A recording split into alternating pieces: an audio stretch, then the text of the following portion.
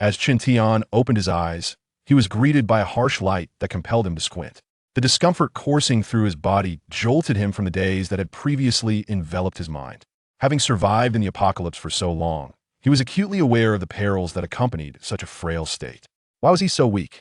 As questions flitted through his mind, Chen Tian swiftly surveyed his surroundings. He discovered that his arms and legs were bound, rendering him immobile. To his left, several machines resembling hospital equipment were positioned, capable of providing real-time updates on a patient's condition. The rhythmic beeping of a monitor echoed from one of the devices. To his right, two figures clad in cerulean surgical gowns were bustling about, seemingly preparing for a procedure. The anesthetic has taken effect, Dr. Wang. We can begin. The simplicity of this whispered exchange struck Chen Tian like a thunderclap. The scene before him mirrored his nightmares all too closely. Was he dreaming? Before he could ponder this question, a wave of dizziness washed over him, a byproduct of the anesthetic infiltrating his consciousness. Hey, why is he still awake? Is the dosage insufficient? The speaker was the individual addressed as Dr. Wang, whose voice suggested he was in his mid-40s. Though a mask obscured his features, a fleeting glimmer of panic was evident in his eyes. Indeed, he was clearly unconscious just moments ago, replied a younger voice, presumably that of an assistant. Increase the dosage, Dr. Wang commanded coldly. They intended to extract the boy's heart, justifying the risks of an overdose since the boy was doomed regardless. Understood. The assistant hurriedly complied. Dr. Wang fixed his gaze on the boy, whose eyes, now wide open, bore the ferocity of a bloodthirsty beast. You cannot blame me for your demise. Fate has dealt you a poor hand. He comforted himself with this thought as he averted his gaze, preparing the surgical instruments he would soon employ. The boy's heart had already been promised to a wealthy patron, and once the operation was completed, those waiting outside would discreetly transport it away. What year is it? The boy's voice, barely above a whisper, trembled through the sterile room. He appeared no older than 13, and rather than displaying fear in the face of impending heart removal, a cruel smile graced his lips. Was this boy mad? Or perhaps he had always been a lunatic? Dr. Wang, oblivious to the boy's origins, was solely focused on executing the surgery for monetary gain, remaining ignorant of subsequent events. Are we ready yet? Dr. Wang urged, his rising anxiety fueled by the boy's unsettling demeanor. He felt guilt gnawing at him for engaging in such morally dubious work, and now the boy's peculiarity heightened his unease. This is absurd. How can he still speak? The assistant approached, clutching a syringe filled with anesthetic. He was determined not to let any oversight jeopardize his share of the profit. As he pressed against the boy's arm to locate a vein, just as he was about to inject, an unforeseen event transpired. A surgical knife, which should have remained in its sterile container, plunged into the assistant's temple. He collapsed, lifeless, the syringe still clutched in his hand. The rhythmic beeping of the machines continued, a stark reminder of the ongoing situation. Dr. Wang stood frozen in shock, his eyes fixed on the body sprawled on the floor, blood pooling around it. The frantic beating of his heart echoed ominously, as if heralding the grim Reaper's arrival. Despite the room being devoid of anyone except himself and the boy, the question lingered. How had his assistant met his end? It seems this is no dream. The boy's voice shattered the oppressive silence, causing Dr. Wang to instinctively recoil, colliding with the machine before finally halting. Years ago, because of you, I squandered 5 years of my life, missing the prime opportunity for evolution. The boy spoke, as if in a trance. It was in this very environment that these two had attempted to remove his heart years prior, but the procedure had failed when the buyer perished. They had simply stitched him up, awaiting the next opportunity. That very night, a meteor shower heralded the dawn of human evolution. In the wake of that energy surge, Chen Tian had survived, but the wound where his heart had once been became a significant liability, causing him to miss the optimal chance for evolution. For 5 crucial years, he had been preoccupied with rectifying the issues stemming from that injury. Now, reborn at this moment, he felt the capriciousness of fate. You. Dr. Wang's eyes were wide with terror. In an instant, a flash of cold steel pierced through Dr. Wang's throat. He struggled briefly before succumbing to the inevitable. The blade then sliced through the restraints binding the boy's limbs. A gleaming surgical knife hovered before him, a symbol of his latent powers. This ability, the foundation of his survival, had been hindered by his physical limitations. Had it not been for his weakened state, he would have ascended to the pinnacle of strength long ago. In this rebirth, his powers had not entirely dissipated, though their effectiveness was markedly diminished. The dizzying sensation coursing through his mind pulled him back into unconsciousness, a consequence of both the anesthetic and the backlash from forcefully utilizing his powers. Now, trapped within this frail vessel, he could hardly bear the weight of his own energy. Had it not been a matter of life and death, he would have refrained from exerting himself. When Chen Tian finally reopened his eyes, the rhythmic beeping persisted within the chamber. The anesthetic has worn off. He swiftly removed the tubes from his body, his bare feet touching the cold ground. The two corpses lay lifeless, and with a mere glance, he shifted his attention to the surgical knife that could be of use. Just as he secured the knife, a knock echoed from the door. "Dr. Wong, we just received word that the surgery has been aborted." The voice belonged to a man, undoubtedly another participant in the web of interests. A smile played on Chen Tian's lips as he opened the door wide. The abrupt influx of light caused the man outside to squint. Just as he was about to speak, he realized the figure at the door was neither Dr. Wong nor the assistant. "You." Before he could finish, Chen Tian swiftly thrust the surgical knife into the man's mouth, executing the act with precision and swiftness. In a moment of desperation, he rifled through the deceased man's belongings, retrieving a mobile phone secured with a password. Nevertheless, the illuminated screen revealed the current date and time. Indeed, he had been reborn back to the time before the apocalypse erupted. Wearing a pair of slippers, Chen Tian walked through the dimly lit corridor, reminiscing about the valuable information. The meteor shower was set to occur in the dead of night. Yet it was morning now, and he still had time to prepare. Having been granted a second chance at life, Chen Tian brimmed with confidence regarding the impending apocalypse. In his previous existence, he had missed numerous opportunities due to a concealed ailment affecting his heart.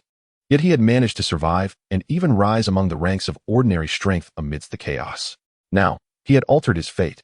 Though his physique was frail, it was intact. The regrets of missed chances would be firmly grasped in his hands. The experiences he accumulated during the apocalypse would become the wealth of his new beginning. More importantly, he was the only individual among humanity who possessed the ability to manipulate psychic energy. The apocalypse had yet to arrive, and there were no awakened beings among humanity, as this energy would only be discovered 2 years after the catastrophe erupted. As Chen Tian walked, he strived to recall the memories, the only perplexity he felt at that moment being what had caused his rebirth. It seemed that his memories before rebirth were fragmented. He could only remember the onset of a new era for humanity, the establishment of 9 survival zones. A sudden sharp pain surged through his brain, compelling Chen Tian to abandon his efforts to remember. Since he had been reborn, it signified that many things would inevitably change. For now, he needed to focus on the first year of the apocalypse, the most crucial year that would determine his future growth. Chen Tian's expression turned serious as he raised his arm, 2 surgical blades levitating in the palm of his hand. Upon testing, with his current psychic ability, he could barely control the 2 blades, with a range of 5 meters. It was this frail body that limited my psychic prowess. Chen Tian carefully stored the surgical blades. Once tonight passed, and after enduring the baptism of the meteor shower, his body would undergo a transformation. He aspired to become the foremost among humanity. Unbeknownst to him, Chen Tian had already exited the corridor. He found himself in a desolate factory on the outskirts, surrounded by decay. In the late autumn season, the air was somewhat chilly, and he was clad only in a thin hospital gown. At that moment, a van parked amidst the weeds caught his attention. Inside the van, individuals were engrossed in their mobile devices, utterly oblivious to Chen Tian's presence. It seemed the vehicle's issues could be resolved. Chen Tian strode towards the van. Without a doubt, the occupants were accomplices in crime. It remained to be seen what roles they played. There were 3 young men in the van, all sporting the same short haircut and dressed in maintenance uniforms. They were absorbed in a mobile game, completely unaware of the approaching monstrous youth. "Quick, unleash the ultimate move. Maneuver," shouted one of the men, fervently tapping his phone. Just then, a knock sounded on the van's window. The man glanced over and found his gaze transfixed. Outside the door stood a frail boy in a hospital gown, his pale face illuminated by the sunlight. Perhaps due to the cold, the boy's body trembled slightly. "What the hell? How did this kid get out?" exclaimed the man. The youth was undoubtedly brought here by them, and they were all too aware of the consequences that awaited him. Ignoring the game, the man swung open the car door, preparing to interrogate a few questions, only to be met with a glinting blade. With a sickening sound, the scalpel plunged directly into his eye, and in an instant, his life was extinguished. With a thud, the man's phone slipped from his grasp, incessantly emitting the sound effects of the game. Unperturbed, Chen Tian picked up the man's phone, exited the game, and began to peruse the screen. He needed to familiarize himself with the terrain of this area, for every mobile device housed a mapping application. Suddenly, a hefty foot came crashing towards Chen Tian's face. He merely sidestepped slightly, evading the blow, and in one fluid motion, drove the scalpel deep into the man's thigh. A piercing scream erupted from the man. Chen Tian looked up, offering a slight smile to his assailant, then forcefully yanked the scalpel from the man's thigh, eliciting another agonized wail as blood soaked through his trousers. Before the man could react, Chen Tian's scalpel struck down once more with brutal precision. The man nearly leapt from the pain, his expression contorted in anguish. At that moment, another man had regained his senses and drew forth a machete. Due to the confined space within the vehicle, he needed to leap over two individuals to reach Chen Tian. So he opted for a different approach and yanked open the door on the opposite side. With a resounding bang, the door was violently wrenched open, and the man prepared to exit the vehicle. Whoosh! A scalpel embedded itself into his back. He tumbled from the car, releasing a heart-wrenching scream. What followed was Chen Tian's interrogation. Under the brutal scrutiny, the two men divulged all they knew. These lowly henchmen possessed limited knowledge, far less than what Chen Tian, as a reborn individual, was already privy to. They belonged to an organization known as the Red King, engaged in drug trafficking, human trafficking, organ trade, money laundering, and gambling, truly a nest of evildoers. Ironically, their leader masqueraded as a philanthropist, even enjoying the favor of a high-ranking official. In the aftermath of the apocalypse, with information severed and many lives lost, by the time Chen Tian gained the means for vengeance, this organization had already crumbled. The three corpses were carelessly discarded among the weeds as he began to search the vehicle's contents. He found various tools, such as shovels, which were presumably intended for burying him. They were now rendered useless and could be discarded. Beneath the seat, he discovered a leather backpack. Upon unzipping it, a bundle of cash was revealed, roughly estimated to total over 200,000. According to the two men's testimony, this money was meant as compensation for the doctors and assistants, and the use of cash was to avoid leaving evidence. After the apocalypse erupted, this currency became as worthless as scrap paper. Chen Tian zipped the backpack back up, deciding to make good use of this money before the onset of the apocalypse. Once again, a collection of weapons, a cleaver, a dagger, and an iron pipe, was discovered in the vehicle. However, their inferior quality led Chen Tian to discard them all, as they were far less effective than the surgical knife he had recently used. It was time to depart. There were numerous items to procure, and he could not afford to squander time in this place. Taking his seat in the driver's position, Chen Tian turned the key, and with a resonant hum, the van came to life. In this post-apocalyptic world, humanity faced a calamity, yet it also served as a profound teacher. It was amidst this chaos that Chen Tian learned to drive. He had piloted not only cars, but also planes and tanks. The van made a sharp turn and sped away from the dilapidated factory, as Chen Tian navigated towards the city based on the map he had just noted. Chapter 003. Becoming an evolver due to the morning rush, it took Chen Tian over 40 minutes to reach the city. Clad in hospital attire and donned in flip-flops, he attracted curious glances wherever he went. Being merely around 13 years of age, his presence in stores inevitably led to inquiries such as, "Why aren't you in school? Where are your parents? Why are you out alone shopping?"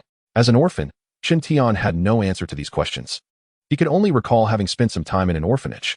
For others, the apocalypse signified devastation, but Chen Tian held a different perspective. He experienced a rebirth during these times of turmoil, acquiring knowledge that proved invaluable. Even his name, Chen Tian, was one he had chosen for himself. After changing into the newly purchased clothes and shoes, the questions began to dwindle. The entire morning was spent shopping, during which he acquired numerous small bottles of drinking water and carbonated beverages, nearly filling 2/3 of the van's space. He also purchased a collection of jade pendants. Though not particularly precious, the sheer quantity was substantial enough to fill a backpack. These pendants would prove useful when the meteor shower arrived. As a result, his cash reserves of over 200,000 had dwindled significantly. By noon, Chen Tian enjoyed a meal at a nearby food court and packed some hamburgers, chicken wings, and fries to take along. It was nearly time to prepare for the next phase. Driving the van, he made his way to the less congested northern park. This park, recently established, had yet to welcome residents from the nearby community, rendering it largely uninhabited except for the occasional worker passing through. At nightfall, it would be devoid of any presence, providing a distraction-free environment for energy collection. This would be the perfect location. Returning to the driver's seat, Chen Tian retrieved the backpack filled with jade pendants. His next task was to infuse these pendants with mental energy, allowing them to temporarily store evolutionary energy. The impending meteor shower would bring forth a substantial amount of evolutionary energy, beneficial to all living beings. The distinction lay in the amount of evolutionary energy one could absorb, which depended heavily on human density. Thus, Chen Tian chose this secluded spot. By infusing the jade pendants with mental energy, he effectively transformed them into energy conduits, enabling them to absorb the impending evolutionary energy. It is somewhat regrettable that the evolutionary energy stored in this manner can only be preserved for 3 days, dissipating gradually each day. Infusing such a multitude of jade pendants with thought energy is no trifling task, especially considering the limited capacity this body can endure. Every quarter hour, Qin Tian requires a brief respite, yet even so, he feels immensely fatigued. In pursuit of greater evolutionary energy and to complete the transformation in one go, Qin Tian perseveres. As time slowly elapses, night descends unnoticed. At last, the task is accomplished. Drenched in perspiration, Qin Tian gazes upon his creation, a smile gracing his lips. He glances at the electronic watch on his wrist. It is now 9 o'clock at night, and the wait shall not be prolonged. He places the meticulously crafted jade pendants atop the van, facilitating energy absorption. Qin Tian then opens the trunk and retrieves the case of bottled water and beverages he purchased, knowing these will be essential for the forthcoming evolution process. As the night deepens, this park remains unlit and unopened to the public. With his eyes gently closed, Qin Tian leans against the car door, mentally simulating the evolutionary process once more. In the stillness of waiting, time stretches interminably. Suddenly, as if sensing something, Qin Tian abruptly opens his eyes and gazes at the starry sky. Here it comes. A meteor streaks across the night sky, vanishing in an instant. Qin Tian understands that this marks the beginning. He hurriedly positions himself beside the beverages, releasing thought energy to form an expansive net akin to a receiving antenna. Just as he begins to emit thought energy, he perceives a faint surge of evolutionary energy. At that moment, another meteor crosses the sky. The received evolutionary energy becomes increasingly pronounced.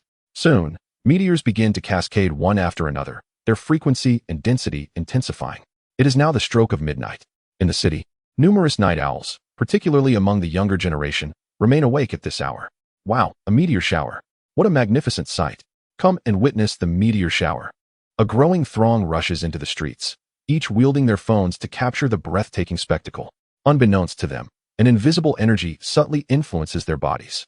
The sky, ablaze with meteors, awakens even those who had succumbed to slumber, prompting them to peer out their windows and marvel at this rare, celestial event. So engrossed are they that no one notices the unusual behavior of their pets. Immersed in the absorption of evolutionary energy, Qin Tian lacks the leisure to appreciate the spectacle. To concentrate, he even closes his eyes.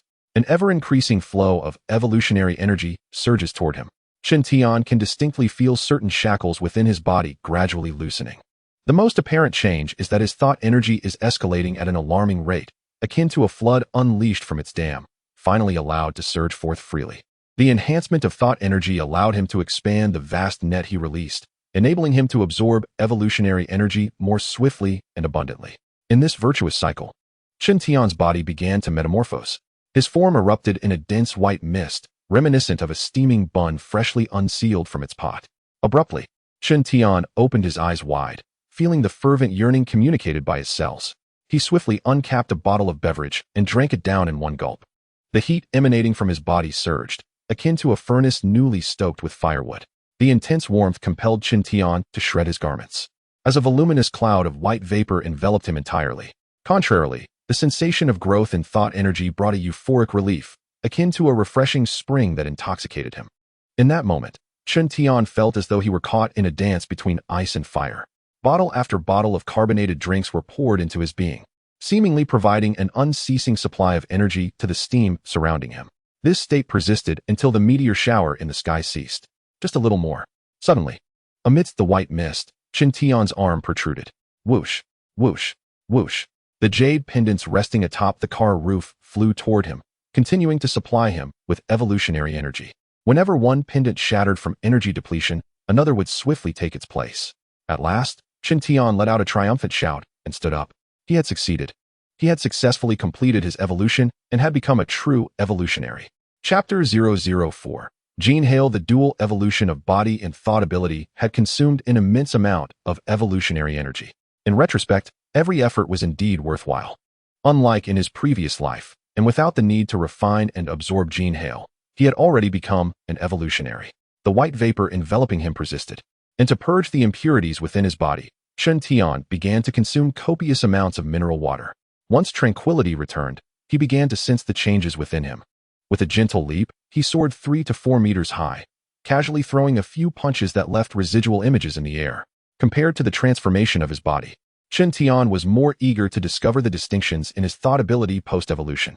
Now he could simultaneously wield 5 fruit knives to launch attacks, with a striking range extending to 50 meters.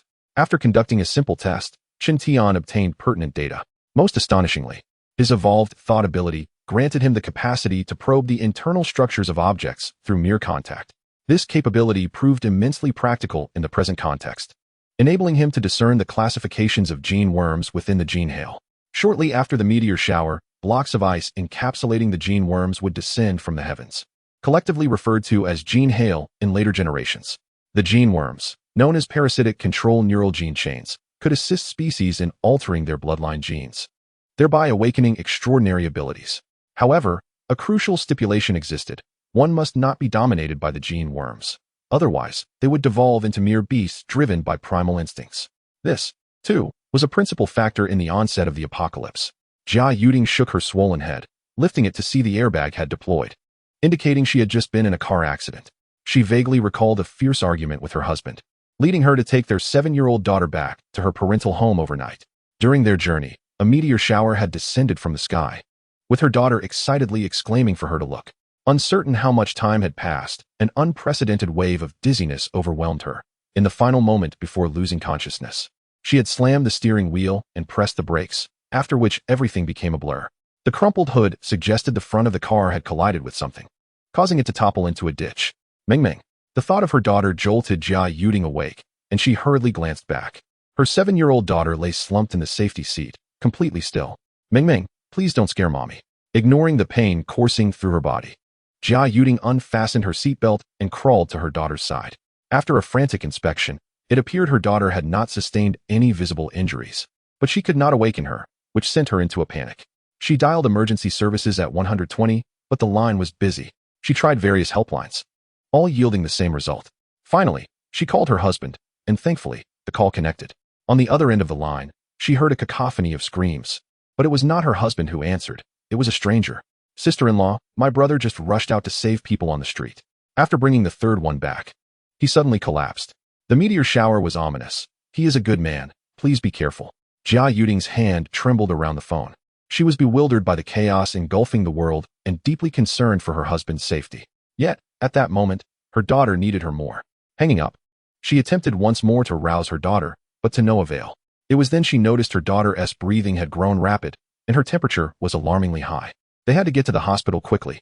She checked the car. The engine emitted a strange noise. The right headlight was shattered, and the windshield bore spiderweb-like cracks. Miraculously, the wheels still turned, but since the vehicle was trapped in the ditch, they spun uselessly. She tried to push open the car door, and thankfully one side was still operable. Stepping out of the vehicle, she anxiously approached the roadside, desperately attempting to flag down passing cars for assistance. After waiting an eternity, not a single vehicle passed by. What should she do? What could she do? The phone lines were dead, and there were no cars in sight. Retreating to the car, she felt her daughter's temperature rising. Her face flushed as if it were an iron pot heated to a red glow. The fever was intense. She needed to find a way to cool her down. She removed her outer garment, soaked it in the ditch, and placed it on her daughter's forehead. Although this method yielded some effect, it was insufficient to lower her daughter's fever. What to do? What to do? Just as she was feeling utterly lost and frantic, a loud bang resonated. Something seemed to crash onto the trunk, causing the car to sway violently. To her astonishment, it was an ice block the size of a soccer ball. At this moment, Jia Yuding, overwhelmed by urgency, paid no heed to the origins of the ice block. Lifting it and hurling it towards the road, a small fragment broke off upon impact, and she hurriedly applied it to her daughter's forehead. This was merely a stopgap measure. A visit to the hospital was imperative. Thus, she tirelessly made calls for assistance while keeping a vigilant eye on the road, ready to dash out at the first sight of headlights. Unfortunately, her pleas went unanswered, and no vehicles arrived. Instead, a youthful figure emerged within her line of sight.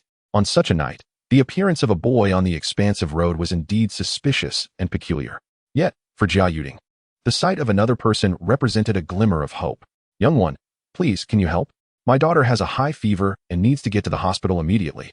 She called out to the approaching Chen Tian. It was a desperate act born of urgency. What assistance could a 13-year-old boy possibly provide? Chen Tian feigned ignorance, continuing his search for genetic hail, disinterested in the plight of others. Hey, where did you come from? Do you know where I can find a ride nearby? Jia Yuding pressed on, approaching the boy directly. Get lost, don't bother me.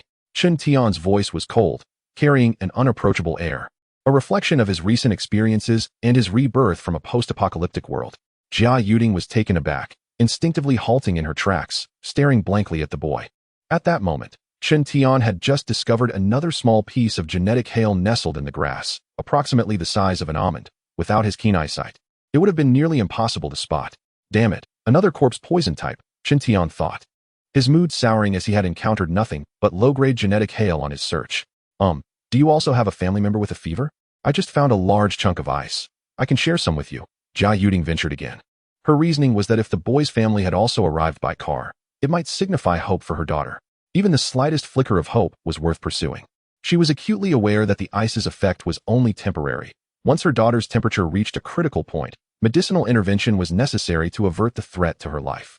Chen Tian abruptly looked up at her, inquiring, Did you find genetic hail? Genetic hail? Jia Yuding was momentarily taken aback. Show me the ice block you mentioned, Chen Tian demanded. Upon reaching her vehicle, his gaze was immediately drawn to the sizable ice block resting on the empty seat. Chapter 005. Genetic hail acquired under normal circumstances. The larger the genetic hail, the greater the potential of the genetic insects contained within.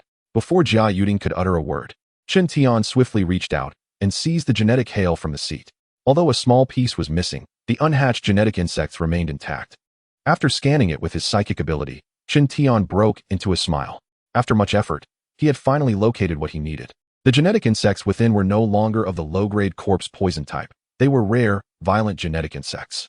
The defining trait of violent genetic insects: they possess immense explosive power, capable of breaking through constraints and overcoming bottlenecks through a state of frenzy. However, the drawbacks are quite apparent, as they can lead to a loss of rationality. Nevertheless, for Chen Tian, who has already mastered his psychic abilities, such shortcomings are no longer a concern. I will take this, Chen Tian declared without hesitation to the mature woman before him. This item was a treasure for him, yet a calamity for ordinary individuals. Once the genetic larvae within it hatch, ordinary people, even those evolutionists lacking sufficient strength, would be unable to escape the fate of parasitism. They would be wholly controlled by the genetic larvae, transforming into perilous, mindless shells. Jia Yuding was momentarily taken aback. She never anticipated that this young man would be so domineering, decisively claiming ownership of the ice block. At that moment, Chen Tian was in high spirits and addressed the dazed Jia Yuding. Rest assured, I will not take your belongings without recompense. You are worried about your daughter's safety, correct? Fear not. She is unharmed and will awaken within no more than 12 hours. What do you mean? Jia Yuding's mind was clouded. Under normal circumstances, she would dismiss the ramblings of a mere boy. She had only undergone an energy baptism. If her qualifications were good, her awakening would occur sooner. Going to the hospital would be futile. It would be wiser to prepare high-calorie food at home. As he spoke, Chen Tian had already placed the genetic ice hail into his backpack. What are you talking about? Jia Yuding inquired, bewildered. It matters not if you do not comprehend. Simply follow my instructions. I shall remind you once more. When encountering this genetic ice hail, the best course of action is to distance yourself as much as possible. After 24 hours, the risk of parasitism will significantly decrease. Chen Tian reiterated his warning, grateful for the fortune this woman had brought him. Is my daughter truly unharmed? Jia Yuding's heart raced with anxiety. Chen Tian did not respond directly, urging her instead, I advise you to leave promptly. After 24 hours, procure as much food as possible, for soon you may find it difficult to acquire. I wish to leave, but... Jia Yuding glanced at the car while caught in a ditch, a wave of helplessness washing over her. Just as she was about to say more, she suddenly witnessed the young man's hand reaching beneath the overturned vehicle. To her astonishment, the car was lifted with a creaking sound. Jia Yuding was left dumbfounded. Was this boy truly human? How could someone so slight possess such strength? Or was she losing her sanity, and all that she saw was merely an illusion? Jia Yuding felt unwell, and it seemed her ailment was grave. Chen Tian paid her no further mind and turned to leave. The spacious road lay desolate. Jia Yuding drove back along the same path, intent on taking her daughter to the hospital for treatment. Though her heart raced with urgency, she dared not drive too fast, having witnessed numerous accidents along the way, some resulting in fatalities. It was terrifying. What was happening in this world? The image of the young man flashed through Jia Yuding's mind. Who was he? Why had he uttered such strange words? Unfortunately, the boy had departed too swiftly for her to inquire further. As the car continued its journey, she soon cast aside the young man's admonitions from her thoughts. The scenes encountered along the way were reminiscent of an apocalyptic disaster. The closer one drew to the bustling streets, the more one could observe men and women sprawled across the ground in disarray. It was utterly surreal. The entire thoroughfare lay silent, akin to a ghost town. As one approached the hospital, the traffic became increasingly congested, rendering progress nearly impossible. The roads were choked, yet vehicles continued to arrive in a steady stream. The incessant honking of horns heightened the already fraught atmosphere, as every driver rushing to the hospital was, without exception, transporting a loved one in need of medical attention. Their symptoms all pointed to a gradual rise in body temperature and an alarming state of unconsciousness. Jia Yuding, like the other drivers, pressed her horn in frustration, but to no avail. At this juncture, one could not hope for traffic police to manage the chaos, nor could one expect assistance from anyone else. Turning to glance at her daughter, she could not shake the feeling that, despite her flushed complexion, her breathing had become noticeably steadier. The voice of a confident youth echoed in her mind. "Do not worry, she will be fine. She will awaken within 12 hours at most." But truly, would she be all right? Jia Yuding dared not jest with her daughter's safety. As she pondered her next course of action, her phone rang. The caller ID displayed her husband's name. "Yuding, it's me. Where are you now?" Came the familiar voice of Qin Haitao through the receiver. "Is it really you, my husband?" Jia Yuding exclaimed, overwhelmed with emotion, tears streaming down her face. The shock and fear had nearly frayed her nerves.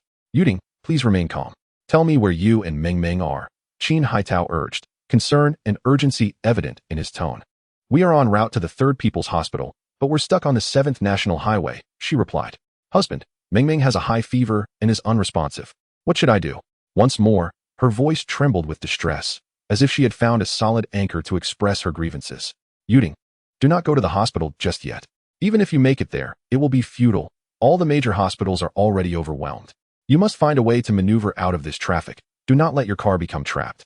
I'll be waiting for you at the fast food restaurant on West Street." After a brief pause, Qin Haitao added, "Do not panic.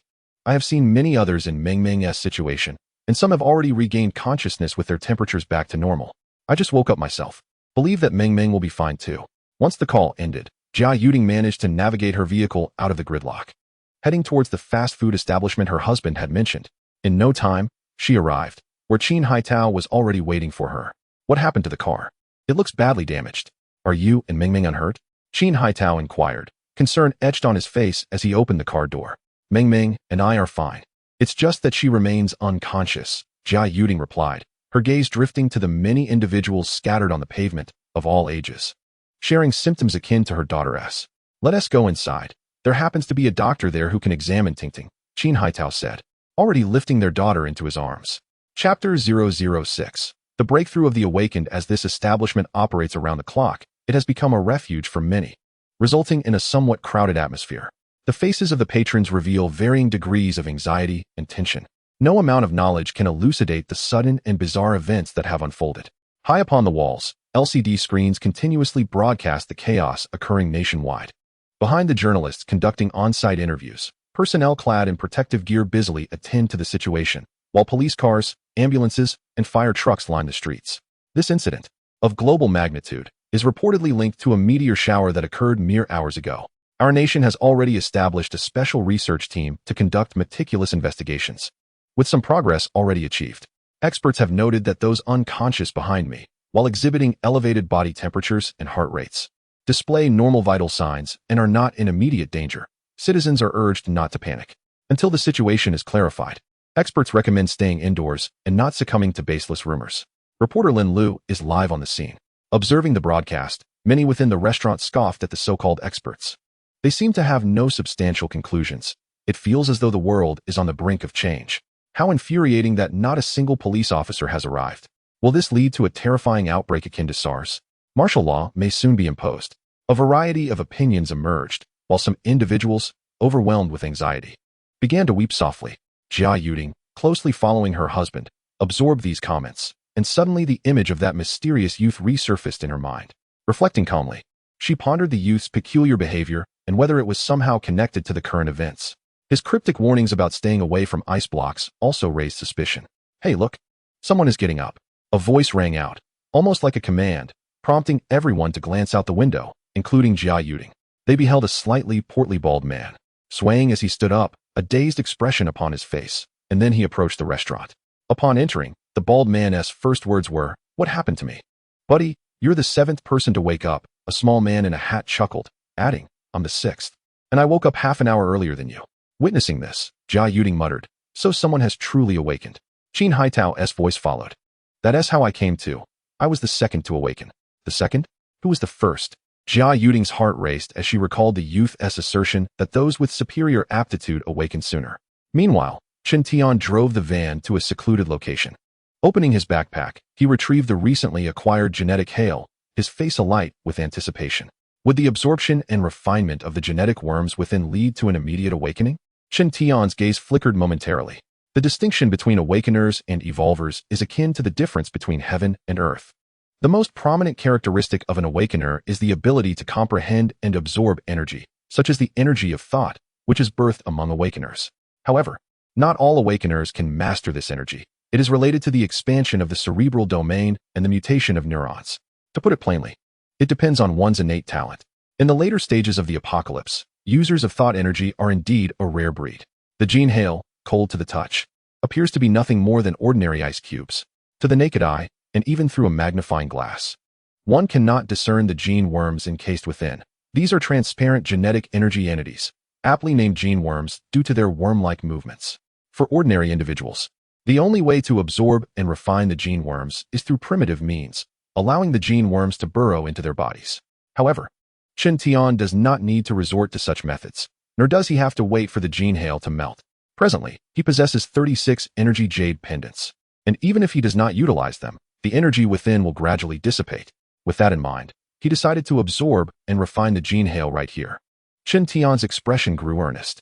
With a flick of his thought, 5 jade pendants flew forth, quietly hovering above the gene hail. The evolved thought energy began to infuse into the gene hail. The once still gene hail began to tremble. In an unseen realm, the suspended jade pendants continuously released their evolved energy. The resistance was intense. Excellent. Chen Tian extended his hands, palms facing the quivering gene hail, and began to inject thought energy into it without regard for the cost. This seemed to evolve into a tug-of-war, yet in reality, less than 5 minutes had passed. Such high-intensity mental combat caused beads of sweat to form on Chen Tian's forehead. With his current evolver physique, even slaying 1,000 zombies in succession would not have consumed as much energy in such a brief span. At last, Chen Tian triumphed in this confrontation. The gene worms within the gene hail were successfully permeated and refined by his thought energy. Simultaneously, the hovering energy jade pendants began to shatter one after another, a sign of their energy depletion. Minutes continued to pass. Chen Tian raised his hands, and a surge of pure genetic energy erupted from within the gene hail, directly entering his third eye. A hum resonated through Chen Tian's body as he commenced the full integration. One by one, energy jade pendants flew out from his backpack, providing energy for his fusion. Finally, with 3 jade pendants remaining, Chen Tian's breathing steadied. The fusion was complete. The 3 jade pendants circled around him a few times before returning to his backpack. At last, it was over. Chen Tian suddenly opened his eyes wide. He had succeeded.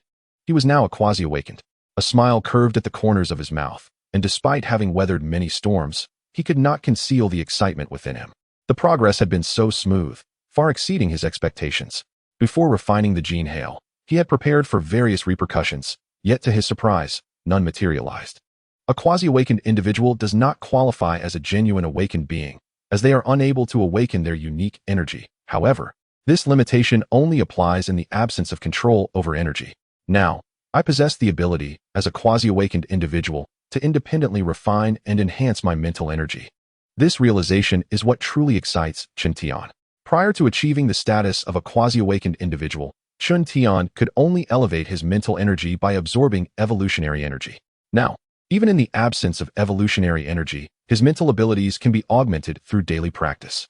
With the enhancement of his mental capabilities, how far can he be from fully breaking through to become a true awakened being? Chapter 007. This is charging headfirst into danger inside the fast food restaurant. Jia Yuding remained curious about who would be the first to awaken. In response to his wife's inquiry, Qin Haitao, while carrying their daughter inside, remarked, "You will soon find out who the first is. Just follow me. It's quite chaotic here." To his astonishment, he entered the restaurant's working area.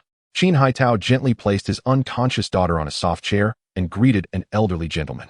"Old Wang, could you please take a look at my daughter?" Qin Haitao asked earnestly. Jia Yuding scrutinized the elderly man, who appeared to be in his 70s, thinking to herself, could he be the first to awaken? The elder nodded at Qin Haitao and replied softly, all right, let me see. Just have her lean against that chair. With that, the old man began to concentrate on examining Qin Mingming's pulse.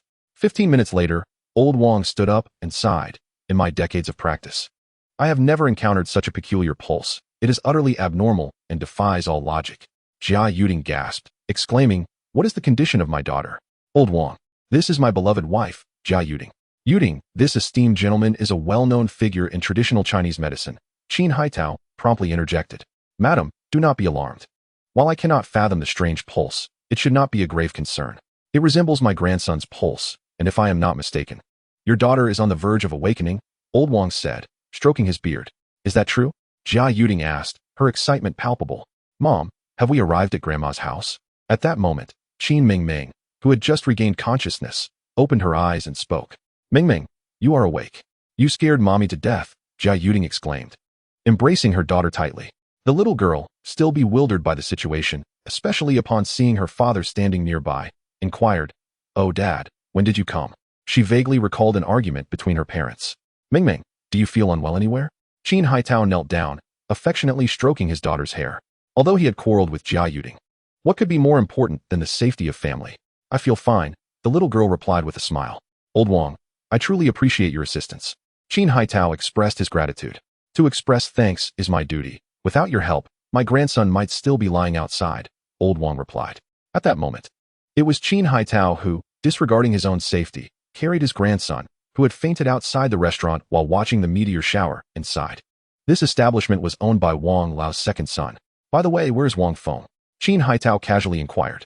Wang Feng is Wang Lao's grandson and also the first to regain consciousness. He had stepped outside, claiming to keep an eye on the people outside, fearful of any disturbances. Much like his father in his youth, Wang Lao sighed. He believed that every generation has its own fortune, and he had come to terms with the situation, choosing not to intervene if unnecessary. At that moment, Wang Feng was surveying the crowd in the hall. Few among those gathered were genuinely dining. Fortunately, there was a strict no-smoking policy in place. Otherwise, the stench of smoke would have been unbearable. Those three men. Wang Feng's gaze suddenly shifted to a table in the corner. There sat three men who, by their attire, resembled thugs from the streets. This was not particularly alarming, but they were blatantly ignoring the no-smoking rule. Excuse me, gentlemen, but smoking is prohibited here, Wang Feng approached to remind them. The three men glanced at him momentarily and continued their conversation, showing no intention of extinguishing their cigarettes. I must insist, we do not allow smoking here, Wang Feng said, his brow furrowing, but he maintained his composure.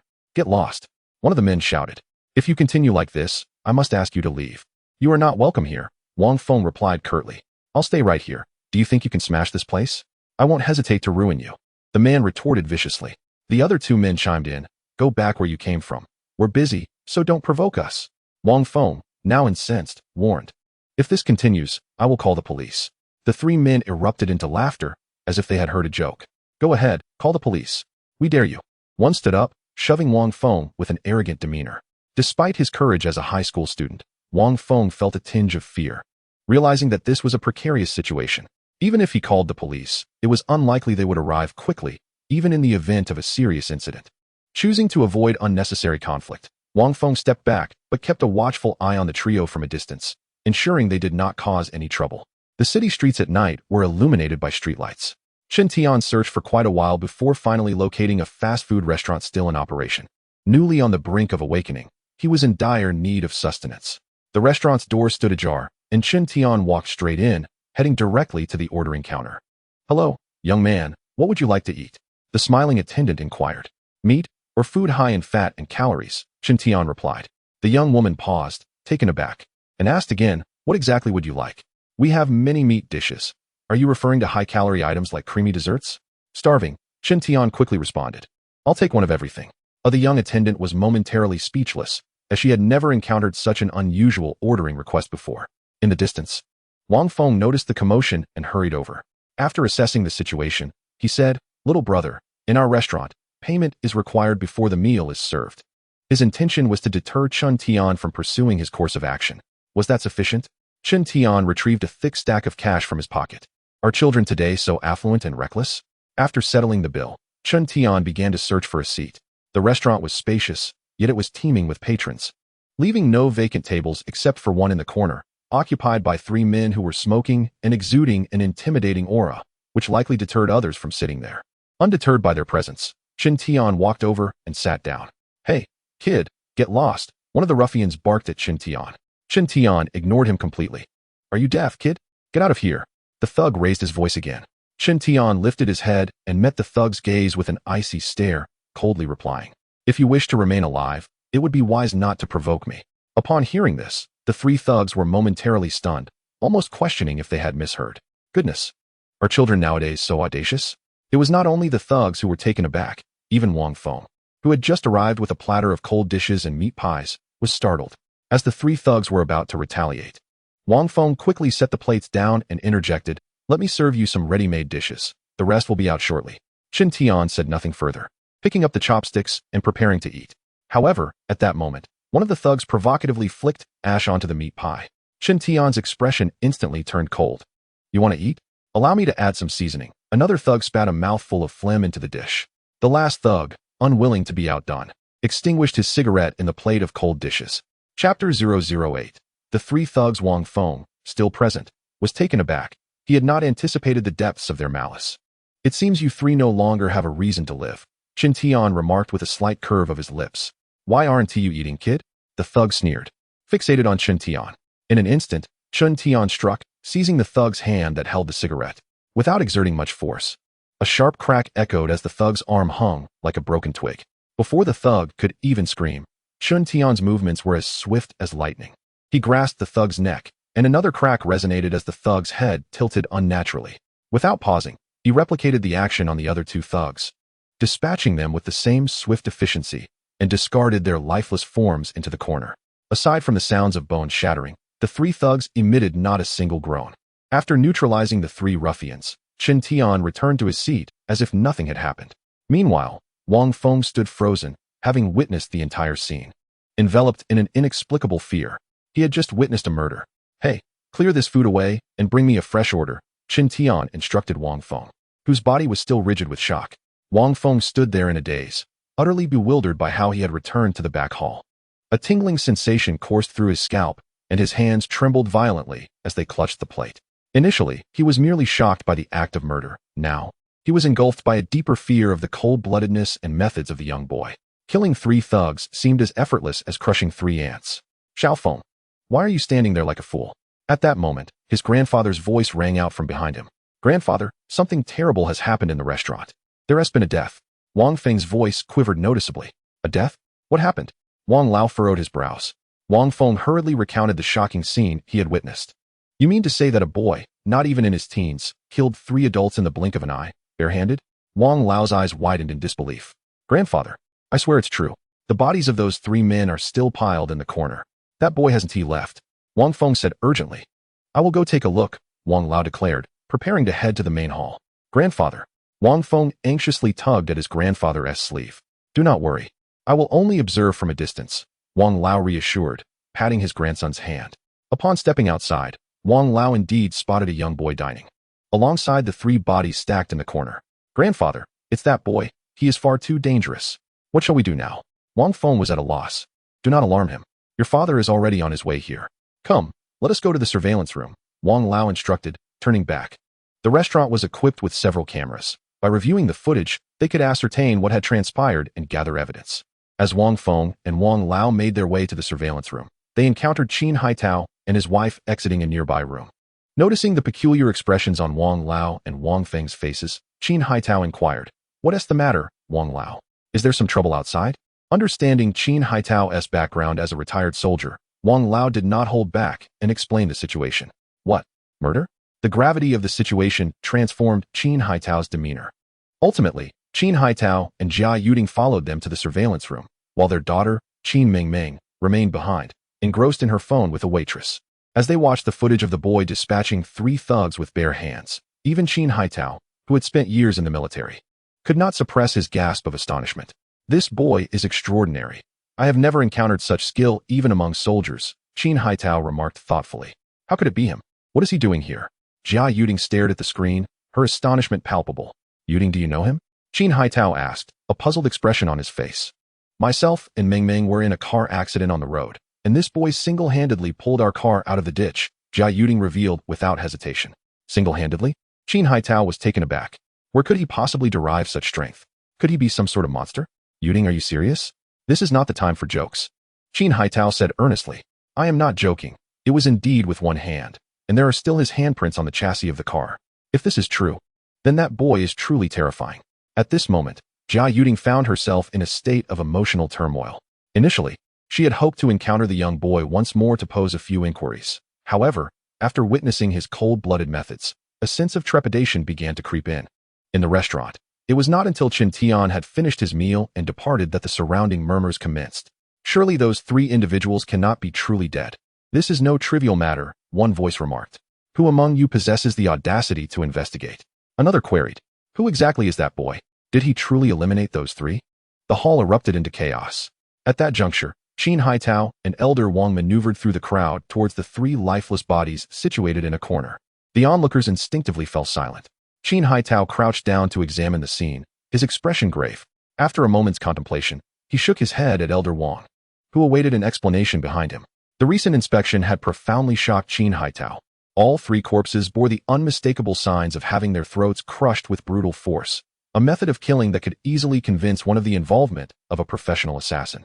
Xiaofeng, please call your father and inquire about his whereabouts, Elder Wang instructed Wang Feng, who stood nearby.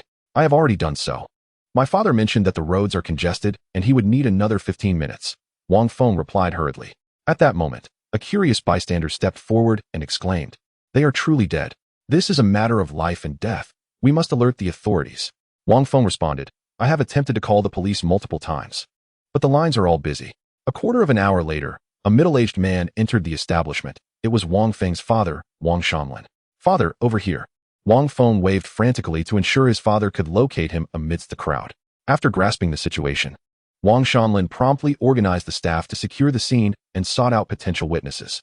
Subsequently, he made a personal call to a vice director of a certain department, relaying the events that had transpired, and then awaited the arrival of law enforcement. However, 2 hours elapsed without any sign of the police. It was not a matter of inefficiency. Rather, they were simply overwhelmed, as every moment saw lives being claimed during this extraordinary crisis. The urgency of saving those still alive far outweighed the need to attend to the deceased. It appears they will not arrive anytime soon, Wang Shanlin sighed heavily. Qin Haitao and his wife took their leave, exchanging contact information with Elder Wang and others. Elder Wang, should you need anything, do not hesitate to call me, Qin Haitao remarked before departing. As their vehicle headed homeward, an issue with the engine compelled Qin Haitao, who was at the wheel, to drive cautiously. Chapter 009. The Potent Parasite of Genetic Insects. The atmosphere within the car grew excessively quiet. Suddenly, Qin Haitao broke the silence. I have already informed our parents to refrain from going out in the coming days. Jia Yuding, roused from her reverie, quickly replied. As long as they are safe, that is all that matters. This entire ordeal has been quite terrifying for me, especially for Ming Ming. Tell me more about that boy, Qin Haitao urged. This time, Jia Yuding spoke with great detail, even emphasizing every word the boy had uttered. Darling, what do you think he meant by genetic hail? Could it truly be as perilous as it sounds? Jia Yuding remained preoccupied with this question. Do not place your trust in these unfounded words. If there were any genuine issues, the experts in the news would have disclosed them long ago. Qin Haitao then shifted the subject, stating that it is indeed prudent to stockpile more food. Until the circumstances surrounding this incident are clarified, it is advisable to venture out sparingly. The vehicle finally came to a halt before an upscale villa. Qin Haitao, a veteran, operates a reasonably successful hardware store and also engages in home renovations and design services. Upon exiting the car, a curly-haired yellow dog bounded towards them, joyfully circling the three, seemingly protesting its previous solitude. Mom, is Nuno hungry? Qin Mingming affectionately embraced the dog's neck. This yellow dog, robust and as large as a Tibetan Mastiff, possessed a gentle demeanor akin to that of a lamb, currently extending its tongue to lick the little girl's hand. Come on, Nuno, let us seek out something delicious, Qin Mingming urged, pointing forward while perched atop the dog's back. The yellow dog effortlessly carried Ming Ming into the house. This dog was a gift from a comrade of Qin Haitao's, originally a male. It had been whimsically named Nuno by Wang Mingming. The couple followed into the room. So much had transpired that night, and with dawn approaching, neither felt drowsy. After a simple breakfast, Jia Yuding busied herself in the kitchen while Qin Haitao remained in the living room, engrossed in live news coverage. Meanwhile, Qin Mingming played outside with Nyunyo. Time slipped away unnoticed until Qin Mingming suddenly burst in, her face alight with excitement. Daddy, Daddy, come quickly. There are little fish in our swimming pool, she exclaimed, bouncing with glee. Qin Haitao was captivated by the disaster footage on the LCD television, where firefighters battled a raging inferno at a chemical plant, the intermittent explosions sending shivers down one's spine. Mingming, go play with Nyunyo, he replied, dismissing his daughter's words, believing children to be prone to exaggeration. Daddy, I'm not lying. There really are little fish swimming. Qin Mingming tugged insistently at her father's arm. At that moment, Jia Yuding emerged from the kitchen, smiling and inquiring, what has you so cheerful? Mom, I have a secret to tell you. I just saw little fish in our swimming pool. Qin Mingming redirected her attention, grasping her mother's hand. Little fish? Jia Yuding chuckled. How could there be little fish in our swimming pool? I'm telling the truth. If you don't believe me, come see for yourself. Qin Mingming insisted, pulling her mother outside. Meanwhile, Qin Haitao remained engrossed in the television.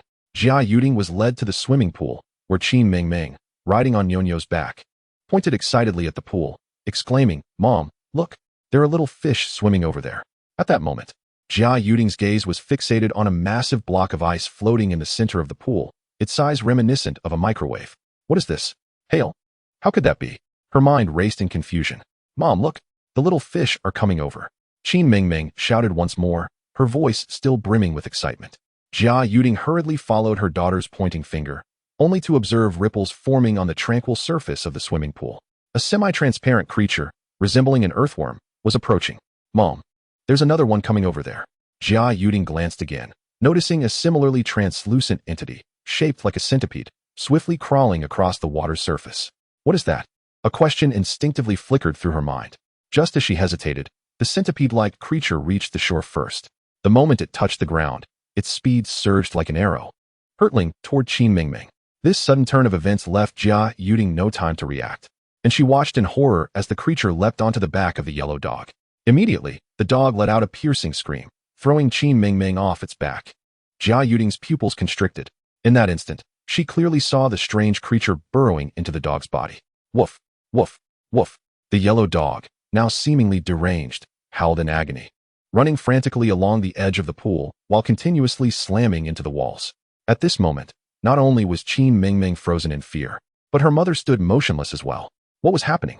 Hearing the commotion, Qin Haitao rushed over. Upon seeing his wife's pale face and their daughter lying on the ground, stunned with fear, he was taken aback. Meanwhile, the dog's cries gradually diminished, and it ceased its erratic running, collapsing to the ground, convulsing violently, its mouth agape as if on the brink of death. What on earth was going on? Qin Haitao inquired again. Jia Yuding finally regained her composure and was about to respond when she suddenly spotted the earthworm-like creature slithering onto the shore, writhing like a snake as it made its way toward the prostrate Qin Mingming. Ah! Jia Yuding screamed, instinctively reaching for her daughter. As she pulled her daughter up, the creature leapt onto Qin Mingming's calf. Jia Yuding shrieked and reached out for the creature. Just as she grasped it, a part of the parasite had already burrowed into Qin Mingming's skin. Don't hurt my daughter. Jia Yuding exerted force. The parasite's body was torn in two, and she smashed it to the ground. However, a portion remained embedded in Qin Mingming's calf. Now it was Qin Mingming's turn to scream in agony, feeling something gnawing at the flesh and blood of her leg, a pain intolerable for any child. The piercing shrieks escalated, with Qin Mingming thrashing violently in her mother's embrace. At that moment, Jia Yuding was once again rendered speechless with fear. Qin Haitao, pale-faced, was equally horrified. When he saw the severed parasite crawling toward him, he stomped it into the ground with a swift kick. By this time, Qin Mingming had already fainted, her body shaking uncontrollably. Just then, two more semi-transparent creatures swam over. Quick, let's get out of here. Qin Haitao decisively pulled his wife and daughter into the living room and securely locked the tempered glass door. Almost as soon as he had completed his task, two semi-transparent creatures, resembling tadpoles, adhered themselves to the tempered glass. Chapter 010. After being parasitized, it is all my fault. I should have heeded that boy's warning. Jia Yuding covered her face and wept. If anything were to happen to her daughter, she would never forgive herself for the rest of her life. Qin Haitao was equally consumed by guilt. Had he not urged his wife to dismiss unfounded fears, their daughter would not be in this predicament. At present, Qin Mingming remained utterly still, her silence alarming. Mingming, Mingming, please awaken and look at your mother. Jia Yuding cried out, her heart wrenched, yet her daughter showed no response. At some point, Qin Haitao fetched a medical kit, holding a sharp blade that he was now sterilizing. Anxious, he had initially thought he could extract the half-buried parasite from his daughter's calf with the blade, but after searching fruitlessly, he found nothing. The situation was becoming dire. Where could that segment of the parasite have gone? It could not have simply vanished. It must have migrated to another location. Watching his daughter's pallid complexion, Qin Haitao felt his heart bleed. We cannot delay any longer. We must get to the hospital. He swiftly tended to his daughter's bleeding before carrying her towards his off-road vehicle, with his wife, Jia Yuding, closely following. Jia Yuding's car was no longer operable, on the verge of breaking down at any moment. Before setting off, Qin Haitao called Old Wang. Seeking medical assistance was exceedingly difficult at this hour. Although retired, Old Wang still held a consulting position at certain major hospitals. If he could assist, it might facilitate their daughter's treatment. Upon arriving at the restaurant once more, they found a young and beautiful forensic doctor examining the three bodies. Haitao, what has happened? I couldn't quite grasp the situation over the phone. Old Wang approached them, momentarily taken aback upon seeing the bandaged wound on Qin Mingming's calf. Old Wang, you must save my daughter. Jia Yuding sobbed uncontrollably. Let us discuss this inside. Old Wang instructed. Once inside, Qin Haitao hurriedly recounted the events. Old Wang's brow furrowed even deeper. He had heard of parasites before, but one this ferocious was unprecedented. Shortly, he conducted an examination on Qin Mingming. There were no signs of infection or poisoning, yet her pulse remained inexplicably strange. Old Wang, how is my daughter? Qin Haitao asked, his expression tense. This is quite tricky, Old Wang replied, turning to his grandson Wang Feng who had gathered nearby. Xiao Feng, go see if Bai Shui has finished. Ask her to come here. Bai Shui, the forensic doctor they had just seen, appeared youthful but was quite experienced, having worked for 2 years and developed her own comprehensive judgment system. Although renowned in the medical community, Old Wang felt somewhat at a loss regarding parasitic infestations. Before long, Bai Shui entered the room. Old Wang, you called for me? She inquired calmly. In the presence of various cadavers, the forensic expert must maintain a calm demeanor. Bai Shui, could you assist in examining this child? Old Wang gestured toward the still unconscious Qin Mingming. Was she also a victim of that heinous assailant? Bai Shui's expression was one of skepticism.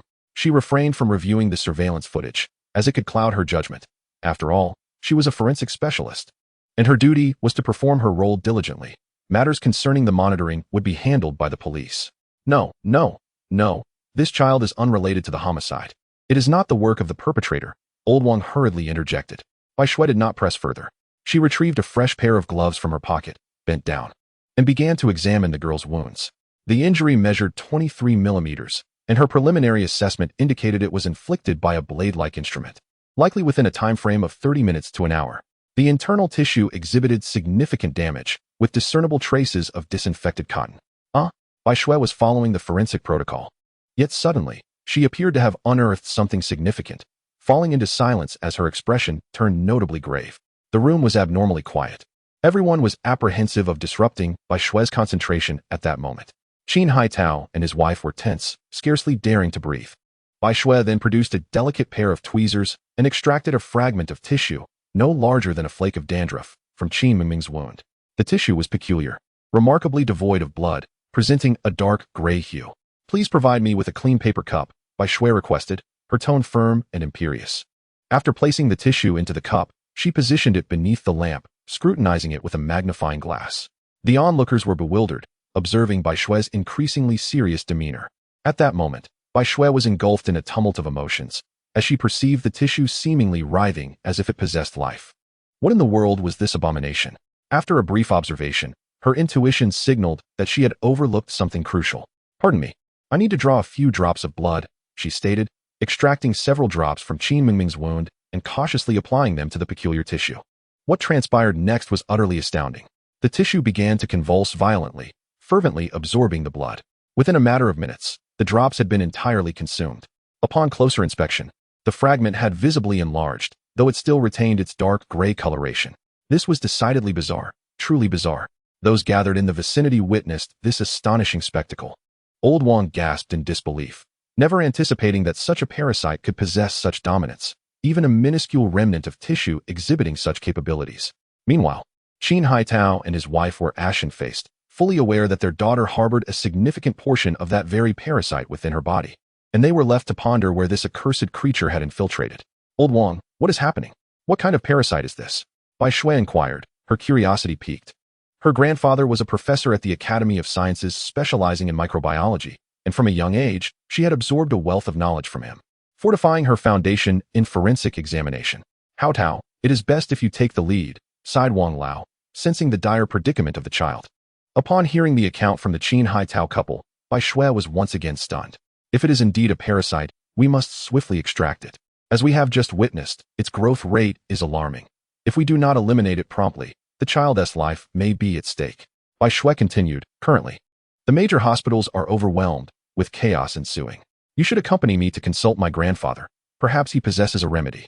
With no alternatives left and their daughter's condition demanding immediate action, the Qin Hai Tao couple followed Bai Shui to an enterprise laboratory, where they met her grandfather, Lu Lao. Chapter 011. This defies science. In his 70s, Lu Lao had white hair and beard, wore reading glasses, and had a slightly stooped posture. After Bai Shui explained their situation, the venerable scientist exhibited keen interest and promptly initiated an examination of Qin Mingming. Through the scanning instruments, they ultimately identified a segment of the parasite alarmingly close to Qin Mingming's pelvic region. Moreover, this segment had doubled in size, nearing that of a complete genetic worm. Clearly, immediate surgical intervention was imperative, as Lu Lao understood the gravity of the situation. However, performing surgery was far from straightforward given the existing conditions. Alarmingly, the parasite had shifted once more. Upon re-examining Qin Mingming, they discovered that the parasite had now advanced to her abdominal area. Surgery was no longer viable due to the parasite's rapid movement. It appears we must resort to pharmacological measures to eradicate it, Professor Lu stated gravely. Professor Lu, you must save my daughter, Qin Hai Tao implored, perspiration beading on his forehead. The pharmacological approach also bore risks. A misstep could potentially exacerbate the parasite's presence within his beloved child. If we could gather sufficient samples, there might still be hope. Could you elaborate on how this parasite originated? Professor Lu inquired earnestly. With his daughter's life at stake, Qin Hai Tao withheld no information. Genetic hail? Are you suggesting that such parasites exist within the hail? Professor Lu could hardly believe his ears. This was a notion he had never encountered before. We are uncertain, but we suspect a connection. As for the parasite samples, I believe I have a way. Determined, Qin Hai Tao prepared to return home, fully aware of the dangers that awaited. Jia Yuding insisted on accompanying her husband. She could not bear to remain behind while their daughter was perilously close to death. Moreover, she was apprehensive about leaving her husband to face the lurking threats alone. The pool at their home harbored several terrifying parasites, any one of which could prevent Qin Hai Tao from returning. By accompanying him, she might be of assistance. Yuding, you should stay behind. You have witnessed the power of that parasite, and I cannot bear the thought of you going back alone. We need at least one of us to return safely. Jia Yuding argued. The final sentence holds significant weight. Their ability to successfully retrieve the samples is crucial to their daughter's survival. After much contemplation, Qin Hai Tao acquiesced. His reasoning was straightforward. Should he himself become parasitized, his wife could return with the samples. Mingming, wait for Mom. Jia Yuding's eyes were swollen and red as she approached her daughter, casting a deep gaze upon her. You too should hasten, for safety's sake. I have already contacted a nearby hospital, and they assured me an ambulance would arrive promptly, Elder Lu remarked. His implication was that it would be preferable for one parent to remain. In the event of an emergency, at least one would be present to make decisions regarding the child. However, the couple ultimately resolved to depart together, as the endeavor to retrieve the samples bore immense peril. What if the individual sent did not return? I entrust my daughter to you for the time being. We shall return as swiftly as possible, Jia Yuding stated, exchanging contact information with Bai Shui. Thus, should it come to a point of parental decision-making, they could communicate via phone. Elder Lu also shouldered the responsibility. If this parasitic incident was not an isolated case, it could spell trouble, posing a threat comparable to viral transmission. As an expert in this field, Elder Lu felt compelled to ascertain the cause and swiftly seek a resolution. After Qin Hai Tao and his wife departed, Professor Lu and Bai Shui busied themselves, remaining vigilant over Qin Mingming's condition. Under a high-powered microscope, Professor Lu scrutinized the parasitic tissue. How terrifying! The aggressiveness of this parasite is overwhelming. If this is merely an anomaly, that is one thing, but otherwise, it could lead to catastrophe. While Professor Lu was engrossed in his research, Bai Shui unexpectedly dashed outside and returned with an object in hand. Grandpa, look what I found, Bai Shui exclaimed, producing a glass container filled with hailstones she had just collected. Grandpa, do you really think there could be parasites here? She inquired of her approaching grandfather. Logically, this should be impossible, Dr. Lu replied. Though his eyesight was somewhat dimmed with age, he could still discern the translucent clarity of the hailstone. Not only was there no sign of parasites, but even impurities were absent. Furthermore, how could parasites possibly exist within hail? That defied scientific reasoning. Thus, adhering to a rigorous scientific approach, Professor Lu could not fully embrace the claims made by Qin Haitao and his wife. We shall know through experimentation. Bai Shui, on the contrary, was filled with anticipation. She poured a small cup of warm water into one of the containers and then stood by, waiting quietly. Professor Lu shook his head with a wry smile and turned to check on Qin Mengmeng's health. Bai Shui remained fixated on the genetic hailstones within the glass container. Under the influence of the warm water, it became evident that the genetic hailstones were melting at a visibly rapid pace. Oh no, the parasites within this child have moved upwards significantly. Professor Lu's voice echoed at that moment. What? They've moved again? Bai Shui, somewhat taken aback, diverted her gaze and was about to approach the situation when a soft sound emanated from the glass container. Startled, she quickly turned her attention to the vessel. Grandfather, come quickly, Bai Shui exclaimed suddenly. What is happening? Professor Lu ambled over at a leisurely pace, but upon witnessing the genetic hail swirling rapidly within the container, he rushed forward with unexpected agility, disregarding his usual gait. This defies the laws of science. This defies the laws of science.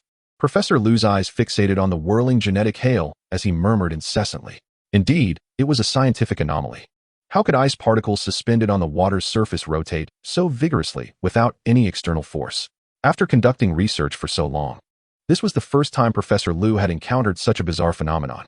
The genetic hail continued to melt, now reduced to the size of a grain of rice. Suddenly, with a sharp crack, the diminutive ice particle exploded, completely dissolving into the water. What is happening? Could it be that this hail contains some chemical component that decomposes upon contact with water? Professor Lu pondered internally. Grandfather, look. Bai Shui pointed excitedly at the container. To her astonishment, the water within began to ripple, as if something were moving beneath the surface.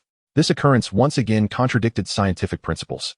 Professor Lu seemed to grasp an idea and promptly instructed Bai Shui, quickly, bring over the solution from vial number 13. The old professor suspected that the parasites within were transparent, thus invisible to the naked eye. Chapter 012. The boy's arrogance. It was a small glass vial containing a red liquid, equipped with a dropper. Utilizing the dropper, Professor Lu added several drops of the liquid into the glass container, and within moments, the formerly clear vessel gradually transformed into a pale red hue. At that instant, a creature, no thicker than a strand of hair, began to materialize. Is this perhaps the parasite? Bai Shui gazed intently at the glass container, captivated by this nascent life form. In stark contrast, Professor Lu wore a solemn expression. The situation was far too extraordinary to be believed without witnessing it firsthand. Astonishingly, within such a minuscule piece of hail, a parasite truly existed. Where could this parasite have originated? What conditions led to its emergence? All remained an unsolved mystery. Professor Lu's greatest concern lay in the terrifying parasitic capabilities and rapid growth of this organism. In mere moments, the parasite within the glass container had already grown to the size of a sprout, fundamentally challenging Darwin's theory of evolution. Be careful, it's about to break free. We must not let it come into contact with our skin. The extent of this parasite's abilities remains unknown, Professor Lu cautioned, drawing upon his extensive experience as he sought a lid to securely seal the glass container. Is this the parasite within that boy? Bai Shui inquired curiously, glancing at the genetic hail in another glass container that had yet to melt. We cannot ascertain anything yet. All will be revealed through further research. Professor Lu pondered how to embark on the research of the genetic parasite while responding to inquiries. After a quarter of an hour, he adjusted the necessary research equipment, with Bai Shui assisting and occasionally posing questions. Just as everything was ready for the experiment to commence, an unexpected transformation occurred. Within the glass container, the genetic parasite began to morph. Its ends gradually adopted a spherical shape, resembling an exceedingly diminutive dumbbell. Shortly thereafter, spikes sprouted from the spherical body, and its form slowly transitioned to a dark gray hue. As Professor Lu and Bai Shui leaned in for a closer observation, the parasite began to thrash its spherical ends, forcefully striking against the glass walls. To their astonishment, the petite parasite exhibited considerable strength, causing the entire glass container to tremble. Professor Lu reflected thoughtfully, acknowledging that if this parasite were to proliferate, it would spell disaster for the entire world. Should we consider switching containers? Bai Shui inquired. The pressing question now is how to secure it. Professor Lu mused once more. Dear, hurry up, Jia Yuding urged her husband, Qin Haitao, from the passenger seat. Their SUV had undoubtedly run numerous red lights, yet fortuitously, due to the extraordinary circumstances, there were few cars on the road. Otherwise, an accident would have surely occurred. At last, they arrived at the villa district, just minutes away from home, both spouses filled with tension. "Stop the car, quickly!" Jia Yuding suddenly yelled, her urgency palpable. Startled, Qin Haitao slammed the brakes, causing the tires to screech against the pavement until they finally came to a halt. Before he could inquire, Jia Yuding excitedly pointed out the windshield, exclaiming, "It's that boy! Dear, look!" At that moment, even Qin Haitao spotted Chen Tian, who was ambling towards them with a canvas bag slung over his shoulder. How did he end up here? Qin Haitao wondered in disbelief. But Jia Yuding had already flung open the car door and stepped out. Startled again, Qin Haitao was reminded that this young man was a murderer, with 3 lives on his conscience. Without hesitation, he exited the vehicle and quickly caught up to his wife, grasping her arm as she rushed towards the boy. "Let go of me. That boy might know how to save Meng Meng." Jia Yuding's face was etched with desperation. "Yuding, please calm down. He is still a murderer," Qin Haitao whispered urgently. "As long as he can save Meng Meng, I fear not even the devil." Jia Yuding's resolve was unwavering. Just as the couple debated, Chen Tian had approached them, seemingly indifferent to their presence. "Please wait," Jia Yuding called out as he walked past. Qin Haitao instinctively shielded his wife, his gaze fixed warily on the young man. "What is it?" Chen Tian halted, his voice icy. "My daughter has been infected by a parasite. Do you have any way to save her?" "She is my only child," Jia Yuding implored, her emotions running high. "I'm not interested," Chen Tian replied curtly, continuing on his way. "Do you no longer recognize me? It was you who pulled the overturned car up that day and warned me to be cautious of the Jin hail," Jia Yuding said, her expression fraught with anxiety. "I had cautioned you, yet you did not take it to heart," Chen Tian replied with a cold smile. Jia Yuding fell silent. She had indeed dismissed the boy's words as mere folly. "Do not bother me any further." Chen Tian continued walking. Jia Yuding hurriedly followed, insisting, "My daughter is afflicted by a parasitic entity and remains unconscious." "A half-parasitic entity? How peculiar, yet merely an extra day of life compared to others." Chen Tian remarked indifferently. "Are you suggesting my daughter will survive?" Jia Yuding gasped in horror. "Do not follow me. Otherwise, I will ensure you perish before your daughter," Chen Tian warned icily. "You cannot leave." With an unexpected surge of courage, Jia Yuding grasped the boy's backpack. In an instant, before she could react, her neck was seized by the youth. "Do you think I jest?" Chen Tian's voice was frigid. At that moment, Qin Haitao rushed over, gripping the boy's wrist fiercely, shouting, "Release my wife." The boy's strength far exceeded Qin Haitao's expectations. Despite his utmost effort, he could not pry open the boy's grip. Jia Yuding's face turned crimson from asphyxiation, and she managed to utter, "I know where what you seek is." Chen Tian smirked slightly, intrigued. "You know what I desire? Pray, enlighten me." With a thud, Jia Yuding collapsed to the ground, while Qin Haitao was pinned down by Chen Tian. "Do not claim I did not grant you a chance. You have 15 seconds to disclose something of interest to me. If you find that insufficient, I can grant you an additional 3 seconds. As he spoke, Chen Tian pressed down harder on Qin Haitao, eliciting a grimace of pain from him. "Release my husband. His previous affront was merely born out of concern for me," Jia Yuding implored. "You have already consumed 3 seconds. How can you treat me this way? I am merely conversing with you. I only wish to save my daughter." "You have 10 seconds remaining," Chen Tian reminded her. "How can you do this?" 5 seconds left, Chen Tian reiterated. Jia Yuding was on the brink of tears. 3 seconds. "There is a substantial piece of Jin hail in my swimming pool," Jia Yuding hurriedly exclaimed, uncertain if her words would sway the boy. "A large piece of Jin hail." Chen Tian paused, inquiring, "How large?" Realizing her gamble had paid off, Jia Yuding described the piece of Jin hail she had seen in her swimming pool. Chen Tian's brow furrowed as he muttered to himself. "It is impossible for a piece of Jin hail to be that large, especially submerged in water. The melting rate is swift, so how could it retain such volume? Consider carefully. The price for deceiving me is one you cannot bear," Chen Tian said darkly. A chill swept over Jia Yuding, an unmistakable aura of danger enveloping her. "I did not deceive you," she hurriedly assured him. "Very well, I shall accompany you," Chen Tian said, releasing his foot from Qin Haitao, who coughed violently. Chapter 013. A surprising gift package. Jia Yuding supported her husband, gazing at Chen Tian with a mixture of awe and trepidation. A few individuals boarded the off-road vehicle, making their way to Jia Yuding's residence. Before long, the vehicle came to a gentle halt.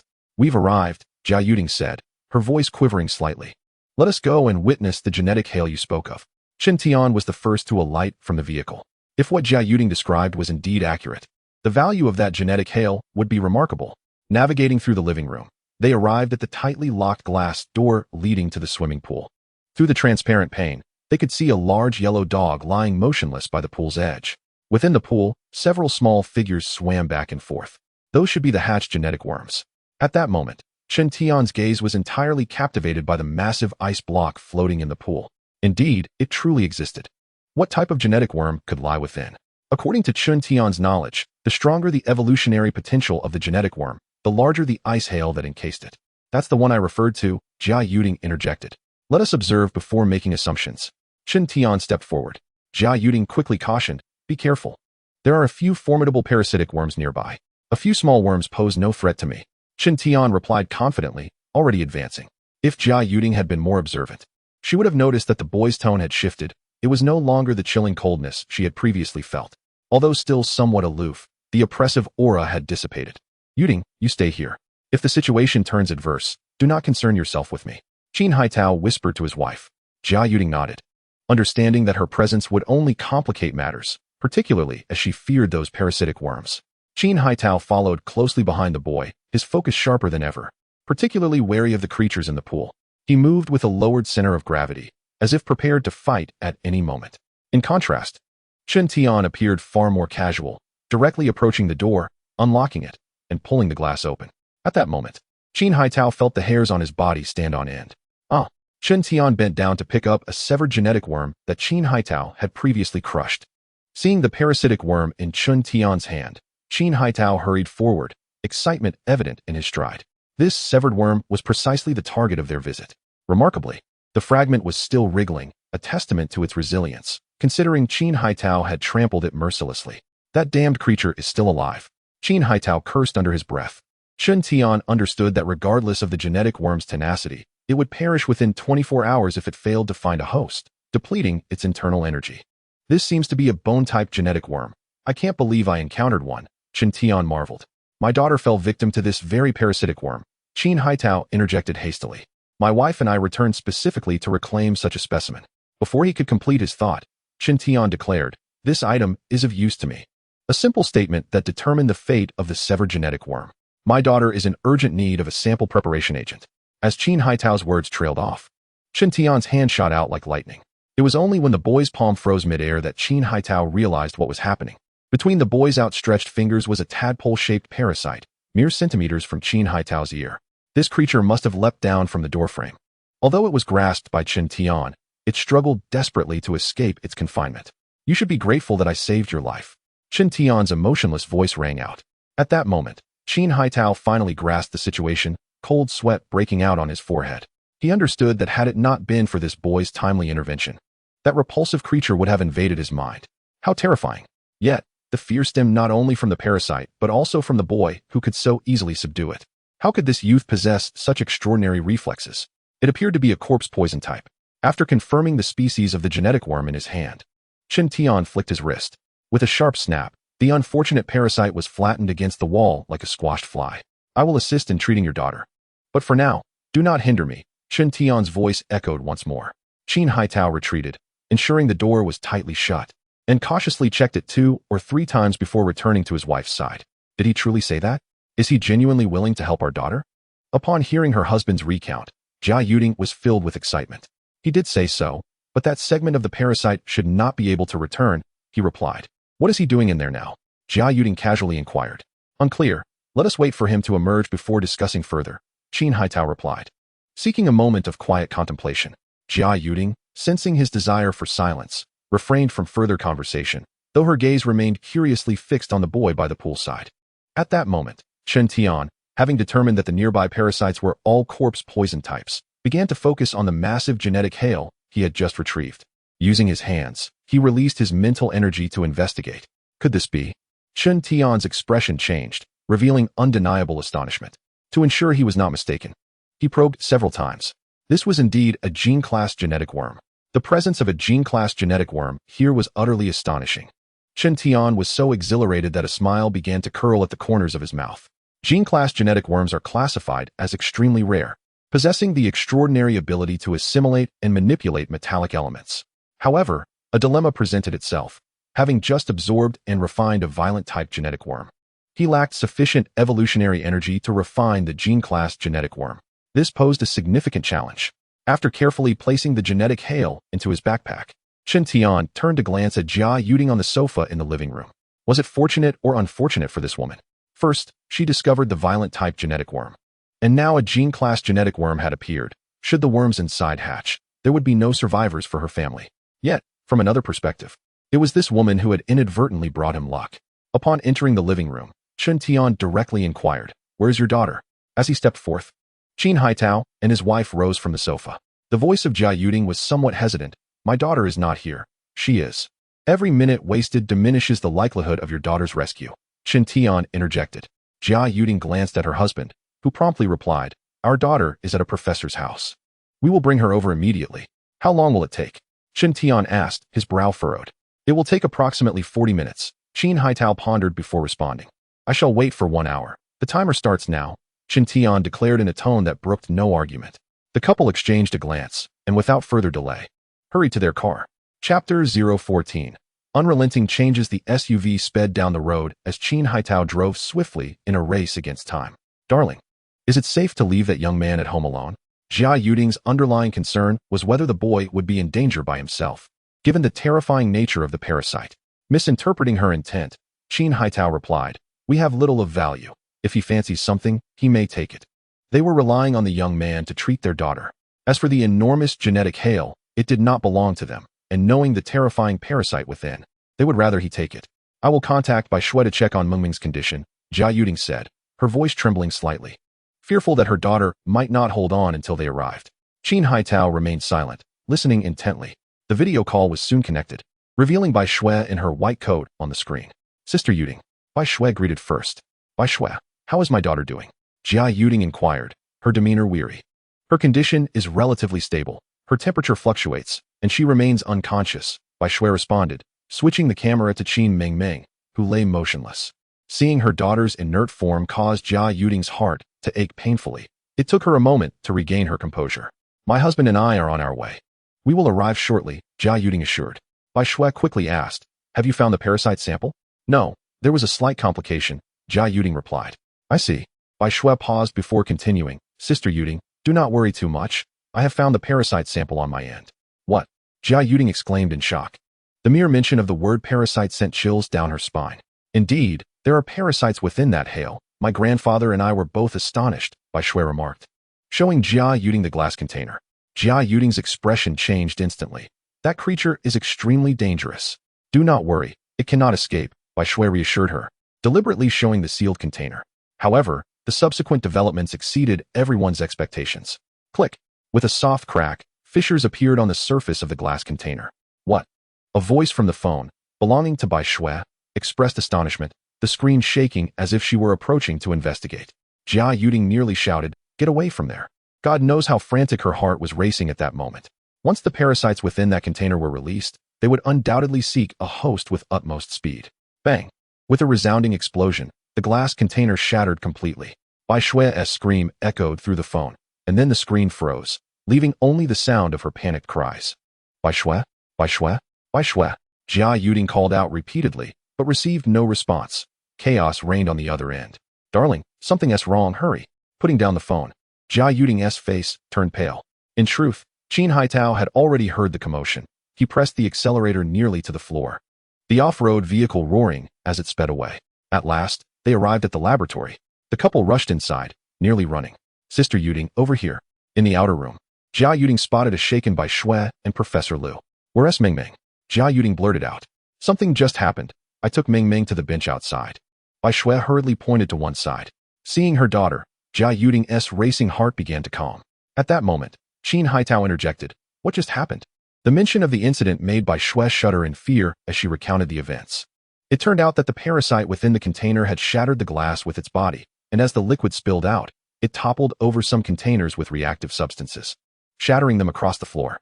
A chemical reaction must have occurred, as the parasite writhed violently on the ground, white foam emerging from its body, emitting a pungent odor. In mere moments, most of the parasite had dissolved, leaving only its spherical head. Undeniably, the vitality of the parasite was remarkable. Even with only a small portion of its body remaining, it still possessed the strength to escape. In the midst of the chaos, Bai Shui, panicking, scooped up the unconscious Qin Mengming. Leaving her phone behind in that room, which was now temporarily sealed. I'm truly sorry for causing such a huge mess. Bai Shui exclaimed. Jia Yuding quickly replied, Professor Liu, Bai Shui, thank you for your assistance with my daughter. My husband and I will never forget your kindness. I have now found someone who can save her. Who is this doctor? Bai Shui asked, intrigued. Shaking her head, Jia Yuding responded, he is probably not a doctor. I'm not sure how he will treat her. He merely informed me about genetic hail and parasites. Upon hearing this, Bai Shui grew even more curious. Eager to meet this remarkable individual, Jia Yuding contemplated and found the idea feasible. After all, 3 heads are better than 1. At that moment, the sun shone brightly outside. Qin Haitao drove the off-road vehicle along the road, while the news broadcast informed him that those who had collapsed were gradually regaining consciousness, suggesting that the crisis was slowly subsiding. Sitting in the passenger seat, Bai Shui listened intently to the commentary on the broadcast, her brow furrowed with concern. She sensed that the true danger had yet to arrive. The parasites within the hail were terrifying. Should they erupt on a large scale, not only would it incite widespread panic, but it would also devastate the entire ecological system of the world. Currently, her grandfather had gone to the research institute to explain the situation, hoping to gain control before the parasites spread uncontrollably. In the back seat, Jia Yuding, who was tending to her daughter, suddenly spoke up. The person I mentioned is quite dangerous. You must not provoke him. She refrained from disclosing the matter of the youth's murderous act, fearing that Bai Shui might report it and delay her daughter's treatment. Bai Shui, having not seen the surveillance footage, remained oblivious to Qin Tian's identity. As the vehicle sped along, Qin Haitao drove swiftly to avoid keeping the youth waiting. Silence enveloped the car, while Jia Yuding continually checked her daughter's forehead temperature with her palm. Suddenly, without any warning, the still Qin Mengmeng began to convulse. To their horror, blood began to flow from her nose, ears, and eyes. Mengmeng, Mengmeng, what is the matter? Please don't frighten your mother. The car erupted into chaos, and even Qin Haitao nearly collided with the barrier in his panic. Fortunately, they finally returned home. Quickly, someone save my daughter. As soon as the car door swung open, Jia Yuding shouted, tears streaming down her face. Qin Haitao swiftly lifted his trembling daughter and dashed into the house. At that moment, only the youth might hold the key to saving their daughter. Chapter 015. Why is this youth so arrogant? Having obtained the gene hail of the metal category, Qin Tian fell into deep contemplation. Having just entered the quasi-awakening stage, the prospect of refining and absorbing new gene hail in such a short time was fraught with peril. Sitting on the sofa, Qin Tian gazed at the open backpack, within which lay the enormous gene hail. The allure of the metal category was immense. If he could awaken a unique energy, it would become a significant asset in the later stages of the apocalypse. Yet the pressing issue was that he could no longer absorb or refine it.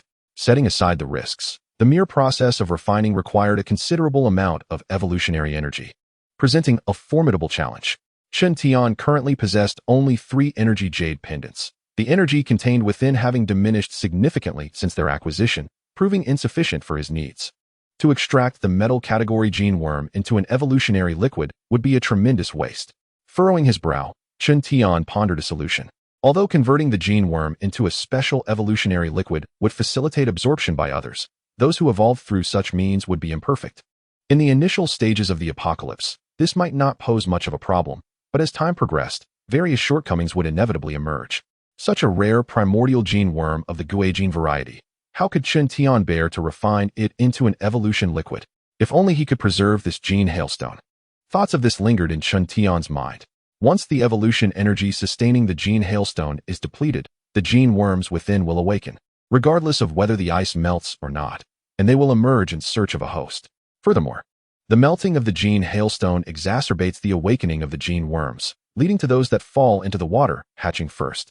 Qin Tian extended his palm, gently resting it upon the gene hailstone, channeling his mental energy to sense the presence of the gene worms inside. His expression was one of intense focus.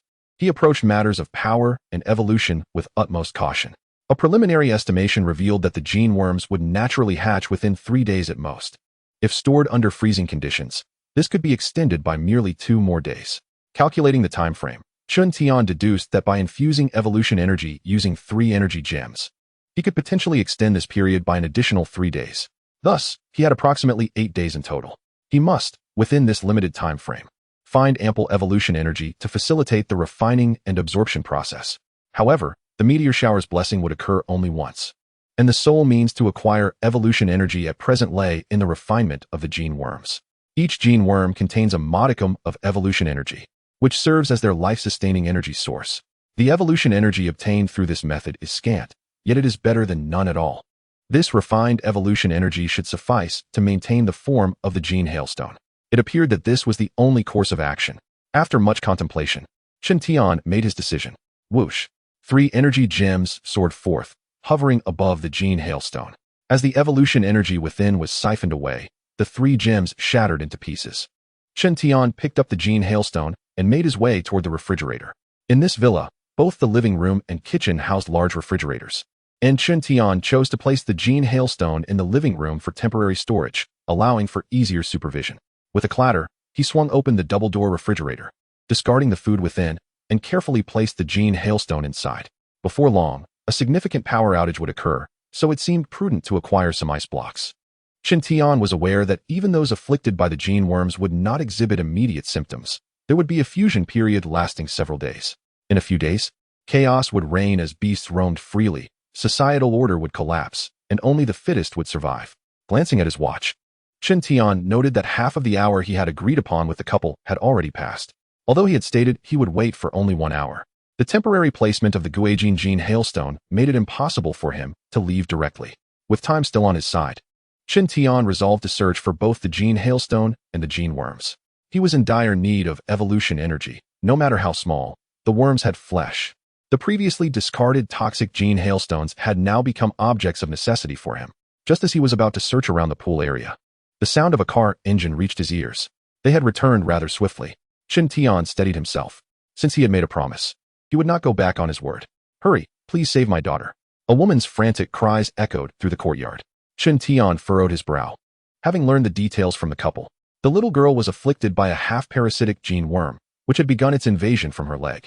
If all went as expected, she would succumb to unconsciousness within 3 days, though her life was not immediately at risk. Why the desperate shouting then? Was it in fear that she might not be heard? Before long, Chen Tian witnessed Qin Haitao rushing in, cradling a girl whose body was bleeding from her 7 orifices. Upon seeing Chen Tian standing there, Qin Haitao dashed forward like a man clutching at a lifeline, exclaiming, "Please, save my daughter." In truth, Chen Tian was taken aback by the girl's condition. To his knowledge, such a severe reaction was unusual for someone afflicted by a gene worm, particularly a half-parasite. Could it be that the couple had omitted crucial details in their account? Place her on the sofa, Chen Tian commanded, his expression impassive. Without a moment's hesitation, Qin Haitao laid his daughter flat upon the sofa. At that moment, Jia Yuding and Bai Shui also rushed in from outside. On the way back, my daughter suddenly became like this, Qin Haitao added, maintaining a semblance of composure. You must save her. Jia Yuding, already in tears, prepared to kneel before Chen Tian. Step aside, do not obstruct my path. Chen Tian was not one to be swayed by such displays, and walked past Jia Yuding directly to the sofa. Bai Shui, witnessing the boy's aloof demeanor, was struck with astonishment. Could it be that the person referred to by Yuding Jia was this very child? It was no wonder she thought this. Chen Tian appeared to be merely a 13-year-old boy. Normal parasitism does not result in such symptoms. What have you fed her? Chen Tian inquired. We haven't given her anything. Qin Haitao's words faltered as he turned to Bai Shui, who seemed lost in thought. The couple truly hadn't fed her anything, yet there was no guarantee that others hadn't. Noticing the questioning glance from Qin Haitao, Bai Shui exclaimed, My grandfather and I have not fed her anything either. Goodness. She nearly found herself rattled by the boy's casual remark. At that moment, Chen Tian had already placed his palm upon the little girl's forehead, employing his psychic probing ability. Whatever he discovered caused a knowing smile to grace his lips. How intriguing. Chapter 016. Fusion of gene worms. Qin Haitao and his wife watched Chen Tian intently, momentarily taken aback by his smile. Their daughter was in such a dire state. Yet this boy was able to smile. There is not merely one type of gene worm within her, Chen Tian suddenly declared, revealing the reason behind his amusement.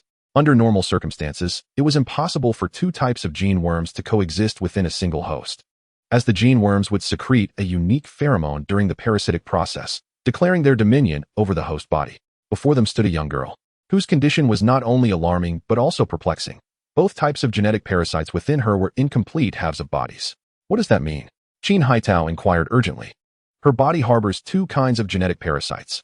One is a skeletal type, and the other is a demonic skin type. The conflict between these 2 parasites has resulted in her current state, Chen Tian explained succinctly. Despite this clarification, the expressions of those present remained bewildered. At that moment, Bai Shui interjected, What are skeletal types and demonic skin types? In response to this question, Chun Tian did not answer directly, but instead asked, shouldn't you be more concerned about whether she can be saved? Bai Shui promptly fell silent. Indeed, Qin Mingming's safety was of utmost priority. Is there hope for my daughter? Qin Haitao pressed on. There is hope. Chun Tian smiled reassuringly, though it may require some effort. Upon hearing that there was hope, Qin Haitao felt a slight easing of his anxiety and quickly followed up with, what do we need to prepare? I need a thermos and a bottle of pure water. Chun Tian specified. Is that all? Yes, just those. Please go and prepare them, Chun Tian said with a relaxed demeanor. All right, I will fetch them immediately. Qin Haitao nodded in agreement. The two items the young man requested were readily available at home. Wait, Chun Tian suddenly called out to him. What else do you need? Qin Haitao, eager to act swiftly, found himself bound to comply with the youth's words. No one is to open that refrigerator without my permission. Do not say I didn't warn you. Chun Tian pointed towards the refrigerator in the living room. Qin Haitao paused for a moment. He had indeed intended to retrieve a bottle of pure water from there. However, since the young man had issued such a warning, he thought better of it and replied, understood. Bai Shui cast a curious glance at the refrigerator, wondering if it concealed some secret that warranted such a caution from the young man. Mingming, Mingming. Jia Yuding remained knelt on the floor, gazing at her daughter on the sofa from across the tea table. Hey, at that moment, Chun Tian turned his attention to her. If you find yourself with time to spare, you might as well prepare some food. This statement diverted Jia Yuding's focus entirely. Her swollen eyes turned towards him. Chun Tian continued, your daughter will require nourishment upon waking. No matter how much you call out, she will not respond if you stay here. Can you truly save my daughter? Jia Yuding looked at the young man with hopeful eyes. In that instant, he was her savior, the embodiment of her hope. As it stands, I believe I am the only one capable of reviving your daughter, Chun Tian declared with confidence, a quality that resonated deeply with Jia Yuding's desires. All right, I will prepare some food right away. Jia Yuding rose with the aid of the tea table, only to find her legs trembling, nearly causing her to falter. Fortunately, Bai Shui was there to steady her. The urgency of her daughter's safety made Jia Yuding forget to express her gratitude to Bai Shui. Before she headed to the kitchen, she asked, what kind of food should I prepare? Meat is preferable. If that proves too difficult, some simple food will suffice, Chun Tian replied nonchalantly. Certainly. I shall prepare sweet and sour ribs for Mingming, her favorite dish. Jia Yuding has yet to depart, while Qin Haitao has already brought the necessary items for Chun Tian. In his arms, he cradles several unopened thermos flasks, and in his right hand, he carries a pack of mineral water. Are these sufficient? Upon returning, Qin Haitao hurriedly placed the items on the coffee table. Although not heavy, beads of sweat adorned his brow, a consequence of his anxiety. On the sofa, Qin Mingming continued to twitch uncontrollably, each tremor striking like a whip against the hearts of her parents. Chun Tian methodically unwrapped each thermos, ultimately selecting a brown one, and proceeded to pour a measure of mineral water into it. What should I do next? Do you require my assistance? Bai Shui inquired eagerly, anticipating the young boy's impending treatment. No need, Chun Tian curtly replied, then turned to approach the little girl. With his view partially obstructed, Bai Shui shifted aside. At that moment, she observed the boy using his hands to gently press on Qin Mingming's body. As a forensic expert, she struggled to comprehend the purpose of his actions. To this day, she harbored doubts about whether this youth truly possessed the means to heal her. After all, a mere child in their teenage years, engrossed in cartoons, could hardly grasp such complexities. However, due to the demeanor of Qin Haitao and his wife, she opted to remain silent. Qin Haitao, equally tense, watched the boy manipulate his daughter, feeling utterly helpless. Minutes passed, and suddenly, Chun Tian lifted the little girl's outer garment, exposing her navel.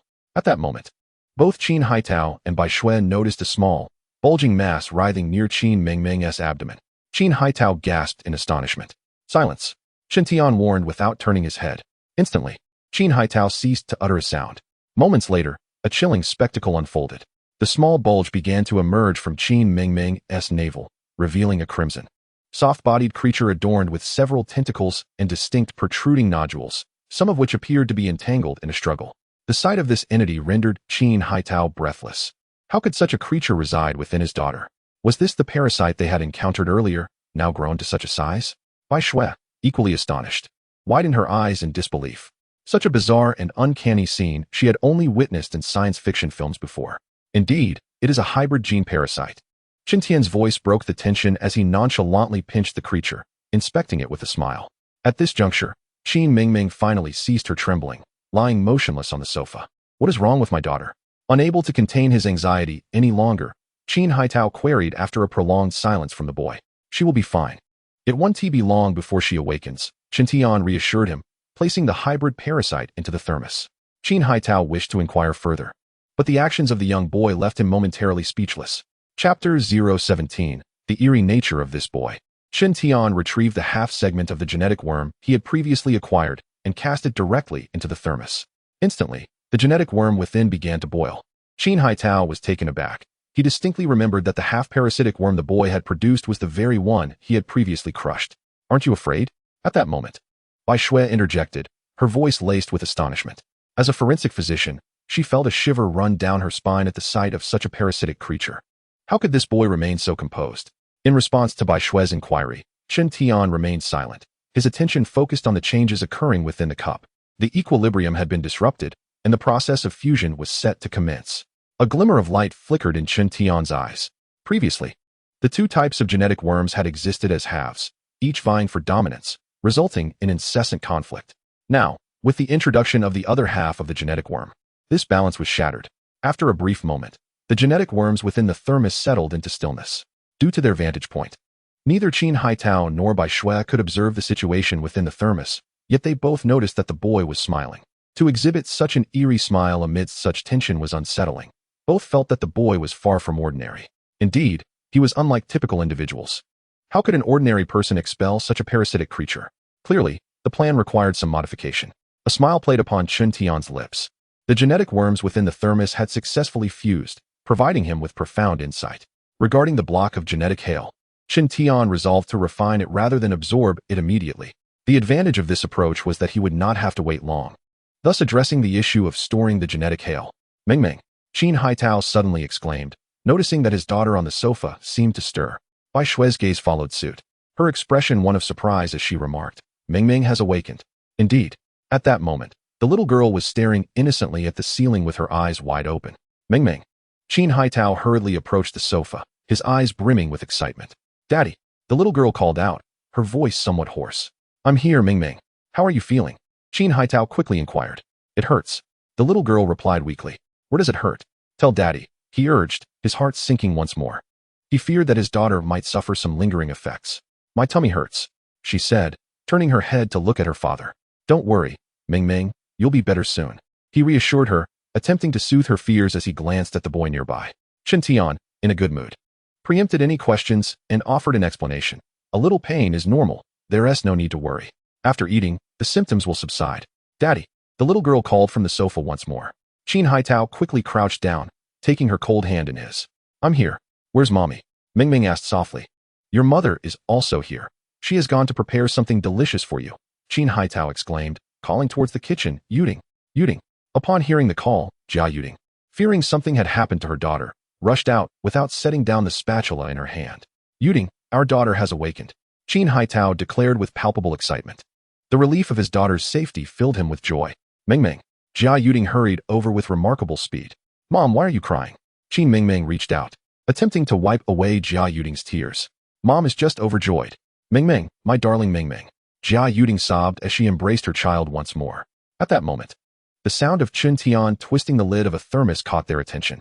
It turned out that Qin Tian had secured the lid and placed the thermos into his backpack. Without a doubt, he intended to take the integrated genetic insect with him. And no one would object. Thank you. Jia Yuding expressed her heartfelt gratitude to Qin Tian. Wipe your tears, and don't forget the dishes still cooking in the kitchen, Qin Tian reminded her. Jia Yuding abruptly snapped back to reality and hurried towards the kitchen. By this time, Qin Ming was being supported by her father on the sofa. Aside from her slightly pale complexion, she seemed to be in good spirits. Daddy, who is this young man? Qin Ming inquired, her curiosity piqued. He is our esteemed guest. Ming, be good and listen to him, Qin Haitao responded, soothing her. Daddy, I'm so hungry. After a brief pause, Qin Ming added. It's good to express your hunger. Qin Haitao replied hurriedly. Just wait a moment. Mom is preparing sweet and sour ribs for you. Daddy, I'm so thirsty. Qin Ming continued. Uncertain if his daughter could drink water, Qin Haitao glanced at Qin Tian. Let her have some, Qin Tian simply stated before rising from his seat. Assuming Qin Tian was about to leave, Qin Haitao urged, why not stay until after dinner? Qin Tian turned to look at him and said, I never said I was leaving. Embarrassed, Qin Haitao offered a sheepish smile and quickly changed the subject. What should I be mindful of for my daughter at this moment? Don't let her go hungry. Chen Tian replied cryptically before walking towards the swimming pool. Although the plan had shifted, extracting evolutionary energy was still essential. Otherwise, he would struggle to refine the genetic hail. The boy's actions were always enigmatic, prompting Qin Haitao to refrain from further inquiries. At that moment, a phone rang. It was a call from Bai Shui. After answering, Qin Haitao learned that the ambulance had arrived at the designated location but found no one present. Bai Shui quickly turned to Qin Haitao and asked, "Should we redirect the ambulance here to take Mingming for a checkup?" After a moment's hesitation, Qin Haitao replied, "No need. Mingming is fine now." In truth, he was concerned that the hospital would be chaotic, and if an emergency arose, it would be safer to remain with the young man. After all, who in the hospital could possibly expel that terrifying parasite without resorting to surgery? "Then I will have the ambulance return," Bai Shui said as she relayed the message to the caller. As Qin Mingming finished an entire bottle of mineral water, her complexion visibly improved, and she exclaimed her hunger. Eager to find her mother in the kitchen, Qin Haitao, concerned for his daughter's well-being after her recent recovery, had no choice but to carry her to the kitchen. The living room was left devoid of company, save for Bai Shui, who found herself lost in the recollection of the youth's healing scene. Even now, she could hardly accept the bizarre spectacle that had unfolded before her. What method had that boy employed?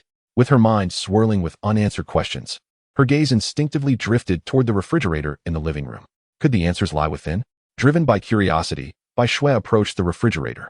After a brief internal struggle, she resolved to open it and take a look. Chapter 018. Why choose anyone else when you can choose him? The violet double-door refrigerator towered over her. Before opening it, she furtively glanced around, reassured by the fact that she was alone in the living room. There could be no better opportunity. With a clang, she pulled open the right compartment of the refrigerator, revealing an orderly array of fruit drinks, pastries, and assorted foods. Nothing seemed amiss. Bai Shui then opened the left compartment, only to be met by a massive block of ice, square and colossal, emitting wisps of white vapor. This was indeed peculiar. Who would store such a large chunk of ice in their refrigerator? Could it possibly be genetic hail? The thought startled her. Just as she was about to examine it more closely, the boy's voice suddenly rang out behind her. "Is it beautiful?" Bai Shui jumped in surprise and turned to meet the boy's icy gaze. "It seems you did not heed my earlier warning," he stated coldly. Chen Tian had made it clear from the onset. Without his permission, no one was allowed to open that refrigerator. Yet here was this woman, taking advantage of his momentary distraction to sneak a peek inside. "I was just looking." Bai Shui offered a sheepish smile. Caught in the act, she struggled to find an appropriate excuse. In a swift motion, Chen Tian seized her shoulder with a firm grip. The sudden force caused Bai Shui to lose her balance, and she toppled to the ground with a thud, kneeling on the floor. "You hurt me," Bai Shui protested, a hint of anger in her voice.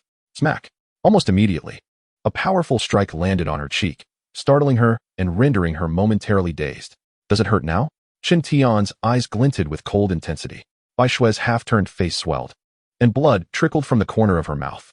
She had not anticipated that this boy would dare to strike her, nor that he would possess such ferocity, delivering a blow that left her seeing stars. In a swift motion, Chen Tian grasped her delicate neck, effortlessly lifting her from the ground without visible exertion. In that moment, Bai Shui truly felt fear. The aura emanating from the youth enveloped her, instilling a sensation akin to suffocation. She struggled, she resisted, yet it was utterly futile. The boy's hand, as if forged from steel, lifted her higher and higher until her legs dangled off the ground. In a sudden recollection, Bai Shui remembered the warning from Jia Yuding before her arrival: "Do not provoke this boy." Now, the gravity of the situation became abundantly clear. This boy was indeed formidable. Perhaps the commotion had reached the kitchen, for both Jia Yuding and Qin Haitao emerged, startled by the scene before them. "Let's discuss this calmly, no need for anger," Qin Haitao urged, well aware of Chen Tian's prowess and his own inability to intervene. At that moment, Bai Shui was on the verge of losing consciousness, prompting Jia Yuding to interject. "I know something that piques your interest." Her words successfully captured Chen Tian's attention. Chen Tian turned to Jia Yuding, inquiring, "Speak. And if you can persuade me, I may spare her." Jia Yuding, in a state of panic, realized she could not allow Bai Shui to perish in her home. Nor could she fabricate a flimsy excuse to deceive the boy. Perhaps in a moment of desperation, Jia Yuding boldly stated, "I have some insights regarding the two parasites within my daughter." With a swift motion, Chen Tian cast Bai Shui aside, sending her sprawling 5 or 6 meters before colliding with a coffee table, where she finally came to rest. This shocking spectacle left Jia Yuding and Qin Haitao horrified. They began to comprehend that this boy was not only their daughter's savior, but also a creature capable of extinguishing life at will. As Chen Tian's gaze fell upon them, Jia Yuding, her voice trembling, said, "The other parasite in my daughter must be the one that escaped from the laboratory." She then recounted the details of her video call with Bai Shui. After a moment of silence, Chen Tian asked, "What were the spilled chemicals?" Shaking her head, Jia Yuding replied, "That is a question for Bai Shui. I do not understand." Chen Tian glanced at the unconscious woman on the floor and commanded, "Wake her. I have questions to pose." Qin Haitao hurried over, assisting Bai Shui onto the sofa, applying pressure to her chest and pinching her nose until, after much effort, she was revived. As Bai Shui opened her eyes, pain coursed through her body, and the memories flooded back, bringing forth an overwhelming sense of grievance that manifested in tears. Throughout her life, she had never been struck, let alone nearly choked to death. However, upon seeing Chen Tian approach, she forgot her tears, instinctively retreating behind Qin Haitao. Faced with the forthcoming inquiries from Chen Tian, Bai Shui had learned to respond wisely, answering truthfully, for a wise woman avoids immediate calamity. Chen Tian stood in silence for a moment before addressing the somewhat flustered Qin Haitao, stating, "I require a private room. Is the attic upstairs suitable?" Qin Haitao promptly asked. The attic was indeed his private sanctuary, a place of tranquility. Chen Tian retrieved the genetically modified hail from the refrigerator and, as he approached the attic, issued a stern warning.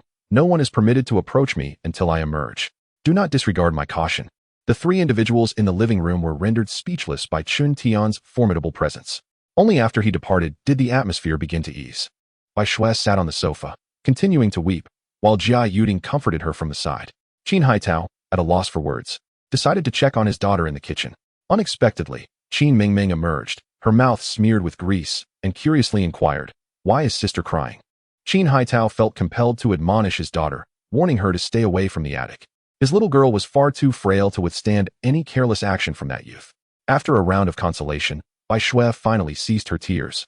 Though the injuries she sustained rendered her gait a painful limp, particularly with her swollen cheek. At that moment, Qin Mingming's question captured everyone's attention. Mama, why is Nyunyo still sleeping outside?" she asked, pointing toward the pool with curiosity. It was then that Qin Haitao and his wife remembered that it was not only their daughter who was affected, but also the large yellow dog. Gazing through the glass door at the motionless yellow dog, an inexplicable chill crept down their spines. "Oh, Mama, look quickly. Nyunyo seems to be waking up." Qin Mingming exclaimed, attempting to rush forward, only to be seized by Qin Haitao. In a moment of panic, he instinctively covered his daughter's mouth. In the living room, apart from the child, the other three adults were profoundly startled by the sight before them. Chapter 019. This is a mutation creak. Creak. Creak. The sound of bone-like friction could be heard even through the glass door. The once motionless yellow dog began to twitch, the peculiar noise emanating from its body. Everyone stood transfixed, as if they had forgotten how to breathe. Creak, creak, creak. The strange sounds grew louder, and the yellow dog astonishingly stood up, with its back turned. The onlookers could not yet discern its features. However, its abnormal posture indicated that it was far from recovery. The dog's limbs contorted in various directions, swaying as though it were acclimating to its transformed form. Jia Yuding's heart raced with trepidation. "Yuding, keep an eye on Mingming. I will take a closer look," Qin Haitao said, placing Qin Mingming into Jia Yuding's arms. At that moment, even Qin Mingming sensed the unsettling atmosphere, curling up silently in her mother's embrace. "Husband, be careful," Jia Yuding whispered a caution. In any situation, the presence of a man in the household often brings a sense of security. Qin Haitao, without uttering another word, donned his slippers, bent down, and cautiously advanced, picking up a broom as he did so. Creak, creak. The closer he got, the more pronounced the sound of bones became. Qin Haitao's heart raced. With so many unusual occurrences transpiring in quick succession, he found it unsurprising that the yellow dog had undergone a mutation. As he approached the glass door, each step taken by Qin Haitao became increasingly tentative, while the broom in his grasp tightened under his grip. Perhaps sensing a disturbance, the large yellow dog outside suddenly turned, locking eyes with Qin Haitao. For a moment, he paused, realizing that the dog's appearance remained unchanged, and the anxiety that had gripped his heart dissipated. With his tense body relaxing, he lowered the broom and tentatively called out, "Nyunyo." The yellow dog outside remained unresponsive, its gaze fixed unwaveringly. "Nyunyo." Qin Haitao raised his voice again. The dog's body quivered in response. Suddenly, it lunged forward, its eyes turning a furious crimson. With a thunderous crash, the dog collided with the glass door. The unexpected turn of events startled Qin Haitao, causing him to recoil. The dog emitted a croaking sound reminiscent of a frog, baring its sharp teeth in a menacing grin. Through the glass, Qin Haitao could clearly see that the dog's tongue had transformed into a mass of barbed spikes, writhing unnaturally. Heavens above! The shock sent Qin Haitao retreating swiftly, discarding his sandals in the process. It was evident that this dog was no longer the familiar Nyonyo he once knew. The grotesque tongue and predatory gaze resembled those of a monstrous creature. The yellow dog attempted to break free from its confines, struggling to maintain balance as it repeatedly tried to stand, only to fall again. Husband, what's happening? What is wrong with Nyonyo? In response to Qin Haitao's retreat, Jia Yuding inquired anxiously. Bai Shui, too, forgotten her own pain in light of the unfolding situation. I suspect our Nyonyo has mutated.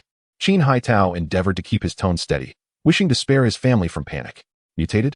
Jia Yuding's eyes widened in disbelief. Have you forgotten? Nyonyo was infested by a parasite from the very beginning. Qin Haitao quickly reminded her. The pallor on Jia Yuding's face deepened. She could hardly forget, having witnessed it herself. At that moment, Bai Shui could not help but interject. Does that mean it will mutate after being infested by such a parasite? Indeed. The boy had mentioned something akin to this, Qin Haitao recalled. A wave of concern washed over him as he pondered whether his daughter had truly recovered or if she too might undergo a transformation. The image of the dog's barbed tongue sent shivers down his spine. What would happen if it did mutate? Bai Shui pressed on. What then? This could pose a grave threat to humanity. I do not know. Perhaps that boy might have the answers, Qin Haitao replied. The boy had been acting mysteriously in the attic, and if he were present, he might provide some valuable insights. However, at present, no one dared to disturb the attic. As Bai Shui's experience served as a cautionary tale, it wouldn't charge in from the outside, would it? Bai Shui asked, her gaze fixed on the struggling yellow dog beyond the glass door. A frenzied golden retriever is terrifying enough, let alone a mutated one. Fear not. That is special tempered glass. As long as it remains closed, it cannot enter, Qin Haitao hurriedly reassured. Yet, scarcely had the words left his lips when a jarring sound pierced the air. It resembled the screeching of sharp nails against a blackboard. The group's gaze shifted once more towards the glass door. To their dismay, the mutated dog was licking the tempered glass with its aberrant tongue, the barbs on its tongue clashing against the surface. Initially, it left only a series of scratches on the glass, but as the force intensified, the tempered glass began to falter under the pressure. Quickly, you all head upstairs and find a room to hide. Qin Haitao's expression shifted dramatically. What about you, dear? I will join you shortly, he replied. Time is of the essence. With that, Qin Haitao dashed to the kitchen, emerging moments later wielding a kitchen knife. Jia Yuding grasped Qin Mengmeng with one hand while supporting the incapacitated Bai Shui with the other. Before they could reach the staircase, a deafening explosion echoed. Crash! The tempered glass door shattered completely. Run! Qin Haitao urged loudly, pushing the coffee table towards the glass door. Jia Yuding, terrified, dared not look back. Pulling her daughter and Bai Shui frantically up the stairs, the trio reached the second floor, gaining a vantage point from which they witnessed the harrowing struggle between Qin Haitao and the golden retriever. The scene was truly horrifying. Although Qin Haitao had barricaded the door with the coffee table, the dog's tongue slithered through the gap like a whip, thrashing wildly. In an attempt to evade, Qin Haitao was unfortunate enough to be struck on the back, blood gushing forth as if a piece of flesh had been violently torn away. Ah! Jia Yuding screamed, her terror reaching a crescendo. Seeing her husband sprawled on the ground, unable to rise, her face turned pale as a sheet. Bai Shui fared little better. Although her profession as a forensic expert endowed her with more courage than the average woman, it depended on the circumstances. She could face a corpse without fear. Yet this monstrous creature instilled profound dread within her. Bang! Bang! Bang! The coffee table used to block the door shook violently, clearly unable to withstand the assault for much longer. Qin Haitao lay on the ground, blood staining the tiles.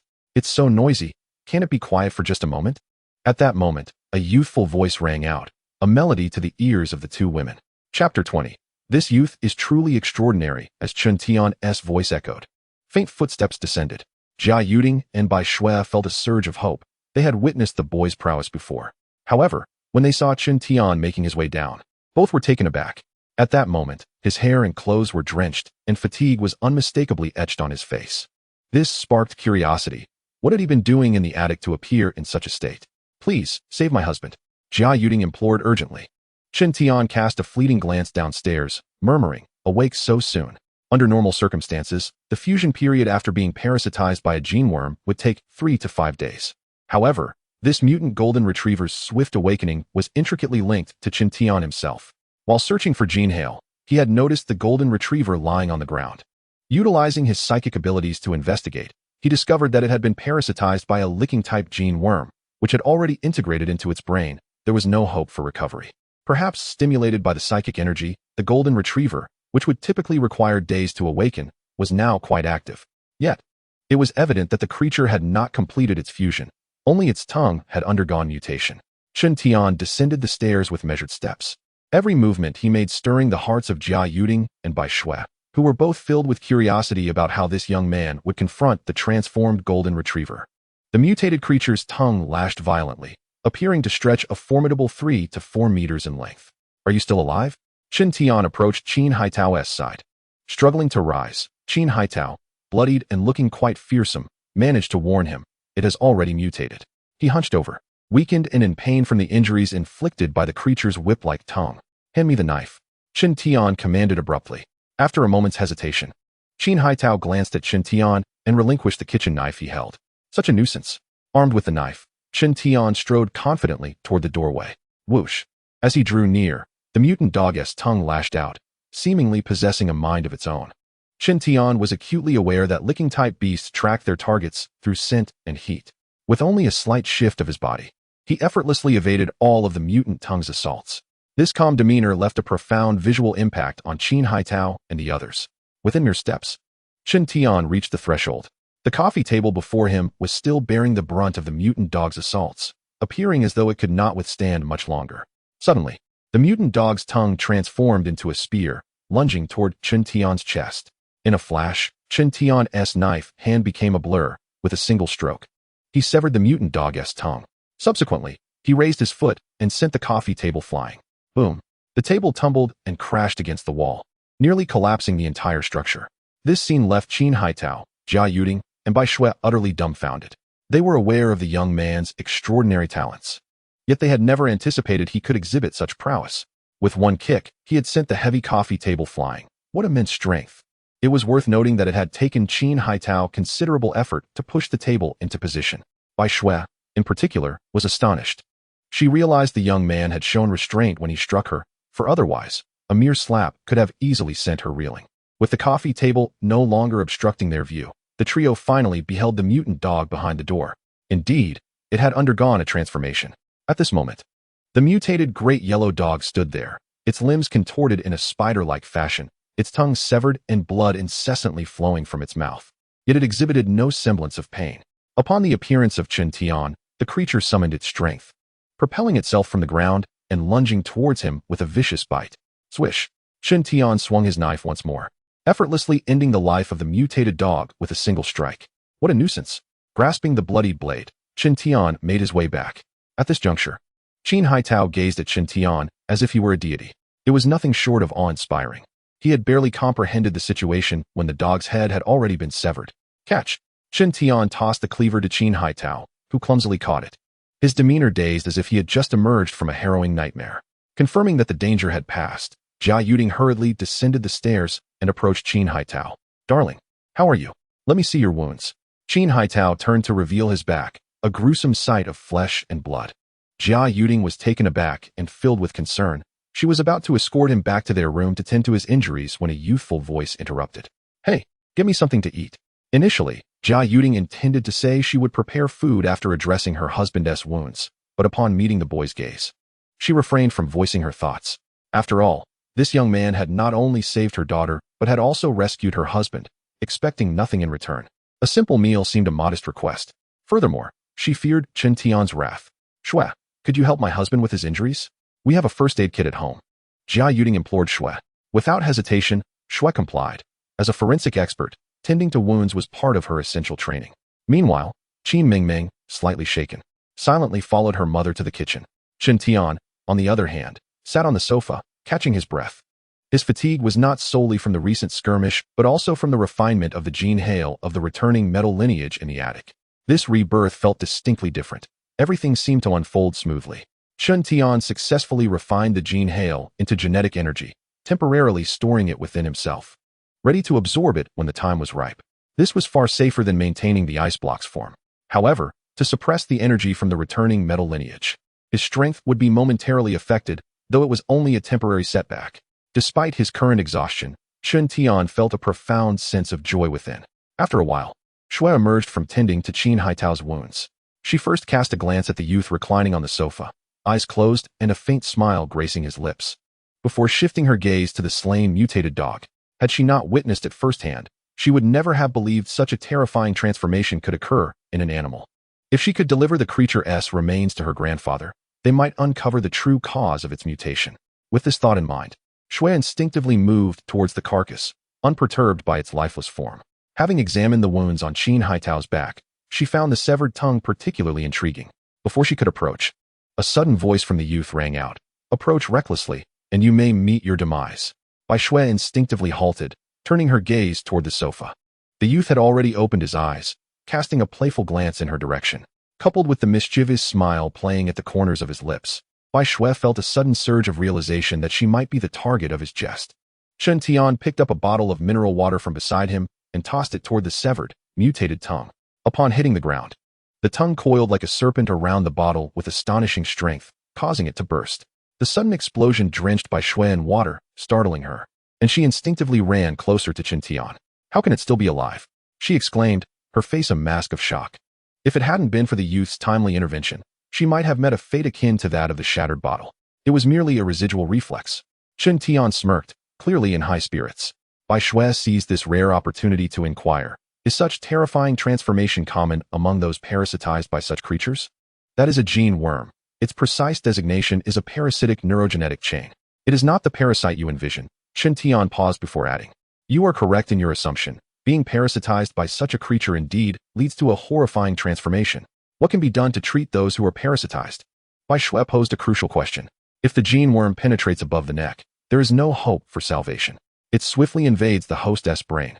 Bai Shui pressed on. "What if it enters below the neck?" "That depends on the individual's constitution, whether they can absorb the gene worm or fall under its control," Chen Tian remarked, his smile chilling. He was aware that few could withstand the invasion of the first-generation gene worm. After the apocalypse, most evolved beings had absorbed the genetic energy of the iterative gene worms. Before Bai Shui could continue her inquiries, Jia Yuding emerged with food in hand. Chen Tian was genuinely hungry. Having expended an excessive amount of energy to refine the gene hail, he required sustenance to replenish his strength. Observing the youth devouring his meal ravenously, Jia Yuding experienced a fleeting moment of disorientation, perceiving him as an utterly ordinary boy. "I also made soup," she hastily added. A quintessential homemaker, she had learned numerous culinary skills since becoming a mother, despite not having been much of a cook before. Before long, Qin Haitao emerged, having changed into a fresh set of clothes. "Darling, is your injury serious?" Jia Yuding inquired. "It's nothing. I've applied medicine, and it feels much better now," Qin Haitao replied while discreetly glancing at Bai Shui. In truth, a portion of flesh had been torn from his back, and the pain lingered. Yet he wished to spare his wife from worry. "Don't go near," Bai Shui exclaimed as she noticed Qin Haitao approaching the corpse of the mutated dog, urgently calling out to stop him. Qin Haitao looked back in confusion. Bai Shui quickly clarified, that thing could still attack. The shattered mineral water bottle lay on the ground as irrefutable evidence of the danger. Qin Haitao's countenance was far from pleasant. The mutated yellow dog had left an indelible psychological scar upon him. He had initially contemplated disposing of the corpse, yet now he hesitated to act recklessly. This place was no longer tenable. Who could say if the neighboring residents had also experienced similar mutations in their cats and dogs?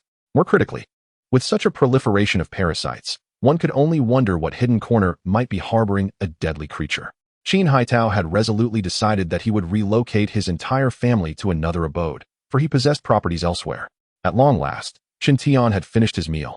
It was time to pay a visit to that laboratory. On this occasion, he rode in Qin Haitao's vehicle, but this time, it was Jia Yuding at the wheel. Eventually, they arrived.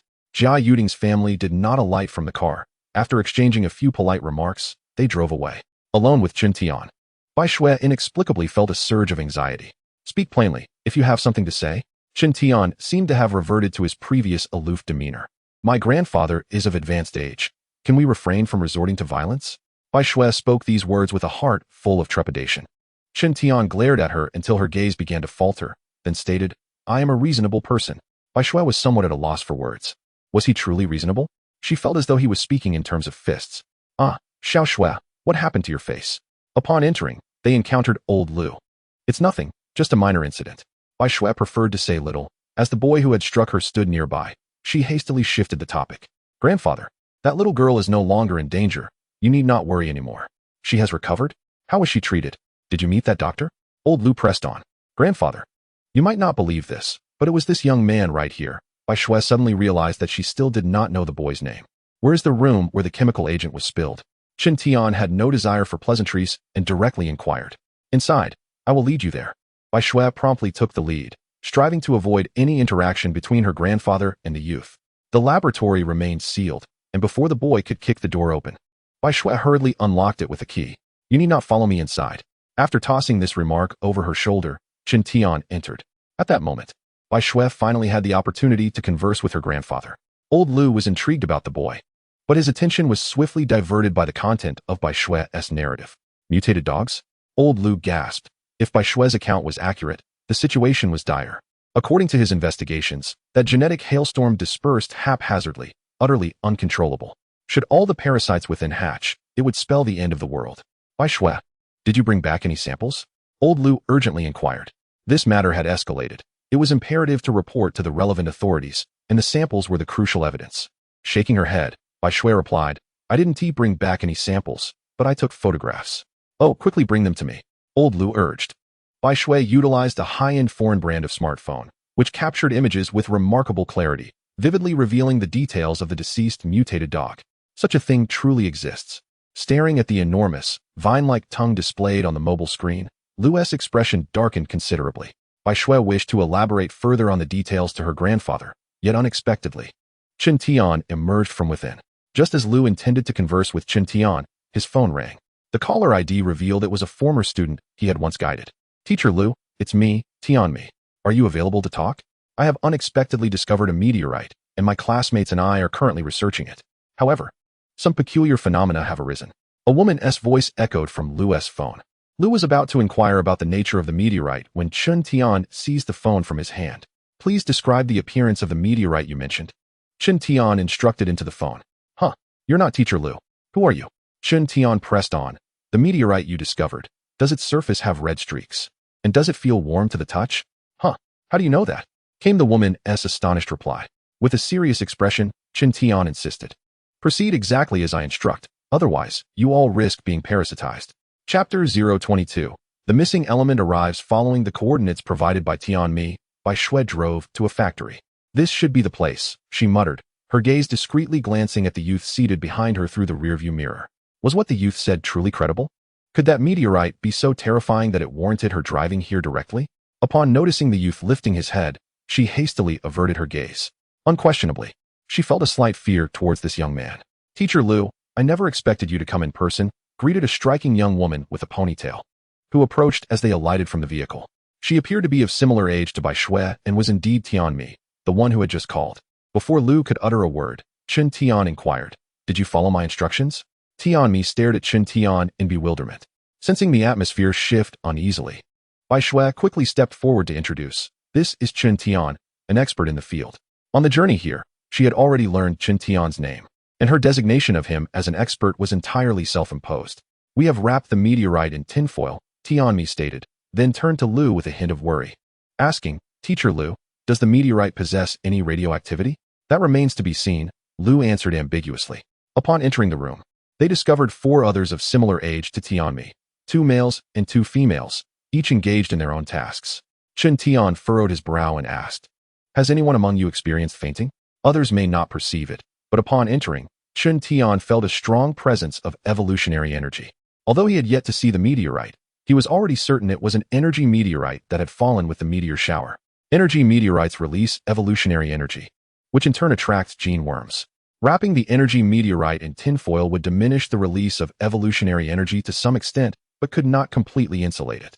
Our people are all here. Nobody has fainted, Tianmi remarked with a smile. She always perceived this situation as one involving an immature youth. However, given Bai Shui's recent introduction, she refrained from undermining it.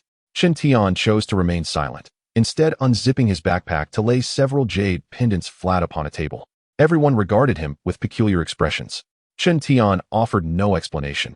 Instead, he coldly warned, No one is permitted to touch these jade pendants without my consent.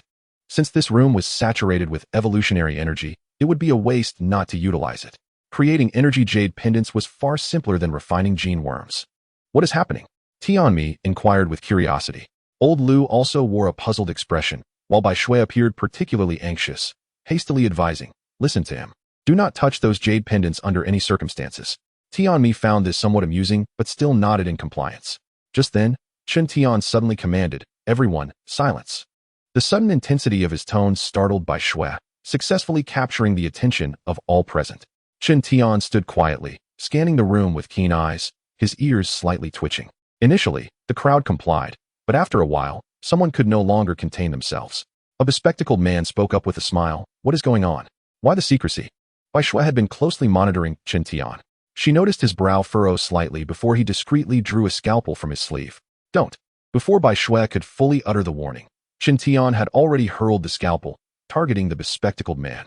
This unexpected turn of events sent shockwaves through everyone present. However, the most startled of all was the bespectacled man, as the scalpel whizzed perilously close to his cheek. Trembling, he touched his face, relieved to find no blood. Just as he prepared to express his anger, Bai Shui pointed behind him and shouted, watch out.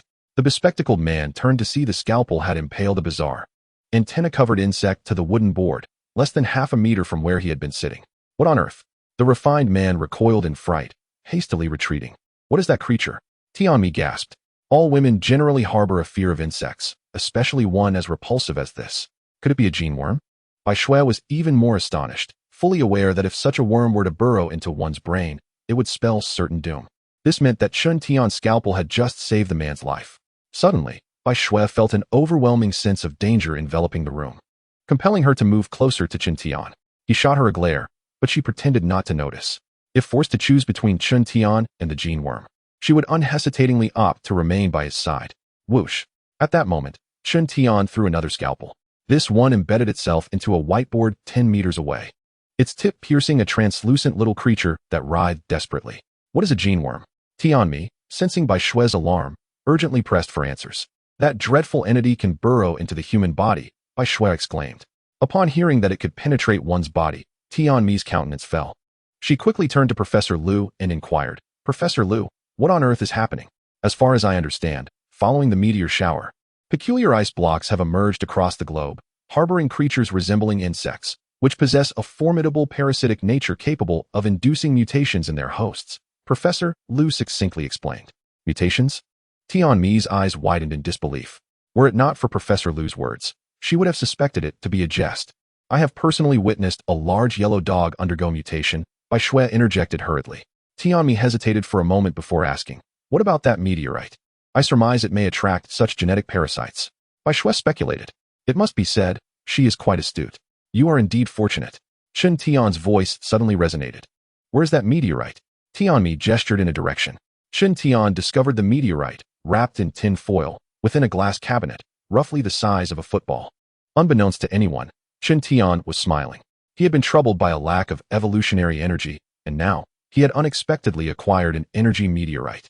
By absorbing the energy contained within this meteorite, even if he could not immediately ascend to the status of an awakened, he could at least stabilize the genetic energy within him. Truly, it is remarkable how fortune can turn.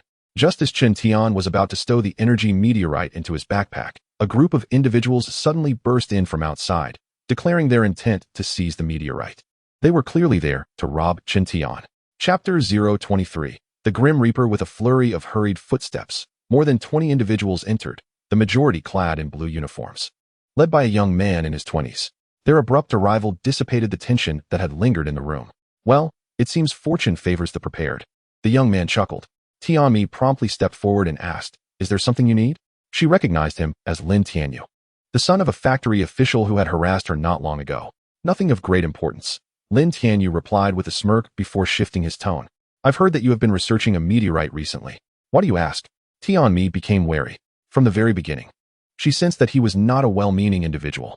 Coincidentally, a sample material has gone missing from our factory, and it might very well be the meteorite you were studying.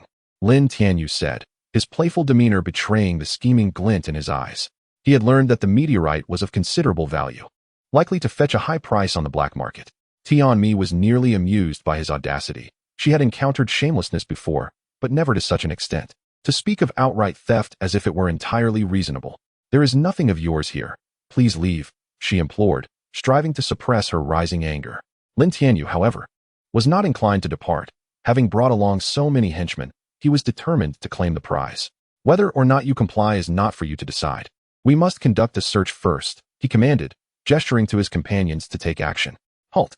If you dare to act recklessly, I will call the police, Tianmi warned. Call the police? Lin Tianyu scoffed, tossing his hair. Tianmi, are you completely oblivious to what is happening outside? The emergency lines are nearly all busy. Even if you manage to get through, it's impossible for the police to arrive. The fierce-looking individuals, who were accustomed to such brazen conduct, had already begun rummaging through things. How can you do this? In her anger, Tianmi took out her phone to report the incident, but the call did not go through. This only emboldened them further. Two young men attempted to intervene, but were violently shoved to the ground and warned to behave. Outnumbered and armed with clubs, they knew that any confrontation would surely end badly for them. Amid the chaos, Chen Tian's voice suddenly rang out, "Do not touch those jade pendants." One scarred man, spotting the jade pendants laid out on the table, immediately felt a desire to claim them for himself. Despite hearing Chen Tian's warning, he dismissed the child, reaching out to seize the pendants. Whoosh! With a swift sound of slicing air, the man's extended hand was pierced by a surgical scalpel. Ah! He cried out in pain as blood streamed from his wound. This sudden turn of events halted the actions of the thugs, and even the indignant Tianmi and her companions were momentarily stunned. At this moment, Chen Tian had already placed the energy meteorite into his backpack and approached them directly. "This meteorite now belongs to me, compensating for saving your lives," he stated. Tianmi's eyes widened in disbelief. She never imagined that this boy would also seek to claim her meteorite. "You little brat." The injured, scarred man glared at Chen Tian, pulling out an iron rod from his waist and swinging it towards him. This scene nearly made Tianmi scream in fright. The attack was brutal. The blow was aimed directly at the boy's head. If it connected, would he survive? Crack! With a sound of shattering bone, the scarred man's arm was broken and contorted, causing the iron rod to clatter to the ground. Ah! He howled in agony, akin to a wounded animal. Chen Tian, however, merely smiled coldly, reaching to remove the scalpel from the man's hand. "Remember to heed warnings next time." He wiped the blood from the scalpel onto the man's clothing. The scarred man, still attempting to resist, was sent flying by a kick from Chen Tian. The room fell into an eerie silence, with all eyes fixated on Chen Tian. These thugs, accustomed to intimidating others, had never encountered such a fierce young man. Could he possibly be skilled in martial arts? "What are you all standing there for? That meteorite must be on him. Hurry and retrieve it. I will double the reward." Lin Tianyu bellowed. They were many, while he was merely a child. What could martial arts accomplish against their ruthlessness? Each one of them was more vicious than the last. Perhaps it was the glaring bloodstains on the ground or the razor-sharp scalpel in the youth's hand that momentarily instilled hesitation in the group. Yet, the primary concern remained the inadequacy of the offered remuneration. Lin Tianyu, exasperated, could not fathom being intimidated by a mere child after bringing such a large entourage. Moreover, having embarked on this endeavor, he was resolute in his intent to secure that meteorite at all costs. "I shall increase the reward fivefold," Lin Tianyu suddenly bellowed. Indeed, the adage that a generous reward begets bravery rang true. Those who had previously faltered now glimmered with renewed determination upon hearing Lin Tianyu's increased offer. "Damn it. P.S. Just a little brat." In an instant, over 20 thugs brandished their weapons, preparing to swarm in unison. What perplexed everyone was that, at that moment, Chen Tian sheathed his scalpel and revealed a chilling smile. "You will all perish." His words were devoid of warmth. He had always believed that the dregs of humanity before the apocalypse would only become more depraved afterward. Those who dared to pilfer rice before the end of the world would undoubtedly resort to coercion in the aftermath. Chen Tian showed no mercy toward scoundrels. Clearly, these individuals were oblivious to the caliber of adversary they faced. Upon witnessing the youth sheath his weapon, their audacity grew. "Let us get him," someone shouted. And the thugs launched their assault, their clubs swinging mercilessly. The ensuing scene shattered all expectations. Whoosh! Chen Tian transformed into a fleeting shadow, vanishing from sight. Almost immediately, the sickening sounds of bones shattering echoed. Crack! Crack! Crack! In mere moments, all the thugs lay sprawled on the ground, their necks gruesomely broken. Silence enveloped the room, punctuated only by the pounding of hearts. Who could have foreseen that over 20 men would meet their demise in such a brief span? More terrifying was the fact that none present could fathom how the youth had accomplished it. His speed transcended the limits of human perception. "How dull," Chen Tian remarked with a hint of boredom. These individuals lacked even the merit to serve as a warm-up. Despite the current limitations on his strength, he was far beyond their capacity to contend with. Lin Tianyu stood in shock, utterly stupefied. This was no mere boy. He was a harbinger of death. Chapter 024. Fixing his gaze on the van, Lin Tianyu was on the brink of asphyxiation from anxiety. When the youth directed his gaze toward him, he nearly collapsed. I almost forgot about you. Chen Tian offered a gentle smile to the man. Lin Tianyu found no humor in the exchange. He longed to flee, but was paralyzed by fear. I can offer you money, he stammered. Unfortunately, your luck has run out. Chen Tian had no intention of taking matters into his own hands, for he had noticed a genetic insect swiftly approaching the group. These people have nothing to do with me. They were the ones who initiated the conflict. Lin Tianyu began to defend himself. Yet, Chen Tian chose to ignore him, turning his attention to the jade pendant resting on the table. Lin Tianyu believed that the youth had spared him and turned to flee. However, just as he took a step, he felt a sharp prick at his neck. In a reflexive response, Lin Tianyu swatted at it, but found nothing. Suddenly, an excruciating pain surged from his neck, as if something were burrowing within him. A cry of agony escaped Lin Tianyu's lips, and he collapsed to the ground. The incident occurred so abruptly that everyone present wore expressions of confusion, mistakenly attributing the act to Chen Tian. Upon closer inspection, it became evident that the latter was being parasitized. Chen Tian's voice resonated through the air, sending a chill down the spines of those around him. Lin Tianyu's face contorted into a more grotesque visage, instilling fear in the onlookers. Help! Lin Tianyu, curled on the ground, rasped for assistance. At that moment, everyone could clearly see something writhing on Lin Tianyu's cheek. This place will soon attract more genetic worms. If you wish to share his fate, you may remain here. Chen Tian's voice echoed once more. Leave this place at once. A boy was the first to react, sprinting towards the exit, with a leader in motion. The others followed suit, hastily making their way out. Tian Mi joined the throng, but as she passed Lin Tianyu, he grasped her ankle. Ah! She screamed in terror, nearly losing control of her bladder in fright. Let go! Release me! She cried, struggling against his grip. Due to their proximity, she was horrified to see Lin Tianyu's eyes had turned a ghastly crimson, resembling a malevolent specter. If that was alarming, there was something even more terrifying. Out of the corner of her eye, Tian Mi noticed a translucent worm crawling swiftly towards her from the shadows. With Lin Tianyu's plight before her, she was all too aware of the horror these creatures represented. Overwhelmed by fear, she felt a warmth spreading in her trousers and in her struggle. She lost her balance and fell to the ground. At that moment, the dreadful worm was less than 10 centimeters from her arm. Whoosh! With a flash of cold light, the genetic worm that had leapt towards her was swiftly dispatched by a surgical knife. Hurry and get away, Chen Tian's voice urged. It was only then that Tian Mi realized Lin Tianyu had become motionless. She hastily freed herself from his grasp and stumbled out of the room. In an instant, only Chen Tian remained within the confines of the chamber. He was in no rush to leave, for the room still held considerable evolutionary energy. Selecting a spot, Chen Tian sat down, channeling his mental energy to begin absorbing the surrounding power. Having previously absorbed genetic worms, he was no longer a target for their parasitic tendencies. An hour later, as Chen Tian exited the room, he found the area devoid of any other presence. Glancing at the electronic watch on his wrist, he noted that it was already past 2 in the afternoon. I must find a place to absorb the energy meteorite, he resolved, stepping outside. The energy meteorite would deplete over time, typically sustaining its power for 10 to 20 days.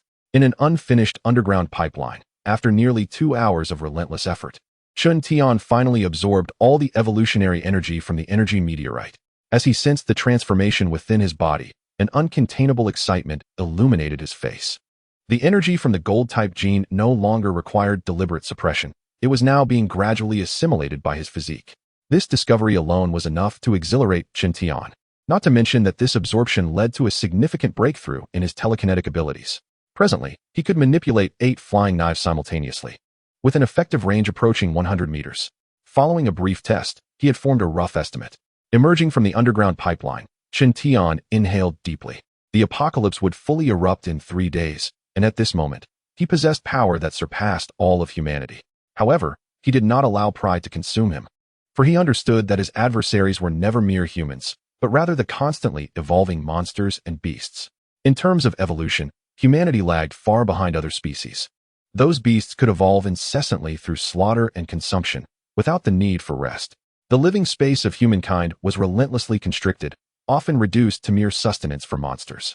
Chen Tian aspired to be a formidable warrior, one capable of instilling fear in these creatures.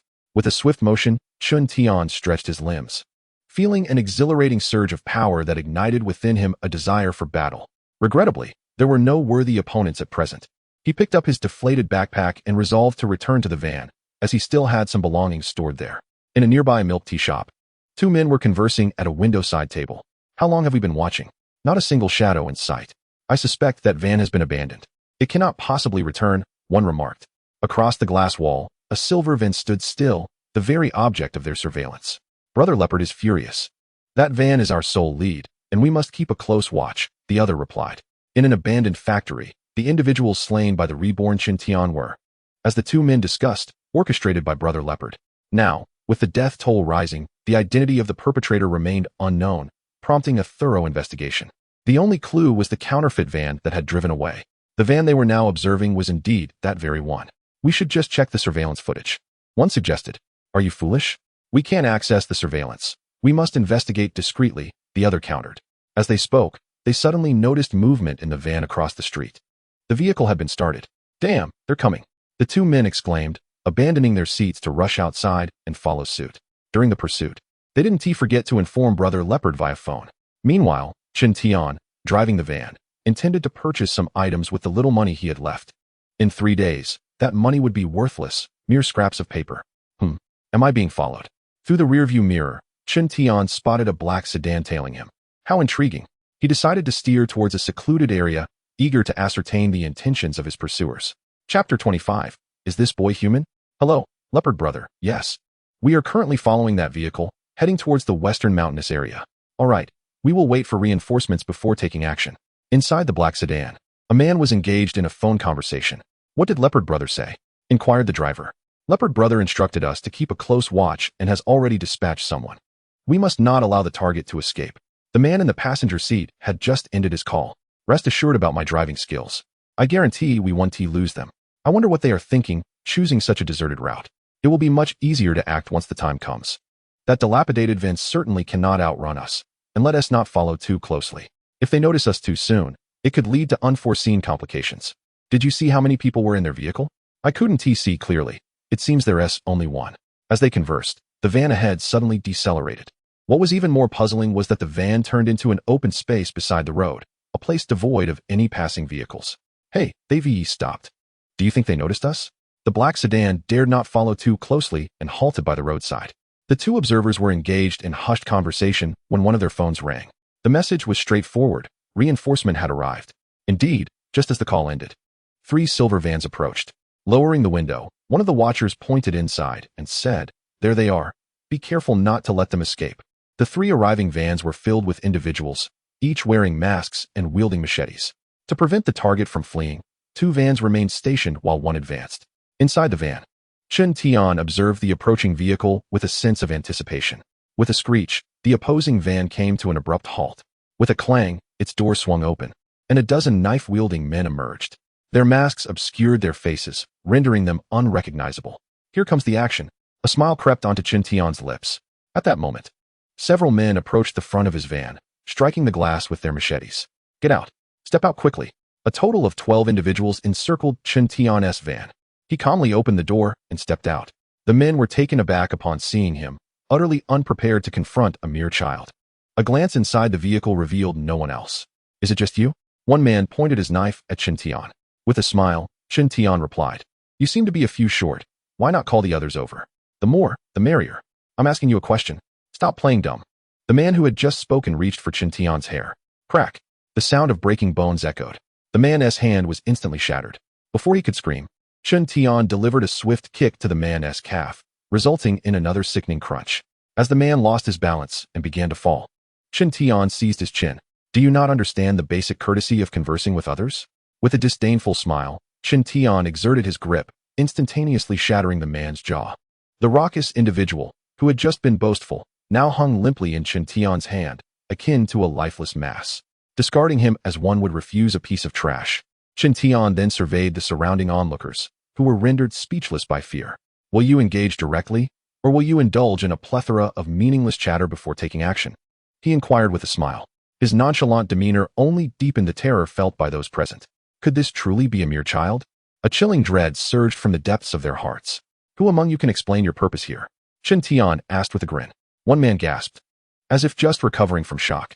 His response was met with a swift kick from Qin Tian, propelling him over 30 meters, where he tumbled and met his demise. Incorrect response, Chen Tian remarked, brushing off non-existent dust from his foot. At that moment, even the slowest to react understood they were in the presence of a monster. Who could kick a person so far? The remaining 10 turned and fled, wishing they had been born with more legs. With narrowed eyes, Chen Tian vanished from sight. In the next instant, those fleeing had barely taken a few steps before they were hurled through the air, as if struck by a speeding truck. All 12 had perished in less than a minute.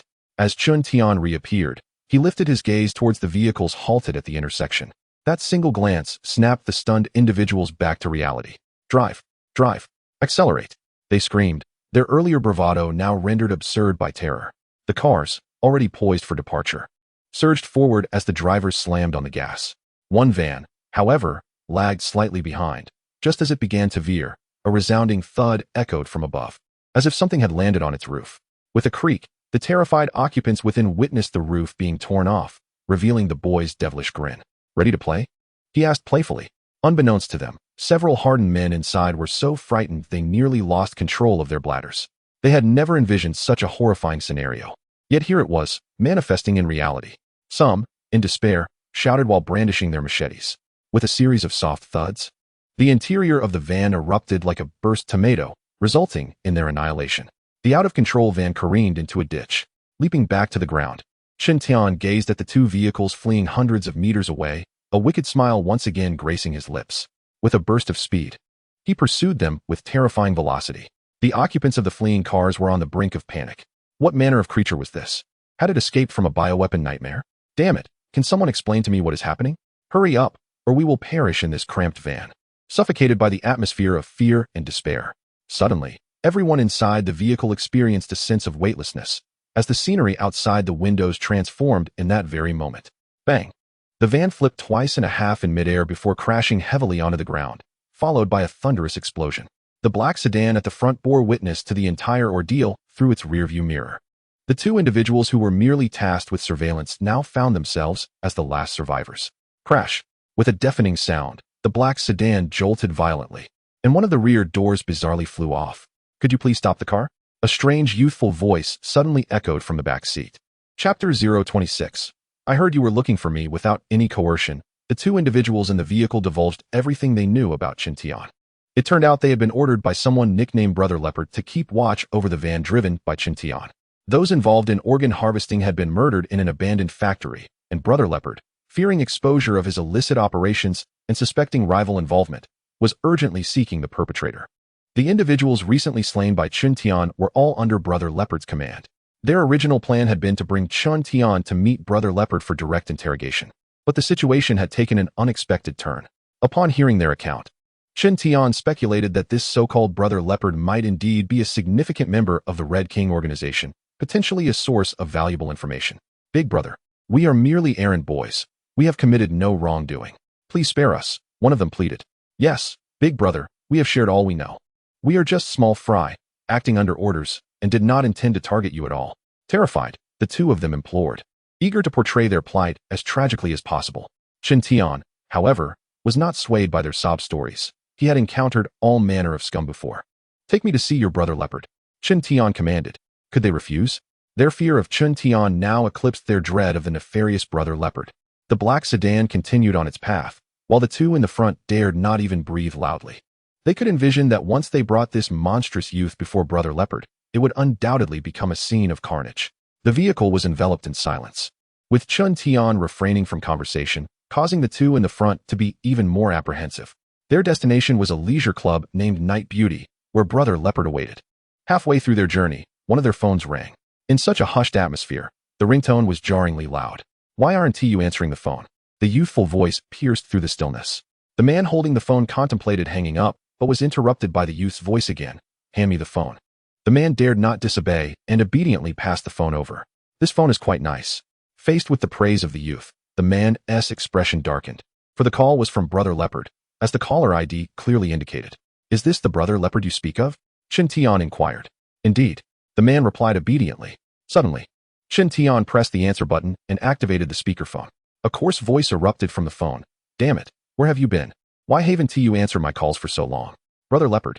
The man, at Chen Tian's urging glance, began to respond. He yearned to say, "What do you expect?" It's as if the dead have taken over, and there's a multitude of them. "Have you captured anyone?" Came Brother Leopard's impatient inquiry over the line. The man hesitated, glancing at Qin Tian before responding. "Are you mute?" "I asked if you've captured anyone." "Yes, we've caught some, but the mobile signal is poor, Brother Leopard." "We're on our way," the man hastily replied. "How many did you manage to catch?" "Just one." "Bring the person directly here, and do it discreetly. Ensure that no outsiders see." As the call ended, a heavy atmosphere enveloped the car. "Can this phone access the internet?" Qin Tian, seemingly unconcerned with the recent conversation, scrutinized the device in his hand. Yes, the man answered eagerly, his expression one of relief. "I just set it up, and the data is free." "What is the lock screen password?" Qin Tian inquired again. The man quickly divulged the password, adding, "Brother, if you like it, feel free to take it. I've no desire for it anymore." Qin Tian accepted without hesitation, tucking it away. He was particularly interested in the phone's map application and occasionally browsed the news. The first order of business was to silence the device. After all, he anticipated no calls would come through. Finally, the car arrived at the Night Beauty Club. Under the guidance of the two men, Qin Tian entered through a special passage. In one of the exclusive rooms, Brother Leopard, clad in a checkered suit, was mercilessly beating a young man. "Do you think my money is so easily owed?" Brother Leopard demanded. "Please, I beg you for a few more days. Once I have the money, I will certainly repay you," the young man pleaded, not daring to resist the brutal assault. "Repay?" The man in the suit sneered coldly, passing the smoldering cigarette to an underling. "Are you counting on your father in the hospital or relying on yourself, who has just lost your job?" "Brother Leopard, I only borrowed 20,000, and now you want 50,000? I truly cannot manage this," the young man lamented. "You can't manage? I could offer you a suggestion." The suited man revealed a sinister grin. The young man fell silent, understanding that the man was not being benevolent. Indeed, the suited man continued. "I've heard you have a younger sister still in school, and she's quite attractive. I happen to need more hands around here. Why not have your sister come to work?" The young man's eyes widened in shock, akin to a furious beast, and he roared, "Do not touch my sister. She is still in high school. High school girls are delightful. Many of my regular clients prefer them. If you bring your sister to me, I can extend your deadline. Over my dead body. You can do what you want of me, but if you dare to touch my sister, I will fight you to the end." The young man erupted in fury. He could not possibly be unaware of the intentions of that lecherous old man. His younger sister, who is of university caliber, should never fall prey to such scum. Entering this place is akin to stepping into a den of wolves. Refusing to drink to the occasion means one must endure the consequences. Beat him until he changes his mind. At the command of the man in the suit, two of his subordinates immediately advanced to deliver a brutal beating to the youth. Just then, a sudden knock echoed at the door, and a handsome man stepped inside. "Uncle Bao, I need you to help me settle a matter." The handsome man wasted no time in getting to the point. "You've gotten yourself into trouble again?" The suited man inquired with a frown. "It's nothing serious. I merely tried to have some fun with a university student yesterday. I didn't expect her to be so intense. She jumped off a building while I was caught off guard. Now she's in critical care, and I want to negotiate with her family, but they refuse and wish to escalate the situation. Uncle Bao, I need you to help me resolve this." The handsome man spoke nonchalantly, as if this were not his first encounter with such a dilemma. "You little rascal. Why would you seek trouble when there are so many girls around? Why a university student?" The suited man chastised. "I'm bored and seeking a change of pace." As he said this, the handsome man began to exit. "Uncle Bao, let us leave it at that." This brief exchange left the battered youth with a profound understanding of the darkness that permeated this place. Even in death, he would never allow his sister to come here. Knock, knock, knock. The door echoed once more. Brother Bao, we've brought the person. Two individuals ushered a young boy into the room. It was none other than Qin Tian, who had just arrived. "Brother Bao?" The two who entered with Qin Tian hurriedly greeted him, their hearts racing as they awaited the unfolding events. The suited man paused, scrutinizing Qin Tian from head to toe, questioning, "Is this the person you brought? What kind of joke is this? You've mobilized so much for a mere child." He awaited an explanation from his subordinates, but they merely stood there in silence, their expressions betraying their anxiety. "Speak. What is going on here?" The suited man's irritation grew as he sensed something amiss. Normally, his anger sent his subordinates scurrying like mice, but this time they remained mute. "What a lively scene. What game are you all playing?" Qin Tian was the most relaxed individual in the room. He glanced at the bruised youth, who was also staring back at him. Where did this wild brat come from? At that moment, a burly man approached, extending his large hand to attempt to pin Qin Tian to the ground. Without turning around, Qin Tian simply sidestepped, avoiding the man's grasp while seizing his wrist. Before the hulking figure could react, Qin Tian swung him around effortlessly. Bang! The burly man was hurled from behind Chen Tian to land heavily on the ground, his head splitting open and leaving him incapacitated. The room fell into an eerie silence. The sound of a pin dropping could be heard. Even Bao, who was typically bold, stared wide-eyed in shock. Only the two individuals who entered alongside Chen Tian remained relatively composed, having already envisioned the scenario during their journey. You are the one they refer to as Brother Leopard? Chen Tian's gaze shifted to the suit-clad man who had yet to regain his senses. What are you all waiting for? Restrain him. The man in the suit suddenly bellowed. As if on reflex, some rushed towards Chen Tian to attack. The result was merely a series of sharp cracks, followed by several more corpses littering the ground. The clean and efficient method of killing sent shivers down the spine of Brother Leopard, who had once taken lives himself. Why are they attacking you? Chen Tian's attention returned to the bruised young man. The youth, equally terrified, hurriedly replied, because I owe them money. High-interest loans? Chen Tian inquired further. The young man was taken aback, surprised that this youth possessed such knowledge. Did you borrow it for gambling? Chen Tian continued, as if engaging in casual conversation. The young man quickly shook his head. My father needed money for surgery. I never anticipated the IOU would lead me here. Had I known it was a loan from Brother Leopard, I would never have borrowed it. Where's the IOU? Chen Tian turned his gaze back to the man in the suit. Who are you? Brother Leopard feigned calmness. In a mere heartbeat, the previously composed youth was suddenly before the man in the suit. Chen Tian seized the suit man's neck with one hand, coldly stating, You need to understand. I am the one asking the questions. As he spoke, the man was hurled across the room, crashing heavily against a bookshelf, shattering glass everywhere. The atmosphere in the room grew increasingly oppressive, leaving the occupants with a suffocating sensation. Witnessing Brother Leopard being humiliated, no one dared to intervene. Chen Tian approached the suit man once more, asking again, Where's the IOU? I can retrieve it from another location. Brother Leopard's bravado diminished. Crack! To everyone's surprise. As soon as he uttered those words, the youth's foot shattered one of his arms. Do you take me for a child, attempting to deceive me with such words? Chen Tian's gaze was piercing. Years of dealing with scoundrels had honed his ability to discern lies in most circumstances. With his arm broken, Brother Leopard could no longer maintain his bravado, writhing in agony on the ground, sending chills down the spines of the others present. If even the formidable Brother Leopard was reduced to this, who would dare to speak up? I will give you 1 minute. If you cannot produce the IOU, I will sever your limbs. Chen Tian's voice was light, yet everyone present understood he was not jesting. As he spoke, he had already begun timing on his watch. The suit man's face turned pale. Fearing for his life, he began rummaging through the bookshelf behind him. It turned out that a hidden compartment lay concealed behind a shelf. In a flurry of frantic motion, the suit man finally retrieved a large stack of IOUs. However, he could not discern which one belonged to the young man within such a brief time. They are all here, he exclaimed. Slap. The result was a powerful slap that sent Brother Leopard tumbling to the ground, unable to rise for quite some time. How could you expect me to find it myself? With a swift kick, Chen Tian sent the office desk flying, crashing into the wall with a thunderous noise, shattering into pieces. Ultimately, it was the collective effort of those in the room that unearthed the young man's promissory note. He gazed at the document in his hand, utterly bewildered. Just moments ago, he had been assaulted and coerced by these individuals. Now, they claimed the matter was settled. As he looked up at Chen Tian, a realization dawned upon him. The boy was not as fearsome as he once believed. What are you still doing here? Are you waiting for a ride? Chen Tian said coldly. The young man instinctively recoiled, feeling a lingering trepidation towards this youth. He exited the room unimpeded, as none dared to intervene. In truth, the others in the room secretly hoped that this little tyrant, Chen Tian, would accompany the young man in his departure. There's a wealth of valuable items hidden here. Instead of leaving, Chen Tian began to inspect the room. Behind the bookshelf, in a concealed compartment, lay not only promissory notes, but also an array of knives and cash. You lot, retrieve everything inside, Chen Tian commanded suddenly. At that moment, he was the undisputed leader, and his words were law. However, during the retrieval, two individuals exchanged glances and simultaneously drew their knives, lunging at Chen Tian, who was momentarily distracted. Life is fleeting, why pursue shortcuts? At that instant, Chen Tian deftly seized the blades with his fingers, rendering the attacker's efforts futile.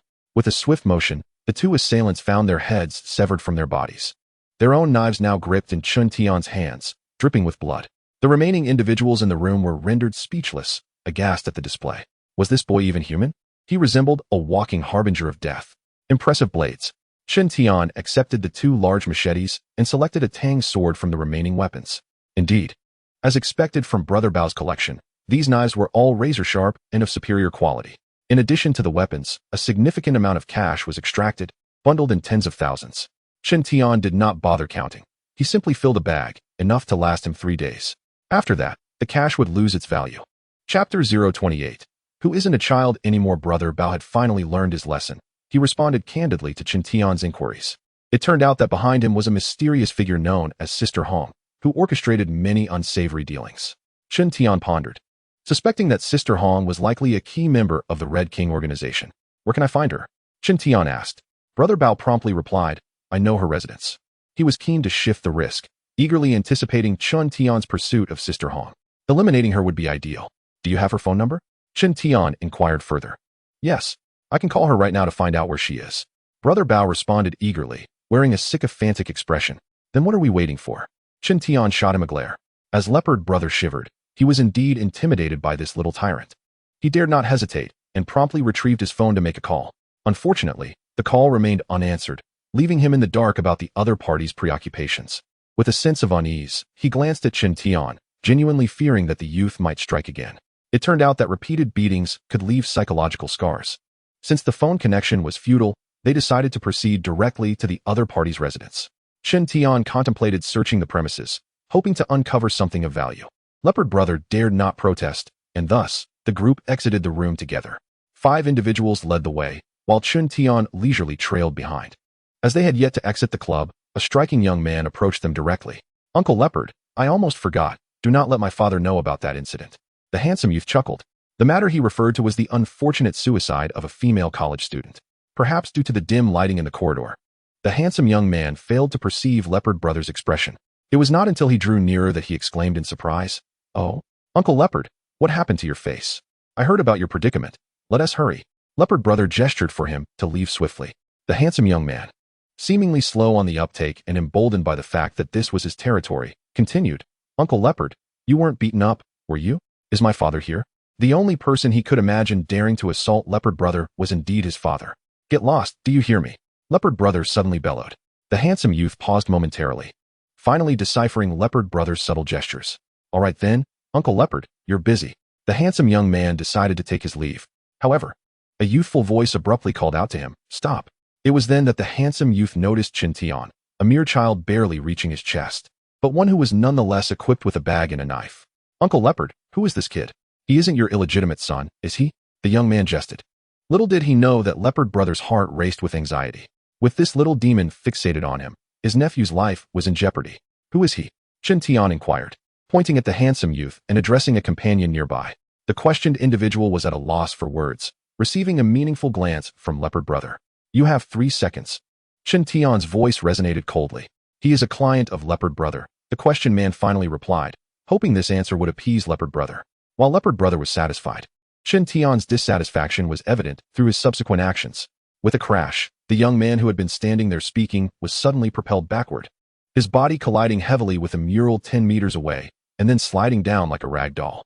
I dislike being deceived, Chen Tian declared, then turned to another individual and asked, Who is he? You also have 3 seconds.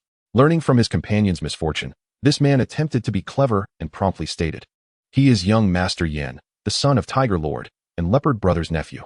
He frequents this place. Chen Tian smirked disdainfully. Another Tiger Lord? Are you running a zoo here? Faced with such mockery, the young man chose to remain silent. Chen Tian turned his gaze towards the handsome man, who appeared utterly stunned, and inquired, What was the matter you just mentioned? The handsome man remained silent, his mind still clouded by the recent spectacle.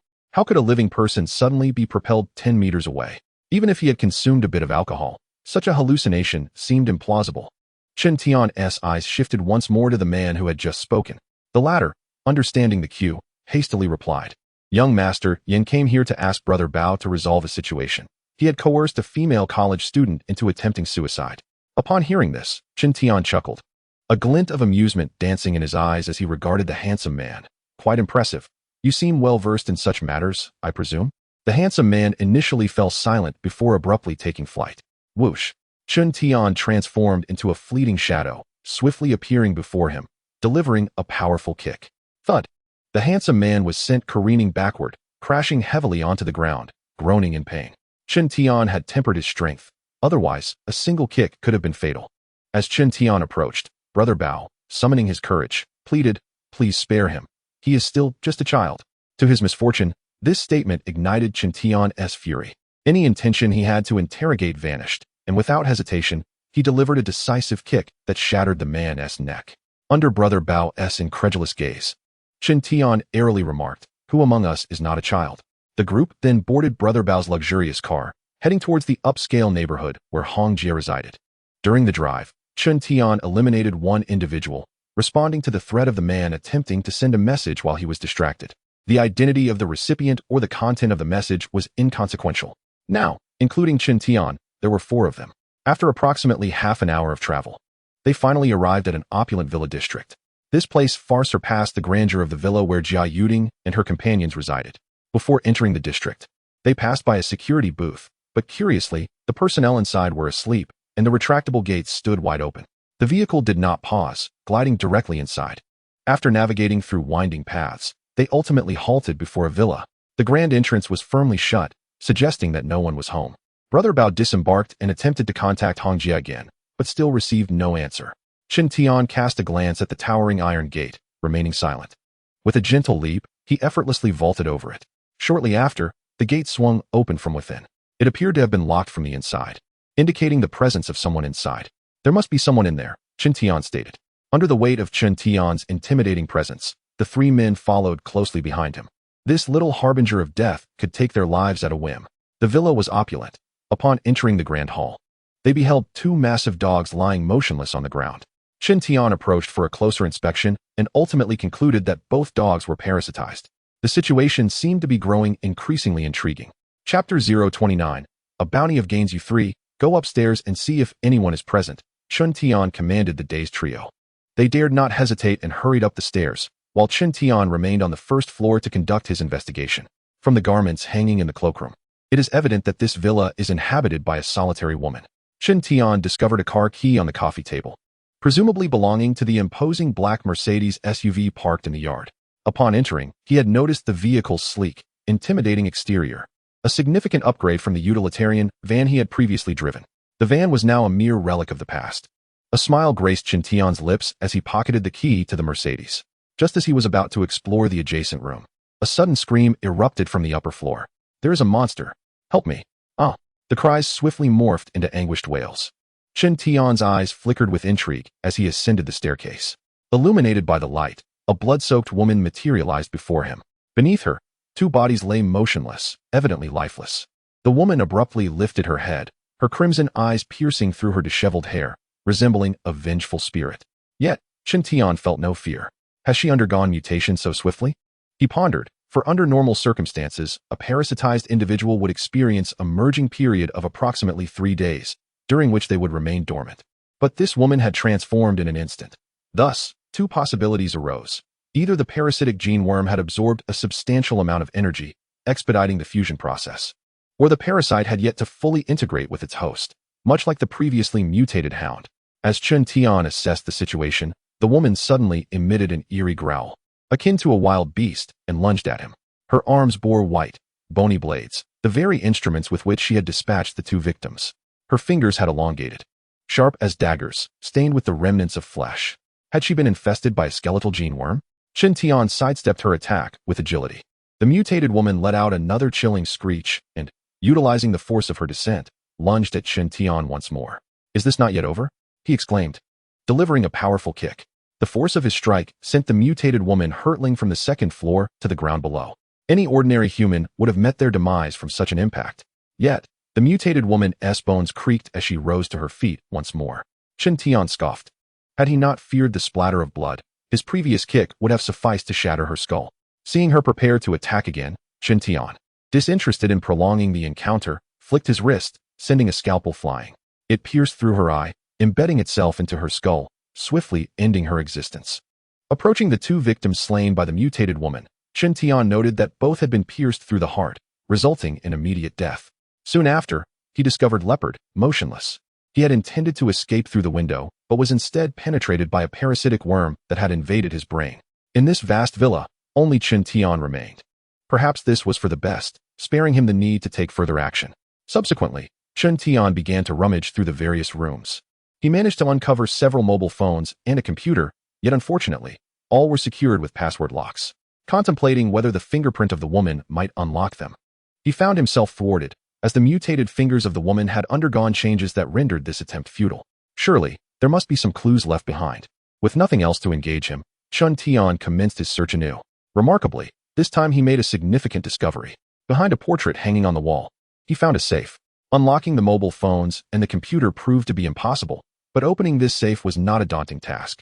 His mental energy seeped through the keyhole, and utilizing his investigative prowess, he began to manipulate the internal gears of the safe. Finally, with a satisfying click, the safe sprang open. Let me see what treasures lie within. The first sight that greeted him was a neatly arranged stack of 15 gold bars. He recalled that gold could be exchanged for contribution points in the future survivor zones. Although currency had lost its value post-apocalypse, gold remained a viable medium of exchange, serving as a standard of equivalence. With this thought, Chun Tian retrieved the gold bars and placed them at his feet. Beneath the gold bars lay some property deeds, which were of little use and could be discarded.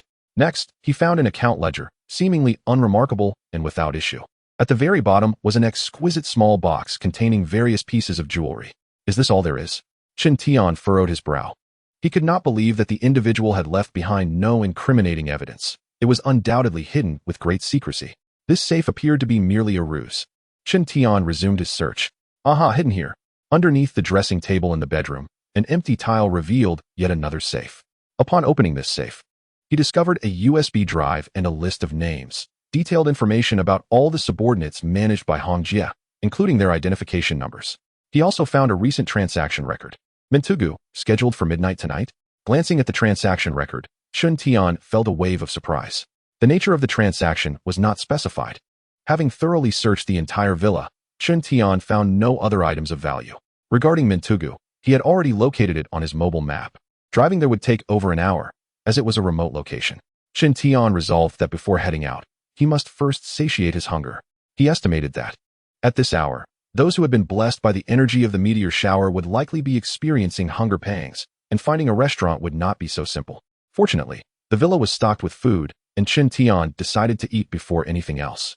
As nightfall gradually descended, the bustling restaurants thrived with unexpected patrons. In this peculiar off-season, such a multitude of diners was astonishing. In a nearby town close to Mintugu, Bai Shui, Tianmi, and their companions were dining in a tavern. Including Professor Liu, they comprised 5 individuals, preparing to conduct an on-site investigation at the location where the meteorite had been discovered. To avert the dreadful menace of parasitic organisms, they had prepared specialized protective attire for their journey. Among the 5 individuals, 2 were bodyguards and aides dispatched from a higher authority. Unfortunately, due to a scarcity of personnel, the deployment of these 2 was a fortunate occurrence. As they passed through the area, an unexpected wave of hunger swept over them, prompting a halt for respite and an opportune moment for strategic planning during their meal. Little did they know that a manufactured upheaval was stealthily approaching. Chapter 030. The peculiar hunger is business in this quaint town truly so thriving? It is fortuitous that we arrived in time, a moment later, and we would have faced a queue. Bai Shui entered the private room, feeling fortunate to have secured the last available chamber. Oddly, I cannot shake the sensation of profound hunger, remarked Tianmi, her face a picture of astonishment. As they awaited their meal, Bai Shui switched on the television in the room, where an expert lecture was being broadcast. Fortunately, those who had succumbed to high fevers were gradually regaining consciousness. After undergoing various medical examinations, all appeared normal, with no signs of radiation exposure, so there was no cause for alarm. The experts tentatively concluded that the fainting episodes were likely caused by a certain type of wave affecting our cerebral cortex. This wave, though constantly present in our surroundings, had been too subtle for us to perceive until now. The meteor shower may have amplified this wave to a level capable of influencing our neural systems. The expert on the screen, a portly man in his 40s, spoke with an authoritative tone, often gesticulating emphatically. As he discussed the nationwide fainting incident, his arguments were compelling, lending an air of credence to his assertions. Professor Liu, Tianmi interjected, is this nationwide fainting incident truly related to that meteor shower? Professor Liu sighed. This awaits further verification. Let us hope this turmoil passes swiftly. Professor, could the origin of that genetic worm be an extraterrestrial organism? Tianmi inquired further. Reflecting on the matter, she felt a chill. Had it not been for that young man, she might have already fallen victim to parasitism. To my knowledge, no parasitic species discovered globally has ever posed such a peril. Just then, their meals arrived. Everyone, having been famished, initially engaged in conversation. but gradually their focus shifted entirely to the food before them. It was only after every dish had been consumed that they became aware of the peculiarity of the situation. It felt as though they had awakened from a dream, only to find that all the food had vanished. "What has happened to me?" Bai Shui exclaimed, bewildered. "I feel something is amiss as well. I usually cannot consume this much," Tianmi noted, alarmed to find her stomach still in a state of hunger. Professor Lu had also eaten several times his usual portion. "Grandfather, are we in trouble?" Bai Shui asked with concern. Before Professor Lu could respond, a waiter entered and inquired, "Have you finished your meal?" "I apologize, but many are waiting to dine. We are not yet satisfied. We would like to order more," they replied. Tianmi suddenly spoke up, unable to bear the hunger gnawing at her stomach. As she gazed at the remnants of soup in her bowl, an overwhelming urge to lick it clean surged within her. However, after a prolonged wait, just as she contemplated stepping out to urge the staff, the ordered dishes finally began to arrive one after another. The server, beads of sweat glistening on his forehead, appeared harried. "What's going on today, young man? Why are there so many people dining?" Bai Shui inquired just as the waiter was about to leave. "I'm not sure," he replied. "Everyone seems to be clamoring about their hunger. The kitchen is overwhelmed." At that moment, the commotion outside was audible even through the door. "Are we still in business? We want to eat." A voice shouted. "Damn it. I've been waiting for over half an hour. How much longer must I wait?" Another voice piped up. "Hey, even if there are no tables left, can we at least order takeaway?" The atmosphere grew increasingly tense, with the hall manager and the serving staff frantically trying to manage the chaos. To be honest, the workers felt famished as well. "Please be patient, everyone. Our restaurant is currently at full capacity, and we sincerely apologize for the inconvenience. Our chefs are working diligently to prepare the meals, but the demand is overwhelming, and we are short-staffed. We kindly ask for your understanding. We will have available seating shortly. Please remain calm." However, these soothing words had little effect. Instead, they seemed to inflame the diners' tempers. As more patrons continued to arrive outside, the entire hall was nearing its limit. Finally, chaos erupted. A cacophony of shattering dishes and objects being thrown filled the air, followed by shouts and roars of anger, a scene of utter disorder. Though Bai Shui and her companions in the private room were shielded from the fray, their moods were inevitably affected. "Let us finish our meal and leave," Tianmi suggested, fear creeping into her voice as the turmoil reminded her of the earlier events of the day. The clamor outside persisted, mingled with the sounds of scuffles and the faint cries of a woman. Suddenly, a series of gunshots rang out. No one could mistake those sounds for firecrackers. The ensuing screams pierced through the walls of the private rooms. "There's been a shooting." The hall descended into chaos, as countless individuals were pushed and toppled over. Tianmi and her companions, startled, ceased their meal. "I'll go check what is happening outside." One man from their group stood up. However, before he could leave, the door to the private room burst open, and a pale-faced server rushed in. "Miss, what is happening outside?" Bai Shui, relatively composed, asked urgently. The young server, visibly shaken, managed to convey the situation. Apparently, someone had jumped the queue and gotten into a brawl with those waiting. The queue jumper, outnumbered, had suffered a beating and, in a fit of rage, drew a gun from his waist and shot one of his aggressors dead. The assailant then dashed into the kitchen with his accomplices, seizing a significant amount of food.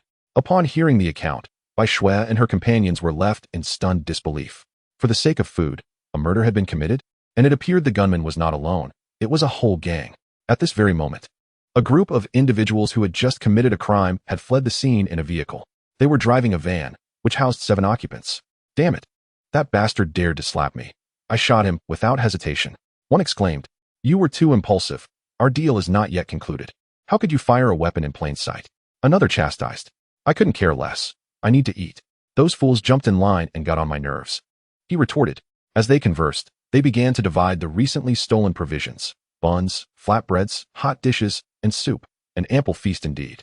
"Leave some for me," protested the driver, witnessing his companions devouring the food with ravenous appetites. "Focus on driving. We need to reach Mintugu and scout the area," he insisted. The location was not far from Mintugu, and time was certainly on their side. The driver abruptly halted the vehicle, unable to resist the tantalizing aroma of the meal. In no time, the stolen food was entirely consumed, yet they still felt hunger gnawing at them. "Is this all we have? If not enough, we should return for more." "Return? Are you out of your mind? That would be like walking into a trap," the driver replied. "Let us keep driving. Once the deal is done, we can visit a bathhouse." The others chuckled in agreement. Although the agreed-upon transaction time was midnight, they had received an email requesting an earlier meeting by 2 hours. The van roared back to life, heading towards the designated Mintugu. Mintugu was a remote crossroads, characterized by rugged dirt roads, devoid of streetlights. The headlights of the vehicle flickered as it jostled over the rough terrain, nearly veering into a ditch on several occasions. What a brilliant choice for a transaction location. A man with dyed blonde hair grumbled. Just hold on. We are almost there, the driver reassured him. The rendezvous was set beside 3 trees. And as the headlights illuminated the path ahead, the trio of trees came into view. Slow down. Something appears ahead, the blonde man said, staring wide-eyed through the windshield. In the glow of the lights, a shadowy, mysterious object could be discerned about 10 meters in front of the vehicle. The driver had also spotted it, but the uneven road and the refracted light made it impossible to discern what it truly was. What is that? Where? Inquired the passengers in the back, leaning out the windows to catch a glimpse of the peculiar shape, bulbous and indistinct. Damn it, it's not moving, why worry? It's probably just a rock. We can drive past it carefully, one suggested. Just as they were speaking, a chilling, otherworldly howl pierced the air, echoing hauntingly. The eerie sound resembled the wails of the damned. At that moment, their attention was drawn to the strange noise when suddenly, the vehicle screeched to a halt. Just as someone was about to utter a few harsh words, they were startled by the sight before them. In the middle of the road lay a grotesque pig's head. Its teeth bared in a menacing grin, its forehead marred by deep fissures. Surely, even for a sacrificial offering, one would not select such a horrifying specimen. Suddenly, the eerie sounds echoed once more, sending chills down their spines. The vehicle found itself in an isolated stretch of road, devoid of any signs of a village. Reminiscent of desolate wilderness. Let us disregard the pig's head and drive past it, someone suggested. With so many of us, what is there to fear? The van pressed forward. Yet as they neared the grotesque head, a sense of trepidation gripped the passengers. The closer they got, the more the illumination from their headlights revealed a gruesome scene behind the pig's head, pools of blood, and the ground littered with dismembered pieces of flesh. The unsettling cries seemed to emanate from the ditch beside the road, amplifying the terror. Just as the atmosphere grew tense, a shadow darted from the left side, moving with the swiftness of a specter, vanishing in an instant. What was that? Someone inquired, but no one could provide an answer. Although they had all witnessed the shadow, none could discern its form. Close the windows. Accelerate. This place feels cursed, one urged. I care not what it is. If it dares to approach, I'll shoot it. An air of unease began to permeate the vehicle. Suddenly, a loud crack echoed, and the vehicle jolted as the left front headlight shattered, struck by an unseen force. Tension escalated, and everyone instinctively drew their firearms. In a flash, another shadow whisked past the front of the van. This time, someone caught a glimpse of it, a black weasel. A loud thud resonated as something leapt onto the roof of the vehicle, prompting everyone to look up. A screeching sound pierced the air, as if someone were scraping a knife against the roof. Unable to contain themselves, one person fired a shot upwards. The shot seemed to hit its mark, as the creature leapt off the roof. Let us get out of here, someone shouted, noticing countless shadows flitting outside. As though they were surrounded, the driver slammed on the accelerator, but the van's performance was limited, and the treacherous terrain caused it to jolt violently before plunging into a ditch. Now, extricating the vehicle would prove to be a daunting task. How could you drive like this? Someone vented in anger. One headlight is broken, and the road is treacherous. What do you expect me to do? The driver retorted defiantly. Quickly, 2 of you, get out and assess the situation. They insisted, yet who was willing to exit the vehicle? Just as the occupants began to shift blame amongst themselves, the right headlight shattered as well, plunging them into darkness and heightening the atmosphere of fear. In this moment, no one wished to leave the safety of the vehicle. However, just then, a side window shattered, and a long, vine-like appendage reached inside. Unfortunate souls, chosen in an instant, were abruptly seized, their anguished screams piercing the suffocating darkness of the night. The occupants of the vehicle were rendered speechless with terror. In a frenzy, one of them fired recklessly through the shattered window, their sanity eclipsed by fear. They hastily abandoned the car, guided by the faint illumination of the moonlight, which offered a glimpse of the path ahead. Gunfire erupted. Bang, bang, bang. Any moving shadow was met with a barrage of bullets, heedless of accuracy.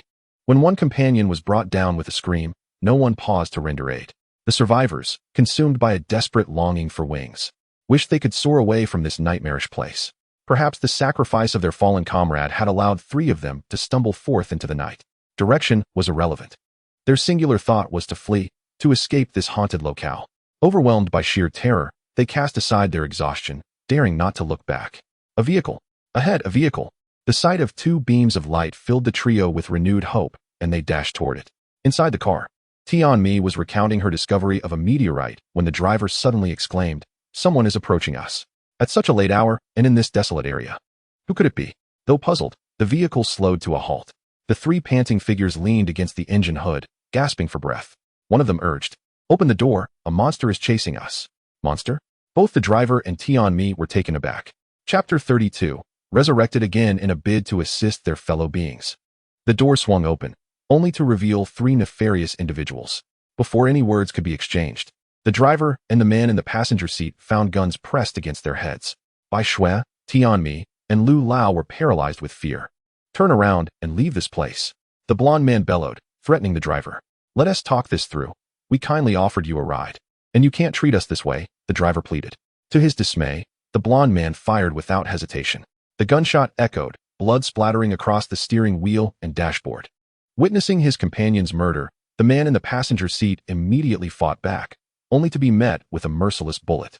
In a matter of seconds, the three intruders had executed two men. Bai Shui, Tian-Mi, and Lu Lao stood in stunned silence. Good people can never fathom the depths of wickedness that evil can reach. Their goodwill in inviting these three into the car had led to such a horrific outcome. The lifeless bodies were unceremoniously tossed from the vehicle. The driver's seat was seized by the blond man, who turned the truck around, steering it back along the path they had come. The atmosphere brimmed with tension. Under the ominous threat of the dark gun barrels, Bai Shui, Tian-Mi, and Lu Lao dared not utter a word. To them, these three were clearly desperate criminals. The truck sped forward erratically under the blond man's control. Perhaps due to impatience or poor handling, the vehicle careened off course, plunging once more into the ditch. This time, the entire pickup truck had overturned. What a dreadful vehicle! The blond-haired man cursed. One by one, the crowd emerged from the vehicle, while Lu Lao, due to his advanced age, succumbed to unconsciousness from the impact. "Old man, get up quickly." A man aimed his gun at Lu Lao's forehead. The reason they still wished to keep Bai Shui and her companions alive was to use them as bait to divert the attention of the monstrous creature at a crucial moment. "My grandfather is injured," Bai Shui pleaded. Perhaps fate had not entirely forsaken them, for at that moment, another vehicle was seen approaching. The attention of the three was immediately diverted, and they resumed their tactic of blocking the road. The vehicle came to a slow halt, revealing itself to be a sleek black Mercedes SUV. Such a vehicle, with its superior performance, would undoubtedly navigate this terrain with ease.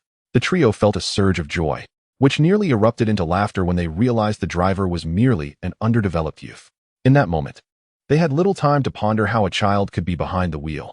Their sole desire was to escape this cursed place as swiftly as possible. As the window descended, the youth's voice emerged, blocking the road? Correct. The blond-haired man raised his arm, preparing to point the handgun at the boy's head. Suddenly, with a soft thud, the man's hand, clutching the gun, fell to the ground. The abruptness of the event caused him to kneel in shock. Blood gushed from the severed wrist. "Ah, my hand, my hand." Chen Tian opened the car door and stepped out. The other two companions stood frozen, not for lack of desire to fire their weapons, but because their guns had run out of bullets. How bothersome. Chen Tian waved his hand, and the kneeling, wailing blond-haired man vanished from view. "You are quite the novelty, daring to rob at this hour in such a desolate place. Did you anticipate my arrival?" Chen Tian remarked, turning his gaze to the two dumbfounded individuals. These two were indeed unfortunate. Still reeling from the terror of the monster, they now faced yet another formidable being. "May I inquire how far this place is from Mintugu?" Chen Tian asked again. The two fools remained silent. "I shall give you 3 seconds to answer my question." Chen Tian's expression grew icy. To his surprise, as soon as he uttered these words, the two turned and fled. Whoosh! Chen Tian's speed was astonishing. In an instant, he was upon them. Grasping the napes of their necks, he forcefully shoved their upper bodies into the ground. Having effortlessly dealt with the trio, Chen Tian picked up the guns they had dropped, only to discover they were all devoid of ammunition. A bulletless gun is no different from scrap metal. Chen Tian surveyed the surroundings, searching for any remaining accomplices, when he noticed the overturned pickup truck. "Is it you?" Bai Shui's eyes widened as she saw Chen Tian approaching. "What brings you here?" Chen Tian was equally surprised. Having parted ways just during the day, he had not expected to encounter them again that night. "My grandfather is injured, and 3 bad men killed 2 of our companions." Bai Shui hurriedly recounted their ordeal. "Well, it seems fortune has not favored you," Chen Tian replied with a smile. Since he was not an accomplice of the 3, he prepared to depart. "Wait, can you assist us?" Bai Shui urgently called out to Chen Tian. "I cannot help, and we are not acquainted." Chen Tian decisively declined. "Please wait." Bai Shui called out to him once more.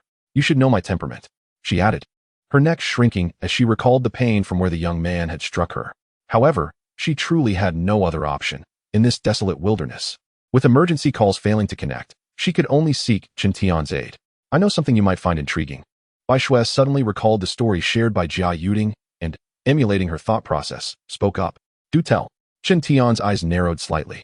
In truth, we came here to search for meteorites. The meteorite Tianmi discovered was found not far from this area, Bai Shui hurriedly explained. This indeed piqued Chen Tian's interest. He glanced at the visibly shaken Tianmi, who dared not meet his gaze. You truly are bold. Knowing that meteorites attract genetic insects, you still dared to come. We were prepared. We have specialized protective suits in the vehicle, Bai Shui replied. Chen Tian smiled faintly. Do you think the only danger lies with the genetic insects? Bai Shui froze momentarily. What do you mean? Have you forgotten about that mutated dog? Chen Tian reminded her. How could Bai Shui possibly forget? She estimated she would never erase that memory from her mind. The energy emitted by the meteorite would likely accelerate the emergence of many creatures similar to the mutated dog. How many could your protective suits truly defend against? Chen Tian inquired further. Bai Shui stood there, paralyzed. They could not handle even one of those mutated dogs. If several appeared, how would they survive? At that moment, Bai Shui recalled the words spoken by the trio with yellow hair, about encountering monsters. Did they mean those mutated creatures? The thought sent chills down her spine. Upon reflection, she realized that their survival was owed to the very trio they had encountered. Suddenly, an eerie sound echoed through the air. Chen Tian's brow furrowed. He recognized that familiar sensation. It was a mutated beast, or as it was also known, a traveling beast. Moreover, there were quite a few of them. Here they come. Chen Tian's eyes gleamed with intensity. Chapter 033. This young man is reckless. The strange roar of the beasts made by Shui and Tianmi tense. Chen Tian suddenly commanded, Get the people up, follow me. Bai Shui bent down, attempting to carry her unconscious grandfather, but nearly toppled over. Even with Tianmi's assistance, the two struggled to lift Lu Lao, swaying precariously. Let me. Chen Tian approached and effortlessly hoisted Lu Lao, as if he were lifting a mere chick. Watching her grandfather being handled so roughly, Bai Shui felt the urge to caution him, but ultimately restrained herself. She feared that if Chen Tian were displeased, he might simply discard her grandfather. Following Chen Tian, Bai Shui and Tianmi finally reached the large Mercedes-Benz SUV parked on the roadside. The rear door swung open, and Chen Tian unceremoniously tossed the elderly man inside. Then commanded the two women, Get in. Bai Shui and Tianmi instinctively squeezed into the back seat, instinctively distancing themselves from Chen Tian. Do not come out. With that, Chen Tian slammed the door shut with a resounding thud. Bai Shui and Tianmi exchanged glances, bewildered by the boy's intentions. At that moment, the eerie roar of a creature drew closer, sending shivers down their spines. Bai Shui's expression was particularly grim, not only due to her grandfather's unconsciousness, but also because she was acutely aware of how terrifying mutated animals could be. Through the car window, illuminated by the headlights and moonlight, they could see Chen Tian standing there, calm and composed. Why aren't we leaving? Tianmi asked nervously. This was a question that Bai Shui also pondered. Knowing full well the horror that the mutated beasts represented, why did the boy not hasten their escape? Even more perplexing was his decision to remain outside, as if waiting to be a meal for the monster. Suddenly, a monstrous roar erupted just beside the vehicle, causing Tianmi to instinctively clutch Bai Shui's clothing. Bai Shui's fear intensified as she peered through the window and caught sight of a shadow crouching on the ground. It was a mutated beast. Though indistinct, Bai Shui was certain, for the creature's movements were decidedly sinister. In mere moments, another monstrous figure appeared in front of the car. This time, they could see it clearly, a beast, covered in blood, with glowing red eyes, resembling a grotesquely transformed goat. The creature opened its mouth, revealing a horrifying orifice that sent chills down their spines. Bai Shui and Tianmi clung tightly to one another, paralyzed by sheer terror. Afraid to utter a sound. Quite a few have come indeed. At that moment, the boy's audacious voice rang out. Their gazes shifted through the windshield to the boy, who stood defiantly with a knife in hand. Though his expression was obscured, his voice suggested an exhilarating thrill. Good heavens! How does this boy's mind operate so differently? A person of sound judgment would avoid such a perilous situation, yet this boy seemed eager to confront it head-on. Did he truly believe he could contend with several mutated beasts simultaneously?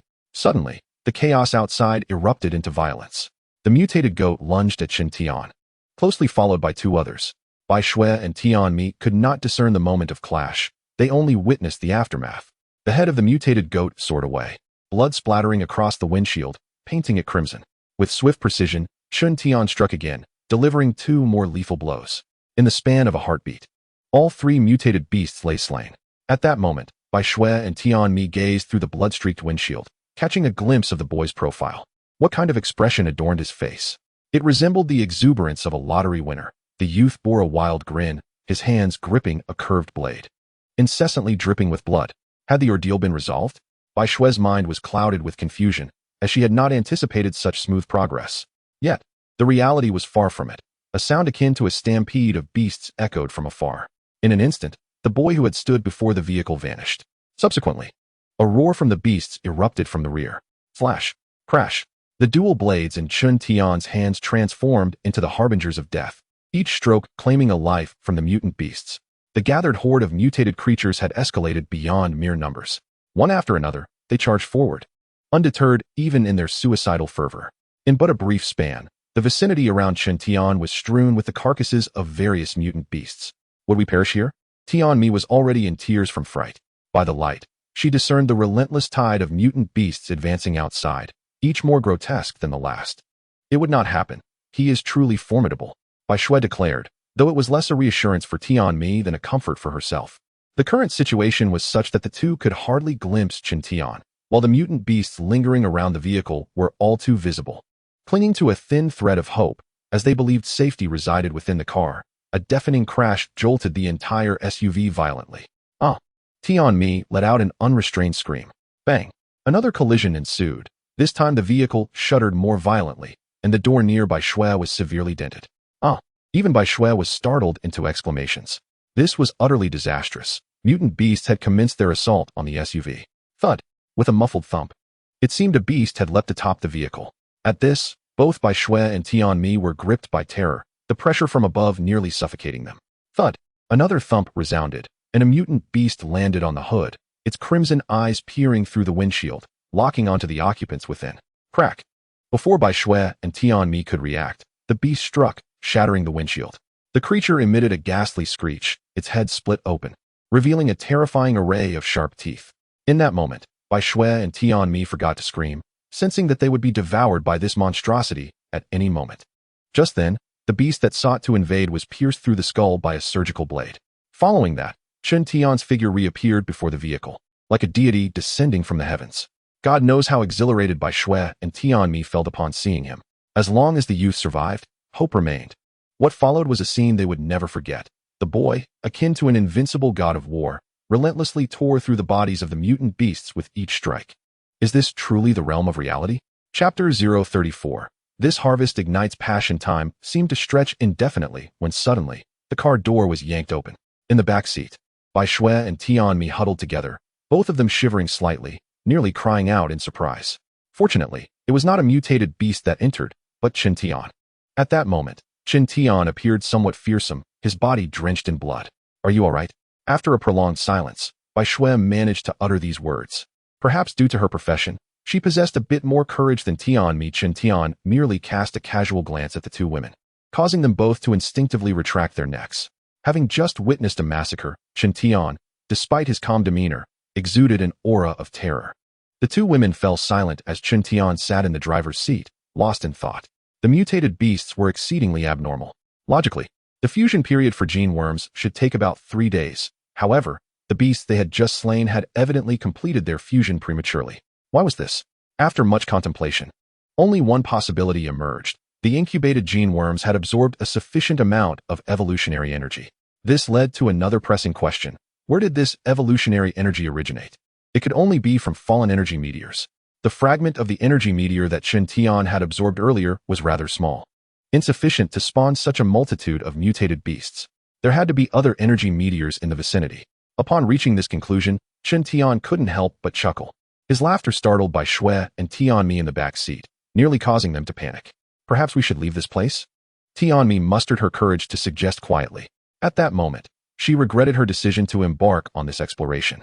She wondered how long it would take to heal her frightened heart from this experience. Was the meteorite you found earlier located nearby? Chun Tian suddenly inquired. Tianmi nodded, fearing Chun Tian would be upset with her silence, and quickly added, yes. You, come here and sit in the front. Chun Tian commanded once more. Tianmi was taken aback. She did not wish to sit in the front without a windshield. What if a beast lunged in? Despite her reluctance, she complied with Chun Tian's penetrating gaze and obediently moved to the front seat. Guide me to the location where you discovered the meteorite, Chen Tian instructed as he started the vehicle. Little did he know, this statement not only frightened Tianmi, but also startled by Xue in the back seat. It was understandable. Having already encountered so many monsters, arriving at the meteorite's location would likely mean facing even more terrifying creatures. That was not even the worst part.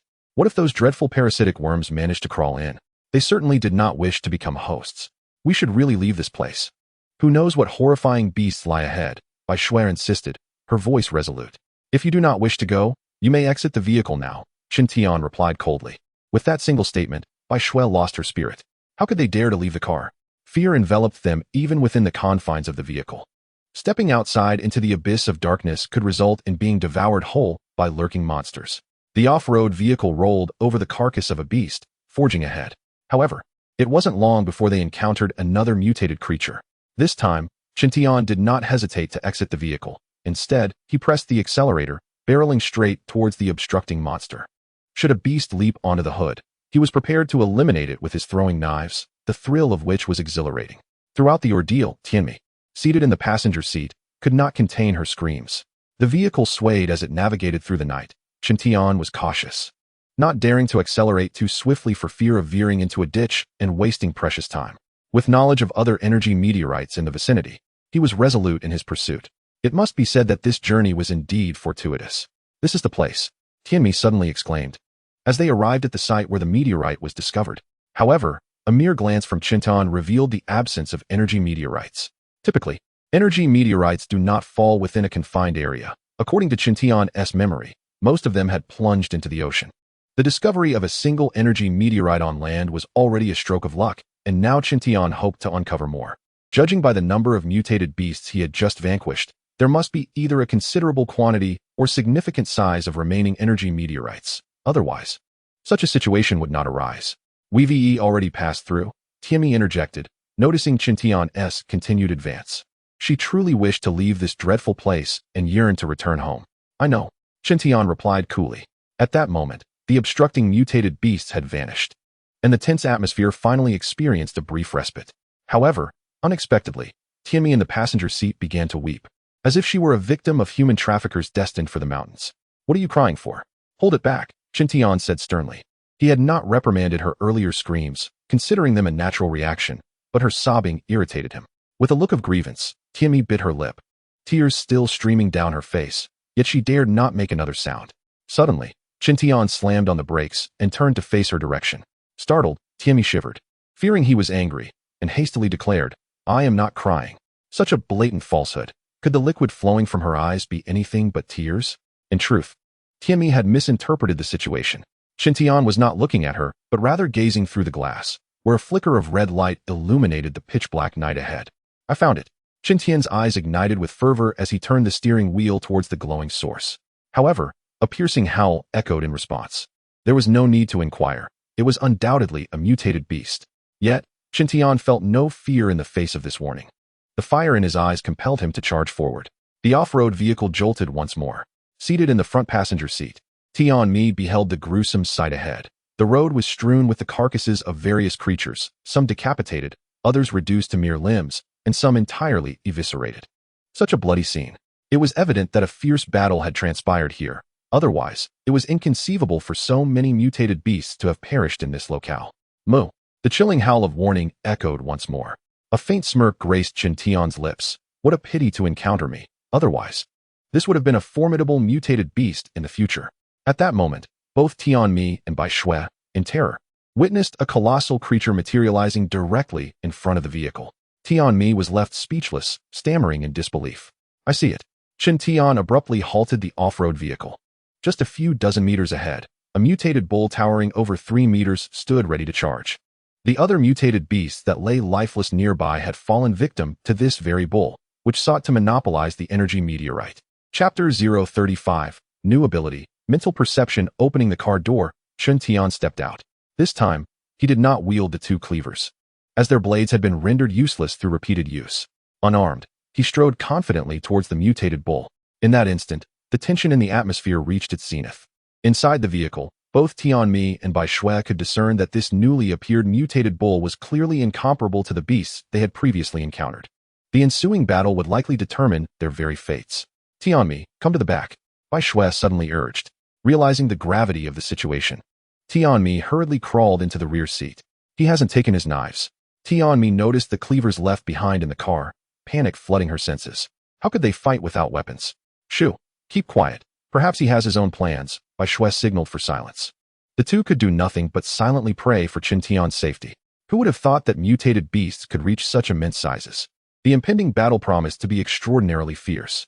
Tension coiled tightly within Bai Shui and Tianmi as they braced themselves to witness this intense clash between species. Moo! The mutated bull bellowed in fury, finally charging towards Chen Tian. This was its territory, and it would not permit any creature to encroach upon it. Thud! Thud! Thud! As the mutated bull galloped, the ground trembled beneath it. Under the glow of the car's headlights, its skin shimmered with a metallic sheen, resembling armor. Yet, Chen Tian remained unperturbed, strolling forward as if oblivious to the charging bull. The distance between them rapidly diminished, 5 meters, 4 meters, 3 meters. The bull's formidable tusks were now clearly visible. Just as the gap closed to a mere meter, the enormous mutated bull opened its maw, preparing to devour the young man whole, when Chen Tian sprang into action. Whoosh! With a swift lunge, he followed up with a powerful kick. Bang! The bull's massive head was sent hurtling away, disappearing into the darkness. The colossal figure, propelled by inertia, continued to glide forward until it came to a halt before the all-terrain vehicle. Bai Shui and Tianmi stood there, utterly transfixed. What had just transpired? How had the mutated bull lost its head? A deluge of crimson blood sprayed into the vehicle through the shattered windshield, drenching even those seated in the rear. The metallic and sweet aroma of blood jolted the two women back to the stark reality that this was no mere illusion. The fierce battle they had anticipated had never occurred. The formidable mutated bull had been vanquished effortlessly by the bare-handed youth. The stark contrast between expectation and reality left the two women in a state of prolonged bewilderment. It was only when old Lu beside them stirred that their focus was regained. Grandfather! Bai Shui exclaimed upon seeing her rejuvenated grandfather. Old Lu had been roused by the blood, his memories still clouded by the trauma of being abducted by 3 nefarious individuals. Where are we? He inquired, disoriented. Bai Shui was at a loss for how to respond, as the surroundings were nothing but desolate wilds. Is this blood? Old Lu finally comprehended the nature of the liquid that coated him, causing him to recoil in shock. Grandfather, we were attacked by mutated beasts, Bai Shui hurriedly explained. Mutated beasts? Old Lu initially appeared taken aback, but then his gaze fell upon the massive creature that lay before the vehicle. My God, what manner of monster is that? While the three conversed, Chen Tian had already approached a colossal meteorite nearby. This energy-laden meteorite, partially embedded in the earth, towered over 5 meters high. Gazing at this magnificent energy meteorite, Chen Tian felt an overwhelming urge to shout with exhilaration. What transformation might such an immense energy meteorite bring him? It was no wonder so many mutated beasts had emerged prematurely. It seemed that his visit was indeed fortuitous. Suppressing his inner excitement, Chen Tian extended his palm and gently pressed it against the surface of the meteorite. The evolutionary energy contained within might very well assist him in awakening his exclusive energy. Awakening this unique energy would signify his true emergence as an awakened one. Thanks to the presence of the mutated bull, the other mutated beasts in the vicinity had been obliterated, sparing Chen Tian the need for any further cleansing. Moreover, the existence of this energy meteorite had facilitated the premature hatching of the genetic hail nearby, allowing the genetic insects within to find their respective hosts long ago. Assured that he would not be disturbed, Chen Tian commenced the absorption of energy from the meteorite. Unaware of the situation unfolding outside, the 3 individuals within the vehicle hesitated to exit, waiting for nearly 2 hours. It is unimaginable how arduous those 2 hours were for them. Previously, they were terrified when Chen Tian was nearby. Now, with him absent, their fear intensified. Why has he not returned yet? Tianmi asked, her anxiety palpable. It's so quiet outside. He abandoned us, has he? Bai Shui echoed her concern. Tianmi gasped in alarm. If that youth had indeed forsaken them here, how would they ever return? They cannot, like the youth, drive while slaying mutated beasts. The scene is utterly terrifying, and the fate of humanity looms with uncertainty, leaving one to ponder whether other places are as perilous as here. Professor Lu mutters to himself, embodying a figure of tragic lamentation. Suddenly, a thunderous crash echoes as rocks collapse, piercing through the stillness of the night, fraught with lurking danger. The 3 individuals in the vehicle instinctively fall silent, their bodies tensed, their minds sharply focused.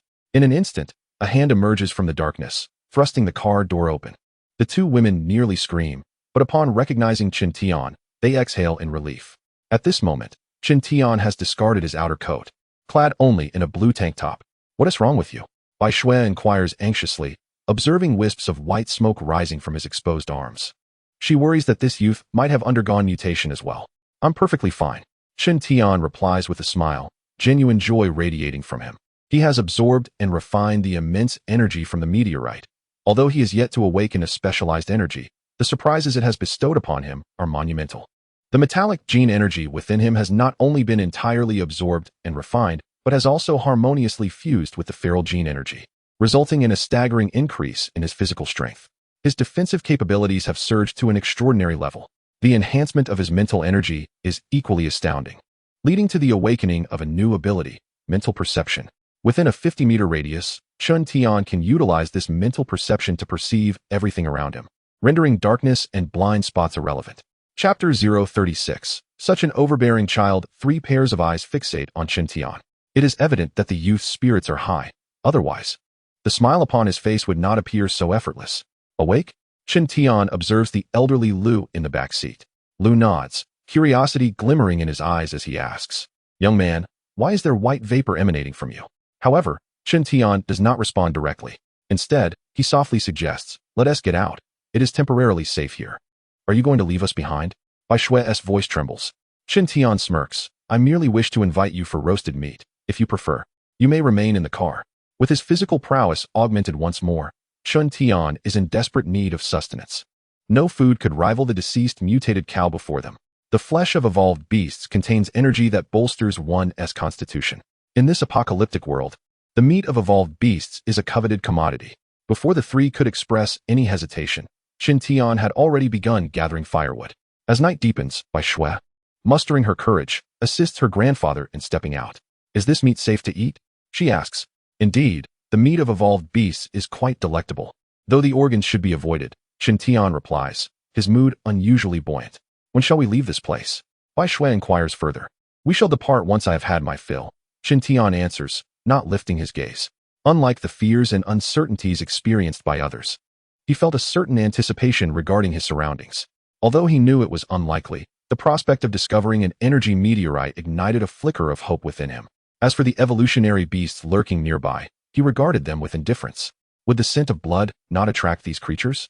Seizing the opportunity of the young man's buoyant mood, Bai Shui inquired once more.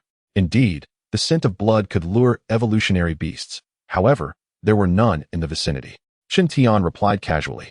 The fire crackled before him, and the mutated beef roasting above soon released an enticing aroma. Gurgle. Under the influence of this tantalizing scent, both Bai Shui and her grandfather found their stomachs rumbling.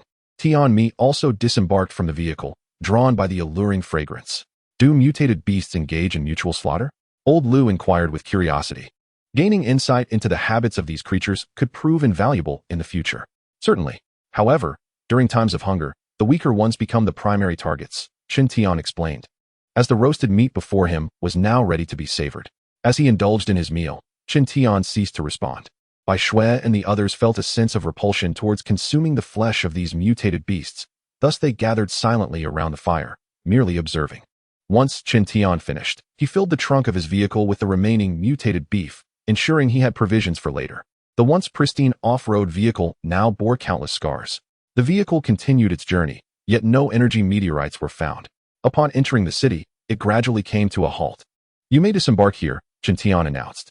As they beheld the illuminated streetlights and passing cars, Bai Shui and her companions were enveloped by a surreal sensation. Fortunately, there were no large-scale mutated beasts in sight. Just before exiting the vehicle, Bai Shui suddenly asked, "Will mutated beasts appear here in the future?" "You have 3 days to prepare. Good luck to you after that," Chen Tian stated, before accelerating away. Bai Shui stood there, bewildered, watching the off-road vehicle vanish from view. What did his words mean? 3 days? What would transpire after that? A wave of intense unease surged within her. After departing, Chen Tian found a location to clean the off-road vehicle hastily. It was night, and the situation was manageable. However, driving a bloodstained vehicle in broad daylight would undoubtedly attract attention. He had no intention of repairing the shattered windshield, as it would waste time, and in this post-apocalyptic world, there were countless vehicles to choose from. As dawn broke, The hunger wave from the previous evening had not fully abated. Numerous messages circulated online, inciting public anxiety. Early in the morning, throngs of people queued outside supermarkets, eager to stock up on supplies. Prices, driven up by certain individuals, continued to rise. Chen Tian opted not to visit the crowded supermarkets, but instead went to a mall to purchase shoes and clothing. The clothing was manageable, but the shoes proved to be quite a burden. The shoes that Chen Tian wore beneath his feet were a recent purchase, yet they had already begun to come apart. Without the awakening of a unique energy, shoes are merely consumables. Chen Tian resolved to prepare several pairs this time. The mall was filled with many renowned brands of athletic shoes and sportswear. How do these shoes fit? If they are uncomfortable, we have other sizes available, the salesperson offered, not showing any disdain due to Chen Tian's youth. Nowadays, children often possess more pocket money than adults. How many pairs of this size do you have left? Chen Tian's inquiry left the salesperson momentarily speechless. Do you not favor this style? No worries, there are plenty of trendy new designs available, she responded. However, Chen Tian declared, bring me all the athletic shoes in this size. I will take them all. The salesperson, aiming to save space, did not provide a box for the shoes. Instead, Chen Tian used a large black garbage bag to carry his newly acquired footwear as he moved towards the next display. He continued to purchase various small items, such as a phone charging cable, a power bank, a barbecue grill, and a tent. Ultimately, the volume of his purchases necessitated that he return to his vehicle to unload. At that moment, Chen Tian could not help but ponder how convenient it would be to possess an endless space for such shopping endeavors. After the spree, the interior of his SUV felt less spacious than before. Suddenly, as he closed the car door, Chen Tian sensed that someone was lurking in the shadows, observing him. Seizing the opportunity, he decided to test his mental perception abilities. A wave of invisible psychic energy radiated outward, presenting a vivid image of his surroundings within a 50-meter radius in his mind. He noticed 3 individuals hiding behind a stone pillar, scrutinizing a piece of colored printer paper, which bore the likeness of a young boy. It was him, there was no mistake. Their leader had warned them that this boy was troublesome and instructed them to leave no witnesses, to eliminate him outright. As the 3 whispered among themselves, they each drew a handgun. Where did that boy go? They wondered, poised to shoot, only to discover their target had vanished. Are you looking for me? A sudden unfamiliar voice echoed behind them. They turned abruptly to find a young boy gazing at them with a keen interest. This was indeed the very target they had been ordered to kill. All 3 were professional assassins and immediately raised their weapons, ready to fire. Unfortunately, from the moment Chen Tian became aware of their presence, they had lost their opportunity to shoot. Chapter 037. Decisive action without hesitation. Crack. Crack. Crack. Before the 3 could even elevate their guns, their arms were severed. Chen Tian reached out and caught the colored printer paper that had nearly fallen to the ground, studying the script upon it with contemplation. The printed image was a screenshot from a surveillance video, and Chen Tian deduced it depicted a scene from the nightclub he had visited. This indicated that those plotting against him had ties to that establishment. Thoughts of the deceased leopard and the zombified Hong Jie crossed his mind. Could it be that someone sought revenge for them? Before him stood 3 assassins, quick to react, who, despite having broken arms, rolled forward in an attempt to distance themselves from Chen Tian. Retreat. One of them yelled, and the trio scattered in 3 different directions. Amused, Chen Tian observed their futile efforts. Did they truly believe they could escape? Even if each were provided with a motorcycle, their flight would be in vain. Whoosh. In an instant, Chen Tian's figure vanished, his speed so remarkable that even an afterimage was imperceptible. Bang. The 3 fleeing assassins found themselves thrown to the ground, their eyes wide with disbelief, utterly perplexed as to how they had been captured. Their leader had merely instructed them to eliminate a youth, claiming he was exceedingly formidable. Now, it was evident that their leader's information was grossly exaggerated. Was this mere sorcery? This was beyond human capability. Who sent you to kill me? Chen Tian inquired. One of the most menacing-looking men reached into his chest, retrieving a dagger, and lunged fiercely at Chen Tian's abdomen. In response, Chen Tian delivered a powerful kick. Crack. The unfortunate assassin was obliterated by the force of the blow, blood splattering across the faces of his 2 companions. I forgot. These are my newly purchased clothes and shoes. Chen Tian sighed with exasperation. The remaining 2 were already paralyzed with fear. They had witnessed death before, as they were in this line of work. Yet, to witness a person being shattered by a single kick was a first for them. It was both shocking and horrifying. In that moment, their worldviews collapsed. Who sent you to kill me? Chen Tian repeated his question. It was our boss. One of them, now wiser, replied, not wishing to end up as mere fragments. Who is your boss? Chen Tian continued. Our boss is known as Black Bear. We call him Brother Xiong. Upon hearing this, Chen Tian nearly burst into laughter. Yet another animal-themed moniker? Was their organization really akin to a zoo? First, there was Brother Leopard, then Master Tiger, and now Black Bear? Had he inadvertently engaged in a menagerie? Why must you kill me? Although he had his suspicions, Chen Tian pressed on with his inquiries. Through his questioning, he learned that Black Bear commanded a group of assassins and was acting on behalf of Master Tiger. Master Tiger's younger brother and only son had been slain, prompting him to pursue Chen Tian relentlessly. Very well, since they have come to my doorstep, I shall deal with them decisively. Meanwhile, in a clandestine location, an irate man in his 50s slammed his hand on the table. He was Master Tiger, incensed upon learning that his son had been murdered at their own club. The remaining surveillance footage, while not capturing the act of murder directly, suggested that a youth resembling Chen Tian was responsible. Is 3 not enough, Master Tiger? They are the most capable, having executed numerous assassination missions, a burly man with a dark complexion explained. He was Black Bear, whose heart was as black as his visage. The number of lives claimed by his hand was not fewer than a dozen. Calm yourself, Master Hu. Perhaps good news will soon arrive. The burly man said with a smile plastered across his face. He could hardly believe that his 3 most capable subordinates would fail to eliminate a mere youth. The boy may possess remarkable fighting skills, yet could he truly surpass the efficacy of a firearm? Master Hu, Brother Xiong, there is a situation. At that moment, one of the subordinates rushed in. What has transpired? The surveillance footage revealed that a young man had entered, driving one of their vehicles. What did you say? Before Chen Tian could even bring the car to a halt, he detected the presence of someone aiming a gun at the vehicle. 47 individuals. Excellent. Let us eradicate them all. At this instant, his mental perception abilities came into play. Even before exiting the car, Chen Tian was acutely aware of the positions of the lurking assassins. Swish, swish, swish. A flurry of gleaming blades shot forth from the open windows. Thud, thud, thud. The assassins lying in ambush were caught completely off guard. Their heads pierced before they could comprehend the situation. The flying daggers, as if possessed of their own will, swiftly eliminated each hidden threat surrounding them. This was the formidable power of the amalgamation of mental perception and psychokinesis. Only 6 remain. A smile graced Chen Tian's lips as he stepped out of the vehicle. Watching this unfold via the surveillance, Master Hu and Brother Xiong found themselves frozen in shock. Although they could observe the scenes outside, the cameras failed to capture the trajectory of the daggers. They merely witnessed their dispatched men inexplicably having their heads pierced, as if sniped by a phantom in the darkness. A sudden chill coursed through the air behind them. As they diverted their gaze from the monitor and turned around, they were astounded to discover that the very boy who had been outside now stood directly behind them. You, Master Hu had barely uttered a word before becoming a lifeless body, a dagger having pierced his throat with precision. It was not just him. The others in the room met the same fate. This time, Chen Tian was merciless, leaving no survivors. Next came the time for him to collect his spoils. With the mental perception ability at his disposal, searching for items became a trivial task. Chen Tian quickly uncovered hidden weapons concealed underground, and soon after, he located the keys to the imposing white SUV parked outside. Ah, a new vehicle. He returned, fully laden with his bounty, completely undeterred from continuing his shopping endeavors. Driving the new car, Chen Tian made his way back to the city center and entered a pet store. With a gene fusion insect still residing within him, it would be a waste not to make the most of it. He resolved to raise a loyal evolution dog, ensuring he would not face solitude when the apocalypse arrived. However, a small black wolf dog had already been reserved by someone else. Upon inquiring about the price, the store owner expressed his regret. I will pay 10 times the price, Chen Tian declared. The owner initially thought he was jesting, until Chen Tian tossed a stack of cash, 10,000 yuan, onto the counter.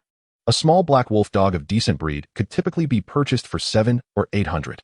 Chen Tian's audacious offer left the store owner utterly flabbergasted. Upon exiting the pet store, Chen Tian gazed at the small black dog in his hands, his eyes sparkling with anticipation. The black wolf dog possesses the virtues of loyalty and intelligence, yet its ferocity is often deemed a flaw. However, in the face of an apocalyptic scenario, this very flaw transforms into an asset. Chapter 038. The Little Tyrant. At this moment, the afternoon sun casts its rays upon a solitary white SUV parked beside a patch of greenery. With less than 3 days remaining, one wonders if this little creature will prove useful once the world descends into chaos. On the roadside, Chen Tian gazes down at the small black pup at his feet, a black wolf dog that has just celebrated its first month. It appears robust, having been carefully selected by Chen Tian, perhaps due to the cage's proximity to the window. The pup has absorbed a significant amount of evolutionary energy, greatly enhancing its chances of successfully integrating with the gene worm. The little black dog wags its tail. sniffing the ground, looking quite adorable. However, Chen Tian is not in pursuit of cuteness. With a swift motion, he tosses a piece of mutated beef onto the grass before the pup. The moment the black dog catches the scent, it rushes over, its whimpers growing louder, as if the meat holds an irresistible allure. Squatting beside, Chen Tian observes the pup struggle to tear into the meat. Whether due to its small, dull teeth or the toughness of the meat, it fails to bite off a piece after much effort. Yet, the pup remains exuberant, its rear end in the air, tail wagging like a metronome. Such foolishness, Chen Tian can no longer bear to watch. He retrieves a fruit knife from his possession, intending to cut the meat into smaller morsels. Suddenly, the meat vanishes from the pup's sight, prompting it to bark in dismay. If you dare to act rebellious, I shall turn you into dinner, Chen Tian remarks as he watches the pup bare its teeth at him. He playfully flicks its small head with his finger. Though lacking in force, the pup lets out a yelp, but its cries cease as soon as it catches a whiff of the small morsel of meat being offered.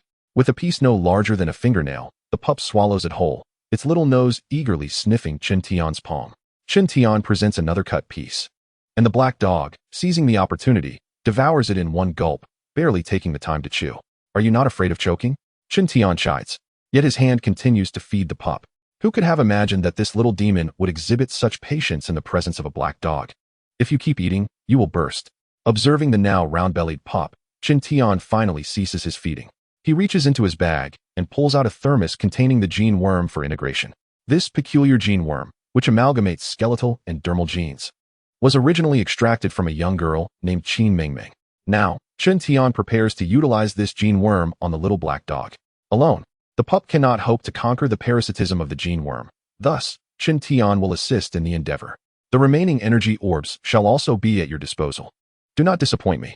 Chen Tian retrieves a total of 15 energy orbs from his backpack. These energy pendants are crafted from meteorites imbued with a limited amount of evolutionary energy. Chen Tian finds this meager energy unimpressive and decides it is better suited for the little black dog. Unaware of its impending fate, the small creature continues to sniff the ground, seemingly eager to consume more meat. Chen Tian firmly grasps the scruff of the dog's neck, lifting it off the ground. Soon, an energy pendant hovers before him.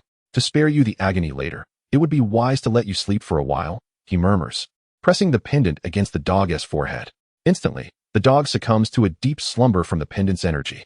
For added precaution, Chen Tian employs 2 more energy pendants to ensure the dog remains unconscious throughout the gene fusion process. With a swift motion, he uses the knife, previously employed for slicing meat, to make a shallow incision on the dog's hind leg. The critical moment has arrived. As he opens the thermos, a multitude of gene worms, resembling octopus tentacles, emerge. The depletion of energy compels them to seek a new host, lest they face a slow demise. The little black dog stands as their prime candidate. In a sudden rush, the gene worm burrows into the dog's hind leg wound. Chen Tian is now fully engaged. The energy pendants shatter one by one due to energy depletion, and the dog's body quivers violently. He remains vigilant, channeling energy to restrain the gene worm, ensuring it does not encroach upon the dog's mind. Time passes slowly. At last, Chen Tian exhales deeply, placing the little black dog onto the grass. It is finally over. Through his efforts, the gene worm has completely fused with the dog's body. Thanks to the dual influence of evolutionary energy and mental energy, the transformed little black dog awakens promptly. Chen Tian crouches nearby, silently observing, curious whether this newfound companion might suddenly turn aggressive. Woof woof. The little black dog, oblivious to its transformation into a new species, lifts its head and wags its tail at Chen Tian in a friendly gesture. It appears promising.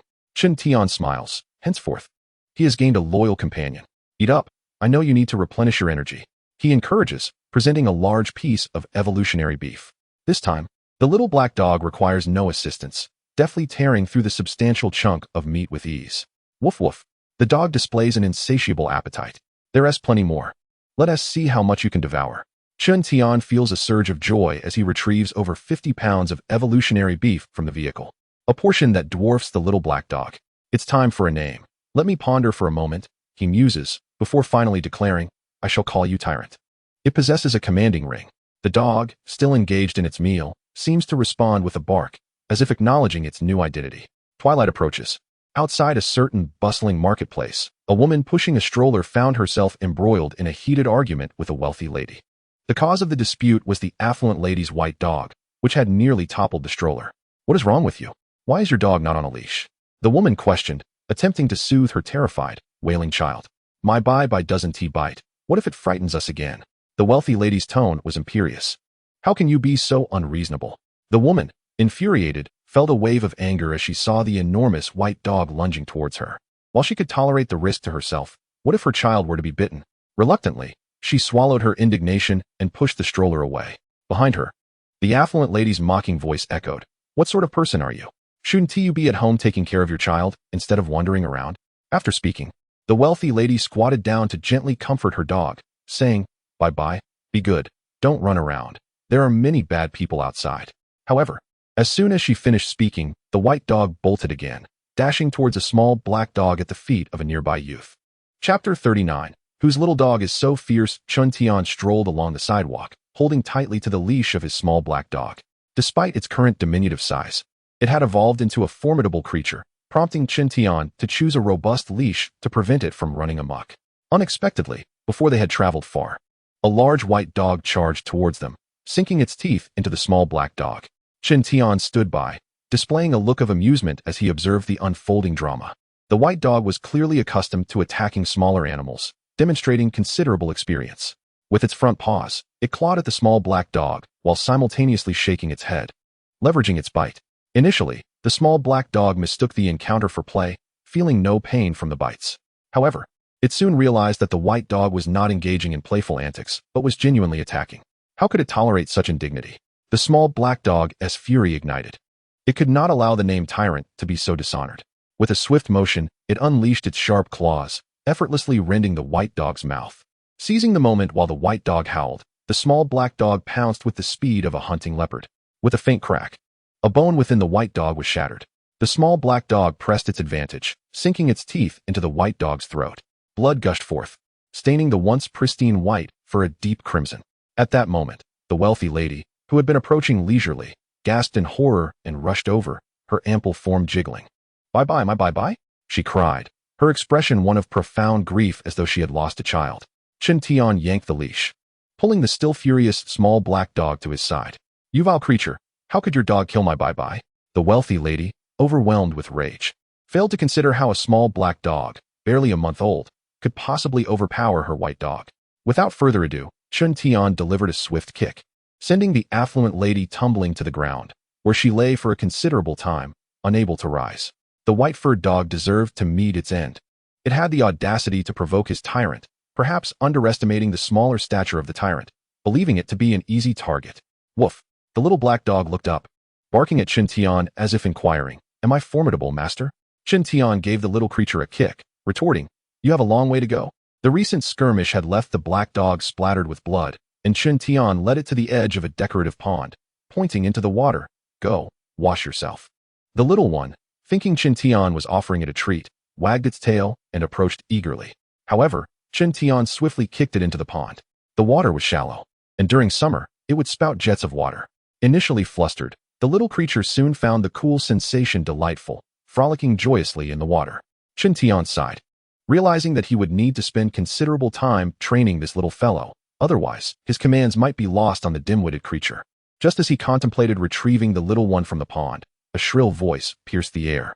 There, don't let it escape. It was the noblewoman whom Chun Tian had just kicked down, accompanied by a man in his 50s, presumably her husband. They approached Chun Tian with intentions of settling the score. At that moment, Chun Tian's expression turned peculiar, his gaze fixated sharply on the man beside the noblewoman. The man, balding and bespectacled, was informed that his family's great white dog had been killed by another dog, and his wife had been assaulted, prompting him to rush over eagerly. Yet, upon nearing, he was taken aback. Before him stood a mere 13-year-old boy, holding a relatively small dog. How peculiar. It was indeed he, seemingly emboldened. The noblewoman's ferocity surged as she raised her hands to claw at Chun Tian's face. Bang! Chun Tian delivered a kick, this time with a force that sent the noblewoman flying, her body rolling on the ground before coming to a halt. The balding man stood frozen in shock. Xiaolade, I never anticipated our reunion would unfold in such a manner. A faint, sinister smile graced Chun Tian's lips. The balding man was taken aback. He had not expected this youth to recognize him. Why you? A sudden chill coursed through Xiaolade, causing his voice to falter. What's the matter? Do you not remember me? Chun Tian chuckled, reminding him, Your expression was quite different back at the orphanage. Xiaolade, the director of a certain orphanage, presented himself as a philanthropist, yet behind the scenes, he engaged in reprehensible acts that incited outrage. It was this man who had sold Chen Tian, leading to his heart being harvested by those individuals. In his investigations in a later life, Chen Tian discovered that Zhao Lade had sold no fewer than 67 children, a figure that was merely what could be traced. The true number of victims remained unknown. The corpulent woman, who had been kicked away, suddenly came to mind for Chen Tian. She was the wife of Zhao Lade, a fellow leader in the orphanage. They conspired together, using benevolence as bait to reap enormous profits. What an unexpected reunion this was. The smile at the corner of Chen Tian's mouth grew increasingly frigid. Who could have imagined that someone, previously elusive, would be encountered so casually on the street? Zhao Lade was still unable to recall who the youth before him was. But this was hardly the time for reflection. He could see that the young man had come to settle a score with him. With his wife's life hanging in the balance, his priority was now to save himself. Help! Someone please! Zhao Lade attempted to flee, shouting in hopes of attracting the attention of passers-by. However, before he could finish his plea, darkness enveloped him, and he lost consciousness. When Zhao Lade regained his senses, he found himself sprawled on his own sofa, making him question whether he had merely been dreaming. Awake now? The voice of the youth abruptly broke the silence beside him. What are you doing here? Zhao Lade stammered, recognizing the boy next to him, nearly fainting again from fear. Quite impressive, isn't it? You've certainly amassed a fortune over the years, Chen Tian remarked with a smile, observing the opulence of the home. It was not difficult for him to track down this location based on the information he had gathered. They were on the 15th floor of a high-rise, with only 2 households on this level, both belonging to Zhao Lade. The couple had combined their living spaces by tearing down the wall that separated them, creating an impressively spacious abode. Additionally, a vast balcony adorned with flowers and vegetables testified to their recent shopping spree, amassing enough food to fill 2 rooms. And now, all of this belonged to Chen Tian. Chapter 040. 2 horn cones. As Chen Tian enumerated the accusations against him, Zhao Lade stubbornly denied them. You must be mistaken. I could never commit such acts. With a swift motion, Chen Tian tossed an open album onto the coffee table, grinning as he said, this entrepreneur here. Doesn't he also go by the moniker Tiger Lord? Panic flickered across Zhao Lade's face. Do you wish to know his fate? Chen Tian pointed at the man in the photograph. Zhao Lade, a coward at heart, quickly confessed under Chen Tian's minimal interrogation. As night descended, Chen Tian drove an off-road vehicle towards the processing plant Zhao Lade had mentioned. According to him, the factory was merely a facade, while the true business conducted within was human trafficking. It was here that Chen Tian had initially been transported. After driving for over an hour, they finally arrived at the processing plant. From the outside, the gate was locked, and the interior was shrouded in darkness, suggesting it was deserted. Chen Tian parked the vehicle and focused his mind, preparing to sense his surroundings. Upon opening his eyes, a smirk spread across his face. Stay in the car, tyrant, he instructed before leaping over the heavy iron gate with the agility of a gust of wind. Inside the depths of the factory, not only were the lights on, but people were also gathered, engrossed in a game of cards. There were 5 individuals in total, for were gathered around a table engaged in a game of mahjong, while one sat off to the side, engrossed in his mobile device. Unbeknownst to them, a youth had entered the room. Where do you intend to sell these people? Chen Tian's voice startled the 5. The first to react was the man playing with his phone. He paused in surprise and asked, how did you get in here? The 4 players halted their game, their gazes shifting from Chen Tian to the entrance. No need to look. I'm the only one here. Chen Tian replied with a smile that was both enigmatic and amused. It was rather fortuitous to personally settle a few scores before the apocalypse fully erupted. Damn it. Don't let that kid escape. He must be dealt with along with the others. One of the men, his eyes glinting with malice, commanded, Old 5. Go check outside and see what the situation is. At that moment, 2 individuals began to close in from either side. They were not intimidated by the mere teenager. Their concern lay in whether their location had been compromised and if more outsiders lurked nearby. It's getting late, so I want to prolong your game, Chen Tian declared. And with that, he vanished from sight. The man who had moved to apprehend him froze momentarily, and in the next instant, a sharp crack echoed as his neck was twisted violently. Soon followed were several more such sounds. All 5 met with the same grim fate, their bodies falling lifelessly to the ground. Without a glance at the corpses, Chen Tian ventured further within. In a corner, he discovered a small door, which was also locked. With a powerful kick, he shattered the door open, and in the dim light, he observed the occupants shudder in fear. 6 individuals were confined within, 3 adult women and 3 teenagers, all bound and gagged with tape. Judging by their swollen eyes, it was evident they had wept for an extended period. With a swift motion, he severed the ropes that bound them. The threats outside have been eliminated. You must leave this place quickly. Leaving those words behind, Chun Tian turned to depart, paying no heed to how they would escape, instead choosing to explore the factory. He was determined not to leave empty-handed and sought valuable items that he could utilize. He could leverage the factory's machinery to transform the two bull horns into weapons. Turning on the factory lights, he beheld the processing equipment within. The mutated bull he had slain had the most robust parts in its two horns, which he had already harvested for materials, and now was the opportune moment to put them to use. As he returned to the vehicle, his small black dog began to bark. Clearly, it did not wish to remain inside. Very well, let us venture together. Chun Tian released the dog. With the threats outside eliminated, he was not concerned about any noise alarming others. Soon, the factory resonated with the sounds of cutting and grinding. It was not until 2 hours had passed that Chun Tian successfully fashioned the two bull horns. Now, they spiraled elegantly, resembling dark gray cones. Do not underestimate these horned cones. Their hardness rivals that of ordinary metal. Under the manipulation of psychic energy, one can undoubtedly unleash formidable penetrating power. These two horned cones, being non-conductive, can be employed in certain exceptional circumstances, and their weight is considerably lighter than that of metal. When their might is unleashed, ordinary mutated beasts stand no chance of resistance. Woof woof.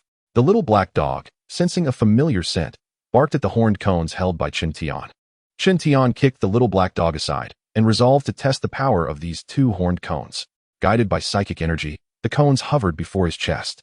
In the next moment, with a mere thought, the two cones shot out to the left and right at terrifying speed, crashing into the wall opposite him.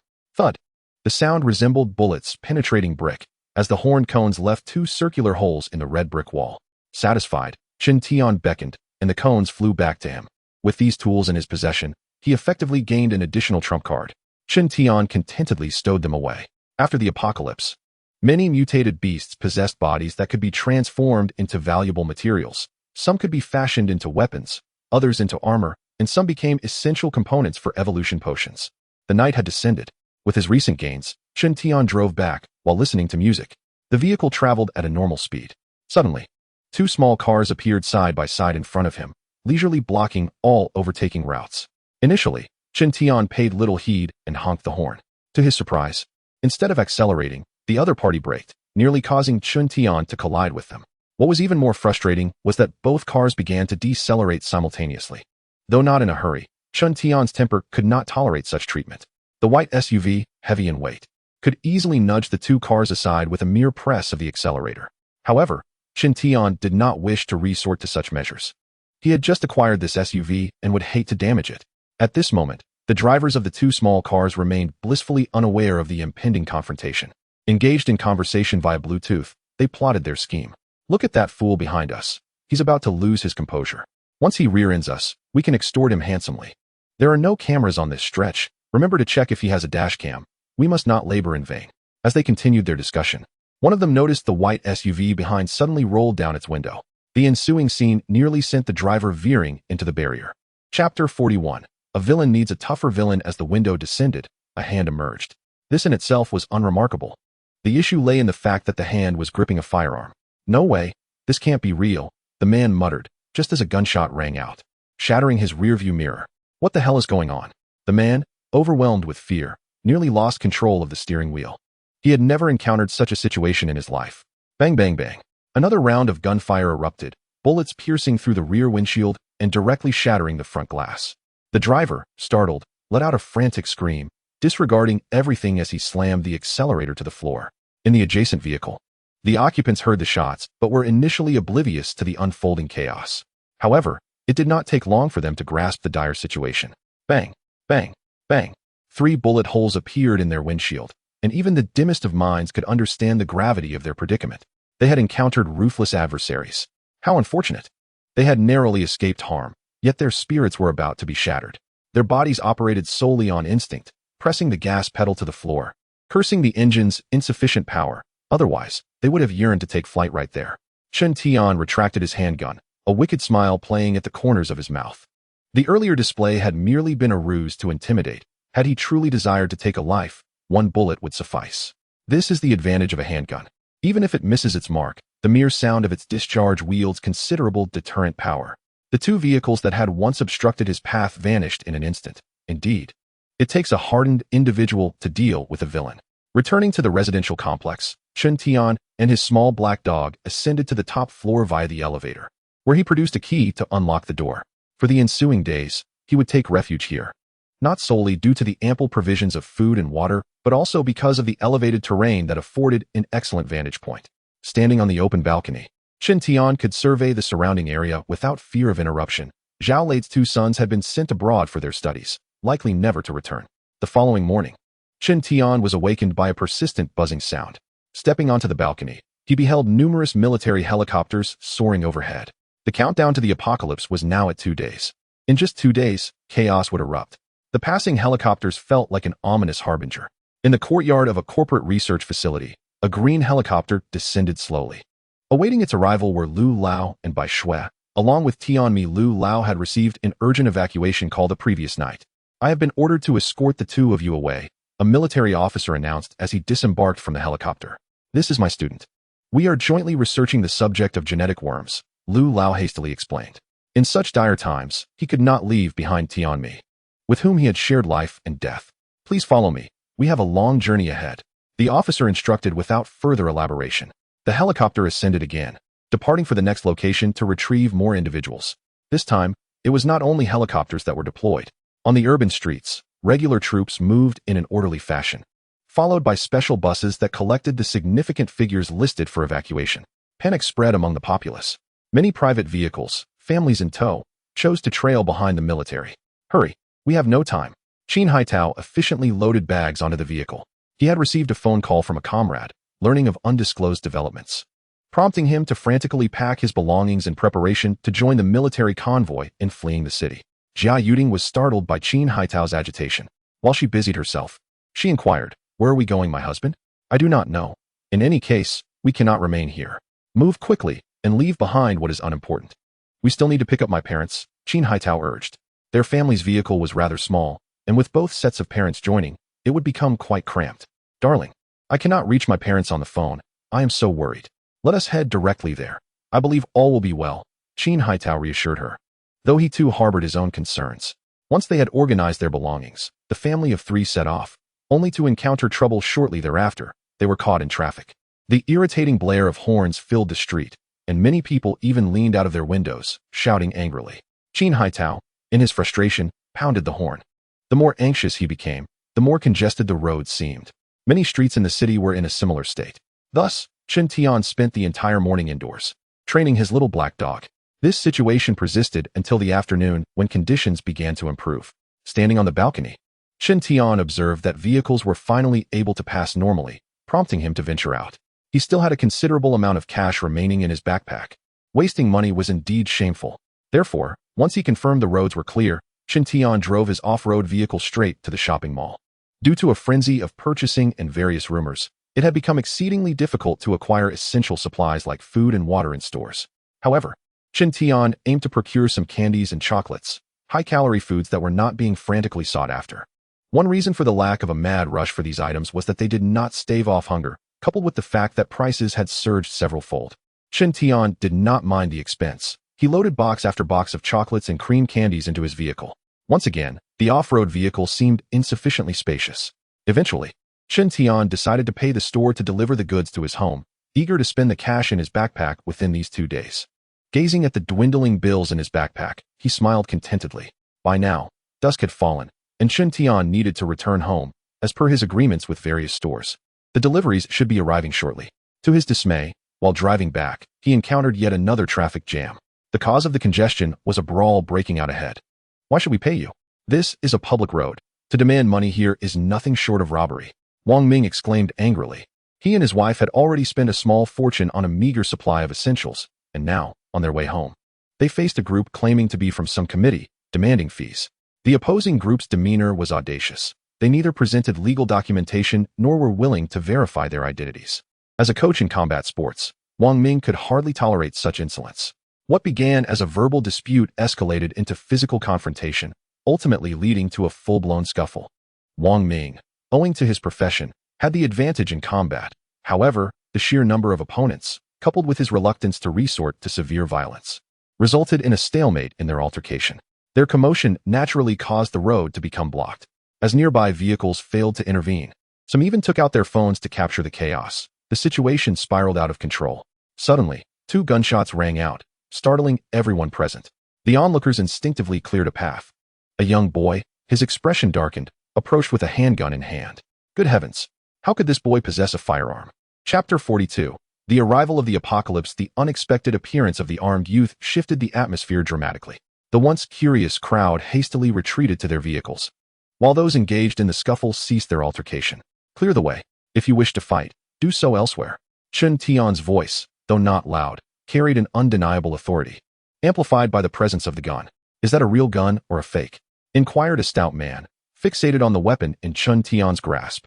Without a word, Chen Tian fired a shot. The bullet whizzed past the man's cheek, causing him to fall in fear, his complexion paling. All of you, get lost, Chen Tian commanded, advancing and kicking aside a concrete bucket that had been used as a makeshift barrier for an umbrella. The scene fell into an eerie silence. What are you still doing here? Chen Tian fired 2 more shots, the bullets striking the ground near the feet of 2 men, effectively clearing the road. The obstructors dared not challenge Chen Tian any further. Are you all right, dear? Wang Ming's wife inquired as he returned to their vehicle. Wang Ming's expression was grim. If his previous anger was palpable, it was now overshadowed by a sense of dread. Just moments ago, that boy had aimed a gun at him. Instinct warned him that provoking the youth could lead to dire consequences. As the car started, Wang Ming, reluctant to engage in conversation, yearned only to return home swiftly. The world outside was growing increasingly chaotic, finally managing to navigate back to their residential complex. Wang Ming and his wife prepared to unload their belongings when a white SUV pulled up beside them. It seemed inconsequential until a familiar figure emerged, the very youth who had brandished a gun earlier. Instantly, Wang Ming and his wife tensed, with Wang Ming instinctively positioning himself protectively in front of his wife. Chen Tian, preoccupied with his own affairs, paid no heed to the bystanders, as he had numerous newly purchased items to transport. How can he be in the same building as us? Wang Ming's wife gasped. I don't know. Does he pose a threat with that gun? I doubt he would fire recklessly, Wang Ming reassured her, though he felt uncertain about his own words. Prioritizing safety, he restarted the car and parked at a distance before swiftly carrying their belongings upstairs. Observing his wife's anxious demeanor, Wang Ming smiled and comforted her. Fear not, my dear. I possess skills. Beyond 8 paces, a gun is swift. Within 8 paces, my fists are quicker. As soon as those words were uttered, Chen Tian emerged from the elevator, casting a glance at Wang Ming. He had made several trips, transporting a portion of newly acquired items to the penthouse. Subsequently, others began delivering the goods he had purchased. After a flurry of activity, darkness enveloped the sky. Gazing into the pitch-black night, Chen Tian realized that the impending apocalypse would arrive within a day. The following morning came as anticipated. It was as if even the air had transformed, imbued with an unusual quality. Being late autumn, the morning was shrouded in fog, lending a suffocating atmosphere to the city. Standing on the balcony, enveloped in the mist, Chen Tian caught a faint whiff of the stench of decay.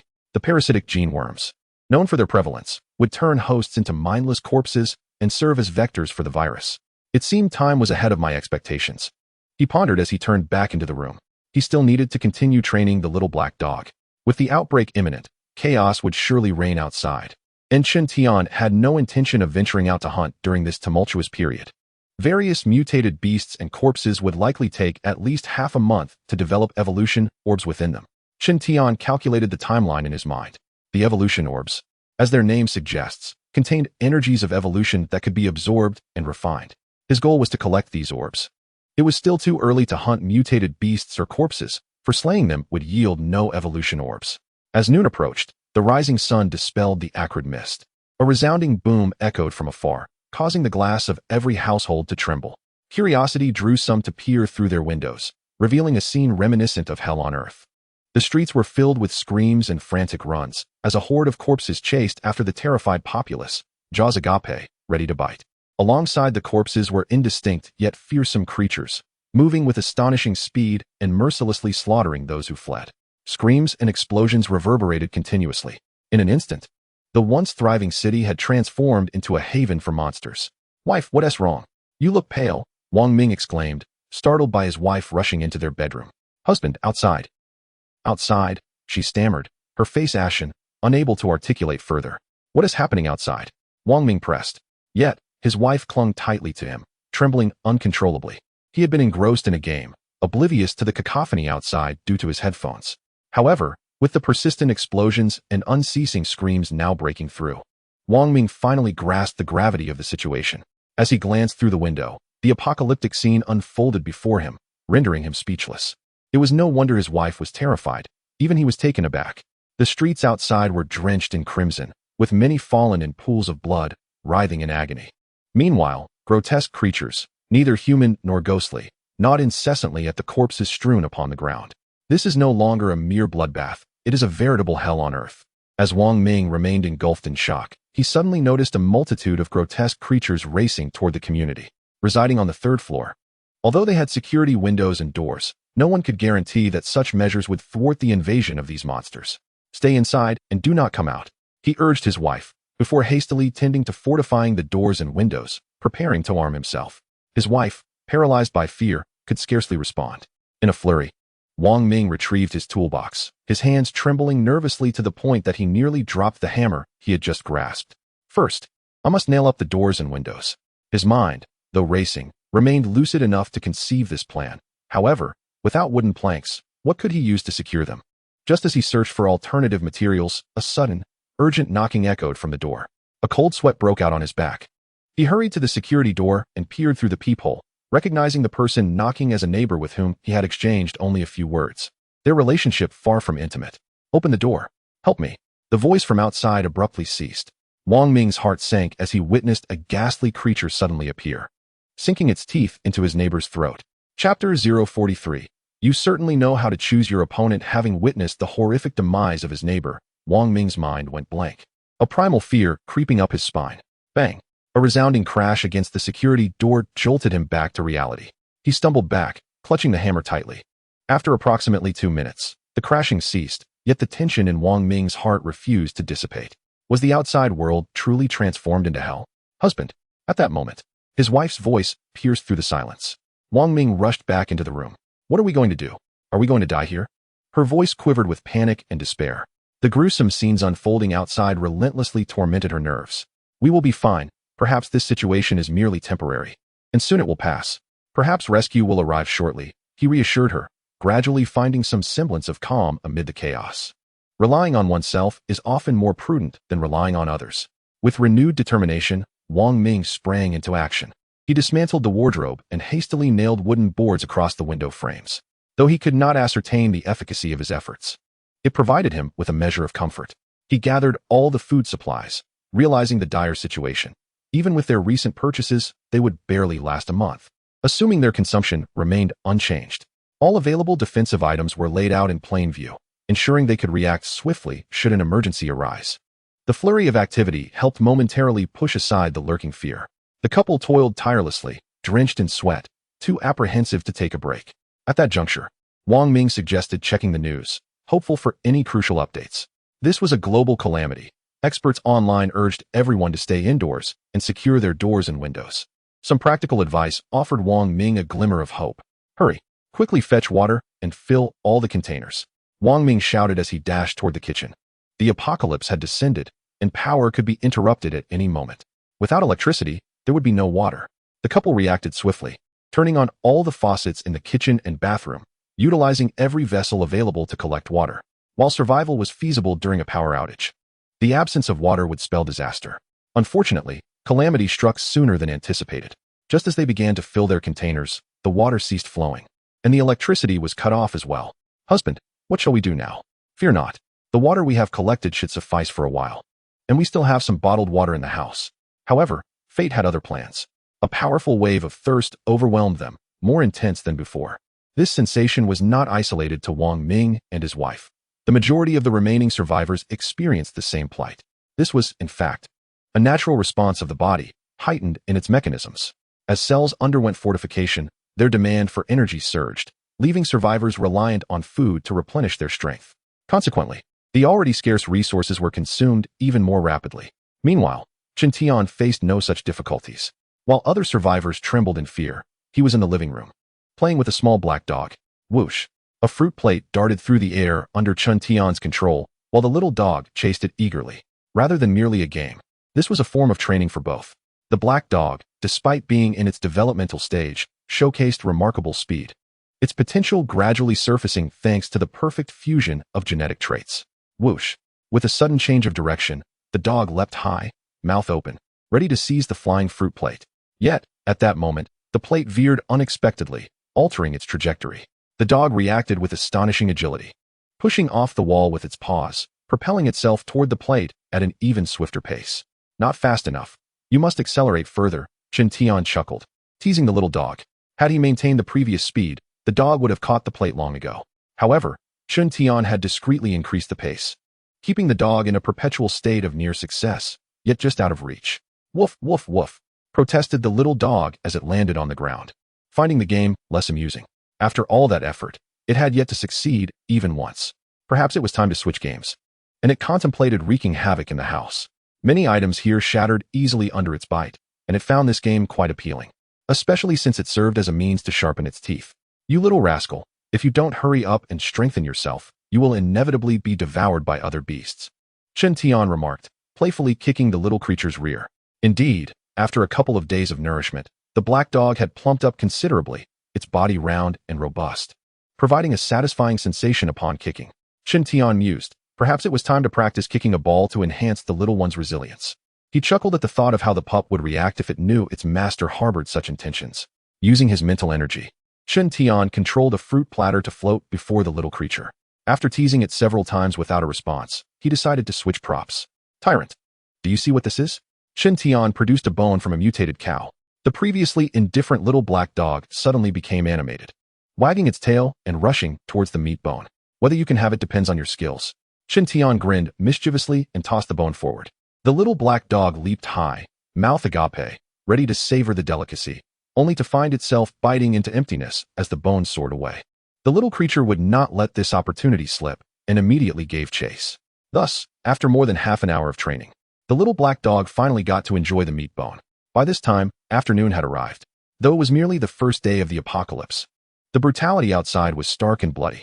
Chen Tian stepped onto the balcony, gazing into the distance where he could see numerous wandering corpses and some predatory mutated beasts. On this first day, it was evident that no survivors had ventured out to scavenge for supplies. Standing on the balcony railing, at a height of over 30 meters, he felt no fear. On the contrary, he reveled in the sensation of surveying the world from such an elevation. Perhaps in a few days, some would be unable to contain their impulses.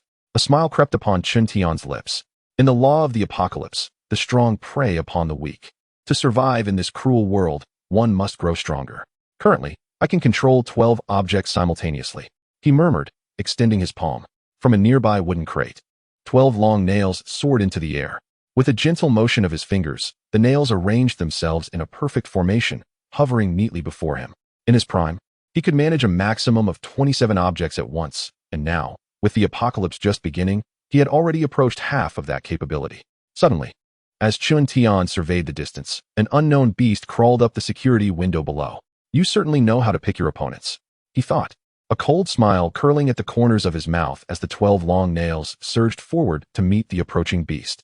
With a piercing sound, the 12 nails pierced the creature's body. Its head was instantly shattered, and it plummeted downward from the 12th floor. The thud of its body hitting the hard ground was quickly followed by nearby corpses descending upon it. Since he had already taken action, Chen Tian seized the opportunity to practice his technique to prevent any skill from becoming rusty. A slight curve formed on his lips as he focused his intent, summoning another long nail to his side. Each of the nails from the crate measured 15 centimeters in length, specifically purchased for such purposes. Pinching this particular nail between his fingers, he began to gather mental energy upon it. His gaze swept across the distance and finally locked onto a corpse 500 meters away. With a swift release of his fingers, the long nail shot forth like a bullet, disappearing in an instant. 500 meters away, the zombie collapsed in an instant. Indeed, practice is essential, otherwise, ensuring accuracy becomes a challenge, murmured Chen Tian. The long nail had pierced the zombie's forehead, yet his aim had been directed at its gaping mouth. Nevertheless, it mattered not. With practice, he would soon regain his touch. After all, this body was markedly different from before, and variations in control were to be expected. He still possessed 3 large boxes filled with these long nails, and outside, there was no shortage of targets. Whoosh! The long nail in his hand transformed once more into a streak of cold light as it flew forth. With a thud, another zombie fell to the ground. This method's advantage lay in its long-range sniping. Otherwise, with his current mental prowess, he would struggle to achieve such distances. Thud, thud, thud. As he practiced, Qin Tian grew increasingly adept. The intervals between the launches of the long nails diminished, and after several adjustments, he mastered the precision flawlessly. Within 500 meters, he could strike any target with unerring accuracy. Beyond that distance, vision limitations affected his precision, allowing him only to hit somewhat larger targets. Now, he decided to increase the challenge. Qin Tian regarded this practice as a monster hunting game. 3 long nails were simultaneously gripped in his hand, and after a moment of concentration, he released them all at once. The 3 zombies sprinting across the street fell to the ground in an instant. In just a brief span, the number of zombies dispatched by Qin Tian had already exceeded 100. That would suffice for practice. It was time to eat. With a push against the railing, he leaped high into the air, landing gracefully back on the balcony. Upon entering the living room, his brow furrowed slightly. In his brief absence, the little black dog had managed to dismantle the sofa. Goodness, this was akin to a 3-day neglect leading to chaos. Just because it was small, he could not afford to indulge it. Thus, the sounds of the little black dog bounding about ensued as it was pursued and playfully kicked by Qin Tian, a form of training in its own right. During his break, Qin Tian sipped on juice while enjoying various flavors of canned food. These delectable treats had been procured by the room's former occupant. While others were meticulously rationing their supplies, he reveled in a life of indulgence.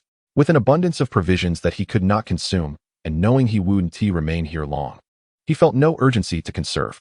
On the 5th day of the apocalypse, humanity's darker side began to reveal itself. Not all possessed ample food and water, nor could everyone enjoy a life as Qin Tian did. The sudden surge in food consumption left many survivors desperate with hunger. In their struggle to survive, some dared not confront the zombies or monsters, turning their intentions toward other survivors. Open the door. We are with the property management. Do not worry. There are no monsters outside. We are here to account for the residents. In these chaotic times, unity is essential. A few seemingly ordinary men on the 13th floor knocked on a resident's door. The intellect of the undead is rather limited, primarily relying on sound and scent to track their prey. At the onset of the apocalypse, the streets were teeming with these creatures. As the elevator in this building was out of service, the only means of traversing between floors was through the emergency stairwell. Thus far, no zombies had been encountered above the 10th floor. After a brief wait of approximately 2 minutes, the door creaked open slightly. Are you truly with the property management? Could there be any doubt? The outside world is perilous. We must unite. Upon hearing these words, the homeowner let down his guard. At that moment, the previously courteous men surged forward. What are you doing? This is my home. I will fight you. In a fit of rage, the homeowner clashed with the intruders.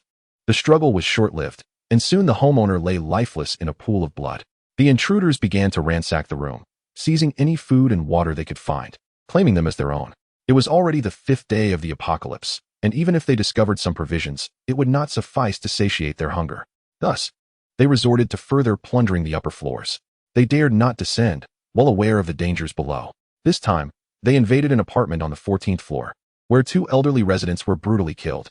What is that enticing smell of roasted meat? One of them suddenly remarked during the search. I smell it too.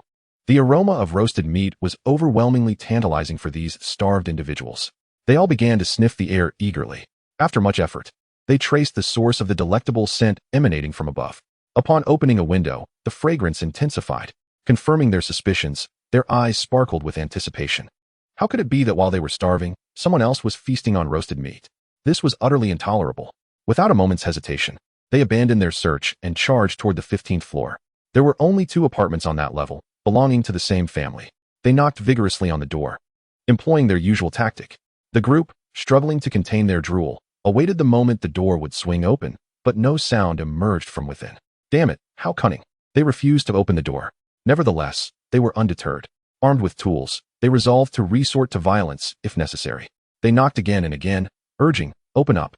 We have urgent matters to discuss." After several fruitless attempts to deceive the occupants, impatience mounted. The thought of each passing minute equating to more roasted meat consumed by others was unbearable. "Hand me the hammer," demanded the most muscular among them.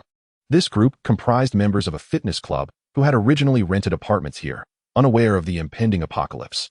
They had been starving for days, nearly reduced to gnawing on wood. Gripping the heavy hammer tightly, the man prepared to strike, when to his surprise, the door suddenly swung open. A young boy appeared before them, unperturbed. This, however, was not the crux of the matter. The focal point lies in their observation of the abundant food piled within the room. coupled with the barbecue grill on the balcony emitting a plume of steam. Chapter 045. I shall escort you away upon the sight of the food. These individuals instinctively disregarded the youth before them. My heavens, so much to eat. Haha, finally. We can indulge ourselves.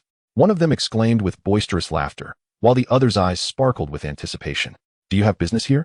Chen Tian suddenly inquired, his gaze sweeping over the group, lingering particularly on the bloodied weapons they wielded. They paid no heed to Chen Tian, perceiving him merely as a harmless child.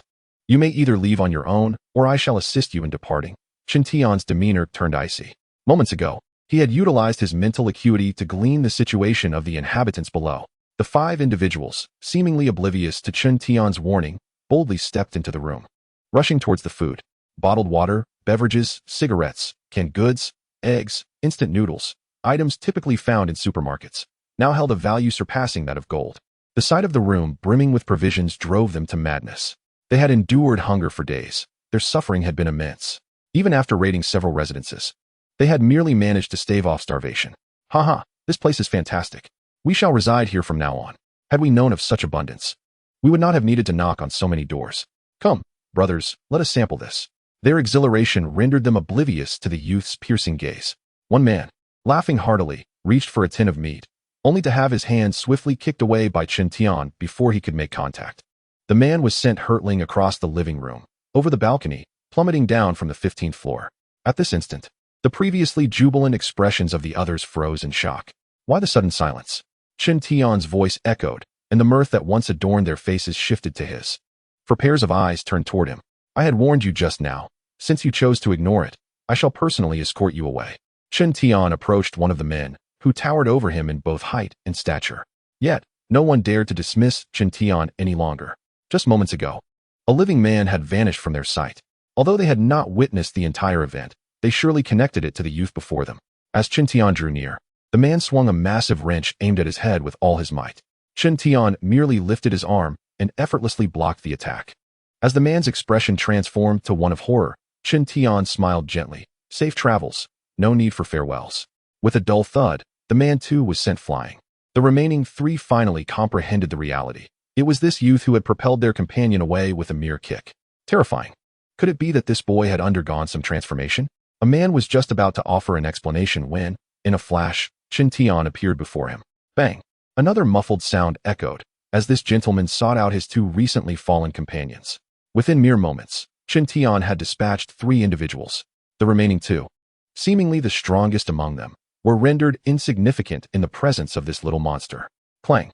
With the metallic sound of weapons hitting the ground, these 2 men faltered, discarding their arms and kneeling in surrender. Yet, Chen Tian did not afford them the opportunity to speak.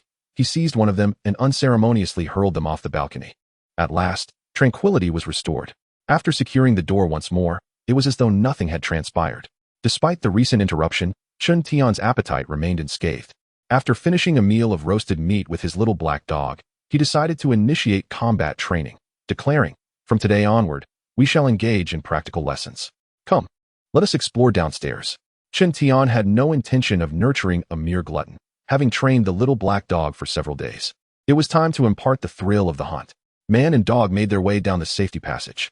The absence of electricity rendered the stairwell dim, and the occasional moans of the undead echoed ominously, heightening the atmosphere of dread.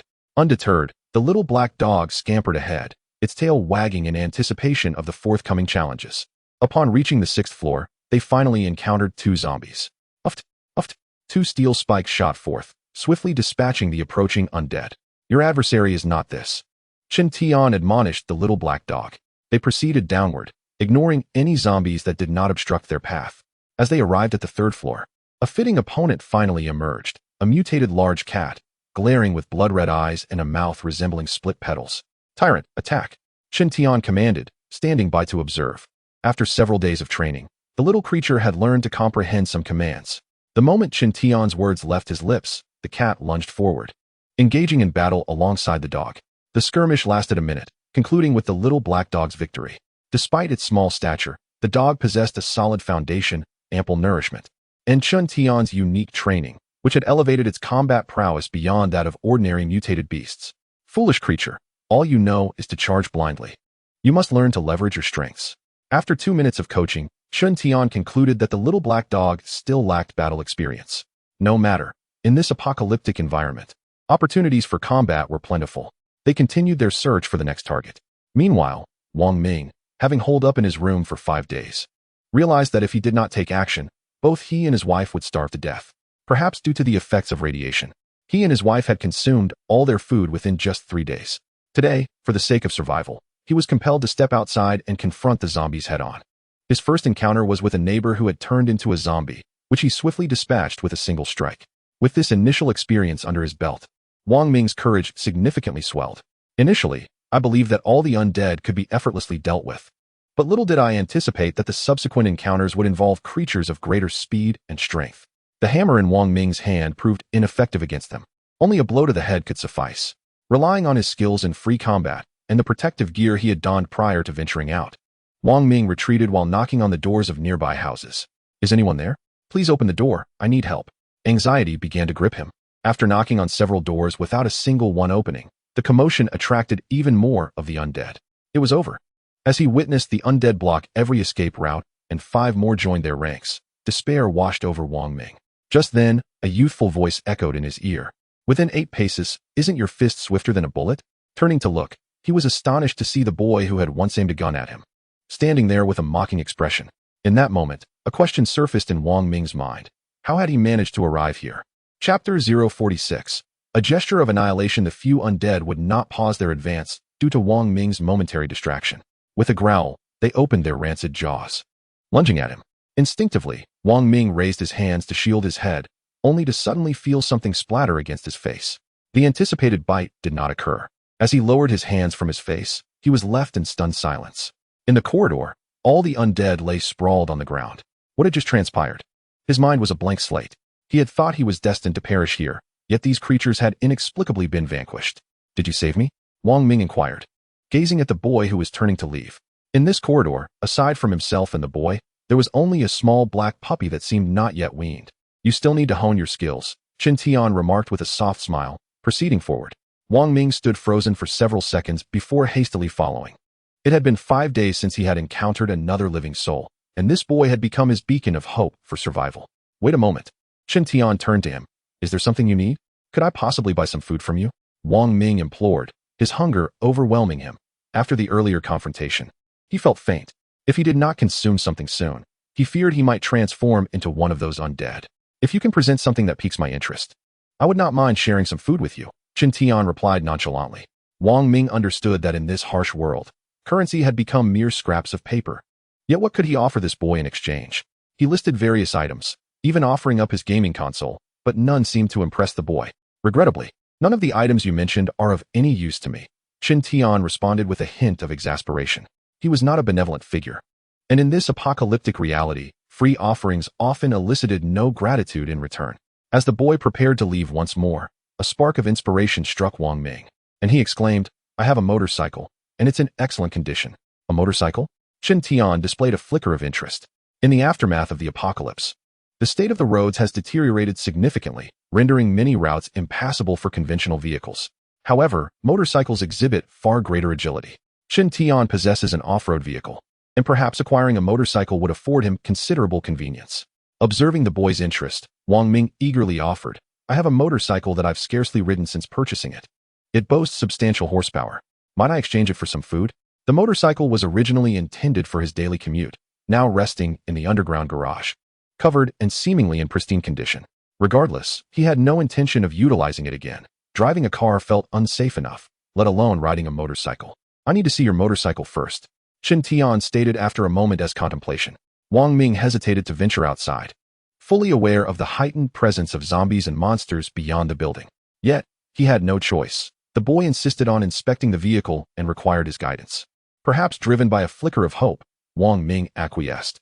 However, as soon as they exited the corridor, regret washed over him. Outside the community, dozens of zombies, akin to cats catching the scent of fish, surged toward them in a frenzy. Wang Ming turned to flee back into the building, only to be halted by Chun Tian's firm grip. Why run? I haven't seen the motorcycle yet, Chun Tian exclaimed, yanking Wang Ming off balance. Wang Ming's face drained of color. Staying put seemed tantamount to awaiting death. You direct, I'll clear the path. Chun Tian's voice rang out once more. Then, Wang Ming witnessed one of the most astonishing spectacles of his life. With a resounding thud, the boy delivered a kick, sending the approaching zombies flying as if they were bowling pins struck down. "What are you waiting for? Which way?" Chen Tian inquired, his impatience evident. Wang Ming, still dazed by the recent events, pointed mechanically to the side. The subsequent occurrences were a profound test of Wang Ming's nerves. The monsters and zombies that had terrified him beyond measure fell before the boy, unable to withstand even a moment's confrontation. The path remained unobstructed, leading them directly to the underground parking garage. The garage was dimly lit, and Chen Tian illuminated it with his phone, swiftly arriving at the motorcycle Wang Ming had mentioned. Lifting the dust cover revealed a striking red and black motorcycle, which Chen Tian assessed as indeed quite new. Its color was appealing, and it promised speed when fully unleashed. "Where's the key?" he inquired.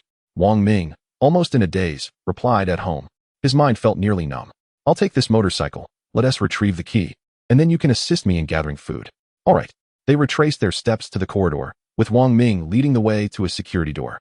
Upon unlocking the door, a woman seated in the living room noticed Wang Ming's return and rushed over, her face alight with excitement. "Darling."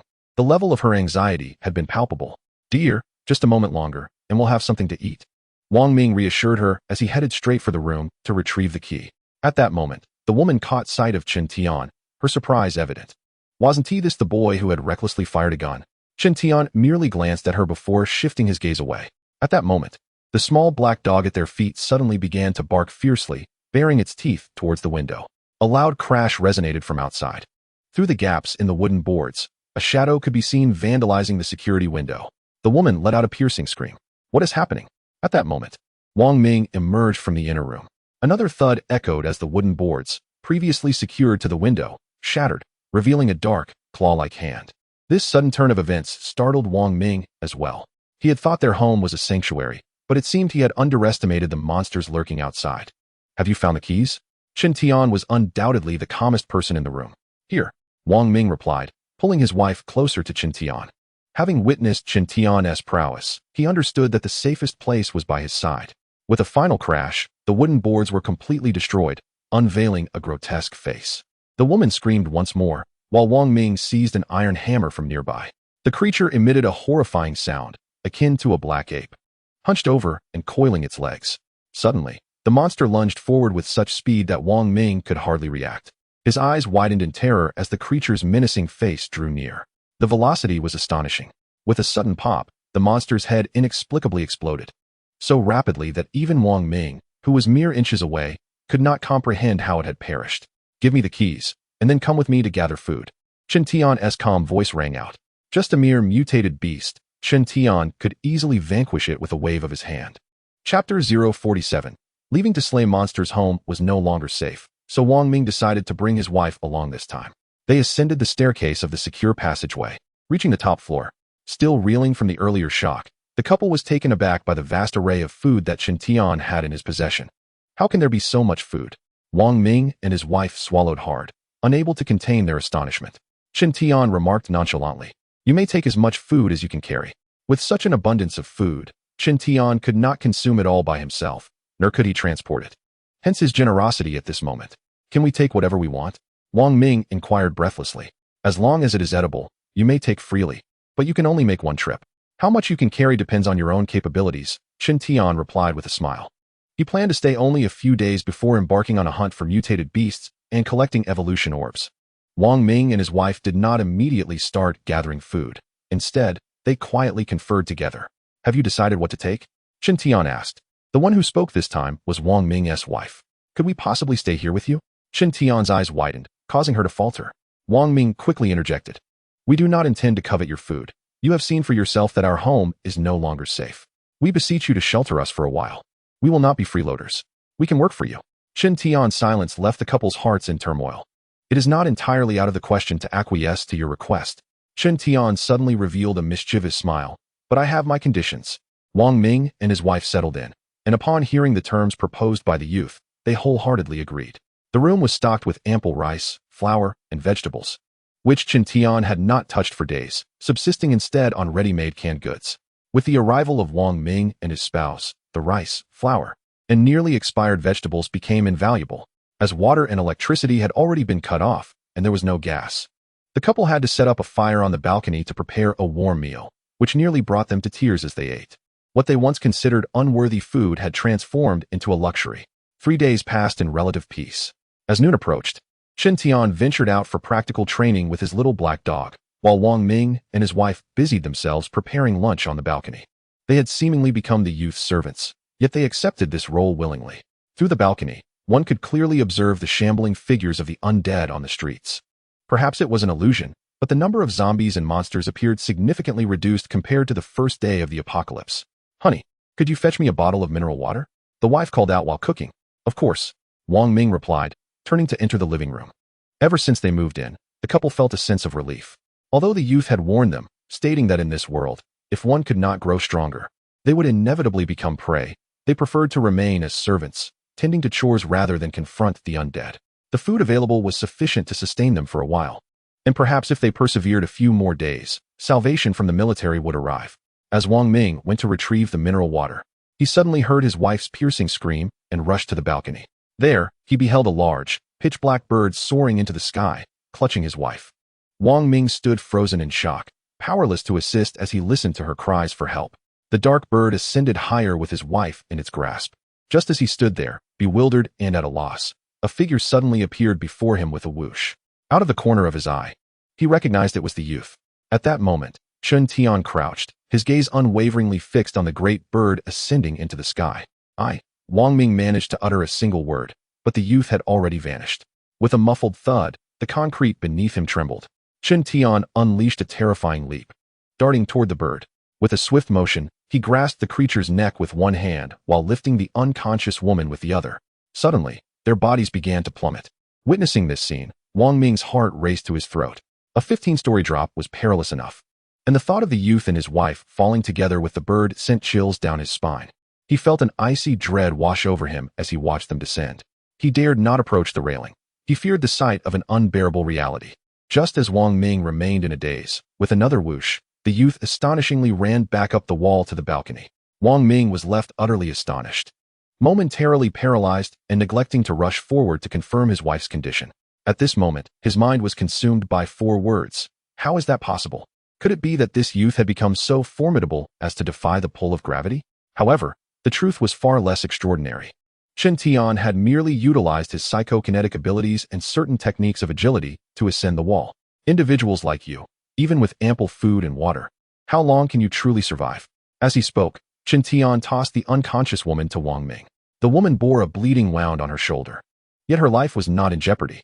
Following this incident, the couple, Wang Ming and his wife, dared not venture onto the balcony again. Instead, they arranged a room specifically for the purpose of cooking.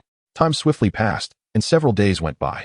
It was now the 15th day since the outbreak of the apocalypse, and Chen Tian was preparing to depart. According to his calculations, at this juncture, even moderately powerful mutated beasts should have birthed evolution orbs. "You are leaving?" Upon hearing Chen Tian's intention to go, Wang Ming and his wife were taken aback. "All the belongings in this room are yours. With the chaos outside, where do you intend to go?" Wang Ming inquired hastily. "Wherever there are monsters, that is where I shall go." With that declaration, Chen Tian offered no further explanation and departed. The motorcycle had been loaded onto the off-road vehicle, and by removing the rear seating, he had created ample space. Driving the off-road vehicle, Chen Tian advanced steadily, unknowingly crushing countless zombies beneath his wheels. The originally white vehicle quickly became stained crimson, due to numerous obstacles on the road. Chen Tian drove cautiously, occasionally dismounting to clear away vehicles blocking his path. "From this moment forth, our objective is to collect evolution orbs." Chen Tian glanced at the small black dog in the passenger seat, which responded with a few eager barks, albeit without clear comprehension. The destination Chen Tian aimed for was the pet market, where it was presumed numerous mutated beasts would be found. Perhaps due to earlier successes in the following days, Chen Tian dispatched many mutated beasts, yet found not a single evolution orb. This shouldn't be. Why are they all such low-level mutated beasts? Or could it be that the formidable ones are deliberately avoiding me? Chen Tian lamented in frustration. However, his spirits soon lifted upon encountering a woman who could bring him fortune. "What are you doing here?" Chen Tian exclaimed in surprise at the sight of Jia Yuding and her daughter, huddled within a shopping center. "Please, save my husband. He has encountered a terrifying mutated beast." Jia Yuding had not anticipated seeing Chen Tian again. A terrifying mutated beast? Chen Tian's eyes brightened. Chapter 048. The great gift returns. Jia Yuding's family had been unable to evacuate with the troops. They first faced a traffic jam, followed by a robbery. Following the apocalypse's outbreak, they had been fortunate to survive. Where's your husband? Why are only the two of you here? Chen Tian, uninterested in her past experiences, pressed directly to the point. My husband was entrusted by old Wang on his deathbed to rescue people from the first high school. He has been gone for 10 days without a word, Jia Yuding replied hastily. 10 days have passed. He is likely dead, Chen Tian remarked with a hint of regret. No, my husband is still alive. He is trapped in the school cafeteria, and we just spoke on the phone. Jia Yuding insisted eagerly. Can we still make and receive calls? Chen Tian asked, a hint of surprise in his voice. Yes, for now, but perhaps not for long. Could you possibly save my husband? I am willing to agree to any condition. Jia Yuding gazed at Chen Tian with hope, fully aware of the young man's remarkable capabilities. She recognized that he was her sole beacon of hope at that moment. Your husband is quite the noble man, abandoning his wife and child to rescue others. Chen Tian remarked with a cold smile. Jia Yuding remained silent, having previously quarreled with Qin Haitao over this very issue. Yet, it was futile. Her husband was inherently selfless, especially considering Wang Lao's past kindness to their family and the request made on his deathbed. Tell me, what kind of horrifying mutated beast are we dealing with? Chen Tian began to inquire about the critical details. I have photos sent by my husband. Jia Yuding retrieved her phone. Upon viewing the image of the two-headed monster, Chen Tian's eyes instantly sparkled. This mutated beast had clearly undergone evolution, undoubtedly containing an evolution pearl within. Indeed, his fortune was about to unfold. As Chen Tian drove the off-road vehicle, Jia Yuding sat in the passenger seat with her daughter, while their small black dog was relegated to the back. The first high school was not far. It would take approximately half an hour by car. While en route, Jia Yuding's phone rang. It was a call from her husband. Haitao. Yuding, listen to me. Qin Haitao's voice came through, anxious and hurried. I may not make it back. You and Ming Ming must live on. Those few words sent a jolt through Jia Yuding's mind. We are coming to save you. You must hold on. She replied, her urgency palpable. Through the phone, she could hear the sounds of beasts roaring in the background. Do not come. It is too dangerous here. Take Ming Ming and find a safe place to hide. Do not search for me. Qin Haitao's tone was frantic. I have brought a very reliable person with me. You must endure. We are almost at the first high school. Jia Yuding insisted, unwilling to accept the possibility of her husband's demise. They depended on him for their survival. You do not understand the situation. There are more than one terrifying mutated beasts in the school. Listen to me. Turn back now. Qin Haitao pleaded. At that moment, 7-year-old Qin Mingming grasped the gravity of the situation and began to wail. Daddy, please don't die. Mingming, be good. Promise Daddy you will take care of Mommy and yourself, came Qin Haitao's choked voice, filled with remorse for his wife and daughter. Could you focus on the directions? Chen Tian's voice interrupted, lacking the sensitivity to the emotional turmoil. Qin Haitao, surprised, quickly asked, Yuding, who is with you? That young man. Jia Yuding responded hastily. Just those 4 words were enough for Qin Haitao to deduce the identity of the person she mentioned. That young man. Who else could it be? He had never anticipated that his wife would encounter that young man again. A brief silence enveloped the call before Qin Haitao suddenly said, as far as I know, there are no fewer than 4 terrifying mutated beasts outside, and they are currently engaged in a fierce battle. One of them seems to have detected us. This narrative unfolds as Chen Tian is apprised of the circumstances at hand.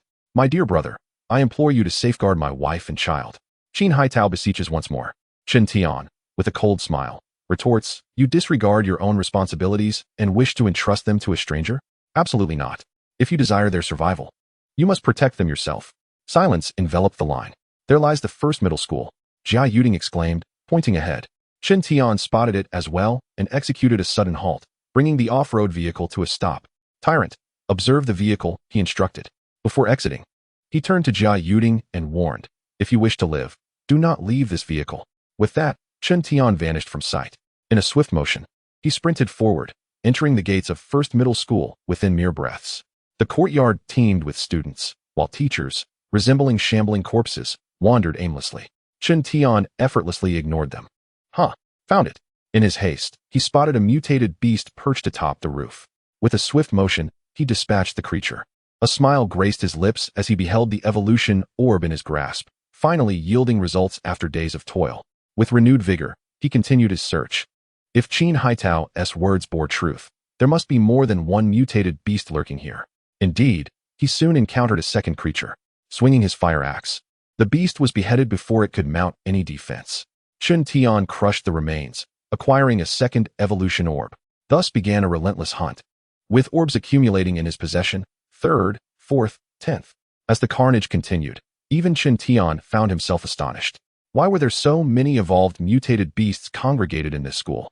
Meanwhile, in the school cafeteria, Qin Haitao, crouched beneath an aluminum table, felt a chill run down his spine as he inadvertently locked eyes with a mutated beast. Truly, the more one fears, the more one attracts it. You too, under no circumstances should you emerge, Qin Haitao cautioned, opting to bravely emerge from his hiding place to serve as bait, hoping to afford the others a chance. Come forth, you beast, he taunted, brandishing a bone-cutting knife at the 2-meter-tall, scaly creature. In an instant, before he could comprehend the situation, a gaping hole was pierced through his arm, sending his knife clattering to the ground. It was over. Despair washed over Qin Haitao. He had severely underestimated the creature's might. He found himself without even a semblance of resistance against this monster. With a ferocious leap, the beast lunged, baring its rows of sharp teeth. Blood splattered across Qin Haitao as he heard a youthful voice proclaim, 23rd. Wiping the blood from his face, he gazed excitedly at the boy before him. It's you, he exclaimed, as if he had glimpsed light in the darkness. Chun Tian. Chun Tian pocketed the evolution orb and cast a glance at him. You're still alive? Barely. Qin Haitao chuckled foolishly in relief. As the two conversed, an unexpected green luminescence emanated from the playground outside. With just a fleeting glance, Chun Tian found himself momentarily entranced. A grand gift had seemingly arrived. Chapter 49. The true power of the young man hovering approximately 10 meters above the playground was a crystal radiating a verdant glow, its shape reminiscent of a finely polished diamond, with sharp edges and angles. From this crystal, dozens of tendril-like appendages, akin to willow branches, unfurled outward, swaying gently as if imbued with life. Surrounding this crystal were more than a dozen watchful mutated beasts, their gazes fixated greedily upon it. The name Plant Essence Crystal sprang to Chun Tian's mind in an instant. Following the cataclysm, even flora had undergone mutations. Subsequent research by future generations revealed two primary causes for this phenomenon. Firstly, the blood and remains of mutated beasts served as sustenance for plants, prompting their evolution. Secondly, a particular type of energy substance, akin to genetic hail, directly incited plant mutations. The Plant Essence Crystal belonged to this latter category. It was a unique energy that could alter the genetic structure of plants, allowing them to evolve into novel species. The Plant Essence Crystal contained pure energy. Absorbing its essence would exponentially enhance the strength and potential of both mutated beasts and evolved individuals. Even more astonishingly, it could fortify one's vitality. Take Chun Tian as an example. Should he absorb this crystal, he would undoubtedly awaken a unique energy, thus officially entering the ranks of the awakened. It is no exaggeration to assert that a single Plant Essence Crystal is more precious than thousands of evolution orbs. Chun Tian's gaze burned with fervor. He was overcome with exhilaration. In his previous life, he had only heard whispers of the Plant Essence Crystal, never having encountered one. Now, with the apocalypse having only recently begun, fate had bestowed this rare treasure upon him. Indeed, fortune had smiled upon him inescapably. A roar erupted from the mutated beasts, all equally covetous of the Plant Essence Crystal. They yearned for its power, yet simultaneously harbored trepidation. At that moment, Chun Tian finally comprehended why so many mutated beasts congregated within the school. They had all been lured by the allure of the crystal. Thank you, little brother. I truly appreciate your timely arrival. Had it not been for you, I might have perished at the jaws of that monster, Qin Haitao expressed with palpable relief. Chun Tian remained silent, a smile gracing his lips, his gaze fixed intently outside the window. Following his line of sight, Qin Haitao gasped in astonishment. What is that? Why does it emit light? Before Qin Haitao could finish his thought, he witnessed a colossal mutated cat accelerating towards the luminous entity with remarkable speed. Such swiftness. Even from a distance, Qin Haitao could merely catch a glimpse of the cat's afterimage. Had he been closer, he doubted he would have seen even that. Suddenly, to his shock, the remarkably swift mutated cat's body disintegrated, fragmenting into countless pieces that cascaded to the ground. It had perished just like that. Qin Haitao felt a chill run down his spine. To him, the mutated cat had seemed an exceptionally formidable being, capable of easily hunting down even a tiger. Yet it had met such a bizarre end. What could have killed it? Other mutated beasts? Little brother, are you aware that Qin Haitao's words remain unfinished? Just as he stood beside him, the young boy vanished in an instant, leaving only a gust of wind in his wake. Chun Tian sprinted onto the playground with unparalleled speed, determined to acquire the precious grass and wood essence crystal. His immediate objective was to clear the area. Although he was aware that these mutated beasts could not obtain the crystal, Qin Tian wished to eliminate any distractions they might pose. To successfully obtain the grass and wood essence crystal, he needed to remain focused. Even a moment's lapse could lead to a fate akin to that of the slain mutated cat. With a swift motion, Qin Tian brandished a fire axe in each hand and charged into the midst of the mutated beasts. A scaled creature had just begun to attack when, with a sharp crack, its skull shattered. Without pausing to regard the fallen evolution orb, he pressed forward to confront the second beast. Swish, swish, swish. The air crackled with his ferocity, as if he were a deity of death, unstoppable in his onslaught. Each mutated beast he encountered fell before him in an instant. The scene was so swift that Qin Tian's figure was nearly invisible. Only the multitude of defeated beasts littered the ground remained visible. Witnessing this spectacle, Qin Haitao felt his worldview shatter. The once formidable mutated beasts met their demise with such ease at the hands of the young boy. Uncle Qin. At that moment, a voice emerged from the aluminum cabinet. A young boy's head peeked out. Wang Feng, the grandson of the deceased Wang Lao. Another figure was present within the cabinet. A girl dressed in the same school uniform, possessing a gentle demeanor. Are you two all right? Have you been injured? Qin Haitao turned to inquire. The boy and girl shook their heads in unison, their gaze drawn to the window. Upon witnessing the chaos on the playground, they were rendered speechless. What is that? Is that even a person? They began to doubt their own eyes, perceiving a child flickering in and out of existence. With each flicker, the nearby mutated beasts and corpses crumbled to the ground. Eventually, the playground was devoid of any standing monstrosity. The young boy's form became apparent. At that moment, Qin Tian still gripped the fire axes, now drenched in blood. His clothes and face were stained crimson, exuding an aura of lethal intensity. With the warm-up concluded, the main event was about to commence. Qin Tian lifted his gaze towards the grass and wood essence crystal, his fervor intensifying. Unlike the mutated beasts and corpses, the crystal possessed a formidable defense system. Any creature entering its attack range would be targeted for elimination. Now, with no competitors remaining, Qin Tian could devote his full attention to the crystal.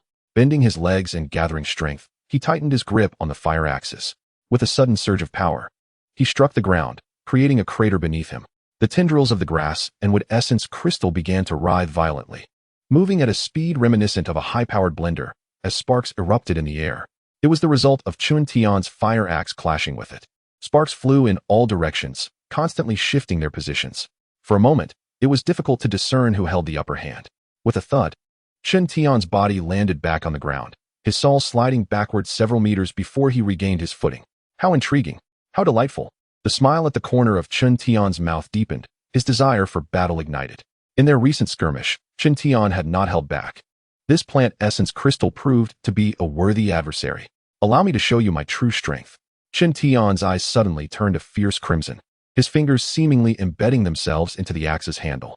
A surge of ferocious power was being unleashed. This was frenzy, Qin Tian's exclusive skill at this moment. Boom. Qin Tian's body vanished once more from the spot, leaving a large crater in the ground. Clang.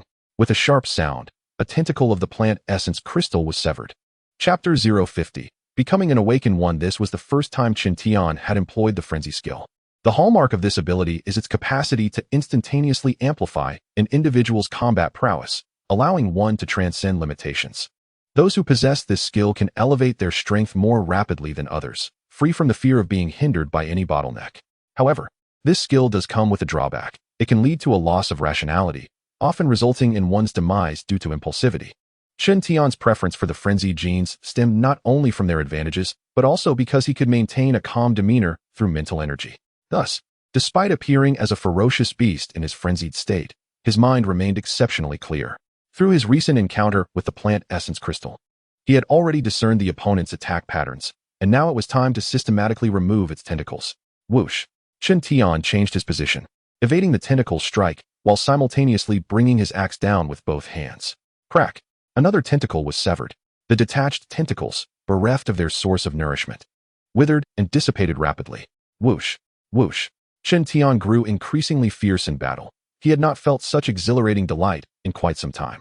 In a mere span of a few breaths, he had already chopped off 7 of the plant essence crystal's tentacles, and the tide of battle began to turn in his favor. Yet, a cornered rabbit may bite. How much more so for the formidable plant essence crystal?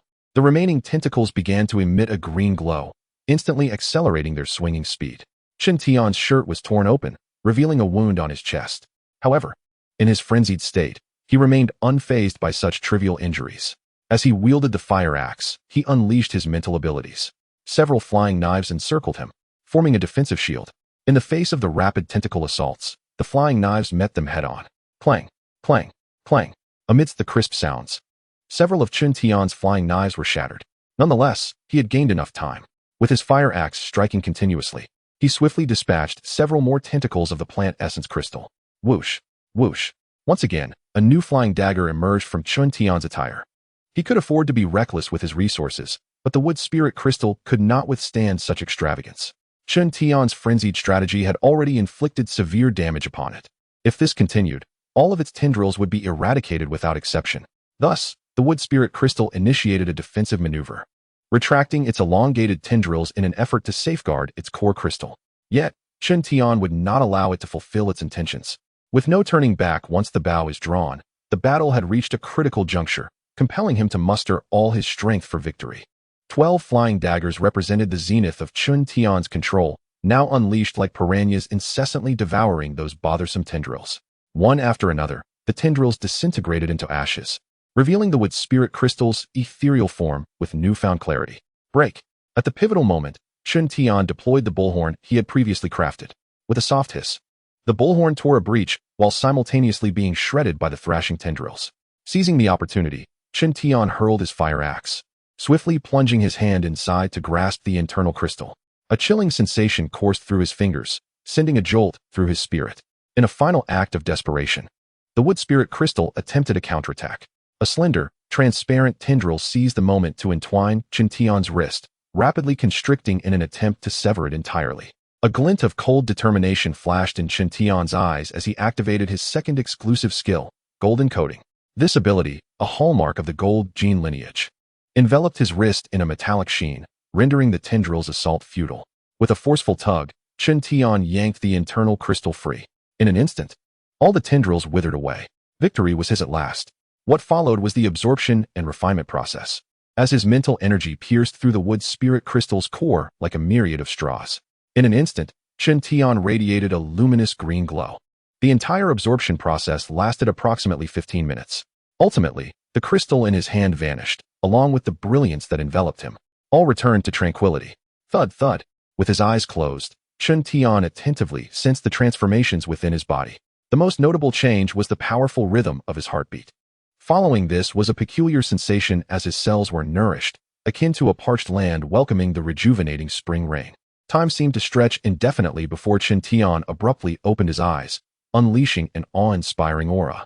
I have finally ascended to the Awakener. Chen Tian's heart brimmed with joy, though his expression remained composed. Extending his palm, a hazy energy of red and gold materialized abruptly. This was his exclusive energy, the very symbol of his awakening. Chen Tian refrained from testing the potency of this newfound power, as fatigue weighed heavily upon him. The toll of the recent battle was secondary, after all. He had been invigorated by the wood spirit crystal, but the exhaustion of his spirit was paramount. In order to suppress the impulsive frenzy, Chen Tian's mind needed constant focus. Coupled with the exhaustion from the battle and the relentless use of his mental energy, it was primarily mental fatigue that weighed heavily upon him. The gains from this encounter equaled a year's worth of effort.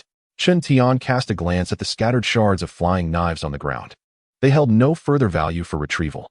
The most regrettable loss was the 2 horned spikes, now utterly destroyed. Nonetheless, they had played a pivotal role in the climax of the battle, leaving him with no lingering regrets. Chen Tian then picked up the fireman's axe that lay abandoned on the ground, its blade marred with several notches from striking the tentacles, yet it still appeared usable. Alas, not a single tentacle of the plant essence had been salvaged, all reduced to ash. Had any remained, their remarkable resilience would have made for excellent material. Next, Chen Tian, despite his fatigue, began to gather the scattered evolution orbs. His visit to this school had proven to be quite lucrative, not to mention the plant essence. He had amassed 27 evolution orbs. These orbs not only facilitated evolution, but also served as a form of currency for future transactions, ensuring that nothing was left behind. Chen Tian meandered back. At this moment, the school was devoid of any other evolved beasts. The wandering corpses were mere secondary infectees, posing little threat. After reuniting with Qin Haitao and the others, Chen Tian led the way, smoothly exiting the school. Outside, Qin Haitao's off-road vehicle remained in its usual spot. He quickly started the engine and drove toward the location of his wife.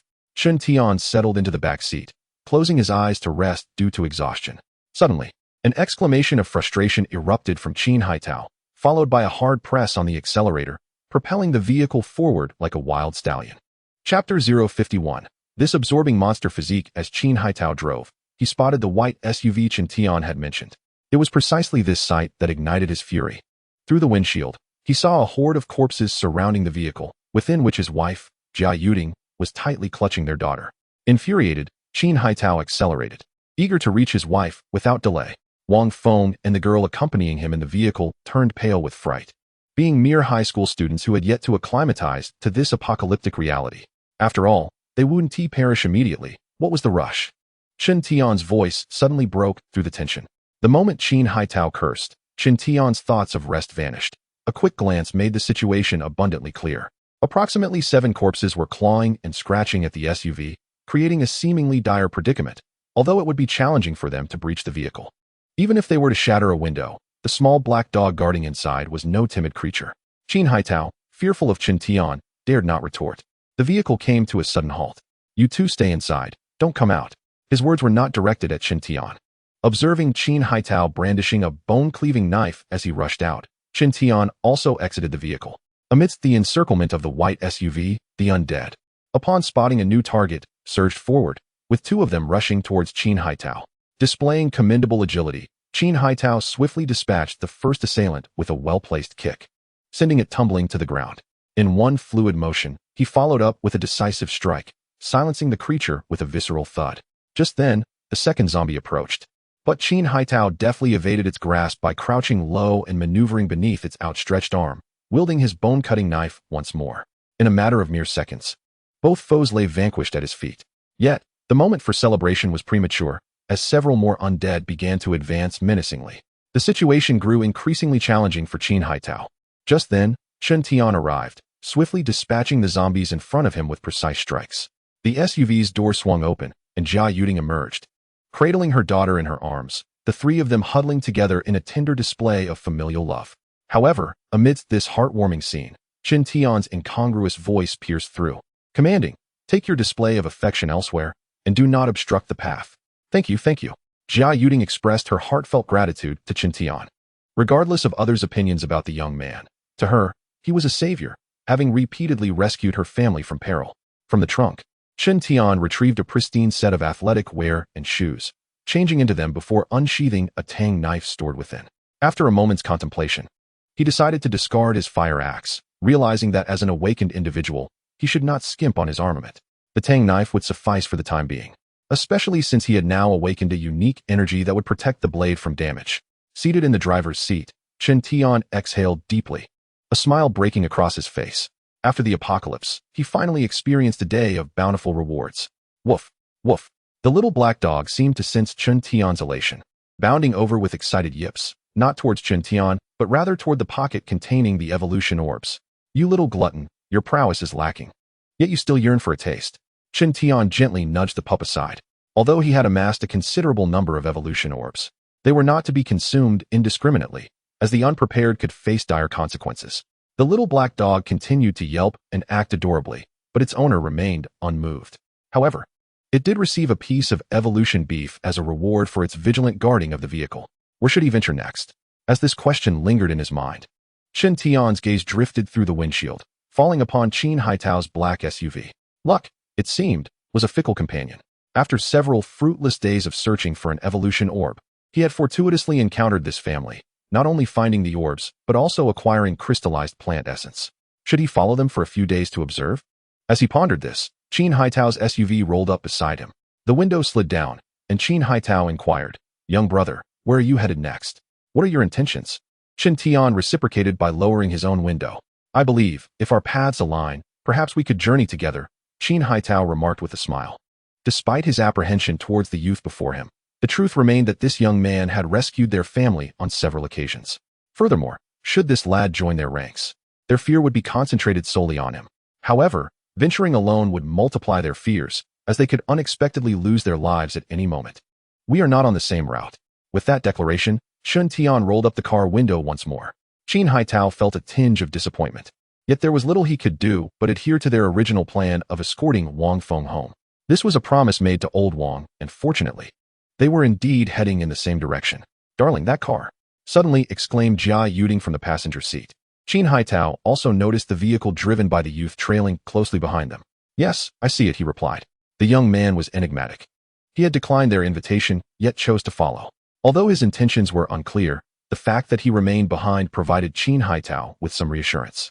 For the time being, it seemed prudent to accept the current arrangement. Perhaps the youth simply preferred not to draw too near. Qin Haitao focused on driving, while Jia Yuding fell silent, enveloping the interior of the car in an unusual tranquility. They encountered a few wandering corpses on the road, skillfully avoiding them when possible, and resorting to a direct collision when necessary. Perhaps it was mere misfortune. Their originally smooth journey took a turn for the worse as they rounded a bend and stumbled upon a horde of the undead. The sight was overwhelming, appearing to number in the hundreds, completely barricading the road ahead. "This route is impassable. Brace yourselves. We must change course," Qin Haitao stated, his expression grave. The atmosphere within the vehicle grew tense. Fortunately, Qin Haitao was well acquainted with the area. With a swift maneuver, he turned the vehicle and accelerated towards an alternate path. Chen Tian followed suit, eager to see if accompanying this family would yield any rewards. However, just after they crossed an intersection, a deafening crash resonated as Qin Haitao's SUV was overturned by a colossal creature. Chen Tian, trailing closely behind, witnessed the entire event unfold and couldn't help but murmur. Could this family possess a knack for attracting monsters? Should they be deemed fortunate or unfortunate? They had encountered yet another formidable mutated beast. Yet, for Chen Tian, it was undoubtedly a stroke of luck, as it was a mutated wild boar, edible. How delightful! Just as the mutated beef supply was dwindling, they encountered a mutated pig. Chapter 052. To grow stronger, one must consume more meat. Qin Haitao had not anticipated such misfortune on their journey. When the gigantic mutated pig charged, he noticed it too late to evade. The impact was thunderous, flipping the black SUV and sending it skidding several meters along the asphalt. The ringing in his ears left Qin Haitao momentarily disoriented. "Everyone, exit the vehicle," he urged. Nonetheless, the occupants were rendered unconscious from the collision, with the most severe injuries suffered by Qin Mingming, who, having neglected to fasten her seatbelt, bore a laceration on her forehead. "Mingming, Yuding." Qin Haitao struggled to release his seatbelt, but the dented car door trapped him. Yuding, wake up quickly," he shouted, continuing his efforts. At last, Jia Yuding slowly opened her eyes. Upon seeing her daughter, unconscious and bleeding from the forehead, panic set in. Mingming, what should we do now, dear? We must escape this vehicle. That mutated beast may attack again. This place is not safe," Qin Haitao urged anxiously. The entire car lay at an angle on the road, making it difficult for them to crawl out, especially as they had not fully regained their composure. Thud, thud. Suddenly, heavy footsteps echoed outside the vehicle. Through the shattered window, Qin Haitao glimpsed the mutated beast that had just struck them, gathering strength for another assault. At that critical moment, a boy's voice rang out. "For the foreseeable future, do not worry about a lack of meat." Qin Haitao saw the boy's silhouette appear before the car, wielding a tang sword. He held his breath, fearing that any noise might distract the boy at this pivotal moment. With a rumble, the charged mutated pig charged forward, its massive form creating a thunderous roar as it ran. Buzz! At that instant, Qin Haitao noticed a crimson glow emanating from the tang sword in the boy's hand. Was he imagining things? The mutated pig drew closer. 10 meters, 9 meters, 8 meters, 2 meters. Whoosh! Like a flash of red light, the boy's tang sword descended upon the mutated pig. With astonishing ease, the blow cleaved the enormous beast in two. Qin Haitao's mind went blank. He questioned the reality of what he had just witnessed. That stroke was so fluid it felt as though the boy had not struck a creature, but rather a piece of tofu. While Qin Haitao remained in disbelief, Chen Tian approached. "Save my daughter first," Qin Haitao exclaimed urgently. However, Chen Tian ignored him, extending his hand to right the overturned SUV. Bang! The four tires struck the ground, sending tremors through the vehicle's interior. "It appears your luck is quite poor," Chen Tian remarked with a slight smirk, effortlessly tearing the deformed car door from its hinges. Now free, Qin Haitao rushed to examine Qin Mingming's injuries, which looked alarming. Blood trickled down her cheek, and she remained unconscious. "What are we to do now? If this were before the apocalypse, we could seek medical help, but now? It seems not too severe, merely superficial injuries," Chen Tian's voice reassured. "Is my daughter really okay?" Jia Yuding asked anxiously. "Your daughter possesses the best aptitude among you. Such wounds will not be fatal," Chen Tian spoke bluntly, Yet his words brought considerable relief to Qin Haitao and his wife. Having witnessed Chen Tian's abilities on multiple occasions, they had no choice but to trust him. Jia Yuding hurried to retrieve a first aid kit from the trunk to tend to Qin Mingming's wounds. Others sustained some injuries, but nothing severe. It seems this vehicle is destined for the scrapyard. Qin Haitao gazed at the mangled SUV, a frown etched upon his brow. Without this car, how would they proceed? On foot. The dangers were too great. No one could predict when a creature might leap from around the corner. While Qin Haitao pondered these troubles, Chen Tian had already begun to sort through his spoils. The enormous mutated pig was being dismembered by Chen Tian and loaded into the trunk. This time, in addition to acquiring a substantial amount of mutated pork, he unexpectedly obtained an evolution orb. Quite splendid. If this trend continues, he could gather numerous evolution orbs before winter arrives. Our vehicle is no longer operational. May we squeeze in with you? Ultimately, Qin Haitao mustered the courage to seek Chen Tian's assistance. My vehicle has limited space. Chen Tian hesitated momentarily, then added, however, if you don't mind being cramped, I can certainly offer you a ride. Upon hearing this response, Qin Haitao was elated. The delay had cost them considerable time. During the late autumn season, darkness fell early, making it unsuitable to continue their journey. Passing by a pharmacy, they disembarked, deciding to spend the night there. With new bandages, Qin Mingming's wounds had ceased to bleed. For dinner, they enjoyed a delectable meal unlike any they had tasted in their lives. Why does this meat taste so exquisite? Qin Haitao exclaimed in astonishment. They were feasting on the flesh of the mutated pig, prepared simply by grilling it on a barbecue, without any seasoning.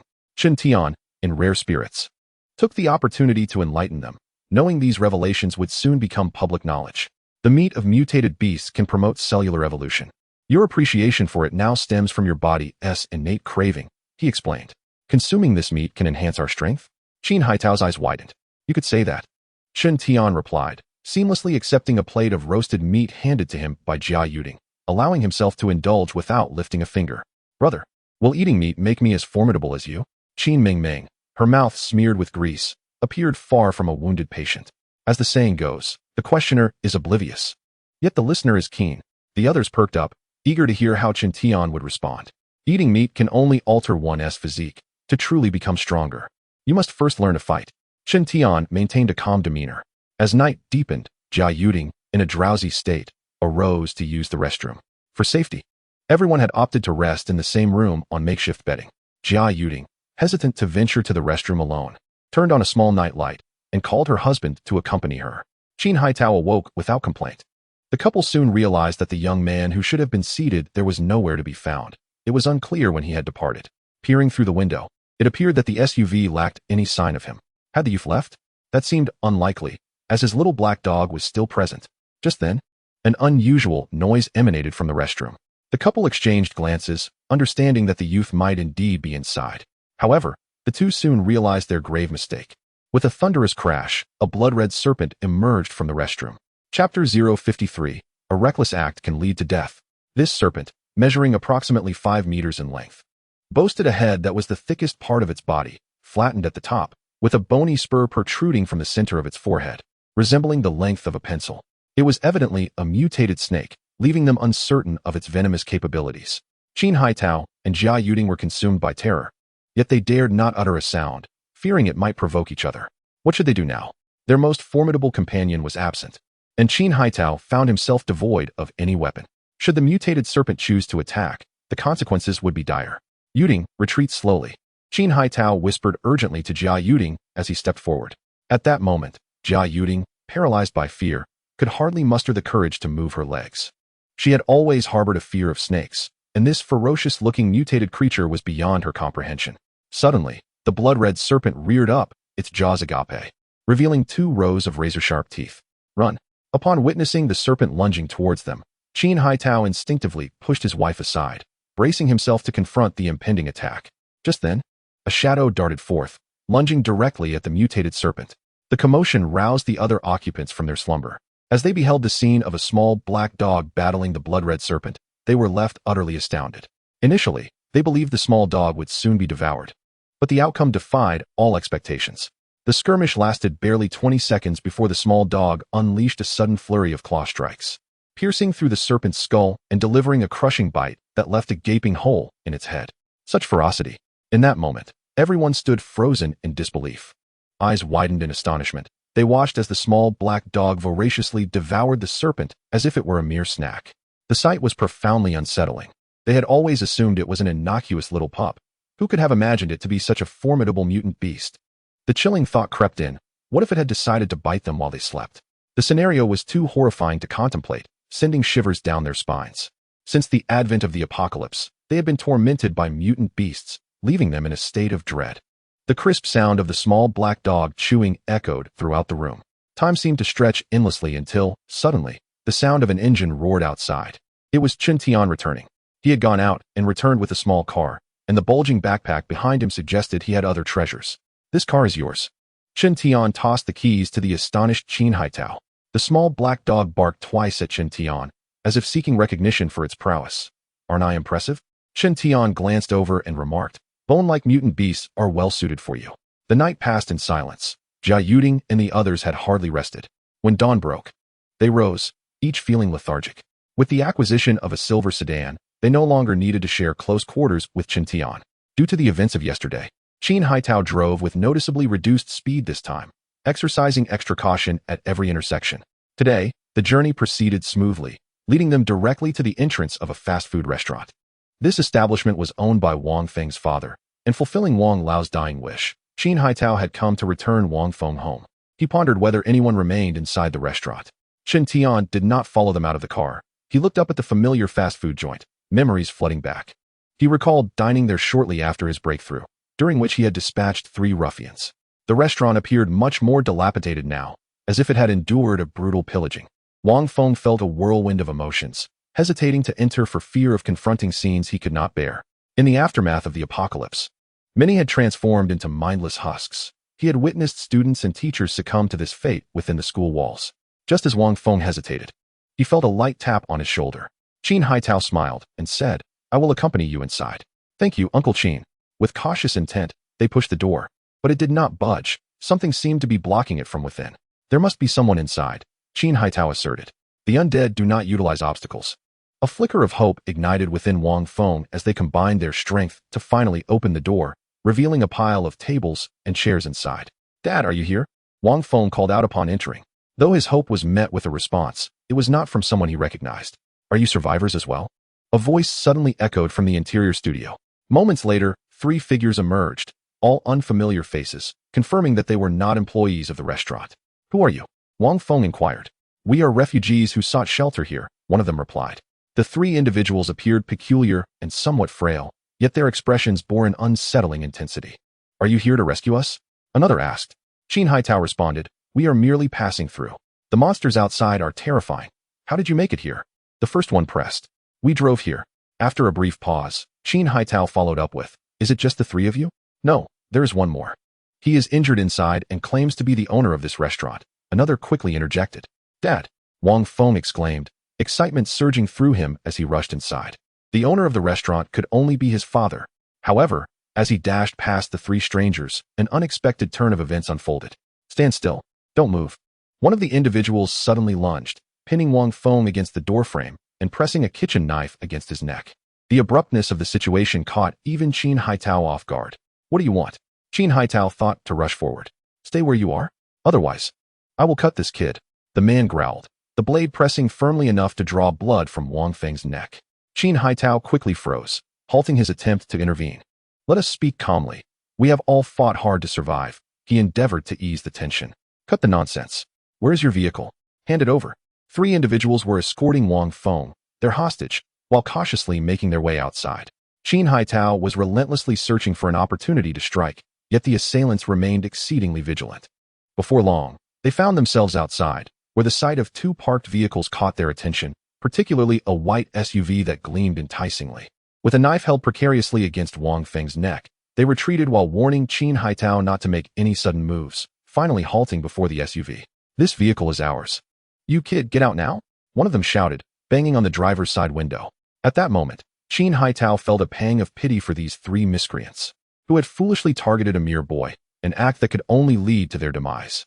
Just then, the window began to lower, revealing Chen Tian's cold voice. You can either leave or die. The 3 thugs, however, were not inclined to heed the warning of a child. One of them bellowed, get lost now. Before he could finish his sentence, A series of muffled sounds echoed through the air.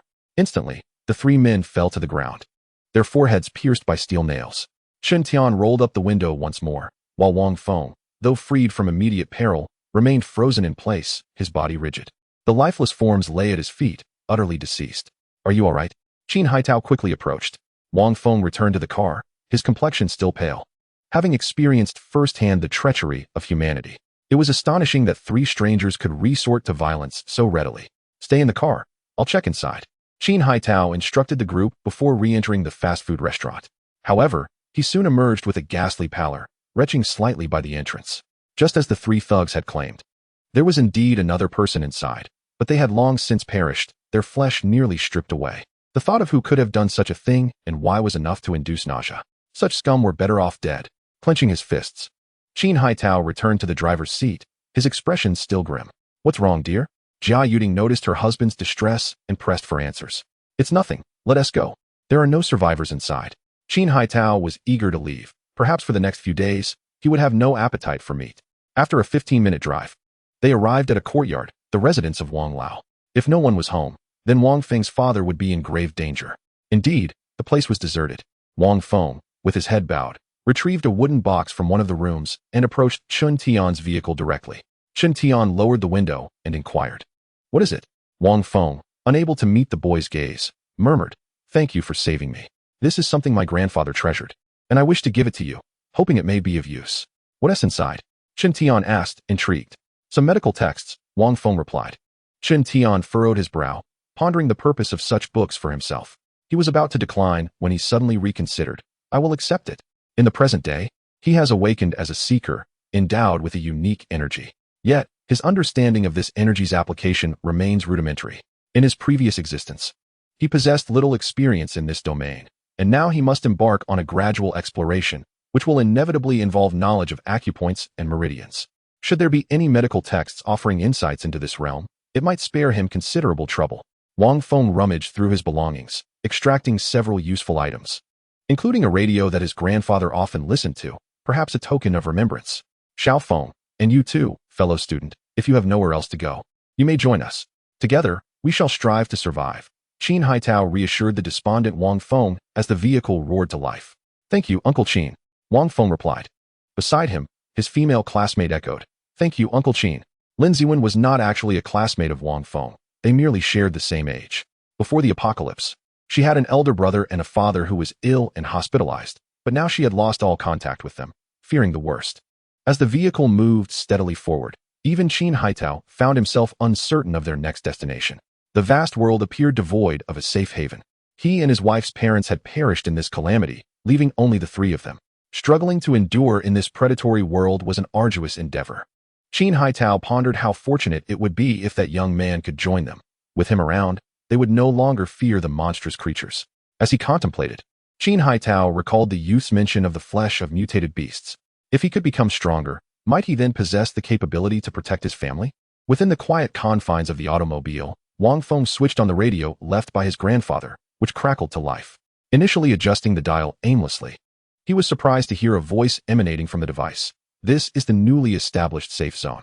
Should there be survivors, please arrive at the city center's Green Lawn Square before the 15th of this month. Troops will escort you to safety." The message repeated insistently. "The city center's Green Lawn Square?" Qin Haitao murmured, a spark igniting in his eyes. "Husband," exclaimed Jia Yuding beside him, equally exhilarated. If they could reach the safe zone, their family would no longer live in fear. Calculating the days, there were still 5 remaining until the 15th, and if their journey went smoothly, they could arrive in mere hours. Truly, it seemed like a glimmer of hope. Qin Haitao gradually brought the vehicle to a halt, eager to relay this good news to the companion trailing behind them, Chen Tian. However, upon hearing the announcement, Chen Tian did not exhibit any signs of joy. He had no intention of going to the safe zone. In this new life, he aspired to become a formidable force, viewing a life of ease as a mere waste of time. Nonetheless, he could accompany Qin Haitao's group to Green Lawn Square, as perhaps there would be other discoveries along the way. Indeed, fortune smiled upon them. After just over an hour of travel, they encountered a survivor on the road. A slightly overweight man, seemingly in his 20s, approached with a forlorn expression. "I know a place where several high-performance off-road vehicles are parked, far superior to your cars. Take me with you. I assure you, I will not be a burden," the chubby fellow implored. Faced with this stranger, Qin Haitao hesitated, recalling that Wang Feng had recently been kidnapped. While he himself was unafraid, wagering the safety of his family made him wary.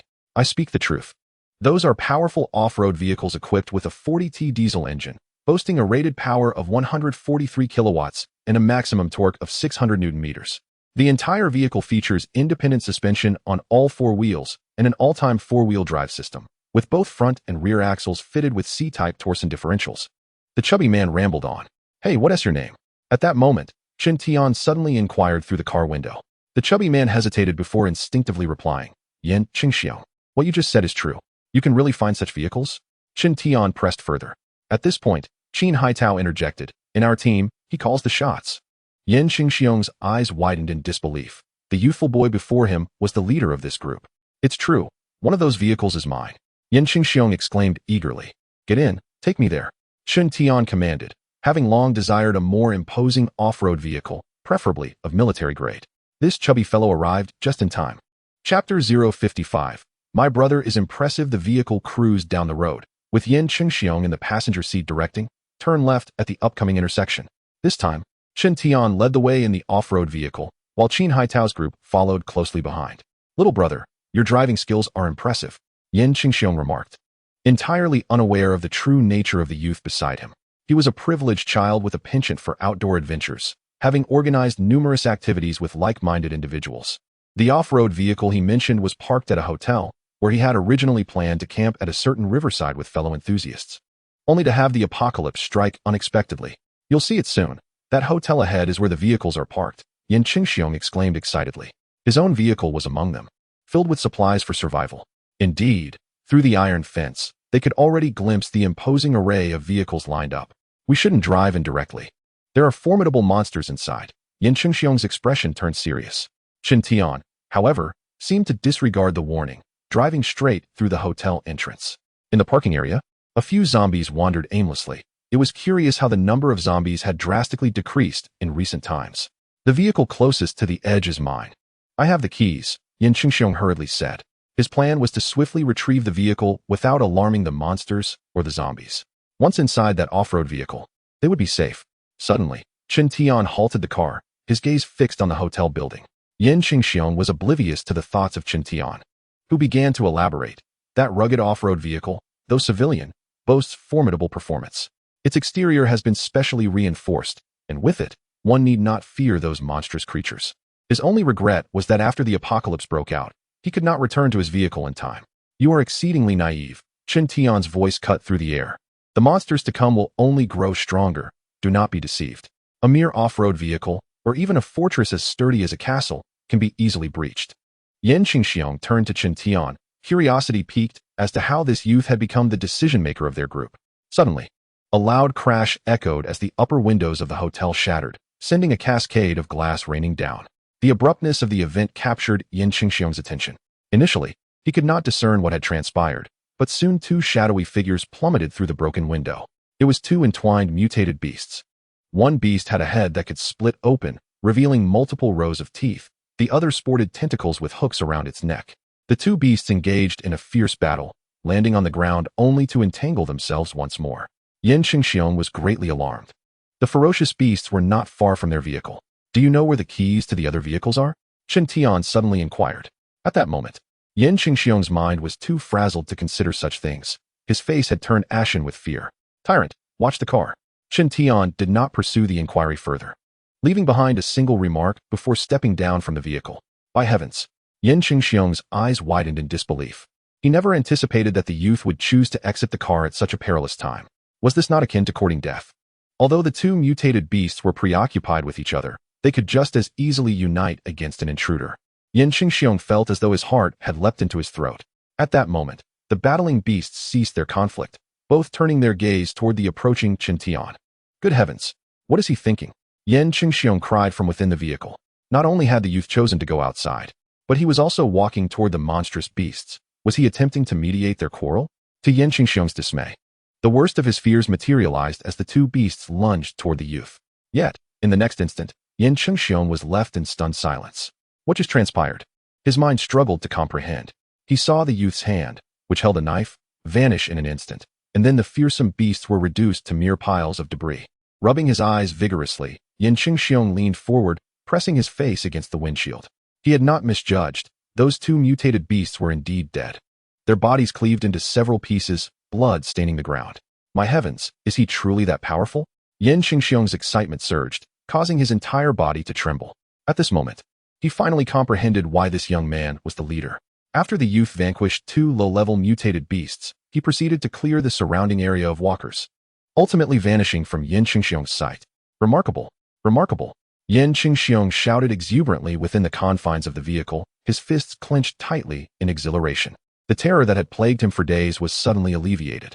He had previously believed humanity was doomed, besieged by an endless horde of walkers and bizarre monsters, reduced to mere survival. Yet, witnessing the young man's formidable prowess transformed his perspective. Humanity could indeed grow strong. The youth was a living testament to this. Suddenly, the future appeared bright once more. As Yan Qingxiong was lost in reverie, the young man's figure re-emerged in his line of sight. After about 15 minutes, Qin Tian returned. Having procured 2 car keys identical to the one Yan Qingxiong provided, discovered on the body of a walker. Such efficiency was largely attributable to his psychic sensing abilities.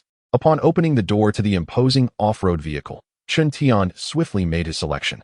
When he returned to the previous off-road vehicle, Yan Qingxiong's demeanor and address had shifted. Big brother, you are incredible. My goodness, I feel as though I am watching a science fiction film. Yan Qingxiong gazed at Qin Tian with admiration. Qin Tian glanced at him and replied in a calm tone. The area has been cleared. There will be no walkers or mutated beasts for the time being. You may exit the vehicle. Not only was Yan Qingxiong required to disembark, but even the little black dog was ushered out. Qin Tian intended to transfer the belongings from the white off-road vehicle to the new one. The robust and majestic off-road vehicle, clad in earthy yellow, boasted rugged lines that underscored its durability and safety. The new vehicle not only offered more space, but also boasted enhanced power. Qin Tian was quite pleased with his new acquisition, and Qin Haitao's group was equally fortunate to receive a vehicle, as Qin Tian had found 2 keys, making their disposal a waste. Yan Qingxiong was likewise fortunate, as he retained his familiar vehicle filled with his belongings. Chapter 056. The bounty is abundant with the new vehicle. The happiest were undoubtedly Qin Haitao and his family. Previously cramped in a small car, comfort had been secondary. The sturdiness of this new off-road vehicle was immediately apparent. Brother Qin, this is for you. Yan Qingxiong handed over a walkie-talkie, a piece of equipment from his vehicle. With the walkie-talkie, communication during their journey would be significantly more convenient. They were all headed to the Green Lawn Square in the city center, and mutual support along the way was inevitable. Yan Qingxiong's plump appearance, combined with his personable nature, had considerably bridged the gap between them. I've heard the broadcast. We have 5 days left. If we drive, we can reach today. I was thinking, we still have ample time. Would you all like to gather some additional supplies? I know a good place. And it's somewhat on the way. Yan Qingxiong spoke through the walkie-talkie. Fatty, what place are you referring to? Qin Tian inquired through the device. Having just acquired a new vehicle, Qin Tian was in high spirits. He had no intention of venturing into the safe zone. His presence there was merely to see what treasures might await. The outdoor adventure shop was a place he had frequented often in the past. Yan Qingxiong seemed to be in a fervent mood, launching into an enthusiastic introduction. It was already late autumn, and winter was fast approaching. Without adequate provisions for the cold season, the coming winter would be arduous. None of them had ever visited the safe zone, and its conditions remained a mystery. If they were to find themselves in dire circumstances, they would surely suffer from the cold. A portable charcoal stove or an alcohol stove could prove useful. Even if not for warmth, they would suffice for cooking. A sleeping bag could easily be packed, taking up little space. It was prudent to prepare some self-defense tools, for the world was perilous, and one could not afford to be unarmed. Solar charging panels were also essential. They would facilitate charging mobile phones, tablets, and small lamps, making life considerably easier. Yan Qingxiong spoke at length, as if he were a master of survival in a post-apocalyptic world. If they did not procure these items, others would benefit from their absence. Once they reached the safe zone, these would become their personal belongings. Who would not wish for a more comfortable existence? Through the walkie-talkie, only Yan Qingxiong's voice could be heard. Nevertheless, his words struck a chord with Qin Haitao's family. Pengzi, lead the way. Qin Tian's voice came through the walkie-talkie, clear and straightforward. All right. Yan Qingxiong had been waiting for this response. Tian, go. If we encounter zombies or monsters, I'll be counting on you. This time, there was no further reply from Qin Tian. The 3 rugged off-road vehicles, identical in model and color, raced down the highway. When they encountered obstructive zombies, there was no need to hesitate. They simply plowed through, the vehicle's performance instilling confidence in their drivers. "You rascals, your grandpa is coming," Yan Qingxiong shouted excitedly as he led the way. After more than 40 minutes of driving, they finally arrived at the specialty store Yan Qingxiong had mentioned. Chen Tian exited the vehicle and swiftly dispatched the nearby zombies with a few deft movements. "Tiangu, this is the place," Yan Qingxiong exclaimed, leaping from the car and pointing at the impressive storefront before them. The shop retained its pre-apocalyptic appearance, the tempered glass doors locked, showing no signs of recent visitors. Chen Tian, Yan Qingxiong, and Qin Haitao entered the store, while the others remained in the vehicle. Upon entering, Qin Haitao's eyes sparkled. It was filled with excellent goods, many of which were immediately useful. "Tiangu, you go ahead and choose." Yan Qingxiong was quite adept at navigating such situations. Chen Tian, not one to hold back, began to search for valuable items within the store. Only after Chen Tian had selected his choices did Qin Haitao and the stout Yan Qingxiong begin to transfer their finds to their own vehicle, both bustling with excitement. This zero-cost shopping experience was utterly exhilarating. They could take whatever they desired. Chen Tian did not select many items. His survival experience in the apocalypse taught him that the items here were merely supplementary. However, for Qin Haitao and his companions, these treasures were a timely boon, prompting them to work with extraordinary fervor. Upon returning to the vehicle, Chen Tian busied himself with the newly acquired short blades. These items were not available for public sale, as Yan Qingxiong had informed him that they were inaccessible to unfamiliar clients. After a flurry of activity, everyone's gear underwent a significant upgrade. Qin Haitao had discarded the bone cleaver he had brought from school in favor of 2 combat knives, while the others likewise obtained weaponry suited to their needs. While a self-defense knife was not strictly necessary, it was deemed essential to possess one. What was particularly gratifying was that their scavenging yielded several recurve bows, potent weapons capable of hunting the undead and monsters alike, all while ensuring safety. Miscellaneous items filled their off-road vehicles to the brim, and the bounty brought great joy to the group. With these supplies, life ahead promised to be less arduous. As the vehicle roared to life and prepared to move on, they made sure to stock up on extra fuel, a suggestion prompted by Qin Haitao. Though the off-road vehicle boasted excellent performance, it was also quite fuel-thirsty, and unpreparedness could lead to troublesome situations should they find themselves stranded. Fortunately, gas stations were easily located, and at present, there were no large-scale survivor scavenging operations, making fuel acquisition relatively uncomplicated.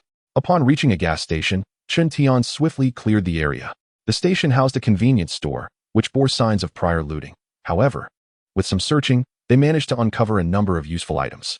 "Brother Tian," Yan Qingxiong suddenly shouted from inside the building. Chen Tian and Qin Haitao rushed over to find a desiccated corpse lying on the floor. "It's nothing. It's already dead," Chen Tian remarked with a glance, grasping the situation immediately. "Do the undead also perish?" Yan Qingxiong inquired, astonished at the notion that a zombie could die without external intervention. Chen Tian took the opportunity to enlighten them. All living beings eventually meet their demise, and the undead are no exception. This unfortunate creature, confined to this room without sustenance, succumbed to starvation. What? Yan Qingxiong's eyes widened in disbelief. Zombies can die of hunger? This contradicted the narratives he had seen in zombie films. The parasitic genetic worms within would begin nutrient recycling, eventually birthing a second generation of genetic worms, with an outbreak expected in the spring of the following year. Chen Tian noted casually. As winter approached, the undead would face widespread mortality, transforming into desiccated corpses, akin to cocoons awaiting the right moment to hatch the next generation of genetic worms.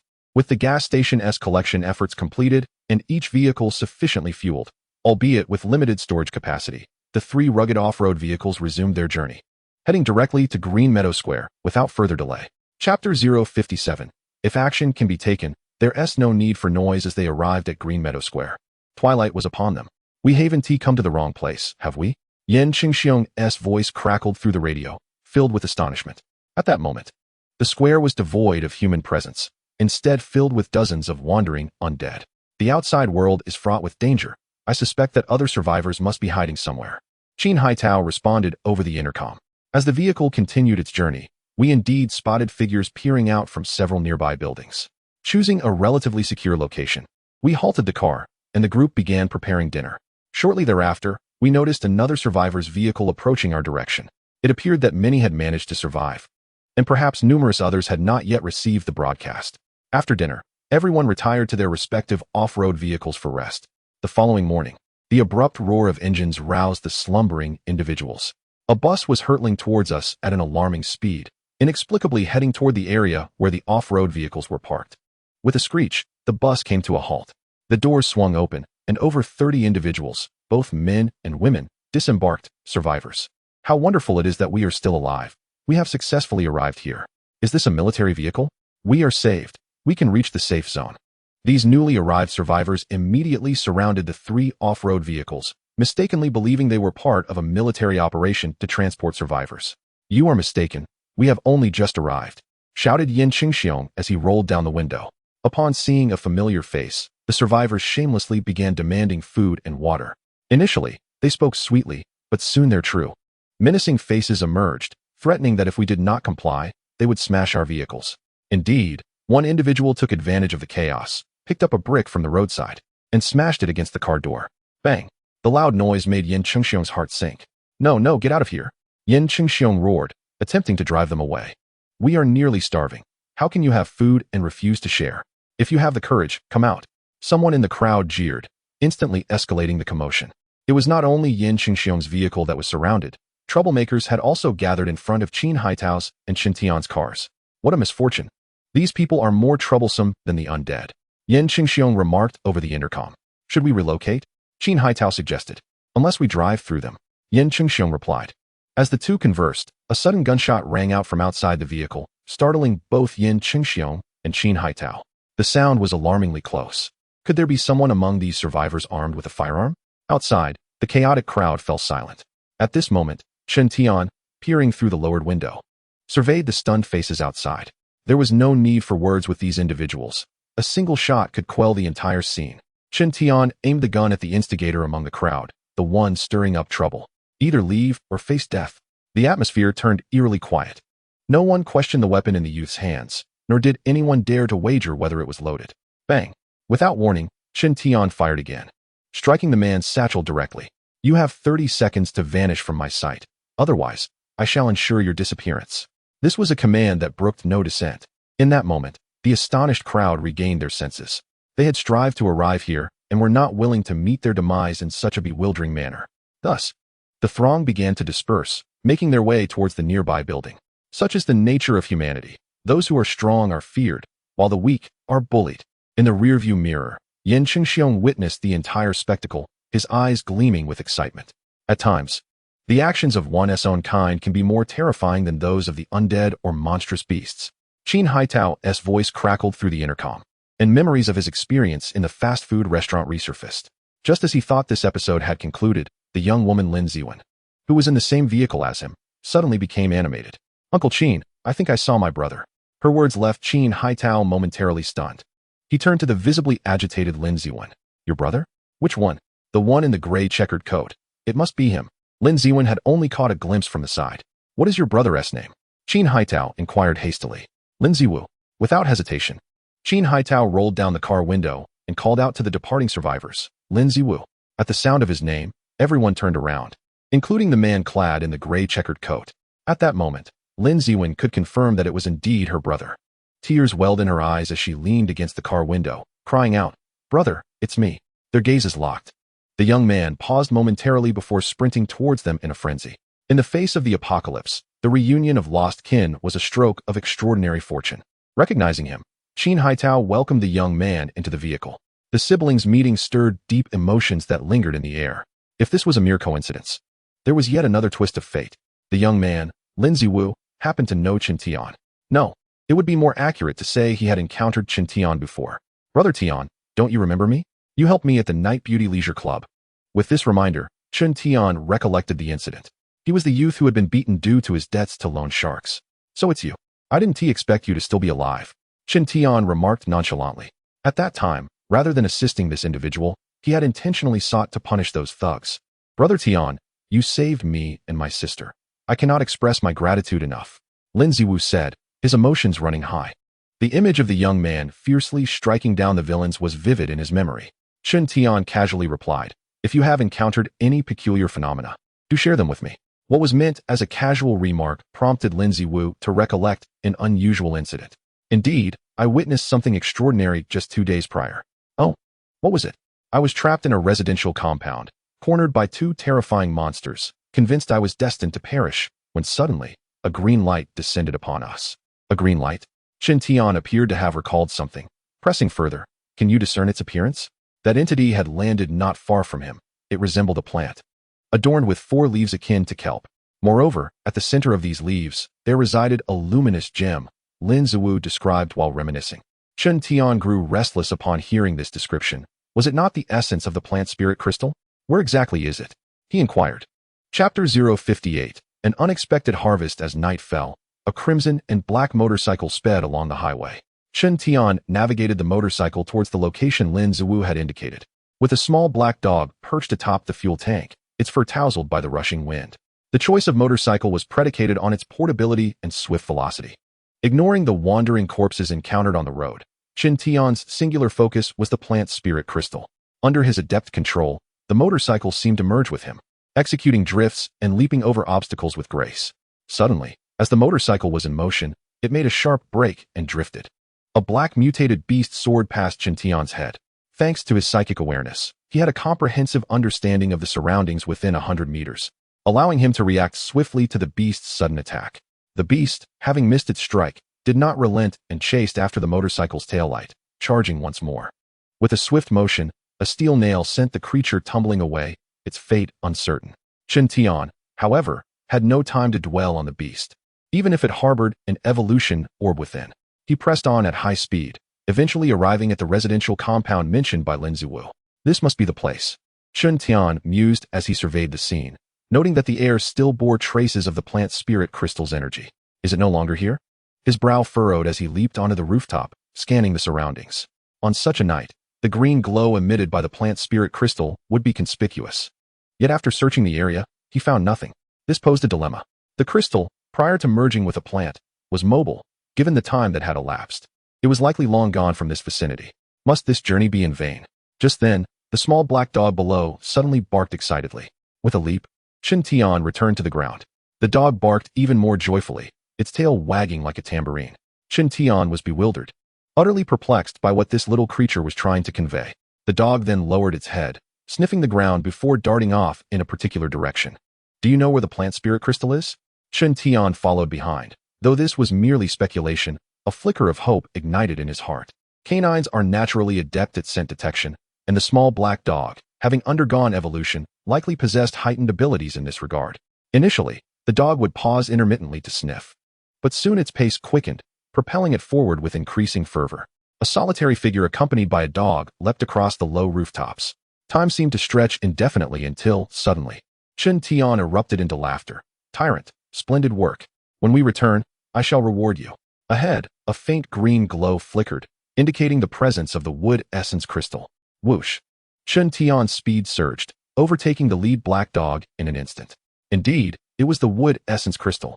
His eyes sparkled with excitement as he beheld the energy crystal in the parking lot, resembling the kelp-like leaves as described by Lin Ziwu. With a swift motion, Qin Tian unsheathed his Tang Dao and charged forward. At this moment, he was transformed. Having awakened his unique energy, combating the wood essence crystal no longer posed a challenge. Sensing imminent danger, the wood essence crystal fled rapidly in one direction.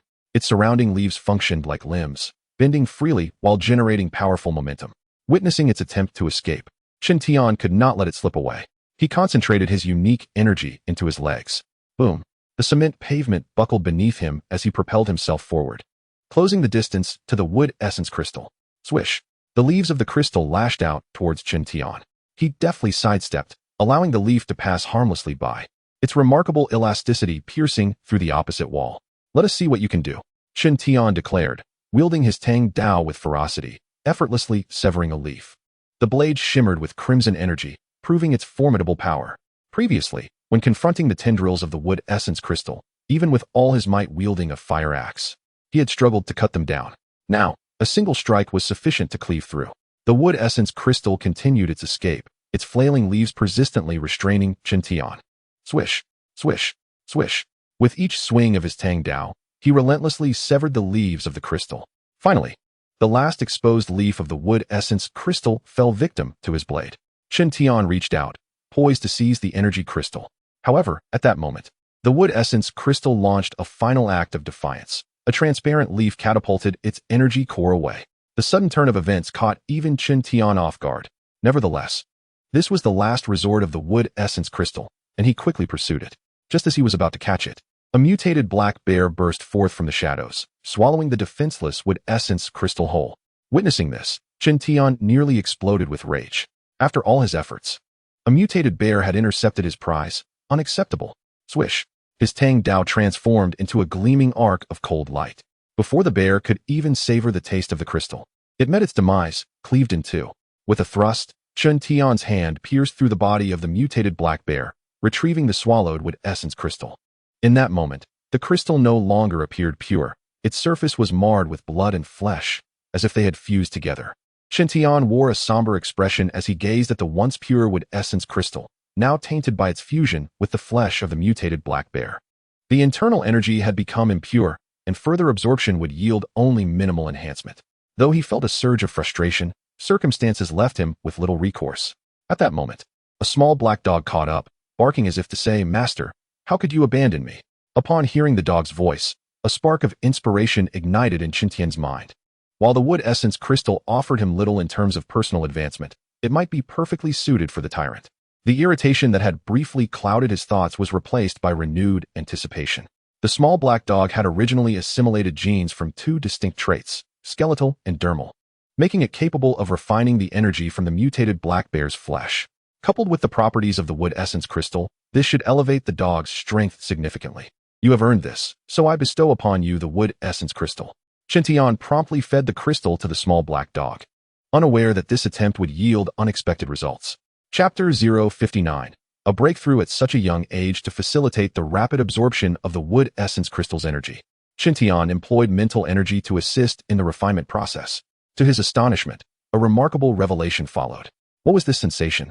Why did it seem as though he could grasp the tyrant's thoughts? Qin Tian fixed his gaze upon the small black dog, which was looking up at him, turning in place. Suddenly, he spoke, eager to unravel the mystery behind this phenomenon. The small black dog appeared to understand, promptly turning in place. Go. Retrieve the other half of that mutated black bear, Qin Tian instructed. The small black dog scampered off joyfully, returning with half of the mutated bear's body in its mouth. Can the tyrant now comprehend my words? Qin Tian's eyes sparkled with excitement. He then attempted to communicate solely through thought. Go.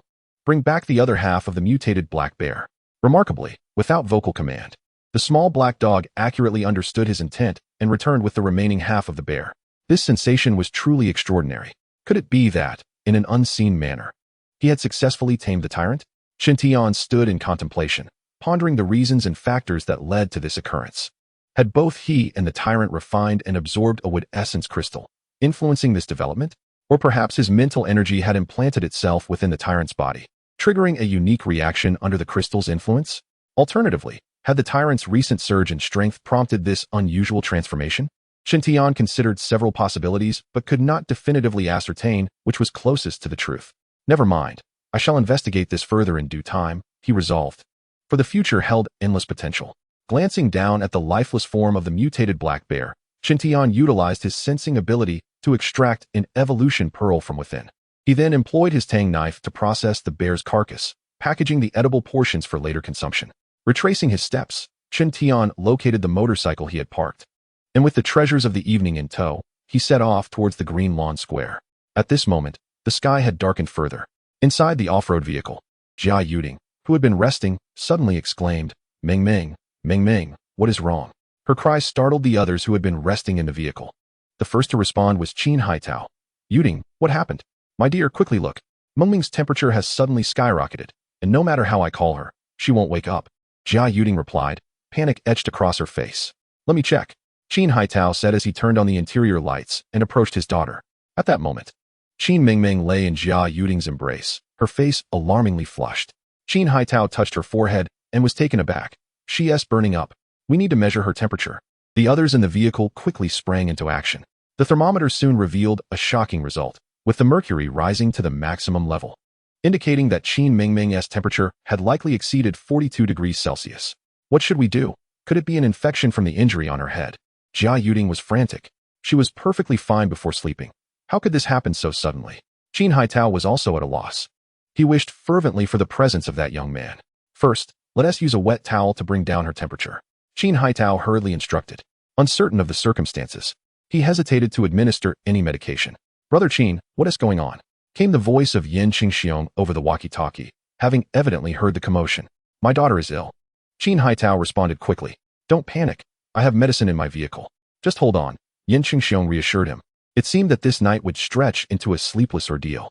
As everyone busied themselves in a frenzy, the distant sound of a motorcycle engine approached. "Tian goes back," Yin Qingxiong exclaimed. Upon hearing Chen Tian's return, Qin Haitao leaped from the vehicle. Chen Tian parked his motorcycle next to the off-road vehicle, and before he could even load the mutant bear meat, he saw Qin Haitao rushing towards him. After listening to the description, Chen Tian paused momentarily and asked casually, "Was she bitten by a walker?" Qin Haitao shook his head vigorously. "No, Mingming has been inside the vehicle. She couldn't have encountered any walkers." "Then it must be an evolution," Chen Tian remarked. This left Qin Haitao momentarily stunned. "Evolution? Take me to see her." With that, Chen Tian followed Qin Haitao to the side of the car. Jia Yuding, who had already been distraught, nearly burst into tears upon seeing Chen Tian. "Wipe your tears. She will be fine," Chen Tian said calmly after examining Qin Mingming. "But my daughter," Jia Yuding began, but Chen Tian interrupted. "She is about to evolve.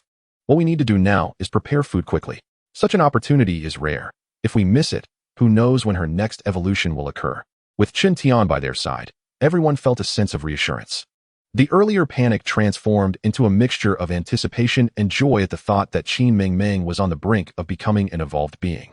The barbecue grill, charcoal stove, and an array of condiments were meticulously arranged. The crowd bustled about, as the tantalizing aroma of grilled meat gradually wafted through the air. Chen Tian, having just emerged from a fierce battle, unabashedly relished the delectable barbecue. This time, not only was there mutated pork, but also mutated bear meat. Just as Chen Tian finished his meal, Qin Mingming, who had been unconscious, awoke, her temperature still alarmingly high, yet she began to cry out in hunger. The prepared mutated meat was presented before her, and she immediately devoured it voraciously. The others watched her intently, curiosity piqued by her evolutionary process. Qin Mingming consumed an extraordinary amount, her petite frame astonishingly accommodating such a feast. Were it not for Chen Tian's prior instructions, Qin Haitao and his wife might have intervened, concerned that her gluttony could lead to discomfort. Gradually, white steam began to rise from her body, prompting her to cease eating and express her thirst.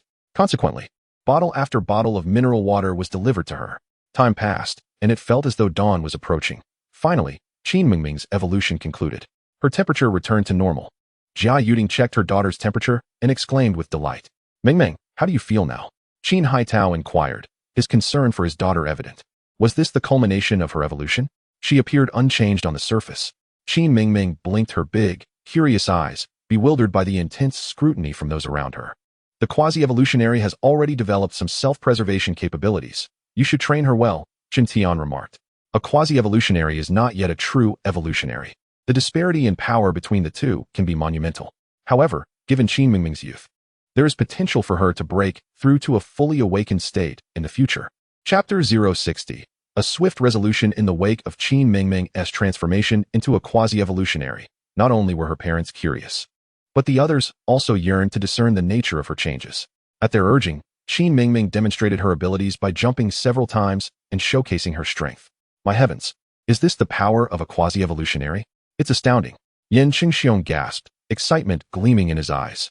In these tumultuous times, who wouldn't desire extraordinary strength? Qin Mingming effortlessly leapt over 2 meters high and displayed such strength that she could lift her father with one hand. If everyone possessed such power, would they no longer fear the undead? This breakthrough by Qin Mingming instilled hope in the group, as they all eagerly anticipated their own moments of evolution. Morning broke. The weary crowd, having toiled through the night, returned to their vehicles for some much-needed rest. After having breakfast, Chen Tian departed on his motorcycle with the little black dog, leaving no one aware of his destination or purpose. Today marked 4 days until the deadline for the survivors' gathering.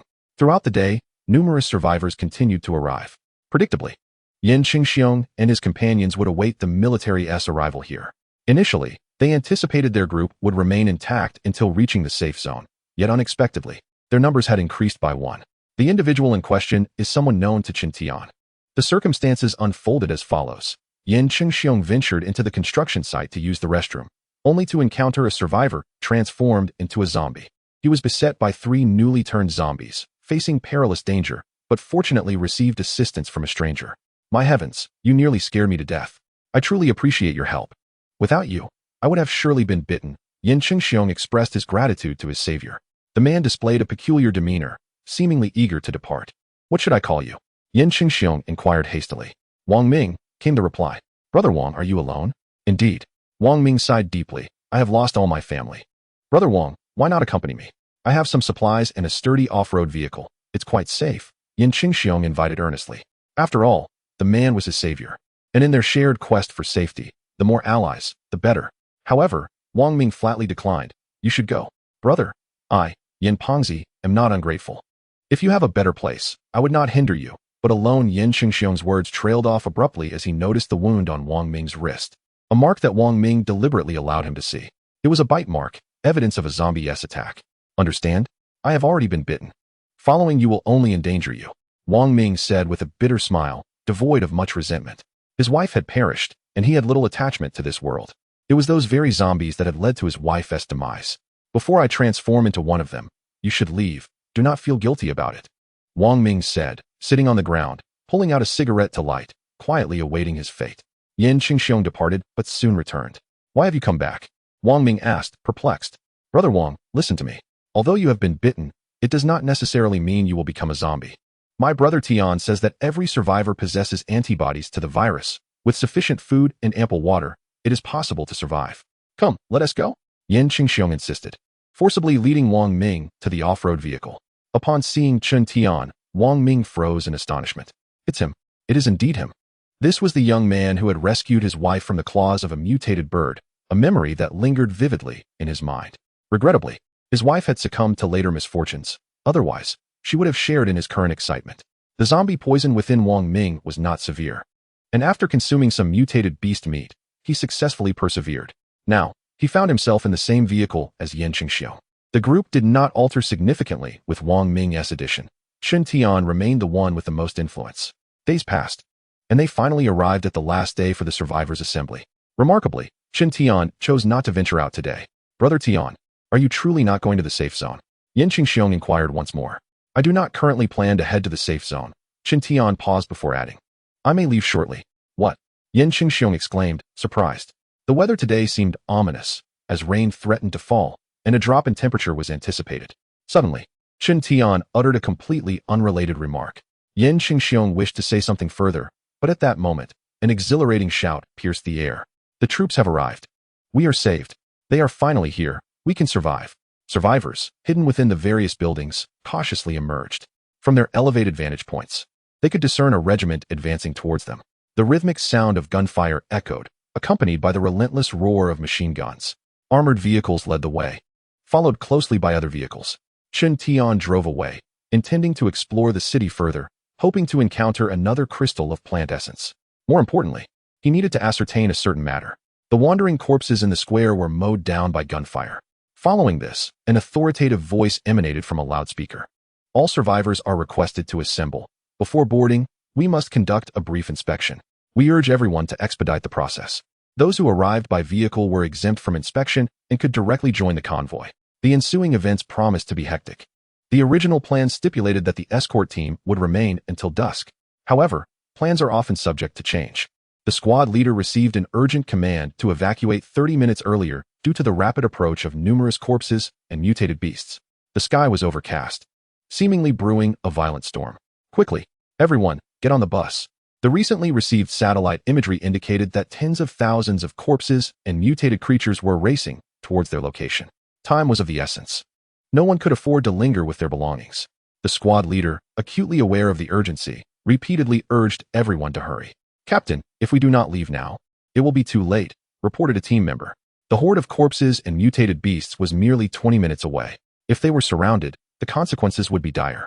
While bullets were formidable, they inevitably run out, and to truly eliminate the corpses and monsters, one must aim for the head. The assembled group finally set off. According to the satellite map, the dense swarm of corpses and monsters surged forth like a plague of locusts. From his elevated position, Chen Tian surveyed the advancing horde of beasts. The anticipated surge before the winter cold had indeed arrived. A smile curved upon his lips as he gripped his Tang Dao, his eyes brimming with battle fervor. With a swift leap from several meters above, Chen Tian was enveloped in a crimson aura. This battle before the winter's onset would be one of decisive ferocity. Chapter 061. Strength is a virtue. A dark mass of figures surged forward, clawing and gnashing. Rather than fear, excitement danced upon Chun Tian's face. With his current prowess, few opponents could truly challenge him. Lacking individual strength, they would have to rely on sheer numbers. Looking out, he estimated that the approaching corpses and mutated beasts numbered in the thousands, a formidable collective indeed. Whoosh! Chun Tian vanished from his spot, leaving behind a crimson afterimage that shot forth like an arrow released from its bow. Crack! At the moment of their contact, a thunderous sound erupted. Immediately, dozens of the foremost undead were propelled into the air, their bodies severed into multiple pieces. Swish, swish, swish. Chun Tian wielded his Tang Dao, empowered by his unique energy, like a blade that cleaves through all. In mere moments, nearly 100 undead fell before him. However, the undead were devoid of fear. The advancing horde continued their relentless charge, undeterred by the knowledge of their futile endeavor. After dispatching a mutated beast that lunged from above, Chun Tian delivered a powerful kick. Boom! The immense force shattered the unfortunate undead that bore the brunt of the blow, sending its fragmented remains crashing into the following horde. This was no longer a battle. It was a one-sided slaughter. Chun Tian, with his singular prowess, was mercilessly decimating this horrifying swarm of monsters. Faster! I can go even faster. His movements became increasingly sharp, as he harnessed this carnage to elevate his own potential. The Tang Dao in his hand was but a blur, the only evidence of its existence being the eerie sound of air being rent asunder. Time ticked away relentlessly. The streets flowed with blood, countless dismembered limbs littering the ground, transforming the scene into a hellish battleground. Come on, let one of you pass. Consider it my defeat. The more he killed, the more exhilarated he became, feeling his body undergoing a subtle transformation. This wondrous sensation intoxicated him. The blade in his hand seemed to meld seamlessly with his being. Gradually, Chun Tian no longer attacked based on visual cues, but began to follow an elusive instinct. Boom! A spinning kick obliterated the head of a mutated beast, executed without even a glance at his target. The blood and flesh on the ground began to affect his movements. A moment's inattention could send him slipping. Thus, instead of retreating, Chun Tian pressed forward, expanding this arena of carnage amidst flashes of blade and fist. I feel as though I've grasped some secret, just a hair's breadth away from full comprehension. His expression shifted to one of intense focus. While slaying the undead and mutated beasts, he began to observe the changes within his own body. Frenzy. Chun Tian suddenly invoked his unique skill. This was not due to encountering insurmountable foes, but rather a necessity to reach a critical point in his berserk state for enlightenment. Having previously been unstoppable, in his frenzied state, he resembled a deity of slaughter. Whoosh! Amidst the monstrous throng, Chun Tian executed a forward surge, dispatching every undead and mutated beast in his wake. If earlier his strikes felled one with each swing, now he cleaved through entire lines. The sight was utterly astonishing. The sky was overcast, and at last, cool raindrops began to fall. Chun Tian carved his way from the east of the street to the west, leaving no other standing figure in his wake. The rain intensified, pouring down with greater ferocity. In the gentle embrace of the rain, Chun Tian stood silently, gazing into the distance, though a closer inspection would reveal that his eyes lacked focus. He was not observing anything in particular. Rather, he was lost in thought. This battle had imparted significant insights, and the synergy between his body and the Tang Dao bestowed upon him a profound sense of unity between man and blade. However, the most substantial revelation lay in the understanding he was currently cultivating, achieving instantaneous evasion through minimal movements, followed by a powerful strike that harnessed the momentum of his actions. In a daze, Chun Tian murmured softly to himself. The rain cascaded down his cheeks, soaking his clothes. Suddenly, clarity dawned upon him. He understood. His eyes sparkled with renewed vigor as he began to practice on the spot. Sidestepping, slashing, and lunging, each movement was executed with remarkable subtlety. Yet the energy emanating from him was astounding. Time and again, Chun Tian rehearsed, as if he were transforming his mental realizations into instinctive physical responses. Gradually, he intensified his practice, closing his eyes and envisioning formidable opponents. He responded to the imagined scenarios with counterattacks. Whoosh! Whoosh! The Tang Dao sliced through the air, producing a rhythmic sound. As his senses sharpened, Chun Tian grew dissatisfied with mere imaginary foes and sought greater challenges. With a swift motion, he struck upward, cleaving a plump raindrop in two. With another sweeping action, yet another droplet met the same fate. Subsequently, he escalated the difficulty, his Tang Dao moving with increasing speed as he began to target the raindrops that fell around him. within the confines of the blade's reach. He unleashed a flurry of strikes. Initially, he struggled to shatter every falling droplet, but gradually, as his movements became more refined and rapid, a protective barrier seemed to form around him, preventing any raindrop from breaching his space. This state persisted for over a minute, until he ceased his movements, at which point the rain poured down upon him once more. Is this what transformation truly means? A smile of exhilaration graced Qin Tian's lips. He had initially sought nothing more than to engage in a spirited battle before winter's onset. Little did he anticipate that this confrontation would facilitate a profound metamorphosis, enabling him to grasp advanced techniques of close combat. Indeed, the swiftest route to enhance one's strength lies within the crucible of battle. Casting a glance at the rain-drenched battlefield, Qin Tian reflected on the fray. So engrossed was he in the fight that he had lost count of how many undead and mutated beasts he had vanquished. With my current prowess, if I were to encounter a crystal of flora, a mere glance would suffice to subdue it. At this moment, Qin Tian brimmed with unwavering confidence. He would not fall prey to an ambush by a mutated black bear as he had before. If only he could seek out another horde of mutated beasts to test his skills. Yet, he understood that encountering such a formidable group would not come easily. A mere handful of mutated creatures would not suffice to truly measure his capabilities. Let it be, there is no rush for this matter. Qin Tian smiled gently. His immediate task was to collect the scattered evolution orbs around him. The recent battle had yielded a significant number of orbs. Strength indeed has its advantages. Chapter 062. Accustomed to being bullied in a desolate building, Qin Tian had just changed out of his drenched clothing. His recent harvest was quite substantial. The total number of evolution orbs he possessed had now surpassed 100. After tallying the orbs collected over the recent period, he found that he had a total of 103. Evolution orbs not only assist the evolvers in enhancing their power, but also serve as a form of currency in this post-apocalyptic world. One should not underestimate these 103 orbs. During their circulation as currency, a single orb could exchange for an entire truckload of precious supplies. In an era where potential evolvers are scarce, who possesses the capability to single-handedly slay mutated beasts like Qin Tian? To acquire even one evolution orb is considered a stroke of immense luck. Having secured the evolution orbs, Qin Tian set about preparing food. After enduring a fierce battle, he was in dire need of sustenance. The rain continued to pour outside. Following this downpour, the weather would turn abruptly cold. As an awakened individual, Qin Tian was not significantly affected by the fluctuations in external temperatures. However, the wandering corpses outside would likely struggle to survive this winter, their genetic energy receding and giving rise to a second generation of genetic worms. The mutated beasts, too, would reduce their hunting times due to the temperature drop. Consequently, as the days grew colder, the surviving humans would paradoxically have a greater chance of survival.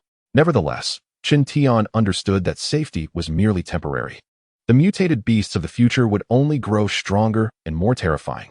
He retrieved a wood-burning stove from the off-road vehicle, ignited it, placed a pot atop, poured in some mineral water, added seasonings, and then tossed in slices of mutated beast meat. All that remained was to cover the pot and wait. Listening to the sound of the rain while savoring the fragrant stew was an exquisite pleasure. After his meal, Qin Tian reviewed the combat techniques he had comprehended. At that moment, the little black dog trotted over, wagging its tail. Woof woof. The little black dog barked a couple of times. Ever since a bond had formed between Qin Tian and the dog, he could now understand its intentions. It was truly remarkable. You want me to play with you? Qin Tian squinted his eyes. The little black dog plopped down on the ground. Very well, you have grown quite a bit during this time. It is an opportune moment to test your skills. Qin Tian smiled. He had been lamenting the lack of an opponent to validate his combat techniques, and the little black dog before him was a suitable candidate. Since absorbing the essence of plant crystals, the little black dog's strength had surged, rendering ordinary mutated beasts powerless against it. However, in Qin Tian's eyes, it still had a long way to go. Woof woof. The little black dog relished this interactive play with its master, even though it was always the one on the receiving end of the punishment. Before launching its attack, the little black dog did not forget to bark twice, and in the next moment, sharp bone spurs suddenly erupted from its limbs as it lunged towards Qin Tian. Just as the little black dog was about to make contact, Qin Tian deftly sidestepped, evading the strike with remarkable agility. Not only that, he seized the opportunity to deliver a swift slap to the dog's head. Yet, he craved more speed, faster still. The little black dog had grown accustomed to being struck. Without a day of reprimand, it would sleep uneasily, sensing something amiss. Whoosh. Upon landing, the little black dog exerted itself with renewed vigor, this time charging towards Qin Tian with even greater speed. Chen Tian continued to handle it with ease, and in mere moments. The little black dog's head and rear had received several slaps. Its intentions were all too apparent. Come at me again. Chen Tian was unfazed by the prospect of injuring the little black dog. On the contrary, this method of striking effectively awakened the dog's latent potential.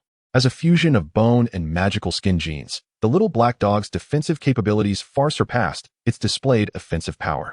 The characteristics of the bone lineage fortify its skeletal structure, endowing it with extraordinary biting force and explosive strength, evident from its sharp bone claws.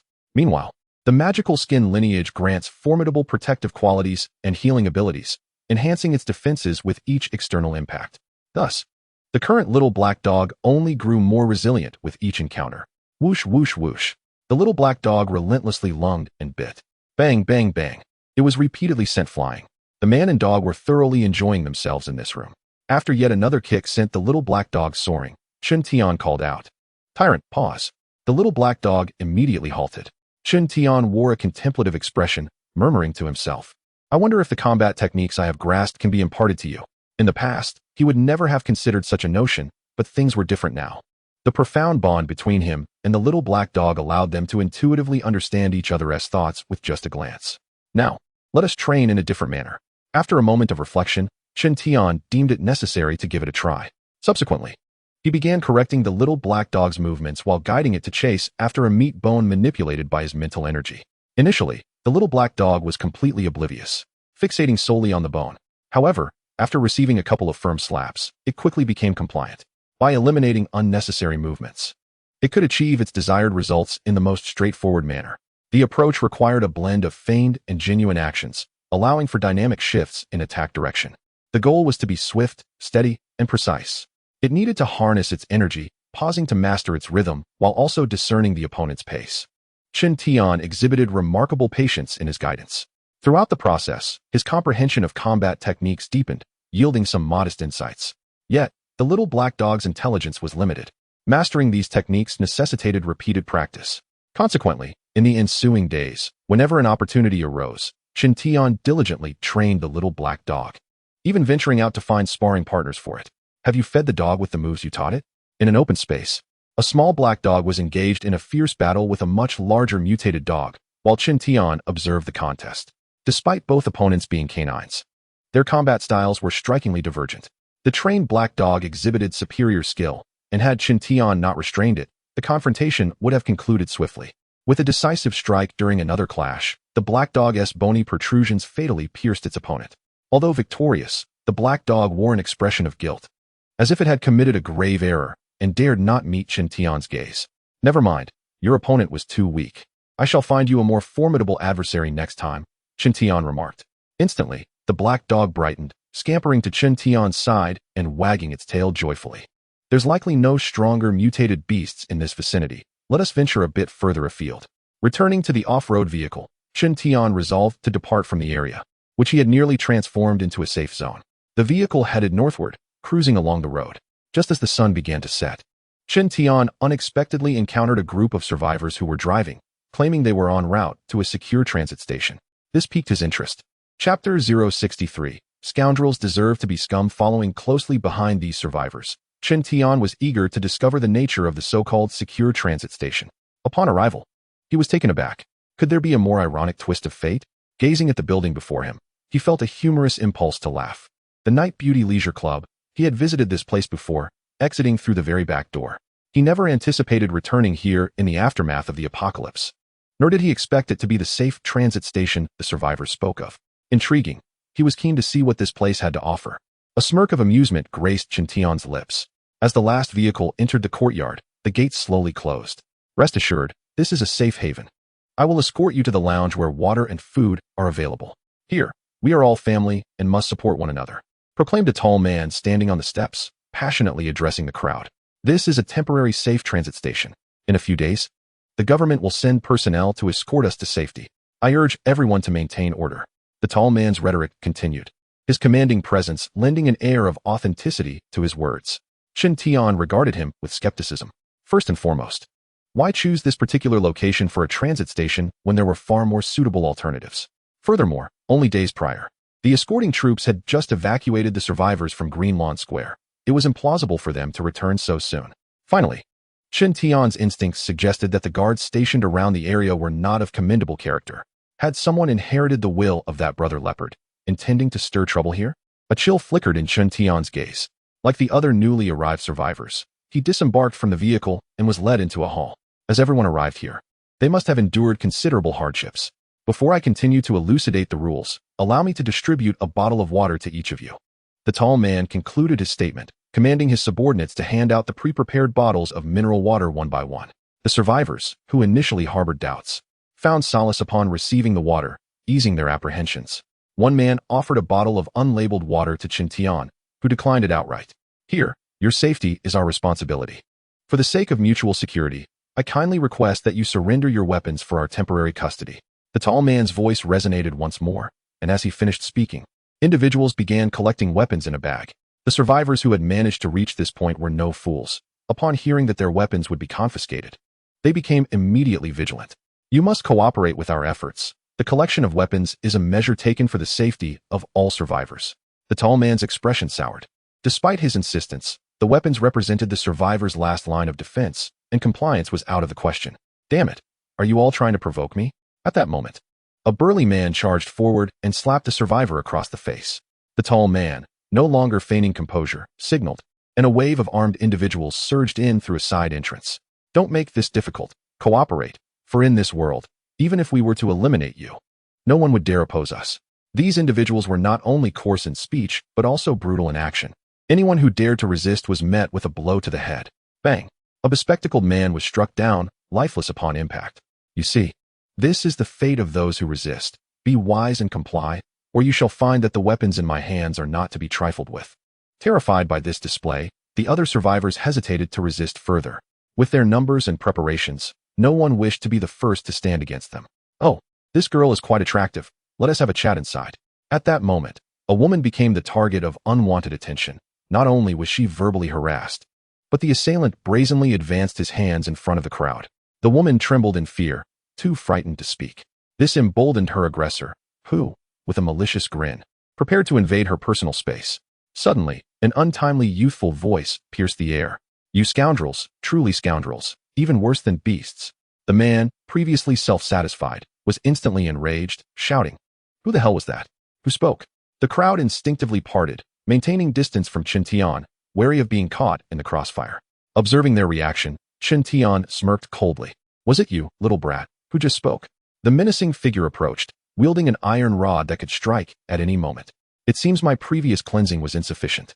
I must have overlooked you, small fry. Chen Tian narrowed his eyes slightly. You little rascal, what are you boasting about? The man swung the iron rod in his hand, aiming for Chen Tian's head.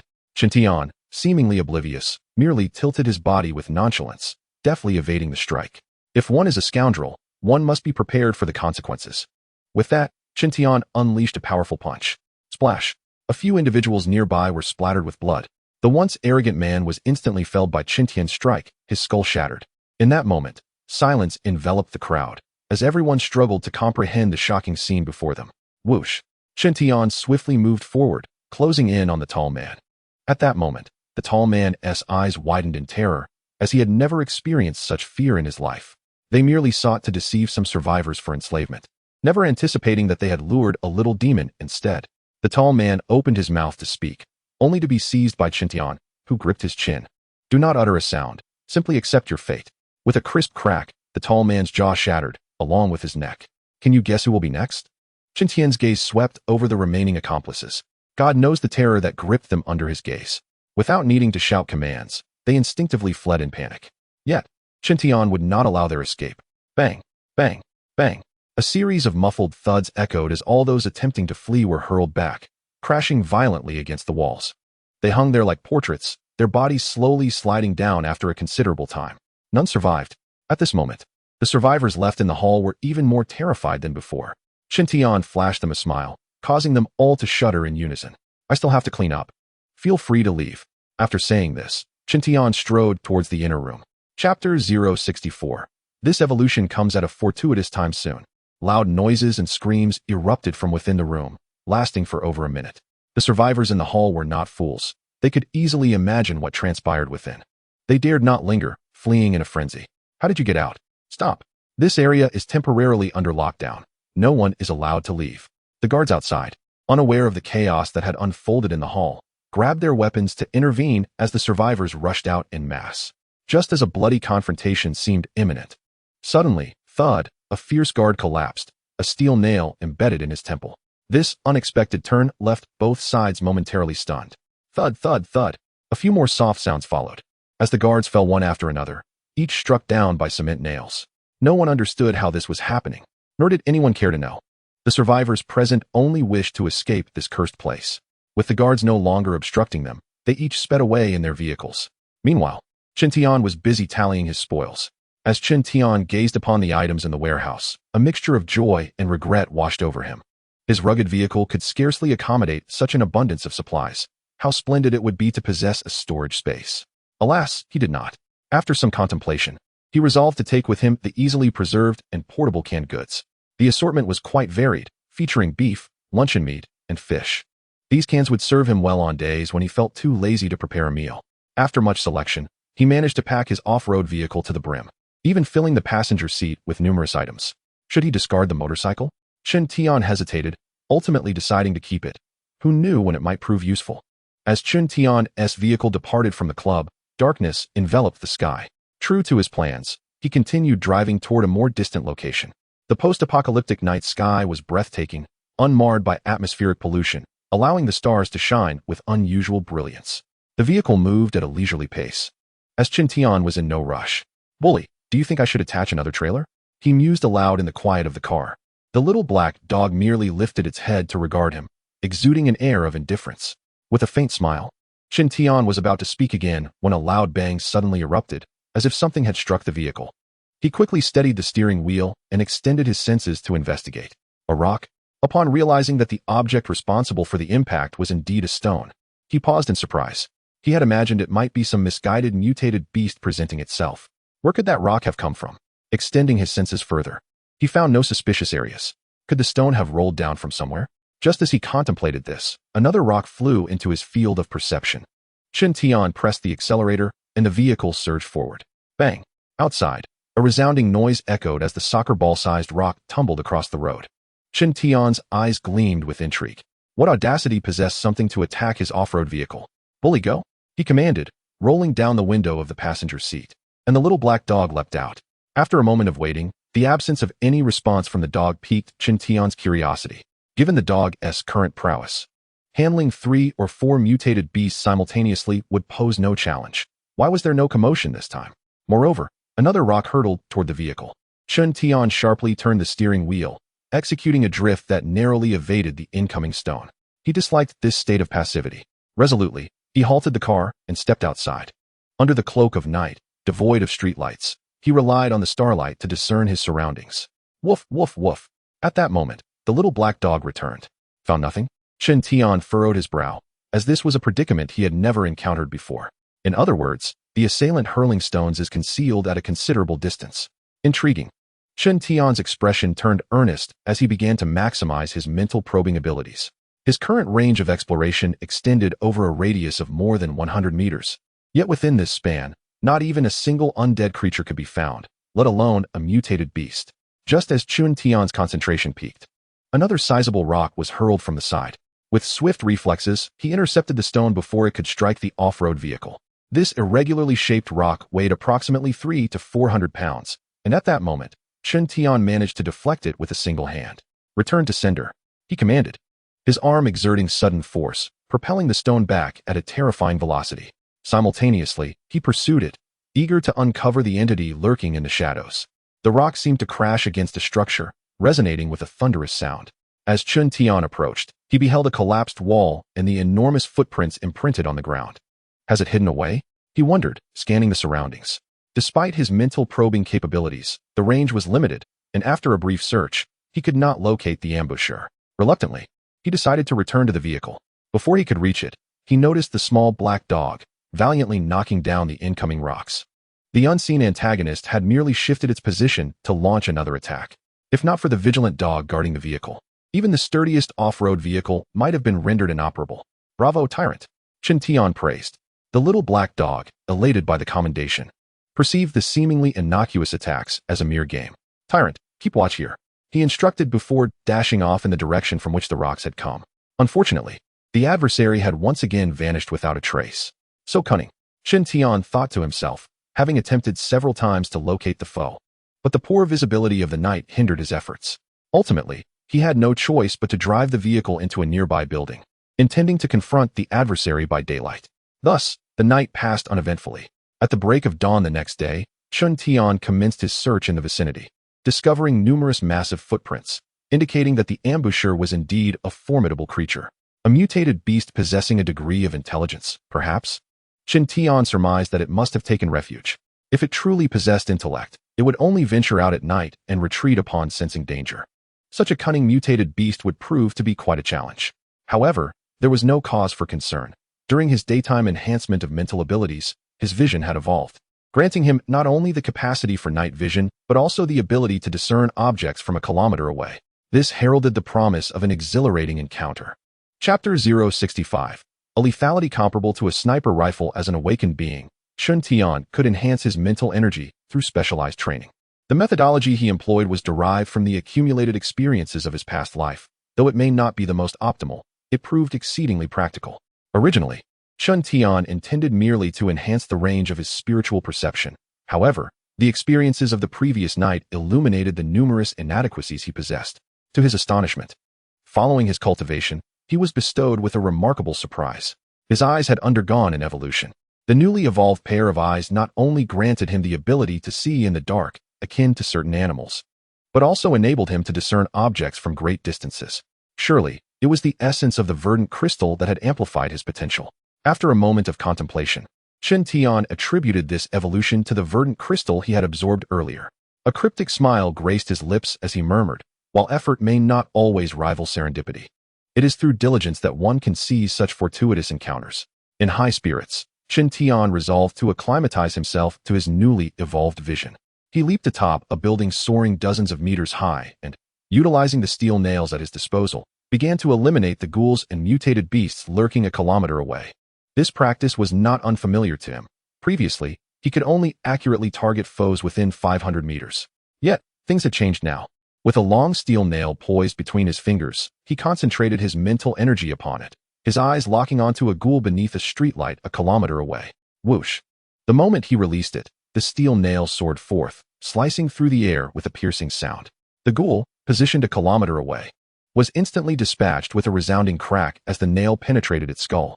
After obliterating its head, the nail embedded itself deeply into the concrete. Such terrifying precision, such fearsome destructive power. With a mere thought, another steel nail flew into his grasp, akin to a bullet being chambered. The tip of this nail pointed directly ahead, where, approximately 1,500 meters away, a mutated rat gnawed at a corpse by a manhole cover. Whoosh!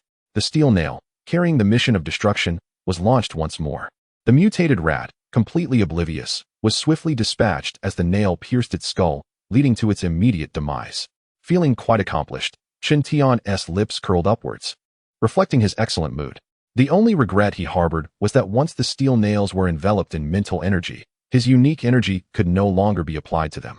Otherwise, the destructive capacity would be even more astounding. Beside him, the little black dog, unaware of Shen Tian's activities, sensed his master's elation and barked excitedly. Shen Tian glanced at the dog and chuckled, "When night falls, we shall settle the score with that ambusher." Bark! The little black dog, unafraid of a scuffle, eagerly anticipated the arrival of nightfall. Shen Tian focused his mind and continued his practice. With no targets available for elimination, he turned his attention to stationary objectives, such as a teacup perched upon a desk in an office 2,000 meters away, or the punctuation on a billboard 2,500 meters distant.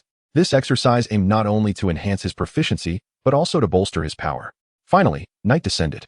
Once he adjusted his state of mind, Shen Tian drove his all-terrain vehicle through the nearby streets. A skilled hunter often embodies the guise of their prey. He lured the mastermind into action by using the off-road vehicle as bait. Woof! The little black dog was positioned atop the vehicle, ready to intercept any incoming projectiles. "No rush, we have time," Shen Tian's voice echoed. As night deepened, the darkness enveloped the streets, making Shen Tian's off-road vehicle stand out, its headlights illuminating the surroundings and becoming an obvious target. Suddenly, a sound sliced through the silence. The little black dog, previously lying on the roof, perked up its ears, and sprang into action, swatting at the approaching rock. With a resounding thud, the concrete, the size of a coconut, shattered upon impact. Landing back on the ground, the little dog assumed a fierce stance, fixating on the direction from which the projectile came. Although it possessed night vision, its range was limited. With a swift motion, Chun Tian brought the vehicle to a halt, nimbly leaping onto the roof. His eyes sparkled with intensity, scanning the surroundings, revealing the obscured figures hidden in the darkness. Found you. A smile crept across Chun Tian's lips. At a distance of 1,500 meters, he spotted several moving silhouettes, 3 colossal mutated apes. Agile and adept, they leapt between buildings, picking up nearby objects to launch attacks. Those were the creatures responsible for the earlier stone throwing. They were astute, darting to higher ground after each throw, explaining why they had eluded detection until now. Looks like you're having quite the time. Chun Tian's gaze shimmered. It was his turn now. With a flick of his wrist, a steel nail materialized between his fingers. Prepare for judgment. He raised his hand, and the nail vanished in an instant. At a distance of 1,000 meters, one of the mutated apes was about to hurl a rock when its head was pierced before it could muster any force. Next came the second. Chun Tian replicated his previous action, launching another steel nail. Its formidable penetrating power not only felled another ape, but also sent its massive body crashing backward. The sound of the fallen creature startled the remaining ape, which emitted a series of frantic calls before fleeing. Chun Tian would not let it escape. He shot another steel nail. This time, it pierced the ape's arm, not due to a lack of accuracy on Chun Tian's part, but because the nail grazed an obstacle mid-flight. Still trying to run? Chun Tian abandoned the steel nails and pursued it directly. The injured ape's speed diminished significantly, and with Chun Tian possessing night vision, escape was futile. The moment it fell under his gaze, its fate was sealed, merely a matter of prolonging the inevitable. With a thud, Chun Tian kicked the fleeing ape, sending its massive form crashing into a storefront, distorting the roll-up door. Chun Tian advanced step by step towards it. It is not a mutated beast, but rather an evolved beast. Observing the colossal creature before him, Chun Tian's lips curled into a slight smile. The most significant distinction between mutated beasts and evolved beasts lies in the control of the body. If the body is governed by a parasitic gene worm, it is classified as a mutated beast. Conversely, if the original host retains dominion over its body, it is deemed an evolved beast. Chun Tian's little black dog is an example of an evolved beast. After vanquishing 3 evolved beasts, Chun Tian acquired 3 evolution orbs. Alas, why did these 3 evolved apes choose to provoke him? However, the principle of survival of the fittest is indeed the law of nature. One must either rise to the pinnacle of the food chain or become prey in the eyes of others. Chapter 066. A girl and a dog block the path. Time flies, and several days have swiftly passed. At present, Chun Tian has amassed 110 evolution orbs. Perhaps due to the dropping temperatures, the likelihood of encountering mutated beasts has diminished significantly in recent days. Even when he does come across them, they possess no evolution orbs. It is reasonable to consider that in a city, there are not many animals that have mutated. Before the first snowfall, let us venture to the nearest county town and seek our fortune. Chun Tian retrieved his phone and accessed the map. Let us proceed to this nearby county town. With a decision made, the black dog in the passenger seat had no objections to the destination. It was solely concerned with finding a worthy opponent. With a target in mind, the off-road vehicle accelerated toward the closest county town. The number of wandering corpses on the highway was noticeably dwindling. The few that remained moved with rigidity and slowness, likely on the brink of demise. In the aftermath of the apocalypse, survival of the fittest applies even to the undead. It is anticipated that as the weather grows colder, many groups of survivors will emerge, scavenging for any resources they can find. Chun Tian, however, lacks for supplies. His off-road vehicle remains fully stocked. Frequently, he contemplates whether he should upgrade to a larger vehicle. It is indeed a pity to think of the resources he has abandoned simply due to a lack of storage space. With no other vehicles on the road, Chun Tian drove swiftly, and in less than 2 hours, he arrived at the outskirts of the county town. Remarkably, upon his arrival, he encountered mutated beasts. 2 mutated goats, each as massive as elephants, charged toward him from a distance. Tyrant, Chun Tian called out, and the little black dog immediately understood, leaping from the car window. Whoosh! It moved with the speed of a black lightning bolt. The 2 charging mutated goats disregarded the black dog, maintaining their momentum as they brandished their horns, intent on a combined assault. The combat experience the black dog had amassed was no comparison to its earlier days as a mere puppy. In a single bound, it deftly maneuvered past the horns of the mutated goat, and with a sudden flourish, its forepaws sprouted sharp bone blades. Thud! The bone blade pierced directly through the back of the mutated goat's skull. The little black dog, utilizing the inertia of its body, launched itself forward, twisting midair. Its hind paws leveraging off the back of the slain mutated goat, and then, at an even more astonishing speed, pounced upon another mutated goat. A soft thud resonated as, with a clean and decisive technique, the little black dog successfully dispatched both mutated goats. Well done. Chen Tian parked his off-road vehicle nearby. Oftentimes, he need not lift a finger, as the little black dog could resolve matters on its own. The little creature wagged its tail, playfully cavorting at Chen Tian's feet. One would hardly suspect that such a diminutive being was, in fact, a fiercely formidable evolved beast. Indeed, a change of scenery seemed to bring fortune. Chen Tian discovered 2 evolution orbs within the bodies of the mutated goats, bringing his total collection to 112. Despite amassing such an impressive number of evolution orbs, he had yet to utilize them, primarily because his strength was on a steady rise, rendering the absorption of their energy unnecessary for the time being. Alas, it was regrettable that they could not transport both plump mutated goats entirely. Chen Tian lamented. The vehicle had little space remaining, and after some contemplation, he ultimately decided to discard his seldom-used motorcycle. Although this freed up a modicum of space, it was still insufficient. With a resolve against waste, Chen Tian employed his Tang Dao to process the mutated goats, securing the excess meat atop the car, wrapped in plastic to ensure it remained consumable. The off-road vehicle roared back to life, heading towards the county town. As Chen Tian drove, he mused that it would be prudent to acquire a new vehicle. A military truck would be ideal for accommodating a greater load. Just then, a shadow darted out on the road ahead. It was a pitch-black mutated dog. No, upon closer inspection, Chen Tian discerned through its eyes that it was, in fact, an evolved dog. Curiously, it appeared to be a descendant of a black wolf dog. This was indeed intriguing. Chen Tian glanced at the little black dog in the passenger seat. The little black dog's fighting spirit surged once more. It did not consider the creature as kin. Despite their similar appearances, they were no longer of the same species. Woof, woof, woof. The little black dog was poised to leap out of the window, but Chen Tian restrained it. He noticed a woman sprinting out from a nearby building. Heike, come back, she shouted as she ran. The reluctant, evolved dog moved to her side, blocking the road. In the aftermath of the apocalypse, having an evolved dog by one's side was indeed a stroke of luck. As Chen Tian pondered this, the woman approached with a peculiar expression. Please do not be afraid. My Heike will not attack easily, she said loudly. Clear the road. Chen Tian rolled down the window, his voice devoid of warmth. Upon seeing Chen Tian, the woman's expression briefly faltered. She had evidently not anticipated that the driver would be a mere teenager. May I ask for your assistance? A friend of mine is trapped in a room and has been unable to escape for 2 days, she implored, her face etched with concern. Not interested, I cannot help. Wait, the girl exclaimed as the young man prepared to leave. I want to let you assist me without compensation. I can share some food. Food is the least of my concerns. With that, Chen Tian rolled up the car window, ready to drive away forcefully. The girl hurriedly knocked on the window. How about this? Will this do? Chen Tian caught a glimpse and was momentarily taken aback. In her hand was a remarkable evolution orb. She possessed an evolution orb? This revelation surprised him, for mutated beasts with evolution orbs were formidable, and it was uncertain whether the girl's large black dog could hunt one down.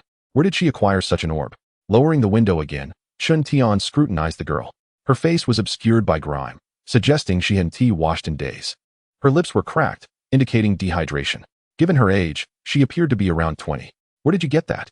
Chen Tian inquired. I found it by chance. It's quite extraordinary, radiating warmth, and can shield against a certain chill when kept in my pocket, the girl hastily replied. An evolution orb presented so conveniently was not something Chen Tian could refuse. He wasn't in a hurry. Accompanying her for a while posed no issue. More importantly, he was intrigued by the blue energy crystal she described. It certainly wasn't a botanical essence, yet it emanated a unique energy capable of sealing a passage, which warranted investigation. Chapter 67. Awakening spatial abilities. When the girl entered the vehicle and beheld the abundant provisions within, she was utterly astonished. Such a vast quantity of food belonged solely to this young man. In comparison, her scant rations resembled those of a beggar. Now, she comprehended why he had previously claimed he lacked for nothing. He was indeed devoid of needs beyond sustenance. Which way? Where to? Chen Tian's voice abruptly interrupted her astonishment. Not far, just left up ahead. She replied eagerly. The large black dog she owned was unable to enter the vehicle and could only trail behind. The location she indicated was indeed close. Within 10 minutes of driving, they arrived. Right here, the girl suddenly exclaimed, pointing ahead. Chen Tian halted the vehicle and glanced in the direction of her finger, spotting an entrance to a descending passage. My friend is trapped inside, she hurriedly explained, detailing the situation. We merely sought food when that strange entity appeared, separating me from my friend. Ba Jun, guard the car. With that command, Chen Tian exited the vehicle. It was at that moment the girl realized the small black dog on the car was named Ba Jun, a rather peculiar name. I've tried many methods. The barrier is exceptionally sturdy. Perhaps we could ram it with the vehicle, she suggested, her voice dwindling as she spoke. This was her true reason for enlisting Chen Tian's aid. The off-road vehicle he drove exuded power and seemed to possess significant horsepower. Yet she held little hope regarding Chen Tian himself. Ignoring her, he strode directly into the passage. The once dim corridor now radiated with brilliance, illuminated by an extraordinary luminescent crystal. What could this possibly be? Chen Tian halted, scrutinizing the object across the expanse of a dozen meters. Before him, a colossal blue crystal hovered, emanating a ghostly azure light that formed a barrier. With a flick of his wrist, a steel nail shot forth from Chen Tian's fingers.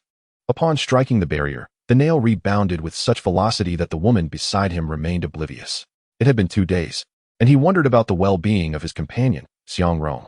The woman murmured, recalling her friend who shared her surname, with whom she had forged a bond in the aftermath of the apocalypse. Wait for me outside, Chen Tian suddenly declared. The woman paused, curiosity piqued as she asked, what do you intend to do? Why ask so many questions? Chen Tian's tone turned frigid. The woman, intimidated by his demeanor, contemplated her own inability to assist and nodded. Then I shall wait outside to guard for you. Without the woman's distraction, Chen Tian began to scrutinize the crystalline structure. He concentrated, releasing his mental energy to its fullest extent, determined to uncover the secrets within the crystal. Suddenly, the suspended crystal exhibited unusual activity, revealing white symbols on its surface. In an instant, Chen Tian's mind was flooded with strange information, mental indicators, brain domain expansion, divine might. Disjointed fragments of knowledge drew him closer to the crystal. The blue barrier, impervious even to the steel nail, now allowed Chen Tian to pass through effortlessly. Guided by the influx of information, he cautiously extended his finger, making contact with the crystal. In that fleeting moment, a bizarre spectacle unfolded. The massive blue crystal began to evaporate and vaporize, transforming into a cloud of azure dust that gradually dissipated into nothingness. The corridor plunged back into darkness, restoring an eerie tranquility. The rumors were not unfounded. The harbinger of the apocalypse might indeed be an extraterrestrial civilization. Chen Tian recalled memories from his past life, where whispers spoke of the discovery of what appeared to be alien spacecraft wreckage in the ocean, suggesting that the apocalypse was triggered by the leakage of certain substances from these vessels. Previously skeptical, he now found himself inclined to believe. The information flooding his mind was of a language not native to this planet. Had it not been directly transmitted to him, he would have been unable to decipher the peculiar symbols. That blue crystal, known as the Star Spirit Crystal, was the crowning achievement of an alien civilization, designed to aid psychics in achieving a heightened level of mental awakening. Fortunately, Chen Tian's mental prowess met the requisite criteria, otherwise, he would have been incapable of activating the Star Spirit Crystal. Reflecting upon this, he finally comprehended why those few formidable individuals at the pinnacle of psychic mastery possessed extraordinary abilities. They had all once encountered the Star Spirit Crystal and undergone their own awakenings. No wonder he could not awaken his special abilities despite his relentless efforts to enhance his mental prowess. It turns out he lacked the astral crystal. Finally, he comprehended the truth. Some things cannot be attained solely through diligence. To ascend to the ranks of the strongest, one must seize the opportunity. A subtle smile graced Chen Tian's lips. With the aid of the astral crystal, he finally awakened his unique ability, the private domain. This ability manifests as a spatial power residing within Chen Tian's mind, a personal realm under his exclusive control. Through mental energy, he can expand this space. However, there exists a simpler and more convenient method, utilizing the evolution pearl. Chen Tian had not brought the evolution pearl with him, necessitating a return to the vehicle for testing. Due to this recent awakening of abilities, his mental strength has also seen an enhancement. Chen Tian discovered yet another source of joy. His mental perception range had expanded to a radius of 300 meters. He had yet to test the maximum number of flying knives he could control, but it was reasonable to assume that it had significantly increased. The genetic hailstorm allowed him to awaken exclusive skills, and the astral crystal facilitated the emergence of special abilities. It appeared that within extraterrestrial civilizations, there existed 2 distinct systems of power. In this moment, Chen Tian's curiosity about alien civilizations deepened. Should an opportunity arise, he would surely seek out the alien spacecraft that had plunged into the ocean. For now, however, his priority was to rescue the woman trapped inside. Utilizing his perception abilities, Chen Tian had already located her.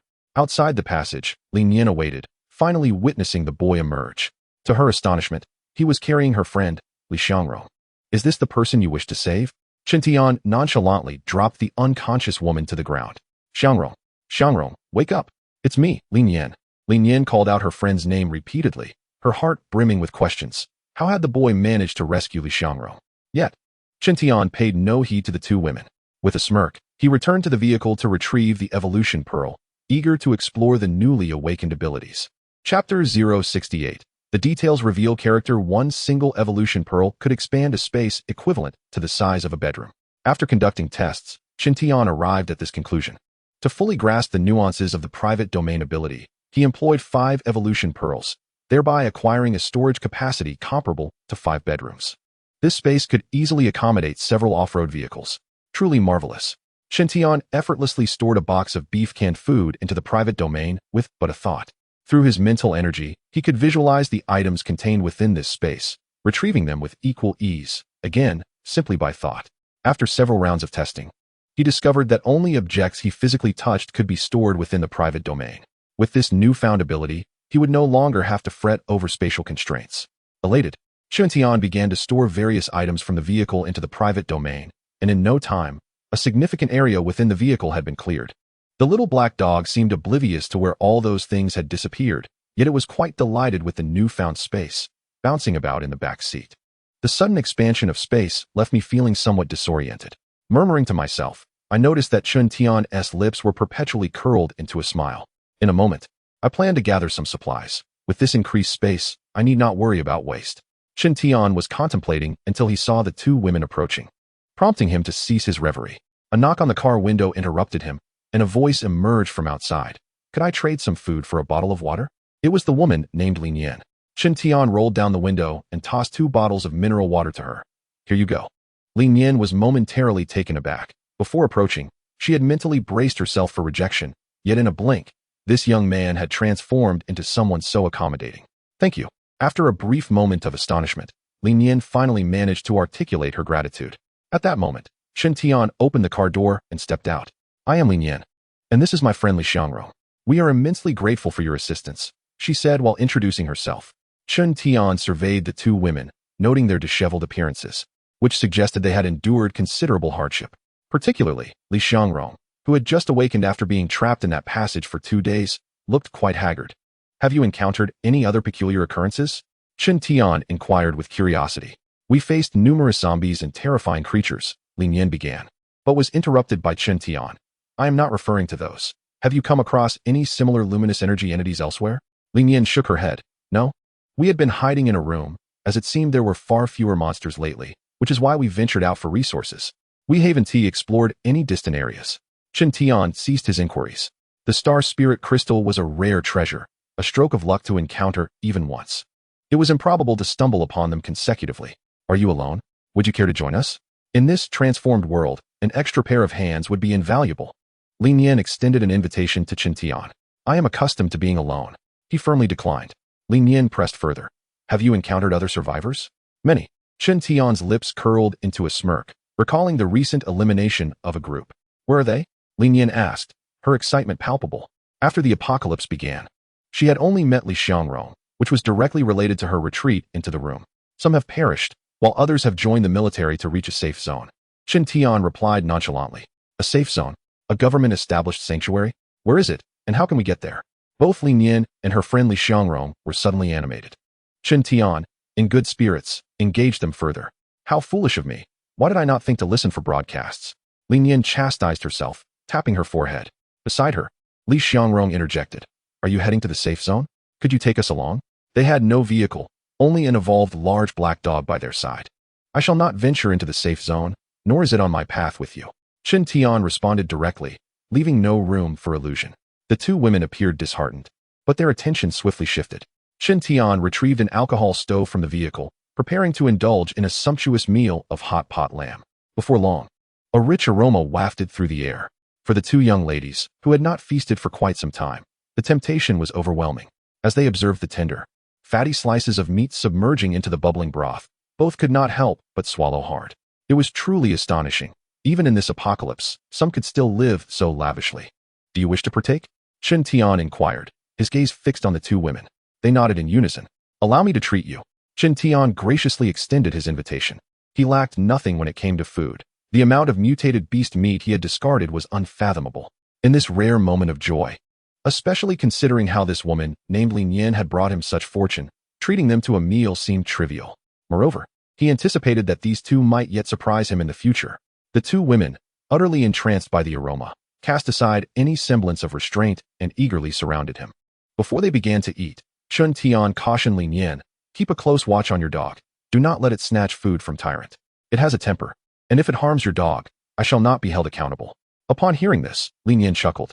The small black dog named Tyrant was hardly a match for her robust black Fong, who was fierce and protective of her. Who would injure whom was still a matter of debate. To prevent Black Fong from bullying the little black dog, Lin Yin thoughtfully retrieved some food from her backpack and tossed it to her companion, reminding her, you must not bully your kind. The sizzling lamb slices were soon cooked to perfection, and the two women devoured their meal with great enthusiasm. They had never tasted anything more delectable in their lives. Enjoying the grilled meat and sipping mineral water, they yearned for a life filled with such delights every day. Just as they were savoring their meal, a sudden loud thud echoed, and Lin Yin's large black dog unexpectedly soared past them. Lin Yin was momentarily stunned, and Li Xiangrong was taken aback as well. Only Chen Tian continued to leisurely enjoy his meat, softly remarking, I mentioned that my Tyrant has a habit of guarding its food. It then dawned on Lin Yin that the little black dog raised by the young man had also evolved in this apocalypse. Li Xiangrong, witnessing the impressive display from the black dog, was utterly captivated. She had always envied Lin Yin's formidable companion, who was strong and protective, solving numerous problems for them. How wonderful it would be to possess such a loyal dog. Thus, Li Xiangrong shamelessly approached Chen Tian and said, young brother, would you consider gifting your little black dog to me? I have a particular fondness for dogs. The atmosphere, once warm and inviting, shifted instantaneously due to Li Xiangrong's words. At that moment, Chen Tian's gaze turned sharp, and he directly ordered them to leave. You have 1 minute to vanish from my sight. What's wrong? Li Xiangrong was startled by Chen Tian's sudden change. Do not make me repeat myself. Disappear from my sight at once. Chen Tian's tone brooked no dissent. Why are you so angry for no reason? Li Xiangrong forced a smile, not yet ready to leave, having not satisfied her hunger. With a swift motion, Chen Tian knocked the bowl from her hands, his voice icy. Do not provoke me further. Leave. What is your problem? Li Xiangrong stood up, her expression one of indignation. At that moment, the small black dog began to bark, its back arched, and sharp bone blades emerged from its limbs, waiting for Chen Tian's command. The atmosphere grew tense. Lin Yin quickly intervened to silence Li Xiangrong, sensing the small black dog's bloodthirsty gaze, poised to attack at any moment. Let us go. Lin Yin forcibly dragged Li Xiangrong away. Why is he so hostile towards me? I merely asked a casual question. He could have just said no. Li Xiangrong continued to grumble as she was pulled away, still frustrated that she had tasted the delicious lamb hot pot, but wasn't he able to fully enjoy it. Sighing, Lin Yin reflected that times had changed, and not every jest could be taken lightly. Li Xiangrong remained fuming. He saved you, yet you're fixated on his possibly life-saving little black dog. Think about that. Lin Yin refrained from elaborating. A saying rings true, it's not the thief you fear, but the one who covets. Perhaps that was the reason the young man had sent them away. Lin Yin, how could your black tooth possibly be outmatched by that little black dog? It must have been ambushed. Li Xiangrong abruptly changed the topic. As Lin Yin pondered her sudden shift in conversation, she continued, if Blacktooth had defeated that little black dog, wouldn't he the young man's belongings be half ours? This statement sent a chill down Lin Yin's spine. She was taken aback to discover that this friend she had made in the apocalypse harbored such thoughts. Meanwhile, Chen Tian, enjoying his lamb hot pot, remained unfazed by the departure of the two women. He could reward others, but he would not tolerate any attempts to take advantage of him. A woman who openly coveted his little black dog lacked integrity, embodying the type that was never satisfied. Chen Tian did not appreciate such behavior. Having had my fill, let us proceed to gather supplies. Chen Tian and the little black dog boarded an off-road vehicle, ready to showcase their skills. The vehicle swiftly arrived at a hardware store, where two wandering zombies were promptly dealt with. It was now time for Chen Tian to stock up. These saw blades are excellent. I can manipulate them with my abilities. He noted the boxes of nails, perfect for use as concealed weapons. These compressed boards should hold some value. Seizing every useful item without hesitation, Chen Tian stored them in his private space. The thrill of collecting useful goods was exhilarating. With a mere touch, he could draw them into his domain. In a brief span of time, the hardware store was thoroughly ransacked by Chen Tian. The shops lining the street were closely situated and accompanied by his small black dog. Chen Tian swiftly arrived at a seed shop. In the past, he would have never entered such a store, as it primarily sold seeds for planting, pesticides, and fertilizers, those seeds having been soaked in chemicals, rendering them unfit for consumption. However, now, with his vast private domain, Chen Tian embarked on a sweeping raid, clearing the shelves of all grains and vegetable seeds.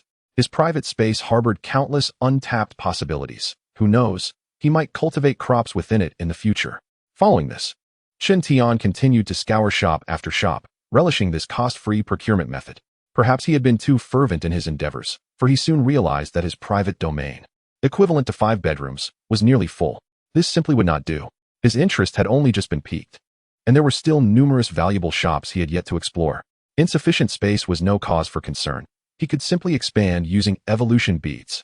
In a display of boldness, Chen Tian utilized 30 evolution beads to enlarge his space, instantly granting him ample room once more. Passing by a small supermarket, he emptied it entirely, even taking the shelves. His reasoning was that, while the shelves occupied some space, they facilitated organization and retrieval, and acquiring them alongside the goods would significantly enhance efficiency. Next, he ventured into a store specializing in plastic barrels, where large white containers, oval and rectangular, were displayed.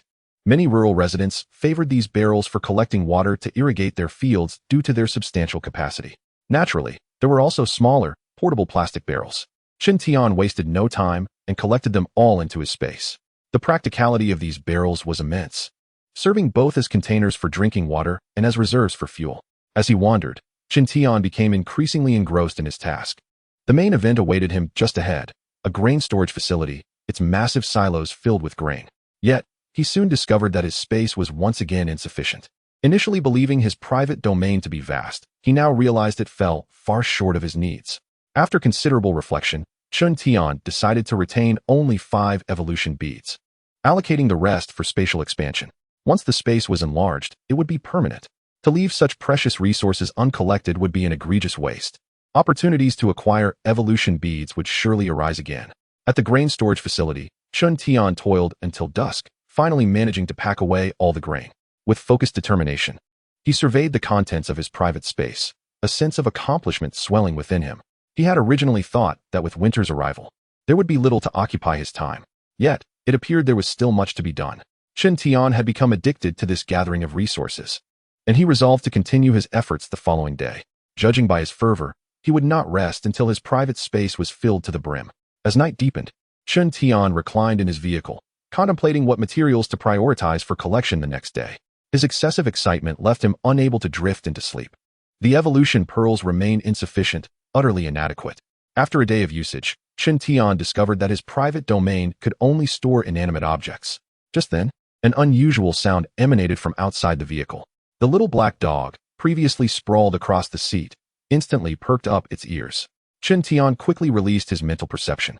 To his astonishment, he found that his off-road vehicle was encircled by a dozen mutated beasts. Grateful for nature's bounty, it seemed to deliver the evolution pearls directly to him. Knowing his supply was scant, the tyrant had arrived. With excitement, Chen Tian flung open the car door, his eyes gleaming as he surveyed the surrounding mutated creatures. Chapter 070. Gratitude for the delivered evolution pearls. The pitch-black night, however, was anything but tranquil. Around the off-road vehicle, a multitude of red eyes glowed, resembling demons from the depths of hell, bloodily fixating on Chen Tian and the little black dog who had just alighted from the vehicle. Possessing night vision, Chen Tian could see clearly that the creatures were a pack of mutated cats, their sizes comparable to that of a calf. Tyrant, the 10-second countdown begins. Prepare? Chen Tian called out to the little black dog while glancing at his electronic watch on his wrist. The little black dog was already poised for battle. Upon hearing Chen Tian's command, it dashed forward in a blur. In an instant, a cacophony of howls erupted, accompanied by the scent of blood. Whoosh!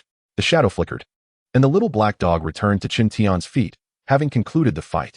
11 seconds, subpar, Chen Tian remarked, though in light of his good spirits, he refrained from reprimanding the little black dog further. The little black dog, like a loyal shadow, wagged its tail and followed closely behind Chen Tian. Not too shabby. A total of 5 evolution pearls. Chen Tian skillfully extracted the evolution pearls from the lifeless bodies of the mutated cats. This was the early phase of the apocalypse, and many mutated beasts had yet to bear evolution pearls within them. However, this would change after the winter's end. Indeed, there were numerous mutated beasts in the county town. At some point, we ought to venture to the countryside for a stroke of luck. Chen Tian smiled as he secured the evolution pearls and stored the deceased mutated cats in his private domain. The flesh of the mutated cats would surely be unpalatable. He had no intention of consuming it himself, but rather planned to use it as bait to lure more mutated beasts. Scanning his surroundings, Chen Tian noticed no other mutated creatures and thus retreated to the vehicle with the little black dog. The following morning, after a simple meal, Chen Tian embarked once more on his quest for supplies. He arrived at a gas station where the previously collected plastic barrels proved invaluable. He filled them with gasoline and diesel, stowing them safely away. Moreover, he thoroughly looted the convenience store within the gas station. Just as he prepared to drive away, he unexpectedly spotted a familiar figure, a black evolution dog sprinting out from around a bend in the road. Chen Tian recalled that this was a dog named Blacktooth, owned by a woman named Lin Yan. Perhaps it was the psychological trauma inflicted by the little black dog that rendered him hesitant to advance upon spotting it. Soon, several figures emerged along the road. Among them were Lin Yan and Li Xiangrong, whom Chen Tian had encountered previously, along with 4 unfamiliar men, likely newly acquainted survivors. To Lin Yan's surprise, she found herself face to face with the young boy once more. Just as she was about to greet him, he turned away and boarded a vehicle, driving off without a glance. How arrogant. Just a little brat, thinking he is so important. Li Xiangrong scoffed disdainfully. Lin Yan shot a glance at Li Xiangrong, inwardly conceding that the boy indeed possessed remarkable qualities. At such a tender age, he managed to survive alone and thrive far better than their group. Everyone, let us hurry inside and ensure that little brat hasn't taken all the good stuff, Li Xiangrong called out loudly. Due to her association with the evolved dog, Blacktooth, she felt emboldened to command the other survivors. The 4 gentlemen accompanying them were individuals they had unexpectedly met the previous evening, and their collective presence provided a sense of security. Everything inside is gone. Soon, a man's voice echoed from the convenience store. As the others approached, they were greeted with a sight as barren as if locusts had swept through. It was utterly desolate. The entire store was left with only a few mops leaning against the wall. It must have been that little brat who took everything. We should have intercepted his vehicle. Li Xiangrong fumed. Unable to endure her complaints any longer, Lin Yan interjected. What could a child possibly carry? Besides, his off-road vehicle is quite limited in space. Unbeknownst to the others, she was well aware that the boy's vehicle was brimming with provisions. There was no way he could have transported goods from here.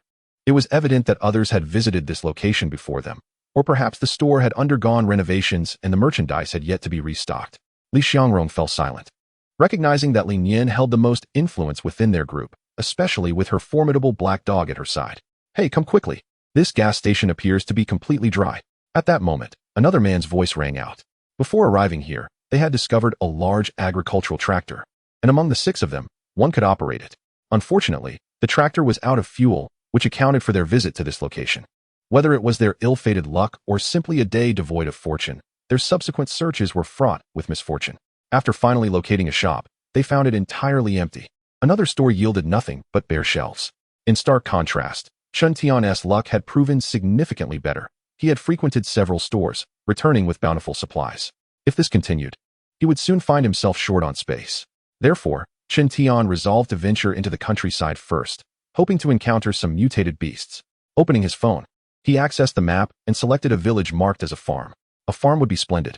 Wherever there are farms, there will undoubtedly be numerous livestock, and naturally, many mutated beasts will also abound.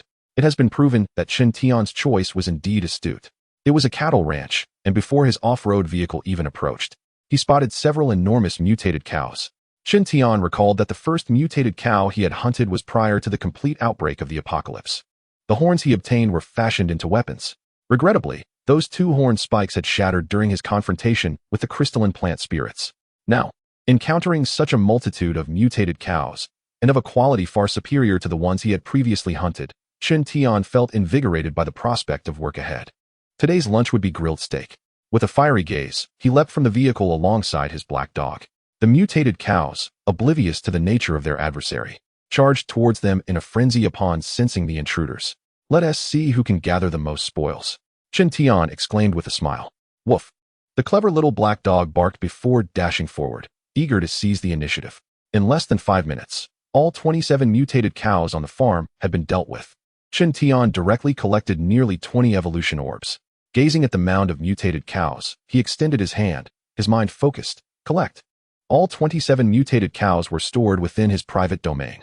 With ample provisions, there was no need for panic in the apocalypse. Chen Tian grinned with delight, ready to explore the surroundings when suddenly, a sharp whistling sound sliced through the air above him. It approached with remarkable speed, reaching Chen Tian in the blink of an eye. Chapter 071. Knowing people's faces, but not their hearts. The assailant was a mutated bird, likely a transformation of a pigeon. Its speed was akin to that of an arrow. The sharp beak glinted ominously in the sunlight. It could certainly pierce the flesh of an ordinary person, but Chen Tian was far from ordinary. With a swift movement, he sidestepped and grasped the mutated pigeon by its neck.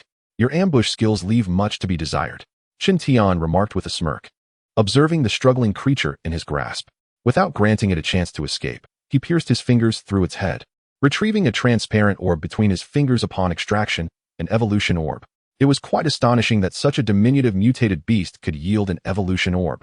Chen Tian looked up to find several mutated pigeons circling overhead. Storing the pigeon in his private domain, he bent his knees to gather strength, and in the next moment, with a resounding thud, he propelled himself into the sky using the force of his leap. Upon reaching a significant height, he raised his hand and retrieved a steel spike from his private domain. Whoosh! These steel spikes transformed into lethal projectiles, swiftly bringing down the surrounding flying mutated pigeons. As the sun set once more, Chen Tian observed the small black dog returning with a collection of mutated pigeons in its mouth. Its keen instincts had proven invaluable. From these peculiar creatures, Chen Tian had acquired 3 evolution orbs. Over the next several days, he and the black dog ventured into the wilderness, effectively eliminating nearly all mutated beasts within a radius of several dozen miles. Chen Tian was greatly satisfied with their achievements. He had amassed a total of 112 evolution orbs. Gazing at the pouch filled with orbs, a smile spread across his face. For this bounty would enable him to double the size of his private domain, allowing him to roam freely in search of more treasures. It was likely that mutated beasts would be scarce in the vicinity henceforth, so they decided to return to the county and explore the few uncharted areas. Driving his off-road vehicle towards the county city, Chen Tian reflected on the nature of his pursuits. Mutated beasts were living entities, while resources were static. He could hunt the former at any time without fear of competition, for others tended to avoid them. Resources, however, were a different matter. There was always a risk of others claiming them first. For instance, Lin Yan and Li Xiangrong's survivor group was currently scouring the area for supplies. Their luck had held for the past couple of days, yielding some food, water, and even a silver van. Yet, fortune is not everlasting. While en route to a cold storage facility, they encountered trouble. A mutated beast, concealed in the shadows, launched an attack. Fortunately, the large black dog by Lin Yan's side reacted swiftly, engaging the beast in fierce combat. Heiyu has the creature subdued. We must assist, Lin Yan urged. However, her 4 male companions hesitated, unwilling to join the fray. If we delay, we will miss our chance. Lin Yan was frantic, sensing their reluctance. If you won't go, I shall. With that declaration, she seized an axe and headed towards the chaotic scene. Lin Yan, don't be foolish, Li Xiangrong exclaimed, grabbing hold of her. Among the group, only she and Lin Yan were women. If anything were to happen to Lin Yan, her own position of authority would be jeopardized. Xiangrong, let go of me, Lin Yan protested. It's too dangerous for you to go. I cannot allow you to take such a risk, Li Xiangrong insisted. Though her words were firm, her true thoughts were selfish. As long as you are safe, I can thrive. In her eyes, Lin Yan was an innocent, easily manipulated soul, the kind that was best kept under control. Though she lacked a loyal evolution dog of her own, controlling Lin Yan would be akin to taming the mighty black dog. Amidst their struggle, the battle took a dire turn. The black dog was gravely injured and collapsed, while the mutated beast, wounded but undeterred, managed to escape. Heiyu! Lin Yan pushed Li Xiangrong aside and dashed towards her fallen companion. The sight of the bloodied black dog lying helplessly on the ground pierced her heart like a knife. Heiyu was not merely her partner. He had saved her from peril on countless occasions. Blacktooth, hold on a little longer. I will bandage you shortly. Lin Yan hurriedly dashed outside to retrieve the medical kit from the van. However, upon her return, she was confronted with a scene that was utterly unbearable. Her companions were ruthlessly attacking her Blacktooth. What are you doing? Lin Yan exclaimed, rushing towards them in a frenzy. The individuals who had just been mercilessly striking the large black dog immediately recoiled. The already injured Blacktooth was now on the brink of death from their combined assault. With a gaze filled with animosity, Lin Yin fixed her eyes on them. Why are you doing this? Lin Yin, please calm down. We are doing this to spare Blacktooth from further suffering. It is gravely injured and beyond saving, Li Xiangrong quickly explained. You vile woman. I must have been blind to consider you a friend. Lin Yin's eyes blazed with fury. Who said her Blacktooth was beyond redemption? It was merely a surface wound, and with time, it would heal. She understood their intentions all too well. They were coveting the flesh of Blacktooth. She had heard on the semiconductor radio that consuming the meat of mutated beasts could enhance one's strength. Lin Yin, step aside. If you cannot bring yourself to do it, we can assist. Li Xiangrong added. Why waste words? By consuming the meat of the mutated beast, we can all become powerful. No longer needing a mere beast to protect us, a blunt man interjected. You shall not. Lin Yin brandished her weapon, shielding Blacktooth. Lin Yin, accept reality. It would be a waste for Blacktooth to die. Instead, let us share the feast and become formidable together. Li Xiangrong continued her persuasion. She no longer felt the need to curry favor with Lin Yin. They were now equals. At this moment, Lin Yin felt a murderous impulse towards Li Xiangrong. If her instincts were correct, this woman had incited everyone to act in such a manner. She regretted not being more resolute when the young man had seen through Li Xiangrong's true nature. Now, not only had she harmed Blacktooth, but she had also jeopardized herself. Get away, and do not hinder our path to strength. Do you truly think yourself a leader? I have long found you intolerable. If you continue to babble, do you believe I will hesitate to deal with you here?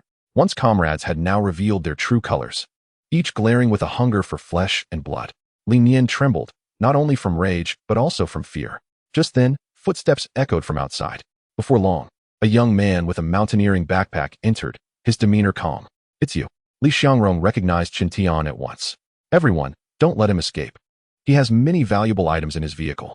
Chapter 072. With no woman in heart, one acts ruthlessly. Chen Tian halted, eyeing the reckless woman. He had sensed from the beginning that she was not to be trusted, and his instincts had proven accurate. Do not fear. He is alone. And there is a small black dog in his vehicle. If we can tame it, it will be as formidable as Blacktooth, Li Xiangrong continued. Chen Tian curled his lips in disdain. What sort of gaze did this woman possess, daring to compare that large black dog to his meticulously trained tyrant? Surely his vehicle was stocked with abundant provisions and water. Suddenly, a thought struck Li Xiangrong. His car contained mutant beast meat, which he had once graciously offered her.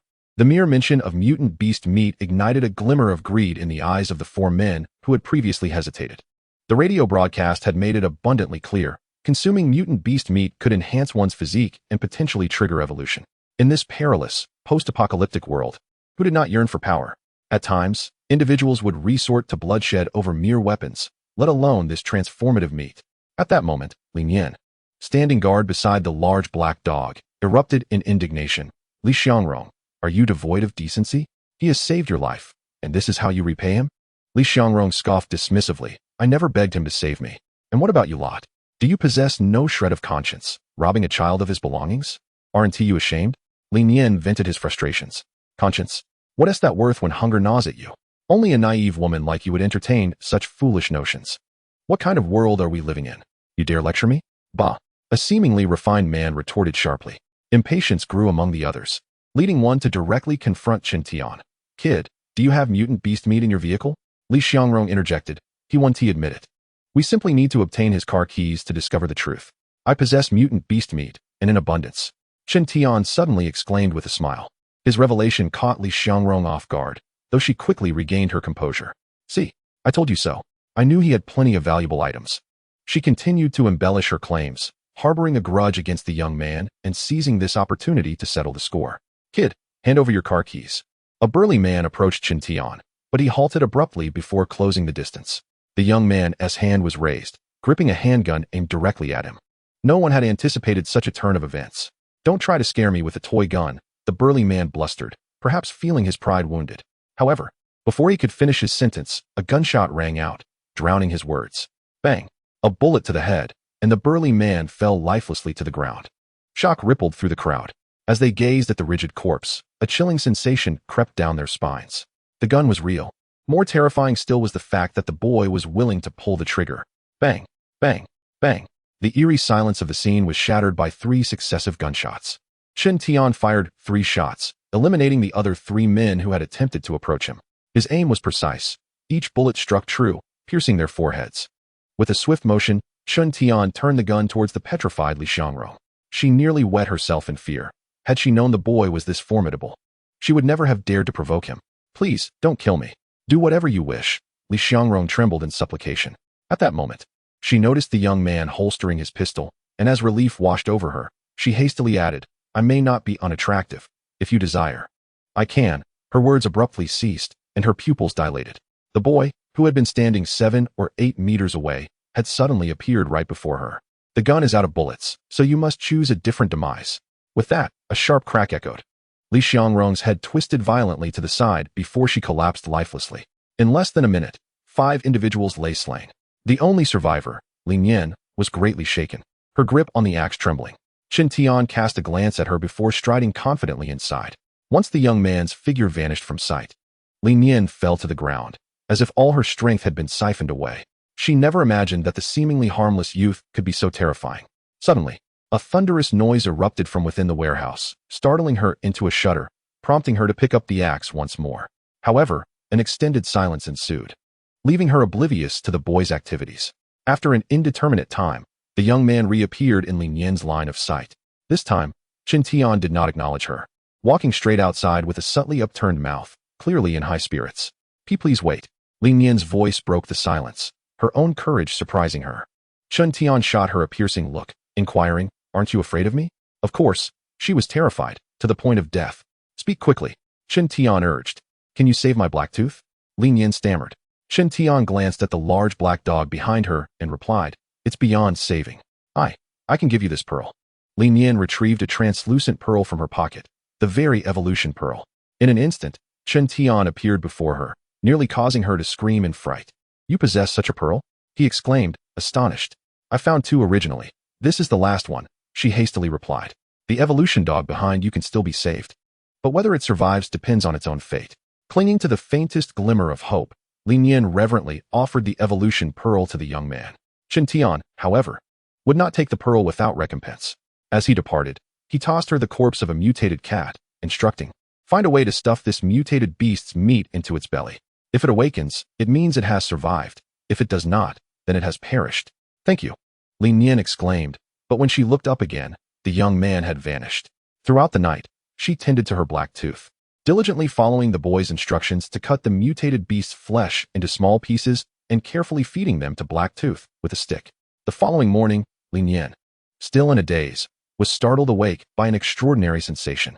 She opened her eyes and was delighted to see her little black dog, affectionately dubbed Black Tooth, licking her palm.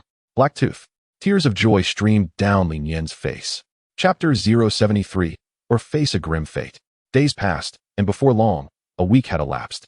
On this particular morning, snowflakes began to drift down from the sky, the first snowfall of winter. Stepping out of the car, Chun Tian tilted his head back, reveling in the chilly sensation of snowflakes landing on his face. Woof woof. The little black dog was experiencing snow for the first time and displayed boundless excitement. Such weather was perfect for indulging in hot pot. With a smile, Chun Tian resolved to set up a tent in this pedestrian street, where he could savor hot pot while admiring the snowy landscape of the post-apocalyptic world. This snowfall would likely deter the increasingly rare mutated beasts from venturing out. Chun Tian decided to take a day off from hunting mutated creatures. Before long, a simple tent was erected, providing a shield against the descending snowflakes. Next, Chun Tian set about preparing the hot pot, and soon the mineral water in the pot reached a rolling boil. The little black dog frolicked outside until Chun Tian called it back, reluctantly returning. Eat first, then you can play. Chun Tian pushed the dog's food toward it. The little black dog devoured its meal with unprecedented speed before dashing out of the tent once more. Don't wander too far, Chun Tian cautioned, then leisurely continued to enjoy his lamb slices. The tender texture, complemented by dipping sauce, was particularly delightful amidst the falling snowflakes. Woof woof. The little black dog was like a wild horse freed from its reins, disappearing from sight in no time. Chun Tian couldn't help but smirk. This little creature certainly knew how to test boundaries. He had just reminded it not to stray far. Yet in the mere moments it took to savor 2 slices of meat, it was gone. Chun Tian resumed his hot pot, unperturbed by the dog's safety. On land, no mutated beast could outpace his formidable companion. As long as the little black dog didn't venture into the river, it was in no danger. However, the thought of the mutated beasts lurking in the river brought a serious expression to Chun Tian's face. Humanity's most terrifying adversaries would arise from the ocean. with beast kings capable of annihilating a safe zone often born from the depths of the sea. Given Chen Tian's current strength, his combat effectiveness would plummet underwater, facing not only the resistance of water, but also the inability to breathe. Delving deep into the ocean would surely lead to a watery grave. The ocean harbored not only powerful and fearsome mutated beasts, but also the terrifying pressure of seawater, which was insurmountable. Even the sturdiest submarines had depth limits, let alone the fragile human body. Until one achieved mastery over such environments, exploring the ocean was tantamount to courting death. Woof woof.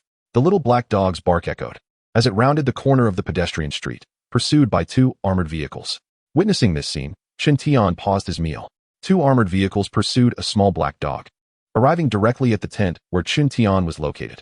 From the vehicles emerged over 10 armed men clad in white uniforms, equipped with specialized cold weather gear, masks, and sunglasses. These individuals cautiously scanned their surroundings, and upon confirming safety, one of them strode confidently towards Chen Tian. "Do not be afraid, little one. We are not here to harm you," the man declared, removing his mask to reveal a square-jawed face. "Do I appear frightened?" Chen Tian retorted nonchalantly. The man was momentarily taken aback, then chuckled. "Indeed, you do not seem to exhibit fear at all. Is there anyone else here aside from you? Shouldn't you introduce yourselves?" Chen Tian countered. The man hesitated, quickly responding, "I must admit my oversight. We hail from the safe zone and are here on a special mission." As he spoke, his gaze darted to the small black dog beside the boy. Their task was to capture mutated beasts and zombies, returning them to the safe zone for study by a newly established research team. Given the gravity of the mission, several teams had been dispatched, of which they were merely one. During their journey, they had spotted the playful black dog and thought capturing such a small creature would be an easy endeavor, prompting their pursuit to this location. "There is no one else here.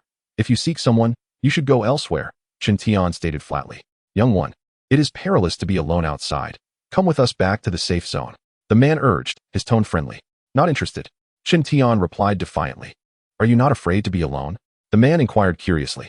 In a post-apocalyptic world, even adults felt fear. How could this boy remain so composed? Chen Tian looked up at him, questioning, "Aren't you on a special mission? What do you hope to achieve by wasting time here with me?" The man's surprise was palpable. He was indeed on a mission, contemplating that if he could bring the boy back to the safe zone, the little black dog would surely accompany them. However, he was unprepared for the boy's evident wariness. "Is this black dog yours?" The man attempted to shift the conversation. To his astonishment, the boy's voice turned icy. "You had better not entertain any thoughts of harming it, or the consequences will be dire." This statement rendered the man momentarily speechless. He glanced at the boy, meeting a pair of cold eyes that sent a chill up his spine. After a brief pause, the man decided it best to contact the experts of the research team. If the black dog held research value, he would devise a plan. If not, they could not afford to waste time lingering. To date, most communication devices were rendered inoperative for calls or internet access. However, the man utilized military communication tools connected to a specialized network. The video call was swiftly established, and he first recounted their observations along the route before shifting the topic to the small black dog. "Could you show me what the dog looks like?" came a woman's voice from the tablet in the man's hand. "Absolutely." The man spoke while switching the tablet's camera to focus on the small black dog lying at the boy's feet. The dog's skin appeared rather peculiar. Could the lens be adjusted to zoom in further? The woman's voice echoed once more. The man hurriedly manipulated the tablet, adjusting the camera's focal length. This creature seemed to have undergone evolution, its skin gleaming with a metallic sheen, and the peculiar protrusions of its skeletal structure along its back were striking. Initially, the woman's tone was perfectly normal, but suddenly, she gasped in astonishment, seemingly having discovered something alarming. "What has happened?" the man inquired hastily. Through the tablet's display, he could see the female scientist wearing a look of disbelief. "Let me see that boy," she urged. Chapter 074, Collective Petrification. Tianmi never imagined she would encounter Chen Tian in such a manner. When they last parted, the apocalypse had not yet fully erupted. The events in Mentugu had unwittingly become a microcosm of the world that followed. "Captain Ma, may I speak with you privately for a moment?" Tianmi suddenly lowered her voice. Ma Guoqiang nodded, equally surprised that this female scientist was acquainted with the boy. Stepping aside and donning a Bluetooth headset, he replied, "I'm ready." At that moment, Tianmi hastily asked, "You haven't had any conflicts with that boy, have you?" "No, we just met and we're about to gather some information," Ma Guoqiang replied, sensing an odd tension in her demeanor.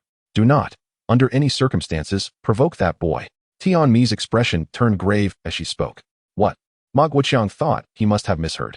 "That boy is not to be trifled with. Has he warned you about anything?" Tianmi pressed. Ma Guoqiang paused for a moment before responding. Oh, he did say not to entertain any ideas about that small black dog, or else the consequences would be dire. Did he truly say that? Yes, he did, Ma Guoqiang admitted, feeling a surge of apprehension from her tone. Captain Ma, listen to me. I am not exaggerating. That boy is indeed formidable. Do not harbor any reckless thoughts. Since he warned you not to meddle with that small black dog, it is best to avoid provoking him altogether. I am not joking. Perhaps sensing that her words lacked sufficient weight, Tianmi remained silent for a moment before adding, Captain Ma, I must tell you, that boy is more terrifying than those mutated beasts. The ones he has slain could fill an entire room. The events of that night in Mintugu will forever be etched in Tianmi's memory. The image of the boy wielding dual blades, vanquishing mutated creatures, was indelibly imprinted in her mind. Captain Ma, are you listening to me? Ma Guoqiang quickly replied, I am listening. He heard her words. Yet skepticism loomed large in his heart. That boy, merely around 13 years of age, could he truly be that powerful? Captain Ma, that boy responds better to gentleness than to force. Please be mindful of your tone when speaking. If he is pleased, he may be amenable, but if he is displeased, it is best to keep your distance. That is all I wish to convey. May I now speak with that boy for a few moments? Tianmi inquired. When Ma Guoqiang returned to the side of the youth, his expression was peculiarly strange. He scrutinized the boy from head to toe, dressed in athletic wear, slender in build, and seemingly unremarkable. Scientist Tian wishes to have a word with you, Ma Guoqiang announced, handing over a tablet, but remaining standing at a distance. It was Tianmi on the other end who spoke first. Long time no see. Let us get straight to the point. The youth's brusque tone caused Ma Guoqiang to frown. Scientists today are highly sought after, pivotal to global peace and stability. And even he had to maintain a courteous demeanor. Yet, this boy exhibited an air of impatience. What baffled him further was that Scientist Tian did not seem perturbed. Rather, she spoke in a conciliatory tone. Could you do us a favor? Our current research urgently requires corpses and mutated beasts. Can you help us capture a few? This statement left Ma Guoqiang wide-eyed in disbelief. Did he hear correctly? Asking a mere boy to assist in capturing corpses and mutated creatures? Do you think I have nothing better to do? The youth replied flatly. I want to ask you to do it for free. What do you need? I might be able to find it for you within the safe zone, Tianmi hastily offered. The things I need, you want to have. The youth retorted. Just wait a moment. The screen went blank, and Tianmi's image vanished, leaving no clue as to her whereabouts. The youth tossed the tablet back to Ma Guoqiang, who was now aware of the boy's arrogant demeanor. Although Tianmi had asked him to wait, the youth was unwilling to spare even a moment longer. Reluctantly, Ma Guoqiang, fearing to end the video call, stood by, waiting for the boy. After 5 or 6 minutes, Tianmi finally reappeared on the screen. Where is he? She asked, taken aback. Right beside me. Ma Guoqiang attempted to pass the tablet again, but this time, the youth did not accept it. Shen Tian, Tianmi continued. I have some information that might pique your interest. This approach mirrored what Bai Shui had taught her, and indeed, it proved effective. The youth, who had initially been disinterested, redirected his attention. What information? He inquired. I'll show you a picture first. Tianmi replied. Soon, an image appeared on the tablet screen, a bird's eye view of a river. The peculiar aspect of this image was the mysterious green light emanating from something submerged in the water. Before Ma Guoqiang could react, the tablet was in the youth's hands. At that moment, Shen Tian's gaze sharpened as he focused on the image. If his guess was correct, the green light likely indicated the presence of a wood crystal. Another wood crystal has appeared. When was this photo taken? He asked urgently. This image was captured 3 days ago, but the green light has remained since. It's underwater, making it impossible to send anyone for reconnaissance. Tianmi explained quickly. Where's the location? Shen Tian pressed on. Tianmi promptly provided the details, having vanished briefly to seek permission before divulging this information. Shen Tian, do you know what that green light is? Tianmi inquired tentatively. However, Shen Tian responded. Do you require the undead and mutated beasts to be alive or deceased? Upon hearing his question, Tianmi immediately chuckled and replied, alive, ideally. After concluding the call, a smile graced Shen Tian's lips as he turned to the astonished Ma Guoqiang beside him and said, bring your men and follow me. Where to? Ma Guoqiang instinctively asked. To capture the research specimens you need. Shen Tian ignited the engine of the all-terrain vehicle and headed towards the location depicted in the image. Along the way, he intended to seize a few undead and mutated beasts as a token of gratitude for the information provided by Tianmi. Initially planning to take a day off, he was unexpectedly informed of the whereabouts of a crystal of plant essence, leaving him devoid of any desire to appreciate the scenery. 2 armored vehicles trailed closely behind, likely filled with puzzled individuals questioning why they were obeying the commands of a mere child. However, They would soon discover the reason. After traveling for approximately 15 minutes, a colossal mutated beast abruptly appeared on the road ahead. "Prepare for battle," Ma Guoqiang commanded. But just as he issued the order, he witnessed the youth leap from the all-terrain vehicle and vanish in the blink of an eye. Moments later, a muffled thud resonated from the direction of the mutated beast. When the others turned to look, the battle had already concluded, and the boy returned, dragging the beast with its limbs shattered. In that instant, everyone in the vehicle, including Ma Guoqiang himself, was left utterly astounded. Chapter 075. Is this boy a freak of nature? My heavens, am I dreaming? What did I just witness? One of the team members suddenly exclaimed within the vehicle. They were all trained professionals, typically composed, unless faced with overwhelming shock. What just transpired? Did anyone see it clearly? Another voice inquired. I only saw the boy vanish in an instant. The occupants of the vehicle engaged in hushed discussions, while the subject of their discourse, the boy, had already approached the front of the vehicle, dragging the mutated beast along. When a knock echoed on the door, the dazed Ma Guoqiang snapped back to reality and hurriedly exited the vehicle. Witnessing the massive mutated beast up close stirred an uncontrollable tumult within him. Was this boy truly a prodigy? They had previously fought against mutated beasts, well aware of their formidable nature, which only heightened their astonishment now. Where should we prepare to store the research specimen you requested?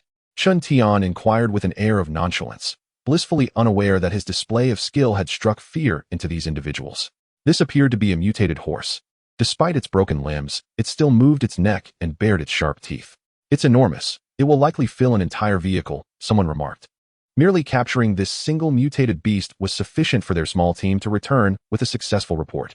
It is worth noting that while killing a mutated beast is relatively straightforward, they had firearms for long-range shooting. Capturing one alive proved quite challenging. Though they had brought tranquilizer guns, the beast's resistance to drugs was formidable, making subjugation far from easy. Crack. As the crowd scrutinized the mutated beast before them, Qin Tian suddenly struck, snapping the creature's neck. This unexpected action startled everyone present. The mutated beast possessed remarkable vitality. Even with its neck broken, it would not succumb easily.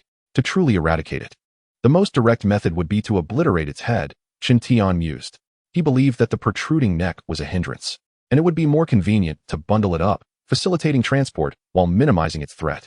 Ultimately, the mutated beast was secured in the rear of the armored vehicle, leaving only a driver and co-driver inside, while the rest crowded into the front vehicle. The journey continued. Within the vehicle, Ma Guoqiang struggled to regain his composure. He finally understood why the esteemed scientist Tian had urged him so earnestly. He was grateful for having heeded the advice. As the vehicle progressed, it halted once more near a cluster of residential buildings. Everyone, stay alert, Ma Guoqiang called out. Under their watchful gaze, the young boy exited the off-road vehicle again, making his way towards a nearby apartment building. Captain, should we maintain our vigilance or follow him? A team member inquired. Continue to stay alert, Ma Guoqiang replied. He felt it prudent not to act independently until the boy requested their cooperation. After waiting for approximately 3 to 4 minutes, the windows of a 4-story apartment suddenly shattered, sending a cascade of glass raining down. The sound drew everyone's attention, allowing them to witness yet another astonishing spectacle. Qin Tian leapt from the 4th-floor window, each hand gripping a limp, dismembered corpse. This time, they observed in stark clarity as the boy disregarded the height of the building. Thud. Upon landing, a dull thump resonated, echoing like a heavy hammer striking each heart. The occupants of the vehicle watched him approach with the awe reserved for a monster. Eventually, Ma Guoqiang was the first to react, jumping from the vehicle. The 2 immobilized corpses were still stowed in the rear of the vehicle. Subsequently, Qin Tian retrieved 2 desiccated corpses from the roadside and addressed Ma Guoqiang. Return and inform Tianmi that their bodies are nurturing a 2nd generation of genetic worms. She will know what to do. Ma Guoqiang nodded, now acutely aware of the gravity of the boy's words. Your vehicle has limited space left. Do you still require specimens for study? Qin Tian inquired suddenly. After a moment's contemplation, Ma Guoqiang concluded that for safety's sake, they could not continue to load more. Should the corpses and the mutated beast engage in conflict within, it would spell trouble. We are preparing to return. Will you join us? Ma Guoqiang asked the boy. I have my own affairs to attend to. Qin Tian declined once more. He would now hasten towards the riverbank. The predicament was that the crystalline essence of the flora lay submerged in the water, and he questioned whether it could be coaxed out. If it were an underwater battle, meticulous planning would be imperative. Qin Tian's all-terrain vehicle, accompanied by 2 armored vehicles behind, would soon reach a common stretch of road, and upon passing 3 traffic lights, they would diverge. Woof, woof, woof. As the vehicle cruised along, the little black dog that had been dozing on the seat suddenly barked. Its ears perked up as if sensing something amiss. Squeak.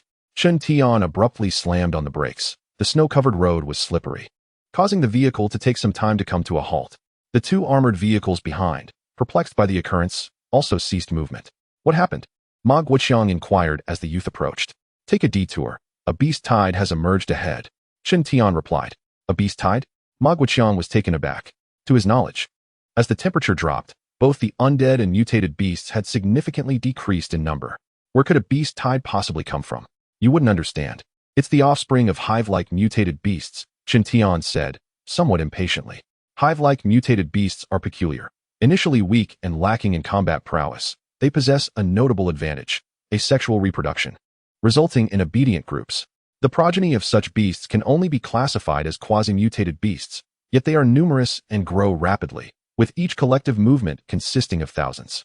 Captain, look ahead. One of the team members shouted, pointing at the windshield. At that moment, Ma Guoqiang also spotted a swarm of large rats racing across the opposite road, each nearly the size of an infant. Quick, turn around. Ma Guoqiang immediately commanded. They had no desire to engage in combat with an uncountable horde of giant rats. Moreover, their mission was of utmost importance, and they must prioritize the research specimens.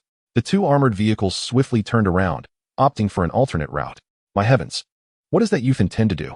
Someone exclaimed upon catching sight of Chen Tian in the rearview mirror. Chapter 076. A battle to the fullest faced with the oncoming tide of rodents. Chen Tian did not retreat into the vehicle. Instead, he advanced towards them. With a swift motion, he hurled a drill bit, a tool he had previously collected from a hardware store, which was now proving quite useful. The drill's most notable characteristic was its exceptional hardness. Under the influence of his mental energy, 18 drill bits glimmered as they shot forth, weaving into an expansive net mid-air. Thud, thud, thud. The advancing rats were successively impaled through their heads. With the aid of his mental perception, Chen Tian could accurately ascertain the positions of all the rats within a 300-meter radius, without the need for sight. Thud, thud, thud. The relentless waves of rats fell in droves, lifeless upon the ground. Chen Tian could have easily shot the hive-like evolved rat directly, yet he refrained. Firstly, he wished to test his prowess in manipulating objects through this battle. Secondly, he sought to collect the bodies of these rats. Should the mutated rat be slain, the horde would disband instantaneously. After absorbing the Star Spirit Crystal, my psychic abilities have indeed experienced a significant enhancement, allowing me to simultaneously control 18 objects for attack. Moreover, both my speed and strength have seen considerable improvement. As Chen Tian contemplated his own prowess, he recognized that he seldom engaged in combat using psychic energy, preferring instead to rely on close-quarters combat. Despite having awakened a unique skill and energy, his lack of experience in his previous life necessitated additional time for research and comprehension. The strength of the body is fundamentally essential for survival. This one-sided massacre lasted nearly 5 minutes, and eventually, not a single mouse could be seen standing. Utilizing the corpses of these mice to lure the mutated beasts in the river should afford me some time, Chen Tian calculated. He was not keen on confronting mutated aquatic creatures while dealing with the plant crystal. After over an hour of travel, the vehicle finally arrived at the riverbank. Standing atop the high embankment, Chen Tian indeed spotted a section of the river emitting a green glow beneath the surface. With a hum, he employed his mental probing to ascertain the underwater situation. It was indeed the plant crystal. After confirming this, Chen Tian felt a surge of excitement. Despite having encountered the plant crystal 3 times consecutively, he was acutely aware of its rarity and value. This particular crystal boasted 32 leaf blades, presenting a formidable challenge. Chen Tian's expression gradually turned serious. Were this on land, he would have acted immediately and concluded the battle within 10 seconds. However, underwater, the situation became complicated. Engaging in combat beneath the surface would diminish his combat effectiveness to merely 1/10. He would not only face limitations due to oxygen, but also contend with the buoyancy of the water, severely restricting his movements. His mental probing expanded outward from the plant crystal, revealing several mutated aquatic beasts lurking nearby. He decided to test whether he could force the plant crystal to the surface. Nearby, he discovered some abandoned small cars. With a swift motion, he released the abandoned vehicles from his spatial storage and, applying force, sent them hurtling toward the river with terrifying momentum. Before the cars could even strike the water, emerald green, aquatic plant-like tendrils surged forth from beneath the surface, swiftly ensnaring the vehicles and tossing them aside. Chen Tian hurled several more small cars, only to witness the same method employed by the plant crystal to neutralize them. It seemed unlikely that it would emerge. After reaching this conclusion, Chen Tian began to ponder. Given the current circumstances, what were his chances of success if he entered the water to engage? It appeared that he must give his all this time. After much contemplation, he decided to venture into the water. Although the success rate was only 50%, he could ensure his safety, making it worth the attempt. Even in failure, he could devise a new plan. Ruler, guard the vehicle, do not come out. After instructing his small black dog, Chen Tian commenced his actions. Splash! The corpses of the mice sank into the water like dumplings. In an instant, the once tranquil surface of the water began to seethe. Enormous mutated beasts emerged, competing ferociously for sustenance. Chen Tian continuously hurled bags filled with the carcasses of mice into the river, utilizing his psychic abilities to tear open the bags, allowing the remains to scatter and descend into the depths. The mutated creatures beneath the surface grew increasingly aggressive, transforming the river into a crimson torrent. Chen Tian cast the mouse carcasses into both segments of the river adjacent to the botanical crystal, knowing it wouldn't guarantee the diversion of all the beasts. But it would certainly alleviate much of the trouble. 2 minutes. He could not exceed this time limit, or danger would ensue. In an instant, Chen Tian entered a state of frenzy, simultaneously activating his golden plating skill. With a resounding thud, he dove into the water. Indeed, near the botanical crystal, there were still mutated beasts that had not been lured away. The Tang Dao in Chen Tian's hand radiated a crimson glow, amplified by his unique energy. 2 fish-like mutated beasts lunged at him, only to be swiftly decimated by his blade. With merely 2 minutes to act, every second counted. The water's resistance significantly hampered his mobility. It took him over 3 seconds to reach the botanical crystal. Swish, swish, swish. The botanical crystal manipulated its leaves, launching a fierce assault against Chen Tian. At this critical moment, the evasive techniques he had mastered came into play. He merely needed to make subtle adjustments to his body at pivotal moments to minimize the water's drag. His Tang Dao slashed at the leaves, while simultaneously, 18 gear-like cutting blades, controlled by psychic energy, joined the fray. This time, Chen Tian spared no effort. In an instant, the river churned, and the splashes erupted beyond the embankment. 30 seconds remained. Chen Tian calculated the time in his mind, yet his onslaught showed no signs of waning. His Tang Dao had severed 8 of the botanical crystal's leaves, yet over 20 remained, fiercely guarding the crystalline core. 20 seconds left. Chen Tian had exerted his utmost, yet the battle remained unresolved. 10 seconds. In these final moments, he realized he could not seize the botanical crystal, but that did not signify the absence of opportunity. Boom. With just 3 seconds remaining, Chen Tian unleashed a full-force strike, forcing the botanical crystal to breach the water's surface. He too leapt from the depths. Out here. It was his domain. Observing the botanical crystal's attempt to plunge back into the water, Chen Tian propelled himself towards it, landing on the concrete embankment. The botanical crystal sought to ensnare him with its leaves. Little did it know, free from the river's influence, Chen Tian's combat prowess was now fully unleashed. Swish! A flash of crimson light swept through, severing all of the botanical crystal's leaves. With a triumphant grasp, Chen Tian seized the now exposed crystalline core of the botanical crystal. At last, it was within his grasp. Chapter 077. Within the realm, I am invincible. Gazing at the botanical crystal in his hand, Chen Tian felt elated yet contemplative. The battle proved to be exceedingly arduous. Had it not been for his timely extraction of the botanical crystal from the depths, victory would have eluded him. Indeed, combat beneath the waves presents formidable challenges. It appears that one must dedicate time to rigorous practice in this domain. This encounter has illuminated the shortcomings within Chen Tian. Many future opportunities lie within the ocean, and even some ancient relics discovered on land are immersed in water, without the ability to adapt to underwater combat. Seizing such opportunities will undoubtedly be hindered. Temporarily storing the acquired botanical crystal in his spatial domain, Chen Tian gazed into the river. With the onset of winter, the mutated beasts beneath the surface remained unaffected. With a swift motion of his arm, the gear-shaped cutting blades that surrounded him plunged into the water. In a matter of moments, these blades surfaced 2 fish-like mutated beasts. These were the very creatures he had dispatched with his Tang knife upon entering the water. He could not allow their demise to benefit other mutated beasts. From the carcasses of these 2 creatures, Chen Tian discovered 2 evolution orbs. Though this outcome was anticipated, it nonetheless filled him with joy. Should he master the art of underwater combat, the mutated beasts within the river would undoubtedly grant him a substantial number of evolution orbs. As these thoughts traversed his mind, Chen Tian became increasingly aware of the significance of acquiring underwater combat skills. Returning to his off-road vehicle, he retrieved his phone and opened the map, searching for nearby swimming pools or aquariums. For training to be effective, a suitable venue was essential. Woof woof.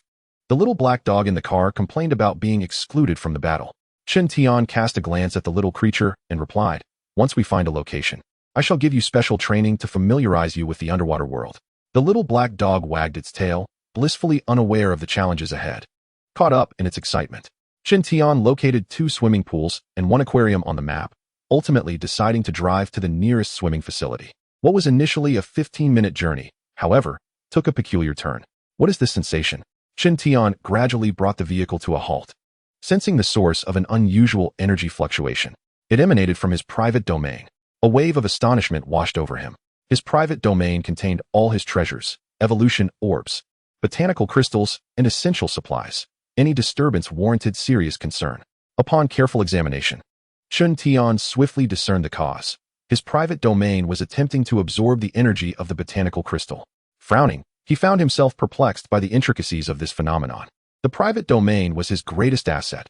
While a botanical crystal was indeed precious, it paled in comparison to the potential of his private domain, making it worth the risk to explore this anomaly.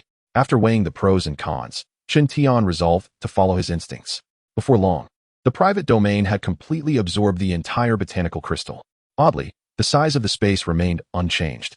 Chen Tian furrowed his brow, not out of regret for the crystal, but in confusion as to where the absorbed energy had gone. What could it mean? Chen Tian appeared to have made a remarkable discovery, his body suddenly straightening with astonishment reflected in his eyes. How was it possible that another independent space had manifested? To his amazement, he now possessed 2 private domains. The newly formed space, no larger than a modest living room, was evidently a product of absorbing the essence of flora. Through Chen Tian's perception, it was clear that this newly emerged space differed significantly from the previous one. How intriguing to stumble upon such an unexpected boon. Through diligent study and the information relayed from his private domain, Chen Tian finally grasped the unique characteristics of this new space. Remarkably, it could store living entities. Understanding this was one matter, yet Chen Tian resolved to personally validate the phenomenon. Unable to experiment with his small black dog, he leapt from his vehicle and captured a mutated hamster from the vicinity. Indeed, the mutated hamster was successfully ensconced within the space. Releasing it was merely a matter of thought. After several experimental attempts, Chen Tian discovered that this new domain also possessed the capability to store ordinary items. Perhaps there were other mysteries yet to be unveiled, but for the moment, he had yet to uncover them. His instincts had proven correct. The potential of this new space was far greater. Chen Tian felt a surge of joy. A single essence of flora had yielded an entirely new space. What a worthwhile exchange. Once assured of the new space's safety, he placed the small black dog inside. The dog soon emerged, bewildered by the experience. Through his connection with the dog, Chen Tian learned that the new space contained air and emanated a gentle green light. Although he yearned to explore it himself, he found himself unable to enter. He pondered whether this situation would ever change. With this new space, he could potentially embark on a venture in aquaculture. Chen Tian chuckled at the thought. Rather than pursuing aquaculture, he preferred the idea of agriculture. In the post-apocalyptic world, vegetables and fruits had become luxuries, scarce and hard to find. He wondered if this new space could facilitate plant growth, a truth that would require time to ascertain. He decided to name it the Life Space, a title chosen purely for commemoration. Currently modest in size, Chen Tian attempted to expand it using evolution orbs. To his dismay, it required 30 orbs to double the space. The thought pained him somewhat. After all, 30 orbs could have significantly enlarged his storage space. Yet, using them on the Life Space merely resulted in a modest increase, equivalent to the area of 2 living rooms. Nevertheless, he hoped this Life Space would yield further surprises. With this perspective, Chen Tian found himself less troubled by the loss of 30 evolution orbs. Orbs could be collected anew, but this space was a tangible and enduring reality. With the Life Space, traversing inconvenient locations with his small black dog had become considerably simpler. Uncertain whether this Life Space could be utilized during battles with mutated beasts, Chen Tian felt a surge of excitement at the thought. If he could indeed confine the troublesome mutated beasts within this Life Space, would he not be invincible? Should this possibility materialize, the expansion of the Life Space would hold significant value. In the future, even if faced with formidable ultimate mutated beasts, he could simply ensnare them within the space and gradually wear them down. Within this domain, he would be invulnerable. Chapter 078. Mastering the art of breathing, the vehicle swiftly arrived at the swimming pool. The first order of business was to exterminate the lurking zombies, which was accomplished with ease. The pool was filled with clean water, divided into shallow and deep ends. Woof, woof. Upon entering this new environment, the little black dog was filled with exuberance, dashing across the non-slip floor. However, as it sprinted close to Qiantian, he playfully kicked it into the pool. Having previously experienced the joys of water, the little black dog remained unperturbed and began to frolic. Dogs possess an innate ability to swim, and soon it was paddling with enthusiasm, first swimming east, then west. Yet, the little black dog's joy was short-lived. For Qiantian intended to teach it a lesson about the treachery of the world. With a swift motion, he hurled 2 tiger clamps, which soared toward the unsuspecting dog under the control of his psychic energy. Sensing danger, the little black dog instinctively swam toward the edge, but its speed paled in comparison to the relentless advance of the tiger clamps. With a resounding thud, the clamps forced the little black dog beneath the surface. Panic ensued as it struggled to breathe underwater, a novel predicament for it. Resigned to its fate, the little black dog floundered, while Qiantian reclined on a nearby lounge chair, observing the creature's struggles. The apocalypse was merciless, and without sufficient strength, the little black dog would inevitably become prey for other mutated beasts. Enduring this trial was far preferable to losing its life. After several desperate gulps of water, the little black dog finally initiated a counterattack. Sharp bone blades erupted from its limbs, wildly slashing at the clamps that tormented it. Qiantian, mindful of the situation, allowed the little black dog to surface for air at intervals to prevent inflicting lasting psychological trauma. The buoyancy and resistance of the water significantly diminished the dog's combat effectiveness. Although it began to retaliate, the situation remained dire. An hour later, utterly exhausted, the little black dog managed to crawl onto the bank, panting heavily. After subjecting it to the harsh realities of underwater combat, Qiantian commenced his own training. He plunged into the deep end, engaging in punches and kicks. His primary objective was to acclimate his body to the effects of water while also tapping into the potential of his unique energy. Mastering the techniques of underwater combat was no simple task. Even Qiantian himself could not guarantee the efficacy of such rigorous training. However, he understood one thing. If one does nothing, there will be no possibility of even the slightest success. Days passed, and Qiantian, along with the little black dog, spent the majority of their time training at the swimming pool. After some time, it could not be said that there were no gains, but they still fell far short of their imagined requirements. Was it possible that their training methods were flawed? On that particular morning, Qiantian sat by the pool, engaged in deep reflection. After pondering for a long while, he could not identify any areas for improvement. Perhaps it was best to take a break today? Qiantian knew that haste often leads to failure. The little black dog, however, had no intention of resting. The intensity of the training over the past few days had helped it overcome its fear of the water, and with Qiantian leading by example, it felt compelled to strive harder. It was quite peculiar. Ever since Qiantian adopted the little black dog, several months had passed. If it had been an ordinary puppy, it would have grown significantly by now, yet the little black dog still resembled its former self. Qiantian had pondered this matter and ultimately concluded that it might be related to the fusion of genetic traits. The dog's size had not hindered its growth and strength, so he chose to focus on other aspects instead. Submerged in the water, the little black dog practiced its explosive power, each burst sending waves rippling through the pool. It could hold its breath underwater for 10 minutes during combat conditions, and under Qiantian's guidance, it understood that the underwater environment was disadvantageous. Thus, each of its bursts had to be precise and lethal. The temperature had plummeted overnight, rendering the pool water particularly frigid. Nevertheless, both the little black dog and Qiantian possessed the ability to withstand extreme cold and heat, so even in such chilling weather, Qiantian still donned his light sports attire. At that moment, he gazed out the window in a moment of distraction before retrieving a small box from his space.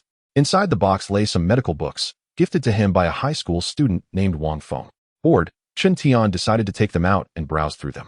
Initially, he merely flipped through the first few volumes casually, but as time progressed, his focus deepened, and he developed a keen interest in the acupoints, qi, and meridians discussed in the texts. Before awakening his unique energy, Qiantian could not comprehend the theories regarding qi circulation. However, after mastering his exclusive energy, certain theories and hypotheses within the books resonated with him. The more he read, the more engrossed he became, even employing his unique energy for validation. With the flow of qi, external breath transformed into internal breath. Seemingly grasping a key concept, Qiantian stood up from his seat, holding the medical book in his hands. With the flow of qi, external breath transformed into internal breath. He repeated the phrase aloud, and the once indistinct points of light in his mind gradually clarified. With a decisive motion, Qiantian tossed the medical book onto the glass table, then approached the poolside. Taking a deep breath, he closed his eyes, attuning himself to the energy within his being. As he reopened his eyes, a crimson energy enveloped him, akin to donning an ethereal robe. With a soft thud, Chen Tian plunged into the water. Beneath the surface, his body radiated a striking crimson energy. Boom! Chen Tian unleashed a powerful punch, causing the water to explode in a magnificent spray that soared several meters into the air. For over an hour, he furiously executed punches and kicks, not once surfacing for air. After numerous attempts, Chen Tian mastered a breathing technique that allowed him to convert external respiration into internal breathing. This newfound skill enabled him to escape the peril of asphyxiation while significantly enhancing his control over his unique energy. With this technique at his disposal, he anticipated a marked increase in efficiency during his future energy refinement sessions. However, there was a downside. The longer he sustained it, the greater the strain on his body. Boom, boom. In a fit of excitement, Chen Tian's vigorous attempts had nearly displaced half of the pool's water onto the floor. The small black dog in the shallow area, witnessing his master's audacity, was spurred into a frenzy, practicing underwater with unbridled enthusiasm. To his astonishment, he had acquired yet another technique. Emerging triumphantly from the water, Chen Tian remained exhilarated. With this skill, he was confident that within 2 years, he could ascend to the perfect level. A perfect level awakener signified impeccable mastery over energy. At that point, he would be one step closer to transcending to the realm of the Dominator. Chapter 79. Another small white cat by his side. The rewards reaped from diligent effort can be profoundly addictive. For over half a month, Chen Tian devoted himself to the swimming pool. The newly comprehended breathing method still required refinement, but his continuous underwater training had significantly improved his physical fitness, optimizing the agility he had previously mastered. What truly delighted Chen Tian was his palpable awareness of the enhancement in his unique energy. Nothing brought him more joy than the prospect of growing stronger. Splash! Chen Tian leapt from the water, glancing through the floor-to-ceiling window at the sky outside. Had the snow fallen this heavily? Outside, a blanket of white enveloped the landscape, with large flakes tumbling down, accumulating to a thickness of 10 centimeters on the ground. After changing into a dry outfit, Chen Tian resolved to venture outside. Before departing, he habitually checked on the mutated hamster in his life space, which remained lively and energetic, with some of the previously provided food still available. Keeping this mutated hamster was Chen Tian's way of uncovering the myriad functions and characteristics of the life space. For instance, he had already discerned that one could sustain a prolonged existence within it by raising this peculiar creature. The tyrant has departed. Chen Tian stepped out of the door, immediately sensing a shift in the air. Exhaling a breath of white mist, he caught sight of the small black dog diving headfirst into the snow. The little creature had underestimated the snow's depth and, after much effort, found itself unable to extricate itself. Bark, bark, bark. The little black dog attempted to seek assistance from its young master, only to realize that this master was devoid of compassion, casting not even a glance in its direction as he strode towards the off-road vehicle. Snow fell incessantly, and its intensity only seemed to increase. Upon reaching the vehicle, Chen Tian observed that half of a tire was buried beneath the snow. Understanding that such weather was ill-suited for driving, he resolved to walk instead. He had no specific destination in mind, merely wishing to meander, and if he encountered a few mutated beasts along the way, that would be a delightful bonus. In recent days, he had dedicated himself to training, and for over half a month, he had not acquired a single evolution orb. This, of course, was also due to the increasing scarcity of mutated beasts. Creak, creak. The sound of his black and red sneakers crunching on the snow was oddly soothing. Chen Tian relished this kind of weather, pure, pristine, as if it buried all darkness and malevolence. Woof, woof, woof. The little black dog hopped behind him like a rabbit, its keen sense of smell ensuring it did not lose track of him. In such weather, it was likely that the wandering corpses on the streets would perish completely. As Chen Tian aimlessly walked forward, he surveyed his surroundings and, indeed, saw no moving figures. He initially thought that a leisurely stroll to gather supplies would suffice before returning home. However, the sudden sound of a fight ahead caught his attention. It appeared to be a skirmish between mutated beasts. Follow me, tyrant. Chen Tian's interest was piqued. He had been lamenting his lack of engagement. Swiftly, he ventured into the yard of a nearby residence, immediately noticing the snow-draped ground stained with blood. The two figures engaged in combat did not cease their struggle despite Chen Tian's abrupt intrusion. It was a fierce battle between a mutated beast and an evolved creature. Much to Chen Tian's surprise, upon extending his mental perception, he discovered that the evolved feline, a mother cat, was on the brink of collapse, likely due to recently giving birth. and was unable to overcome a slightly smaller mutated yellow weasel. Simultaneously, he noticed the newborn evolved kitten, cleverly concealed beneath the snow, an act of the mother to mask her offspring's scent. Howl! The mutated yellow weasel, sensing Chen Tian's approach, instantly assumed a menacing stance. Ignoring it, Chen Tian continued forward. Whoosh! The mutated yellow weasel leaped, aiming for Chen Tian's neck. He need not intervene, for the little black dog trailing behind him had already surged forward. Thud! In a fleeting moment, the dog's bone blade pierced through the weasel's head. The disparity in strength was stark. The underwater training over the past 2 months had significantly enhanced the little black dog's prowess. At that moment, Chen Tian carefully cradled the hidden kitten. This little creature was indeed stunning, its snow-white fur devoid of any blemish, and it gazed up with bright, sparkling eyes. Barely having been born, should one deem it fortunate or unfortunate? Chen Tian's gaze fixated on the little white cat, uncertain if it was hunger. The little cub gaped and nibbled at Chen Tian's hand with a feisty demeanor. Well, considering your potential for research, I shall temporarily keep you, he uttered coldly, yet gently tucked the little white cat into his pocket. Upon returning to the swimming pool, Chen Tian gazed at the tiny creature, which had yet to grow any teeth, and after a moment of contemplation, declared, I shall name you Snow Emperor. Woof woof, interjected the little black dog, dampening the moment with a question. Can this little one be eaten? With a thud, Chen Tian kicked the little black dog into the pool. The dog, looking quite aggrieved, cast a sorrowful glance at Chen Tian, as if to say, Master, you cannot forget your old love for a new affection. Chen Tian was not a particularly patient individual.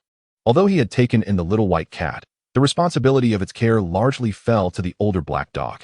Fortunately, the little white cat possessed the bloodline of an evolved beast, and after surviving the most arduous days, it sprouted small teeth, enabling it to consume the meat of evolved beasts. With this nourishment, the little white cat's growth was astonishing. In less than 3 days, it had reached the same size as the little black dog. Now, the little white cat had formed a close bond with the little black dog, treating it like a doting father.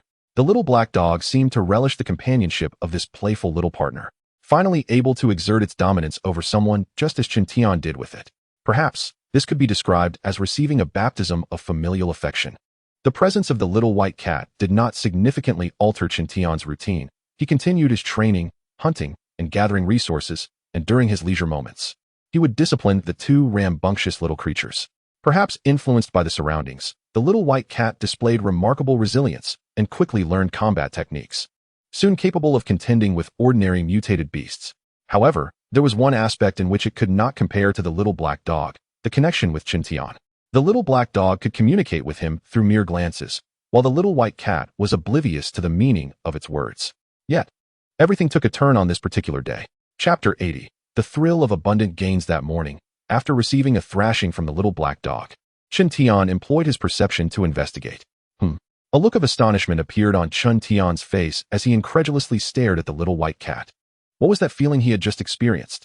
It was eerily akin to the sensation he felt when he first established a connection with the little black dog. Previously, he had attributed it to the essence of plant crystals and had not delved deeper into the matter. But now, the little white cat had not absorbed any plant crystals. So why could it resonate with him on a spiritual level? Could it be that Chen Tian grew excited? He pondered whether this could be his ability of telepathy. After all, he had awakened his private domain. Acquiring another ability for taming was not beyond reason. If he truly possessed the capacity for taming, combined with the life space, could he not cultivate an army of evolved beasts? Though such thoughts linger, the current dilemma lies in the fact that Chen Tian is still uncertain whether he possesses this capability. Snow Emperor, leap onto that, Chen Tian instructed, pointing at a small stool standing over half a meter high. The little white cat tilted its head in momentary confusion, then sprang up, successfully landing on the stool. Snow Emperor, go fetch those slippers, Chen Tian continued, gesturing toward a pair of non-slip slippers situated 10 meters away. This time, the little white cat remained stationary, gazing at Chen Tian with wide, puzzled eyes. After several trials, Chen Tian discovered that the little white cat could only follow simple commands. Anything slightly more complex left it bewildered. Further development and observation were necessary. Chen Tian felt compelled to unravel the key to this situation. He even contemplated capturing another evolved beast. He wondered if this seemingly taming ability was solely effective on evolved creatures. In any case, the mutated hamster in his life space exhibited no signs of being tamed. Yet, another task had been added to his list. A smile crept upon Chen Tian's lips. To strengthen his bond with the little white cat, he would frequently engage in communication with it. Remarkably, the little white cat had grown increasingly intelligent. Commands that were once incomprehensible were now being followed with admirable mimicry. Such significant progress could also be attributed to the demonstration of the little black dog.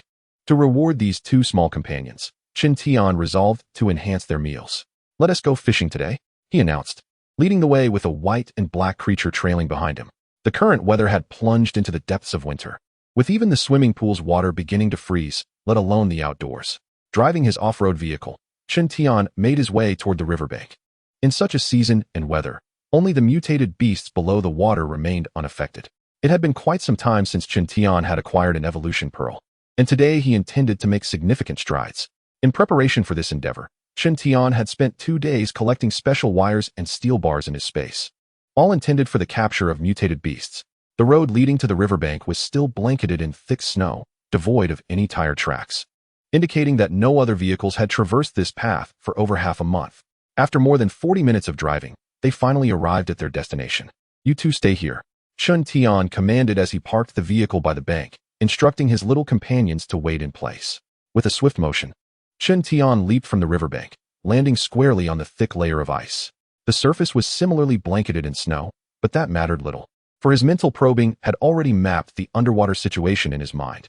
With a flourish, he extended his arms, and the tang knife materialized in his hand.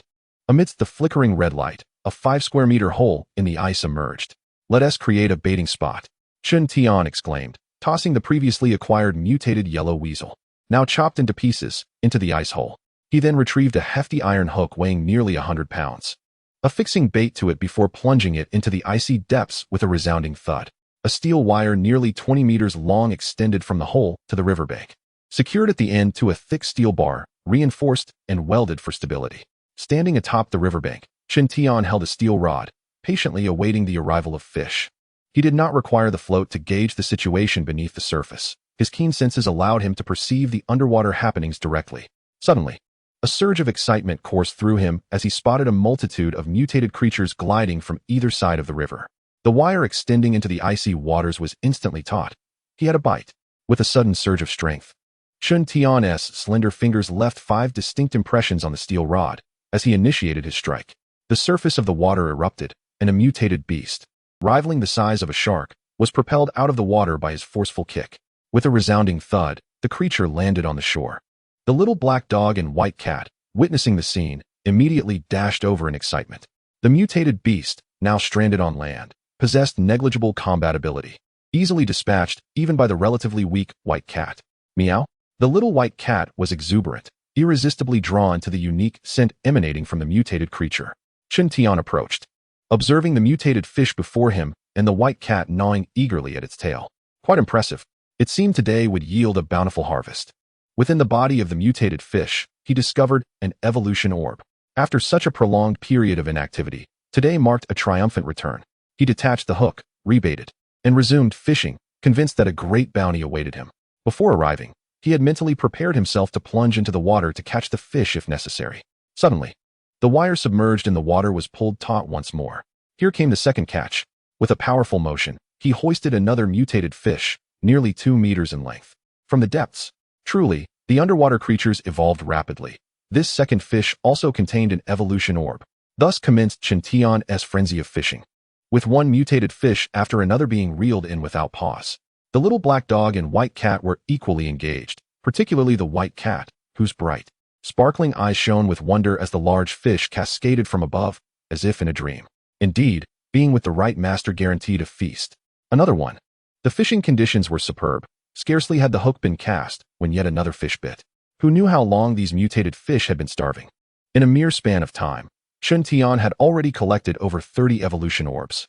To enhance his efficiency, he decided against rummaging through the evolution orbs of the mutated fish for now, planning to collect them all later for added enjoyment.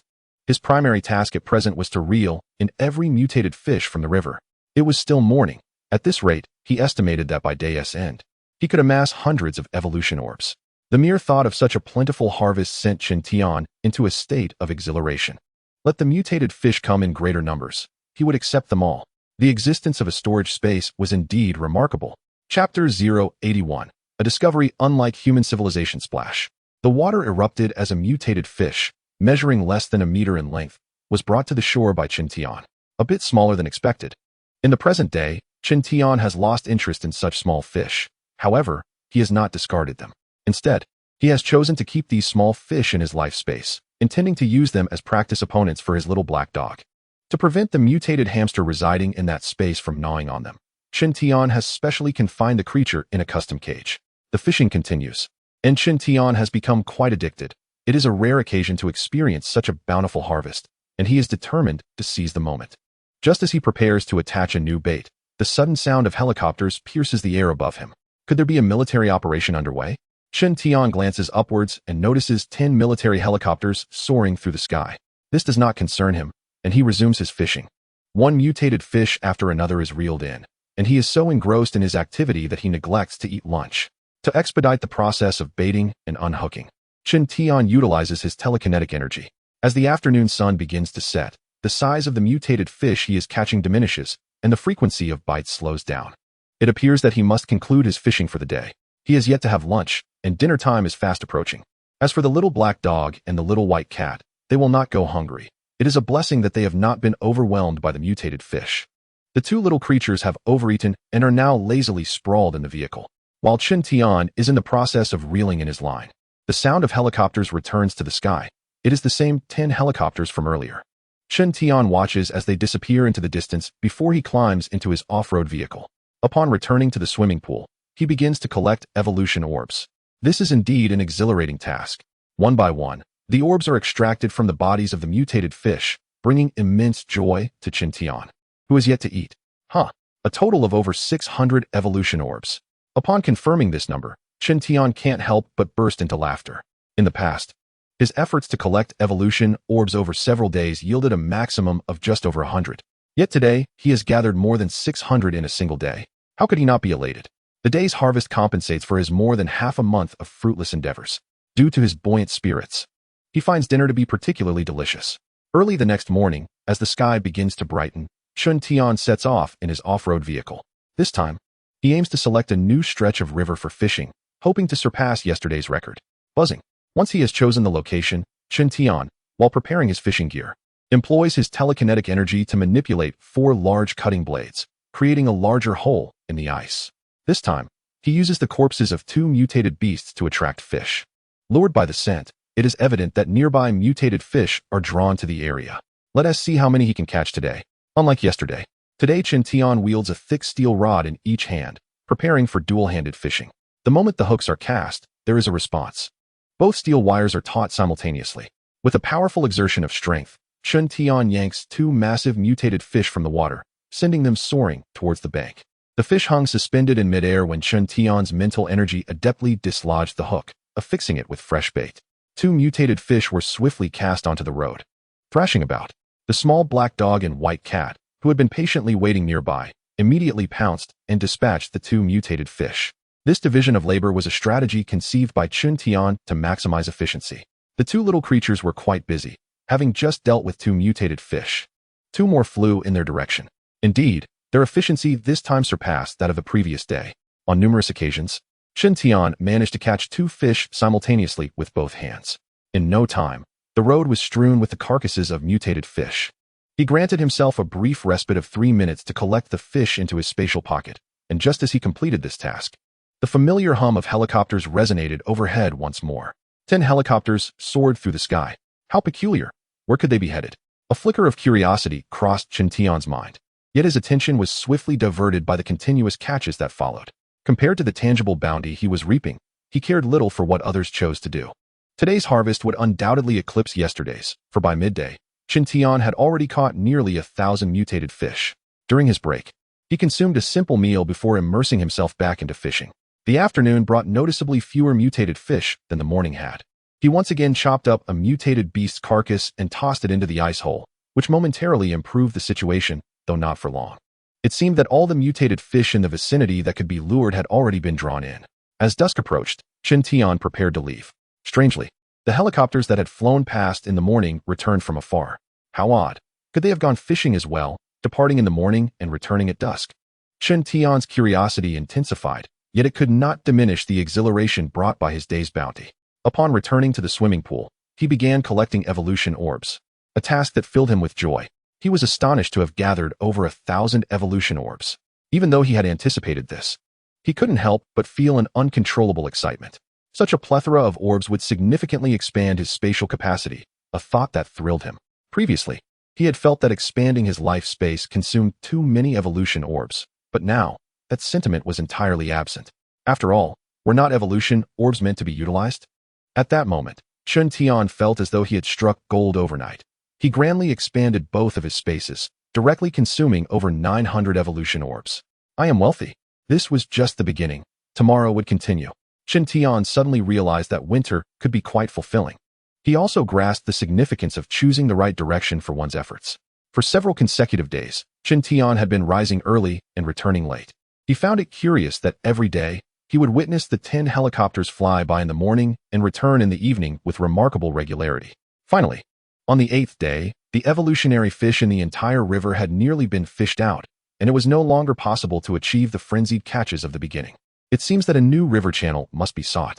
In the early morning, Chun Tian was examining the aquatic distribution map on his mobile device, when the hum of helicopters resonated from above once again. Suddenly, Chun Tian altered his course of action, opting to follow the helicopters to uncover the mystery. Initially, he trailed them from a distance in his off-road vehicle. Upon observing 10 helicopters descend into a specific area, he promptly transported himself, along with his small black dog and white cat, into his spatial realm. With swift strides, Chun Tian ascended to a vantage point. As he beheld the location where the helicopters had landed, he was rendered utterly astounded. What was that? His gaze fixated on an object that bore no resemblance to human civilization. Chapter 082. Directly pack and transport with space from his elevated position. Chun Tian scrutinized the landing site of the helicopters, his expression morphing into one of peculiar astonishment. A massive, jet-black, diamond-like entity emerged within his field of vision, ensnaring his attention entirely. What on earth was that? Chun Tian's face was a canvas of shock. With his current eyesight, he could discern that the surface of the colossal object was adorned with a honeycomb-like texture, its metallic composition a mystery. A dozen experts clad in protective gear were diligently studying the enigmatic object. They commenced by wielding various instruments for measurement, subsequently producing an electric angle grinder, intent on extracting a small sample. Meanwhile, armed security personnel remained on high alert, their expressions a mix of tension and vigilance. Was it truly that impenetrable? Chun Tian observed intently as the angle grinder labored for an extended duration, leaving no mark upon the mysterious object, let alone successfully cutting a fragment from it. Regrettably, the distance was too great for him to overhear their discussions. This object seemed eerily familiar. Where had he encountered it before? As he continued to gaze at the enigmatic entity, a thought suddenly sparked in his mind, plunging him into a whirlpool of memories while the research persisted. Professor Lin, the hardness of this object surpasses all expectations. Our methods are utterly futile for obtaining a sample, remarked a man who appeared to be an assistant. I am aware of that. We attempted it several days ago. Now, I merely wish to ascertain whether its energy fluctuations have altered as a result of the attempted cutting, replied a bespectacled man, his mask obscuring part of his face. At that moment, another assistant approached with measuring instruments in hand. Professor, after testing, the energy fluctuations have just risen by 3 degrees. Oh, bring it to me for examination. These individuals had clearly defined roles. Some were evaluating the hardness and material of the mysterious object, while others encircled it, employing shovels to excavate the earth. Nestled within a mountainous forest, the terrain was complex, rendering vehicular access impossible. To unearth the buried sections, manual labor was the only recourse, and the rocky ground made the task exceedingly arduous. Clang, clang. The shovels and picks clashed against the rocks, emitting a sharp sound. The atmosphere, already fraught with tension, was suddenly disrupted as the ground beneath their feet trembled violently. Be careful, a voice suddenly called out, prompting all those gathered nearby to swiftly retreat.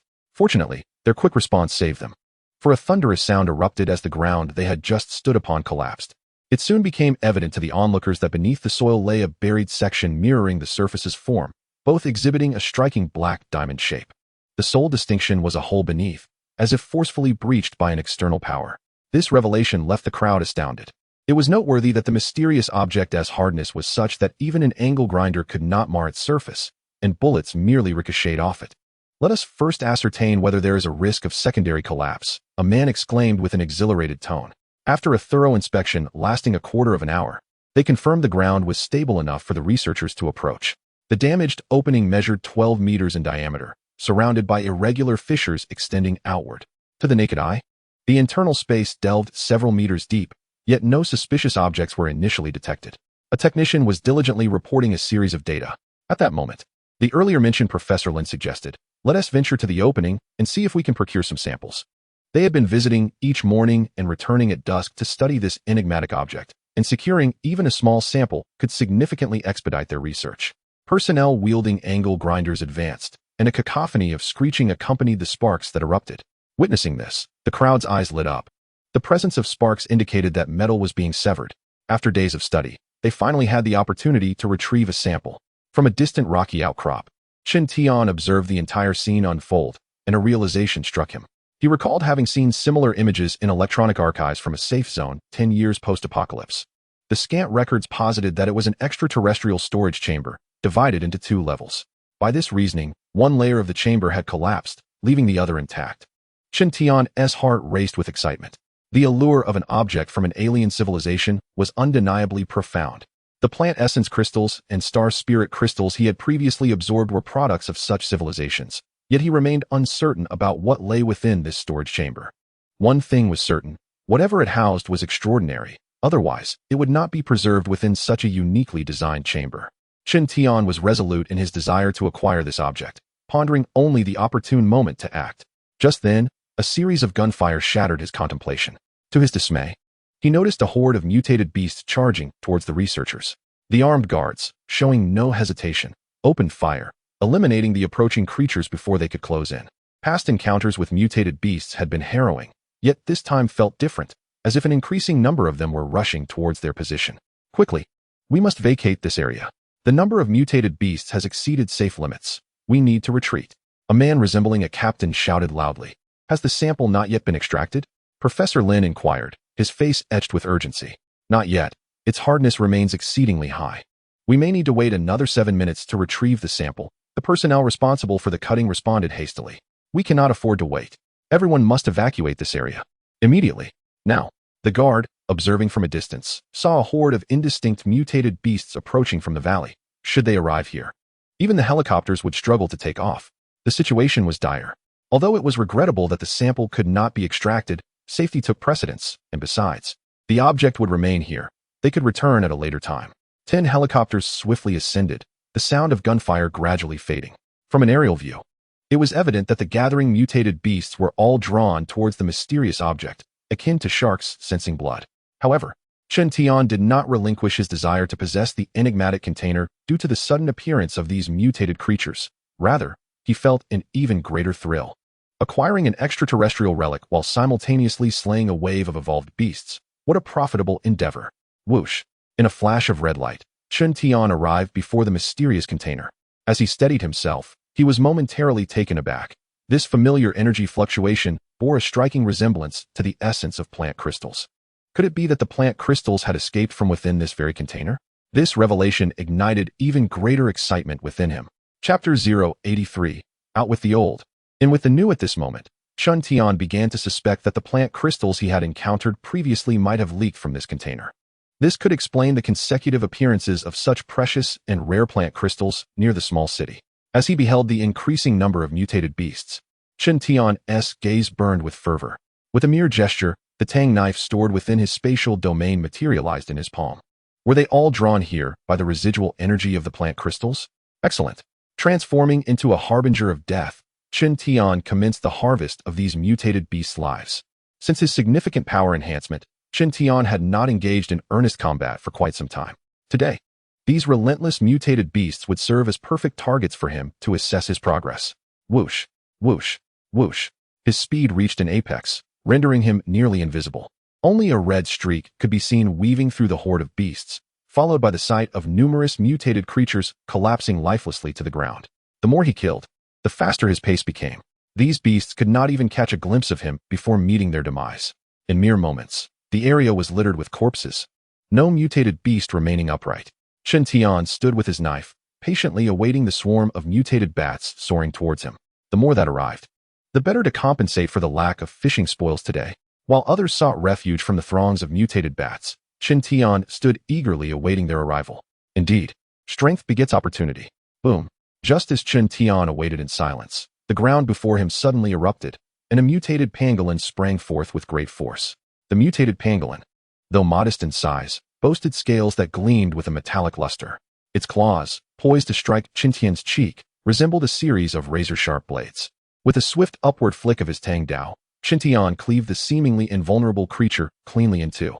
No matter how formidable its defenses, they were rendered useless in the face of the terrifying cutting power bestowed upon the blade by its unique energy. What defines an awakened one? This exclusive energy serves as the hallmark of their kind, impervious to the onslaught of ordinary mutated beasts. At last, the moment had arrived. As a swarm of mutated bats lunged toward him, Chen Tian raised a hand and hurled a steel nail into the fray. Under the influence of his mental energy, these nails possessed a fearsome lethality, capable not only of precisely targeting the flying bats, but also of seeking out another after dispatching the first. Aerial combat was ill-suited for Chen Tian, and he had no intention of wasting time on these creatures. Utilizing his telekinetic abilities was the most fitting approach. Thud, thud, thud. The mutated bats plummeted from the sky. Despite retaining their echolocation capabilities, they were unable to evade the penetrating and agile steel nails. Soon, not a single bat remained airborne. It seemed no further mutated beasts would be drawn into the fray. Chen Tian approached the enigmatic object before him. It was time to store it away for later examination. With a mere thought, the mysterious container was drawn into his private space. Indeed, possessing a spatial domain proved exceedingly convenient. A smile graced Chen Tian's lips as his gaze swept over the carcasses of the surrounding mutated beasts. These too must be collected, even devoid of evolution gems. Mutated beasts held substantial value, such as for baiting fish. After gathering the remains of the creatures into his space, Chen Tian made no further delay and departed. Upon reaching a location suitable for driving, Chen Tian retrieved his off-road vehicle. However, upon releasing it from the life space, he discovered that his small white cat and black dog were absent from the vehicle. They had disembarked within the life space. To his dismay, the mutated hamster he had cared for over the past few days had been devoured. "Which one of you did this?" he inquired. The two small creatures, one white and one black, shrank back before him, absorbing the reprimand. "Woof." The black dog raised a paw, pointing accusingly at the innocent-looking white cat. "Very well." Observing the feigned innocence of the white cat, Chen Tian chuckled softly. "Brute, once we return, ensure that Snow Emperor undergoes rigorous training to familiarize it with combat in the water." "Woof, woof, woof." The black dog's bright eyes sparkled with excitement.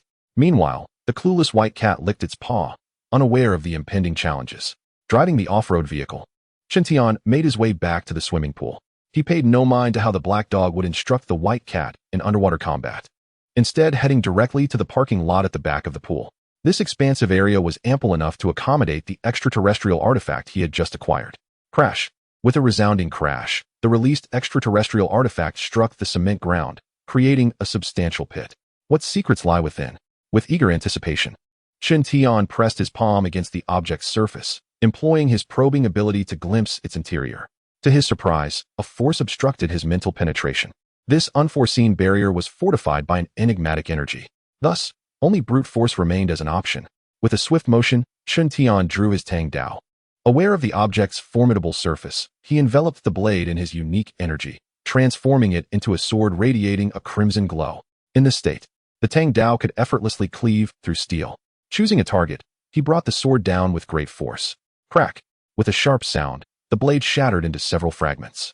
Chen Tian stood in stunned silence, taken aback. He had anticipated the possibility of failure, but never imagined that the recoil from the mysterious container would obliterate his weapon. A trusty tool had now become useless. Although a twinge of regret lingered in his heart, he did not dwell on it. As the saying goes, out with the old, in with the new. Pondering how to open the container, his curiosity deepened regarding its contents. After much contemplation, he could not devise an effective method and decided to store it away for further study. Since it had come into his possession, he would eventually unlock its secrets.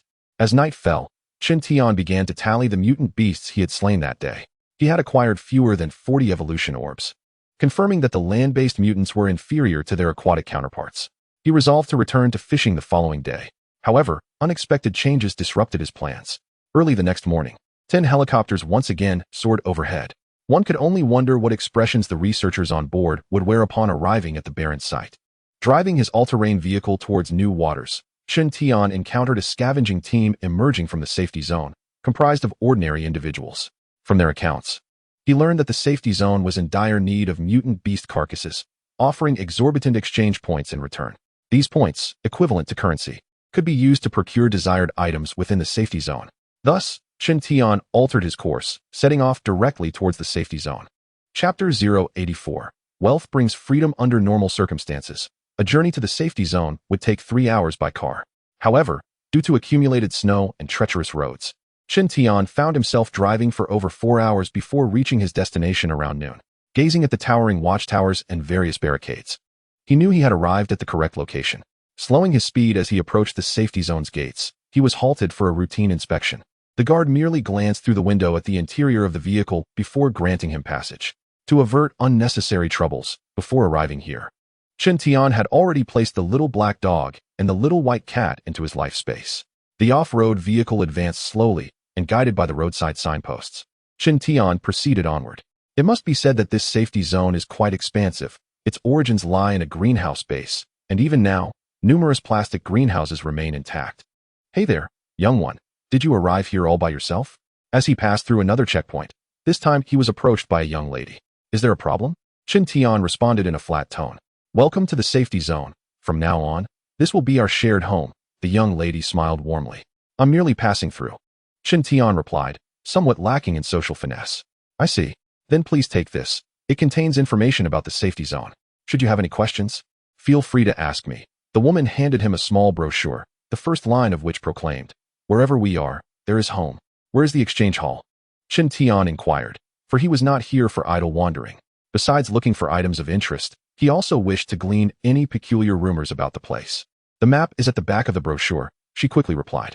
Qin Tian refrained from further questioning, smoothly traversing the speed bumps and entering the safety zone.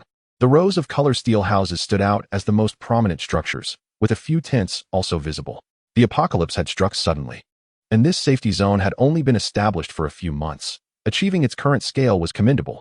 As the vehicle continued its slow journey, Qin Tian was surprised to notice many individuals affixing couplets. Upon inquiry, he learned that the Spring Festival was approaching, even in this dire world. People sought to invite good fortune. Is the new year nearly upon us?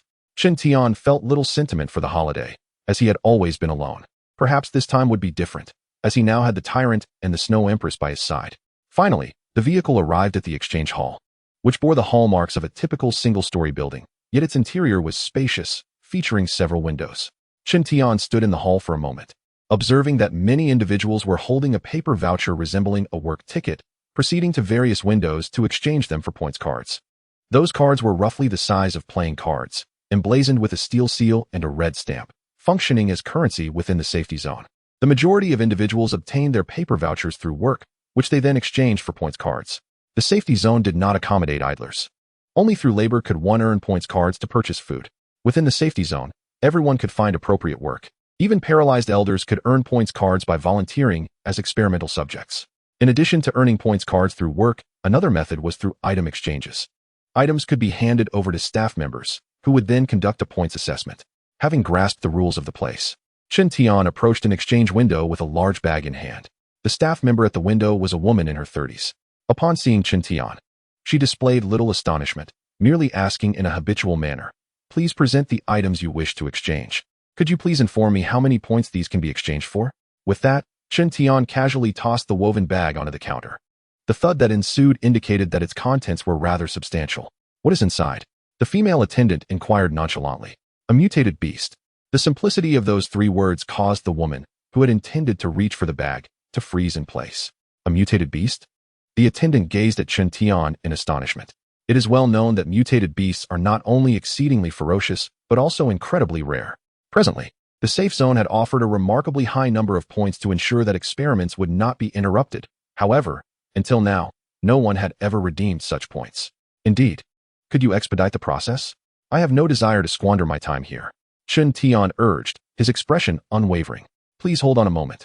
The attendant departed for 2 minutes, returning with 3 additional individuals. They cautiously unsealed the woven bag, revealing the corpse of a mutated beast within. Instantly, the way the group regarded Qin Tian shifted dramatically. May I inquire about the origin of this mutated beast? One individual asked with keen curiosity. Why should I divulge that information to you? Qin Tian's tone turned frosty. I will grant you 1 minute. Exceed that time, and I shall take the mutated beast with me. In less than a minute, Chen Tian received his points card, a hefty stack comprised entirely of 100-point notes. Ignoring the staff's earnest attempts to retain him, he departed the exchange hall without a second glance. Following the map marked in the pamphlet, he proceeded directly to the merchandise hall. It resembled a trade market reminiscent of the pre-apocalyptic era, where one could procure food, necessities, and clothing. Initially, Chen Tian was unaware of the immense fortune represented by the points cards in his possession. It was only when he noticed the increasing number of fervent and curious gazes directed at him that he realized the true value of the mutated beast's corpse. Chen Tian made his way to the weaponry section. His gaze was immediately captivated by an array of swords, daggers, tridents, and bulletproof vests. How much for this small dagger? He inquired of a uniformed staff member. The dagger he had set his sights on was a military-grade knife, priced at 50 points, while a standard fruit knife could be acquired for merely 2 or 3 points.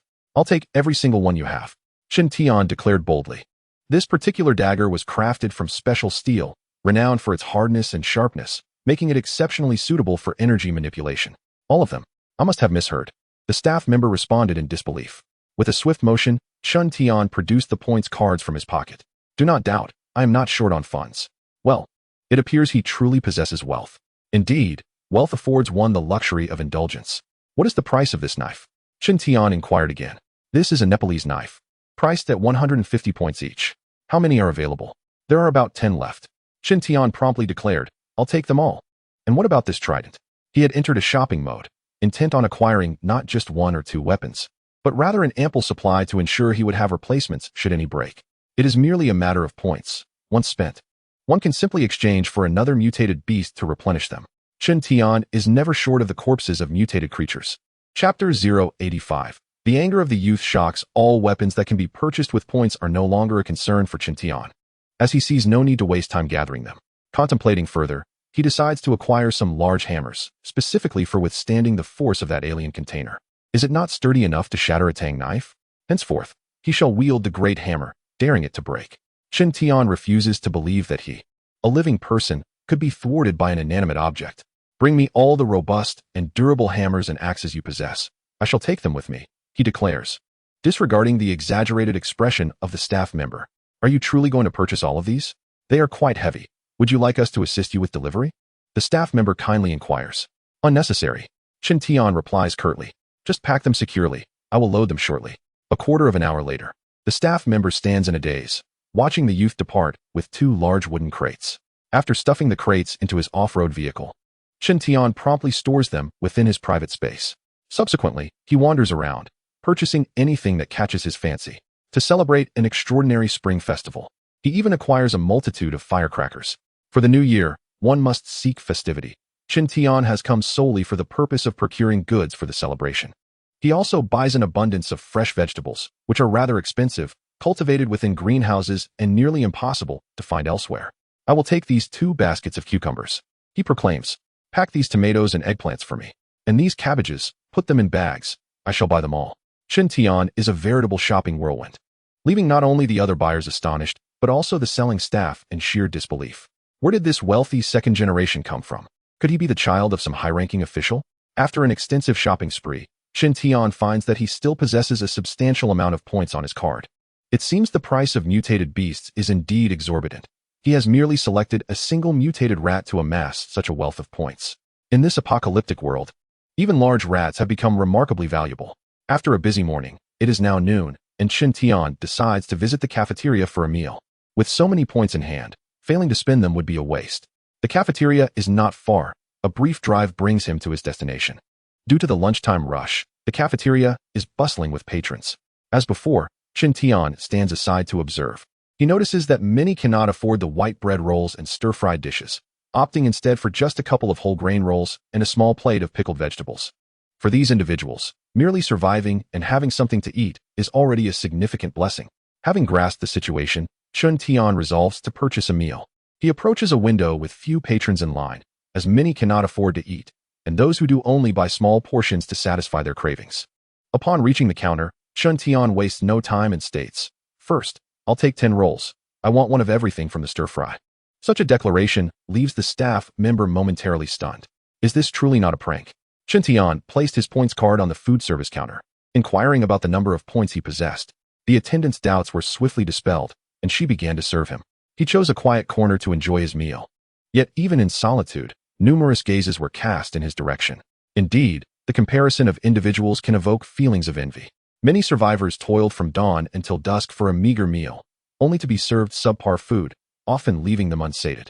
In stark contrast, the young man, strikingly handsome and impeccably dressed, clearly not a laborer, was able to indulge in a lavish feast.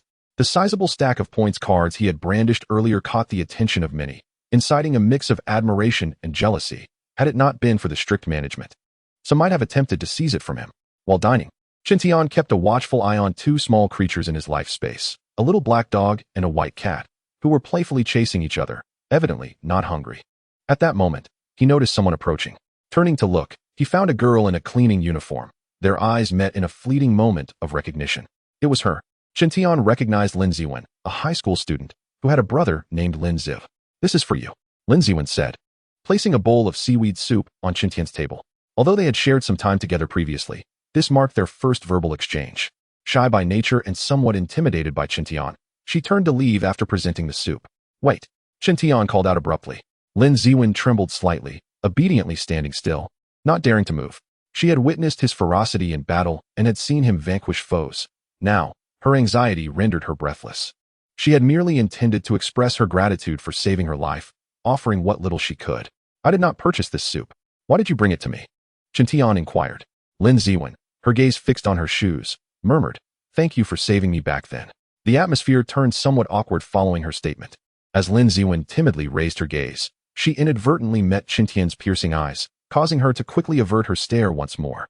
"I dislike being indebted to others and prefer to avoid unnecessary associations with unfamiliar individuals." Qintian's voice resonated. Lin Ziwen remained silent, unsure of how to respond or what his words implied. "Take it. Consider this soup as my purchase," Qintian insisted, extending a points card towards her. Lin Ziwen was taken aback. It was a card worth 100 points, far beyond her means to reciprocate. Caught in an awkward predicament, she wondered how to respond. Just then, Qintian's cold voice sent a shiver down her spine. "Do not make me repeat myself." Flustered, Lin Ziwen hurriedly accepted the points card with both hands, standing rigidly as if awaiting further instructions. "Is there anything else?" Qintian suddenly asked. Lin Ziwen, initially poised to say no, glanced at the points card in her hand and quickly amended. "A bowl of seaweed soup only costs 3 points. I do not have enough points to give you change." "No need for change," Qintian replied generously. Lin Ziwen was once again left in astonishment. Was my explanation not sufficiently clear? Qintian, upon noticing the individual still lingering nearby, widened his eyes in realization. Lin Ziwen hastily replied. She had never been so cautious in the presence of her homeroom teacher before this moment. "What are you still doing here?" Lin Ziwen dared not remain any longer and turned to leave. Perhaps it was the anxiety or the slippery ground, but after just a few steps, she stumbled and dropped her points card. In a flurry, she stood up and stole a glance back. The young man had not looked her way. His presence was overwhelmingly intimidating, instilling a genuine fear within her. This trepidation even masked the pain from her fall. As Lin Ziwen bent to retrieve her fallen points card, a large foot suddenly landed atop it. "Oh no, how did my points card end up on the ground?" A rough-looking man, his face adorned with stubble, bent down to claim the card that lay beneath his foot. Chapter 086. The boy is still just a child. Lin Ziwen stared in disbelief at the man before her. That card had clearly been hers, yet he shamelessly appropriated it. "That's mine," she exclaimed, rushing forward to demand its return. "What do you mean, yours?" The man adopted a confrontational stance, preparing to walk away. Lin Ziwen sprinted a few steps to obstruct his path, insisting, "That points card is mine. Could you please return it? Where does it say it's yours? Clearly. I dropped it. You, a filthy street sweeper, could never accumulate such points." The man's eyes flared, revealing a menacing glare. Lin Ziwen could hardly believe that not only had he stolen her belongings, but he had also insulted her. How could her honest labor be dismissed so scornfully? "Return my points card." Though Lin Ziwen was naturally shy, she would not back down in this situation, firmly gripping the man's sleeve. Their argument had drawn the attention of many onlookers. The man, eager to escape, pointed a finger threateningly at Lin Ziwen's cheek. "Don't force me to slap you. Let go. That is my points card. You are robbing me." Lin Ziwen's voice rose sharply. She was in the right and unafraid of escalating the situation. "You filthy liar. Believe it or not, I'll really hit you." The man struggled to free himself from her grasp, his eyes blazing with rage. Just then, a loud crash reverberated through the air, capturing everyone's attention. Chen Tian slammed his palm on the table and stood up decisively. Lin Ziwen was not afraid of the man before her. Even if he truly struck her, she would not cower. However, when she saw the young man's grim face approaching, her fear returned, rendering her body stiff and breathless. Chen Tian confronted the man directly. You dare to claim what I have given away as your own? The man, now somewhat enraged and humiliated, had previously perceived the relationship between the boy and the girl as strained and mistook Lin Ziwen's janitorial attire as a lack of status, leading him to covet what was not his. He never anticipated that the boy would interject. You filthy! Before he could complete his insult, he was sent flying backward. Bang! His body collided heavily with the wall, and he spat out blood. Upon my arrival, I harbor no desire for violence. Do not compel me. Chen Tian approached the burly man once more, his gaze sharp as a blade. The man regarded the youth before him with an expression akin to that of one encountering a monster, nearly succumbing to the youth's lethal kick. Where's the points card? Chen Tian inquired. The man stood there, dazed, unable to respond promptly due to his sluggish reaction.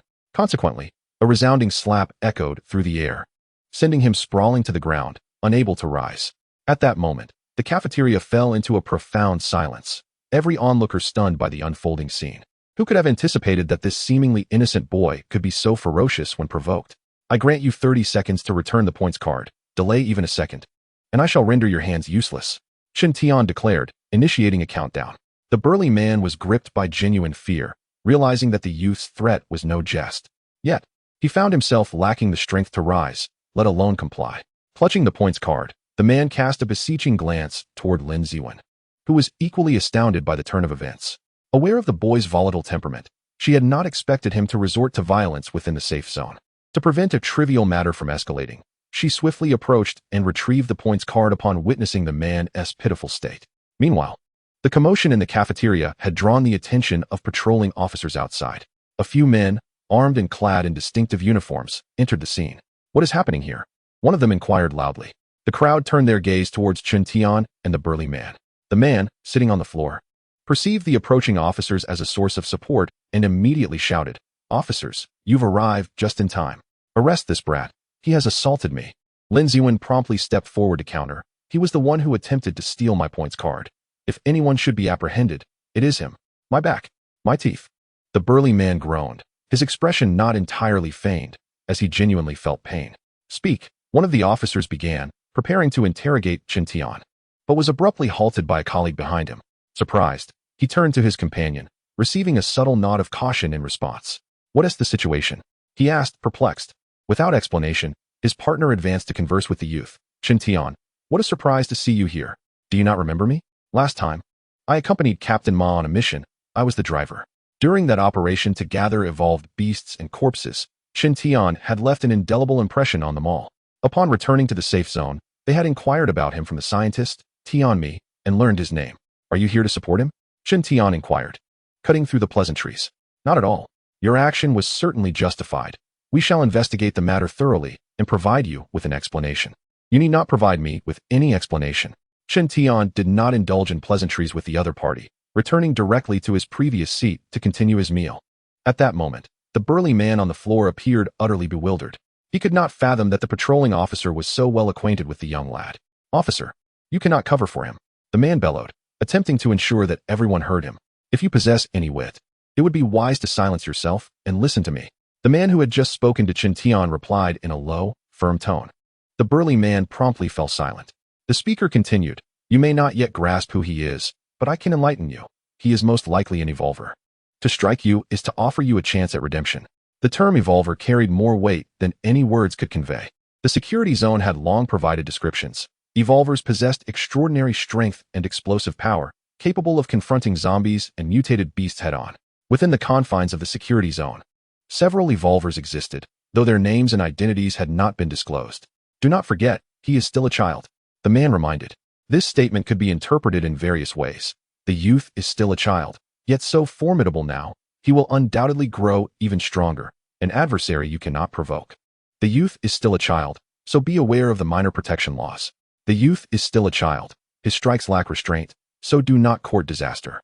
Chapter 087. The opportunity for the Blade Man. After finishing lunch, Chen Tian purchased an assortment of food in the cafeteria, including frozen dumplings, handheld pancakes, handmade noodles, and pickled vegetables. He endeavored to exhaust his points card, knowing that once he departed, he might never return. As he drove his off-road vehicle, Chen Tian noted the cleared delineation of areas within the security zone. The innermost section was off-limits, even inaccessible. It was likely the site of laboratories and military consolidations. While pondering this, he suddenly spotted a familiar figure in the rearview mirror. Yan Qingxiong was riding a motorcycle, swiftly pursuing the slowly moving off-road vehicle. At that moment, Chen Tian had already brought the vehicle to a halt. "Brother Tian, is that really you? I heard from Xiaowen that you had arrived, and I could hardly believe it." Yan Qingxiong had rushed over after hearing about Chen Tian's arrival from Lin Ziwen. Lowering the car window, Chen Tian scrutinized Yan Qingxiong. He had lost considerable weight since their last meeting. Accompanying Yan Qingxiong was Wang Ming, another acquaintance of Chen Tian. Unlike Yan Qingxiong, who was quite talkative, Wang Ming merely nodded in greeting upon seeing Chen Tian. "Did you come specifically to find me?" Chen Tian inquired. "Brother Tian, are you leaving the security zone soon?" Yan Qingxiong asked. "I will be departing shortly." "In such a hurry?" Yan Qingxiong was taken aback. "Brother Tian, it's rare for you to visit. Why not come to our place for a while?" "Not interested," Chen Tian replied, maintaining his usual indifference. Yan Qingxiong had long since learned to accept this demeanor and was not surprised. "Brother Tian, Wang Ming and I have formed a team. And today we helped the Red King Society transport goods, earning some points.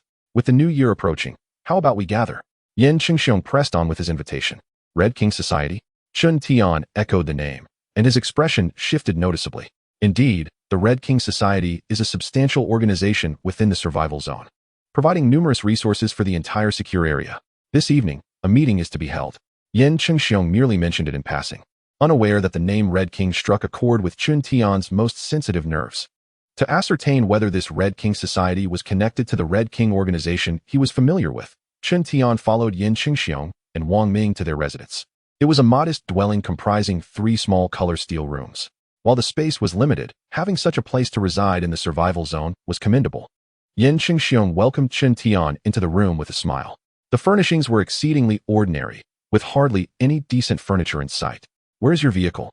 Chen Tian inquired casually. When they last parted ways, Yan Qingxiong had been driving an off-road vehicle. "It's rented out. I can earn some credits from it." Yan Qingxiong replied with a grin. That off-roader was great, but it consumed too much fuel. To sustain a long-term life in the secure zone, expenses must be meticulously managed. "Tell me about this Red King Society." Chen Tian began to delve into the matter. If he had merely harbored suspicions before. After hearing Yan Qingxiong's account and viewing the photographs he had taken, Chen Tian could now ascertain with absolute certainty that this was indeed the Red King organization. Such audacity! After the apocalypse, they have stepped forth from the shadows. What could their intentions be? A moment of contemplation led Chen Tian to suddenly grasp their purpose. They were signaling for like-minded individuals to gather, likely aiming to instigate upheaval within the secure zone. Were they seeking to overthrow the current regime or seize the laboratory's achievements? The specifics mattered little. Chen Tian was resolute that if fate had brought him into contact with them, they must be eradicated completely. The Red King Society is indeed affluent. "I almost wish to join," Yan Qingxiong chuckled. "I advise you against it." Chen Tian interjected abruptly. Yan Qingxiong was taken aback, sensing an unusual tone in Chen Tian's voice. "Why?" "Because I would eliminate you." "Brother Tian, you must be joking." Yan Qingxiong laughed awkwardly, but upon meeting Chen Tian's gaze, his smile vanished instantly. With a sudden movement, Yan Qingxiong rose from his seat, raising his hand in a gesture of solemn oath, exclaiming, "I shall never join the Red King Society, nor will I accept any tasks from them henceforth." Chen Tian's eyes truly frightened him. They bore the intensity of someone ready to strike at any moment. "Take me to their meeting place tonight, and these credit cards will be yours," Chen Tian declared, producing the remaining credit cards. This action heightened the tension in the atmosphere.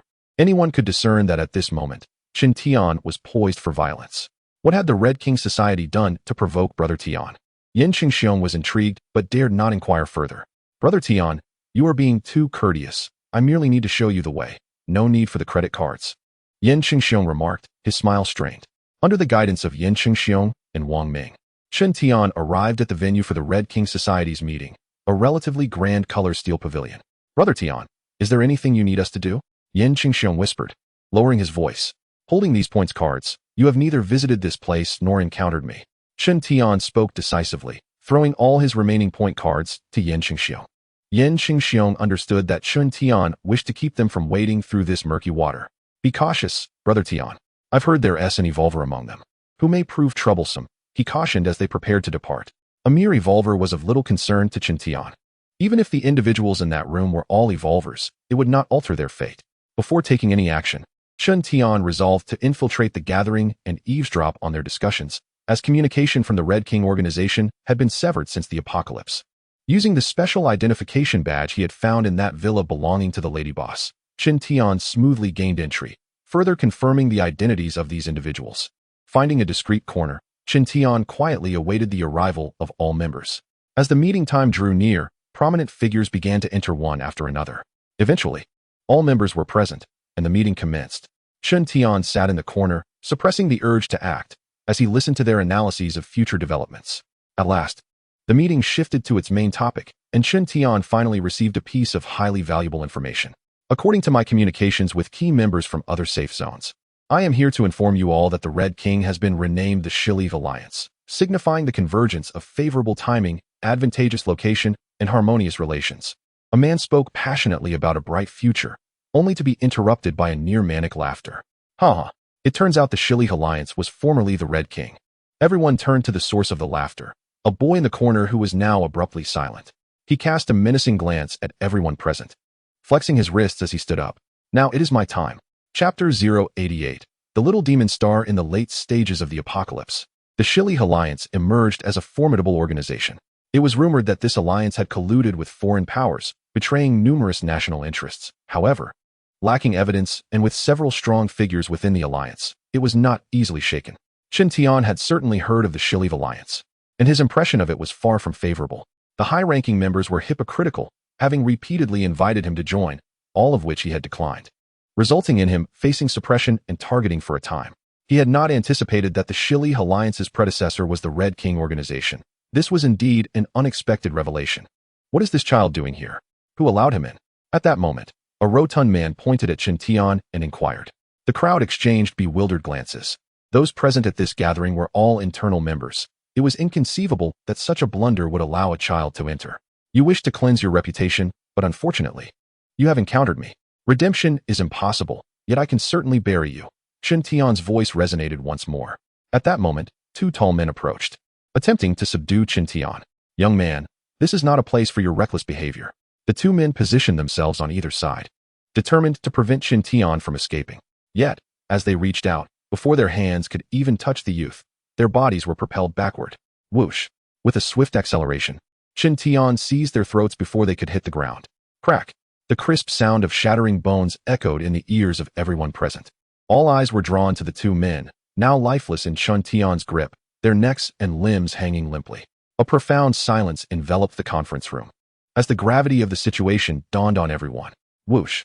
Chen Tian's figure vanished once more. He would show no mercy simply because they were momentarily distracted. Crack! Crack! Crack!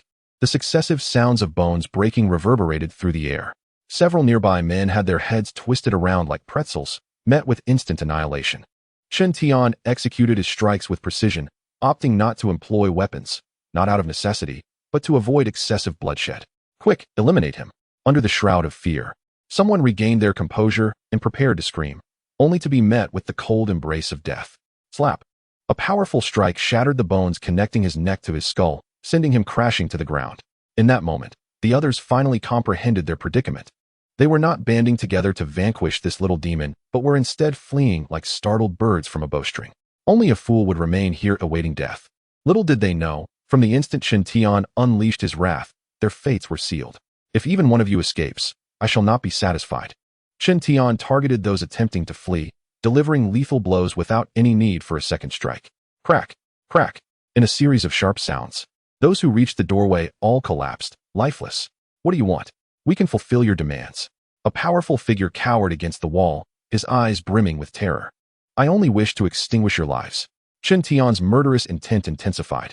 The thought of the heinous crimes committed by the Crimson King organization filled him with a sense of exhilaration as he crushed their throats. Rather than avenging past grievances, it had morphed into a twisted passion for him. The more wretched the scum, the more exhilarating it became to eliminate them. Ollie, you too are an evolved being. Rid me of this little pest. From the crowd, someone hidden beneath a table shouted this command. Whoosh! Chen Tian sensed a wooden table hurtling toward him. It was solid wood, weighing at least 100 pounds, and was thrown like a projectile. Bang! He raised his hand to block the table, only to see a burly man, resembling a ravenous wolf, pounce towards him. This hefty man, one of the few evolved beings within the safe zone, possessed incredible leaping ability, landing directly before Qin Tian from 5 meters away. His fist, akin to a hammer, came crashing down towards Qin Tian's head. However, the anticipated scene did not unfold. The brawny man's tremendous punch was effortlessly caught by the young boy with a single hand. How could this be possible? The brawny man's face contorted in astonishment. Ever since he had become an evolved being, he had considered himself among the elite of humanity. He believed that this full-force punch could not only shatter a boy's skull, but could even reduce a compact car to ruins. Yet, the very strike that filled him with pride and confidence was effortlessly received by the young lad before him. Is this what you call an evolved being? Qin Tian scoffed. You are barely a prospective evolved one. The brawny man wanted to inquire how such a prodigy could exist, but his thoughts were abruptly interrupted by Qin Tian. Allow me to illustrate what true power is. With that, Qin Tian delivered a seemingly effortless punch that struck the brawny man squarely in the chest. The impact was so forceful that it shattered the man's sternum, piercing through his heart and erupting from his back. The effects of this punch, though seemingly light, were catastrophic. At that moment, all who witnessed this scene were rendered speechless. The man they had regarded as their beacon of hope was obliterated by the boy with a single blow. Was it not said that evolved beings could withstand the onslaught of zombies and beasts? How could he be reduced to mere pulp with one punch? I must have overestimated your defenses. It appears I exerted more force than intended. Qin Tian remarked with a sigh as he observed the fragments of bone erupting from the brawny man's body. His initial intent had merely been to crush the man's heart, yet the devastation exceeded his expectations, contrary to his original purpose. Disregarding the lifeless body, Qin Tian raised his head and offered a gentle smile to the trembling crowd. It is now your turn. From the moment Qin Tian made his move until he exited the hall, scarcely 5 minutes had passed.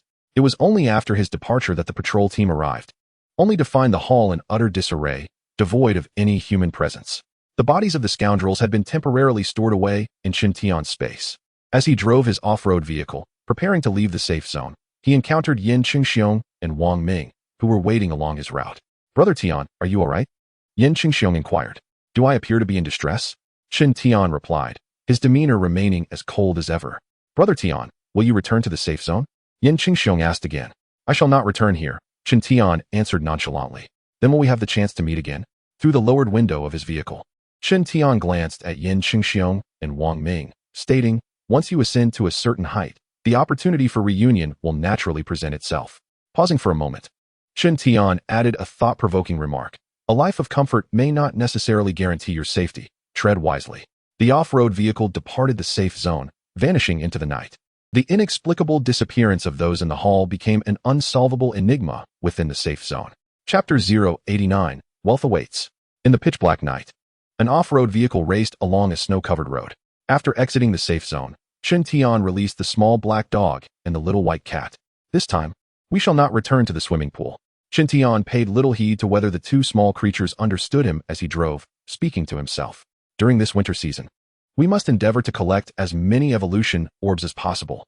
Qin Tian had already pinpointed the destination on his phone's map, a reservoir with a power station further upstream. By fishing, he anticipated acquiring a substantial number of evolution orbs. As dusk enveloped the sky, he suddenly halted the off-road vehicle in a clearing. Let us celebrate the spring festival here, he declared. The black and white little ones, devoid of complex thoughts, were content merely to follow Qin Tian wherever he led. No sooner had they alighted than the two began to frolic. The little white cat, now significantly larger than the little black dog, still found itself on the receiving end of playful jabs. Qin Tian swiftly set up a tent and retrieved a generator from his private space, connecting a string of light bulbs to illuminate the area. He then commenced cooking, boiling dumplings while preparing a sumptuous feast, with fish, meat, cold dishes, and dumplings. This modest outdoor existence would undoubtedly evoke envy in many. Drawn by the enticing aroma, the little black dog and the little white cat returned, vigilantly guarding their bowls and awaiting Qin Tian's offerings. The trio, one man, one cat, and one dog, sat together by the campfire, savoring their respective meals. Although the atmosphere was tranquil, it radiated warmth and comfort. Once satiated, the little black dog and little white cat resumed their playful antics. Qin Tian, not idle, retrieved the fireworks he had purchased earlier.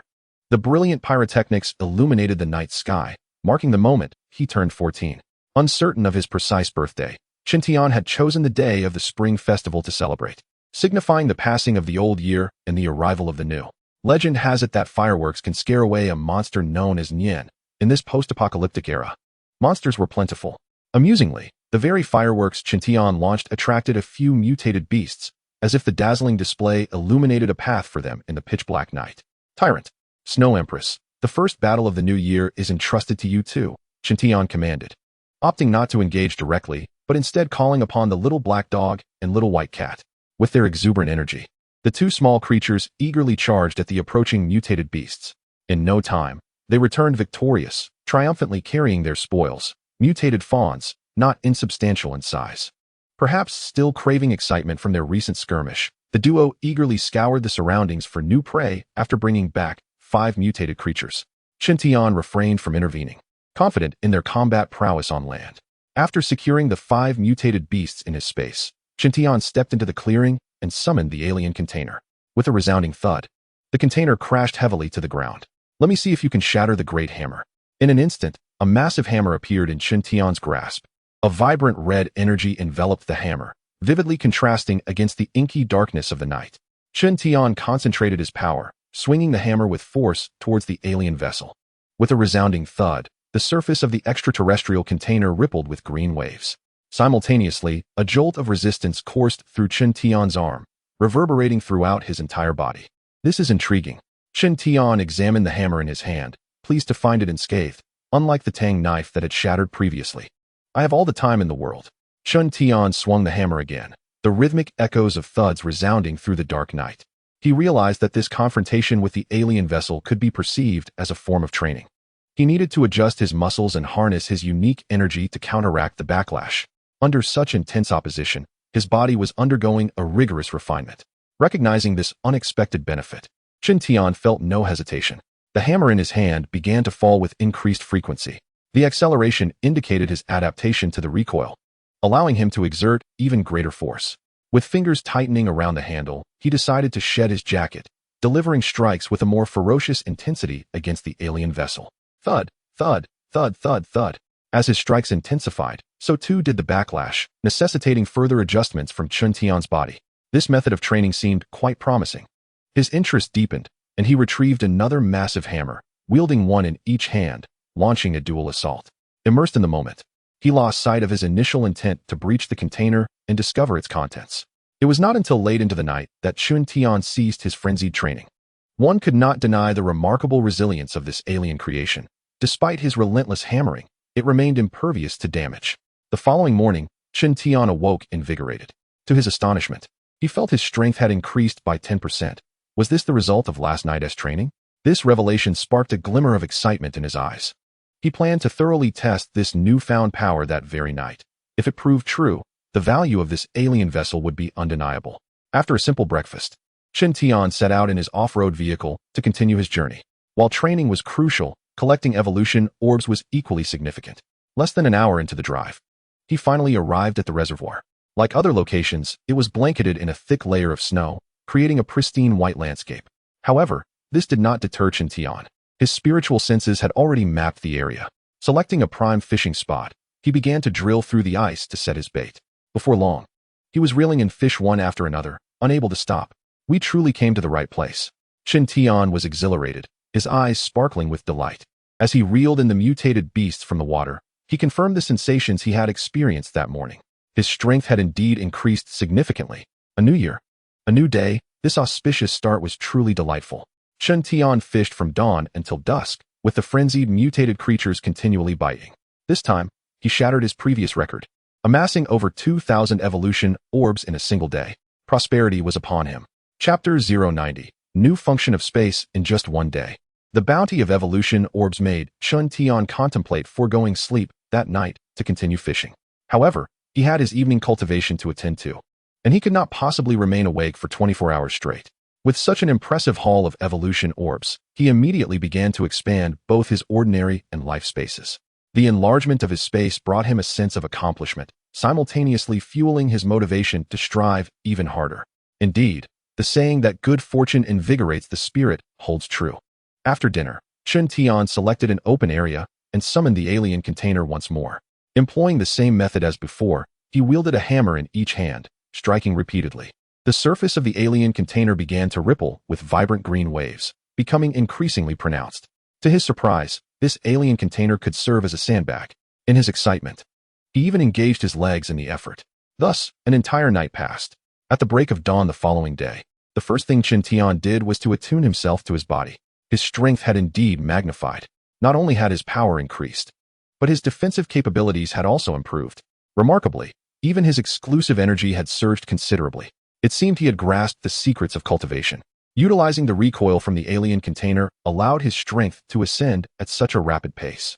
Qin Tian suddenly felt as though he had been struck by a grand fortune. Initially, he had only desired the contents of the alien container, but now he found himself hoping it would endure longer and not be easily damaged.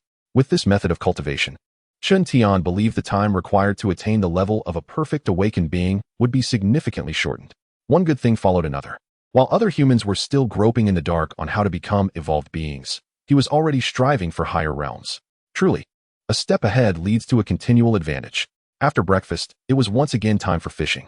Just as Qin Tian cast the carcass of a mutated beast into the river, the water's surface began to churn, as if countless mutated creatures were vying for it. Don't rush, I shall reel you in shortly. Qin Tian began to bait his hook and cast his line. Indeed, fishing could be quite addictive, especially when one was catching such large fish. Splash! The bait had scarcely touched the water when a mutated beast was hooked, revealing the ferocity and hunger of the creatures below. With swift precision, one after another, the mutated beasts were pulled ashore by Qin Tian. With the increase in his strength over the past 2 days, he found fishing for these mutated creatures to be effortless. His only concern now was whether the steel wire on his 2 fishing rods could withstand such intense and continuous strain. Once again, he toiled from morning until sunset, neglecting even his lunch. The sense of accomplishment brought about by his harvest had caused him to disregard his hunger. He had amassed over 2,000 evolution orbs. Although today's results were slightly inferior to yesterday's, it did not dampen Qin Tian's exuberance in the slightest. He decided to allocate more than half of the evolution orbs to expand 2 separate spaces. Having discovered a method for cultivation, he found that utilizing the evolution orbs for spatial expansion was a more prudent choice. As he observed the burgeoning dimensions of both spaces, a profound sense of achievement welled up within him, igniting a desire to gather resources. For the time being, his focus remained on collecting evolution orbs and cultivating. Such a rewarding experience was rare, and opportunities to gather resources would come in due time. With this thought in mind, after completing his evening cultivation, he would take the opportunity to fell some nearby trees for future firewood, as the current spaciousness allowed for such collection without any ulterior motives. The following morning, despite the winds picking up, Qin Tian perceived it as yet another fruitful day. He had established a routine, fishing for evolution beasts during the day, tallying his evolution orbs after dinner, upgrading his spaces, and then engaging in special cultivation with alien containers. This cycle brought him daily fulfillment. By the 5th day, he noticed a significant decline in the fish activity and contemplated a change in his fishing spot. He planned to set out after dinner, ensuring that it wouldn't interfere with his morning fishing. After finishing dinner, he meticulously counted the evolution orbs he had gathered that day, less than 700. He selected 500 orbs to further expand the 2 spaces.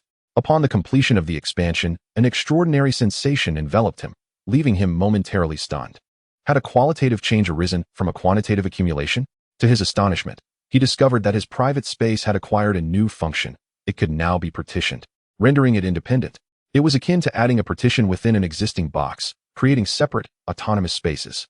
At first glance, this function seemed inconsequential, but upon deeper reflection, its utility became apparent.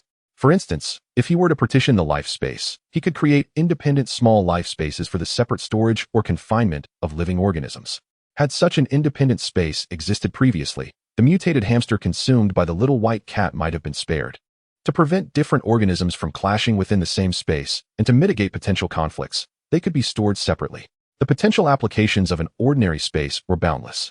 Originally, the most abundant winter resource was ice, yet Qin Tian had refrained from collecting it due to concerns that melting ice might spread and affect other items. However, with an independent space, such worries would be alleviated. This compartmentalization would facilitate more rational organization of his collected items. After assimilating this information, Qin Tian smiled. This function was indeed practical, albeit with a slightly higher consumption of evolution orbs upon activation. In a conventional space, to delineate an independent area, one must expend 100 evolution pearls. In a life space, the requirement rises to 300 evolution pearls for the same purpose. Fortunately, the separated space can be expanded independently, a functionality so practical that it beckoned immediate exploration. Without haste to continue his journey, Chen Tian retrieved the evolution pearls to embark on this endeavor. With a substantial reserve of evolution pearls at his disposal, he felt no remorse for this minor expenditure, knowing that a single day of fishing would replenish his supply. After conducting his experiment, Chen Tian successfully established a separate small space within both the conventional and life spaces. Through his perception, he discerned that the division manifested as a blue barrier akin to a protective shield. To his delight, he discovered that objects could be transferred between the inner and outer spaces of the blue barrier with merely a thought. Naturally, without his control, even liquids would be unable to traverse the barrier. It dawned on him that his private domain could be further developed with unique functionalities. He pondered what delightful surprises awaited him in the future, his eyes gleaming with anticipation. This sense of expectation served as his motivation to strive forward. Chapter 091. One beast surpasses another. Early the next morning, Chen Tian drove his off-road vehicle to the new river section. The segmented space was too valuable to squander. Observing the river's surface, thickly coated with ice, a smile graced his lips. With a swift motion, 18 enormous cutting saw blades soared forth, slicing through the ice under his mental command. Subsequently, he began to gather the sizable ice blocks, storing them in an independent space. While these ice blocks appeared useless at present, they would prove invaluable in the summer, offering the refreshing pleasure of chilled mineral water on a sweltering day. Finding the task effortless, Chen Tian did not mind the labor. Having collected all the ice blocks from the area, it was finally time to commence fishing. Now, Chen Tian had become a skilled angler, seamlessly preparing his bait and casting his line. Being a new river section, the mutated creatures beneath the water were swiftly drawn to the scent of blood. He wondered if he could break his record today. With a sudden upward pull of his hands, seemingly without much exertion, he managed to haul two mutated beasts, each over a meter long, onto the shore simultaneously. The little white cat and the small black dog, exhibiting remarkable teamwork, struck before the creatures even touched the ground, dispatching them with ease. The cycle of fishing continued, and as before, Chen Tian fished tirelessly throughout the day, neglecting even his lunch. This effort likely equated to matching his highest record. After dinner, Chen Tian meticulously counted his harvest of evolution pearls, feeling quite satisfied. He then examined his fishing gear, noting the somewhat deformed large hooks and several frayed steel wires. The wear was considerable, and he wondered how much longer they would remain functional. Concern crept in as he realized he had only crafted 2 such fishing tools. Should they fail, he would find it quite challenging to replace them promptly. Initially, it had not occurred to him that the underwater mutated creatures would proliferate to such an extent. Ordinary fishing equipment proved inadequate. Even the smaller variations, nearing a meter in length, possessed a formidable pulling force capable of snapping fishing lines, while carbon rods could shatter with ease. Well, one step at a time. Chen Tian did not dwell on it and resumed his efforts on the alien vessel that evening. For several consecutive days, he followed this monotonous routine. As the catch of mutated creatures dwindled, it became necessary for Chen Tian to relocate. This was a simple task. Driving along the riverbank for several miles revealed another promising fishing spot. The expanse of this water body appeared vast, suggesting a wealth of mutated creatures within. He parked his off-road vehicle on the roadside, gazing at the expansive waters before him. The surface area here was several times that of other river sections, surrounded by rugged mountains, with depths approaching 100 meters. A prime location. Chen Tian began by gathering ice and then commenced fishing. Initially, everything proceeded smoothly, with mutated creatures continuously being reeled in. At this rate, he anticipated collecting a significant number of evolution beads by day's end. However, as noon approached, the mutated creatures abruptly ceased to bite, and the once turbulent river surface felt eerily still. What was happening? Chen Tian was taken aback. In all his days of fishing, he had never encountered such a phenomenon. Upon employing his mental perception, he discovered that no mutated creatures were present near the fishing hook. How could the creatures that had been so ravenous suddenly vanish? Had the bait lost its allure? Determined to understand this unusual occurrence, Chen Tian retrieved 2 corpses of mutated creatures from his spatial storage and cast them into the water. As his mental perception remained attuned to the depths, a colossal creature emerged within his awareness. Such an enormous mutated beast, could it be the cause of the other's retreat? Chen Tian's expression sharpened with focus as he sensed the massive creature slowly approaching. The water's surface remained undisturbed. Suddenly, the 2 steel cables submerged in the water became taut. The enormous beast had taken the bait, swallowing both hooks simultaneously. With a resounding thud, Chen Tian's arm surged with power. But the explosive force failed to bring the underwater behemoth to the surface. Instead, the asphalt beneath him collapsed under the strain. A thunderous roar echoed as a gigantic wave surged towards the shore, drenching Qin Tian in water. Clutching the steel cables tightly, he engaged in a fierce tug-of-war with the underwater creature. While he was not outmatched in strength, the sinking ground beneath him hindered his ability to exert force. With a swift motion, he leaped onto a nearby rock, finally able to channel his strength. A glimmer of determination shone in his eyes as he tightened his grip, bending the thick steel cable that was as wide as his wrist. This was the first time he had encountered such a colossal mutated creature, and he was resolute in his pursuit to reel it in. Another tremendous splash erupted on the water's surface. The colossal creature in the water had been drawn to the surface by Qin Tian, its enormous maw resembling an open security gate. Brimming with excitement, Qin Tian prepared to exert himself and haul the beast ashore. However, as he summoned his strength, the two already worn steel cables snapped instantaneously. With a resounding splash, the enormous mutated beast plunged back into the depths, intent on escaping. Qin Tian's gaze sharpened. He could not allow his quarry to flee so easily. Without hesitation, he plunged into the water. Employing a unique internal breathing technique combined with his mental perception, he pursued the mutated beast. Underwater, Qin Tian found himself outpaced by the creature, and within mere moments, it had swum beyond the reach of his senses. Yet, he refused to relent and pressed on. Although the underwater battle posed a disadvantage, his training at the swimming pool had rendered ordinary river-dwelling mutated beasts no threat to him. Could he truly allow it to escape? A sense of reluctance welled within him. This enormous mutated beast had likely undergone secondary evolution. Capturing it could yield an evolution orb of higher energy purity. Suddenly, a powerful current surged toward him, momentarily halting his pursuit.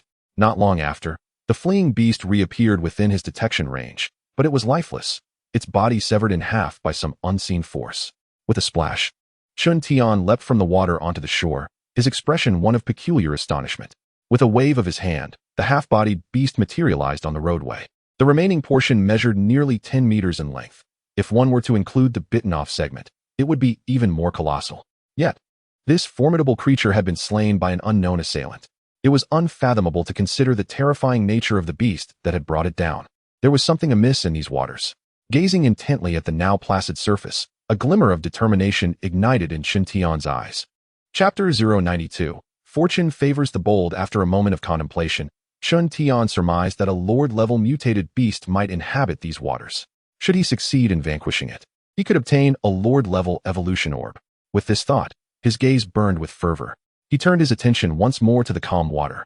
Pondering a crucial question, how could he lure out the lord-level mutated beast? He was still unaware of its appearance. His two fishing implements lay in ruin, and attempting to entice the beast with bait might prove futile. This endeavor required meticulous planning.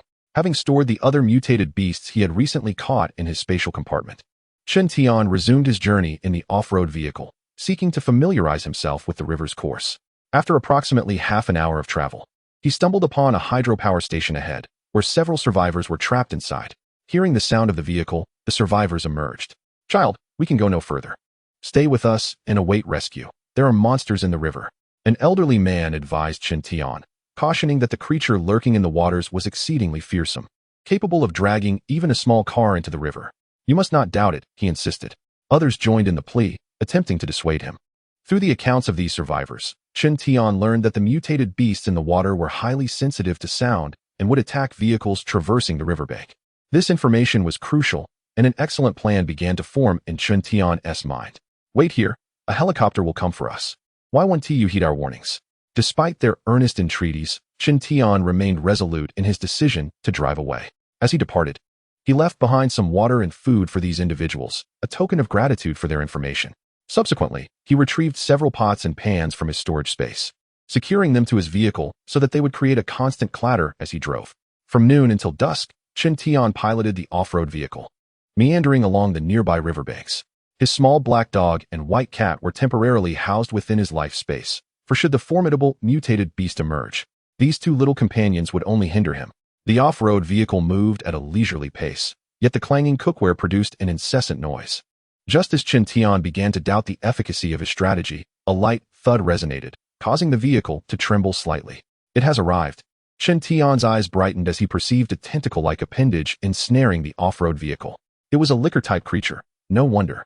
He pressed the accelerator, But soon several more tentacles emerged from the water, tightly wrapping around the vehicle. Sensing that the moment was ripe, Chen Tian extracted a heavy-weight plate from his space and pressed it down on the accelerator, while he himself leaped through the open window. With a swift motion, numerous sharp daggers shot forth, hovering around him. Simultaneously, he wielded a combat knife in each hand. Instead of severing the tentacles entangling the vehicle, he plunged directly into the water, following the path of the appendages. With a powerful splash, Chen Tian descended swiftly, the hovering daggers trailing behind him into the depths. Suddenly, the water erupted in tumultuous waves, rapidly turning crimson. Beneath the surface, Chen Tian stood atop the mutated beast, his combat knives, empowered by his unique energy, relentlessly slicing through its flesh. The daggers surrounding him defended against the creature's thrashing tentacles. In agony, the mutated beast unleashed a ferocious force, yanking the off-road vehicle from the road and hurling it towards Chen Tian. Even with his eyes closed, his mental acuity allowed him to sense his surroundings. As the vehicle descended, his resolve to slay the mutated beast intensified. With a swift motion, his large blade sliced through the creature as effortlessly as cutting through tofu, creating a gaping wound. The battle concluded with an overwhelming victory for Chen Tian. He emerged from the water, feet planted on two daggers controlled by his psychic energy, leaping triumphantly above the surface. He was astonished by the rapid growth of the aquatic evolutionary beast. Having slain a Lord-level mutated beast, Chen Tian reaped immense rewards. Yet he lamented the loss of the off-road vehicle that had sunk to the depths below. This vehicle had accompanied him for a considerable time, boasting commendable performance in every regard. It was indeed unfortunate to lose it here. However, the thought of the Lord-level mutated beast's carcass alleviated his sorrow. The value of just the evolution pearl from such a beast far surpassed that of 1,000 off-road vehicles. Not to mention, the body of a Lord-level mutated beast possessed tremendous research value, potentially exchangeable for a fighter jet within a safe zone. Of course, Chen Tian had no intention of trading it. Given the rarity of Lord-level mutated beasts, he planned to utilize this specimen to aid the little black dog and little white cat in enhancing their strength. Upon releasing the little black dog and little white cat from his space of life, the two creatures appeared quite bewildered. "Where's our vehicle?" they seemed to inquire. Gazing intently at Chen Tian, pretending not to notice, he gestured forward. "Come, let us seek a new vehicle." With no other option, the two little creatures followed closely behind him, trudging along the road. As the sun had already set, the winter night was shrouded in darkness, rendering Chen Tian and his feline and canine companions a rather comical sight on the deserted road. "Let us engage in a game," Chen Tian suddenly proposed as they walked. The two little creatures turned their attention to him in unison. A few minutes later, utilizing items stored in his spatial realm, he fashioned a rudimentary sled. The little black dog and little white cat were tasked with pulling it, while he took a seat. With an air of mock indignation, they gazed at Chen Tian, their expressions seemingly questioning. "Master, is this truly fair? Come, come. It is time to showcase your training results. Run faster," he declared with a tone of entitlement. With the two little creatures serving as his mode of transport, they moved at a speed that rivaled the off-road vehicle. Chen Tian balanced himself on the makeshift sled, continuously encouraging them. "Excellent. Tonight, I shall prepare a feast for you. Meat from the Lord-level mutated beast. You shall indeed be fortunate." The tantalizing prospect of food ignited a fervor within the two pulling the sled, prompting them to hasten their pace. "Stop!" Chen Tian suddenly exclaimed, having spotted something. The powerful inertia, coupled with the snow accumulated on the roadway, rendered the two little creatures unable to halt, leading them and the sled to tumble into a drainage ditch. As for Chen Tian, he had already leapt off, without glancing back at the little black dog and little white cat in the ditch. Chen Tian's gaze was fixed intently upon a military truck that had overturned beside the embankment. Just moments ago, he had been contemplating the search for a new vehicle. And here it was. This military truck appeared even more formidable than the lost off-road vehicle and possessed superior off-road capabilities. Chen Tian stifled a laugh. "Fortune has arrived. It cannot be obstructed." From the bullet holes left at the scene, it was evident that a fierce gunfight had transpired here. If Chen Tian's deductions were correct, the military truck's overturning was likely connected to the Lord-level mutated beast he had dispatched. Aside from a slight deformation in the rear compartment, the entire vehicle remained intact.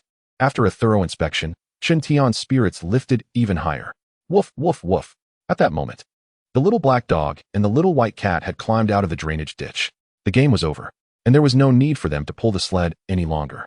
Chen Tian smiled at the two small creatures and then, with a flick of his hand, stored the military truck before him into his spatial pocket. Upon returning to the road, he released the truck once more. This was a 6x6 military vehicle, painted in a deep army green, boasting formidable capabilities, whether ascending steep inclines, traversing ditches, or navigating other complex terrains. It could handle it all with ease. The keys were still in the ignition, and with a turn, the engine roared to life. "Come aboard. This vehicle shall be ours from now on." Chen Tian beckoned to the two little companions. The military truck had only a single row of 3 seats, yet the interior was spacious, especially with the elevated vantage point that allowed for a broader view of the distance ahead. Being a military model, it also featured a hatch on the roof, enabling passengers to emerge from within. Once the truck was in motion along the road, Chen Tian could truly appreciate its performance. It was indeed military-grade, gliding over the snowy path without any hint of slipping. With the accelerator fully pressed, the power surged forth like a raging beast leaping ahead. Chen Tian found himself increasingly enamored with the vehicle. The only slight disappointment was that the rear cargo area was open to the elements, although covered with green canvas. Its protective capabilities were quite lacking. Chen Tian mused that he would seek a container to replace it later, with his spatial abilities. He need not worry too much about such matters. The truck journeyed along the road until it came to a rest area, where it finally halted. Stepping out, Chen Tian surveyed the area, discovering that there were no survivors or materials to collect. It seemed this place had been previously raided, with all valuable items taken. He set up a fire to cook, preparing to spend the night there. True to his promise, he retrieved the Lord-level mutated beast, portioned out the edible parts, and shared them with his 2 little friends. The unique aroma of the meat had already captivated the 2 creatures. After the meal, Chen Tian did not forego his training despite the battles of the previous day. He continued to strike the alien container. Whether it was merely an illusion or not, the reverberations gave him a vague sense of enlightenment, elusive and indescribable. The next morning, Chen Tian resolved to venture to the nearby county town. Lacking fishing tools, he could no longer acquire evolution pearls as he had before, which was undoubtedly a significant loss. Thus, he decided to seek materials to craft several fishing tools. However, to his surprise, he encountered someone he recognized from his past during his journey. It was a man in his 40s. Although he appeared considerably younger than Chen Tian remembered, he recognized him instantly. This individual had once shown Chen Tian a kindness over a meal. Chen Tian would not forget his enemies, nor would he overlook those who had aided him. To encounter one another here once more can be deemed a twist of fate. Otherwise, Chen Tian would have been unable to locate this individual solely by name. Observing the pair of daughters by the man's side, an epiphany struck Chen Tian, causing him to startle. He recalled that when he first encountered this person, he was alone. It was only later that he learned from others that after the apocalypse began, this man had, in fact, managed to keep his twin daughters alive, only to face tragedy on their journey to Baiyang County, where they fell victim to malevolent forces.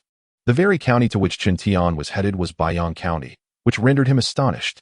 Could it be that during this journey, his daughters had met with misfortune? Although he was unaware of the precise time of their demise, the convergence of so many coincidences compelled him to ponder this possibility. Chen Tian's gaze swept over the others. This group appeared to be a band of survivors, totaling 15 individuals, with no other females apart from the man's daughters. Could it be that someone among them had committed an act that would evoke the wrath of both gods and men? The 2 girls, being twins of a similar age to Chen Tian, had been subjected to the predatory instincts of others. Such behavior was utterly despicable. Yet, it was precisely such scoundrels that Chen Tian relished in vanquishing. As he gradually maneuvered the truck forward, he captured their attention.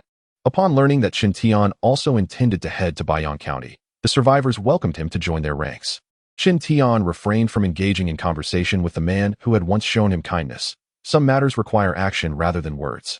Moreover, in this apocalyptic era, it was prudent to maintain a degree of vigilance among one another.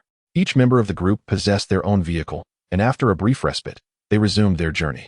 Chen Tian remained observant of the caravan, as the malevolent figure had yet to reveal themselves. Instead, they encountered a mutated beast. It was a small but formidable mutated pig, exhibiting considerable aggression. Ultimately, Chen Tian dispatched his white cat to neutralize the threat. With the crisis averted, however, the others began to regard him with suspicion. Chen Tian realized this was unsustainable. Without the villain's revelation, he could not ascertain their identity. As long as the scoundrel remained concealed, they would undoubtedly refrain from taking action. The presence of such a rogue posed an inevitable risk. Thus, Chen Tian concocted a reason to depart. The convoy pressed onward, the atmosphere considerably lightened. "Father, do you know that boy?" The twin sister inquired from the confines of the car, addressing her father, who was at the wheel. "How could I possibly know him?" The man chuckled lightly, still astonished by the formidable prowess of the youth's white cat. "But father, He has gazed at you with such peculiar eyes on several occasions. The twin sister continued. What is there to find interesting? The man found her sensitivity amusing. Compared to her, the elder daughter, born on the same day, exhibited a much steadier demeanor. As the vehicle traversed the road, the leading car unexpectedly came to a halt. A group of individuals clad in uniforms emerged from seemingly nowhere, obstructing their path. The man, like the others, presumed these individuals to be law enforcement officers and obediently exited the vehicle with his two daughters. However, it soon became evident that these were impostors, and their sinister intentions quickly surfaced. Release my daughter, you scoundrels. The man's eyes blazed with fury as he watched his two daughters being forcefully abducted, his heart bleeding at the sight. Outnumbered, he charged forward, only to be swiftly subdued by two assailants. The girls were dragged into the vehicle, their cries piercing the air. Daddy, save me. Daddy, save me. At merely 14, they lacked the strength to resist such burly adults. Each desperate plea felt like a dagger thrust into the father's heart. As he beheld the vile figures within the vehicle tearing at his daughter's clothing, a primal rage surged within him, wishing to transform into a monstrous beast and devour them whole. It appeared that the true scum had yet to reveal themselves. In that moment, the figure of Chun Tian emerged suddenly, as if a divine being had descended. In each hand, he wielded a lifeless male body. The previously chaotic surroundings fell into a hushed silence, all eyes fixated on the boy who had appeared out of nowhere. The sight of the two male corpses he held was jarring, prompting an instinctive gasp among the onlookers. With a casual flick, Chun Tian discarded the bodies aside, surveying the scene with an air of ease. Initially, he had assumed the assailants were members of the convoy, only to discover that the true villains were elsewhere. Why you? One of the men gaped at Chun Tian, utterly daunted by the boy's dramatic entrance, his words faltering. In an instant, Chun Tian accelerated towards him. Save your breath. There's no need for words, just die. With a swift crack, the man's neck was snapped. Suddenly, a fierce wind swept towards Chun Tian's back. One of the men brandished a fire axe, intent on cleaving Chun Tian in two. A fool, indeed, to think that a sneak attack would succeed. Without even glancing back, Chun Tian executed a side kick, sending the would-be attacker flying. His body collided violently with a cypress tree, the sheer force rendering him unrecognizable. It was evident even to the dim-witted that this boy was a monstrous anomaly, akin to a mutated beast. The rest of you, come at me together. Chun Tian beckoned the stunned onlookers with a casual gesture. While exterminating scum was gratifying, there was a lingering sense of dissatisfaction when dealing with such feeble adversaries. He was an evolved being. Quickly call for reinforcements. One man finally reacted, pulling out what resembled a firework. Chun Tian squinted, realizing that the adversaries had more accomplices, thus sparing him the trouble of extracting information. He watched silently as the man produced a lighter and ignited the firework, which shot into the sky and exploded, its sound echoing from a distance. Do not act yet. Our people will arrive shortly, and we can sit down for a proper discussion. Perhaps seeing Chun Tian stand idle gave them the false impression that negotiation was possible. How many of you are there? Chun Tian's eyes glinted with intrigue. The man who had just spoken responded irrelevantly. Our leader is also an evolved one. If you join us, you shall certainly enjoy the finest luxuries. Those two young ladies in the vehicle could be yours as well. We also have. But before he could finish his sentence, he was abruptly silenced by a punch from Chun Tian, who struck him down with lethal force. Do you not have ears? Did you not comprehend my question? Chun Tian's gaze, sharp as a blade, turned to another individual nearby. You respond. The man, already paralyzed with fear, dropped his weapon with a clatter, raised his hands, and knelt on the ground, pleading, spare me. I was coerced. Do none of you have ears? Chun Tian kicked him mercilessly, delivering a swift end. The notion of mercy was foreign to him. He had never trusted the deceitful words of scoundrels.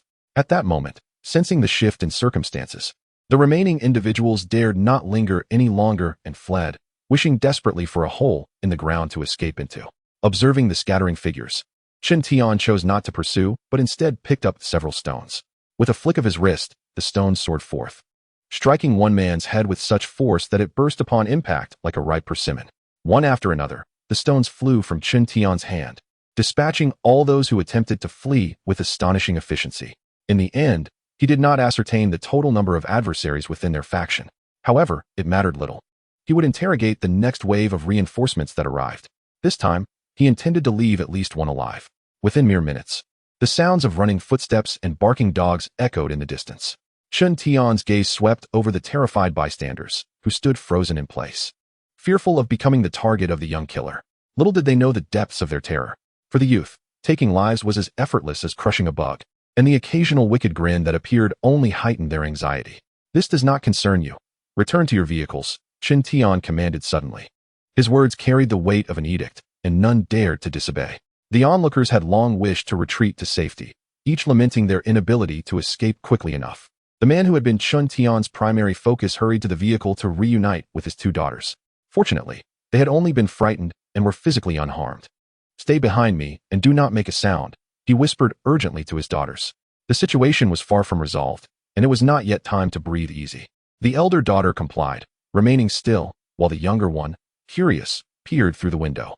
Suddenly, the sound of barking grew louder, and soon over 20 individuals came sprinting from the distance, accompanied by 3 enormous Tibetan mastiffs. No wonder these people had been so brazen, committing acts of violence in broad daylight. In addition to possessing 3 evolved dogs, their leader was also an evolved being. Several months had passed since the onset of the apocalypse, and Qin Tian was hardly surprised to encounter another evolved individual. Regrettably, among the reinforcements, there was only one evolved being. Had there been more, the slaughter could have been far more gratifying. Who did this? Surrounded by the lifeless bodies, the one-eyed man felt a surge of rage erupt within him, unleashing a furious roar. "It seems there's a reason your vision is impaired," Qin Tian taunted. "For I stand right before you, yet you remain oblivious. Did you do this?" The one-eyed man exclaimed, taken aback. No matter how one looked at it, the opponent appeared to be merely a child of 13 or 14. Suddenly, Qin Tian extended a finger and stated, "Among you, I shall spare only one individual. Whoever lays down their weapon first shall receive this chance. Should you miss this opportunity, I shall select at random. You have 5 seconds to contemplate, and the timer starts now. Attack him," commanded the one-eyed man, releasing the 3 evolved Tibetan mastiffs he had on a leash. He was a cautious individual, opting to first test the adversary's strength with his beasts. The 3 imposing mastiffs charged at Qin Tian like tigers escaping their confines, fierce and relentless. In an instant, Qin Tian unsheathed his triangular military dagger, striking with precision as the mastiffs lunged at him. With swift thrusts, he pierced the skulls of the 3 beasts, each blow landing with deadly accuracy. He nonchalantly flicked the blood off his dagger, as the 3 slain mastiffs slid across the ground for several meters before coming to a halt. At that moment, not only the one-eyed man, but also his subordinates wore expressions of sheer disbelief. "Regrettably, the 5 seconds have elapsed," Qin Tian announced, casting a casual glance at his opponents that sent chills down their spines. Chapter 095. A profitable deal. The power Qin Tian had just exhibited had already instilled fear in these scoundrels. With their most reliable mastiffs dispatched so effortlessly, they felt utterly defenseless. At this juncture, a clever individual discreetly discarded his weapon, hoping to earn the coveted chance promised by the youth. Little did he know, it was too late for such a choice. Qin Tian had already granted them an opportunity they failed to seize. In a heartbeat, the boy, who had been 20 meters away just moments ago, appeared right before them. The first target selected was none other than the one-eyed man, the strongest amongst them. As the youth's face suddenly loomed before him, the one-eyed man nearly lost his nerve, instinctively swinging his machete in a desperate attempt to defend himself. This strike was fueled by his utmost strength. In a state of sheer terror, he could not afford to hold back. Yet, astonishingly, the blade halted mid-descent. The boy before him was no mere human, and the one-eyed man was now more convinced than ever.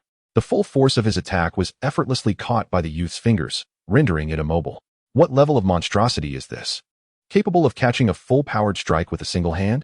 I had expected more from you, but it appears this is all you are capable of. With a slight exertion of his finger, Qin Tian seized the machete from him, casually thrusting it forward. With a sickening sound, the blade pierced straight through the one-eyed man's neck. The leader has perished, and the others dare not resist. One by one, they cast their weapons aside. "Do not kill me. I shall acknowledge you as our leader," implored one. "I am truly a good person, coerced into this. Please, believe me, release me, and I will comply with any request." The arrogance once displayed by these men now transformed into abject humility. Without further ado, Qin Tian plunged his triangular bayonet into them. If pleading for mercy were effective, would those they had wronged not have begged for their lives? Qin Tian's principle was to eradicate evil entirely. As he had stated earlier, he randomly spared one individual. This small-framed man knelt trembling on the ground, surrounded by the lifeless bodies of his companions. "How many of you are left?" Qin Tian inquired. W.E. the man, gripped by terror, struggled to articulate a complete sentence. A sharp slap resounded as Qin Tian knocked him to the ground, his face nearly colliding with that of the deceased. "Straighten your tongue and speak," Qin Tian commanded coldly. The small man dared not utter a sound, continuously apologizing. I'm sorry. The slap had its effect. At least the man was now able to speak clearly. Aside from you, how many are left in your gang? Chen Tian changed his question. For more, guarding the factory, the man replied swiftly. Take me there, Chen Tian instructed. Leaving the man in place, he remained on his knees, too fearful to rise or look up. Chen Tian seized a mutated Tibetan Mastiff and approached the pickup truck. The man and his two daughters, inside the vehicle, were paralyzed with fear as they saw the youth approach. Dad, the younger daughter, who had been peering out, shrank back in fright. Do not fear, I am here. The man feigned calmness. With a thud, Chen Tian tossed the mutated Mastiff into the bed of the pickup, causing the vehicle to jolt, which elicited screams from the two girls inside. Silence. Chen Tian huffed coldly. The girls, surprisingly obedient, immediately covered their mouths in fear. Please do not harm my daughters. The man pleaded earnestly, fully aware that he could not prevent whatever the youth might do. Take these and leave quickly. Chen Tian tossed 2 daggers and a pistol into the truck, then turned and departed, leaving the man in a state of bewilderment. A debt of gratitude is settled. The man drove away in the pickup with his daughters, while the others were also sent away by Chen Tian. After stowing the remaining 2 mutated Tibetan Mastiffs in his space, Chen Tian returned to the kneeling man. Lead the way. The small man, feeling guilty and frightened, struggled to rise, receiving another slap from Chen Tian before finally managing to stand. Half an hour later, Chen Tian emerged from an abandoned factory, a smile gracing his lips. He had successfully confiscated all the supplies collected by that gang. What brings the greatest joy is the discovery of numerous cables that can serve as fishing lines. All that remains is to procure hooks. With the fishing tools prepared, he can once again embrace the life of swiftly collecting evolution pearls. With a flick of his wrist, a military truck was released by Chen Tian, continuing on its journey to Baiyang County, perhaps due to a different route chosen. Chen Tian did not encounter any other convoys heading to Baiyang County during the drive. However, he did come across some unexpected individuals. A vehicle approached, seemingly ours. A man clad in a white combat uniform, armed with a rifle, knocked on the truck's door. Shortly, 2 similarly attired men descended from the vehicle, their faces lighting up at the sight of the slowly approaching military truck. Finally, they need not walk back, and Professor Liang's injury could receive timely treatment. The group moved to the center of the road, waving and calling out. Yet, as the truck drew nearer, they found themselves momentarily stunned. The driver was merely a youth. Apart from him, there was only a cat and a dog aboard, no one else. Where did this boy acquire such a military truck? Alas, the license plate had been removed. Otherwise, they might have gleaned more information. Regardless of the boy's identity, Professor Liang's injury could not be delayed any longer. They needed to return to the safe zone swiftly. When seeking assistance from the youth, they had anticipated a prompt agreement, only to be met with a stark refusal. I cannot help. I am not heading to the safe zone. Don't you have a vehicle? Chen Tian glanced at the modified military truck parked by the roadside, which was far superior to the one he was driving, boasting a reinforced cargo body made of special steel, exuding an imposing presence. Our truck has run out of fuel. Please assist us. We have an injured person in urgent need of medical attention. Would you consider a trade? This unexpected proposition momentarily left the man speaking speechless. Initially, Chen Tian had merely spoken offhandedly, but to his surprise, they actually agreed. This exchange was certainly advantageous. Observing the newly acquired truck before him, Chen Tian's spirits soared. He retrieved a barrel of fuel from his private space and filled the truck, delighting in the prospect of driving the new vehicle. Little did he know, the individuals who had just departed did not venture far before encountering a welcoming party. A woman, embodying wild beauty, was reprimanding them. So you exchanged the vehicle? Captain, we were also concerned about Professor Liang's injury. Had it not been for the need to use spare fuel to fend off mutated beasts, we would have returned much sooner, one man explained. While they were conversing, they spotted the very truck they had traded approaching steadily. Chapter 096. Just watch, who strikes whom. The most astonished were the individuals who had swapped vehicles, as the truck had run out of fuel. How did the youth manage to find fuel in such a short span? The truck came to a gentle stop, and through the windshield, Chen Tian recognized the familiar figure of Tang Anha. He recognized her instantly. She was one of the instructors at the evolution training camp, famously known as the Tyrannosaurus. Even at this moment, Chen Tian vividly recalls the words spoken by that woman as she stood upon the high platform. Surveying the exhausted crowd sprawled on the ground. I am aware that you all regard me with disdain, yearning to strike me down, yet alas, you are all too feeble. It is not that I withhold opportunities from you. Rather, it is your own inadequacy that holds you back.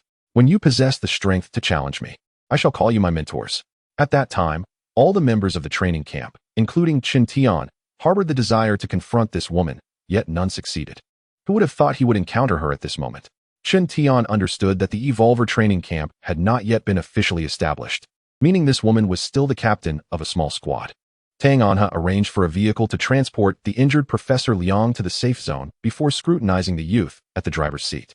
The boy appeared younger than she had anticipated, and his face bore no signs of the fatigue or confusion typically associated with survivors of the apocalypse. Instead, he radiated vitality. This boy is an Evolver. The thought flashed through Tang Anha's mind, causing her eyes to sparkle. According to the statistics from various safe zones, the youngest Evolver recorded was a little girl named Qin Mingming, who was not yet 8 years old. The boy before her, judging by his age, could not be over 14. Since she had not seen his photograph, it suggested that he was likely an unregistered Evolver. Intrigued, Tang Anha approached the front of the vehicle and called out, "May I request you to step down for a moment?" A youth who is an Evolver is a seed worth nurturing. Currently, every safe zone was safeguarding Evolvers closely. The addition of another Evolver meant an increase in safety and security for the zone. Since fate had brought her to him today, she could not let this opportunity slip away. "What is it?" Chen Tian opened the car door, leaped out, and looked up at the woman before him. An impulse to strike her surged within him, likely stemming from a lingering regret. What should he do? Should he act directly or provoke her in some way? Tang Anha regarded the boy, whose height barely reached her chest, and smiled gently. "I am Tang Anha, captain of the Sharp Blade Squad, and I would like to invite you to join our safe zone. I wonder if you might be interested." Upon hearing this, the members of Tang Anha's squad widened their eyes in astonishment. They had never witnessed their captain speak so courteously to anyone. What charm did this boy possess to elicit such rare warmth and a smile from the typically stern Captain Tang? Something was amiss. There must be more to this situation. Suddenly, the others were intrigued, casting scrutinizing glances at the youth. No interest, Chen Tian flatly rejected her. "You are an Evolver, are you not?" Tang Anha inquired directly. As she uttered the word Evolver, the members behind her gasped in astonishment. This boy was indeed an Evolver? Their surprise stemmed from the fact that Tang Anha herself was an Evolver, her demonstrated prowess during missions inspiring both admiration and envy among her ordinary teammates. Observing the boy's silence, Tang Anha spoke again. "Even if you do not utter a word, I can discern your thoughts. Come back with me to the safe zone. Through specialized training, you shall become significantly stronger." "How strong?" Chen Tian inquired casually. Despite knowing it was inappropriate, he still harbored the desire to strike this woman, an inclination that refused to dissipate. He could only blame the profound impression she had left during their training sessions. "You could become as formidable as I am, or even surpass me," Tang Anha asserted confidently. "Are you really that powerful?" Chen Tian seized upon this opening, his eyes gleaming with curiosity. "Our captain ranks among the top 5 on the publicly released list of evolved beings. Wouldn't you call that impressive?" interjected a straightforward team member. "Consider it, will you? Though the mutated beasts are fewer in number now, one can never be certain when a more fearsome creature might emerge." Tang Anha was resolute in her determination to bring Chen Tian back to the safe zone. Should she succeed, it would be a significant achievement. Little did she know that at that moment, Chen Tian was suppressing the urge to strike her, and she would be intrigued by her discovery of his true sentiments. "You are far too weak." Chen Tian's words caught Tang Anha off guard. "Hey, kid, your words lack courtesy. If you possess any skill, challenge our captain and see if you can last a minute." A team member, unable to contain himself, exclaimed. It is important to note that in the eyes of these individuals, Tang Anha was an object of admiration and reverence, a cornerstone of their elite squad, and thus, a mere child questioning her prowess was unacceptable. The disparity between evolved beings is vast. Our captain could easily defeat you 10 times over with one hand. Believe it or not. "Hey, kid, don't be so incredulous. Combined, we are no match for our captain. If you doubt this, you may test it." As the banter escalated, some team members joined in the jest. They had all experienced Tang Anha's might firsthand, and they wished for Chen Tian to grasp that sensation as well. While their taunts were intended to provoke, their statements held truth. In their eyes, this still-developing boy could not possibly compare to their battle-hardened captain. Their captain had single-handedly achieved a record of slaying 3 mutated beasts with merely a combat knife. "Does this realization of my strength compel you to return to the safe zone with me?" Tang Anha's smile reached her eyes. She recognized that the boy genuinely perceived her as weak. If it was merely due to her gender that he held such an opinion, she was determined to impart a valuable lesson. "If you can defeat me, I shall accompany you back to the safe zone." Chen Tian suddenly chuckled, delighted to find a pretext to confront this woman. Tang Anha also smiled, elated at the prospect of easily bringing the boy back. "Very well. Let us engage in a contest. And if you cannot best me? Shen Tian inquired once more. Tang Anha paused, having not contemplated this question. How could she possibly lose to a child? At that moment, a team member jested. If our captain loses, she'll be my wife. Ha ha. Just as laughter echoed. A sharp glance from Tang Anha silenced him immediately. What shall we do? Tang Anha inquired, gazing at Shen Tian. Let it be known, if I make you cry, I shall not console you, and I will not tend to your injuries if you're hurt. Should you lose, you must address me as teacher. Agreed. No matter how one considered it, Tang Anha had no belief that she would be defeated. Shen Tian beckoned with a finger. Let us begin. Chapter 097. A direct display of might observing the boy's unwavering confidence. Not only Tang Anha, but even her teammates chuckled along. This lad was oblivious to the identity of his adversary. Soon, there would be quite a spectacle to behold. I dare say, he would not last 20 seconds against the captain. The level of his confidence now would only amplify his embarrassment later. They eagerly awaited the unfolding drama. The team members crossed their arms, poised for entertainment. In the past, when Tang Anha had first been appointed as their captain, they had all been resistant, questioning why they should follow a woman. Yet, after a series of challenges, every member of the Sharp Blade team had been thoroughly bested. None able to withstand her prowess for even 15 seconds, and that was under her restraint. Now, facing their battle-hardened captain against a fledgling, the outcome was evident. The only uncertainty was the extent of the boy's impending defeat.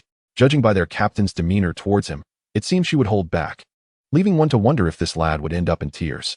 While the teammates brimmed with anticipation, Tang Anha herself harbored far simpler thoughts. Her sole intention was to make the boy aware of his own limitations before escorting him back to safety. You may attack whenever you wish, Tang Anha smiled gently. When dealing with a child, she felt it necessary to show some leniency. Little did she know, her words would soon prove to be a miscalculation. In an instant, the boy, who had been 5 meters away, stood before her.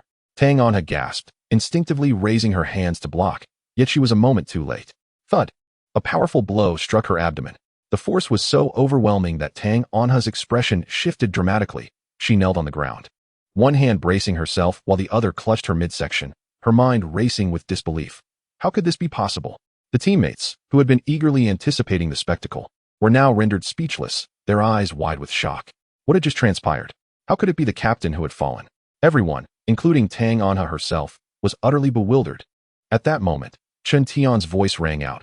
Never let your guard down against any opponent. Do you not comprehend even this simple truth? Little did anyone know. After delivering that punch, Shen Tian felt a sense of ease. The regrets of all those in the training camp had finally found resolution today. Remarkably, he had not exerted full force in that last strike. Such a rare opportunity was not something he wished to conclude so swiftly. You speak quite rightly. It was indeed my oversight. At this moment, Tang Anha had regained her composure, her smile replaced by a serious demeanor. That earlier punch served as a greeting, a challenge to demonstrate her prowess. Shen Tian beckoned to her once more. At this juncture, Tang Anha no longer perceived the young man before her as a mere child, but as a genuine adversary. Be cautious, she warned, and with that, she slid forward, driving her knee forcefully into the boy's abdomen, intent on retaliating for the previous blow. Shen Tian merely sidestepped lightly, evading her strike. Seizing the moment, Tang Anha unleashed a flurry of punches, jabs, hooks, and uppercuts, executing the sequence with a grace that resembled flowing water. To the untrained eye, she left behind only a blur. Yet, astonishingly, the boy managed to evade her relentless onslaught with effortless ease. It was no exaggeration to declare that Tang Anha had yet to so much as graze the hem of his garment. All her attacks had meant nothing but empty air.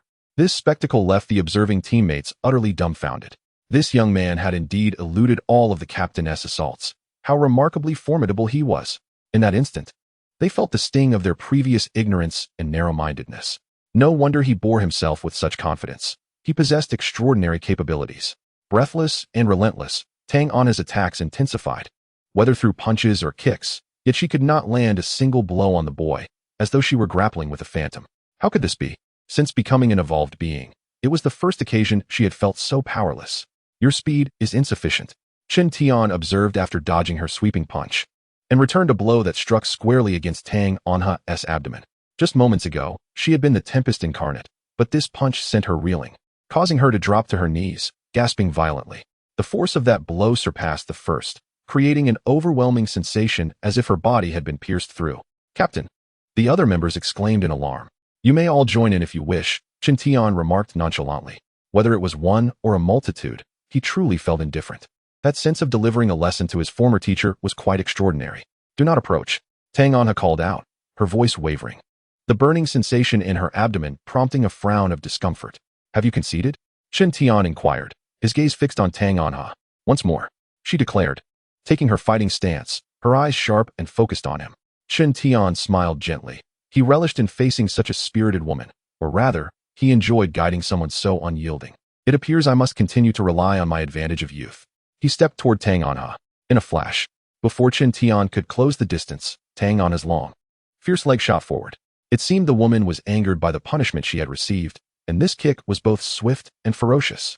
This time, Chen Tian did not evade. Instead, he reached out and, with a decisive motion, seized her ankle. Then, Tang Anha was lifted up and, with a resounding thud, her body was hurled against the truck. Have you surrendered yet? Chen Tian inquired again. Bring it on. Tang Anha defiantly rose once more. Have you surrendered yet? Bring it on. What followed was a series of scenes depicting Tang Anha's relentless suffering, so unbearable that her teammates could scarcely bear to watch. Inside the newly acquired military truck, the little black dog and the little white cat peered through the windshield at the ongoing battle. These two little creatures were capable of simple communication through a unique means. That female human is being beaten, remarked the little white cat. It's fine. A good beating is beneficial, replied the little black dog. After several rounds of enduring, Tang Anha finally collapsed onto the ground, unable to rise. You have lost. Chen Tian squatted down near her. Tang Anha remained silent, her emotions a tumultuous mix. This was no mere defeat. She had been utterly crushed by this youth. Your combat skills are still at the level of an ordinary person. As an evolved being, you have only tapped into at most 30% of your potential. Chen Tian continued. This statement seemed to possess a certain magic, prompting the initially despondent Tang Anha to lift her dirt-streaked face. Go home and ponder this, Chen Tian said as he stood to leave. However, Tang Anha's next words caused him to freeze in place. Teacher, could you please teach me? Chapter 098. Take everything away. Facing Tang Anha's address of him as teacher, Chen Tian felt an unusual sensation arise within him. The tides had turned. He had once addressed her in the same manner. Next time we meet, it will depend on my mood. With that, Chen Tian departed in his newly acquired truck. Captain, are you all right? Captain, are you okay? At that moment, the other members finally reacted and hurried to help the disheveled Tang Anha to her feet. She gave a self-deprecating smile and said, I must have made a fool of myself. Captain, don't say that. We have no right to laugh at you. Who exactly is that youth? How could he be so extraordinarily strong? I have never heard of such a formidable evolved being. Today has truly opened my eyes. As they spoke, the team helped Tang Anha into the vehicle, creating a rather peculiar atmosphere. Captain, shall we head directly back to the safe zone? One of them asked. No, we will follow that truck. Tang Anha replied. Huh. Everyone was taken aback. Has the captain been dazed by the beating? Why pursue that youth right after he left? I still have many questions that remain unanswered, Tang Anha explained. She was particularly concerned about the combat techniques the youth had mentioned and was also eager to know his name. The scenes of her defeat replayed in her mind, and she increasingly felt that the youth was unfathomable. Every attack she launched seemed to be anticipated by him in advance. His seemingly minor movements always managed to evade her strikes with precision, a skill she yearned to acquire. Moreover, she was even more curious about the true extent of the youth's abilities. In the recently concluded battle, he had likely not even unleashed 1/10 of his power. However, when Tang Anha reminisced about boasting of her prowess before the youth, a faint blush crept across her cheeks. She initially intended to chase after the boy's vehicle, but unexpectedly took a wrong turn at a junction. It was not their fault. The alternate route led to a dead end, and if the boy had ventured down that path, he would ultimately have to retrace his steps. In truth, there were no dead ends in front of Chen Tian. Suddenly, a roadblock emerged ahead, prompting Chen Tian to halt the truck. No way forward? He disembarked and gazed at the fractured overpass. According to the mobile map, this area was once a highway interchange, but the reason for its destruction remained a mystery. The gap spanned over 30 meters, making it impossible to leap across. Even at full speed, a minor inconvenience. Chen Tian smiled lightly, extending his hand to draw both the truck and the two small creatures inside into his spatial domain. Then, he leapt into the air, accelerating with a run, and effortlessly landed on the opposite side. After releasing the truck, he continued his journey. Approximately 30 minutes later, he finally reached the border of Baiyang County, but before entering the town, his truck was surrounded by a horde of mutated chickens, thousands of them, a dark mass swarming. It turned out there was a poultry farm nearby. They appeared not to possess evolutionary pearls. Tyrant, Snow Emperor, you two go out and handle this. Chen Tian held little interest in these weaker mutated beasts. He sought to engage in battles of true caliber. The little black dog and white cat, filled with enthusiasm, dashed out. A cacophony of chaos ensued, with chickens scattering everywhere, a lively scene indeed.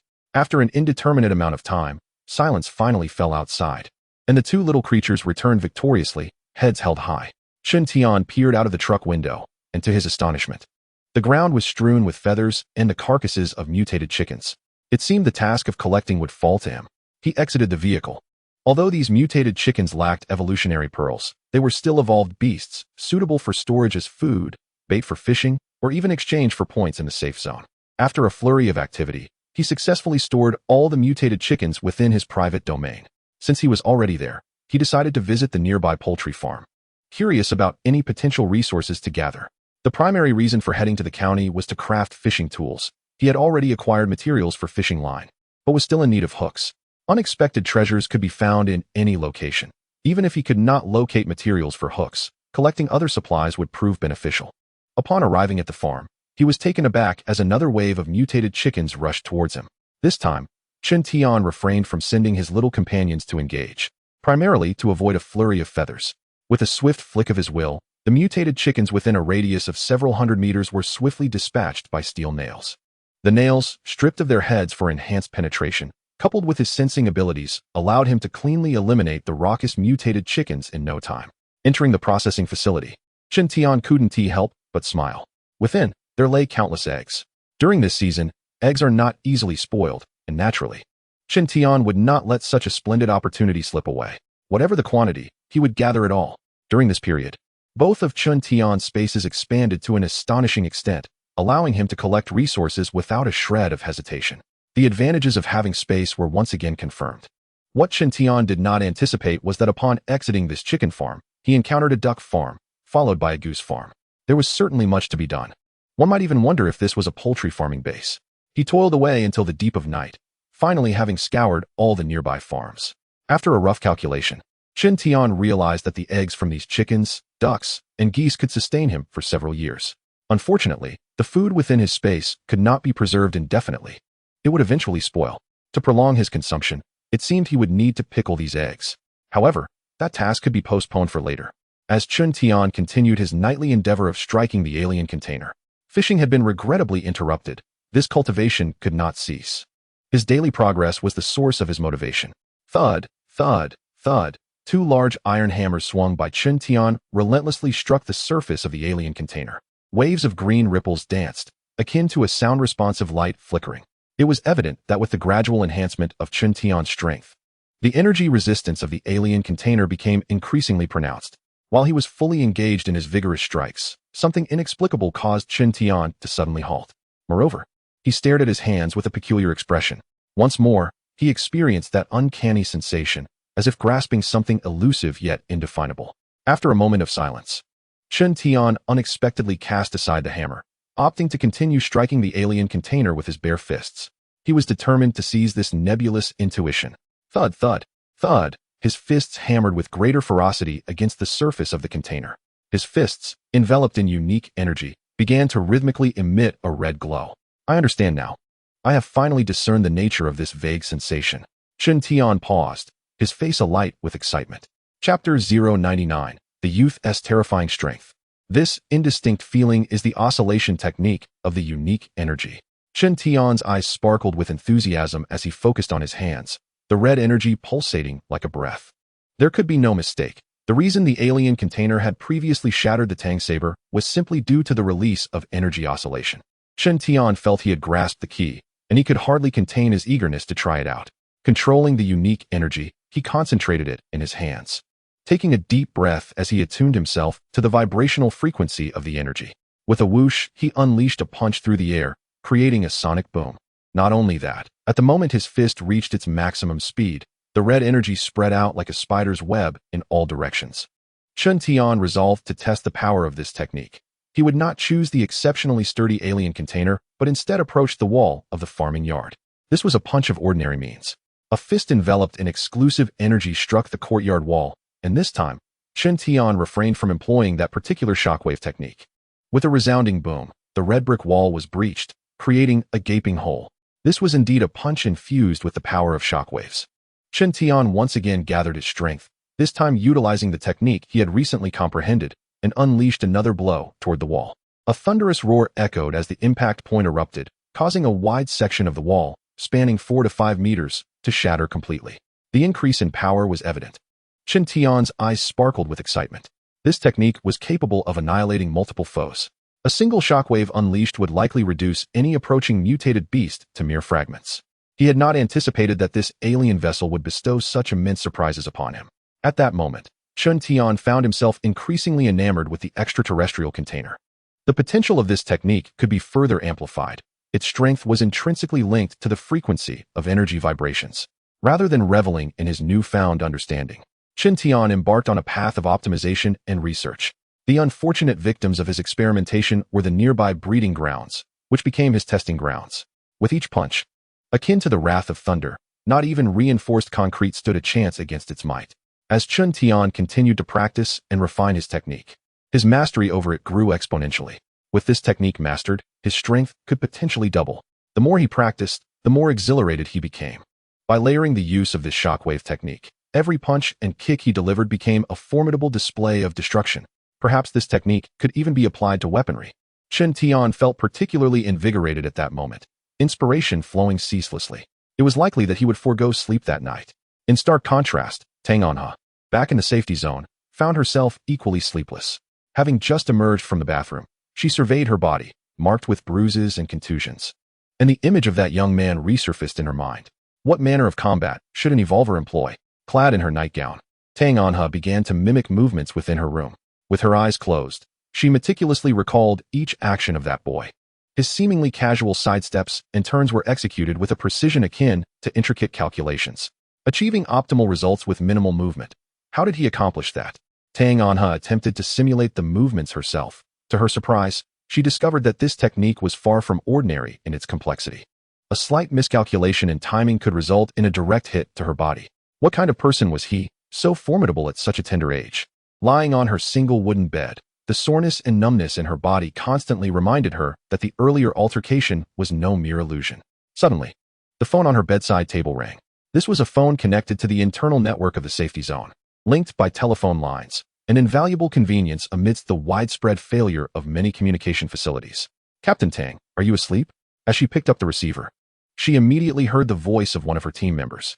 Tang Anha rubbed her still aching stomach and casually inquired, "What brings you to call at this hour?" "Captain Tang, I knew you wouldn't be able to sleep," came the excited voice of a man on the other end. "Get to the point." Tang Anha, known for her forthright demeanor, disliked unnecessary preambles, especially as her thoughts had just been interrupted by this call. "Captain, we have traced the origins of that vehicle." "You mean the truck that the boy exchanged with you?" Tang Anha straightened in her seat, intrigued. "Indeed. Through the engine number and some information on the vehicle, we confirmed that it indeed belongs to our safe zone." "Get to the crux," Tang Anha urged impatiently. "Don't rush me, Captain. This is significant news. This truck originally belonged to the Thunder Squad. While on a mission, they were attacked by an underwater mutated beast, and the entire truck nearly got pulled into the river. Fortunately, they reacted quickly and temporarily repelled the creature with grenades. Otherwise, the casualties would have been severe." Tang Anha listened quietly, refraining from interrupting. "Are you still with me, Captain?" "Continue, but focus on how that truck ended up in the boy's possession," she pressed. "The critical point is coming. I heard from a witness in the Thunder Squad that the truck had flipped over by the riverbank. It was impossible to retrieve it without heavy machinery. Given the terrifying mutated beasts in the river, they opted to abandon the vehicle for safety." "Are you implying that the boy found it by the riverbank?" Tang Anha grasped the situation. "Precisely. Captain, aren't you astonished? It's a truck, overturned by the river. Just think about it. How did that boy manage to get it onto the road without any mechanical assistance?" A sudden realization struck Tang Anha, conjuring an image in her mind. The boy demonstrating extraordinary strength, single-handedly lifting the overturned truck ashore. It dawned on her, with a mix of surprise and relief, that she had not been struck dead by that boy's punch. How much had he really held back? "Captain, are you still listening?" "I am." What's truly astounding is not just the boy's strength, but that he managed to traverse that stretch of river safely. I wonder if he encountered that fearsome mutated beast. That segment of the road has been sealed off, with a danger rating of A. The members of the Thunder Squad still feel dread when speaking of that evolved beast. As she hung up the phone, Tang Anha felt even more unsettled. She suddenly realized that the boy was far more extraordinary than she had previously imagined. At that moment, Chen Tian was blissfully unaware that a woman was losing sleep over him. Armed with a massive iron hammer, he was showcasing his might at the breeding farm. The hammer, imbued with vibrational power, struck the concrete floor with a resounding thud. Boom. It was as if a grenade had been thrown onto ice, causing the cracked ground to collapse dramatically. Chapter 100. Hell has no doors, yet you insist on entering. In pursuit of mastering the vibrational technique, Chen Tian spent 5 days at the breeding farm. By augmenting the blade with the vibrational skill, he could unleash a terrifying cutting force. Holding a curved blade, Chen Tian watched as crimson light flickered along its edge. With a swift motion, he effortlessly severed a steel pipe the size of a human arm. The blade remained unscathed, its glimmering red aura seemingly imbued with enchantment. The amplified frequency of vibrations directly determined the magnitude of its power. Chen Tian swung the blade once more, and this time, the red glow pulsated with greater speed. With a swift whoosh, the curved knife penetrated the wall as if slicing through tofu, advancing relentlessly. As he withdrew the blade, a resounding crash echoed, dislodging a sizable chunk of the wall, the cut surface smooth and pristine. Though this technique was impressive, it subjected the blade to unique tension. Once the load exceeded its capacity, the weapon would shatter. Indeed, with a sharp crack, Chen Tian's blade fractured, rendered utterly useless. The material of the weapon determined the upper limit of the vibrational power. Chen Tian's expression remained largely unchanged over the past 5 days. He had shattered more than just this single blade. Fortunately, his previous purchases in the safe zone allowed him multiple attempts, enabling him to ascertain the maximum vibrational frequency the blade could endure. It wasn't just the curved knife that would break. Even a hefty hammer would succumb to destruction if subjected to sufficient vibration, typically failing first at the junction of the head and handle. In the current safe zone, no extraordinary weapons had yet been developed. It might take over a year for such advancements. Chen Tian reflected on memories from his past life. The apocalypse had not regressed human civilization. On the contrary, the discovery of alien relics one after another had propelled humanity's technology to new heights. Regrettably, in the face of increasingly formidable mutated beasts and various calamities, the space for human survival continued to dwindle. It was time to leave this place. Casting a glance at the nearly desolate farm, Chen Tian resolved to proceed to the county town. He still had to secure his fishing hooks. Had he not feared the fleeting nature of inspiration, he would not have lingered for 5 days. The morning sun was splendid, and the truck glided smoothly along the road. Along the way, Chen Tian observed several pickup trucks laden with goods, driven by survivors scouring for supplies. As the hordes of zombies diminished and mutated beasts became less frequent, the presence of survivors began to increase. This was entirely anticipated by Chen Tian, and thus he felt no surprise or urgency as others started to gather resources. After all, considering the vastness of the county town, how much could these limited survivors and their pickup trucks possibly carry away? To speak without exaggeration, these survivors would toil for an entire month and still gather less than Chen Tian could in a mere moment. In no time, Chen Tian arrived in the county town. The streets were lined with a variety of shops, and the occasional mutated beast he encountered was easily dealt with. Once again, he stored the truck and the 2 small creatures within his life space, enhancing his efficiency. The shops were closely packed together, characteristic of a commercial street. Chen Tian embarked on a systematic scavenging spree. Nearly every shop he visited was left with little to nothing remaining. Any furniture that could serve as firewood, Chen Tian would effortlessly take away, for his space was vast. This time, he entered a tobacco shop where the shelves were lined with various brands of cigarettes and an array of packaged spirits. Chen Tian hesitated, contemplating whether to collect these items. To him, both tobacco and alcohol held no practical value, serving merely as gifts for others. Ultimately, he decided to gather them regardless of their utility. If his space became limited later, he could always discard them. Before he could act, the shop's door was violently kicked open. The door, unable to withstand the force, broke upon impact. A tall man with a scruffy beard strode in, exclaiming in delight at the sight of the cigarettes and spirits. However, he soon noticed Chen Tian standing inside.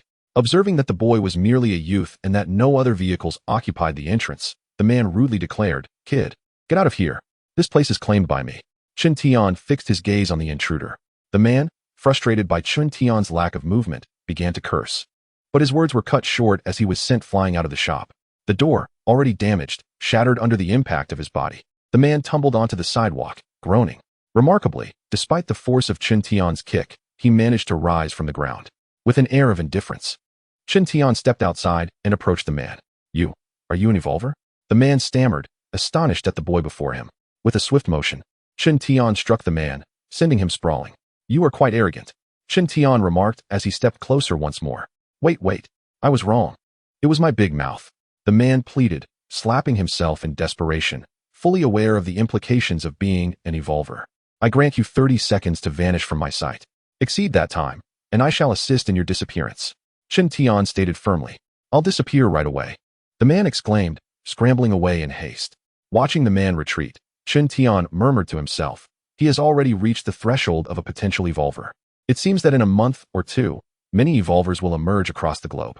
This brief encounter did not stir any emotions within Shen Tian. He continued to gather items from the shop, clearing it out entirely. As noon approached, he decided to explore the mall across the street before preparing lunch. Unbeknownst to him, several pairs of eyes were fixated upon him. "That's the kid. He must be an evolver. If we consume his flesh, we will surely grow stronger." The man from the pickup truck, whom Shen Tian had previously defeated, growled menacingly, accompanied by 3 others in the vehicle. They were formidable members of a survivor squad, as all 4 had nearly reached the threshold of being evolvers. "Get ready," the driver warned, then accelerated sharply, aiming directly at the unsuspecting boy strolling along the street. The thunderous roar of the pickup truck's engine was unmistakable to Shen Tian. He turned around and stood quietly in the middle of the road, gazing at the oncoming vehicle. "You choose not to tread the path to paradise, yet you willingly rush into the gates of hell." Red energy coalesced in his palm, and at the moment the truck barreled toward him, he unleashed a powerful punch imbued with shockwave force. Boom! It was as if a missile had struck head-on. The pickup, along with its occupants, was shattered into countless pieces in an instant. Chapter 101. The 56th Safe Zone. Disregarding the slain, Shen Tian proceeded directly to the opposite shopping mall. The entrance had been vandalized, littered with shards of glass. This mall boasted 6 floors. The first was dedicated to selling gold jewelry, jade, and watches. Aside from a few cabinets that bore signs of having been smashed open, the rest remained intact. In the aftermath of the apocalypse, such jewelry was neither consumable nor wearable, and thus, few sought to collect it. Shen Tian approached a tempered glass display case, and the jade inside reminded him of his pre-apocalypse purchases. With a casual swing of his fist, the glass shattered instantly. He retrieved a jade pendant and bracelet, contemplating their utility in the future, but decided to keep them nonetheless. With a mere thought, he stored the items in his private space. Having acquired evolution orbs, utilizing the jade to craft energy pendants seemed somewhat redundant. Yet, one could never predict the future value of the jade, and since space was not a pressing concern for him, he opted to collect it all. He began with various jade ornaments, then moved on to gold and silver, even including mechanical watches in his collection. These items, collectively, occupied little space.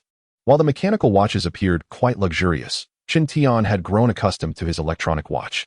He would consider upgrading to a smart communication bracelet once humanity advanced its technology. The elevator to the second floor had long ceased operation, gathering dust. Ascending to the second floor, which specialized in sportswear and footwear from both domestic and international brands, he decided to take everything for the sake of efficiency. Shen Tian accelerated his pace in gathering supplies. From the second floor to the top, from display stands to storage rooms, he collected everything he could. Baby products, women's goods, anything that could be taken was swiftly stored away. Much like fishing, he would gather everything now and sort through it later when time permitted. On the rooftop balcony, Shen Tian took a moment to eat a light snack before continuing his search. Thus far, he had not found any suitable replacements for fishing hooks. As he walked down the street, contemplating his next destination for a zero-cost acquisition, a white SUV approached slowly from behind. "Hey there, where are you headed? Would you like a ride?" a young man inquired as he rolled down the window. Through the open window, Shen Tian saw 5 young men inside, all seemingly fellow survivors on a quest for supplies. "I have my own vehicle." Shen Tian outright rejected the others' goodwill. "Be careful on your own, young man. Although mutated beasts have become less frequent, bad luck could still lead you to encounter one," the man cautioned before departing. Shen Tian dismissed the warning. Even if he were to face a mutated beast, it would be the beast that would fall to misfortune. In fact, he welcomed the prospect of encountering more of them. Initially believing that their paths would never cross again, Shen Tian was surprised to see the same SUV less than an hour later. The occupants of the vehicle were indeed unfortunate, as they had the misfortune of encountering a mutated beast. The entire car was stuck in a drainage ditch. Rendered immobile by the accumulated snow, the beast had already climbed onto the hood, baring its sharp teeth in a fierce snarl. Its raised claws appeared poised to strike the windshield, causing the faces of the men inside to turn pale with fear. Suddenly, A spray of crimson blood splattered across the windshield as the beast's head was severed by a swift strike. The corpse of the mutated creature fell to the ground, and only then did the occupants of the car regain their composure. When they beheld a young boy wielding a knife standing before them, they were utterly astonished. Undoubtedly, it was this boy who had vanquished the terrifying beast. A mere 14-year-old had effortlessly severed the creature's head, a spectacle of sheer incredulity unfolding before their very eyes. Within the safety zone, they had heard tales of evolved beings possessing the strength to combat mutated beasts. Yet they had never imagined that one could dispatch a beast with a single blow. "Thank you. Thank you for saving us," exclaimed the man who had previously spoken with Chen Tian as he hurriedly exited the vehicle. Chen Tian regarded him and inquired, "Where do you hail from?" "We come from the 56th safety zone, out to gather supplies and earn points. We thought it was safe out here, but we nearly met with disaster." The man replied sheepishly, reflecting on how he had once kindly warned the young boy, only to find himself saved by him in the end. Chen Tian remained silent, lost in thought. After the apocalypse, various regions around the world established relatively safe zones, some named safety zones, others shelters or havens. In Hanxia, over 100 safety zones were erected, with the 56th being just one among them. Chen Tian recalled that the training camp for evolved beings had been established in this very safety zone. The 56th safety zone, compared to others, was relatively well constructed, governed by an astute old general whose foresight had allowed the zone to withstand the perilous spring beast tide. "Tell me about the conditions in the safety zone." Chen Tian suddenly expressed interest. He remembered that a well-established safety zone could offer customized equipment, and wondered whether the 56th safety zone still provided such services. The man, eager to express gratitude and perhaps win Chen Tian's favor, promptly began to explain the current situation of the safety zone. From his words, Chen Tian learned that the 56th safe zone had resolved its issues related to water and electricity, boasting complete facilities and an enlightened system. As long as one possesses sufficient points, not only can one customize weapons, but even clothing and footwear can be tailored to one's specifications without issue. The man proceeded to introduce various other topics, but Chen Tian's attention had waned. With the 56th safe zone offering the opportunity to customize weapons and equipment, the fishing hooks he required could thus be easily procured. Moreover, he could even craft a weapon tailored to his unique needs. As for how to acquire points, that was a trivial matter. Chen Tian could effortlessly retrieve several mutated beasts from his private domain to resolve that issue. Why waste time searching for items purchasable with points? With that time, he could hunt more mutated beasts and acquire additional evolution orbs. It seemed necessary to pay a visit to the 56th safe zone. With his resolve firm, Chen Tian was just about to part ways with the group when suddenly, a multitude of vehicles approached. Leading the convoy was an armored vehicle exclusive to the Blade team, followed by several survivor vehicles, all of which approached with exuberance, leaving him curious about their purpose. In the armored vehicle, a team member responsible for driving suddenly exclaimed, Captain Tang, look, it's that boy." In the back seat, Tang Anha, who was studying a terrain map on a tablet, immediately perked up at the mention. Through the windshield, she spotted an SUV parked a few dozen meters away, alongside a corpse of a mutated beast. However, what captured Tang Anha's attention most was the boy standing by the roadside. It was him. Tang Anha recognized him instantly as the boy who had bested her in a fierce encounter 5 days prior. What was he doing here? At that very moment, Chen Tian also noticed the approaching vehicles. This grand display did not seem like a mere evacuation of survivors. What were they truly after? The procession of survivor vehicles certainly indicated something favorable. At that moment, the man who had spoken to Chen Tian earlier expressed his excitement. Favorable news? Chen Tian raised an eyebrow, intrigued. The man elaborated, often, following the security team's convoy can yield numerous benefits. Look at those vehicles behind. They must be privy to some insider information, hence their decision to follow. As they spoke, the leading armored vehicle gradually rolled to a stop before them. The man fell silent. The armored vehicle halted, and Tang Anha, along with several team members, disembarked. "We meet again," Tang Anha remarked, gazing at Chen Tian. His expression remained somewhat indifferent. Having settled his inner grievances after their previous encounter, he no longer harbored any impulse to engage again. "What is it?" Chen Tian inquired flatly. Tang Anha was momentarily taken aback. She had envisioned their reunion, imagining he might mock her for their previous encounter, yet she had not anticipated such a mundane exchange. "We are going to capture test subjects. The points are substantial. Are you interested?" "Not interested," Chen Tian interjected before she could finish. The rejection was so abrupt that Tang Anha was somewhat prepared for it. She inquired, "May I know your name?"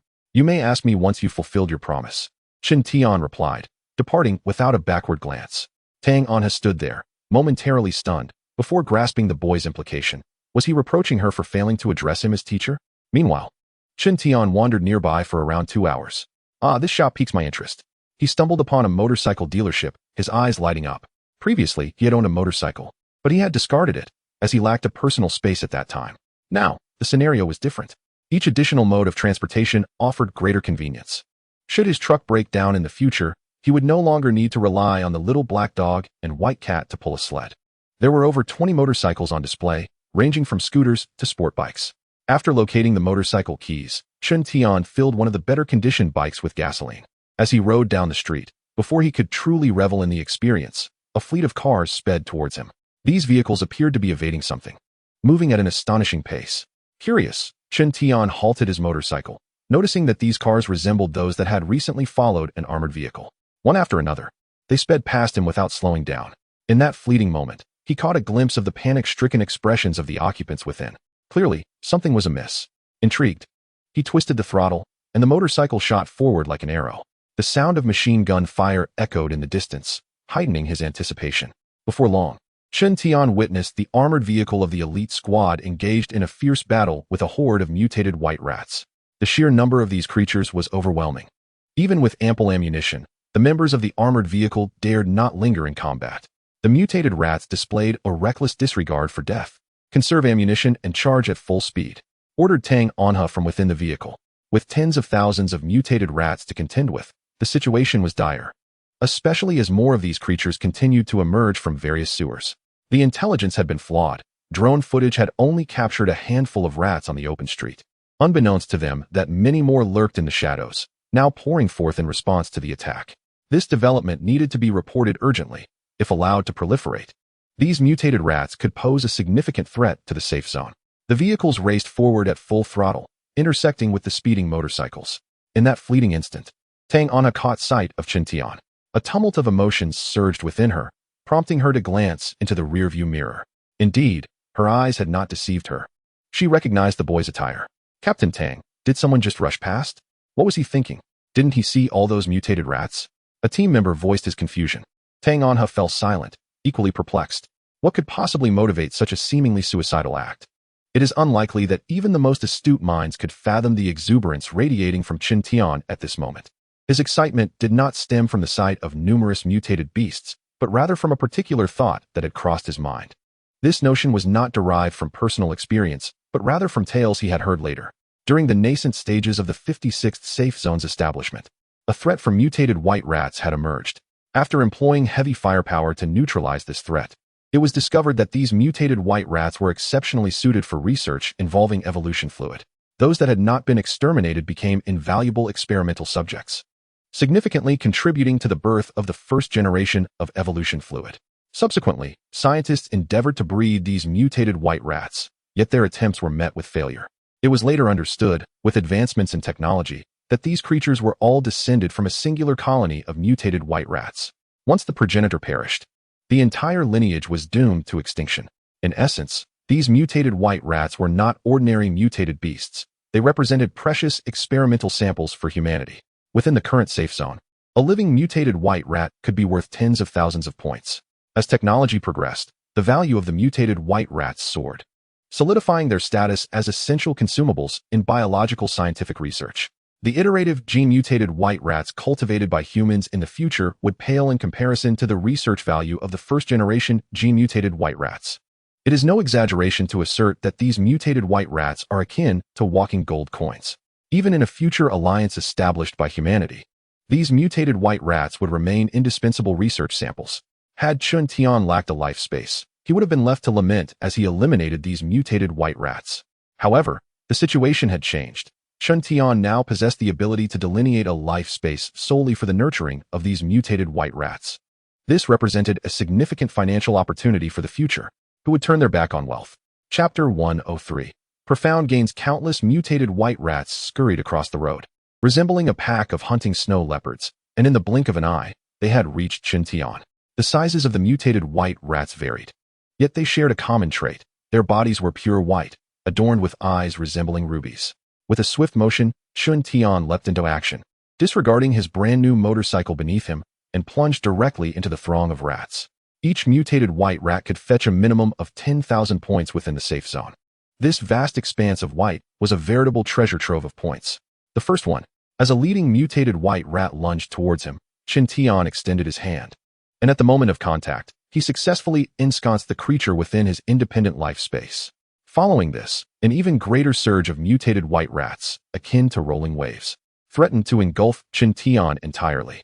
He executed his acquired skills to perfection, evading the extermination of these mutated white rats while continuously reaching out with both hands. One by one, the mutated white rats were drawn into his life space. Qin Tian stood in place, as if invoking the 8 trigrams and the 64 palms, with himself as the epicenter. Any aberrant white rat that ventured into the reach of his fingertips would vanish in succession. In mere moments, hundreds of these mutated rodents had been absorbed into his life space.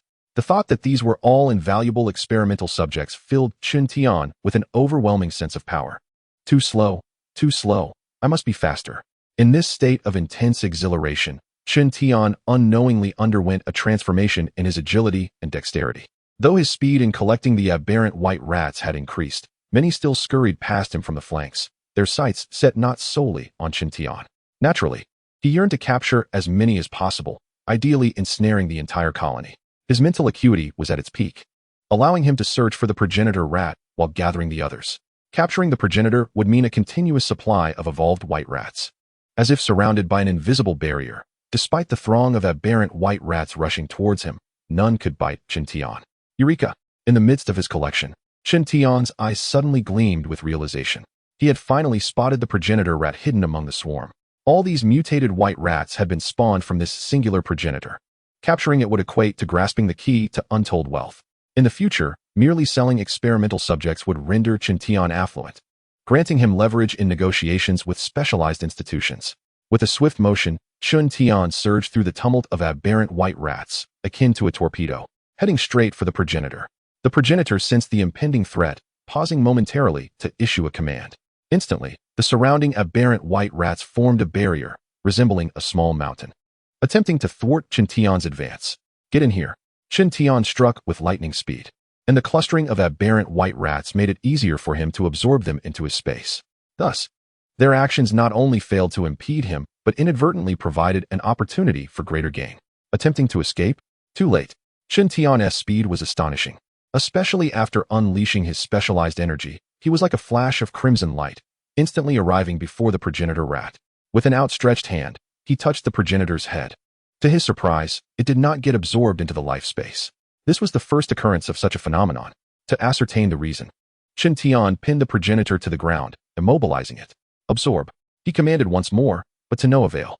However, he discerned the cause. The progenitor emitted a powerful resistance. The other aberrant white rats could be absorbed effortlessly due to their feeble resistance.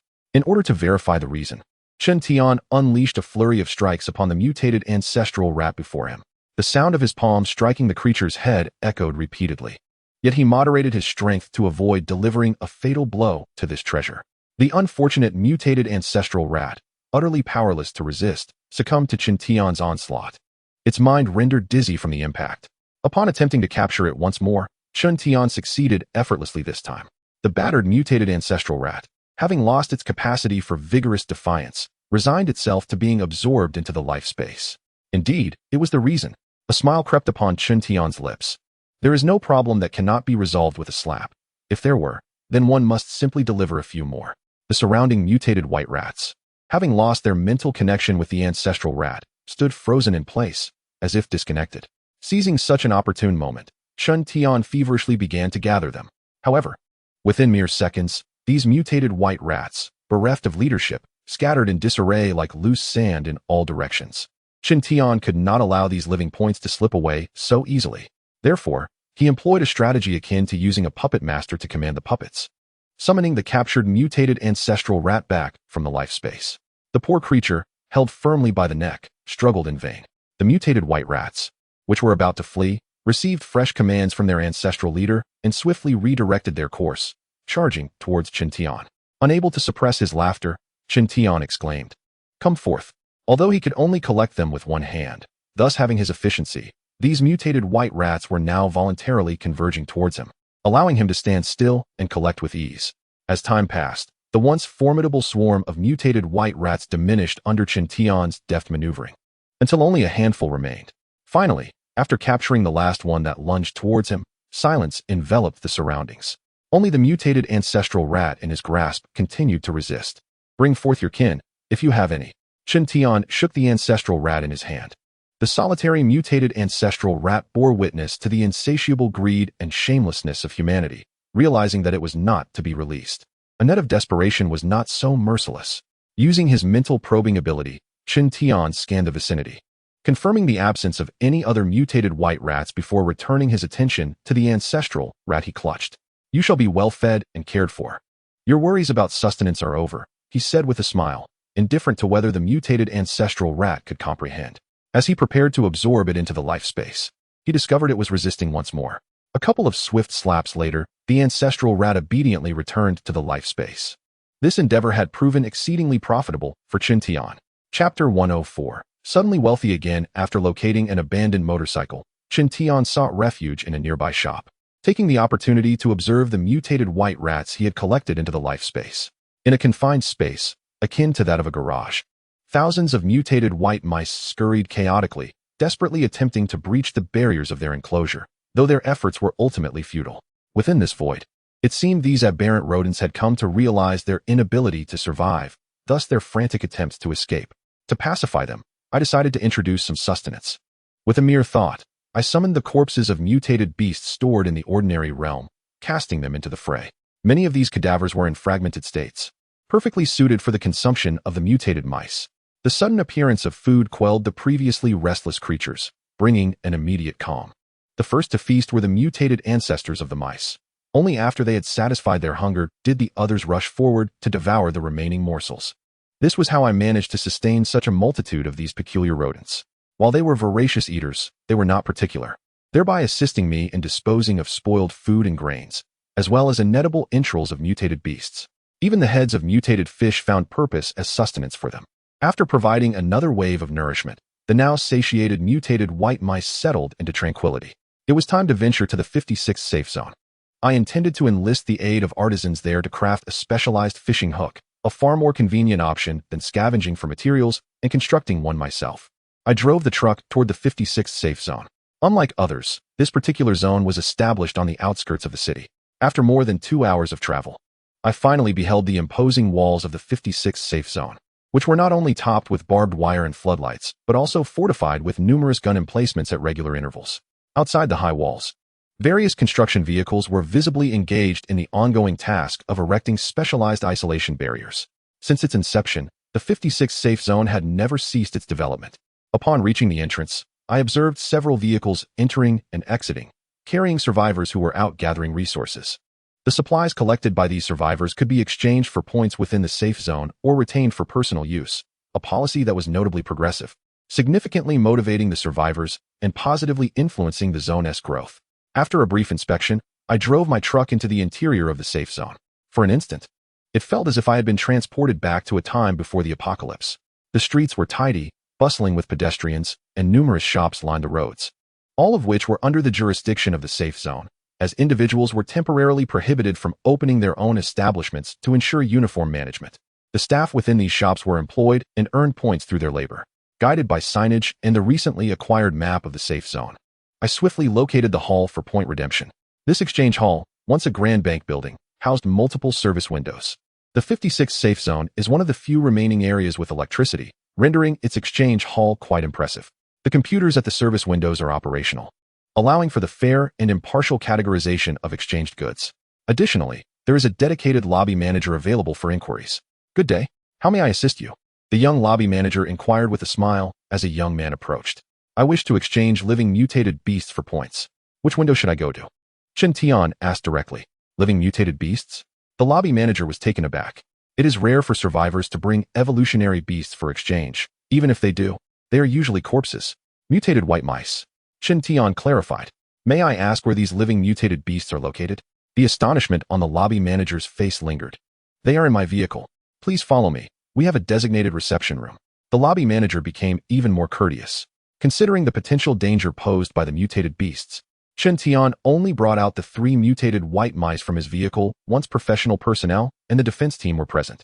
These 3 mutated white mice were secured in iron cages and, having been well fed, displayed a somewhat calmer demeanor than usual. Are these really mutated white mice? Someone questioned. Chen Tian pointed and gently flicked the cage. The previously docile mice, seemingly incensed, began to bare their teeth and gnash inside the cage. Their fierce appearance suggested they could potentially chew through the iron bars. They won't stay contained for long, Chen Tian cautioned. The iron cages he had collected from a pet shop were adequate for ordinary small animals, but not secure enough for mutated beasts. No sooner had he spoken than one of the frenzied mutated white mice bit through a wire. This sudden turn of events startled everyone present, prompting the defense team to raise their weapons. Chen Tian swiftly flicked his finger at the agitated mouse, resulting in a sharp crack as the creature was rendered unconscious, collapsing in the cage. How about it? Will you accept this mutated white mouse? Chen Tian inquired. How could we possibly refuse? Scientists are currently seeking subjects for their research, came the enthusiastic response. Ultimately, at a price of 50,000 points per mutated white mouse, Chen Tian received a total of 150,000 points in exchange. These points were contained in a complimentary small satchel.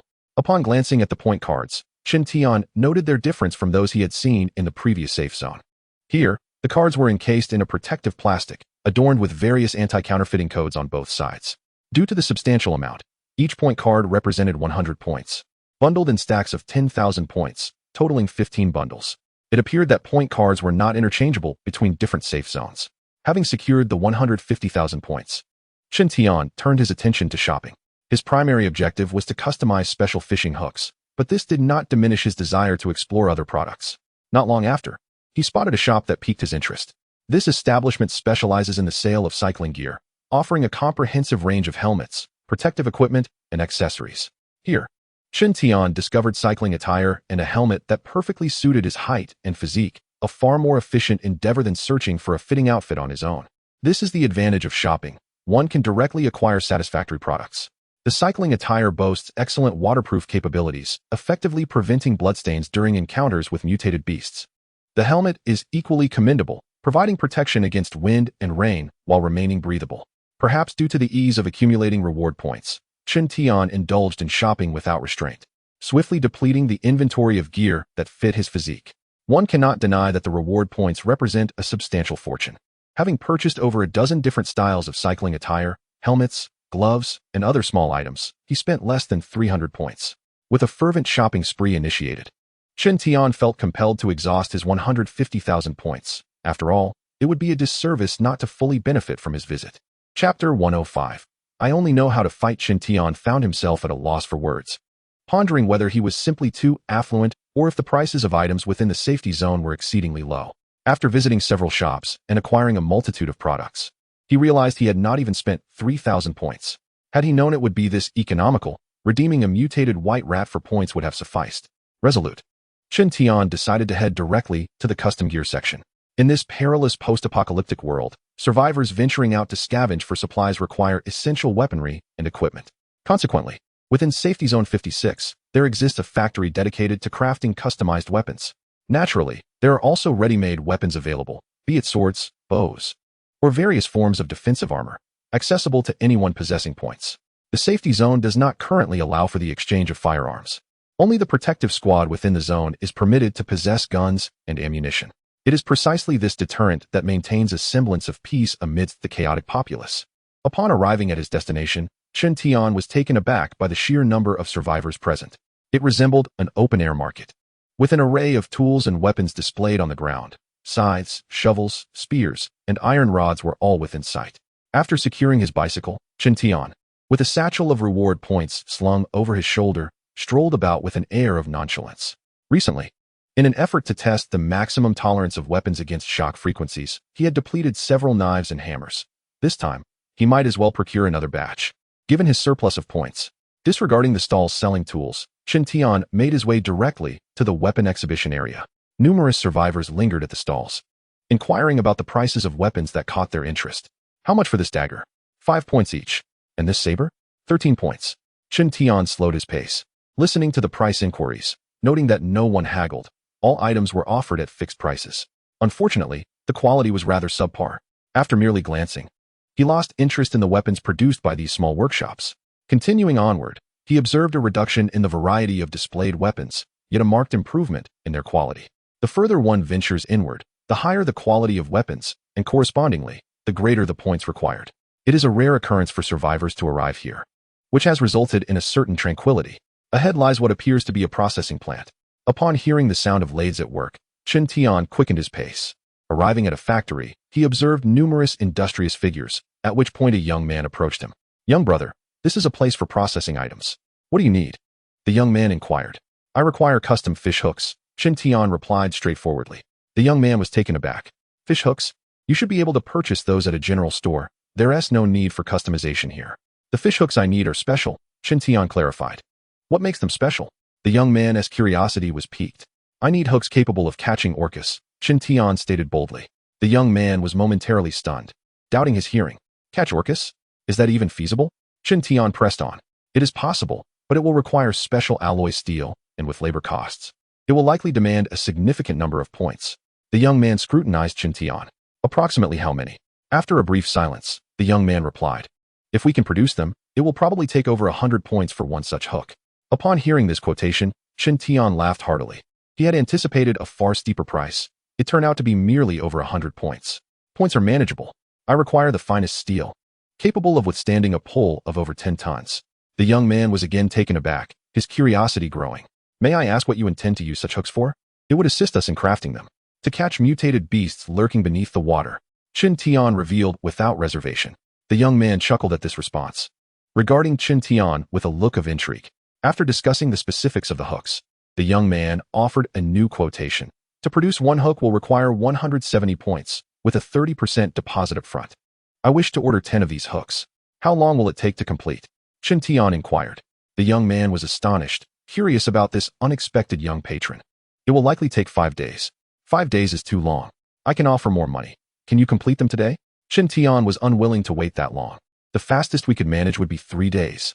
However, if you can guarantee quality and finish them in a day, I will settle at 500 points each," Chen Tian proposed, presenting a tantalizing offer.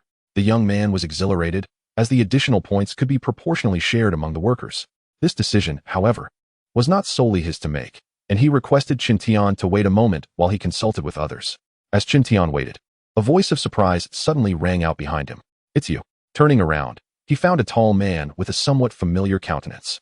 After a moment's thought, he recalled that this was the member of the guard team with whom he had exchanged a truck. Wang Sheng was equally astonished, never expecting to encounter this young man here. Initially, when they exchanged trucks, he faced criticism from the captain. Later, due to escorting Professor Liang for medical attention, he departed early and did not witness the subsequent events. However, he heard from his teammates that this young man before him had defeated their captain, showcasing remarkable strength. Chen Tian, unfamiliar with the opponent, merely glanced at him before averting his gaze. At this moment, the man who had just departed returned, accompanied by 2 colleagues. "We can give it a try, but it won't be ready until tomorrow morning at the earliest." After a moment's contemplation, Chen Tian nodded in agreement. "That works. However, you must ensure quality. If it falls short, you will not receive a single point." Despite this statement, Chen Tian had already transferred 30% of the points upon signing the agreement. Should the quality of the fishing hooks prove inadequate, he would demand the return of the points. Nearby, Wang Sheng, upon hearing that the young man intended to customize weapons, could not help but interject. "If you have specific quality requirements, I can assist you in customizing at the military factory." Military factory? Chen Tian was taken aback, recalling that there was no mention of it on the promotional map. Wang Sheng quickly clarified, "Customizing combat weapons at the military factory requires certain permissions. My authority can facilitate the customization of a weapon for you." Chen Tian narrowed his eyes, scrutinizing him. "Customizing weapons at the military factory requires a substantial amount of points, which you must cover yourself. I do not possess that many points." Wang Sheng chuckled awkwardly. "What are your conditions?" Chen Tian inquired. "Could you give me some pointers? All I know is how to throw a punch." Chapter 106. Throwing a punch is an art. Chen Tian was not fond of being indebted to others.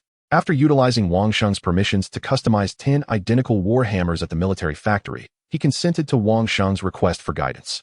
However, he made it clear that his expertise was solely in throwing punches, whether it was instructing the little black dog or the little white cat. It was always through this method. "No worries. When our Captain Tang guides us, he often gives us a good beating too." Wang Sheng seemed to have mentally prepared himself. Unbeknownst to him, Chen Tian's method of throwing punches differed greatly from that of their Captain Tang. Under Wang Sheng's guidance, Chen Tian arrived at a training facility. According to data released by the Safe Zone, Individuals who engage in regular exercise have a significantly higher probability of becoming evolved beings compared to those who do not. Hence, this training facility was bustling with individuals eager to attain formidable strength, exchanging techniques and experiences amidst their training. The facilities here are fairly complete. Let us train here, Wang Sheng remarked with a smile. In truth, individuals like them from the defense team have access to specialized training facilities, but those are not open to the public. Which is why Qin Tian was here. I have stated before, you choose the location. Qin Tian replied nonchalantly. He could confront anyone anywhere. It mattered not. The entire training facility spanned 5 levels, converted from a former gym, with many pieces of equipment left behind. Training here was not free. A certain amount of points was required for participation. Qin Tian followed Wang Sheng closely, observing as he exchanged his points card at the front desk and appeared to request some service. Today seemed promising, for there was a private training room available. After completing the necessary procedures, Wang Sheng flashed a smile at Qin Tian. The private training room, designed to provide an undisturbed environment, naturally required a slightly higher number of points. Qin Tian accompanied Wang Sheng directly to the 5th floor, entering a spacious training room where the center showcased a boxing ring. The room was ample, with numerous punching bags suspended along the walls, and nearby were various equipment such as dumbbells, stretching devices, and massage chairs. I wonder if these gloves will suit you, Wang Sheng said, approaching Qin Tian with a pair of boxing gloves in hand. I don't need them, Qin Tian retorted bluntly. Wang Sheng was taken aback. Qin Tian continued, do you wear such gloves when fighting enemies or battling monsters?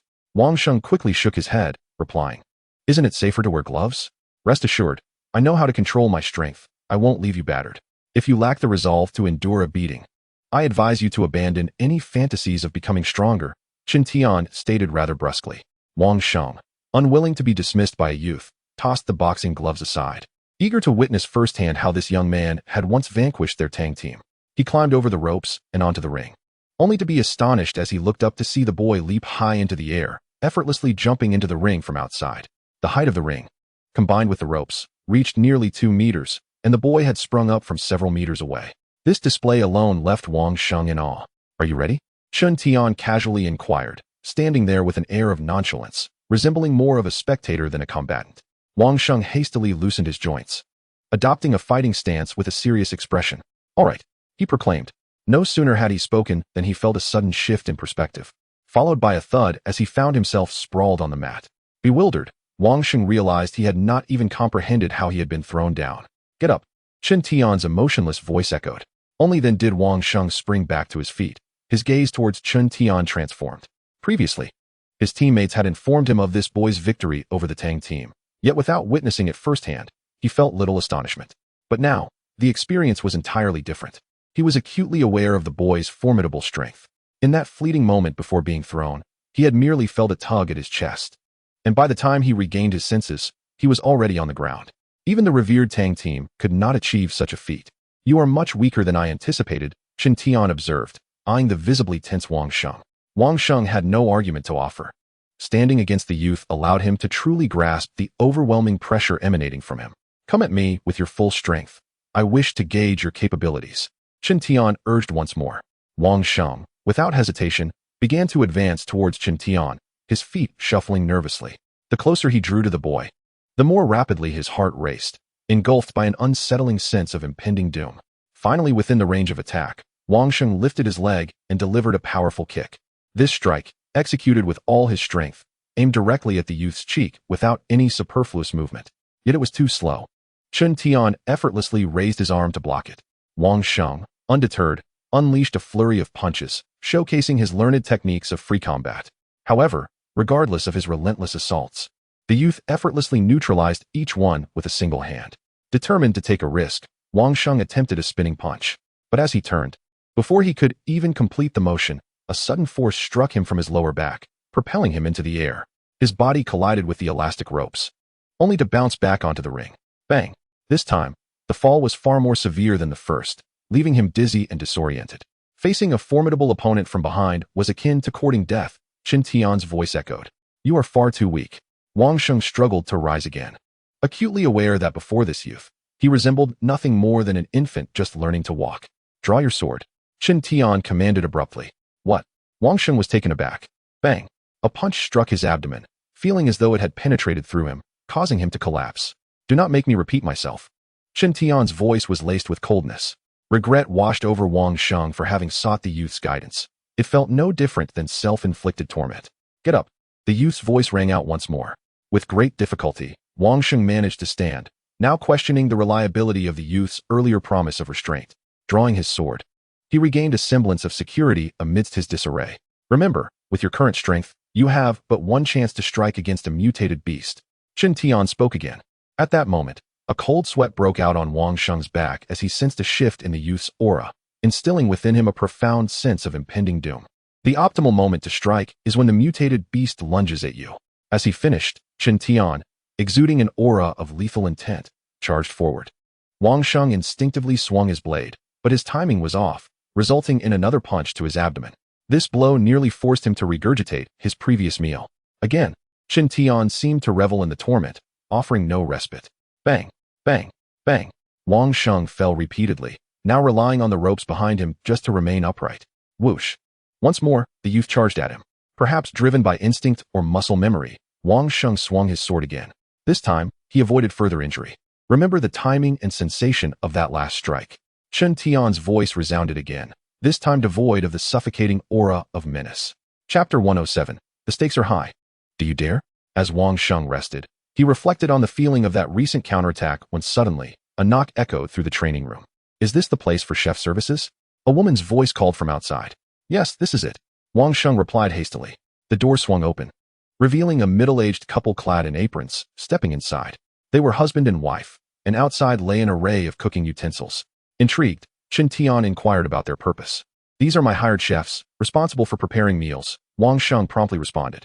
They can either provide ingredients or prepare dishes from ingredients you supply. In this post-apocalyptic world, dining options are limited to designated cafeterias, where one can only purchase pre-prepared meals. However, if you hire a chef, as long as you have the necessary ingredients, you can request any dish you desire. Wait a moment. After absorbing Wang Sheng's explanation, Chen Tian exited, only to return with a large bag of ingredients. Inside were rice, flour, vegetables, and even mutated beef and chicken. The abundance of ingredients astonished not only Wang Sheng, but also the couple tasked with cooking. Let us use these, Chen Tian generously declared. How can we accept this? Wang Sheng struggled to rise, but the pain in his body kept him grounded. His initial intention had been to treat Chen Tian to a meal, yet now Chen Tian had presented rare mutated beast meat, an indulgence even they seldom enjoyed. The benefits of mutated beast meat in enhancing physical prowess were well known, and its scarcity, particularly in winter, meant that even with sufficient credits, acquiring such meat was no easy feat. Thus, Chen Tian's generous offering made Wang Sheng feel that enduring a beating had been worthwhile. Approximately half an hour later, a sumptuous feast was prepared. The couple's culinary skills were commendable, and Chen Tian was thoroughly satisfied. He resolved to hire chefs whenever he required their services in the future. Perhaps due to the effects of the mutated beast meat, Wang Sheng found himself regaining considerable strength. Reminiscing about the sensation of wielding a blade during his recent endeavors while seated in the massage chair. Given that it was unwise to engage in combat immediately after a meal, Chen Tian decided to continue mentoring Wang Sheng in the afternoon. He planned to stay in the safe zone for the night, allowing ample opportunity to guide Wang Sheng during his stay. Wang Sheng, having recently completed a task and currently on leave, was quite at leisure. After their meal, he offered to show Chen Tian around, assuring him that with him as a guide, Chen Tian would save a substantial amount of time. However, before they could exit the training hall, they were drawn in by a ruckus. A tall foreigner was vocally challenging anyone to a duel. Is there not a single brave soul among you? I can fight you with one hand tied behind my back. A somewhat inebriated foreign man, named William, loudly proclaimed from the arena, immediately capturing the attention of many onlookers. Noticing Chen Tian's gaze, Wang Sheng provided an introduction.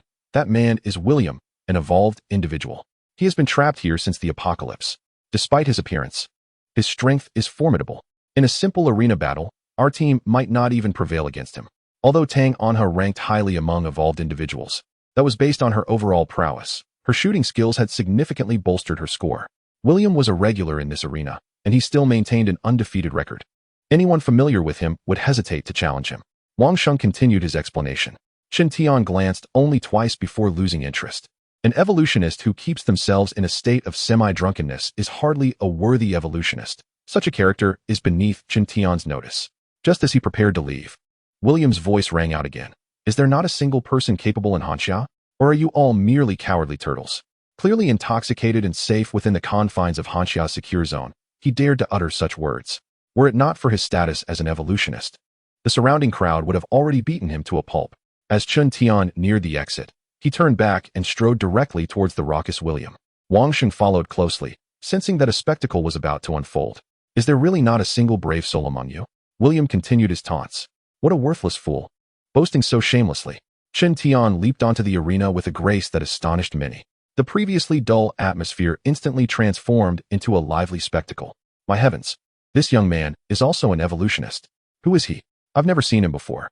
Excitement rippled through the crowd. They had long awaited a chance to confront William. This youth appears young. I wonder if he can teach this foreigner a lesson? With bleary eyes, William turned to scrutinize the young man and asked, Do you wish to challenge me? You aren't worthy. I merely want to give you a good thrashing. Chen Tian replied coldly. God knows how deeply this statement resonated within the hearts of the onlookers, who immediately erupted into cheers. Such spirit, young man, I support you. Huh, he isn't worthy. Give him a good beating.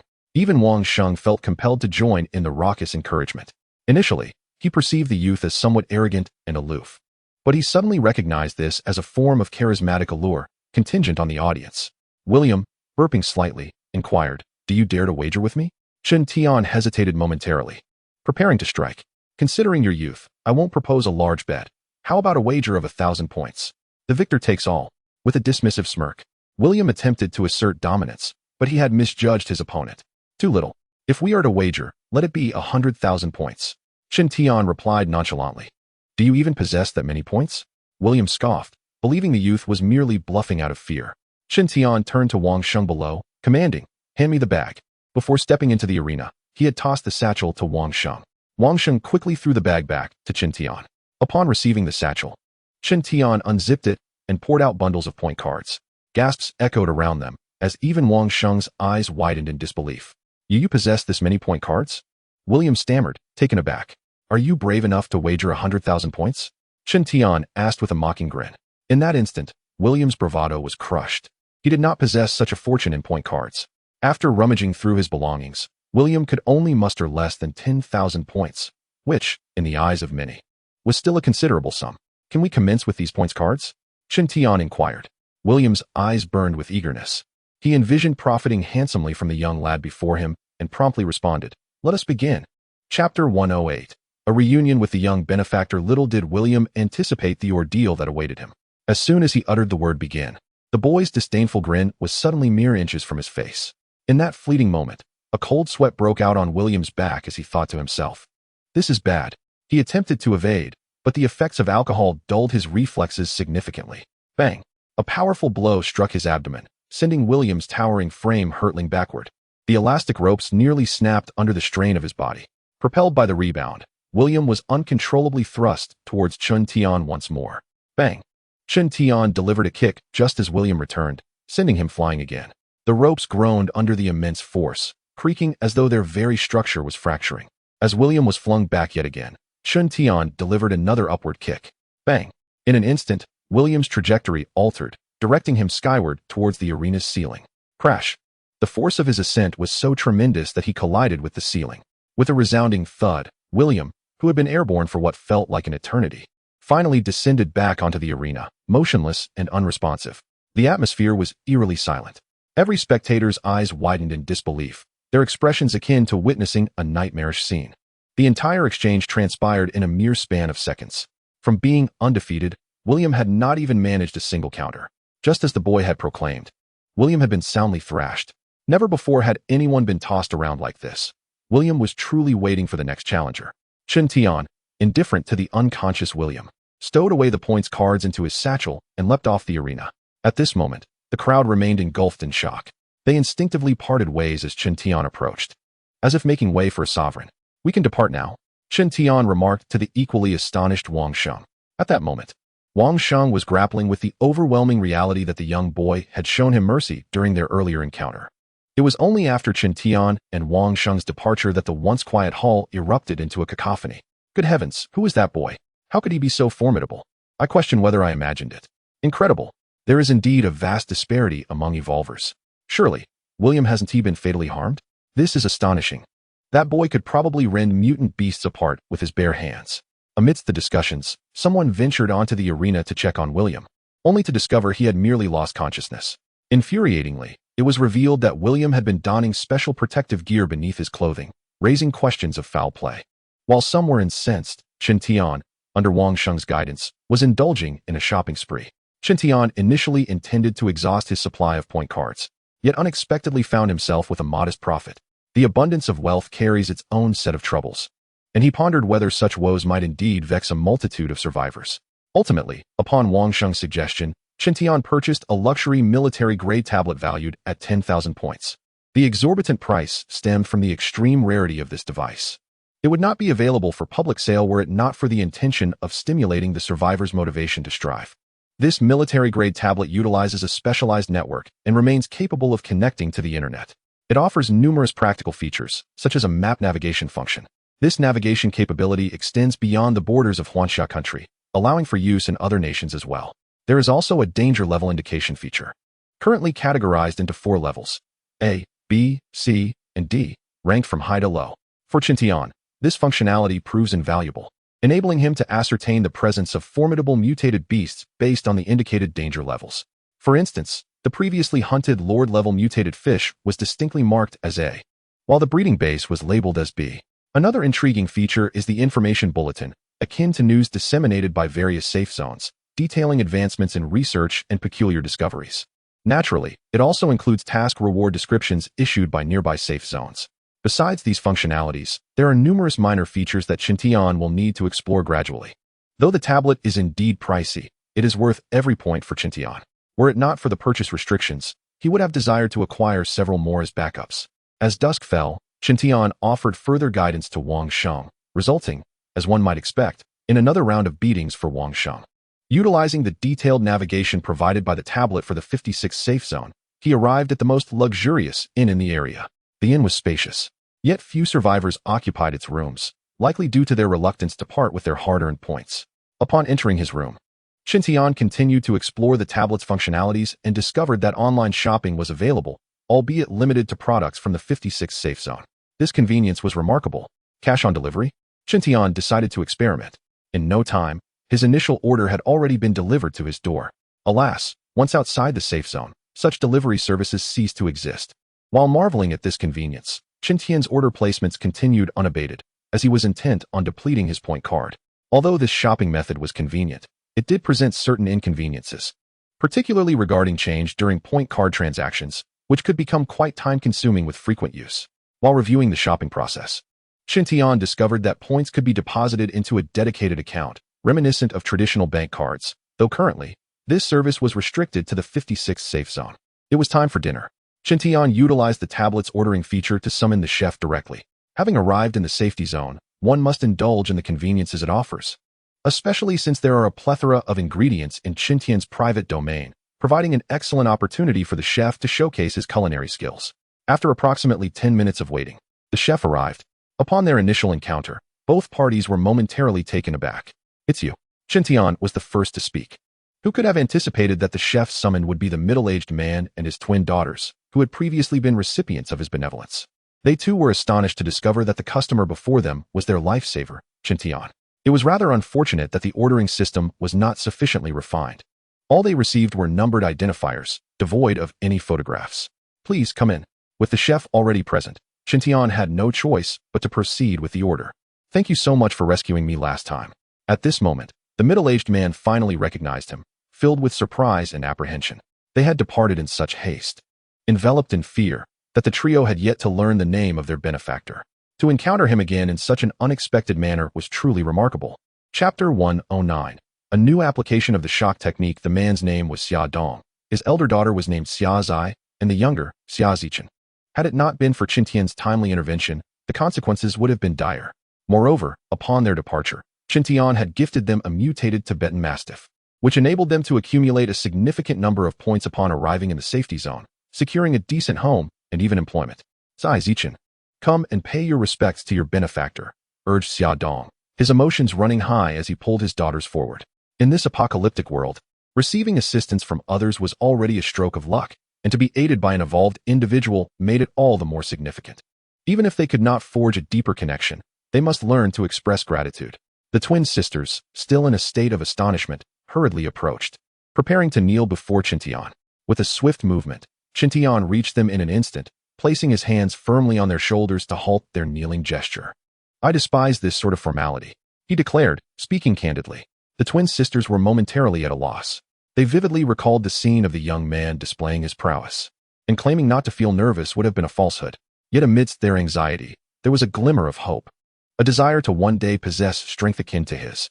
If that were the case, they would no longer need to fear any malevolent individuals. "Begin your work now.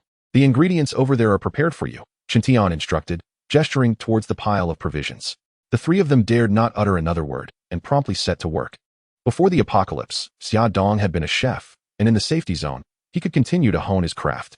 His two daughters, both beautiful and astute, learned many skills by his side, and had now become exceptional assistants. The meal was prepared swiftly, and Qintian was thoroughly satisfied with the fare. After dining, he inquired, "When did you arrive in the safety zone?" Xia Dong replied hastily, "We arrived here 5 days ago, coinciding with an encounter with the security team. I would like you to prepare additional food. How many more points would that require?" Qintian asked after a moment of silence. "No need for that," Xia Dong replied with an awkward smile. Had they known that their benefactor was Qintian, the trio would have refused any points. "I intend to hire you three to prepare meals for me, settling at 100 points per person per day. The workload may be considerable, and I shall provide you with evolutionary beast meat at no cost. What do you think?" Qintian suddenly spoke. He had ordered chef services for a mere 50 points. Yet a substantial portion would undoubtedly be deducted by the platform, leaving half of the points as a fortunate outcome for Xia Dong and his daughters. "This is unacceptable. We have received so much assistance from you. How can we accept your points?" Xia Dong quickly asserted. "A deal is a deal. I do not appreciate hesitation. If you choose not to accept, I shall find others. We have no objections, but the points you offer are rather excessive. I expect you to be worthy of the high price I propose." The few hundred points were trivial to Qintian. Rather than allow others to profit from this, it was better to entrust it to the family before him. Thus, the arrangement was settled. Xia Dong and his two daughters busied themselves with kneading dough, chopping fillings, and rolling wrappers, preparing to transform the ingredients Qintian provided into frozen dumplings. Frozen dumplings are easy to preserve and convenient to consume, requiring only boiling to prepare. Perhaps sensing their slow pace, Qintian utilized his tablet to order a dough mixer, a dumpling skin machine, and a meat grinder. Furthermore, he booked an additional room. He wished to practice in solitude that evening, and booking another room would not significantly deplete his points. "Father, can we also become evolvers?" Xia Zichen inquired curiously while pinching dumplings. Upon arriving in the safe zone, she had learned much, with evolver being the most frequently mentioned term. Evolvers possess strength and speed far exceeding that of ordinary individuals, enabling them to confront mutant beasts directly. Xia Zichen naturally believed that Qintian, who had rescued her, was indeed an evolver. "How was your training class with your sister? What did your teachers share with you?" Xia Dong retorted with a question. The training class was a special program established in the safe zone, temporarily aimed at children under 18, primarily seeking to uncover those with potential. This training class is also the precursor to future boot camps. It consisted of various running, jumping, and stretching tests, but they did not impart much knowledge to us. Xia Zichen replied busily. "Engaging in physical training may aid in evolution," Xia Dong smiled as he remarked. In this post-apocalyptic world, being able to converse with his two daughters while making dumplings filled Xia Dong with a sense of happiness. What is happiness? Happiness is being stronger than others in comparison. After the apocalypse, countless families have been shattered, and many are burdened by concerns of sustenance. The three of them were fortunate to enjoy such moments together. In the silence, Xia Ziyi, who had been quiet, suddenly spoke. "Father, why is that young man so kind to us?" This question left Xia Dong momentarily speechless, perplexed. Nearby, Xia Zichen teased. "It must be because he has taken a liking to you, sister." Xia Zai cast a glance at her sister, reminding her, "We look exactly alike. Don't we? You two should refrain from such nonsense." Xia Dong hurriedly interjected to halt the conversation, as he certainly did not wish for his two daughters, whom he had raised with such care, to be whisked away by others. However, upon reflection, he considered that if his daughters were to mature and one were to find a son-in-law as formidable as that young man, it would indeed be a fortunate circumstance. "I misspoke earlier. I believe it's our father he is enamored with," Xia Zichen remarked with a smile. Based on their two encounters, it was clear that the young man had cast far more glances at their father than at the two of them. Meanwhile, in another room, Qintian remained oblivious to the discussion taking place among the trio. At that moment, he was engaged in rigorous training, throwing punches enveloped in a crimson aura of energy. Each strike reverberated with a sonic boom, showcasing his mastery of the shockwave technique.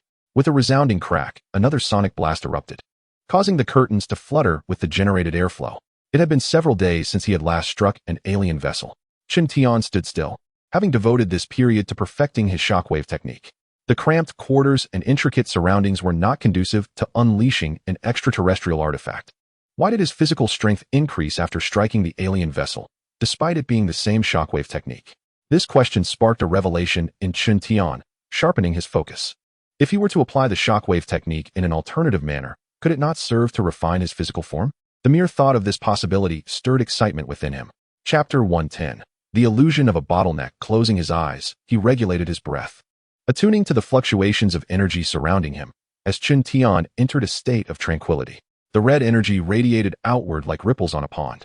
Shifting from an outward expression to an inward focus, he employed a unique breathing method that allowed him to exert ultimate control over his personal energy. Buzz. The crimson energy suddenly intensified, akin to opposing waves colliding with one another. With a tearing sound, his clothing began to shred like paper, the damage becoming increasingly evident from top to bottom. Yet, Chen Tian remained still, seemingly motionless, while he meticulously adjusted the energy within. Time passed incrementally. At some point, the opposing energy dissipated, replaced by a compressive wave of energy flowing inward. Under this pressure, Chen Tian felt an immense strain on his body, and beads of sweat began to seep from his skin. With a sudden gasp, Chen Tian opened his eyes wide, expelling a breath of stale air that had been trapped within. This single endeavor proved more arduous than any battle he had previously encountered. Ignoring his fatigue, he eagerly assessed his condition. My intuition was correct. This method truly enhances physical conditioning. Noticing a slight increase in both his strength and defense, Chen Tian's excitement surged even further. Thus, even without resorting to extraterrestrial vessels, he could continuously enhance himself. In fact, the efficacy of this method far surpassed the improvements gained from striking alien containers. Had he unwittingly grasped a new technique for body refinement? Chen Tian stifled his inner excitement, increasingly comprehending the essence of the phrase learning by analogy. This honing method possessed substantial room for optimization. Regaining his composure, Chen Tian resolved to seize the moment. He entered that same state once more. The reddish energy he released seemed intent on extracting every ounce of potential from within him. In mere moments, he was drenched in sweat. Remarkably, in such a short time, his strength had surged by nearly 10%. Despite knowing the effectiveness of this refining technique, the confirmation still left him astonished. It's no wonder that, in the latter stages of the apocalypse, there existed a stark contrast between those awakened with cultivation methods and those without. Again, amidst his joy, Chen Tian continued to refine this technique. When he finally opened his eyes to conclude the process, he was taken aback by the overwhelming hunger that surged within him. Under the influence of this hunger, he found it difficult to calm his mind. Why was he so ravenous? Without further contemplation, he hastily retrieved some ready-to-eat food from his spatial storage. Consuming an amount several times greater than usual, he realized that this refining method extracted energy from his cellular structure. Thus, the hunger he felt was actually a manifestation of his cells yearning for replenishment. After satisfying his appetite, Chen Tian felt invigorated and resumed his physical training. It became evident that his instincts were correct. Following this round of honing, he experienced an even more intense hunger than before. His digestive system appeared to have reached a prodigious level, indicating that ordinary food could no longer provide sufficient energy. Only the flesh of evolved beasts would suffice. Chen Tian first consumed a small portion of canned meat to quell his hunger, and then made his way to the room where Xia Dong was located. It was now late at night, and only Xia Dong was still busy making dumplings, while his two daughters had already gone to bed. When Chen Tian rushed in, Xia Dong was startled, especially given Chen Tian's disheveled appearance, as if he had been ravaged by a horde of mutated beasts. I need meat. Prepare it quickly, Chen Tian stated bluntly. Xia Dong, momentarily taken aback, quickly nodded in response. Understood. He dared not inquire further, as the youth's demeanor was somewhat intimidating, akin to a famished beast. Make more and do it swiftly, Chen Tian added. Soon, a freshly cooked steak was placed before him. Stop making dumplings, switch entirely to meat. I will return shortly. After satisfying his hunger, Chen Tian departed. Xia Dong stared at the abandoned plate, puzzled. The boy's state was peculiar, exhausted yet exhilarated, and his requests left him baffled. However, given that the youth was his employer and had shown kindness toward their family, he was determined to serve him to the best of his ability. Neglecting sleep, Xia Dong began to process the meat of the mutated beasts. After approximately an hour, Chen Tian indeed returned, devouring the various prepared meats voraciously. Time slowly passed, and Xia Dong dared not rest, fearing that if the youth returned and there was no food ready, he and his daughters would be consumed. Indeed, earning these points was no easy feat. Father, why haven't you rested? As dawn approached, Xia Zai noticed her father still toiling away and hurried over. Xia Dong explained the situation and urged Xia Zai to rest, insisting she need not concern herself with him. Father, let me assist you, Xia Zai declared. Initially, Xia Dong intended to refuse, but his daughter's persistence compelled him to acquiesce. Both of his daughters had inherited his skills. Although they could not compare to the master chefs, they were already capable of handling things independently. Xia Dong truly required rest. Such intense labor would exhaust even an evolved individual. With some time left before morning, Xia Zai busied herself with the braised pork. Having already set aside the freshly prepared lamb spine, where's the finished meat? The sudden voice of the youth startled Xia Zai, causing her to nearly drop the ladle she held. Before she could articulate a response, her words faltered. She stared blankly at the young man before her, who had left a striking impression during their previous encounters. Yet now, he appeared transformed. Not only was he drenched in sweat, but his tattered clothing revealed muscles that made her heart race. Where? The youth's suddenly closed face unnerved Xia Zai further. The mingled scent of sweat and his breath created an intoxicating aura. Over there. Xia Zai extended her stiff hand, pointing to the side. She remained frozen until Chen Tian began eating the prepared mutated beast meat, her heart pounding, uncertain whether it was fear or attraction. Regardless, satiated, Chen Tian did not glance back at Xia Zai and simply departed. After numerous trials to hone his body, Chen Tian's strength and defense had nearly doubled. Perhaps due to the rapid enhancement, he seemed to have encountered a bottleneck. A bottleneck, you say? Chen Tian smiled faintly, dismissing the notion. Frenzy. In an instant, he activated his frenzy skill, effortlessly breaking through the bottleneck. Chapter 111. The Transformation of Thought Energy. Mastering flight, the most remarkable aspect of the frenzy skill is its ability to instantaneously shatter limitations, granting immense power far beyond one's prior control. This was precisely what Chen Tian valued in it. The nascent bottleneck he had just begun to perceive crumbled instantaneously with the use of the frenzy skill. A hum resonated from deep within his body, signaling that Chen Tian had completed his transformation. This extreme breakthrough endowed him with unimaginable strength. So exhausting. Amidst the exhilaration, Chen Tian also experienced an unprecedented fatigue, a weariness that stemmed not only from his body, but also from his mind. Unbeknownst to him, he had inadvertently cultivated until the dawn of the next day. Chen Tian was well aware of the adage that haste makes waste. Thus, when his body signaled him, he knew he must comply. As soon as he lay down on his bed, he succumbed to slumber. He could not ascertain how long he had slept. But when he opened his eyes, the sun was already high in the sky, indicating noon. To his astonishment, he discovered something remarkable. His mental prowess had undergone a transformation without his conscious awareness. Indeed, the body serves as the foundation. Springing to his feet, Chen Tian took the time to carefully assess his mental strength. During this period, he had focused on physical training while neglecting his mental exercises.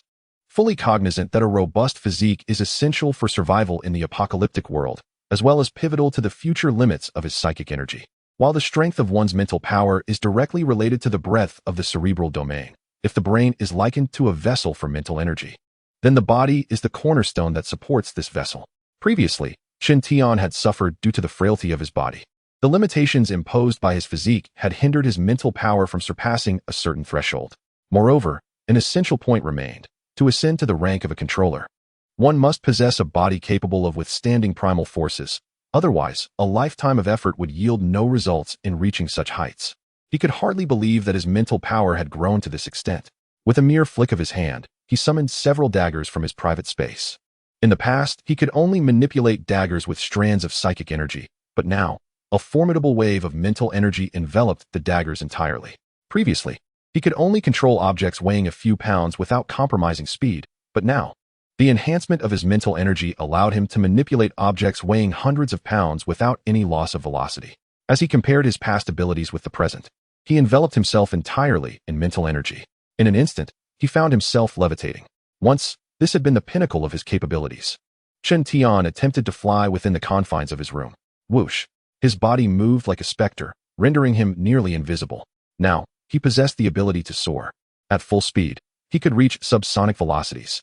A smile broke across his face, overwhelmed by this unexpected joy. Who could have anticipated that a mere nap would lead to such a dramatic evolution in his mental prowess? The daggers, under his mental control, zipped through the room at a terrifying speed. Previously, Chen Tian had refrained from employing his psychic abilities in combat, as they had not been sufficiently potent. However, now, even the most formidable mutated beasts could be effortlessly dispatched solely with his mental powers. Whether soaring through the skies or diving beneath the waves, he now possessed extraordinary speed. Slaying mutated creatures underwater would pose no challenge. Chen Tian's gaze ignited with fervor. He suddenly contemplated the notion of customized fishing hooks, pondering that in the future, both hooks and bait might be rendered unnecessary, as he could directly submerge and eliminate his quarry with greater efficiency. After rigorous testing, Chen Tian now possessed the capability to wield his psychic energy to simultaneously control 27 daggers in an assault. Beyond this number, it was not that he could not manipulate them, but rather that his mind was incapable of perfectly calculating the trajectories of each dagger's strike. Forcing control could lead to unintended consequences. This capacity for manipulation matched the pinnacle of his abilities from years past. Remarkably, in under 6 months since the apocalypse erupted, he had ascended to such heights. It was unfathomable to consider how extraordinary he might become in the future. Truly, the metamorphosis of his psyche was astounding. His mental perception range had now extended to a kilometer in radius. This was yet another delightful revelation. However, at present, Chen Tian felt compelled to nourish himself, as the unbearable pangs of hunger assailed him once more. After changing into a fresh set of attire, he made his way to the room where Xia Dong and his daughter were located. The trio was taken aback upon witnessing Chen Tian's arrival. Their astonishment only deepened when Chen Tian learned the truth from them. "You mean to say I have been away for 3 days?" Chen Tian could scarcely believe it. Had he truly slept for an entire 3 days? This was a terrifying notion, implying that he had been in an unconscious state throughout that time. Ultimately, it was the date displayed on the tablet that confirmed this unsettling fact. It seemed that he would need to exercise more moderation in his cultivation henceforth, he admonished himself. Over the past few days, Xia Dong and his daughter had utilized the ingredients Chen Tian left behind to prepare meals. Observing the weariness etched upon their faces, Chen Tian understood that they had not rested well during this period. "Well then, this matter no longer concerns you. Here are the points you have rightfully earned," he declared, tossing a bundle of thousands of points cards to Xia Dong. "That's quite generous," Xia Dong exclaimed, momentarily dazed by the sheer quantity of cards. "I am pleased. You may keep the surplus as a reward." Chen Tian replied with a smile. Xia Dong attempted to voice further inquiries, but was promptly silenced by Chen Tian's retort. "I dislike prolonged discussions. Take your belongings and depart." As the trio prepared to leave, the lively and talkative Xia Zichen suddenly interjected. "Excuse me, can I ask you a question, young sir?" "Speak," Chen Tian urged. With eagerness, Xia Zichen asked, "How does one become an evolver?" "Push your physical limits to the extreme and consume ample amounts of evolved beast meat." "May I know your name, young sir?" "Chen Tian." "Young sir," Xia Zichen seemed poised to ask another question, but Chen Tian interrupted her. "Haven't you asked enough?" Noticing the abrupt shift in the young man's demeanor, Xia Zichen recoiled slightly and hastily fell silent. After the father and daughter exited, Chen Tian finished his breakfast, stored all the food and utensils in his spatial inventory, and departed from the inn. He first visited the processing plant to inspect the customized fishing hooks. The hooks, crafted from special steel and as thick as an arm, were easily snapped by Chen Tian's bare hands during testing, leaving the man responsible for the handover utterly astounded and speechless. Although one hook had been broken by Chen Tian, this did not imply that the quality was subpar. After settling the final payment, Chen Tian proceeded to the rest area of the Sharp Blade Squad to seek out Wang Sheng. The warhammer customized at the military factory could only be retrieved with Wang Sheng's assistance. "Wang Sheng, there is a young man outside looking for you," a voice called out, drawing Wang Sheng's attention while he was in the rest area. "Ah, Wang Sheng, do you have relatives here?" a curious teammate inquired. "It's him. He has finally arrived," Wang Sheng exclaimed with great excitement. "Who?" "It's the boy who defeated Team Tang." "Which boy?" Instantly, all eyes turned to Wang Sheng, including Tang Anha's. Chapter 112. The warhammer in hand, almost all members of the Sharp Blade Squad emerged, eager to meet the young man who had once vanquished Tang Anha. "You finally made it. The warhammer you customized is ready," Wang Sheng said hurriedly upon seeing Chen Tian standing there. "I came to find you precisely for this matter," Chen Tian replied directly. At that moment, Tang Anha stepped forward and interjected, "It's nice to see you again." She was astonished to see the boy unharmed. Just days prior, he had charged through a horde of mutated white rats on a motorcycle. Later, Tang Anha and her team had investigated the site, finding no traces of battle, while the mutated rats had vanished without a trace. The whereabouts of this boy had become a mystery. She had not anticipated that he would arrive at the safe zone, especially since she had invited him several times, only to be declined. Chen Tian glanced at Tang Anha, but refrained from speaking. It was commendable that this woman held no grudge after he had bested her in combat. "We saw you charging towards the mutated rats. What happened afterward?" Tang Anha inquired with curiosity. "Less prying into my affairs," Chen Tian retorted, effectively cutting off any further questions. Sensing the awkwardness in the atmosphere, Wang Sheng quickly suggested, "Let us go retrieve the customized warhammer." Chen Tian nodded and asked, "I would like to customize additional equipment. Do you have any means to assist?" His mental abilities had matured to a level where he could no longer rely on simple items such as nails or daggers. He sought to create a weapon combination suited for mental manipulation, including flying knives, long darts, and gears, integrating cutting, penetrating, and grinding to maximize the power of his abilities. "I'm afraid that won't be possible this month. My permissions only allow for one customized item per month," Wang Sheng said apologetically. At this moment, Tang Anha interjected. "I can help you. Indeed, our team Tang has greater privileges and can customize several pieces of equipment," Wang Sheng added quickly. Chen Tian's gaze returned to Tang Anha as he asked directly, "What are your conditions?" Without hesitation, Tang Anha replied, "I wish for you to teach me how to fight." She could not forget the boy's astonishing evasive skills. "My method of instruction involves physical confrontation," Chen Tian reminded her. "I have heard about it from Wang Sheng. That is not an issue," Tang Anha responded eagerly. "As the saying goes, a fall into a pit. A gain in your wit. Receiving a beating is the swiftest method for one to learn a lesson." Tang Anha is keenly aware of this principle, frequently disciplining her subordinates during her leisure time. "First, let's resolve my matters, and then we shall consider how to punish you," Chen Tian remarked with an expression of indifference. "Very well," Tang Anha replied, her lips twitching, sensing an unsettling urge to invite trouble upon herself. The group proceeded to the customized equipment area of the military factory. Besides their anticipation for the forthcoming guidance, they were also curious about the appearance of the warhammer that this young man had commissioned. "The customized warhammers are here. Please inspect them for any discrepancies. If all is in order, kindly sign for the receipt on this document," the attendant said, his demeanor somewhat peculiar. His odd expression stemmed from the fact that these 10 customized warhammers were not meant for ordinary individuals to wield. Arranged in a row, the 10 hammers, forged from titanium alloy, resembled Thor's hammer in shape. Each handle was only as long as a forearm, while the hammerheads were perfectly cubic and gleamed with a silvery sheen. Although they appeared modest in size, each warhammer weighed a staggering 170 pounds, exceeding the body weight of anyone present. It was no wonder the attendant bore such an unusual expression. The mere act of lifting these hammers was incredibly taxing, making it difficult to envision anyone wielding them with ease. It was incomprehensible that such an extravagant number of points had been spent to commission 10 of them. Even as fitness equipment, such excess seemed unwarranted. Chen Tian approached and effortlessly lifted one of the war hammers, weighing it in his hands. To his surprise, it felt light. With his current strength and explosive power, handling a weapon weighing 1,000 pounds posed no challenge. He swung it casually a couple of times, the hammer producing a whooshing sound in his grasp. Truly, the craftsmanship from the military factory was commendable. The entire hammer was seamless, devoid of any impurities, and its center of gravity was impeccably balanced. Seizing another hammer, he wielded one in each hand, creating an illusion of weightlessness. However, the attendant was all too aware that each hammer was solid titanium alloy, and he was genuinely astonished by the strength of this young man. Even a mythical figure like the Diamond Gourd Baby would pale in comparison. "Please sign," Chen Tian instructed Wang Sheng. The points for these warhammers had been settled in full on the day of customization, so Wang Sheng merely needed to sign the document for receipt. Upon completing the handover, Tang Anha inquired, "What do you wish to customize?" "My authority allows for 3 pieces of equipment." Chen Tian promptly described the weapons he intended to commission. The military factory had specialized modelers, and since Chen Tian had visited once before, he was well acquainted with the process. After nearly an hour, the models for the 3 weapons were finally completed.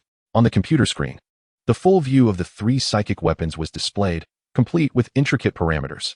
Even the angles of the blades were precisely controllable. Professional matters should be entrusted to professionals, Chen Tian thought as he regarded the military customization as the best option before the extraordinary weapons were unveiled. "Please review and see if there are any adjustments needed. If not, we shall proceed with the molding based on these parameters," the modeler inquired. "That is acceptable," Chen Tian replied. Next comes the integral settlement phase. This time, Chen Tian, intent on exhausting all his points, directly customized hundreds of items. Due to the overwhelming quantity and the complexity of the craftsmanship, the delivery date would take a full 10 days. 10 days felt excessively prolonged, Chen Tian did not wish to linger in the safety zone, so he resolved to depart today and return for the goods after 10 days. However, before leaving, he intended to honor his promise to guide Tang Anha. Once these warhammers are loaded onto the vehicle, you may proceed with your tasks, Chen Tian said to Tang Anha. He chose not to store the massive hammers in his spatial pocket before the onlookers, but instead opted to load them onto the cart. We'll assist you, Wang Xing eagerly exclaimed. He was exceedingly curious about Chen Tian's warhammers, and seizing this rare opportunity, he volunteered to help. The others followed suit, and soon they discovered that these warhammers were far more complex than they appeared. The special titanium alloy possessed considerable density. An average person might manage to lift 2, but would struggle to move far. As an evolved being, Tang Anha could effortlessly lift 2 hammers. However, she furrowed her brow at that moment. Was this truly the weapon suited for an evolved being? Instinctively, she glanced at the combat knife at her waist, a versatile field knife standard among all guard units. You can choose the location, or we can do it here. After loading the hammers, Chen Tian looked at Tang Anha, indifferent to where the confrontation would take place. Ultimately, they proceeded to the training hall. Chapter 113. A unique lesson. As Chen Tian stepped into the training hall, he stirred quite a commotion. Look, it's that young man. I remember him. He was the one who bested William. I heard William has been searching for him for days to regain his honor. This will certainly be entertaining. Tang Anha surveyed the murmuring crowd before returning her gaze to the expressionless youth, resolving to find a private training room. She had no desire to become the center of their gossip. Let me tell you, you should have seen how arrogant William was. He was utterly humiliated. Tossed around the arena with no chance to retaliate, Wang Sheng recounted the events of that day. Was it really that exaggerated? A teammate expressed skepticism. If you don't believe me, you can ask others. There were many witnesses to the entire affair, Wang Sheng replied with a smile. Just then, a figure suddenly charged forward. It was none other than William himself. Finally found you. William glared at Chen Tian, his smile bordering on mania. He attributed his defeat during the match to alcohol, insisting that had he been in better condition, he could never have lost to a mere child. In the days following, he had become a laughingstock in the training hall, with various derogatory rumors circulating in the bars he frequented. The most intolerable of all was the rumor that he had been so thoroughly defeated that he had been sent flying by the boy. Enough was enough. Losing the points card is trivial, but if he fails to regain his pride, how can he continue to swagger and deceive in the safe zone? Come, let us engage in another match. My previous performance was subpar. William deliberately raised his voice. The onlookers, initially eager for entertainment, were drawn closer by William's proclamation. Step aside. I lack the inclination to deal with you today, Chen Tian retorted bluntly. This remark incensed William, who shouted back, Today, we shall see who triumphs. He was resolute, prepared to pursue his objective relentlessly. Bang! Just as William struck a confrontational pose, he was propelled backwards with tremendous force, shattering the tempered glass door and landing in the middle of the street. Silence engulfed the scene, an eerie stillness enveloping the spectators who anticipated an exhilarating spectacle, yet could not have fathomed such a turn of events. Was William truly so fragile? The answer was a resounding no. As an evolver, his combat prowess was among the elite within the safe zone. Aside from his somewhat irksome demeanor, no one questioned his strength. Yet, this individual was rendered so vulnerable before the youth. This encounter differed from their previous arena battle. This time, William approached without arrogance, his mind clear. Yet this did not alter his fate. All eyes peered through the shattered glass door at William sprawled on the street, including Tang Anha and others. Perhaps due to the unique physiology of evolvers, William managed to rise to his feet. However, just as he stood, he coughed up blood and collapsed once more. Ultimately, an ambulance arrived to escort him away, and it was likely that he would think twice before boasting again. The Sharpblade team reserved the largest training room. A team member discreetly pulled Tang Anha aside, whispering, Captain Tang, perhaps we should postpone? I'm genuinely concerned that you might be incapacitated by that humanoid monster. The outcome of William's clash was evident to all. I trust he will exercise caution, Tang Anha remarked, glancing at Chen Tian. But Captain, you witnessed it too. William is also an evolver, and look at him now. Enough of this discussion, Tang Anha asserted with determination. Perhaps others were unaware, but she understood that the kick aimed at William had been controlled. Otherwise, his fate would have been far worse than a mere tumble onto the street. As she stepped onto the arena again, facing the youth, Tang Anha took a deep breath, preparing herself for the confrontation. I am ready, she declared, adopting a defensive stance. No sooner had she spoken than she sensed a chilling aura. In an instant, a cold sweat broke out on her back. She had faced numerous ferocious mutated beasts, yet never had she felt such trepidation. Are you afraid? Chen Tian stood calmly on the opposite side. Not really, she replied. Little did she know. As soon as she uttered those words, the chilling presence morphed into an overwhelming aura of malevolence. In an instant, Tang Anha's face turned pale, as if her body was no longer under her control. What was happening? She was at a loss, feeling an inexplicable urge to flee, even though the young man had yet to attack her. And now, his voice echoed once more. Tang Anha remained silent, not out of unwillingness, but due to an overwhelming fear that rendered her voiceless. She felt like a drowning lamb, pulled deeper into an unseen whirlpool of murderous intent. It was over. Her mind was blank. Tang Anha trembled, experiencing fear like never before. At that moment, the young man stepped forward. Emotion so simple, yet to Tang Anha's eyes, it was magnified infinitely. In an instant, her mind conjured dozens of scenarios in which she met her demise. Tang, what's wrong? The spectators below the arena had noticed her distress. At this moment, all of Tang Anha's attention was fixated on Chen Tian. She could no longer hear any other sounds. Tang seems unwell. Tang, why aren't you speaking? Others attempted to ascend the arena, but Chen Tian's voice rang out immediately after. You all need to leave. A mere glance from Chen Tian froze those who had intended to intervene. Such a terrifying gaze. It was like a drawn blade, poised to reap lives at any moment. Either you leave on your own, or I shall assist you in your departure. Chen Tian's voice resonated again. The atmosphere thickened with tension, creating a palpable illusion that the arena was on the brink of becoming a hellish battleground. Tang, at this moment, Wang Sheng interjected. What do you intend to do to our Tang? I am about to give her a most special lesson. With a shift in tone, Chen Tian continued. You have 30 seconds to vacate this place. Should you remain, I shall ensure you leave in a state of repose. The onlookers had witnessed Chen Tian's prowess and knew that even united, they were no match for him. You all should leave. Suddenly, Tang Anha spoke weakly. The terrifying aura had dissipated, and she finally regained her senses. Tang, are you all right? I'm fine. You all should leave. Despite her insistence of being unharmed, her expression was peculiar, as if she were more eager than Chen Tian for them to exit. The group exchanged glances before reluctantly complying. Plop. Tang Anha collapsed onto the arena floor, gasping for breath. Her pants were damp beneath her. She had only managed to hold herself together until now. You are still too inexperienced. You cannot withstand this level of murderous intent. It is not just your body that is lacking, but your fortitude as well. Chen Tian's voice cut through the air. Tang Anha, looking disheveled, raised her gaze to the young man across from her.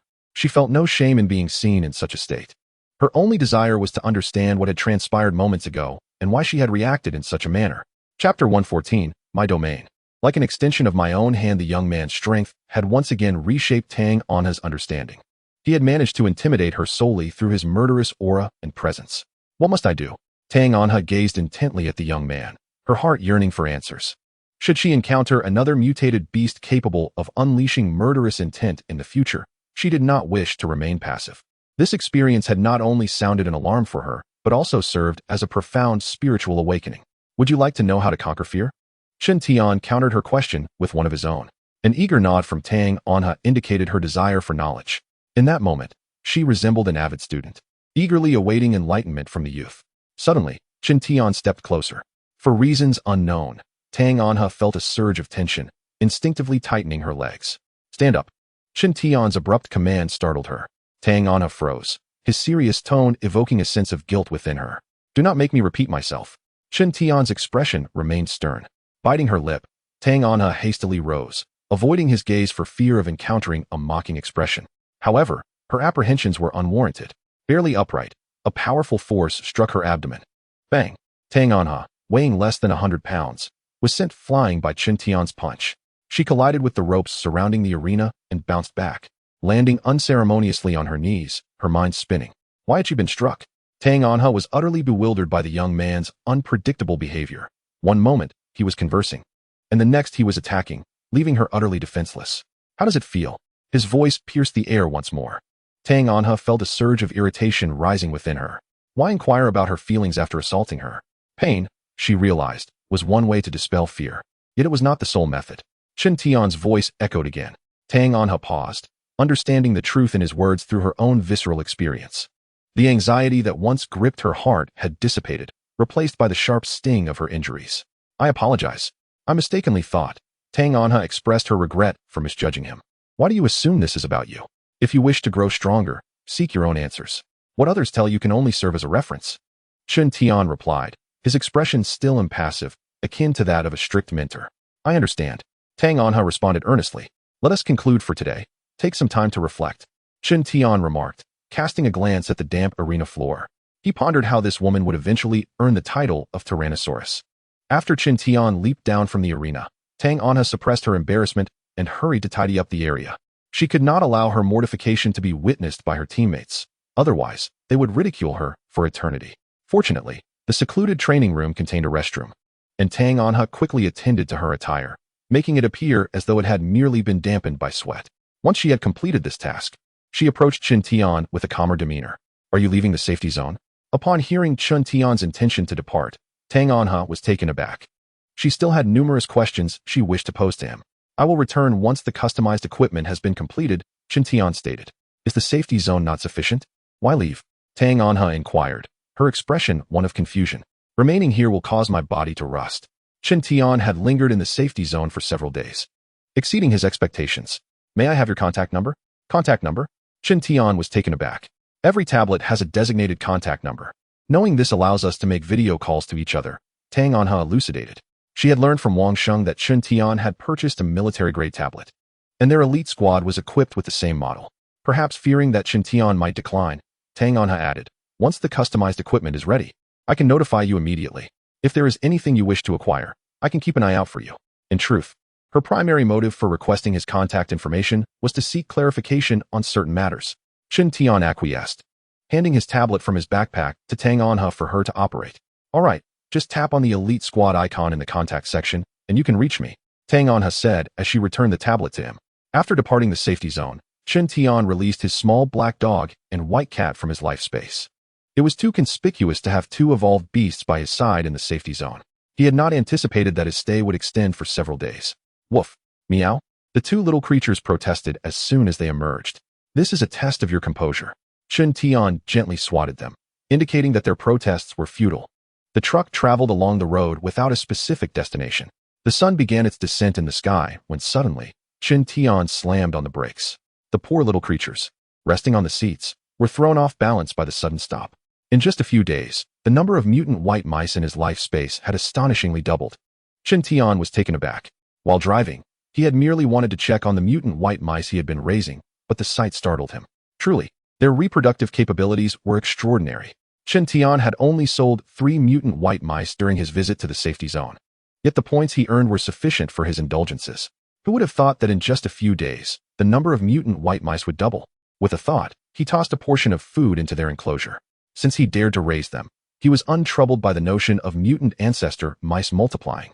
To provide this colony with a larger space to thrive, he even utilized 300 evolution beads to expand the area. Next, he was eager to test his mental abilities. Chen Tian jumped from the truck, surveying the desolate surroundings, and released his psychic probe, yet he found no mutated beasts. Tyrant, Snow Empress, stay here and watch the vehicle. With that, Chen Tian soared into the sky, much to the astonishment of his small black dog and white cat. The two little creatures gazed up at their master, their eyes wide with surprise, as a similar thought crossed their minds. Has our master truly ascended to the heavens in our absence? Whoosh, whoosh, whoosh. High above the ground, Chen Tian soared like a swift fighter jet, executing a myriad of intricate maneuvers with grace. The sensation of flight was exhilarating. Suddenly, Chen Tian suspended his body midair, gazing down upon the earth below, filled with an overwhelming sense of dominion over all creation. He felt himself drawing ever closer to the realm of mastery. With the rapidity of my current evolution, I should surpass all existing humanity. With a flick of his arm, countless steel spikes erupted from the void. Whoosh! Within his perceptual reach, the steel projectiles, governed by mental energy, could be directed at will, altering their trajectories effortlessly. In my domain, I command with precision. Chapter 115. Let us play a game at the pinnacle of the clouds. One beholds the mountains in their diminutive form. This sensation is not one that just anyone can experience. The winds at such heights were fierce, causing Chen Tian's garments to flutter wildly. Suddenly, moments after admiring the surrounding scenery, he found himself inverted, plummeting directly downward. His velocity reached its zenith, and in the blink of an eye, he touched the ground. Whoosh! With a swift pivot, he aligned himself parallel to the earth and soared towards the direction of a truck. The feeling was quite delightful. Upon landing beside the truck, he noticed 2 carefree little creatures had dashed off, oblivious to their surroundings. Relying on these 2 mischievous beings to watch over the vehicle was foolish. It would be no surprise if the wheels went missing. With a mere thought, his mental probing abilities activated, revealing everything within 1,000 meters. The little black dog and the little white cat were frolicking in a snow-filled ditch. The once small white cat had now grown considerably, resembling a Tibetan Mastiff, its snowy coat impeccably blending with the white landscape. In truth, it had been forcibly pushed into the snow by the little black dog. Though the little black dog had not physically changed much, its prowess far surpassed that of the Snow Emperor. Whoosh! Chen Tian's form vanished from sight, only to reappear before the two little creatures. Regardless of the Snow Emperor's size, in Chen Tian's eyes, it remained a mere kitten. Is it fun in the snow? Chen Tian observed the two with a half-smile. Woof, woof, woof. The little black dog was the first to speak, meaning to convey that it was training the Snow Emperor. Oblivious to its predicament, the Snow Emperor popped its head out of the snow, showing no awareness of any bullying. Shall we play a game? Chen Tian proposed with a smile. Each time he suggested a game, it essentially meant to play with the two little ones. Unfortunately, lacking in intelligence, the two little creatures appeared rather bewildered, one wagging its tail and the other stretching its body. Seeing your fondness for snow, let us engage in a snowball fight. After saying this, Chen Tian demonstrated by rolling 2 snowballs. The two little creatures were instantly perplexed. How do we make snowballs? Whoosh! Bang! Bang! Before they could comprehend the situation, the 2 snowballs struck them squarely on their heads. Woof, woof, woof. The little black dog relished this game, enjoying the playful act even as the target itself. As the little black dog sprinted outside, the Snow Emperor quickly reacted and dashed after it. Chen Tian, with a mischievous grin, found himself grasping 2 snowballs in hand. With a swift incantation, the snowballs shot forth like cannonballs, pursuing the 2 small creatures with fervor. Both the black dog and the white cat were quick on their feet. However, the problem lay in the fact that the incoming snowballs followed their trajectory. With 2 dull thuds, the snowballs struck their targets once more. Woof! The black dog, somewhat disgruntled, had just shaken off the snow atop its head when it spotted over a dozen snowballs hurtling towards it. Oh heavens, the largest snowball was over a meter in diameter. The black dog hastily gathered its strength and bolted forward, while the pursuing snowballs grew increasingly larger, emitting a thunderous roar behind it. The white cat fared no better. Having been hit several times by the relentless projectiles, this playful skirmish continued for over half an hour, ultimately concluding with the 2 little creatures thoroughly buried beneath the snow. All right, we shall end our play here for today, Chen Tian announced. The 2 little ones, having finally extricated themselves from the snow, cast a resentful glance at their master, their expressions seemingly questioning. Master, is this truly what a snowball fight is supposed to be? Seeing their apparent delight, Chen Tian cheerfully suggested, next time, let us engage in a rock-throwing contest. That would be far more exhilarating than this snowball game. The 2 little creatures, fearing the excitement might be too much for them, opted for silence. As night fell, after a hearty dinner, Chen Tian continued to familiarize himself with the manipulation of mental energy. Was he truly limited to perfect control over only 27 objects? Perched atop a vehicle, he sat surrounded by dozens of steel nails, nearly 100 in number. Yet, he found he could only flawlessly manipulate a maximum of 27. Go! Chen Tian commanded, pointing ahead. In an instant, nearly 40 steel nails shot towards his fingertip. Such a straightforward linear attack posed no significant challenge. However, the moment he attempted to alter the trajectory of the 40 nails, collisions ensued. Indeed, as anticipated, several nails clashed during their course change. This appeared to be a limitation of cognitive processing. With a sigh, Chen Tian found himself at a loss for a solution.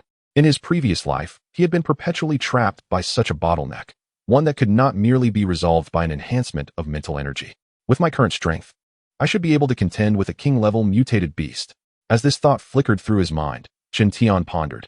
Has the apocalypse truly unleashed king-level mutated beasts merely months after its onset? It is worth noting that king-level mutated beasts are 2 tiers above lord-level mutated beasts, with the latter still being beneath the tier of sovereign-level mutated beasts. It is difficult to say.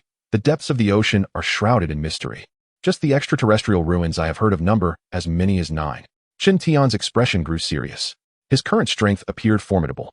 Yet the greatest threats in the future would undoubtedly emerge from the ocean depths. To embark on an exploration of the ocean depths in search of extraterrestrial relics, one must possess the strength of a master. It is imperative that one becomes more formidable. With this conviction, Chen Tian would not allow himself to relax. On the following morning, he drove his truck directly to a body of water. Due to a previous incident where his fishing hook had been damaged, it had been quite some time since he had last fished for the mutated creatures lurking beneath the surface. Now, however, he had acquired a specially crafted fishing hook.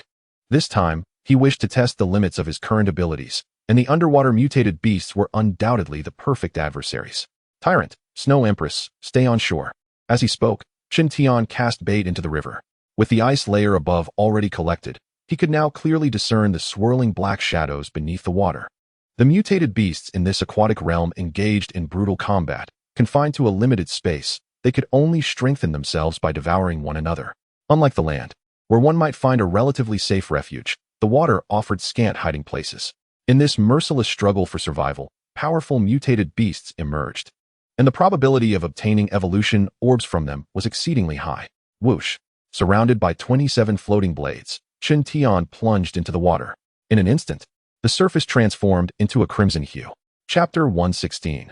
This harvest is truly profitable under the enveloping force of mental energy. Qin Tian's speed surpassed that of the underwater mutated beasts. The 27 blades he commanded became lethal instruments, piercing through one beast after another with deadly precision. This was a testament to Qin Tian's current prowess, a manifestation of his transformed mental energy. The water's resistance had minimal impact on the blades.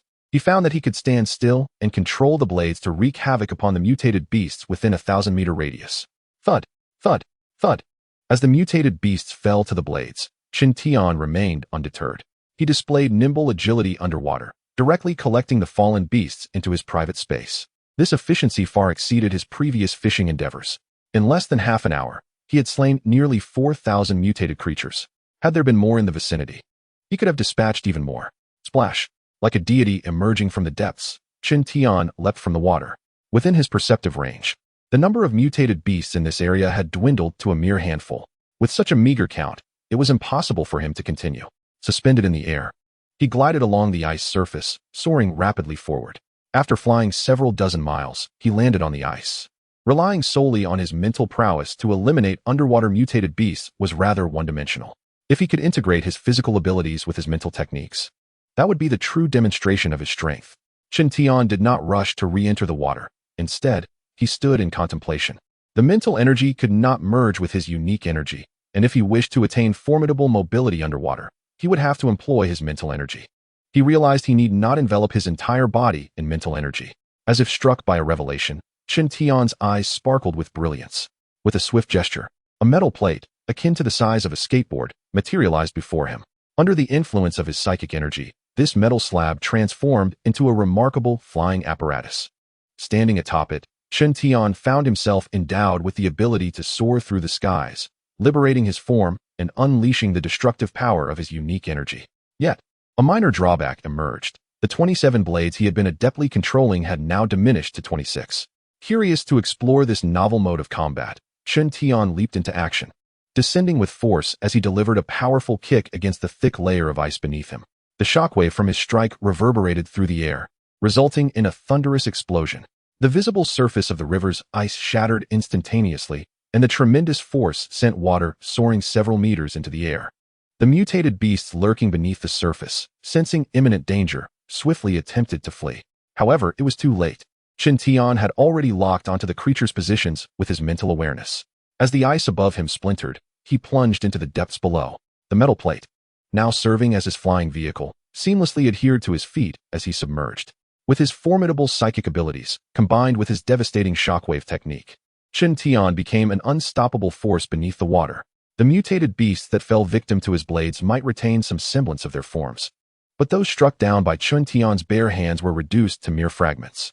The underwater chaos resembled a series of torpedoes detonating in rapid succession. From a distance, the frozen river's surface appeared like molten lava, continuously churning and erupting. Time seemed to slip away unnoticed as Qin Tian finally breached the surface once more. It was evident that this combat style would be the direction he needed to refine moving forward. His face radiated excitement, not solely because he had discovered a balance between the two forms of energy, but also due to the thousands of mutated beasts he had vanquished during this trial. It was no exaggeration to assert that he had nearly eradicated the creatures inhabiting this river. With his current prowess, venturing into shallower waters would pose no challenge. Qin Tian's eyes gleamed with determination, and his confidence in his abilities filled him with anticipation for future adventures. Checking the time on a watch he retrieved from his private space, he was surprised to find it was still not yet noon.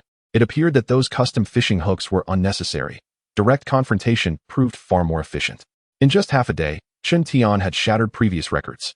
Though he had yet to tally the number of evolution orbs he had acquired, he could surmise that the quantity far exceeded mere thousands. With time still on his side, he decided to cleanse another stretch of the river. In this moment of exhilaration, he was unwilling to bring his endeavors to a close. With a whoosh, the metal plate lifted Chen Tian into the sky. After orienting himself, he sped towards the direction of the truck. At this moment, the little black dog and white cat remained obliviously fixated on the water's surface, only to be startled as Chen Tian descended from above. With a flurry of movement, the 26 blades and the metal plate were stowed away into his space. As he changed his attire, he declared, "Today is a splendid day. Let us proceed to the next destination." Settling back into the truck, Chen Tian promptly retrieved the tablet he had acquired with his hard-earned points. Utilizing the map application, he swiftly pinpointed a location. With a danger level rated B, it appeared that this wild lakeshore would yield more surprises. Activating the navigation feature and selecting the shortest route, Chen Tian drove the truck towards the chosen lakeshore. The tablet had proven its worth, especially at this moment. In the past, he relied solely on the maps stored on his phone for navigation, which often led to unnecessary detours. However, times had changed. The navigation system now provided real-time assistance, albeit with somewhat irritating alerts. "You are exceeding the speed limit. Please drive cautiously. You are approaching a high accident area. Please proceed slowly." Finally arriving at the lakeshore, Chen Tian immediately stowed the tablet in his spatial storage. Parking the truck on an elevated bridge, he leaped out to gaze at the vast, icy surface. Without the need for mental probing, he instinctively knew that numerous prey lay hidden beneath the water. Today, he resolved to clear this area as well. With a graceful leap, Chen Tian vaulted over the bridge and plummeted towards the water's surface. While still in midair, over 20 sharp blades and a heavy iron plate surged forth from his private space. With a resounding crash, the ice shattered. Thus commenced his frenzied hunt. This battle raged on until the sun dipped below the horizon. As night fell, and after enjoying a meal, Chen Tian began to tally his day's bounty. To his astonishment, he had amassed tens of thousands of evolution orbs, compensating for the previous lean period. He pondered whether, if he continued collecting at this rate, these orbs would lose their value. A sense of guilt crept in, as if he were reaping rewards without effort. However, in reality, the opposite would occur. As the evolution orbs were taken, they would only become rarer and more precious. Since acquiring the orbs, Chen Tian had dedicated them to expanding his spatial capacity. Today, he intended to give one to his little black dog. Chapter 117, The Trembling Friends Tycoon. "Come here." Holding a lustrous orb in his hand, Chen Tian called out to the little black dog, who was engrossed in gnawing on a bone by the fire. Perhaps too absorbed in its feast, the dog remained oblivious. Thud! A small pebble struck the dog's head. Initially savoring the bone, the little black dog was incensed by the sudden impact, rising to unleash a growl. However, upon realizing it was Chen Tian, its demeanor shifted. It wagged its tail and hurried over. "Look what I have." Chen Tian waved the evolution orb enticingly. Instantly, the dog's attention was captivated. It had long coveted such a fragrant orb, but after enduring a few beatings, it had abandoned that desire. What was the little master implying by presenting the orb now? Testing its resolve? The little black dog grew wary, shaking its head and stepping back, as if to say, "Don't tempt me, I won't fall for that. Now, I allow you to eat it." As he spoke, Chen Tian tossed the evolution pearl into the air. The once resolute little black dog could not escape the allure of the pearl. Its mouth opened wide, and it swallowed the evolution pearl whole, with the pearl nestled within. The little black dog experienced an unprecedented sense of exhilaration, its mouth agape, eagerly yearning for another. "You are still too weak.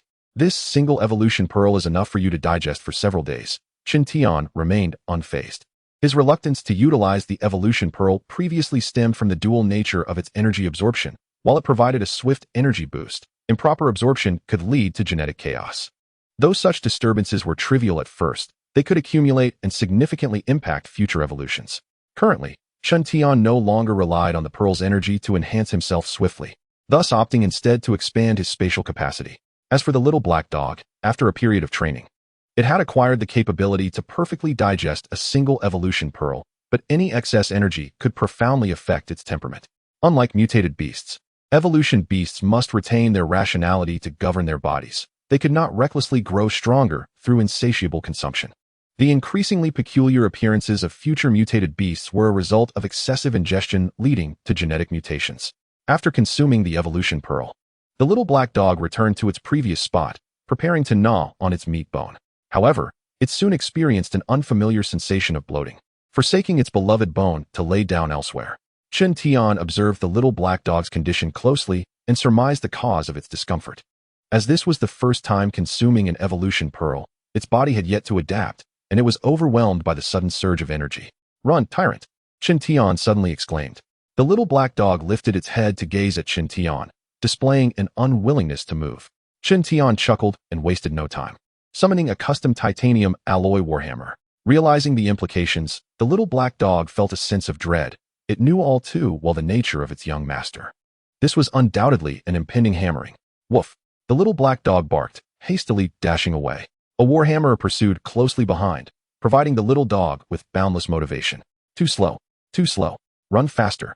Chen Tian sat by the fire, utilizing his psychic energy to control the warhammer, urging the little black dog to continuously stimulate its internal energy. Initially, the little black dog was reluctant, merely going through the motions. However, as it began to run at full speed, it discovered that the bloating sensation dissipated, replaced by an exhilarating feeling. This was splendid. The little black dog, now invigorated, no longer needed Chen Tian's prodding. It dashed about as if high on excitement. The white cat, lounging by the fire on a wooden stick, watched the increasingly frenzied little black dog and meowed in confusion, wondering what kind of madness had overtaken it that late at night. Throughout the night, the little black dog remained restless, leaving paw prints upon the surrounding snow. As daylight broke, the creature lay still, sprawled across the seat in a deep slumber. The little white cat seized the opportunity for revenge, scratching at the little black dog. "You, who couldn't sleep at night, are more frantic than any night owl." This playful yet harmless assault did not perturb the little black dog. Instead, it shifted its position, as if the cat's scratches were mere massages. Eventually, the white cat lost interest and turned its gaze toward Chen Tian, who was busy fishing. In truth, all it could perceive was the rippling surface of the water. This morning, Chen Tian had commenced his hunting in a new aquatic domain. Given his frenzied methods of capture, one might think he was restoring this post-apocalyptic world to a state of peace. Days passed, and Chen Tian continually shifted his hunting grounds. At his current pace, he had traversed nearly all nearby rivers and reservoirs. The options for exploration were dwindling. On the truck, Chen Tian was examining his tablet. The map indicated only a few small rivers in the vicinity that he had yet to explore. "Let's go here today," he declared, finally making a choice. He tapped the screen, magnifying a particular river, revealing its name, Shushuan River. Just as he was about to initiate navigation, an unexpected page popped up on the tablet. Someone was attempting a video call. The screen displayed the words Sharp Knife Squad. Chen Tian pressed the connect icon, and Tang An's figure appeared on the screen. She seemed hesitant, taking a moment before finally uttering the two words, "Teacher." "What is it?" Chen Tian asked directly, disinterested in pleasantries. "The flying knife weapons you commissioned have been completed," Tang Anha responded promptly. Chen Tian was taken aback. He recalled that the deadline had not yet arrived. However, he refrained from probing further and simply replied, "All right, I'll come by to pick them up. I can bring them to you." Tang Anha insisted, perhaps fearing a misunderstanding, adding, "Our squad is on a routine patrol. What are your conditions?" "No conditions, just passing through." "How do you know it's on the way?" Chen Tian inquired. "Our patrol does not adhere to fixed locations. Teacher, we are already outside the safe zone." Ultimately, they agreed to meet at Shushuan River. Chen Tian arrived first, stepping out of the vehicle to observe the modest river before him. Within his detection range, he could identify only a few hundred mutated beasts. He grimaced internally, thinking, the numbers are rather sparse. Before long, the Sharp Knife Squad arrived. "Be cautious. It's dangerous to be too close to the water's edge," Tang Anha exclaimed as she disembarked. No sooner had she spoken than a large creature leapt from the water, akin to a crocodile launching a surprise attack. Its jaws wide open as it lunged at Chen Tian. With a swift motion, Chen Tian extended his arm, his hand plunging into the beast's skull before he flung it ashore.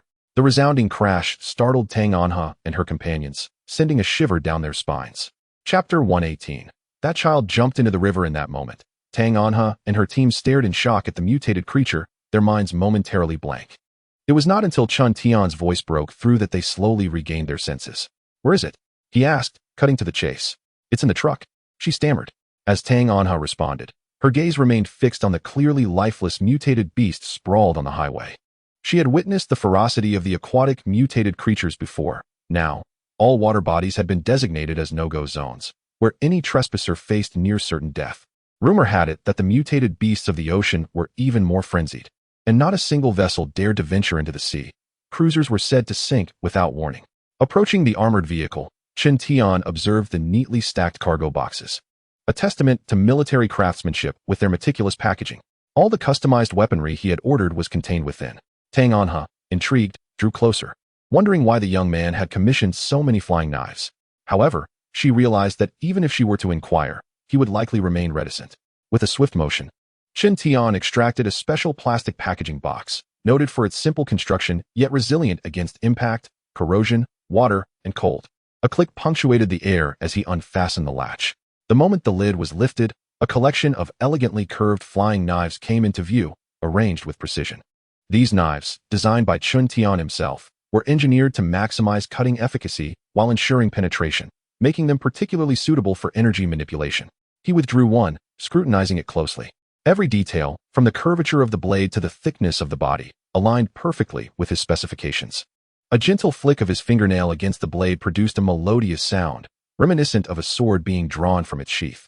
Impressive. The blade twirled deftly between his fingers as if enchanted. Tang Anha, captivated by the display, was suddenly prompted by Chen Tian. Do you still possess the authority to customize further items? This question left her momentarily speechless. Wasn't the arsenal already sufficient? Though she harbored this thought, she dared not voice it, responding instead with candor. There are no more customizations available this month. If you require something, you may need to wait a few more days. A few more days would take them into the next month. Chen Tian chose not to press further and began transferring his commissioned weapons onto his truck, with Tang Anha and several of her teammates assisting. During the process, Tang Anha unexpectedly remarked, "If you truly wish to customize more, I could inquire with others on your behalf." No need, Chen Tian promptly declined, preferring to avoid entanglements with too many individuals. Seizing an opportunity, Tang Anha hesitantly asked, "May I consult you on a question?" This was something she had contemplated prior to her arrival. "Speak," Chen Tian replied succinctly, exuding an air of aloofness. "How can one rapidly enhance their strength?" Tang Anha inquired. "The more you are struck, the stronger you will inevitably become," was Chen Tian's response.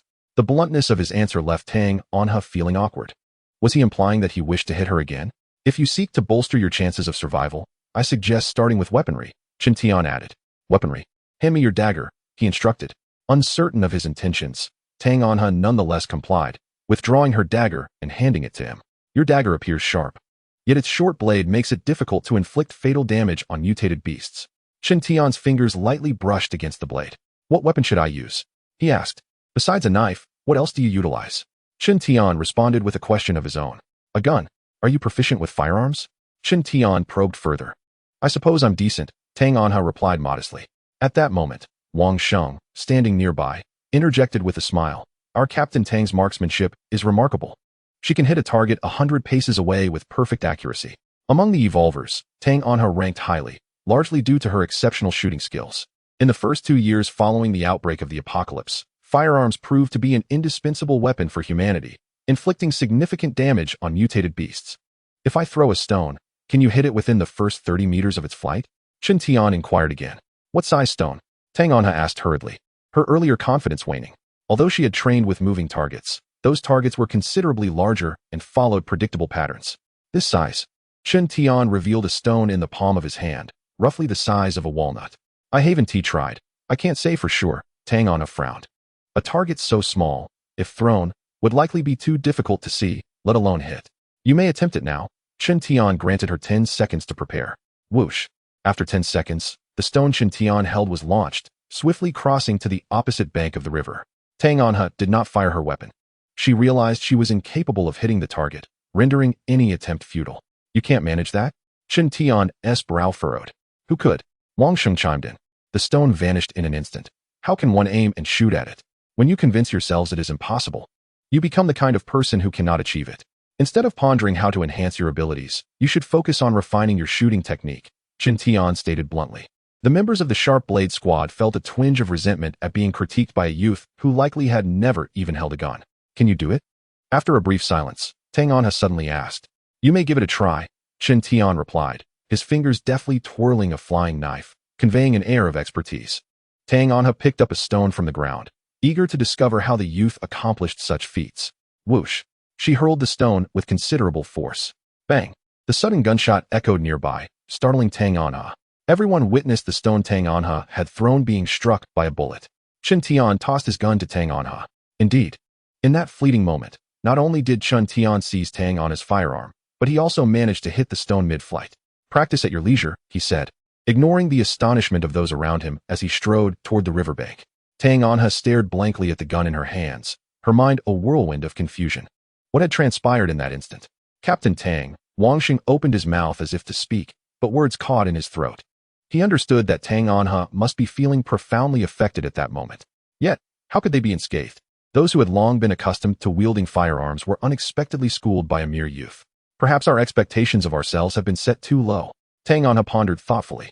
This day was not in vain, for it illuminated a new path for her training. Suddenly, a peculiar sound drew their attention back. Tang Tang's team. "That child has jumped into the river," someone exclaimed. Chapter 119. It seems fortune may favor us again. All eyes were fixed upon the water's surface.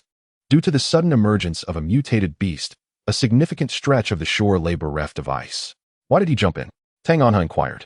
A team member replied, "I don't know. I just saw his silhouette plunge into the water. It was so sudden." "Are you certain he wasn't dragged under by the mutated beast?" Tang Anha pressed further. "Beneath the water, conditions are vastly different from land. Even the most formidable evolved beings would find their prowess diminished once submerged.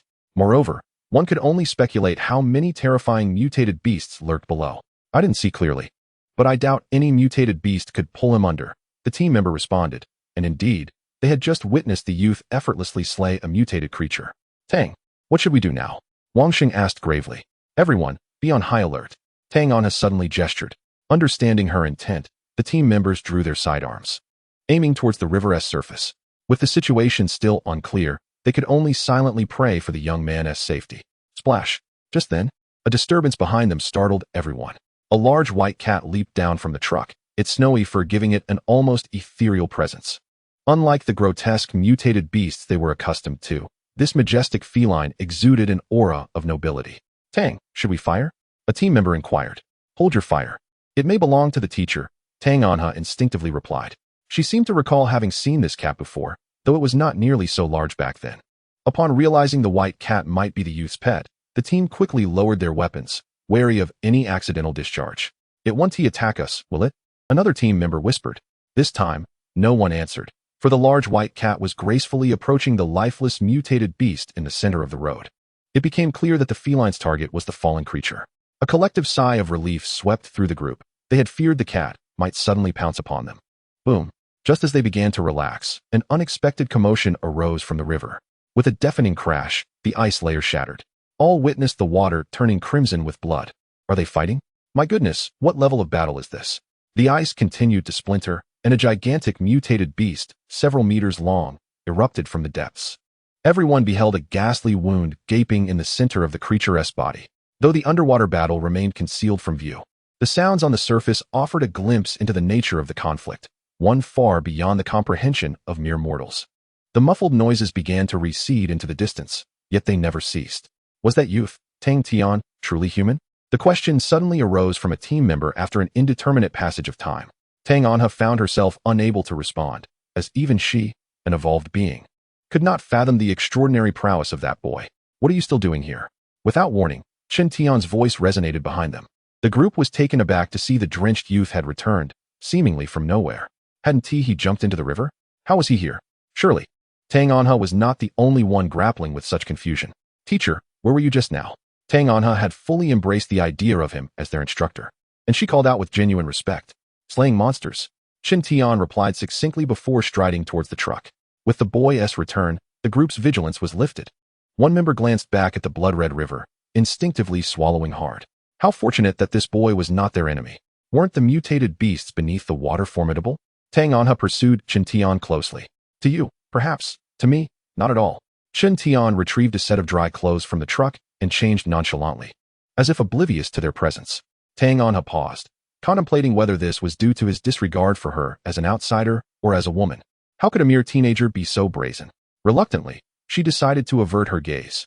After all, if he were to bring this up later, insisting she change before him, what would she do? Upon returning to the truck, Chen Tian ceased further conversation with Tang Anha and drove away. "Tang, there's something I'm uncertain whether to voice," Wang Sheng remarked as they watched the truck depart. "If you're unsure, then perhaps it's best not to speak at all," Tang Anha replied. Casting a glance at him, Wang Sheng chuckled and said, "Actually, you should make an effort. since that boy has you calling him teacher. If you can cultivate a good relationship, he might offer you deeper guidance, and we could benefit as well. Are you suggesting he should beat me up again for your sake? Tang Anhe gazed at Wang Sheng with a half-smile. Of course not. Even if we thought that, we wouldn't dare to say it. The group laughed in unison. Meanwhile, Chen Tian drove the truck to a desolate location. The flying knives, crafted by a military factory, whirled around him like vigilant spirits. At present, the quality of these blades was unparalleled. With a swift motion, he caught a curved knife that floated like willow fluff into his palm. Buzz! As he pinched the blade between two fingers, a crimson energy enveloped the entire knife in an instant. This was the technique of resonance. Simultaneously, it served as Chen Tian's method to assess the durability of the blade. As the frequency of vibrations intensified, the humming sound emitted by the flying knife became increasingly pronounced. Finally, after the fourth elevation of the vibration frequency, the knife shattered with a crisp sound. This intensity was sufficient to penetrate bulletproof glass. Although one flying knife had broken, Chen Tian was quite pleased with the durability of the remaining ones. Regrettably, the psychic energy and specialized energy could not be combined. If they could, it would be utterly invincible. Lost in thought, Chen Tian soared once more into the sky, familiarizing himself with these new weapons. He contemplated the subsequent custom creation of a flying shield. Upon concluding his training, he mused that the iron plate beneath him was far too rudimentary, at the very least. It should be replaced with alloy steel. Utilizing vibration techniques, he believed the shield would exhibit commendable defensive capabilities. With this in mind, Chen Tian looked forward to his next customization with heightened anticipation. Unfortunately, the military factory did not offer external customization. Otherwise, he might have considered modifying even the truck. As night fell, Chen Tian, with nothing to occupy his time, retrieved his tablet and began browsing, hoping to uncover any high-risk new zones. To his surprise, he stumbled upon something intriguing. His eyes brightened at the discovery of a newly issued task reward modification from the 56th Safety District. This time, in addition to the existing point rewards, a contribution point system had been introduced. Anyone who accumulated a certain number of contribution points could attain corresponding rights and privileges, validated by star badges. Currently, there were 3 tiers of star badges available. The first star badge required the accumulation of 100 contribution points, granting the right to open a shop within the safety zone, along with priority access to various public facilities. The second star badge necessitated 1,000 contribution points, ensuring special protection for immediate family members and exempting them from security checks when entering or exiting the safety zone. The third star badge called for the accumulation of 10,000 contribution points, allowing for the purchase of equipment and exclusive customization at the military factory. It was as if a pillow had been delivered just when he felt drowsy. Chen Tian scrutinized this announcement, and after some contemplation, he understood the rationale behind the safety district's alterations. The contribution point system could significantly motivate survivors to contribute more to the safety zone. Moreover, the provision of contribution points could, to some extent, compensate for the inadequacies of the point rewards. To control the upper limits of point rewards, contribution points would play a crucial role. When the safety zone wished to limit the issuance of too many points, they could appropriately increase contribution points, which served as a form of experience value, thus minimizing any substantial impact on the prices and economy within the safety zone. Additionally, the contribution point system could help identify individuals of exceptional capability, thereby garnering attention from the safety zone. The sole avenue for acquiring contribution points was through the completion of tasks released by the safety zone, which also served to alleviate the pressure of manpower shortages. Chen Tian perused the task announcement board. Indeed, contribution points were not easily obtained. In the vast majority of tasks, the contribution points are merely in single digits, with only those perilous endeavors reaching double digits. To achieve a 3-star badge through such tasks seems an elusive dream. However, exceptions do exist. When the safety zone is in dire need of a particular item, whether it be points or contribution, the rewards can be exceedingly generous. For instance, at this very moment, Chen Tian's gaze is fervently fixed upon a newly posted task: capture the mutant white rat. This task offers a reward of 50,000 points along with 100 contribution points. In essence, capturing a single mutant white rat would suffice for him to attain a 1-star badge. This task appears tailor-made for Chen Tian, as he has nurtured numerous mutant white rats within his living quarters, and during this period of care, their numbers have multiplied into the tens of thousands. It seems the biological experiments within the safety zone have reached a critical juncture, Chen Tian muses. Were it not for the contribution point system, a single mutant white rat would command upwards of 60 to 70,000 points. It is worth noting that when Chen Tian initially exchanged for them, each mutant white rat was valued at 50,000 points, which was merely the standard price. One wonders how many of these mutant white rats the safety zone requires. If possible, he could potentially acquire a 3-star badge in one fell swoop, thus granting him the privilege of customizing equipment at the military factory. By presenting just 100 mutant white rats, he could secure 1,000 contribution points, an extraordinary opportunity indeed. At this moment, the sky has darkened. Having just returned to her quarters, Tang Anha is preparing to take a shower when suddenly, the tablet resting on her desk emits a ringing sound. Someone is attempting to video call her. Assuming it is a routine communication regarding task execution, she is taken aback upon seeing the screen display. It is Chen Tian. This is indeed an unprecedented occurrence. Hastening her steps, she quickly answers, "Teacher, you called for me." She has grown increasingly accustomed to this address. "Are you in the safety zone?" Chen Tian inquires directly, foregoing any pleasantries. "I am. Please inquire if there is a limit to the number of mutant white rats that can be captured in the newly released task." Upon hearing this, Tang Anha promptly initiates a split-screen display, maintaining the call with Chen Tian while checking the posted task. "All right, I will head to the exchange hall to find out. Notify me immediately once you have clarity." Of course, concluding the video call, Tang Anha dares not waste a single minute and rushes out the door. After all, it is a rare occasion for her teacher to seek her assistance so eagerly. She must take it to heart. At this very moment, within the confines of the 56th safety zone, in the most enigmatic and restricted laboratory, a group of scientists is anxiously awaiting developments. The research on the evolutionary fluid has made groundbreaking progress, yet what remains elusive is the experimental samples. The finest specimens for experimentation are none other than the 3 mutant white rats that were sent over not long ago. It is precisely because of these 3 mutant white rats that the experiment has progressed so smoothly to this stage. Regrettably, the 3 mutated white mice from earlier have perished during the experiments, providing invaluable data for the scientists. There is now an urgent need for more mutated white mice. These scientists are more eager than anyone to witness results. "Is there not a single mutated white mouse left?" an anxious, bald elder inquired. "If it comes to that, we may have to resort to experimenting with other mutated creatures. That would not suffice. The genetic sequences differ, which could lead to significant discrepancies in the final outcomes. The safe zone has already dispatched the mission. I do not mean to dampen spirits, but we ought to prepare for the worst. The mission concerning mutated white mice has long been established. This time, it merely adds contribution points, and we may still end up with nothing. Can we not devise a plan? How did we acquire those 3 mutated white mice last time?" The scientists and the commanding officers guarding the area were engaged in a heated debate when, suddenly, a phone call came through. The caller was a middle-aged man adorned with medals, and upon hearing something from the other end, his expression shifted to one of peculiarity. "Ladies and gentlemen, please allow me to share some news. The exchange hall has inquired how many mutated white mice are needed." The middle-aged man, who had just taken the call, rushed over to ask. Naturally, the more, the better. Mutated white mice are not only useful for the development of the evolution liquid, but will also be needed for many future experiments, an elderly professor exclaimed with fervor. Under the current circumstances, at least 5 mutated white mice are required, but if possible, the more, the merrier. "How many can we procure?" Others shouted with excitement. The middle-aged man knew how to respond. He spoke into the phone, stating simply, "The safe zone will accept however many mutated white mice are available." Subsequently, Tang Anha conveyed the same message to Chen Tian. Now, an opportunity to deplete the inventory had arisen for Chen Tian. Chapter 121. Sudden Wealth Under the Night Sky. Chen Tian gazed thoughtfully at the tablet in his hands. He had just concluded a video call with Tang Anha. "How many? Whatever is available," he murmured, unable to suppress a grin. He roughly calculated that the number of mutated white mice housed within his life space was nearing 100,000. With such a colossal quantity, how could a newly established safe zone possibly accommodate them all? He settled on preparing 101. After some contemplation, Chen Tian reached his decision.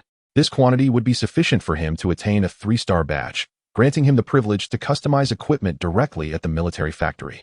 To transport these 101 mutated white mice, Chen Tian procured a large truck equipped with a container. Although somewhat worn, its condition did not hinder its functionality. He considered this truck as an additional bonus, having no intention of driving it back. The following morning, before heading to the 56th safe zone, Chen Tian made another phone call to Tang Anha, primarily to ensure that the safe zone was prepared for receiving the mice, as waiting until arrival would only waste time. The dilapidated truck had not yet reached the safe zone when it was met by the specially dispatched Sharp Blade Squad.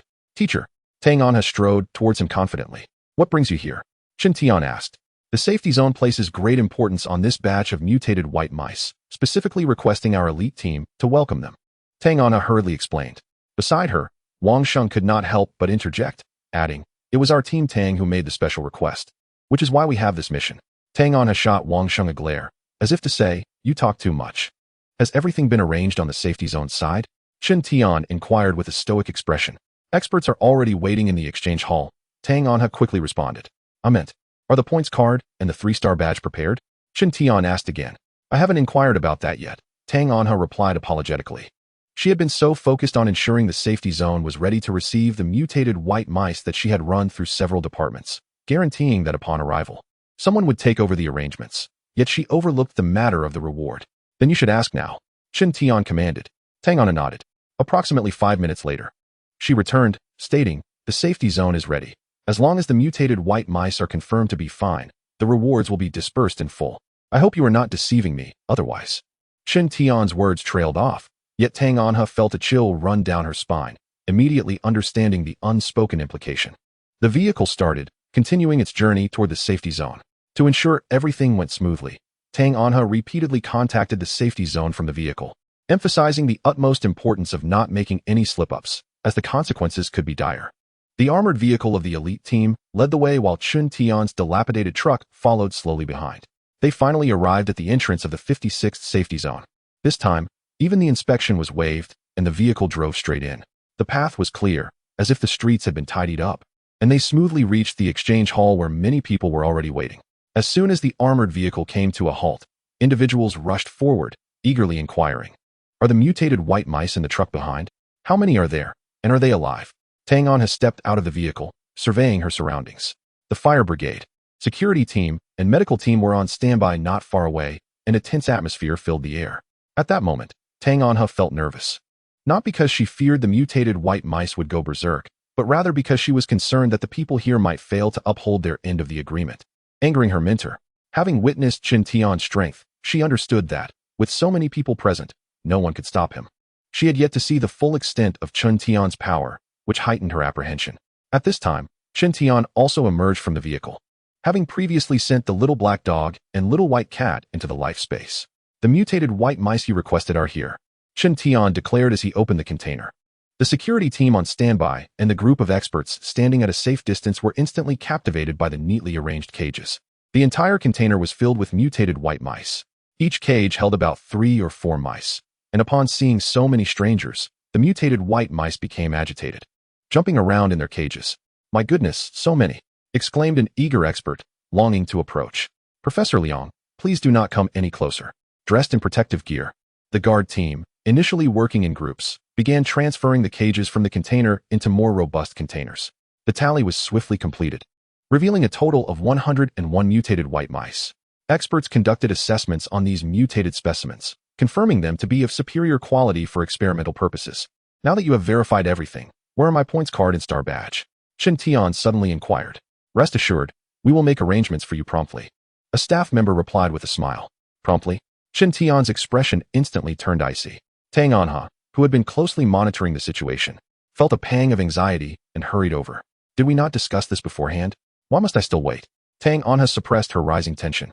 5,050,000 points is not a trivial sum. "Do you intend to deposit it into an account or take it with you?" The staff member maintained a cheerful demeanor. Tang Anha paused, momentarily bewildered. Had she misunderstood? "I would like 50,000 in a physical card, and the remainder to be deposited into my account," Chen Tian stated after contemplation. He had considered this previously, but at that time, due to custom weaponry, his points card had been nearly depleted, so he had not set up an account. Now, however, the situation was different. With such a substantial amount of points, carrying them all as physical cards would be cumbersome and potentially problematic for expenditure. An account would facilitate direct online shopping via his tablet. "Please follow me. We have opened a VIP passage for you, allowing for expedited account processing," the staff member continued. "And the star badge?" Chen Tian inquired. "You have earned a total of 10,100 contribution points this time, and your 3-star badge has been prepared as well, which will be presented to you shortly." Under the guidance of the staff member, Chen Tian entered a reception room where all formalities were conducted swiftly and efficiently. His account was credited with 5 million points. The 3-star badge, crafted from gold, featured 3 prominent stars and was designed to be worn. Additionally, he received a red leather certificate embossed with a steel stamp and security codes, which not only bore Chen Tian's photograph, but also displayed a unique identification number beneath his name. This red book was a symbol of privilege and status. Chapter 122. Personal Assistant. This is madness. Upon activating his special privileges, Chen Tian noticed a transformation in the shopping interface displayed on his tablet. Could armored vehicles be exchanged for points? Upon closer inspection, he discovered that an armored vehicle required 30,000 points, with a limit of one purchase. Armored vehicles possessed formidable defensive capabilities, significantly enhancing survival chances in perilous situations, making them the coveted mode of transport for every survivor in a post-apocalyptic world. To his surprise, with the acquisition of the 3-star badge, he was now eligible to purchase military-grade equipment. In addition to armored vehicles, he could also procure smoke bombs, flashbangs, signal flares, and military-grade drones, as well as bulletproof vests. Chen Tian's interest was piqued as he settled into the reception room, poring over the options available to him. In the shopping interface, items such as firearms, ammunition, grenades, and explosives were conspicuously absent. This is entirely understandable, as such equipment, which underpins the safety of the secure zone, is not readily available for public sale. The military factory's customization service has truly been unveiled. While browsing, Chen Tian noticed the customization icon and, upon clicking it, found he could directly communicate with the military factory's customer service. Just as he was preparing to delve deeper, a sudden knock echoed through the room. Moments later, a tall woman entered, clad in military green attire with short hair, appearing to be in her 20s. "Good day, Mr. Chen Tian. My name is Ali, and I am your personal assistant," she introduced herself. "Personal assistant?" Chen Tian furrowed his brow. "You are the first individual in our secure zone to receive a 3-star badge. According to your privileges, you are entitled to a dedicated assistant. Should you find my services unsatisfactory, you may request a replacement," Ali replied with a smile. "I do not require one. I only need a minute of your time," Chen Tian insisted. Ali maintained her poise as she had upon entering. In the following minute, she succinctly outlined the assistance she could provide. "What is my current authority regarding customization at the military factory?" Chen Tian decided to forego the idea of dismissing her. It would be far more convenient to gather information through this assistant than to engage in private chats with the military factory's customer service. Ali paused momentarily, then responded, "I am not certain which aspect of authority you wish to inquire about. Items such as firearms and ammunition are not available for customization. I wish to know how many pieces of equipment I can customize at the military factory," Chen Tian stated, looking directly at her. Ali quickly clarified, "There are no limits. You may customize as many as you wish, provided that the required points are settled in advance." "No restrictions?" Chen Tian was taken aback. "Are you implying that I can customize as many as I desire?" "Indeed." Ali smiled and continued, "Unless in exceptional circumstances, your current privileges grant you priority for the customized equipment." Upon hearing this, Chen Tian smiled in return. "If I wish to place a customization order online, what should I do?" He inquired further. "You may directly communicate with the customer service of the customization party, or you may entrust the matter to me." Ali answered with a smile. "Do you possess considerable authority?" Chen Tian curiously assessed the woman before him. It was undeniable that she was a capable individual. Despite her youthful appearance, she exhibited remarkable competence and an acute sense of perception. In the brief conversation, she had made quite an impression, a rarity among the women Chen Tian had encountered. "My authority is synonymous with your authority," Ali stated, pausing before adding, "for requests beyond the scope of your privileges. I can escalate them to higher authorities on your behalf." Each of her responses was devoid of superfluous chatter, which resonated well with Chen Tian's preferences. "Given that, I happen to have a request I would like you to escalate," Chen Tian remarked thoughtfully. "Please proceed. I wish to procure a cruiser." Upon uttering these words, even Ali, trained for professionalism, was taken aback. Could she have misheard? A cruiser? Was it the type she was envisioning? Why was she silent? Chen Tian gazed at the adorably bewildered expression of Ellie. "I apologize, but when you mention a cruiser, do you mean?" Ellie took a couple of steps forward, fearing she might have misheard. "You don't even know what a cruiser is?"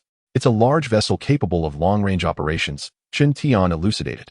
His inclination to exchange for a cruiser was not merely a fleeting whim. With the mutated beasts in the nearby waters having been largely eradicated, he conceived the idea of venturing into the shallow sea for hunting. He believed that as long as he operated within the confines of the shallow waters, his self-preservation would not be a concern. The marine mutated creatures in that area had likely not evolved to a terrifying degree, making them ideal for practice. Familiarity with naval combat was essential before embarking on deeper ocean explorations. Thus, he required a vessel to serve as a refuge. A cruiser, with its ample power and remarkable firepower, would be an excellent choice as Chen Tian's maritime stronghold if he could acquire one. "Are you serious?" Ellie inquired, gazing intently at Chen Tian.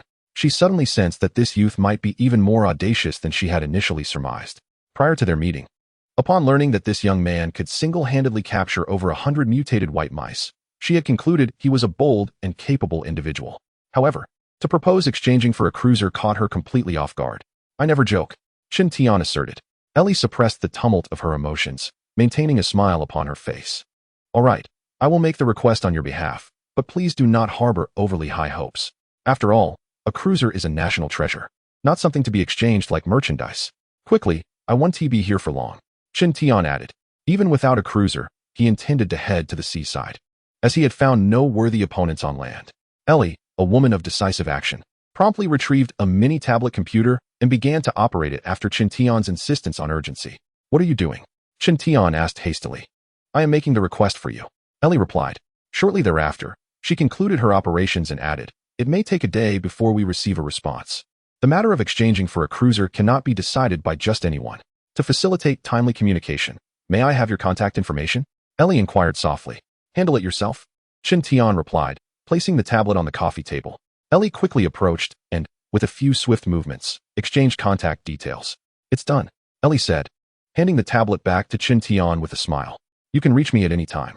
As Ellie stood up again, she suddenly received a notification. Looking down, she saw a message from her superior regarding the earlier inquiry. Upon opening the message, she froze in place. What had she just seen? Her superior had actually approved the request for exchanging a cruiser. Heavens!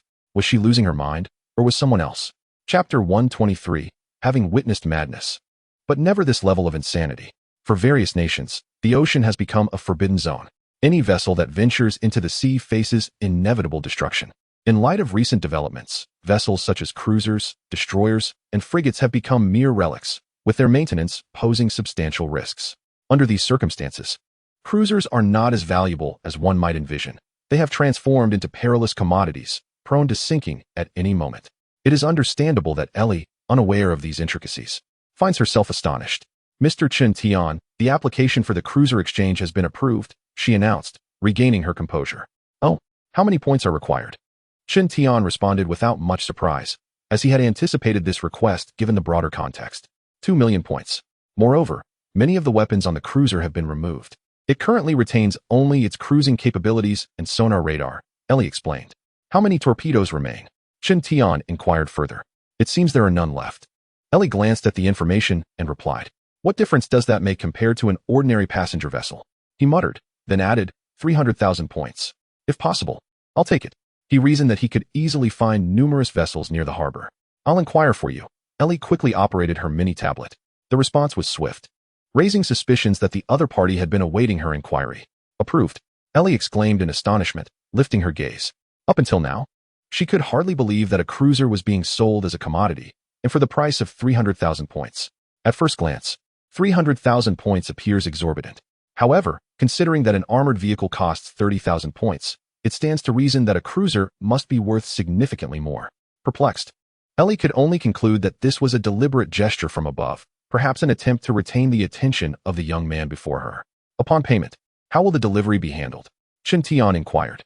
"You will need to personally collect it at the harbor, where there is a safe zone. You can present your receipt there to take possession of your cruiser," Ellie promptly responded. "A safe zone near the harbor?" Qin Tian frowned slightly. This was akin to courting disaster. Despite the current limitations of the oceanic evolved beasts, which cannot leave the water due to their physical constraints, evolution would eventually allow them to transcend these boundaries and emerge on land. In the future, cataclysmic waves of beasts would likely surge forth from the ocean. Furthermore, when the second generation of genetic worms erupts, amphibious creatures such as crabs would appear in droves. "Mr. Qin Tian, do you have any further questions?" Ellie's voice interrupted his thoughts. "Surely, the cruiser isn't defective?" he asked again. While he was indifferent to the points, the investment's value mattered greatly. He had no desire to spend 300,000 points on a worthless hunk of metal. "If it is found to be defective, your points will be refunded to your original account," Ellie assured him. "Very well, I shall purchase it. A receipt will be sent shortly. Do you have any other requests?" Ellie gradually regained her initial nonchalance. "Since a cruiser is attainable, could you also inquire if there is an aircraft carrier available?" Qin Tian suggested.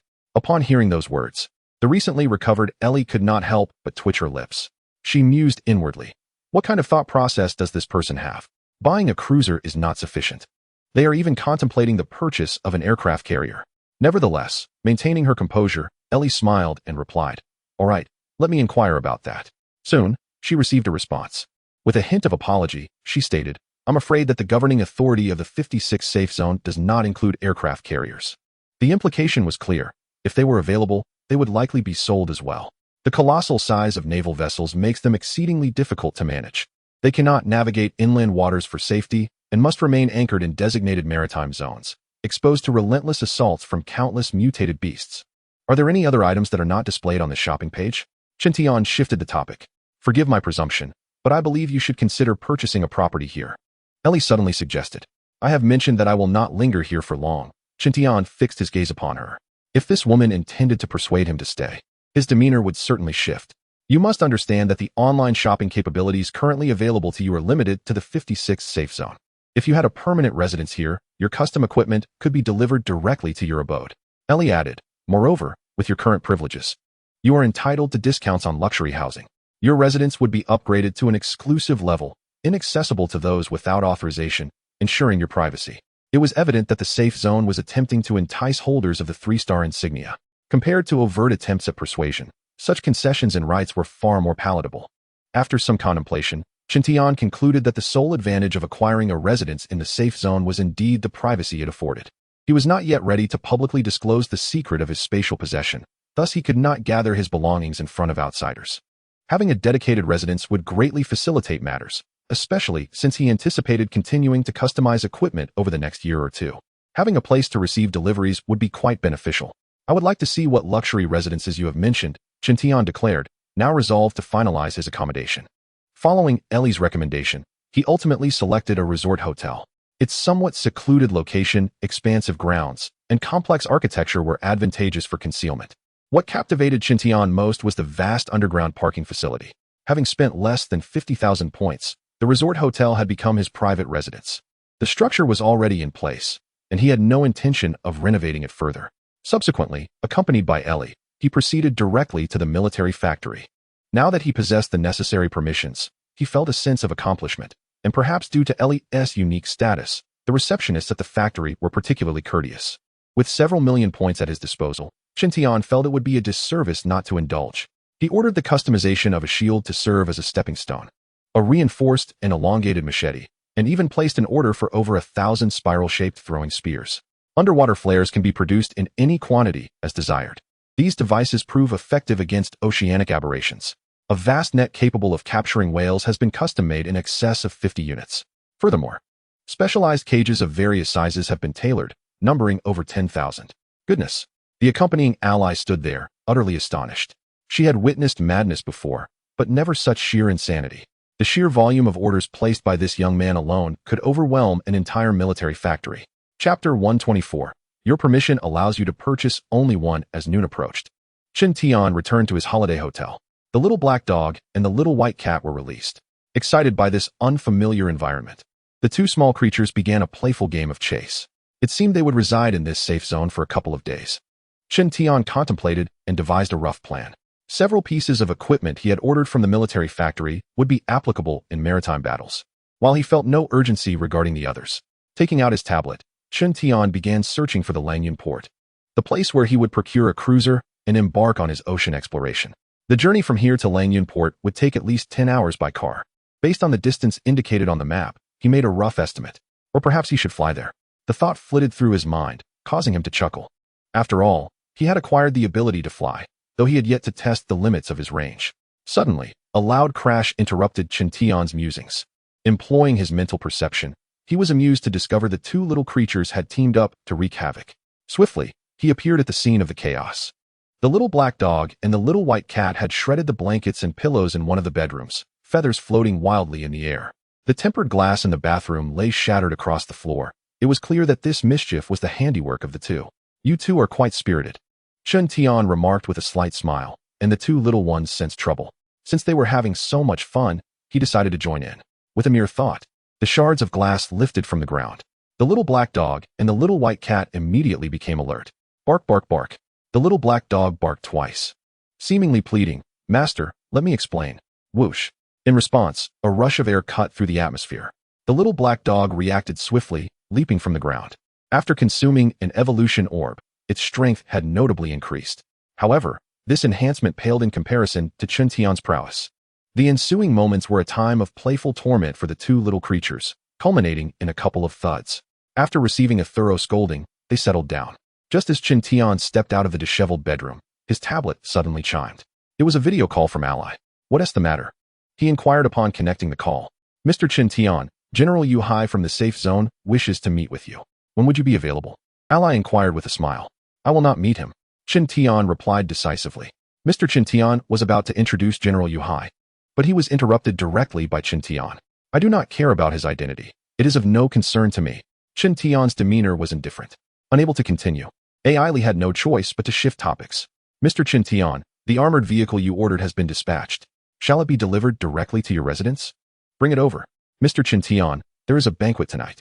Will you attend? No. The video call concluded swiftly. 10 minutes later, a sleek black armored vehicle came to a halt in front of the hotel. The dilapidated truck that Qin Tian had driven to the safety zone was now obsolete. This armored vehicle had cost him 30,000 points. Accompanying the armored vehicle were also spare tires he had ordered, compatible with both the armored vehicle and the military truck. As night descended, Qin Tian was engaged in physical training within the serene hotel lobby. In an inverted position, he supported himself with one hand while raising a barbell weighing hundreds of pounds with the other. Suddenly, colorful lights illuminated the night sky outside, as a multitude of fireworks transformed the evening into a vibrant spectacle. With a resounding thud, Qin Tian cast the barbell aside and leaped to the window. The fireworks outside grew increasingly magnificent.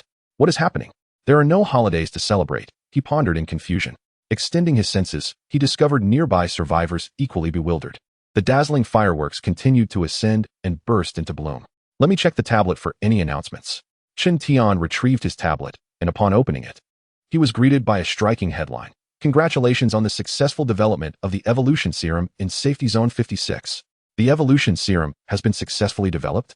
Qin Tian was taken aback. This milestone had occurred much earlier than he had anticipated. Initially, the serum was only announced after he entered the evolution training camp. Yet now, the camp had not even been officially established, and the serum was already available. It seemed that many events had unfolded differently due to his influence. Qin Tian mused. Feeling no discontent, he was the greatest beneficiary of this shift in fate. In less than 6 months since the outbreak of the apocalypse, he had already surpassed his past self at the peak of his abilities. In this life, he would undoubtedly become a master of his destiny. Ding dong. Just then, the tablet rang, signaling a video call. Upon checking, it was Ailey. This personal assistant had indeed been in frequent contact. He wondered what the reason was this time. What is it? He asked as he connected the call. Mr. Qin Tian, have you seen the announcement released by the safety zone? Ailey responded with a question. Are you referring to the evolution serum? Yes, I apologize for not clarifying this morning. The banquet tonight is actually a celebration. Would you be interested in attending? Ailey inquired. Not interested. And what about the evolution serum? Do you have any interest in that? Ailey pressed further. What do you mean? With your privileges, you are entitled to the advance purchase of the evolution potion. After a brief silence, Qin Tian inquired, what is the price? Although the evolution potion may not significantly aid him, it did not diminish his interest. The current price is 10,000 points per vial. If you have a demand, you may place an order now and receive it within 30 minutes. Ailey's voice was crisp and clear. If one were to listen solely to her voice, they might believe she was a mere girl of 16 or 17. How many can I purchase? Qin Tian asked again. At present, you may only buy 1 vial. Only 1? Qin Tian's brow furrowed slightly. Indeed, the evolution potion is not yet officially available for sale. If you wish to acquire more, you may have to wait a little longer. How long must I wait? I am uncertain about that. Upon concluding the call, Qin Tian found his account diminished by 10,000 points. In just 20 minutes, the potion he had purchased was delivered. To Qin Tian's surprise, the person delivering the potion was Ailey. Chapter 125. The curious interaction between man and cat. Ailey smiled sweetly at Qin Tian. Mr. Qin Tian, here is your purchased evolution potion. As she spoke, she handed over a metallic case. The large suitcase contained only 1 vial of potion, underscoring its rarity. Why are you the one delivering it? Qin Tian asked as he accepted the metallic case. I happen to have some time, Ailey replied with a smile. I also thought you might have questions. With a soft click, Qin Tian opened the metallic case, and a wisp of white vapor escaped, adding an air of mystery. To prevent the loss of efficacy, the interior of the case has been specially treated, Ailey explained. Qin Tian remained silent, carefully retrieving the vial, which was secured by protective padding. The small bottle of potion was a pale green, containing no more than 200 milliliters. Beneath the potion lay a user manual. Mr. Qin Tian, The usage of this evolution potion is quite simple. It is to be consumed in one go. During the time the potion takes effect, you may experience some discomfort, such as elevated body temperature and shortness of breath. Do not be alarmed. It will gradually return to normal after about an hour. Ailey elaborated with a smile. You have consumed this potion before, haven't you? Chen Tian suddenly remarked, causing Ailey's smile to falter. Mr. Chen Tian, why do you ask? A hint of surprise flickered across her face. She had indeed taken the evolution potion, which explained her familiarity with the accompanying symptoms. It seems you do not hold an ordinary position as an assistant. Chen Tian refrained from providing a direct answer. Ailey chose not to pursue the matter further and continued her explanation. Since you are already an evolver, taking this potion may yield limited enhancements. As they spoke, a white blur suddenly darted past, startling Ailey. A mutated beast, she exclaimed upon realizing it was a large white cat. Do not be alarmed. That is my pet. Chen Tian replied calmly. Having been seen by the other party, he ceased to hide any longer. Mr. Chen Tian, is that your pet? Ailey exclaimed with exaggerated surprise. She had spent the entire morning with Chen Tian, and this was the first time she had encountered the magnificent white cat. Snow Emperor, Chen Tian called out. The grand feline approached with an air of elegance, its sapphire-like eyes fixed warily on Ailey. In that moment, Ailey visibly tensed, hastily retreating behind Chen Tian. A large white cat, resembling a lion in stature, emanated an aura that was undeniably formidable, even without showing its fangs or claws. At that moment, a soft sound echoed as Chen Tian removed the stopper from the evolution serum. Open wide and drink this, he instructed the small white cat. The cat approached cautiously, sniffing the concoction, but finding the scent unappealing, it declined. With a swift motion, Chen Tian delivered a firm slap to the cat's head, the sound startling Ailey. She watched as the once imposing white cat, now subdued, obediently opened its mouth. To prevent waste, Chen Tian pinched the cat's jaws and directly administered the evolution serum. After consuming the serum, the small white cat stood there, retching. Meow, I should not have come out to endure this. Ailey, observing the peculiar interaction between the boy and the cat, was left bewildered. As you can see, this evolution serum has a rather unpleasant taste. Perhaps it should be reformulated next time, Chen Tian remarked, discarding the empty vial into the trash. Only then did Ailey realize that this young man had fed an extraordinarily valuable evolution serum to a mere cat. Mr. Chen Tian, may I ask you a personal question? Ailey suddenly inquired. No, Chen Tian replied bluntly. This was no longer a conversation. It was a conversation killer. An awkward silence ensued, leaving even Ailey at a loss for words. Is there anything else? Chen Tian prompted once again. Mr. Chen Tian, please take a rest. If you need anything, feel free to contact me. Ailey decided it was best to retreat and collect her thoughts. After Ailey departed, Chen Tian examined the small white cat's health. The evolution serum was perfectly suited for the cat's current condition. Unfortunately, one vial was insufficient. Acquiring more could facilitate a significant breakthrough for the feline. Moreover, the evolution serum possessed immense collectible value. It was a coveted source of power sought after by all survivors, enough to drive many to madness. For the foreseeable future, the evolution serum would only be available for sale at the 56th safety zone. With demand far exceeding supply, the serum remained in high demand. Chen Tian realized that hoarding his points was futile. Purchasing and stocking up on evolution serums was a guaranteed profitable venture. What happened to that earlier enthusiasm? Get moving. Chen Tian playfully kicked the small white cat's rear. After consuming the evolution serum, the cat had no desire to move, much like the little black dog had once been. Just then, the little black dog emerged. The little white cat gazed at the small black dog with an expression of deep resentment, as if to say, Brother dog, why have you only just emerged? You made me drink an exceedingly unpleasant bottle of juice.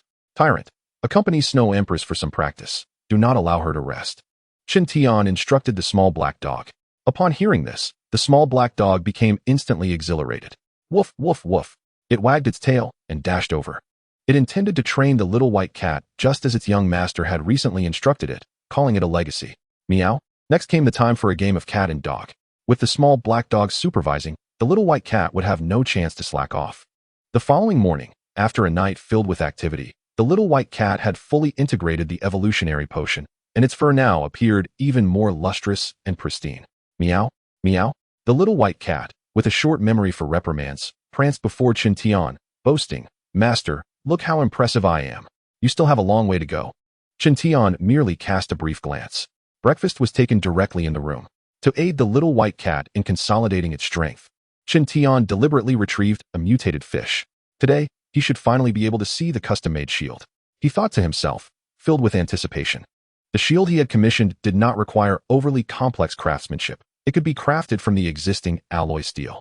Just as he contemplated whether to check the progress at the military factory, a video call from Ellie arrived. Mr. Qin Tian, the evolutionary potion is now available for purchase. But the required points have increased. If you wish to acquire it, please place your order promptly. Ellie's voice was urgent. Chapter 126. The master is a great deceiver. Early in the morning, not long after Tang Anha had risen, there came a swift and urgent knock at her door. Knock. Knock, knock. The sound was rapid and insistent. Hastily, Tang Anha went to open the door. Wang Sheng? The visitor was none other than Wang Sheng, a member of the Sharp Blade team. Captain Tang, is it true that the evolutionary potion exists? Wang Sheng inquired directly, his voice tinged with barely concealed excitement. Did I not mention this to you all last night? Tang Anha replied, somewhat surprised. After the successful announcement of the evolutionary potion's development in the safe zone, she had informed every member of the Sharp Blade team. Among the entire team, she was the only one who had undergone evolution, while the others were intrigued by the topic and had discussed it for quite some time the previous day. Captain Tang, can one truly become an evolved being after consuming the evolutionary potion? Wang Sheng asked, his eagerness palpable, having witnessed the power of evolved beings. No one could resist yearning for such strength. I cannot guarantee a 100% transformation into an evolved being, but since the evolutionary potion has been developed, it must indeed be effective, Tang Anha replied, aware that her knowledge was not significantly greater than that of others. Captain Tang, could you lend me some points cards? I wish to purchase a vial of the evolutionary potion, Wang Sheng urged. Tang Anha was taken aback. The evolutionary potion has begun external sales? At that moment, the exchange hall was filled with onlookers. Upon hearing that the evolutionary potion was now available for purchase, everyone was eager to catch a glimpse. Priced at an astounding 12,000 points, the potion was not something just anyone could afford. Even those who could muster the funds were inclined to observe before making a decision. After all, no one truly knows the efficacy of this newly developed evolution serum. When Tang Anha accompanied Wang Sheng to the exchange hall, she was taken aback by the overwhelming crowd. Fortunately, as members of the guard team, they were granted access to a special passage, sparing them the ordeal of queuing outside with the multitude. I would like to exchange for a vial of the evolution serum, Wang Sheng stated, his heart brimming with anticipation as he presented his assembled points card to the staff. I'm sorry, but the evolution serums are sold out. The staff member replied with a look of genuine regret. Sold out. Wang Sheng felt as if a bucket of cold water had been poured over him. Beside him, Tang Anha could not help but interject, wasn't the evolution serum just released? How could it be sold out so quickly? Someone purchased all the evolution serums through online channels. The staff member explained. Are there very few serums available? Tang Anha inquired further. Indeed, only 30 vials were made available, came the response. Will there be more evolution serums released in the future? Wang Sheng asked eagerly. We do not have that information, the staff member replied. Wang Sheng felt a pang of regret. An opportunity to become an evolver had slipped through his fingers. Captain Tang, you may go ahead. I wish to stay here for a while. Perhaps more evolution serums will be made available, Wang Sheng said. Tang Anha was at a loss for words, and just then, she spotted a familiar figure. Qin Tian and Ai Li were making their way out, each carrying a metallic case. Tang Anha slapped Wang Sheng on the shoulder and hurried after them.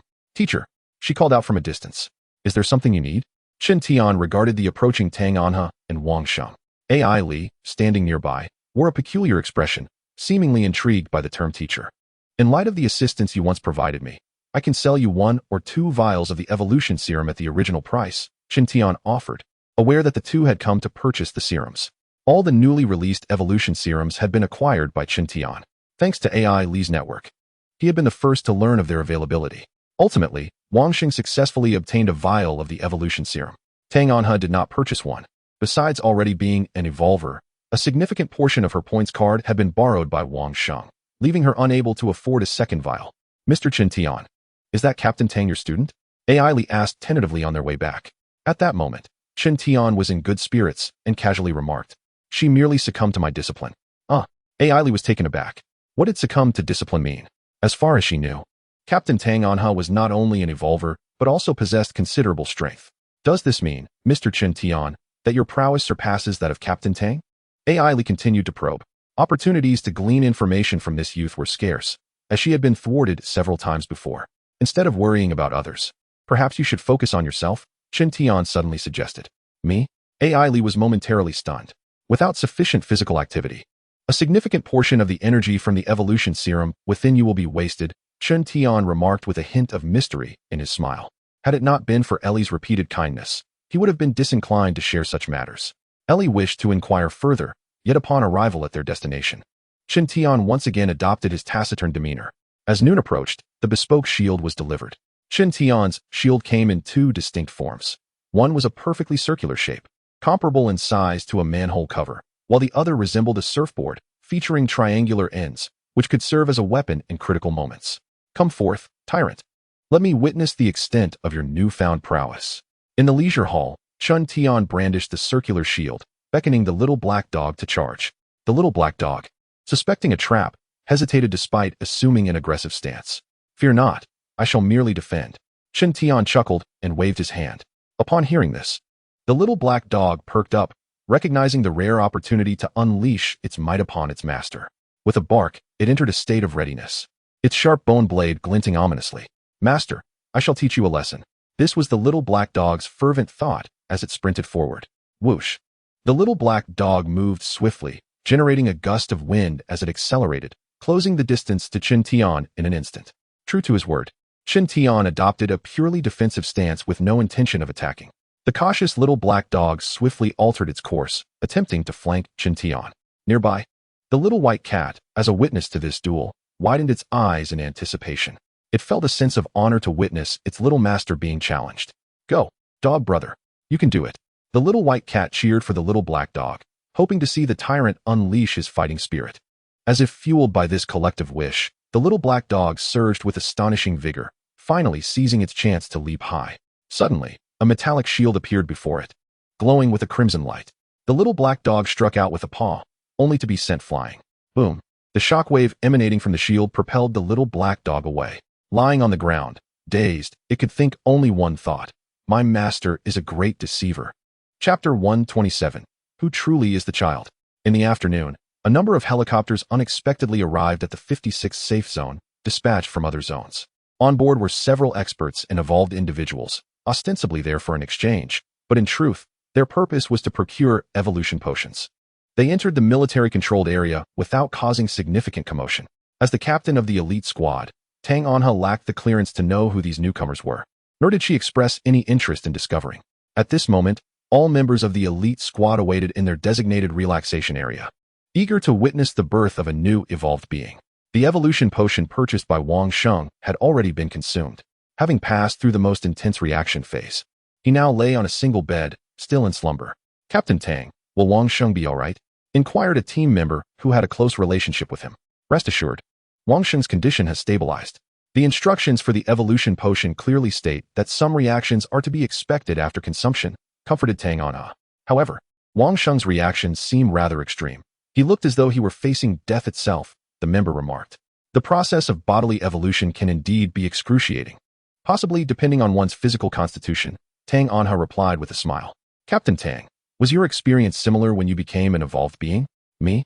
Tang Anha paused momentarily before responding. I can't recall. When I regained consciousness, my body had already transformed. While they were conversing, Wang Sheng on the single bed suddenly stirred. Look, Wang Sheng is awake. Wang Sheng, how do you feel now? As he awoke, everyone gathered around him. I feel excruciating pain. Wang Sheng replied with a wry smile as he sat up. You should lie down a bit longer. You just went through quite a lot, one teased lightheartedly. At that moment, Wang Sheng chose not to speak, but instead carefully sensed the changes within himself. How extraordinary! Not only does my body feel imbued with strength, but even my perception of the surroundings has altered dramatically. Could this mean I have succeeded? Realizing the possibility of becoming an evolved being, his breath quickened. Captain Tang. Wang Sheng turned to Tang Anha. I feel different from before. It seems that the evolution potion has indeed had an effect. Tang Anha replied with a smile. Wang Sheng, are you now an evolved being?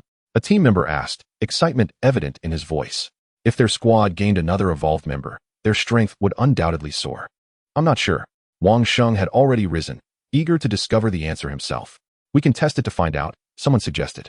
Currently, there are no definitive standards for identifying evolved beings. One can only compare metrics such as strength, speed, and reflexes against those of ordinary individuals. If one far surpasses the average level, they are deemed an evolved being. Yes, Wang Sheng. If you feel fine, let us conduct a test. We have fitness equipment right here, encouraged the team. Hurry, we're all eager to witness a miracle. The room buzzed with excitement.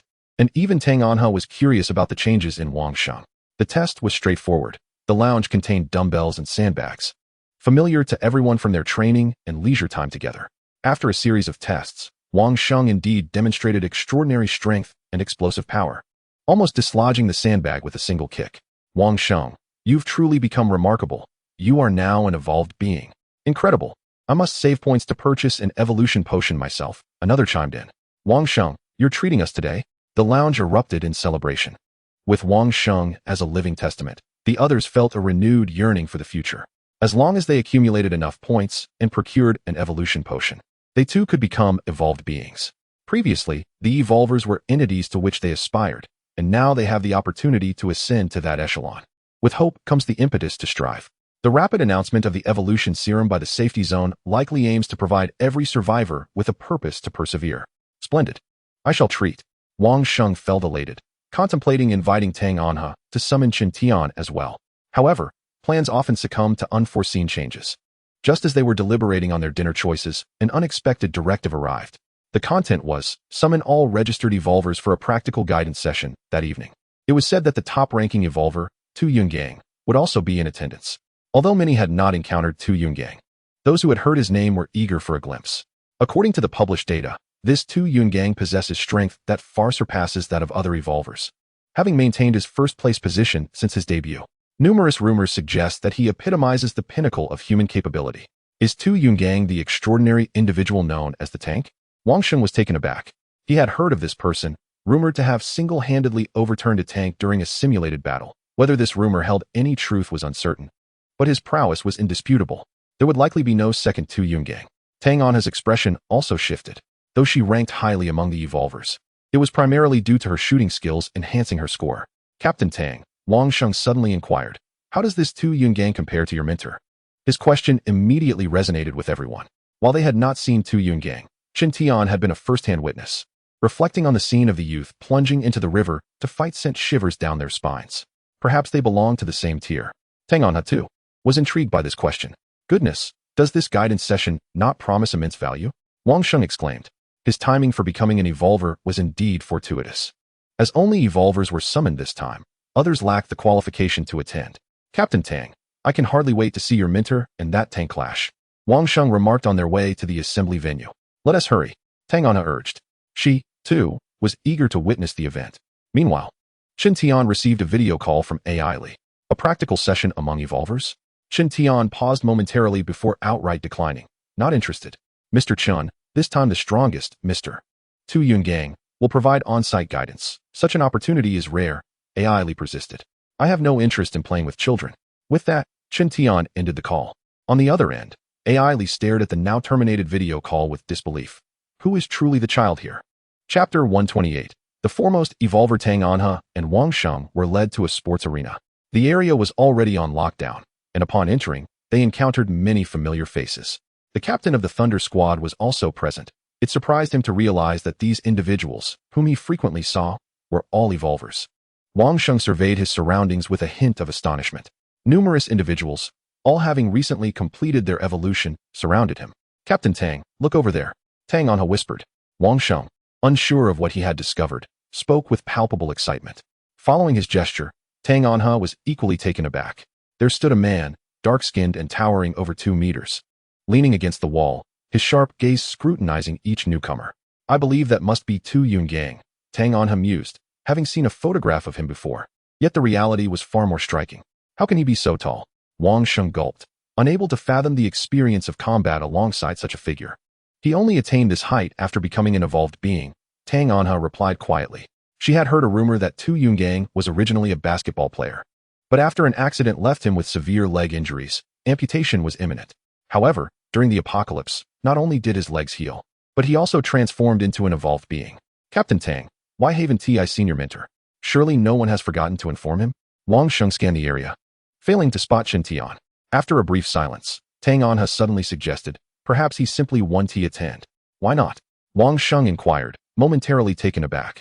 He won to offer guidance. He only knows how to fight. Tang Anha chuckled softly. She believed this gathering lacked the allure to attract Qin Tian. Based on her multiple encounters with him, unless a formidable opponent was guaranteed to be present, he would likely remain absent. I was hoping to witness a battle among the strong. Wang Sheng lamented. That's merely a guess. Let us wait and see. Tang Anha responded. Captain Tang. Why not make a video call to ask him? Wang Sheng suggested. Shaking her head, Tang Anha replied. Let us first assess the strength of this top contender. As they spoke, she and Wang Sheng once again scrutinized Tu Yungang. Sensing their gaze, he turned and met their eyes, his piercing stare flickering momentarily. Captain. He is approaching us, Wang Sheng exclaimed. I see him, Tang Anha replied calmly. I know you. You are Tang Anha, captain of the Sharp Blade Squad, Tu Yungang stated as he drew near. A pleasure to meet you. Tang Anha responded courteously. Your ranking is impressive. I look forward to our forthcoming sparring session. Tu Yungang said with a serious expression. The stark contrast between his towering height and Tang Anha made it seem as if a blackback gorilla were threatening Snow White. Rankings do not tell the whole story, Tang Anha smiled, her words carrying a double meaning. Who is the strongest individual here, aside from yourself? Tu Yungang posed a direct question. There are many who surpass me. You will soon discover that, she replied, her intuition sensing that he did not regard her as a serious contender. Perhaps, in comparison to this top contender, she was indeed outmatched. Yet, she was far from being insignificant. I hope to encounter a worthy opponent here. With that, Tu Yungang departed. Captain Tang, what does he mean by that? Even Wang Sheng could sense the underlying implications in his words. When individuals reach a certain echelon, a degree of arrogance often accompanies them. Tang Anha paid it no mind. Wang Sheng pondered for a moment and agreed. The youth who had previously bested their Captain Tang was even more audacious. Perhaps such traits are common among the formidable. As they awaited, everyone assembled. Indeed, Chen Tian was absent. However, Tang Anha and Wang Sheng spotted Ailey, who had accompanied Chen Tian today. Captain Tang. It is a pleasure to see you again. Ailey approached with a friendly greeting. Hello. Tang Anha shook her hand. Do you have confidence in securing the top position? Ailey inquired with a smile. There are many who surpass me. I am merely here to learn, Tang Anha humbly replied. Although this evolutionary contest was hastily organized, it was evidently taken seriously by the higher-ups. As far as I know, the top 2 victors will receive evolutionary potions, Ailey whispered. Evolutionary potions? Wang Sheng exclaimed, his eyes gleaming with excitement. A single vial is worth 12,000 points, and even at that price, it is unattainable. The evolutionary potion not only offers ordinary individuals a significant chance of becoming an evolutionary, but also provides substantial enhancements to those already evolved, Ailey continued. Tang Anha regarded Ailey with surprise. This young woman, merely in her 20s, possessed such extensive knowledge. Her background must be remarkable. Thank you for your insight. I shall do my utmost. Tang Anha smiled, accepting her goodwill. It is a pity that Mr. Chen Tian did not attend. I extended an invitation, but he declined. Ailey expressed with some regret. Perhaps he remains unaware of the rewards, Tang Anha mused, feeling an unbidden stir within at the mention of Chen Tian's name. Mr. Chen Tian is aware. I informed him, yet he still refused. Ailey continued, pausing momentarily. Do you know what he said at that time? What did he say? Tang Anha inquired instinctively. Why complicate matters when points can resolve it? Ailey replied with a smile. That sounds just like him. Tang Anha chuckled softly, envisioning the expression Chen Tian must have had when he uttered those words. Captain Tang, are you quite familiar with Mr. Chen Tian? Ailey suddenly asked. He has guided me in the past, Tang Anha responded candidly. Ailey's eyes brightened considerably as she pressed on. Is Mr. Chen Tian truly formidable? Formidable is an understatement. Wang Sheng interjected, finally seizing an opportunity to contribute. I have yet to encounter anyone more powerful than him.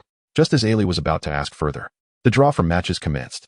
The so-called draw merely determined the order in which each participant would spar with Tu Yungang. It was non-mandatory, allowing those disinterested to abstain. It was at this moment that everyone realized that the top-ranked Tu Yungang intended to challenge all the evolutionaries within the 56th secure zone. What immense confidence must one possess to make such a declaration? Captain Tang, what number are you? Wang Sheng inquired eagerly as he observed Tang Anha return from the draw. Tang Anha forced a smile as she spread her hands. Upon seeing the number plate, Wang Sheng's eyes widened in disbelief. Number 1? Chapter 129, A Bunch of Novices. How dull. Tang Anha initially intended to observe the strength of the top evolutionist through the matches of others. But she never anticipated that she would be the first to take the stage. Captain Tang, please be cautious, Wang Sheng advised earnestly before her entry. Safety first, Captain Tang, echoed Ailey beside him. Nodding, Tang Anha understood that this battle would not be easy, so she commenced her warm-up on the spot. Please send the contestant with number 1 to the stage. The announcement resonated through the venue. The competition took place indoors. With straightforward rules, both parties would engage in unarmed combat until one conceded or could no longer fight. Who would have thought my first opponent would be you? Tu Yungang declared proudly as he gazed at the approaching Tang Anha. I didn't expect it either, she replied, halting about 4 to 5 meters away from him. The disparity in their height and weight was glaringly apparent. Tang Anha recognized that she could not rely on brute strength and thus aimed to leverage her agility and nimbleness, hoping for a chance at victory. I hope you can live up to your ranking, Tu Yungang said, his expression serious as he appeared to stand casually. Yet he had already entered a combat-ready state. Be careful. With that, Tang Anha bent her knees and charged forward, seemingly rushing directly at him. Yet, as she neared within 2 meters, she suddenly changed direction and accelerated. Bang! Tang Anha circled to Tu Yungang's side and delivered a swift kick without mercy. He did not even flinch, merely extending his arm to block her strike. The moment her foot made contact with his arm, Tang Anha felt as if she had kicked a marble pillar, sending a numbing shock through her thigh. Experience reveals the truth in an instant. This saying proved true. With just that one contact, Tang Anha recognized the formidable strength of her opponent. With the momentum gained, she bent backward and executed a sweeping kick aimed at his lower body. This time, Tu Yungang did not bother to block, allowing her kick to connect solidly with his calf. Bang! The sound echoed, audible to many in the audience. Tu Yungang remained as steadfast as a mountain, while Tang Anha, frowning, retreated. Is he made of iron and copper? She struggled to suppress her astonishment. His bones felt exceptionally hard. Is this truly your strength? Tu Yungang suddenly spoke, disappointment evident on his face. Tang Anha realized that this unarmed combat was exceedingly disadvantageous for her. The opponent evidently possessed formidable defensive capabilities, making it challenging to penetrate his defenses without weapons. It seemed she would need to consider a different approach. As if contemplating aloud, the previously still Tu Yungang suddenly unleashed a terrifying speed, closing the distance to Tang Anha in an instant. Startled, she raised her hands to block. Bang! A powerful punch struck her arm with force. The powerful force compelled Tang Anha to involuntarily retreat, stumbling back 5 or 6 steps before finally halting. Whoosh! At that moment, Tu Yungang charged forward with astonishing speed, executing a forceful hook that struck Tang Anha squarely in the abdomen. Bang! The tremendous impact sent Tang Anha flying. Is this truly your full strength? Tang Anha swiftly rose from the ground, realizing after that punch that this top-ranked evolver was no match for Qin Tian. When Qin Tian had struck her before, it had been far more brutal. You shouldn't have gotten back up. With that, Tu Yungang dashed toward Tang Anha once more. Subsequently, she was repeatedly knocked down, appearing quite disheveled. Watching from below, Wang Sheng could no longer bear the sight and discreetly used his tablet to video call Qin Tian. What is it? Upon connection, Qin Tian's voice was as calm as ever. AI Li, who had been observing the match, immediately turned her attention to the screen. Why are you the one calling? Qin Tian was somewhat surprised to see it was not Tang Anha on the line. Teacher Qin Tian, aren't you coming? Our captain is being beaten up in the match, and it's quite tragic, Wang Sheng whispered. Is it not normal to get beaten if one is weak? Qin Tian's remark left Wang Sheng momentarily speechless. Aren't you coming? There's someone very formidable this time. Wang Sheng quickly changed his tune. I am quite busy. Unless it's something important, do not call me. With that, Qin Tian abruptly ended the call. AI Li, observing the scene, stifled her laughter. Alas, it seems our captain cannot escape the fate of being beaten. Reluctantly, Wang Sheng slipped the tablet back into Tang Anha's backpack. In the brief interlude, the battle had concluded. Tang Anha limped back, appearing quite disheveled, yet no one dared to mock her. A woman who, after being knocked down multiple times, not only refused to concede but also dared to retaliate, commanded admiration from many. After hanging up, Qin Tian resumed training the little white cat. He administered several bottles of evolution serum to it, and was currently overseeing the rigorous training of the little black dog. As for the sparring matches among evolvers, he had no interest whatsoever. If he were to fight, it would be at the pinnacle. What amusement could there be in sparring with a bunch of fledgling evolvers? He would rather spend that time playing games with the little black dog and the little white cat. Thus, the night came to a close. Before dawn, Qin Tian was awakened by the ringing of his tablet. This time, it was AI Li reaching out. What is it? Mr. Qin Tian, there are new evolution serums available today. Would you like to make another purchase? AI Li got straight to the point. Certainly. Qin Tian perked up immediately. These evolution serums, even if the little white cat no longer needed them in the future, could fetch a fortune in any safe zone. The quantity of these evolution serums available for sale would be subject to control in the future.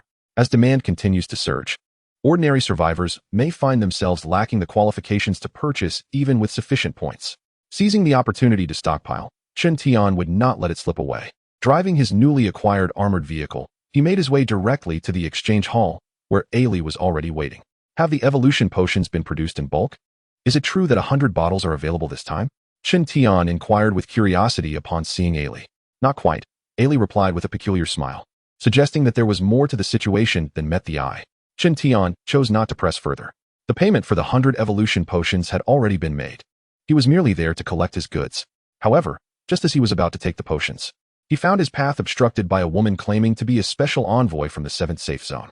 This batch of evolution potions has already been allocated to our 7th safe zone. Please cooperate and leave them behind, she insisted, adopting an air of authority. Get lost. Chen Tian retorted, unwilling to engage in further conversation. The envoy, clearly taken aback by the boy's defiance, had not anticipated such a strong response. Although she had revealed her identity, he showed her no respect. Yet, upon reflection, she considered that he was merely a child with limited understanding, and thus, she decided not to hold it against him. Turning her attention to Ailey, whom she had seen from a distance during the previous night's competition, she stated, I am Lu Rong, a special envoy from the 7th safe zone. We have reached an agreement with your superiors to take all these evolution potions. I kindly ask for your cooperation. I'm afraid that these evolution potions are now the private property of Mr. Chen Tian. If you wish to acquire them, you must negotiate with him, Ailey responded, holding her head high and exuding a commanding presence that matched Lu Rong's. In fact, she even seemed to emit a subtle, yet confrontational aura. While others might be oblivious, Ailey was acutely aware of the 7th safe zone's ulterior motives. They had orchestrated a competition under the guise of fostering exchange among evolutionists, only for Tu Yun to single-handedly defeat all opponents with a tone of mockery. This was not a mere exchange, it was a blatant display of dominance over the 56th safe zone. In the aftermath, the 7th safe zone audaciously claimed that such a vital resource as the evolution potions could only be properly produced and sold within their jurisdiction to truly realize their value. How outrageous, Ailey thought, suppressing her desire to scorn their shamelessness. When the 56th safe zone faced its direst challenges, who came to their aid? Now, hearing of potential benefits, they brazenly sought to seize resources while wielding their authority. How shameless, she thought again, especially when they intended to take away the scientists who contributed to the development of the evolution potions. The 56th safe zone would not be easily manipulated. Thus, they promptly made the 100 bottles of evolution potions available for sale. If they desired the potions, they would have to purchase them with points, and not a single point would be granted to the 7th safe zone. Therefore, early that morning, Ailey had initiated a video call with Chen Tian. To take a step back, even if Chen Tian does not purchase this batch of evolution agents, there will undoubtedly be an anonymous buyer who will acquire all of them. After all, the 7th safety zone cannot be allowed to benefit without consequence. Should the 7th safety zone suspect any foul play, let them investigate as they wish. Here, they will find it impossible to stir up any waves. In the fleeting moments of eye contact with the female envoy, several thoughts flashed through Ailey's mind. She was keen to see how this envoy would persuade Chen Tian. Lu Rong furrowed her brows. She had anticipated that acquiring the evolution agents would not be a straightforward task, yet she was taken aback by the audacity of the opposition to disregard her authority. You are Chen Tian, are you not? I shall reiterate as Lu Rong began to speak. She was abruptly interrupted by a sharp sound. A resounding slap sent her reeling. The suddenness of the incident left Lu Rong momentarily stunned, and even Ailey, standing nearby, wore an expression of astonishment. In a hall filled with observers, not a single person discerned how swiftly Chen Tian had acted. It was as if he had released his grip on the metal box filled with evolution agents just to deliver a slap, only to catch the box with lightning speed. I have a bad temper. Do not provoke me. Chen Tian cast a glance at the dazed woman on the floor and strode confidently toward the exit. At that moment, Ailey regained her composure and hurriedly followed in quick, light steps. The way she bit her lip revealed that Chen Tian's slap had provided her with a sense of satisfaction, though she could not afford to laugh openly in front of him, thus suppressing her amusement with some difficulty. From the outset, Ailey had sensed that Mr. Chen Tian possessed a decisive and vigorous character, and her observations were confirmed at this moment. No matter his status, if he obstructed her path, he would face the consequences. At that moment, a subtle shift occurred in Ailey's perspective, as her gaze toward Chen Tian took on an added layer of intrigue. Just as they exited the exchange hall, a towering figure blocked their path. It was Tu Yungang, the imposing black-faced giant, standing over 2 meters tall, resembled an indomitable wall. You struck Envoy Lu. Tu Yungang's gaze glinted menacingly, fixating on the recently emerged Chen Tian and Ailey with an intensity reminiscent of a vengeful spirit. Ailey felt a jolt of alarm. She had witnessed Tu Yungang's prowess the previous night. Though somewhat arrogant, He indeed possessed the strength to overwhelm other evolutionists. In last night's sparring match, those slightly weaker than he were dispatched with a single punch. Moreover, he had never paused from the beginning to the end of the battle, defeating all challengers. And analysts suggested he had yet to reveal his true capabilities. The appearance of such a formidable individual here was certainly not a harbinger of good fortune. Mr. Qin Tian. This is Mr. Tu Yungang, ranked first among evolutionists. He defeated all challengers last night and is exceptionally strong, AI Li hurriedly informed.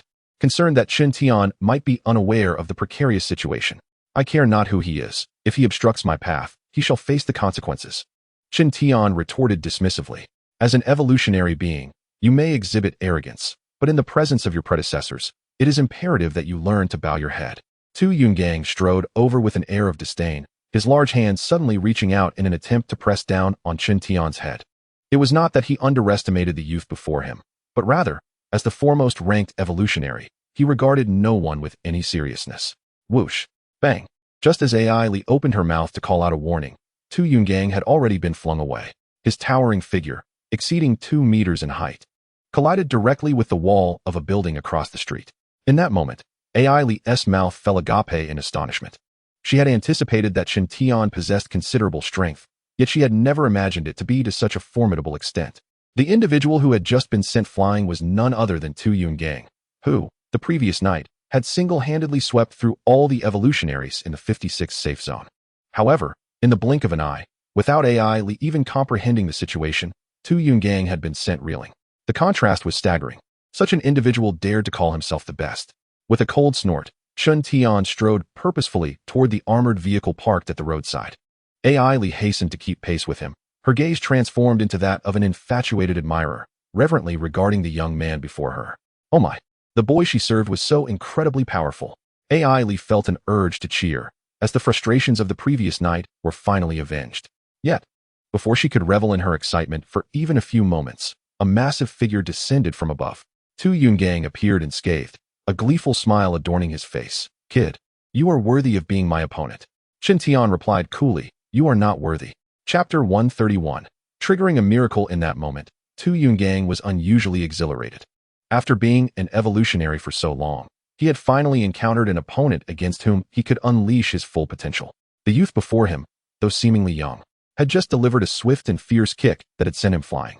Had it been any other evolutionary, they would not have been able to rise again. With a sudden thrust of his knee, Tu Yungang charged at the young man's face.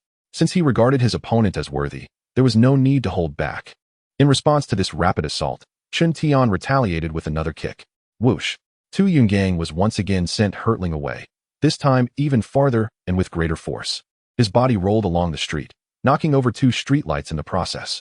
AI Li stood there, as if carved from wood, unable to find the words to encapsulate her emotions.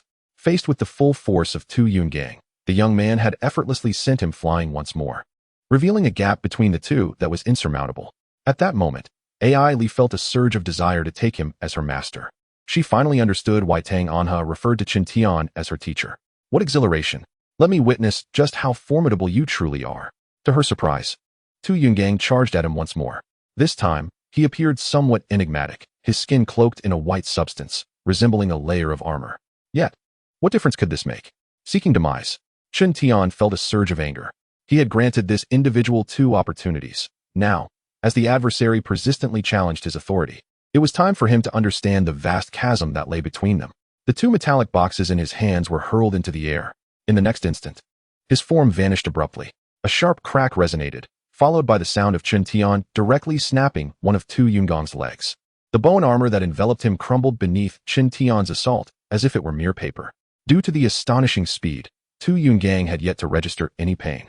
He merely sensed his balance faltering, his towering frame of over 2 meters toppling to one side.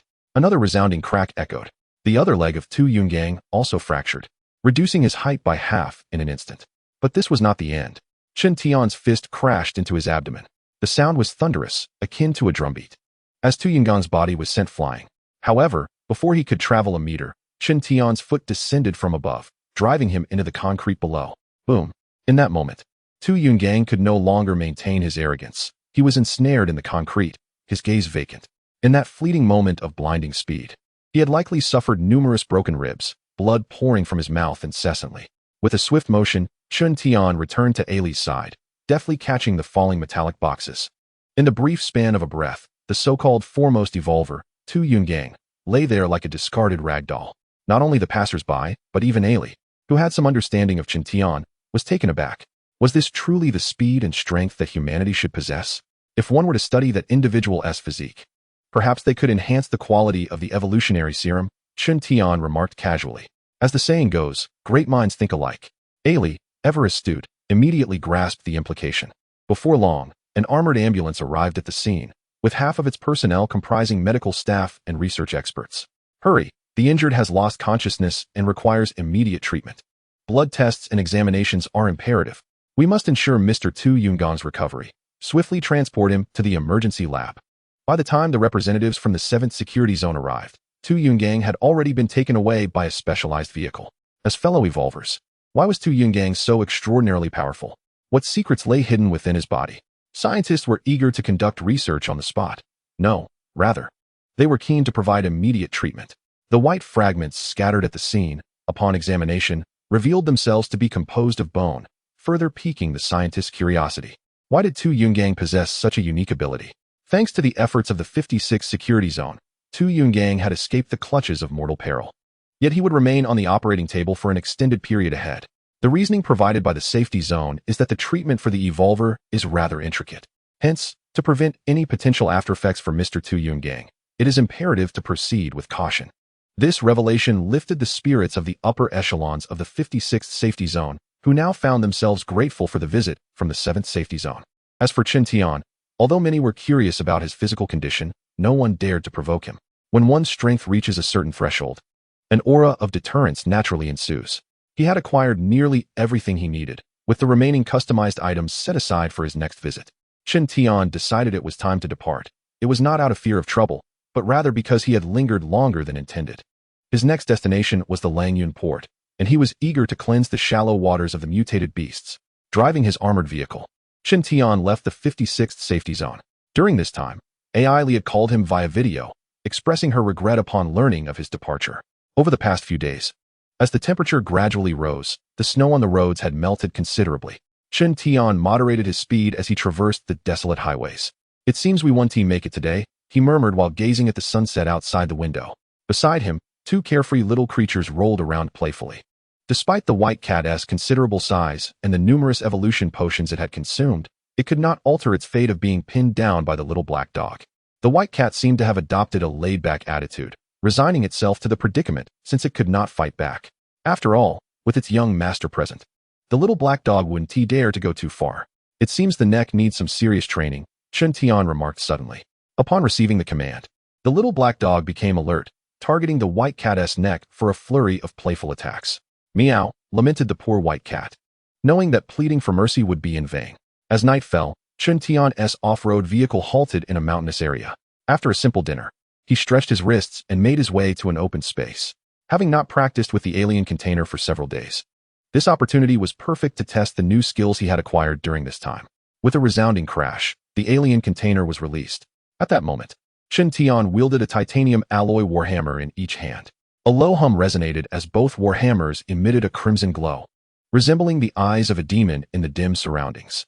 With a thundering impact, the warhammers struck the surface of the alien container, only for Chun Tian to be taken aback by the unexpected outcome. His strike triggered a miraculous phenomenon.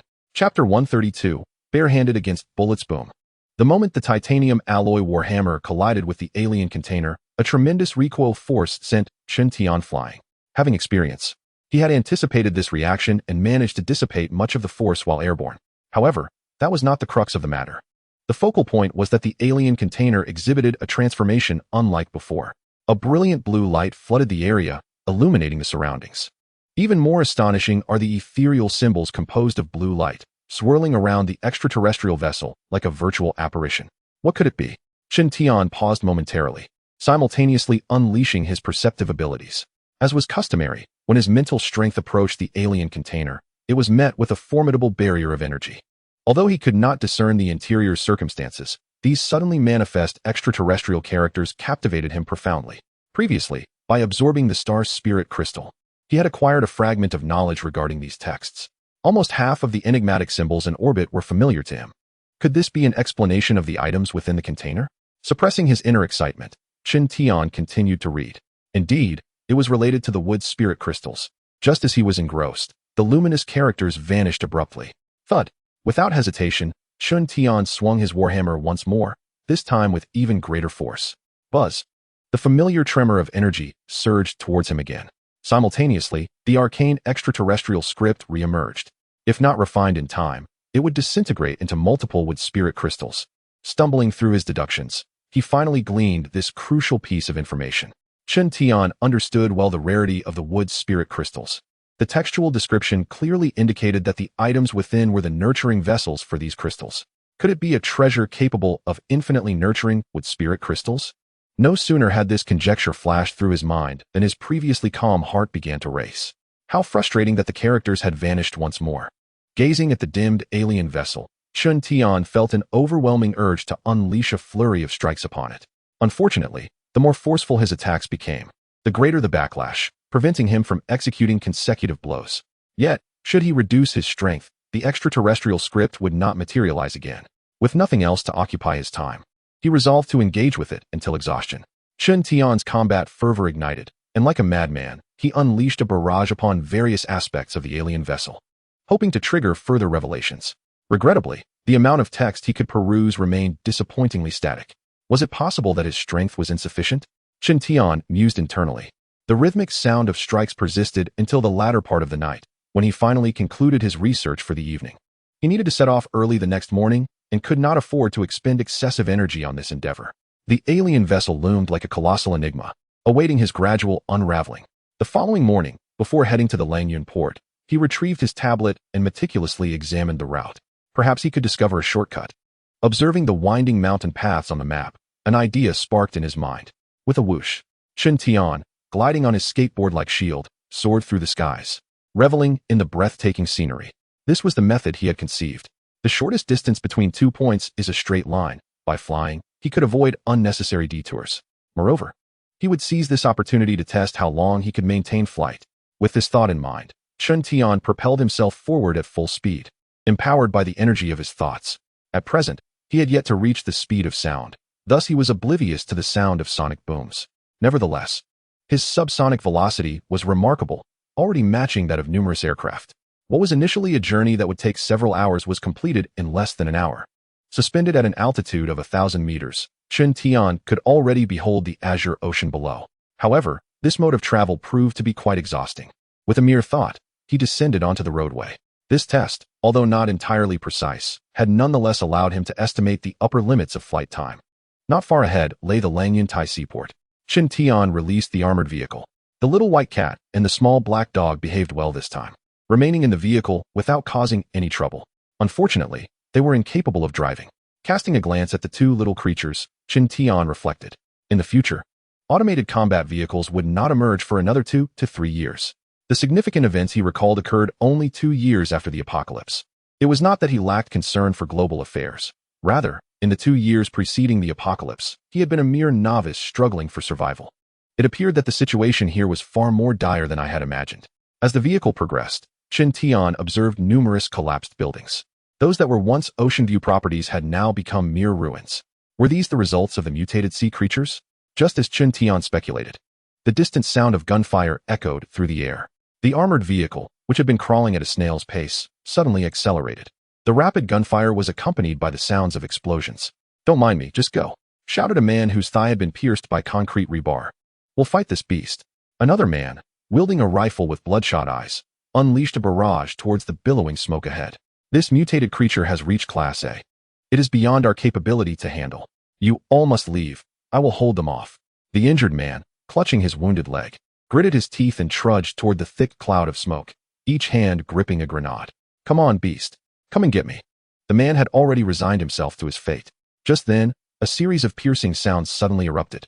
The already gravely injured man was struck by a rapidly launched rock, sending him flying. The force was so immense that, had he not been wearing specialized body armor, it would have blasted a hole through him. Despite this, he succumbed to unconsciousness, and the grenades slipped from his grasp. The remaining members, their eyes wide with despair, found themselves powerless to act. Suddenly, from the dense smoke, a barbed tentacle lunged forth, ensnaring the unconscious man's body. Was he truly destined to meet his end this way? This mutated beast belongs to me. I trust there are no objections? At that moment, a stranger's voice, belonging to a young boy, unexpectedly resonated behind the group. Perhaps due to overwhelming tension, one of them, upon turning around, inadvertently discharged his rifle. However, what transpired next left them utterly dumbfounded. The boy's arm momentarily vanished, reappearing with bullets grasped firmly in his hand. What on earth? The group nearly fired another round in surprise. Chapter 133. Encounter with the cruiser. Forgive me. The man who had just fired hurriedly explained, panic evident in his voice.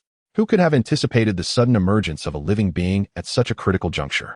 Instinct took over as Chun Tian released his grip, causing the bullets to cascade to the ground. He fixed his gaze on the man who had spoken, inquiring, "Who are you?" Judging by their attire, they appeared to be members of a security detail from a certain safe zone. The group seemed to snap back to reality, glancing towards the direction of the swirling dust. One of their companions was in peril, threatened by a mutated beast. Now was not the time for idle chatter. Suddenly, they caught a glimpse of a dark shadow, and the mutated beast's tentacle bizarrely severed. What is happening? They were astonished, yet urgent matters demanded their attention. They needed to retrieve their injured comrade. "Sir, could you assist us?" One of the darker-skinned men implored. "Snow Emperor," Chun Tian called out abruptly. In a flash, a white figure darted forward, approaching the injured man directly. The current form of Snow Emperor was now nearly the size of a lion, and its entrance immediately heightened the tension among the group. One mutated beast was already enough to threaten their lives. Now, another had arrived. "Do you wish to die?" As the group raised their weapons, aiming at Snow Emperor, Chun Tian's expression turned icy. The sudden aura of menace startled them, as if they glimpsed their own mortality in an instant. "Please, do not misunderstand." Sensing the underlying tension, they hastily lowered their guns. In the brief exchange, Snow Emperor had already retrieved the unconscious injured man. Lu Feng. The group rushed to administer urgent care to their wounded comrade. Lacking a medical kit, they resorted to tearing strips from their own clothing to staunch the bleeding from the man's thigh. At that moment, the sound of barking echoed through the smoke. Indeed, it was Little Black Dog, engaged in combat with the mutated beast. Through mental probing, Chun Tian discerned the form of the beast. It was a starfish. It had undergone significant mutation, its size comparable to that of a room, with rock-colored tentacles and multiple mouths adorning its surface. A Lord-level mutated beast had ventured ashore to hunt. Chun Tian's lips curled into a slight smile. Once marine mutated beasts land, their combat prowess diminishes drastically, allowing Little Black Dog to contend with it. In an instant, Chun Tian, who had been standing still, vanished from sight. In the next moment, a tremendous noise emerged from the smoke, and within just a few breaths, silence enveloped the scene. The haze gradually dissipated, leaving no trace of the mutated beast. Only the disarray that bore witness to the recent events, confirming they were not mere figments of the imagination. At this juncture, Chun Tian approached.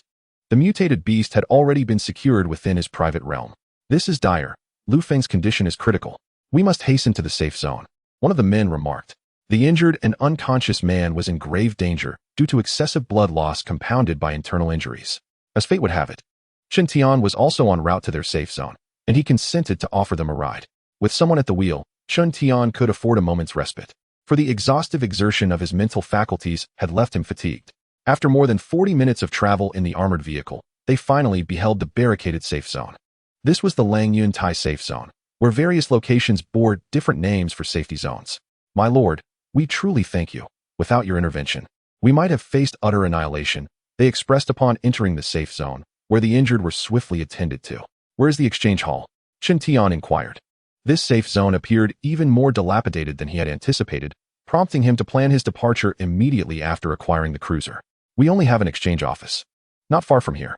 Just turn left at the upcoming main street," one of the men directed him. At that moment, another man added, "My lord, you may wish to update the map on your tablet. It will not only provide an overview of the entire safe zone layout, but also help you avoid perilous areas." Having observed Chun Tian manipulating a military-grade tablet during their journey, he made this suggestion. With their assistance, Chun Tian successfully updated the nearby map, which indeed detailed the various locations within the safe zone. However, what intrigued him most were the danger levels marked near the safe zone, as this information would enable him to target his hunts for mutated beasts more effectively.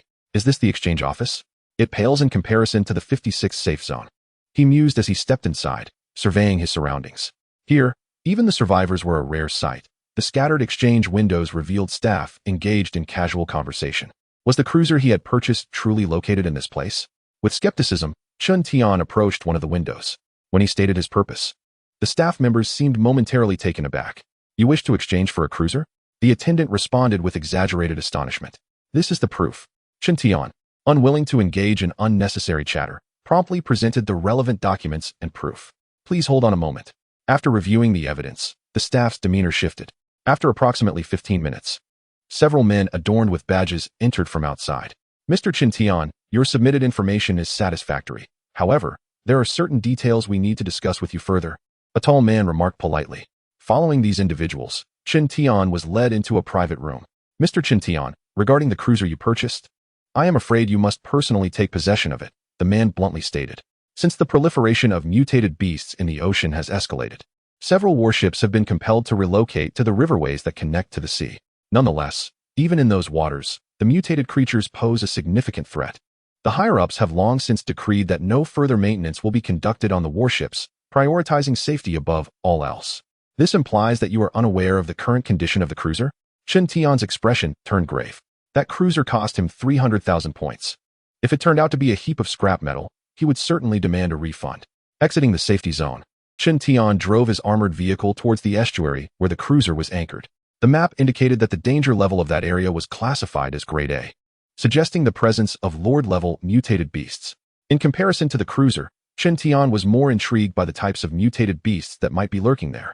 After over an hour of driving, the expansive estuary finally came into view, along with the sight of the cruiser leaning precariously on the shore.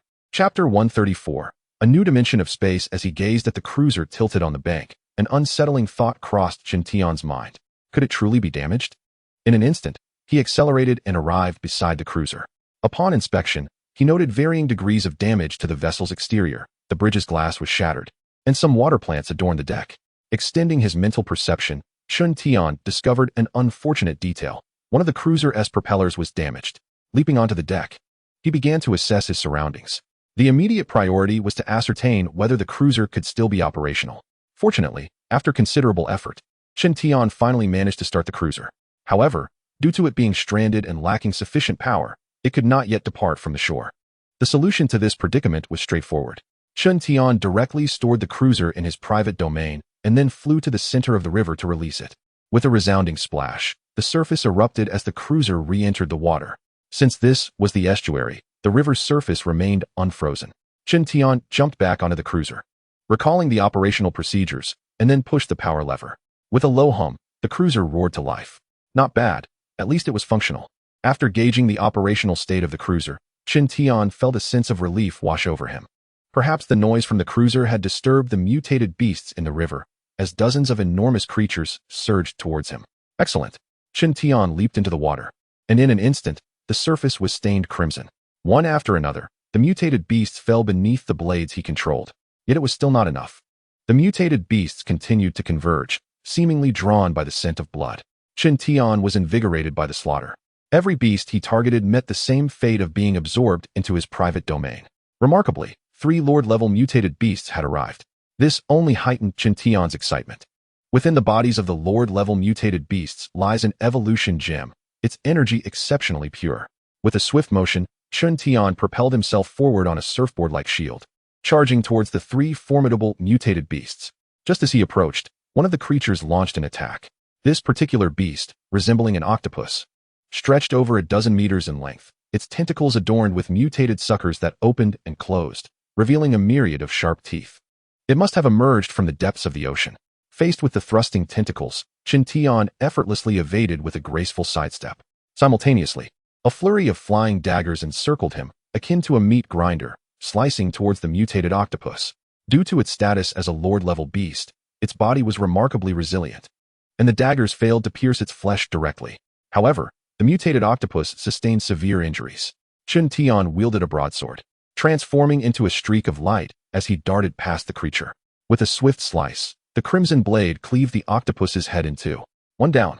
He promptly stored the carcass in his spatial realm. Next, he faced 2 more adversaries.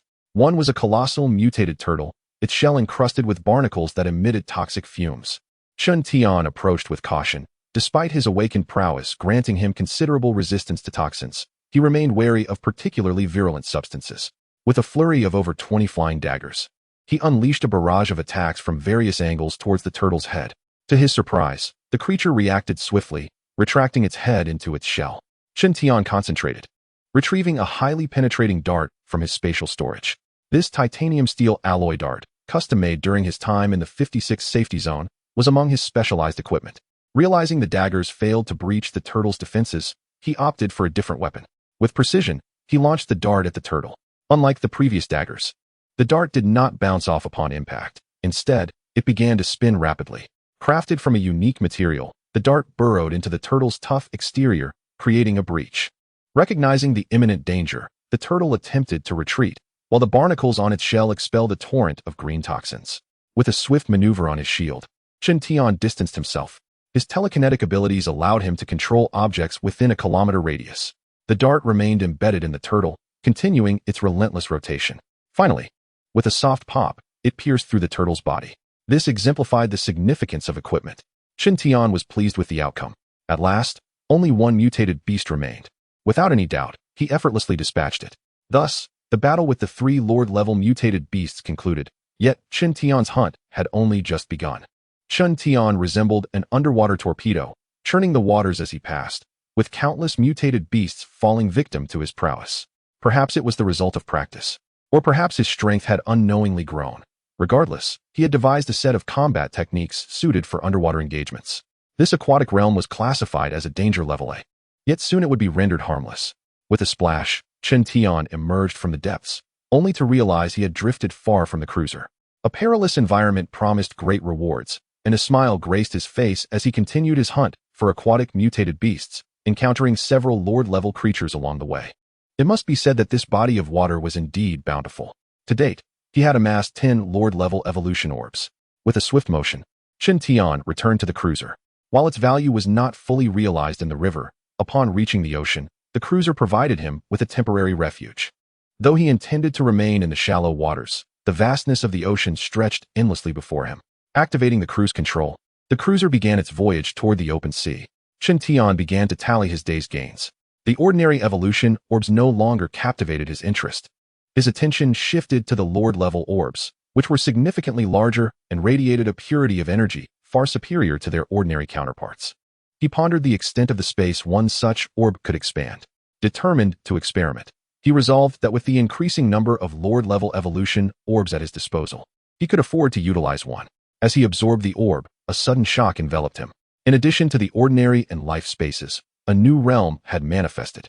Chapter 135. The Eternal Space. This newly revealed space brought both surprise and delight to Chen Tian. It was only as large as a kitchen, considerably smaller than the initial volumes of the other 2 spaces.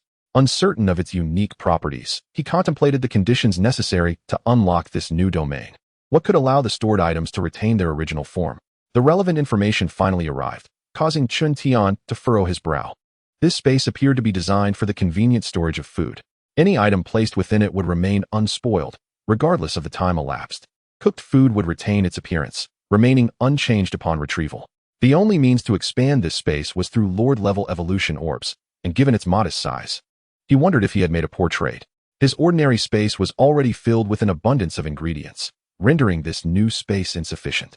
For now, he decided to reserve the remaining Lord-level evolution orbs, postponing any expansion until a later time.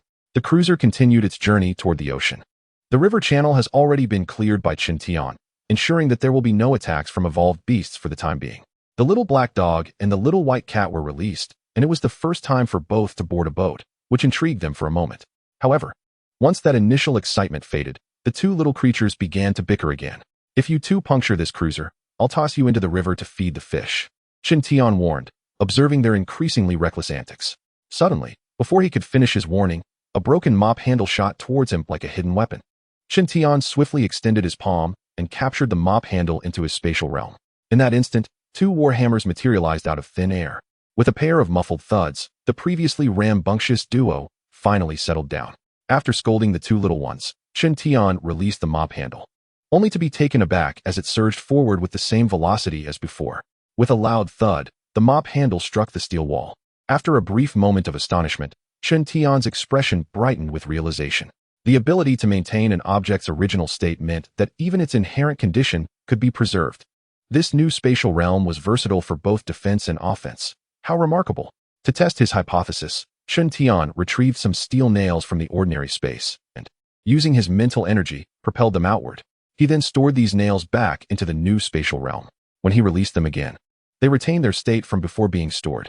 As the nails struck the water's surface, they created a series of splashes. Indeed, Chun Tian's excitement grew even more.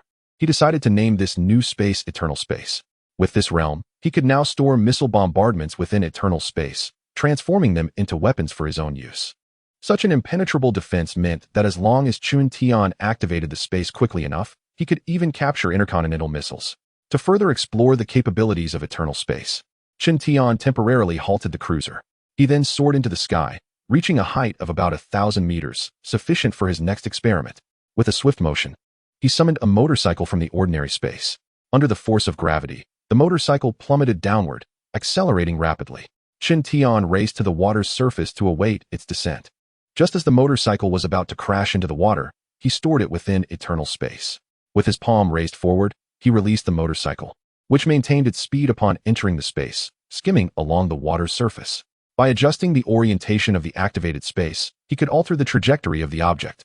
This realization deepened Chun Tian's appreciation for the strength of this space.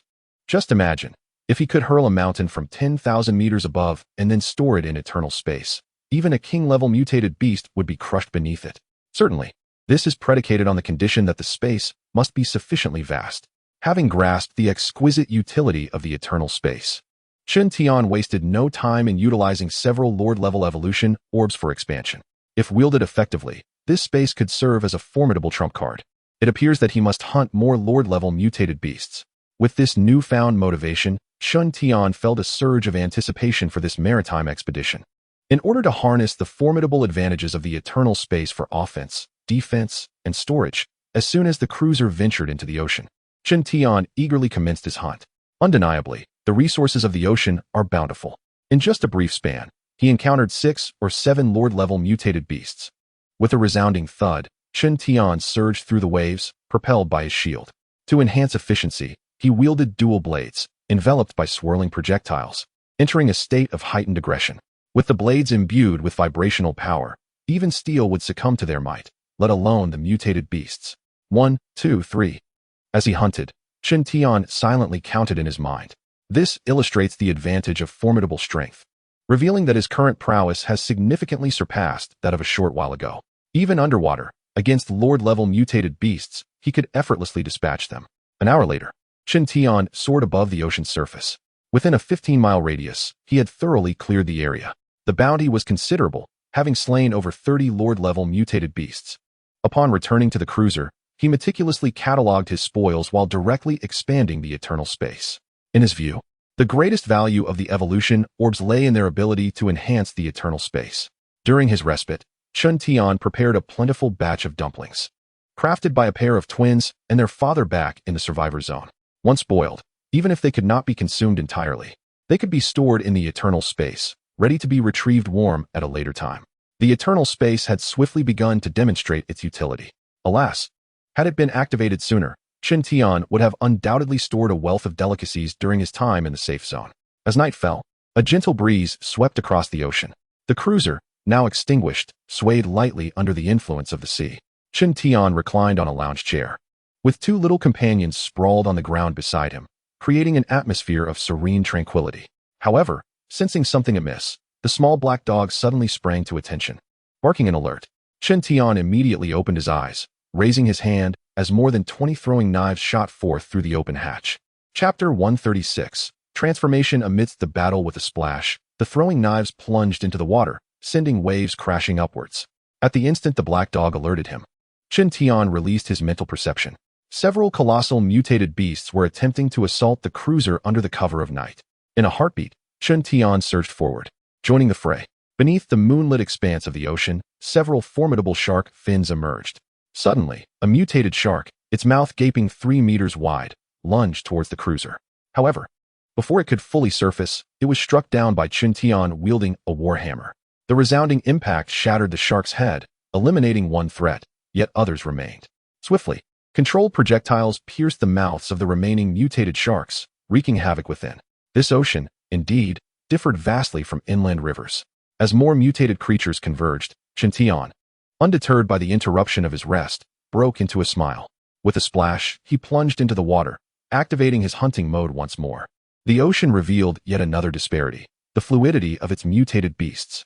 This time, he encountered swarms of them. The battle raged from dusk till dawn. Even the mighty Shintian felt weariness creep in.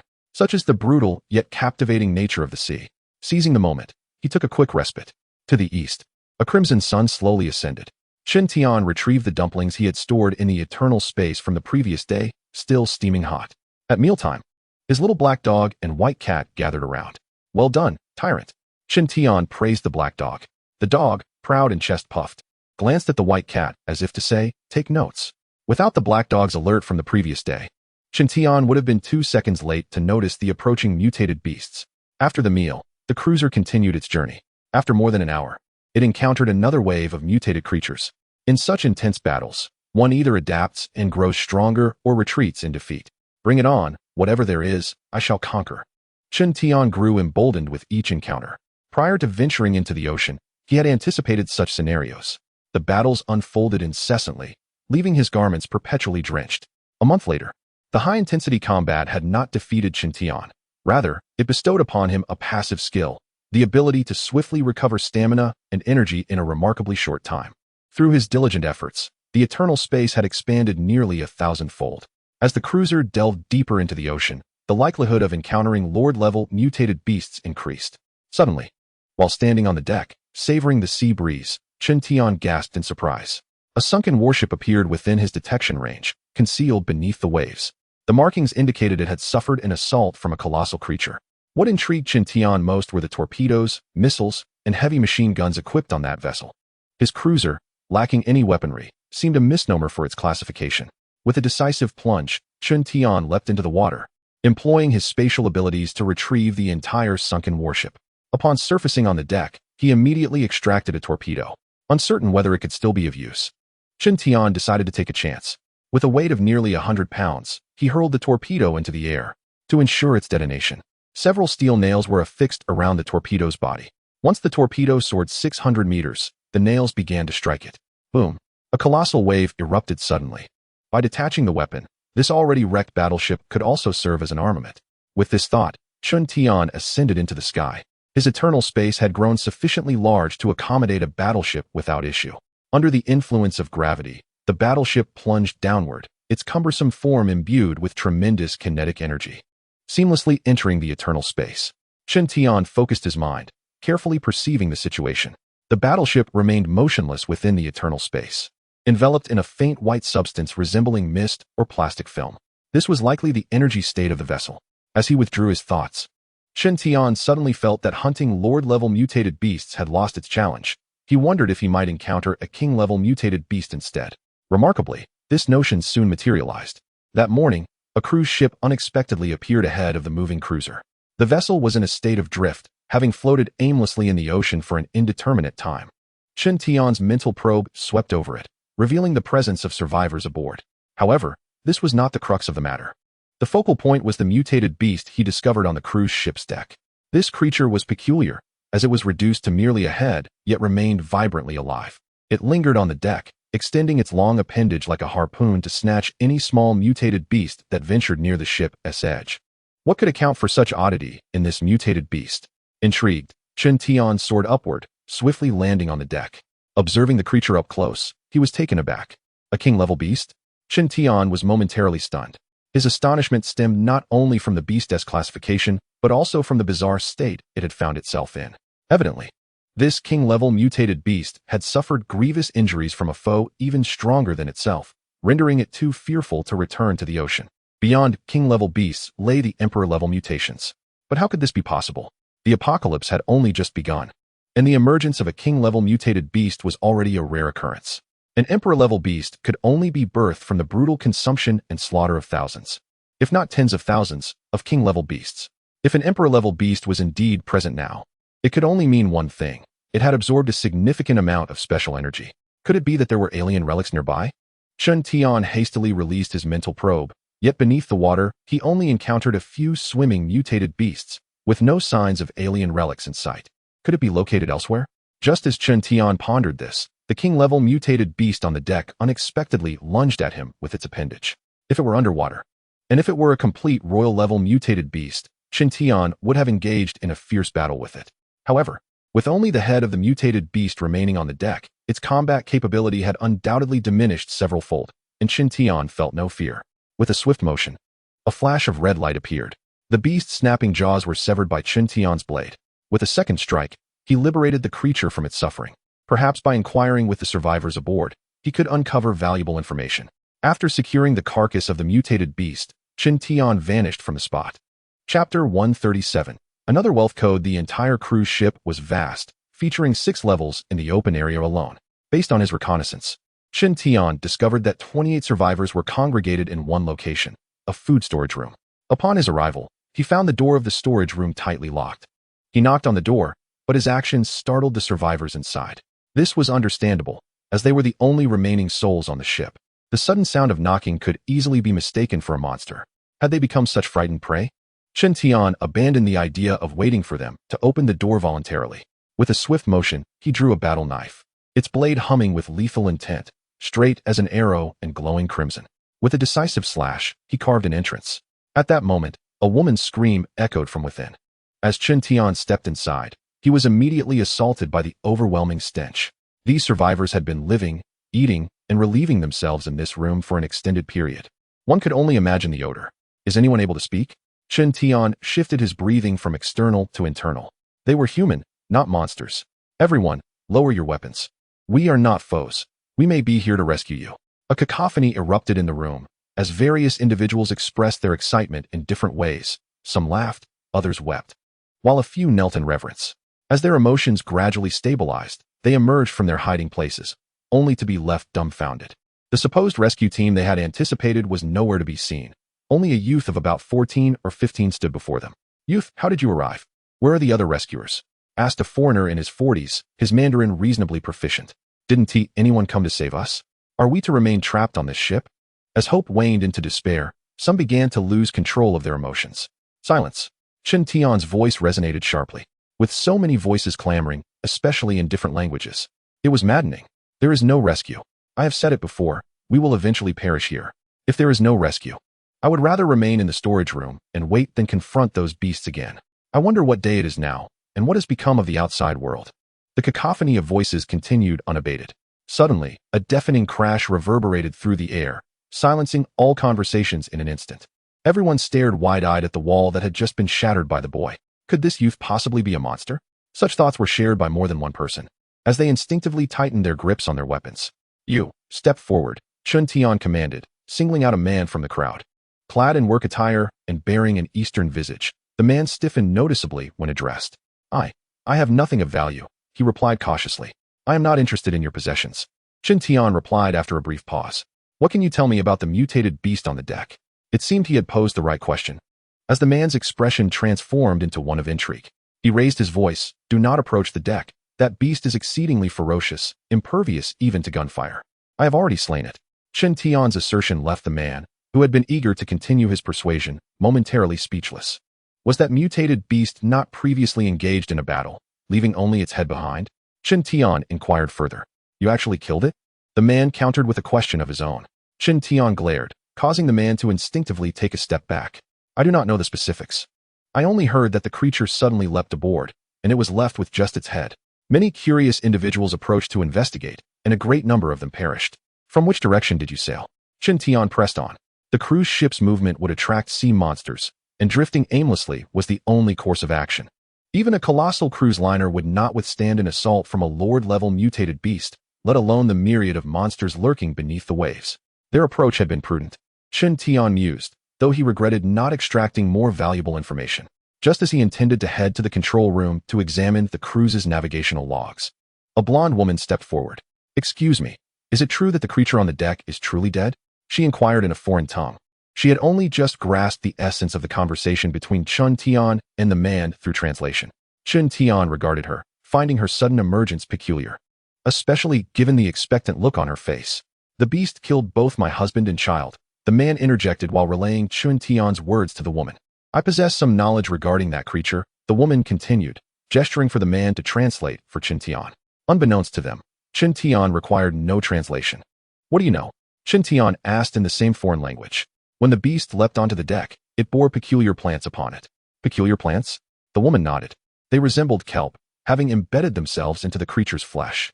Upon hearing her description, the term spirit of the plants flashed in Chen Tian's mind.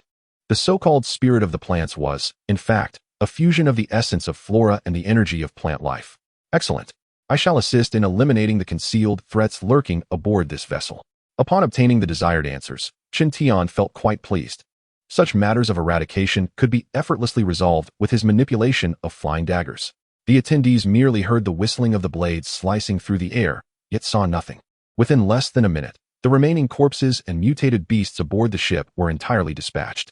Compared to the aberrations in the ocean, this task was exceedingly simple. As Chen Tian prepared to depart, the man who had spoken earlier hastily inquired, "How can we escape from this place?" "Proceed at full speed towards the harbor. Your chances of disembarking are quite favorable, though it would be wise to hasten," Chen Tian replied before vanishing from sight. The waters traversed by the cruiser had been thoroughly cleansed by him, rendering it improbable for a significant number of evolved beasts to regroup in such a short span. Furthermore, considering the substantial tonnage of the cruise ship, any minor disturbances from a stray mutated beast would pose little issue. It remained to be seen if these individuals could seize the opportunity. Upon returning to the cruiser, Chen Tian was invigorated by the unexpected lead on the spirit of plants. The branches and leaves that sprout from the spirit of plants are invaluable resources. The regenerative water developed by future technology is derived from the essence extracted from the spirit of plants. Should he succeed in transplanting the spirit of plants into the realm of life, it would be tantamount to unlocking yet another treasure trove of wealth. In the ensuing 2 months, Chen Tian hunted numerous mutated beasts, yet the spirit of plants eluded him. Was it possible that he had strayed from the correct path? Doubt began to creep into his mind. The spirit of plants typically thrives in a fixed area, unlike the roaming mutated beasts. It seems that fortune must play its part. Standing on the deck, Chen Tian surveyed the shimmering surface of the sea. His initial plan was to nurture the spirit of plants within the realm of life, for that would ensure a continuous supply of potent nourishment in the future. Unlike the mutated white mice housed in the realm, the leaves of the spirit of plants are consumable and significantly enhance physical strength. The weather today was delightful, with a gentle breeze caressing the ocean. Little black dog and little white cat dashed out, engaging in a playful game of chase on the deck. Suddenly, without any warning, Chen Tian unleashed flying daggers and a shield, directing them towards the depths below. In a flash, he enveloped little black dog and little white cat with his psychic energy, propelling them into the air. The cruiser below suffered a catastrophic blow, severed in half with a thunderous roar. To add to the chaos, several green leaves pierced through the cruiser and surged toward Chen Tian. The daggers and shield he had just released failed to intercept all the leaves, which now pursued him in erratic patterns. Finally, as Chen Tian ascended to a sufficient height, the leaves retracted back into the sea. Aside from the bubbling waters where the cruiser had once been, tranquility was restored. The spirit of plants. Gazing at the ocean's surface below, Chen Tian had definitively discerned the identity of his opponent from their recent clash. It was indeed a formidable initial display of strength. Extending his hand, he summoned the 2 diminutive companions floating beside him into his life space. In the impending battle, he could not afford to be distracted, and besides, the little ones would be of no assistance. With a cruiser and over 20 flying knives and shields at his disposal, it would be a grave loss if he were to falter in this confrontation. With a swift motion, Chen Tian conjured 2 battle blades into his grasp. Simultaneously, he manifested over 20 flying knives and a shield. Fortunately, he had commissioned an ample supply initially. Even with some losses, he had reserves. The leaves of the plant spirit exceeded a length of 1,000 meters. Exercising caution, Chen Tian refrained from charging in immediately. His mental perception spanned a radius of 1,000 meters, and even underwater, it remained effective up to 800 or 900 meters despite some attenuation. The fact that he was attacked without having detected the opponent indicated that the core of the plant spirit was at least 1,000 meters away. The pressing task was to ascertain the precise location of the plant spirit. Chen Tian's expression turned grave. With a rush of crimson energy enveloping him, he propelled himself towards the ocean's surface. Upon submerging, his mental perception detected a multitude of leaves surging from the darkness, an astonishing number exceeding dozens. Was the core located over there? This time, rather than retreating, Chen Tian advanced, charging headlong into the oncoming leaves. At a distance between them, he commanded the flying knives to intercept. The leaves were remarkably resilient. Not only the flying knives, but even the battle blades in his hands struggled to sever them. Truly, They were capable of inflicting severe injury on royal-level mutated beasts. The leaves pulsed with a unique energy that rendered them exceedingly difficult to cut. Seizing a fleeting moment gained through the flying knives, Qin Tian navigated through the gaps between the leaves. By following these leaves, he could locate the core.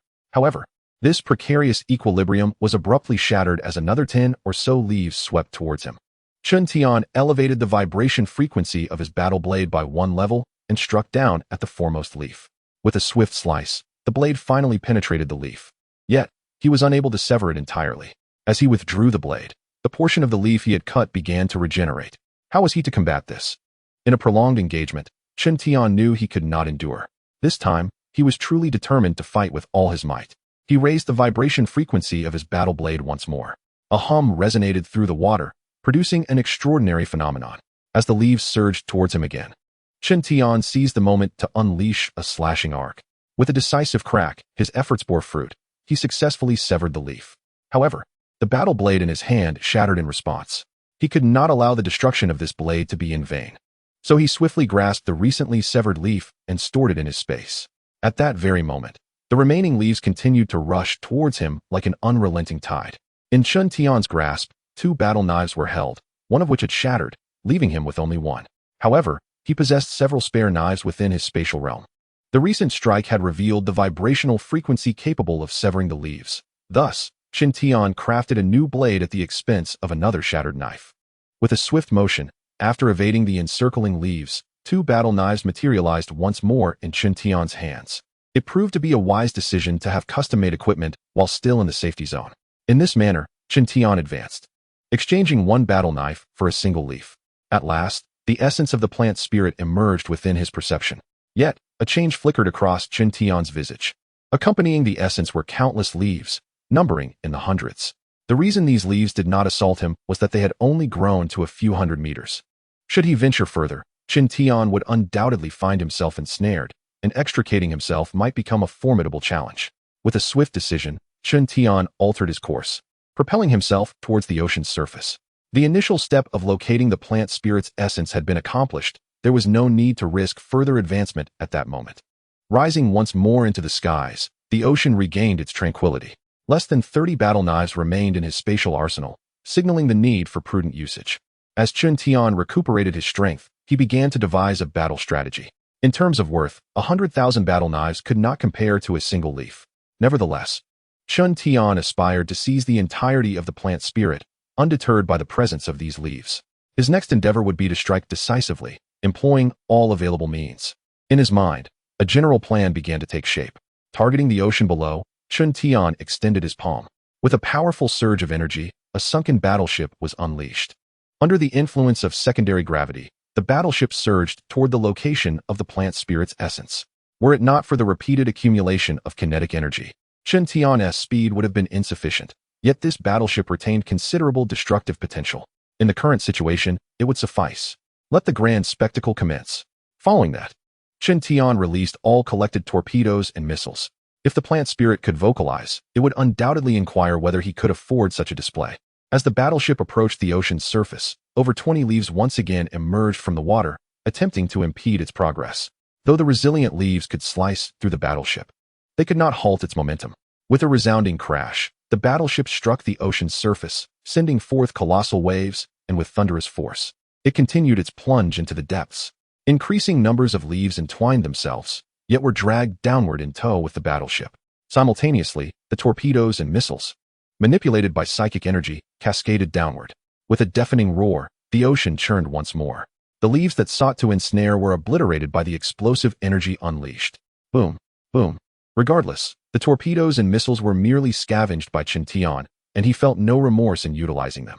At this moment, Qin Tian's mental perception remained vigilant, monitoring the underwater situation.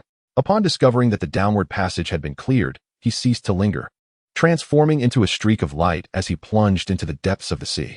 Under the dual influence of gravity and mental energy, Qin Tian's speed reached an unparalleled zenith. Perhaps the spirit of the plant had gained some semblance of intelligence, recognizing that its greatest threat was Qin Tian. Thus, even while relinquishing control of the warship, it endeavored to intercept him. Swish, swish, swish. Glimmering green leaves wove together beneath the water, attempting to ensnare Qin Tian's path. At this moment, Qin Tian was focused on his true form and had no desire to waste time entangled with these leaves. In a frenzy, he instantaneously activated one of his exclusive skills, amplifying his power manifold. Bang! With his knees bent, he forcefully stomped down on his shield. The shield, which had previously adhered to his feet, surged downward to collide with the expansive net woven from leaves. The force of the shield's impact was formidable, bolstered by the mental energy and infused with newfound strength. In an instant, the shield struck the leafy net with tremendous force, stretching it downward. Just as the two opposing forces clashed, Qin Tian closed the distance. He placed his hands upon the shield, withdrawing the mental energy while simultaneously layering it with a tremor force. When he had first acquired the shield, he had tested its maximum capacity for oscillation. Now, he was about to unleash its full potential. Buzz, buzz, buzz. The red energy flickering on the shield resembled a countdown to annihilation. Boom. Accompanied by a surge of overwhelming energy, the obstructive leafy net shattered into fragments. Naturally, the shield that had facilitated this destruction also succumbed to ruin. The debris, imbued with immense destructive power, continued its descent. This was the last vestige of residual heat released. At some point, Qin Tian found himself standing upon a new shield. Moreover, 2 additional shields circled around him, poised for action, since he aimed to decisively capture the essence of the plant spirit in one fell swoop. He had no time to gather the shattered leaves from before. Swish, swish, swish. Qin Tian descended with remarkable speed. When faced with obstacles, he either evaded them or forcefully broke through. His improvised shield strike technique proved effective, carving out a passage. Finally, he approached the pivotal final meters. This was the crux of victory or defeat. Golden armor. At this crucial moment, Qin Tian activated his second exclusive skill. Enveloped in golden energy, his defensive capabilities reached an alarming level. As the leaves lunged toward him, Qin Tian extended both palms forward. Clap, clap. With each hand, he seized a leaf, capable of tearing apart warships, now firmly gripped in his grasp. With a sudden surge of strength, he propelled his arms upward, harnessing the force of the pull. Coupled with the thrust of the shield beneath his feet, Qin Tian surged downward with greater velocity. The myriad blades, both large and small, left him no avenue for passage. Thus, he was compelled to carve out a path for himself. 3 circular shields were layered before him as he activated his oscillation defense. Every blade encroaching upon him was repelled by the shockwave. This technique exemplified the principle of using a gentle force to counter a greater one, redirecting the opponent's strength rather than engaging in a direct confrontation. In doing so, he could achieve maximum effect with minimal exertion. Crack. 1 shield shattered under the strain. Qin Tian had 2 remaining. Crack. As the second shield also splintered, he found himself less than 10 meters from the seabed. Victory was tantalizingly close, and his combat prowess surged anew. Boom. At last, with a resounding thud, the shield in Qin Tian's grasp struck the sandy depths. The essence of the plant spirit lay buried within. In this critical moment of life and death, the plant spirit unleashed an unprecedented surge of energy. The remaining blades, still capable of assault, radiated an ever brighter green light. Whoosh. As if to unleash all their pent-up rage upon Qin Tian, the blades launched a frenzied final assault. Although Qin Tian summoned more shields for defense, he could not cover every angle. Even with his golden-plated skill activated, his body sustained multiple cuts. This must come to an end. The shield beneath his feet had unearthed the essence concealed within the sand. That round object, resembling a green lantern, was the very core of the plant spirit. Swish. Qin Tian's eyes blazed with fervor as he extended his hand, pressing it firmly upon the core. Absorb. Knowing the moment was fleeting, he sought to draw it into his life space. Unfortunately, his initial attempt met with failure. The plant spirit exhibited a semblance of sentience and resisted. Faced with this predicament, Qin Tian knew precisely how to respond. He raised his hand and struck the core with forceful slaps. Slap. Merely 2 strikes, and the surrounding blades instantly drooped, their vigor diminished. Slap. He delivered 2 more blows and attempted to absorb the core once again, yet still met with failure. Quite resilient, indeed. Qin Tian's desire to conquer surged within him. In such dire circumstances, what further resistance could the plant spirit muster? Did it not see that the surrounding blades had lost their capacity to attack? Slap, slap, slap. He rained down blows upon the core. Ah, quite defiant are we? When Qin Tian tried to absorb it once more, he was thwarted yet again, igniting a flicker of anger within him. Fearing he might shatter the core, he had tempered his strikes. Little did he expect that the plant spirit would not yield easily. It was determined to resist him to the bitter end. It seemed a more forceful approach was required. With a flourish, 2 titanium alloy warhammers materialized in Qin Tian's hands. While the hammers lacked significant power against the resilient blades, They were perfectly suited for dealing with the core. If it came to it, he would not hesitate to shatter it, considering it merely a lifeless object to be collected. With a resounding thud, the spirit of the plant was deftly captured and ensconced within the realm of life. Qin Tian gleaned a new insight. When a mere slap cannot resolve a dilemma, resort to a hammer. Chapter 140. Return to land. The battle had concluded. In hindsight, every effort exerted had proven worthwhile. In the ensuing moments, Qin Tian set about clearing the battlefield. This area was strewn not only with precious leaves, but also with his weaponry. Anything recoverable was worth retrieving. Additionally, he needed to gather some seawater for the spirit of the plant. Emerging from the sea, battered yet resolute, Qin Tian was greeted by the brilliance of the sun. The duration of the battle had been brief. Suspended in midair, he gazed at the now tranquil surface of the ocean, allowing himself a self-deprecating smile. This skirmish had indeed been quite tumultuous. The cruiser was lost, and despite unleashing his full potential, he had sustained some injuries. However, upon reflection, this was a cause for celebration. This spirit of the plant possessed the strength to vanquish king-level mutated beasts. In other words, Qin Tian had attained the prowess to confront such formidable foes. Without the cruiser, aimlessly drifting would place him at a disadvantage. Thus, he began to ponder his return to land. Though still within the shallow waters, he was considerably distant from the shore, having ventured out to sea for nearly half a year. Had he not frequently paused to hunt mutated beasts, he could have reached the polar regions by the cruiser's speed. Flying back was impractical, and swimming was not a wise alternative. Qin Tian contemplated his situation quietly. His immediate priority was to construct a resting place. Remaining suspended in the air would gradually deplete his mental energy. In this ocean, fraught with unknown dangers, it was prudent to restore himself to optimal condition. One could never tell when another spirit of the plant might appear.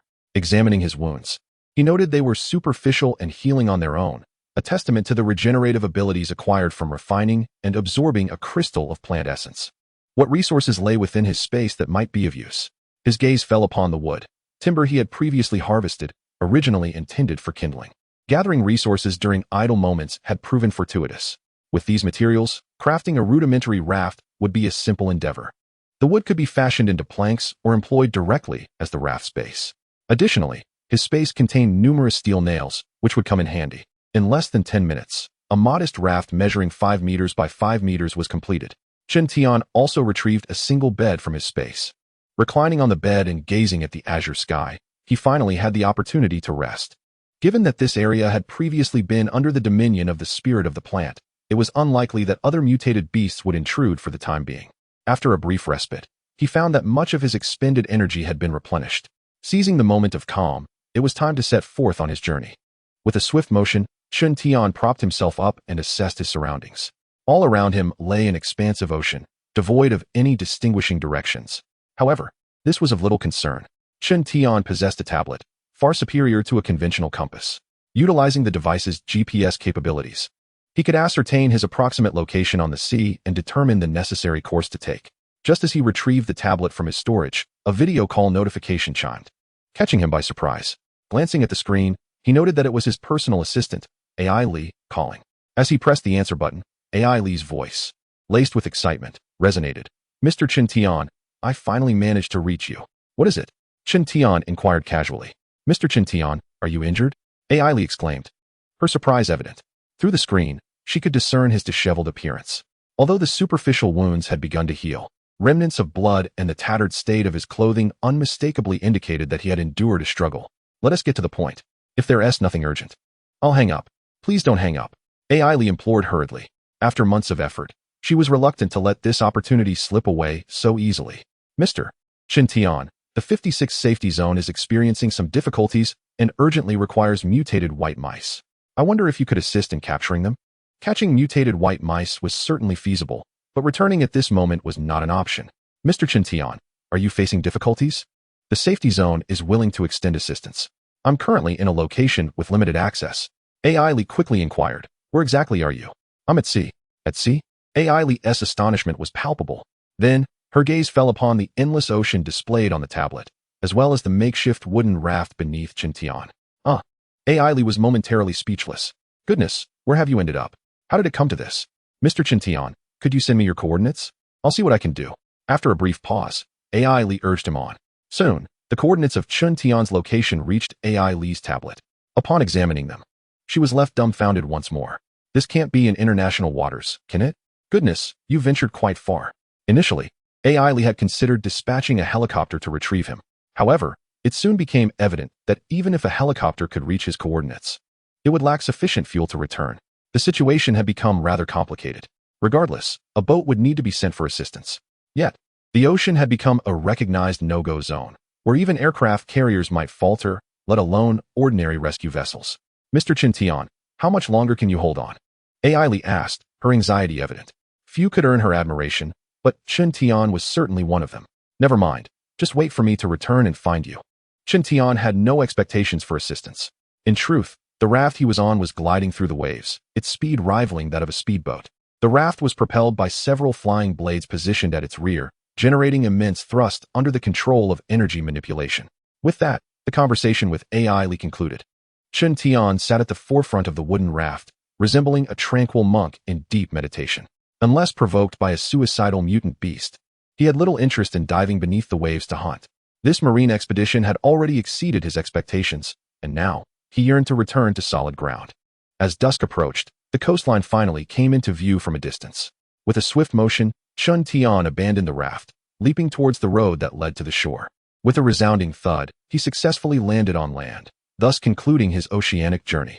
The grass alongside the road had grown tall, signaling the end of winter. He pondered whether the second wave of catastrophe in this post-apocalyptic world had begun to unfold. With a flick of his wrist, he summoned an armored vehicle. However, before he could board, a swarm of dark creatures flew in from the north. Chapter 141. A few interests, among them, slaughtering scoundrels, mutant insects? Chen Tian was taken aback. A legion of mosquitoes, each the size of a crow and armed with elongated, barbed proboscises, darkened the sky as they approached, creating a cacophony of sound. Indeed, what was meant to occur had transpired. Chen Tian was not surprised by this development. At the onset of the apocalypse, the first generation of genetic worms had not chosen insects as hosts, resulting in the absence of mutant insects at that time. The reasoning behind this, as speculated by future researchers, was that the first generation of genetic worms primarily targeted hosts with well-developed brain structures. But why were mutant insects appearing now? The answer lay in the emergence of the second generation of genetic worms. Due to their limited inherited genetic energy, the parasitic and invasive capabilities of the second generation paled in comparison to their predecessors. They primarily targeted smaller-bodied insects. With the arrival of spring, the conditions were ripe for the second generation of genetic worms to thrive.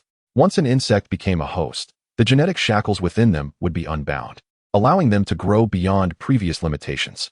Without a doubt, the second crisis of the apocalypse was the emergence of mutant insects. Insects, inherently endowed with extraordinary abilities, posed the greatest threat to humanity due to their sheer numbers and often exoskeletal forms. At this early stage, these mutant insects had yet to evolve to the point where a single one could tear apart a vehicle, allowing humanity to still contend with them using firearms. Just as he returned, fate had bestowed upon him a new challenge. Faced with the oncoming mutant mosquitoes, Chen Tian felt little intrigue. He was aware that these mutated creatures had not yet developed the evolutionary pearls within them. With a casual flick, 3 steel spikes shot forth. 3 spikes were more than sufficient to deal with these mutant mosquitoes. Whoosh! The spikes flew at subsonic speed, swiftly dispatching their targets. It was all too effortless.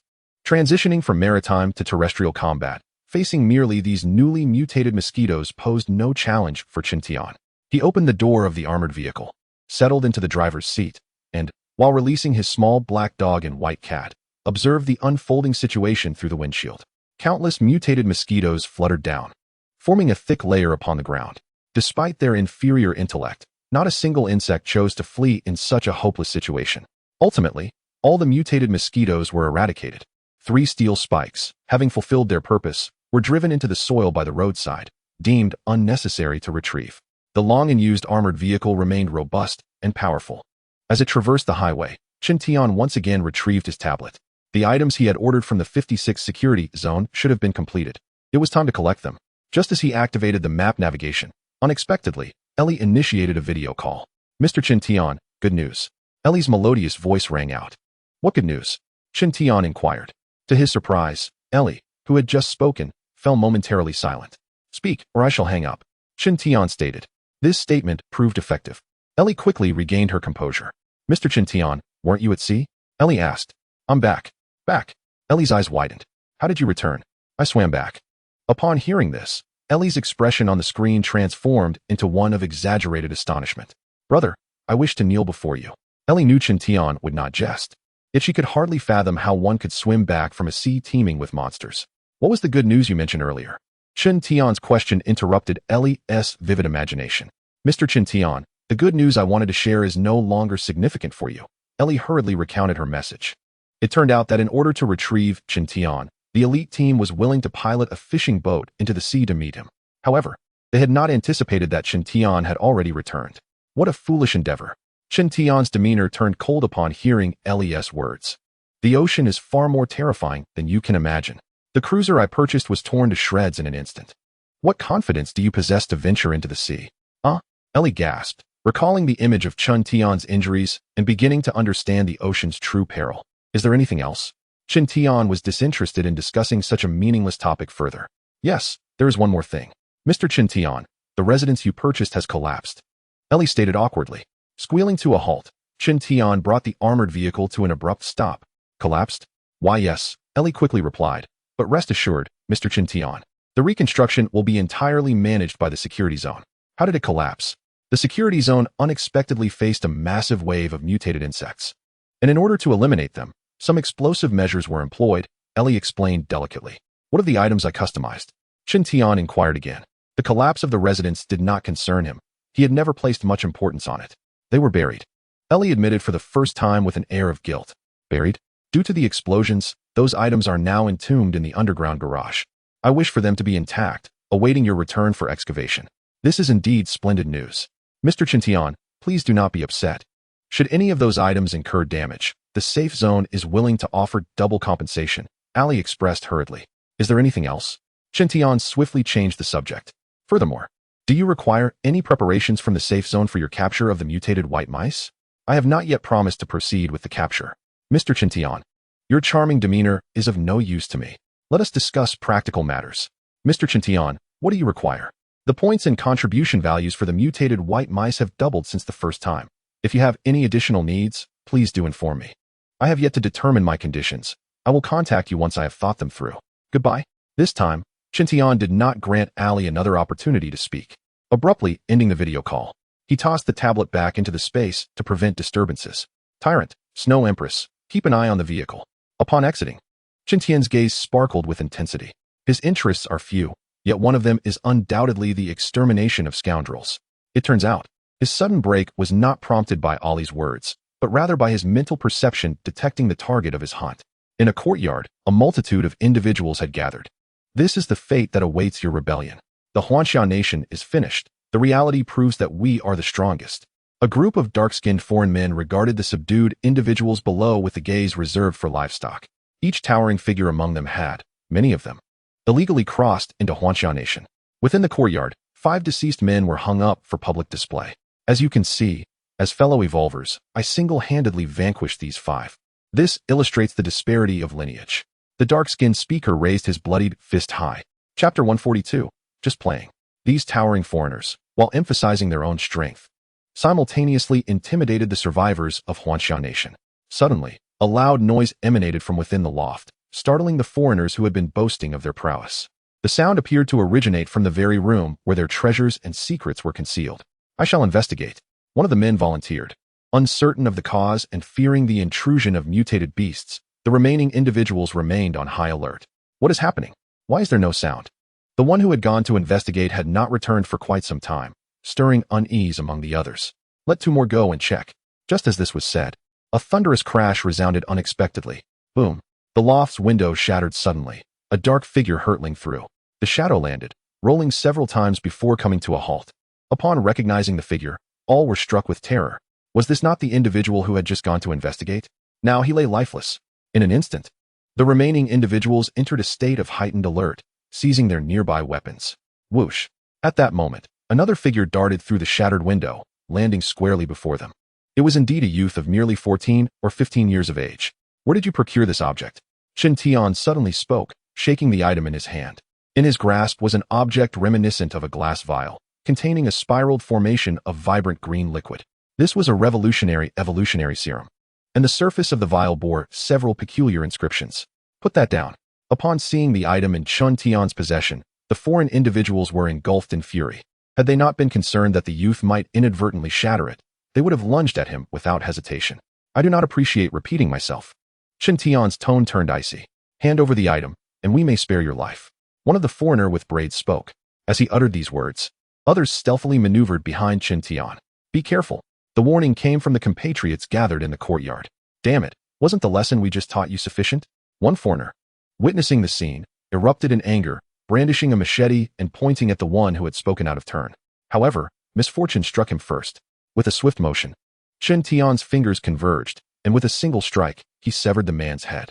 A profound silence enveloped the scene. The earlier death had not elicited much shock, but this was different. This youth had, in full view of everyone, effortlessly eliminated a formidable foe. Enough, whether you choose to respond or not is of little consequence. You are all doomed regardless. With a flick of his wrist, the evolutionary serum that had been in his hand vanished, as if by magic. Kill him. A commanding voice rang out. In an instant, the dark-skinned foreigners surged toward Chen Tian like a horde of roaring bears, emboldened by their numbers, towering stature, and unwavering confidence. A thunderous crash resounded as the foremost foreigner was suddenly reduced to countless fragments. 5 others were directly impaled by the shattered bones, meeting their end instantly.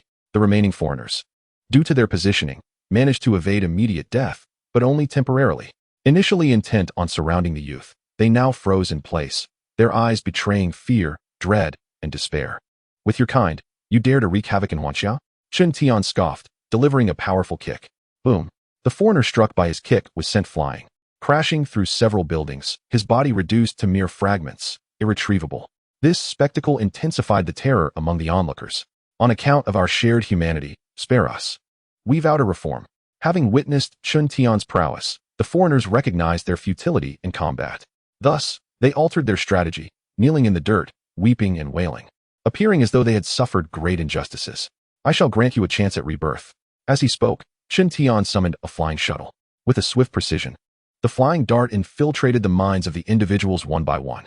Despite having the capacity to eliminate these foreign beings instantaneously, Chen Tian chose to toy with them.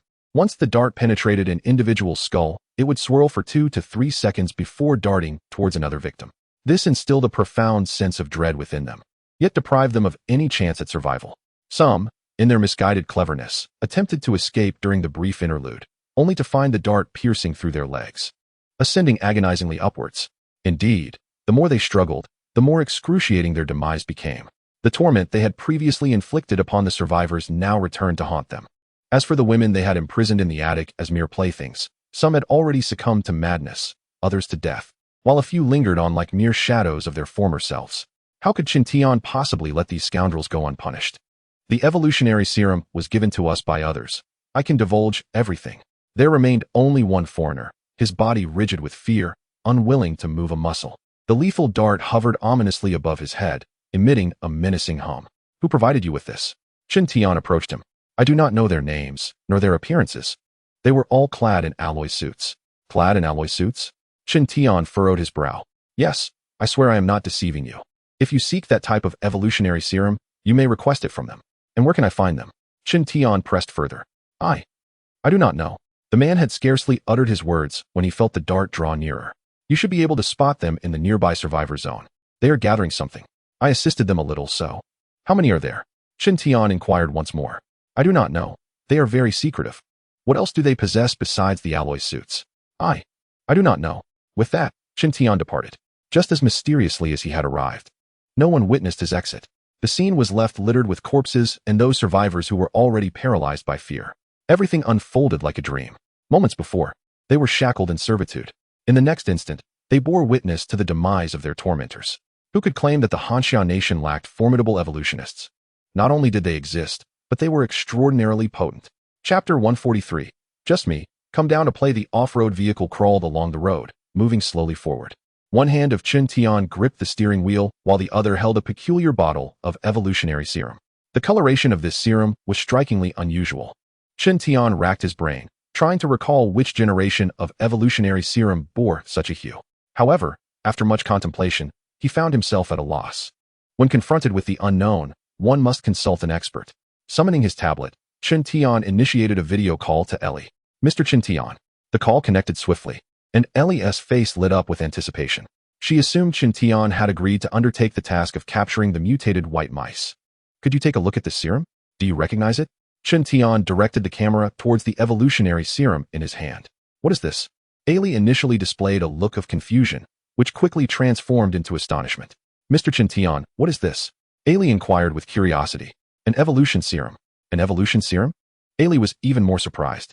To her knowledge, only a few safe zones were currently collaborating to develop evolution serums, and moreover, the new types of evolution serums did not resemble this one. I obtained it unexpectedly. Do you recognize the symbols on it? Chen Tian zoomed in. Mr. Chen Tian, my knowledge is limited. I fear I cannot answer that question. If it is convenient for you, could you send a few sets of photos? I can consult relevant experts. The pertinent images were soon transmitted. Mr. Chen Tian, how many days do you estimate it will take for you to reach the 56th safe zone? Ailey inquired once more. I cannot be certain. I will contact you again, Chen Tian replied, abruptly ending the call, providing Ailey no opportunity to respond. He intended to visit a nearby safe zone to investigate the nature of the alloy suit. With the arrival of spring and the resurgence of new crises, many smaller safe zones were being devastated by the relentless tide of mutated insects. Upon arriving at the safe zone marked on the map, Chen Tian was confronted with a harrowing scene. Collapsed buildings, countless abandoned vehicles, and remnants of bones alongside the carcasses of mutated insects. Had he not confirmed his location multiple times, he would have doubted whether he had arrived at the correct place. This epitomized the brutality of the post-apocalyptic world. Only the strong could survive, while mere avoidance would lead to increasing helplessness. Due to the numerous obstacles, Chen Tian parked his all-terrain vehicle and began to traverse the ruins on foot, searching for items of potential value. A tank with a broken track piqued his interest. Regrettably, the interior of the tank was devoid of ammunition. However, utilizing the unique properties of the eternal space, he could, at times, launch the entire tank as a projectile. Recollecting the battles fought with the spirit of plants using the wreckage of a battleship, a smile crept across Chen Tian's face. As long as an object was sufficiently heavy and large, it held collectible value. Even fractured layers of construction, if feasible, were worth securing. As he wandered, Chen Tian remained vigilant, releasing his mental perception. While he did not notice the figures clad in alloy suits, he unexpectedly discovered a survivor still clinging to life, a man in military uniform, lying beneath an abandoned sedan. With a swift kick, Chen Tian sent the vehicle tumbling aside, revealing the man's true condition. At that moment, the man was barely alive, bloodied and battered. Dum-dum bullets? Chen Tian was taken aback upon seeing the injuries inflicted upon the man. Dum-dum bullets, colloquially known as expanding bullets, possess little penetrating power, yet exhibit exceptionally high superficial lethality. Their use had long been prohibited by nations worldwide due to their cruelty. In the post-apocalyptic era, employing such ammunition against mutated beasts could be understood. However, using it against humans warranted deep reflection. Perhaps it was a fleeting moment of clarity before death, as the man began to murmur, "They are the enemies. They are the invaders. Who are they?" Chen Tian bent down, but alas, the man on the ground could no longer utter a sound. He was already deceased. At the scene, Chen Tian discovered the lifeless bodies of dozens of guards. The manner of their demise was horrific. Some had their skulls caved in. Others appeared to have been violently torn apart by some force, and still others lay riddled with wounds from dum-dum bullets. This was the handiwork of a power-type, evolved being. Chen Tian swiftly reached a conclusion, and he knew the murderer could not have departed the area for more than 2 hours. They must be the individuals clad in alloy suits. Chen Tian also noticed numerous footprints and fist imprints at the scene. Did you manage to escape? Chen Tian gazed in a particular direction, a murderous aura emanating from him. Simultaneously, a smile graced his face, an expression of excitement upon discovering prey. Viper, Viper. This is Viper calling. Viper received, please respond. There is a black motorcycle following you. Find a way to eliminate it. Viper understood. A man in a full suit of armor had just concluded a call in a foreign language. We are being followed, he stated simply. Damn it, another armored man exclaimed. Then abruptly pulled aside the curtain of the off-road truck. Through the helmet's auxiliary device, he indeed spotted a motorcycle trailing them from a distance. How many are there? It seems to be just one. Quickly deal with it. We cannot afford to expose our whereabouts. A man who appeared to be the leader said gravely. All of them were shrouded in armor crafted from a special alloy, concealing their identities. Let me handle it. Someone picked up the sniper rifle beside him, aiming at the motorcycle that followed like a hunter stalking its prey. The motorcycle rider, wearing a helmet, was equally faceless. However, it mattered not. A single bullet would suffice to send them away. The man aiming was exceedingly confident in his shooting skills. The others appeared equally assured in their comrades' marksmanship. engaging in casual conversation. Those soldiers were so feeble, I doubt they were even evolved beings. With this alloy suit, we are invincible. It's absurd that we found not a shred of useful research data in that safe zone. Our efforts were in vain. Yet it's not all for naught. At least we now understand that as long as we do not face heavy firepower, we are truly invincible. While they conversed, a gunshot rang out. Bang! In the past, that single shot would have resolved their pursuer. However, a strange occurrence unfolded. Ding! The man who had just fired felt sparks erupt from his head. He had indeed been struck by a bullet. Fortunately, due to the protective nature of the alloy suit, the bullet failed to penetrate his helmet. They also have a sniper. Someone exclaimed immediately. No matter, we have the alloy suits. Regardless of how many they are, they must be eliminated here. The occupants of the vehicle were strategizing. Suddenly, the curtain was drawn aside. A strange helmet intruded. It's just me, come down and play. Chapter 144, The Wheel of Fortune Turns. The helmet that ventured in from outside was none other than Qin Tian. Initially, he had followed from a distance to observe where these individuals were headed, but unexpectedly, he was detected by a drone. The bullets fired were from the enemy's gun, yet Qin Tian utilized the eternal space to return them. He had hoped to eliminate one of them first, but the adversary's alloy suit was surprisingly advanced, effortlessly deflecting even sniper bullets. Driven by curiosity, Qin Tian decided to take a closer look. The individuals inside the vehicle were momentarily stunned by this sudden turn of events. However, they reacted swiftly. One man, closest to the vehicle curtain, reached out with a powerful hand to grasp Qin Tian's helmet. The helmet Qin Tian wore was merely a standard cycling gear, with limited defensive capabilities, far inferior to that of his opponent's helmet. As the man's large hand descended upon the helmet, Qin Tian struck like lightning, seizing the man's wrist and pulling him back with force. The man, along with his entire alloy armor, was hurled out of the truck bed. Simultaneously, Qin Tian had entered the truck bed, confronting the remaining individuals. Within the confined space of the truck bed, one individual unleashed a swift punch. Qin Tian remained unyielding, meeting the blow with a punch of his own. The collision of their fists was decisive. The man who threw the punch was sent crashing through the truck railing and out into the air, while Qin Tian stood firm in his place. You all should get down too.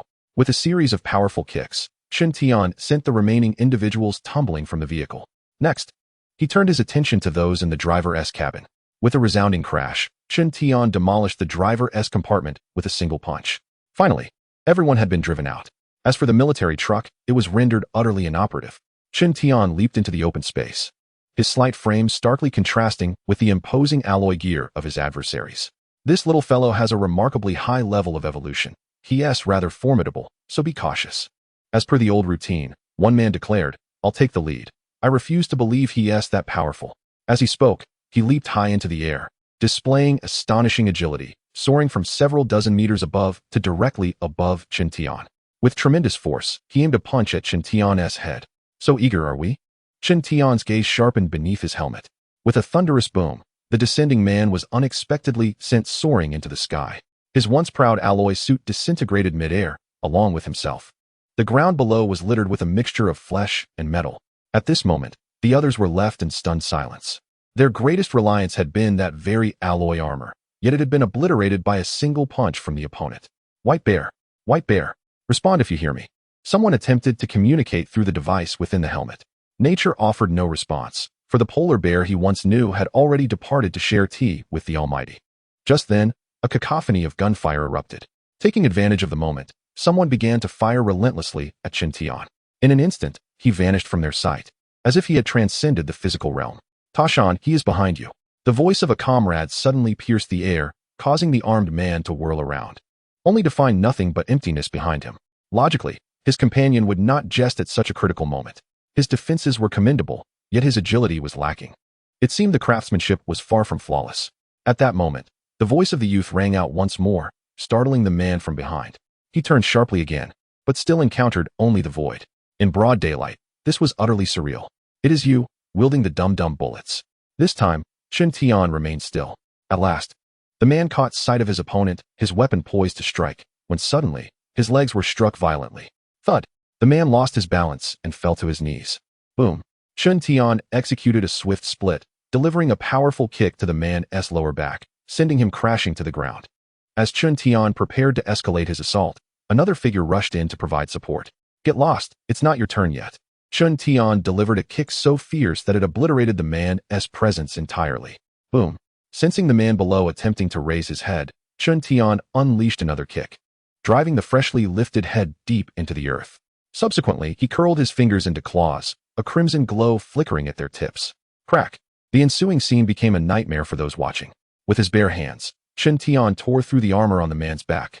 Due to a lack of control over his strength, he ripped through not only the alloy armor, but also the flesh beneath, revealing glimpses of bone amidst the carnage. The man's anguished cries echoed through the helmet's communication system, sending chills down the spines of his comrades.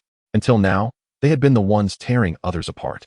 The tides had turned, and they were about to experience the sensation of being torn asunder themselves. How could this be possible? Someone gasped in disbelief. Under the astonished gazes of all present, a heavy modified handgun began to levitate. This firearm had once belonged to their companion, Ta Shan, and now it was aimed menacingly at its former owner. Bang, bang, bang. The handgun had seemingly come to life, firing on its own. Dum-dum bullets struck solidly into the man's back. Truly, with each gunshot, a crimson bloom blossomed. Another one down. Chun Tian began to shift his gaze toward the remaining foes. Retreat. Scatter. Someone shouted, and the group fled in various directions. Where has your confidence gone? Has it vanished so swiftly? Chun Tian raised his hand, revealing two battle blades that materialized in his grasp. Knock, knock, knock. One can observe that the alloy suits worn by these individuals are quite substantial, causing a considerable commotion as they run. Whoosh. Chun Tian's speed is astonishing, and in an instant, he is caught up with one of them. Instinctively, the opponent throws a punch. Swish. A flash of red light streaks by, followed by the sound of a heavy object crashing to the ground. The man's arm is severed by Chun Tian's blade. Such alloy suits are as fragile as paper before him. Whoosh. The red blade flashes again, and the man's body is suddenly cleaved in two. In his final moments, he did not even have the opportunity to utter a sound. Requesting backup. We are under attack. The enemy is exceedingly powerful. One fellow, while fleeing, attempted to communicate with someone, but before he could finish his sentence, his head was sent flying. The kingdom of Hanjia has superhumans. The adversary is too formidable. We cannot retreat. We have made a grave error. Please elaborate on what you have encountered, came an inquisitive voice from the helmet. Alas, the man who had just made contact was unable to respond, for his head had already been dispatched by Chun Tian. Observing the helmet that was still transmitting, Chun Tian cunningly imitated the voice, saying, "We have discovered extraterrestrial ruins, requesting immediate assistance." After finishing, he crushed the helmet, waiting patiently for new prey to take the bait. Chapter 145. A large catch. Indeed, time passed slowly. Chun Tian sat atop the wrecked truck, contemplating the origins of these individuals. It was evident that anyone able to don such heavy alloy suits in the current dire circumstances was no ordinary mercenary. Seizing the opportunity to exploit the chaos, they certainly had an astute strategy. Presently, as the second wave of apocalyptic crises unfolded, many safe zones were preoccupied with their own survival, unable and unwilling to address this well-equipped invading squad. Clearly, foreign technology has embarked on a new revolution. Chun Tian cast a glance at the scattered remnants of the alloy armor he had dismantled. To be fair, had it not been for his exclusive energy and shock techniques, it would not have been an easy task to destroy those alloy suits. The quality of the armor's alloy was exceptionally high.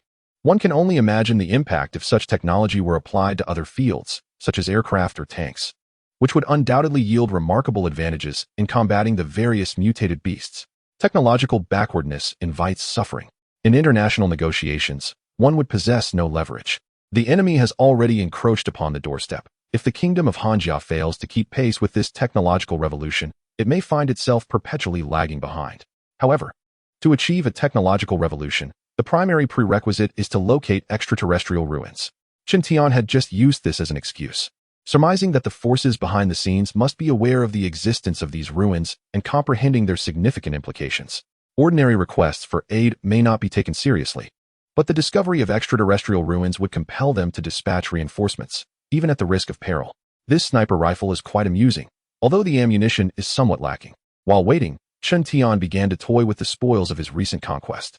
Ordinary firearms possess the capacity to eliminate standard evolved beings. However, when confronted with an awakened individual, their efficacy diminishes significantly. Previously, Chun Tian's remarkable ability to catch bullets with his bare hands serves as a prime testament to this fact. Naturally, even if struck by a bullet, he would merely experience a fleeting sensation of discomfort. Raising the obsidian-hued heavy sniper rifle, Chun Tian peered through the scope toward the distance. Ironically, The view through the scope was not as clear as what his eyes could discern directly. Thus, it could only be deemed a mere toy. The armored figures before him, clad in alloy armor, seemed ill-equipped without a few alloy melee weapons. Chen Tian felt a twinge of regret for not having secured more suitable weapons. Although the combat knife he wielded was crafted in a military factory, its quality was evidently inferior to that of the alloy materials. Suddenly, as he stowed away the sniper rifle, a thunderous sound reverberated, reminiscent of distant lightning. On a clear day, how could thunder be possible? This noise was unmistakably produced by a certain type of aircraft. Had they arrived? Chen Tian's eyes sparkled with anticipation as he looked skyward.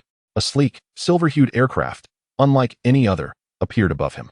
This was yet another marvel of modern technology. Unlike conventional warplanes, its most striking feature was its ability to hover mid-air. This aircraft was larger than he had anticipated. As he gazed at it, Chen Tian felt a surge of excitement. This prize was far more enticing than the sniper rifle. A new type of aircraft infused with alien technology was now presented before him, a treasure that money could not buy. He envisioned placing this aircraft into a separate spatial compartment. With this aircraft, procuring supplies abroad would no longer pose a challenge. How could he seize it? As he focused his mental energy on the descending aircraft, he began to devise a battle strategy. He needed to ensure the integrity of the aircraft during the hijacking. He could not afford to be reckless. Fortunately, his mental probing could access the aircraft's interior, which instilled a great sense of confidence within him. He had feared that some energy might obstruct his mental exploration. Inside the aircraft were 5 individuals, 2 pilots and 3 clad in specialized alloy battle armor. Chen Tian quickly assessed the number of occupants, finding it considerably fewer than he had imagined. It was reasonable to surmise that these individuals were merely there for reconnaissance. If they confirmed the presence of alien relics, reinforcements would surely follow. Within the aircraft, the 3 temporarily assigned personnel were engaged in complaints. I can't believe it. In this godforsaken place, there could be alien relics? Where the hell is T3 team? Not a single one is reachable. Damn it. Let us see how I deal with them later. Is there some kind of signal interference in this area? Nonsense about signal interference. My helmet's signal is at full strength. This is my first visit to Huxia country, and I never imagined it would be in such a manner. This time, the higher-ups are truly making a mountain out of a molehill. The evolutionists from the kingdom of Hanxiao are nothing more than a disorganized rabble, easily dispatched by the T3 squad. Who knows how many they have eliminated. Yet, they have now sent us 3 prominent generals to deal with this situation together. Hansen, you should be well aware of the significance of the alien relics, which is precisely why the higher-ups are treating this matter with such gravity.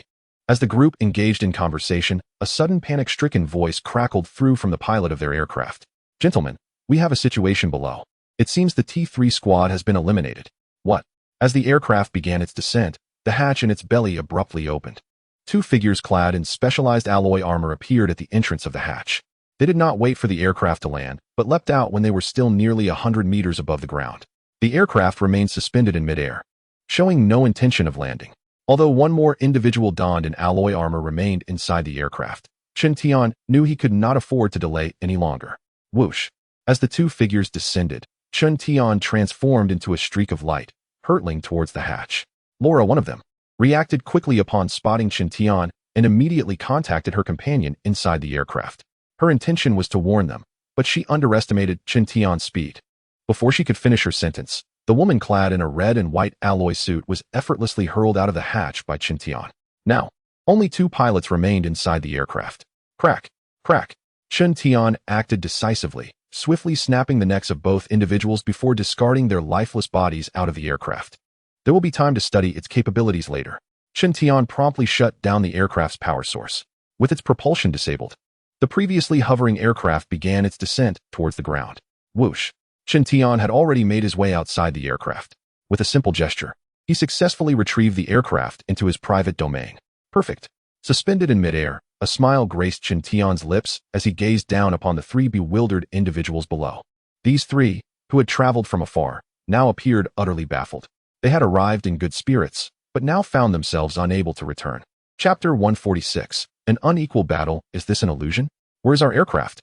What has that little brat done? Beneath their helmets, the 3 foreigners exchanged astonished glances. Who could have imagined that in the blink of an eye, a massive warship could vanish right before their eyes? Without the aircraft, how would they return? They possessed no means to traverse the ocean. Despite their specially customized alloy suits, they would find themselves doomed at sea. Laura, how did you end up down here? One companion suddenly inquired. He had initially tried to warn them, but he never expected such an outcome. I wasn't paying attention and got kicked out, replied the woman named Laura. How can he hover in the air? Is his suit also something special? Another companion chimed in. It was evident that the demise of the T3 squad was closely linked to him. We still do not know his true capabilities, so when the time comes to engage, we must not hold back. As a few individuals engaged in conversation, Chun Tian descended from the sky. A fighter jet had been secured, and now, Chun Tian found himself intrigued by the weapons in their possession. Unlike those he had previously slain, these three wielded cold weapons, specialized alloy combat knives that could conveniently be sheathed at their thighs when not in use. With a swift motion, two combat knives materialized in Chun Tian's hands. Although the material could not compare to the alloy blades they possessed, in Chun Tian's grip, they transformed into formidable weapons capable of slicing through steel effortlessly. Be careful, he's coming for us. Laura had scarcely issued her warning when she realized the enigmatic figure had closed the distance. His speed was astonishing, sending shivers down her spine. As the only female among the trio, Laura's greatest asset was her quick reflexes, yet in comparison to this mysterious man, she felt utterly insignificant. Ultimately, it was her body's instinctive response that prompted her to react. With a swift motion, the black alloy combat knife slashed through the air, only to connect with nothing but emptiness. The figure who had been so near had vanished in an instant. Suddenly, Laura felt a tremendous force strike her arm. Warning: energy consumption at 13%. The system's alarm left her in shock. A single blow had depleted a tenth of her combat suit's energy. The destructive power was terrifying. She could not fathom the consequences should her suit run out of energy. With urgency, Laura executed a series of backward flips to create distance. Strangely, the mysterious man did not pursue. Instead, he remained motionless. Laura, are you okay? I just saw that your arm was hit, inquired a voice from her helmet. I'm fine for now. After a brief pause, Laura added, that strike just drained over a tenth of my suit's energy. What? Her companions exclaimed in unison. It was known that experiments conducted at the base had shown that even when struck directly by armor-piercing rounds, their protective suits consumed only 3 to 5% of their energy. Interesting, your alloy suits are indeed exceptional, Chun Tian remarked. Having intended to sever the opponent's arm with his previous strike, only to be thwarted by the suit's unexpected resilience. What did he just say? Does anyone understand the language? Laura's companions pondered. You can utilize the translation feature of your helmets, one suggested. As they activated the translation function, Chun Tian's voice echoed once more. Your alloy suits seem quite impressive. Will you remove them yourselves, or shall I assist in disrobing you? This time, he spoke in their language, requiring no translation assistance. Who exactly are you, and why are you attacking us? Laura was the first to respond. Seizing the opportunity for communication, she aimed to extract information about their adversary while allowing her team ample time to devise a strategy. The communication feature of their helmets allowed the three of them to engage in silent exchanges. The idea was commendable, yet they found themselves confronted by a youth who defied all expectations. Indeed, it was far more gratifying for me to take matters into my own hands. With that thought, Chun Tian charged at Laura once more. Laura had been anticipating a sudden attack from the mysterious individual, so at the moment she sensed something amiss, she immediately retreated. Simultaneously, her companions on both sides swiftly positioned themselves. As long as the mysterious figure charged recklessly, he would inevitably fall within their encirclement. Let us vanquish him together. The men on either side raised their arms in unison. A dazzling beam of energy erupted from their palms. This was one of their rare finishing moves, as it would excessively deplete the power of their battle armor. Thus, they would not resort to it lightly unless absolutely necessary. Unfortunately, their aim was off. Chun Tian had altered his trajectory before them. Bang! Bang! With two resounding clashes of metal, the two who had just unleashed their energy beams were sent flying. However, this did not imply that Chun Tian lacked the means to eliminate them swiftly. Rather, he wished to preserve the integrity of their alloy armor. Whoosh! Chun Tian's figure, like a specter, reappeared before Laura. Even at such close proximity, the motorcycle helmet concealed his visage, rendering him unrecognizable. Laura had not anticipated that this enigmatic figure would prove so formidable, as even the impact cannon failed to obliterate him. With a swift motion, Laura capitalized on her agility, wielding her alloy battle knife, while retreating once more. Alas, in Chun Tian's eyes, her advantage was merely childish play. Crack! With a deft joint lock maneuver, Chun Tian seized control of her arms and, with a calculated twist, disarmed her of the alloy battle knife. The moment he grasped the weapon, Chun Tian was astounded by its weight. It was over 300 pounds. The high-density metal utilized was unknown, but its entirely matte black blade eliminated any concerns of reflection. Even as Laura, held captive, attempted to struggle desperately by kicking towards Qintian's throat. He swiftly caught her ankle. Then, with a decisive motion, he swung her around just as the two who had been knocked away came rushing in to assist. Utilizing her as a weapon, he hurled her at the oncoming duo. Bang! Bang! With two thunderous impacts, the two, who had just approached, were sent reeling once more. Qintian wasted no time. With a sudden surge of force, he snapped the woman's spine at the curve of her alloy armor. He then followed through by breaking her neck. His technique was clean and efficient, silencing her before any cry of pain could escape her lips. Whoosh! Both the woman and her alloy suit were absorbed into Qintian's private space. One down, two remain. Chapter 147. In the next life, do not cross Hanxia. Laura, respond if you hear me. The sudden silence of the woman ignited a furious rage in the remaining two. Strangely, there were no traces left in the surroundings. Everything had vanished without a trace. Much like that fighter jet. With a sharp snap, Qintian removed his helmet. Among the remaining two, it was evident that they were the strongest, and he prepared to stretch his limbs. The newly acquired alloy combat knife, after testing, surprisingly proved capable of withstanding the maximum amplitude he could currently unleash. A fine blade indeed. Qintian was exceedingly pleased with this alloy combat knife. Such a remarkable weapon, capable of fully realizing his shockwave techniques, was undeniably a boon. Thus, his gaze shifted towards the other two individuals. Upon seeing Qintian's appearance, they were momentarily taken aback. They had not anticipated that the mysterious figure who had ensnared them in a fierce battle was merely a lad of 14 or 15 years. Could it be that there was a change of personnel midway? Swish! Qintian granted them no opportunity to be astonished. He transformed into a streak of crimson light and charged directly at them. The two remaining figures were clad in gold and blue alloy armor. Though the patterns on their suits differed slightly, their shared characteristic was their imposing stature. Today, I shall fight you to the end. With a thunderous shout, one of their armors suddenly illuminated with a brilliant glow. Hansen, you'll drain the energy reserves too soon, his companion urgently cautioned. With no other choice, it was either his demise or theirs. As his words fell, the surface of the man's battle armor flickered with electric arcs, enveloping him in an impenetrable barrier. This was high-voltage electricity. Previously, he had employed this tactic to incapacitate a horde of attacking mutated beasts. However, he had underestimated Qintian's capabilities and strength. Boom! With a dull thud, the electrified man was struck on the head by a warhammer. The immense impact caused significant harm to the core within his armor. Seizing the moment of his opponent's disorientation, Qintian circled behind him, leaped into the air, and forcefully twisted the man's helmet. Crack! It was a straightforward yet effective maneuver, directly snapping his neck. This was the simplest method of elimination without damaging the alloy armor. You little beast, die? The other assailant launched another wave of energy towards Qintian. Two beams of white light converged upon him. While dodging, Qintian summoned a titanium alloy shield to confront the oncoming assault head-on. This was primarily to gauge the destructive power of the shockwave. This must be the precursor to future laser cannons. Observing the shield melting into molten metal, Qintian marveled. If he were to endure such an attack directly, even he would sustain injuries. However, the opponent's movements were exceedingly sluggish. Such a lethal technique could not exhibit its full potential. Qintian was able to neutralize his adversary the instant they raised their arm. This was not merely a matter of perceptive strength, but a chasm of realms. No matter how formidable the weapon, if it cannot strike its target, it is ultimately futile. Utilizing shockwaves twice, the opposing alloy armor exhibited evident malfunctions, appearing considerably less agile. With vapor emanating from its surface. In the next life, do remember not to provoke Hanxia. With that remark, Qintian's figure darted past his adversary. Thud! The man, who had previously exuded invincibility, was swiftly met with his demise in the northwest.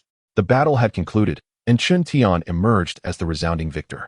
Aware that reinforcements were unlikely to be dispatched, he proceeded to scour the battlefield before departing.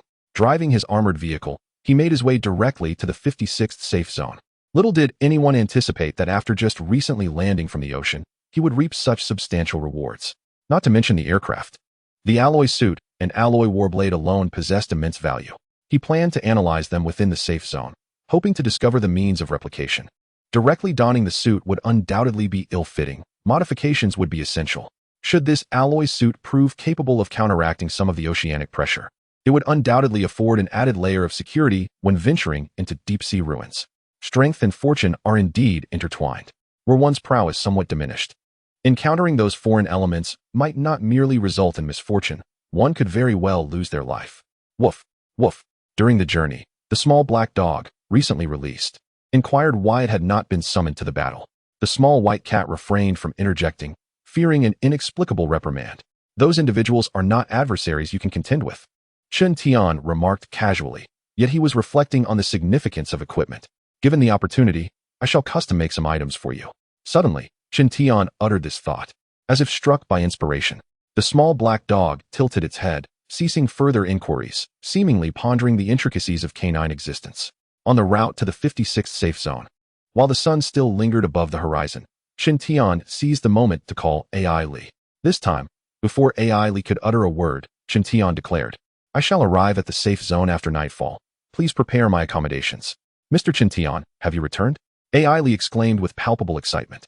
It had been nearly 6 months since their last parting. I am already en route. Very well, Mr. Chen Tian, your lodgings will be prepared. AI Li replied, her voice bright and cheerful, akin to a child eagerly awaiting their parents' return. After ending the call, Chen Tian mused over the potential changes within the safe zone. Following the second crisis of the apocalypse, many safe zones had faltered, either dissolving or merging with others. The 56th safe zone, owing to its leader's foresight, had weathered this crisis without issue. In fact, this turmoil had served as a catalyst for transformation within the safe zone. As night descended, when Chen Tian's armored vehicle approached the entrance of the safe zone, it was already past 9 o'clock. As he prepared to pass through the security checkpoint, he spotted a familiar silhouette. Beneath the street lamp, AI Li, clutching a tablet, awaited with anticipation. Are you waiting for me? Chen Tian inquired as he rolled down the window. Mr. Chen Tian, AI Li exclaimed, rushing forward. It has been nearly half a year since we last met. The youth before me has not changed much in appearance. However, his aura is markedly different. The previous Chen Tian resembled a drawn sword, sharp yet distant. The current Chen Tian, on the other hand, is akin to a vast ocean, close at hand yet unfathomable. Get in. Ailey did not hesitate, promptly taking her seat in the passenger side. Upon entering the vehicle, she even exchanged pleasantries with the small black dog and the little white cat. Mr. Chen Tian, your accommodation has been arranged. Would you prefer to go there now? Or, I would like to grab a bite first. It has already been prepared for you. After several months apart, Ailey, as a personal assistant, remains as diligent and devoted as ever. Chapter 148. This is a major deal. As the vehicle entered the safety zone, the streets appeared desolate. This was due not only to the late hour, but also to recent incidents of attacks. According to Ailey, the safety zone had suffered 2 large-scale incursions by mutated beasts in the past month, and remnants of the battles were still visible on the streets. In light of safety concerns, many survivors now reside in underground shelters, repurposed from former subway stations, which are far from ideal. Are the shops in the safety zone still open? Chen Tian casually inquired. They operate during the day, but most close at night. In the midst of their brief conversation, the armored vehicle arrived beside the hotel Ailey had mentioned. Thanks to prior arrangements, Chen Tian was able to enjoy a warm meal upon his arrival. Aren't you going to eat with me? Chen Tian asked, glancing at Ailey, who stood beside him. I've already eaten, Ailey replied with a smile. There are no outsiders here. You needn't stand, Chen Tian insisted. After a moment's contemplation, Ailey pulled up a chair and sat across from him. While Chen Tian focused intently on his meal, even the small black dog and white cat had adopted a similar habit. For a time, the room was filled solely with the sounds of chewing. Ailey, however, found no boredom in the silence, quietly observing Chen Tian and occasionally glancing at the 2 evolved beasts. With the advancement of scientific research, it has become evident that evolved beasts differ from mutated ones. Have you made any progress on the evolution serum you were tasked to investigate? Chen Tian inquired, seemingly satisfied after his meal, shifting the conversation to the previous topic. This subject piqued Ailey's interest immediately. Mr. Chen Tian, I have conducted an investigation. That is certainly not an evolution serum developed by Hanxia. May I ask where you acquired it? Ailey asked eagerly. This matter is of significant concern to our superiors, who have specifically requested that I look into it, she continued. I obtained it from a foreigner, Chen Tian replied succinctly. Mr. Chen Tian, Ailey leaned forward, her hand resting on the table. Have you brought that evolution serum with you? What do you intend to do with it? Chen Tian countered with a question. Well, Ailey quickly organized her thoughts. The scientists within the safety zone are quite intrigued by this foreign-made evolution serum. Would it be possible for you to let me take it back? Do you wish to acquire it for free? Chen Tian's gaze suddenly sharpened. No. Ailey hurriedly explained. The safe zone is willing to purchase the points from you, and you will not suffer any loss. Snow Emperor, Chen Tian called out. The little white cat, which had been lying on the ground, lifted its head. Go, bring it here, Chen Tian instructed. The little white cat responded with a confused meow. What should I bring? Suddenly, with no warning, the little black dog slapped the little white cat on the head. The little white cat stared wide-eyed at the little black dog, as if questioning, "You just ate, and now you're hitting me?" The little black dog barked repeatedly. Woof, woof, woof. At that moment, the little white cat understood the reason for its reprimand. It was simply not clever enough. Meow? Who can remain clever when their head is getting hit every day? Ultimately, it was the little black dog that ventured out and returned with a glass vial held in its mouth. The vial was not large, resembling the size of a typical sausage. "Take it." Chen Tian casually tossed the captured evolution potion to the dazed Ailey. Ailey hurriedly caught it, bewildered by Chen Tian's intentions. Chen Tian continued, "Just transfer the points directly to my account." "Understood, Mr. Chen Tian." Ailey finally grasped his intent. This was a sale of the potion to the safe zone without prior negotiation. "Is the safe zone still selling evolution potions developed here?" Chen Tian inquired nonchalantly. He still had many of the evolution potions he purchased last time stored in his space. However, that did not hinder him from acquiring another batch. The demand for evolution potions is immense, and they have not been sold externally for quite some time. They are now prioritized for various guard teams, Ailey replied promptly. Only by enhancing the strength of each guard team can the safe zone ensure its security. "How many evolvers are there in the entire safe zone now?" Chen Tian asked again. "There are quite a number," Ailey said proudly, "thanks to the efficacy of the evolution potions. The 56 safe zone now boasts the largest number of evolvers."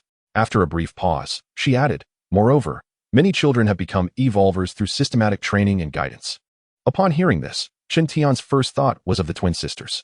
They were undergoing some form of training at the time. He wondered if they had also advanced to become evolvers. "Is the safe zone currently in need of mutated white mice?" Chen Tian asked. Ailey felt a surge of excitement upon his mention of this topic and quickly responded, "Yes, the safe zone is indeed in dire need of mutated white mice.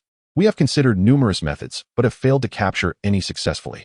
Given the current situation, while mutated beasts are relatively easy to find, capturing mutated white mice of significant research value is quite challenging, not to mention the difficulty of capturing them. The mere existence of such mutated white mice in this vicinity remains uncertain. Furthermore, the laboratory does not wish to substitute with inferior test subjects. So mutated white mice have remained in a state of scarcity.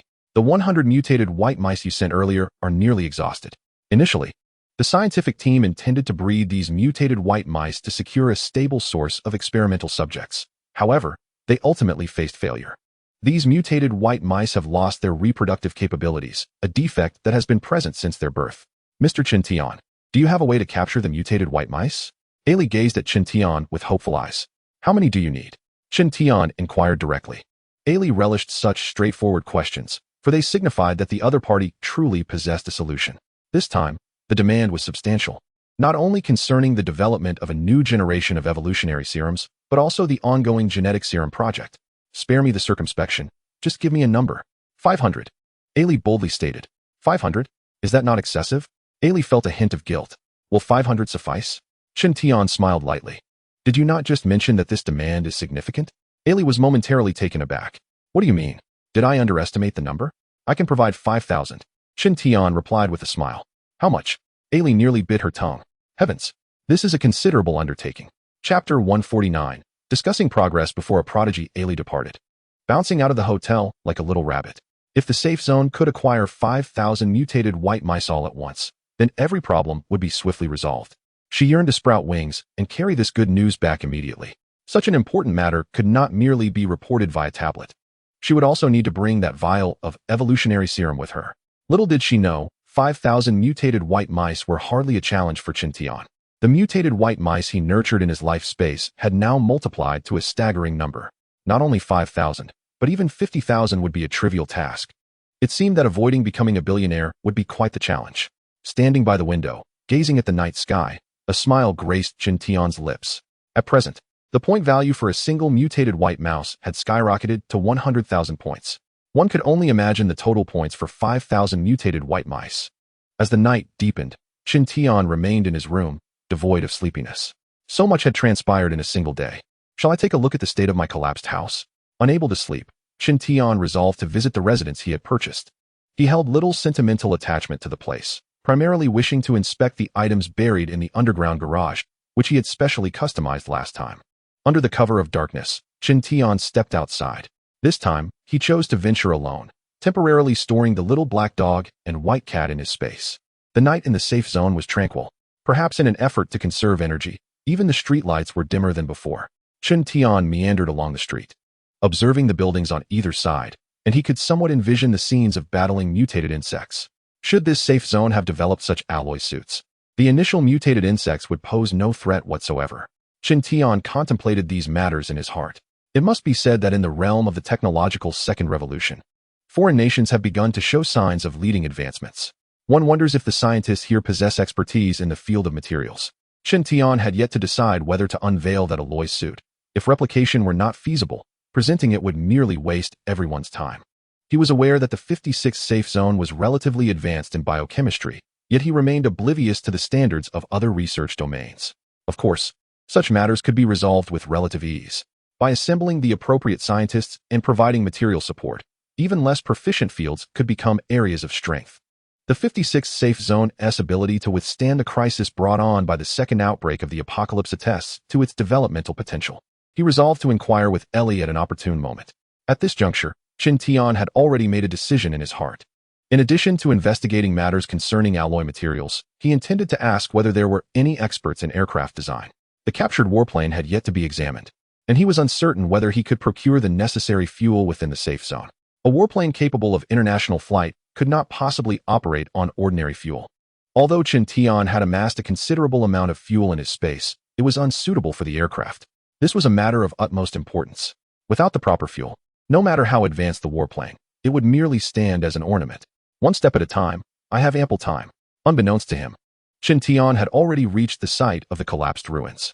Ellie had indeed spoken truthfully. The resort hotel he had purchased had been reduced to a heap of rubble, utterly unrecognizable from its former glory. The destruction was quite thorough, leaving not a single building intact. Observing the scene, Chen Tian couldn't help but lament that had he known this would come to pass, he would not have intervened when the two little ones were dismantling the place. If memory serves, the underground parking garage is in this vicinity.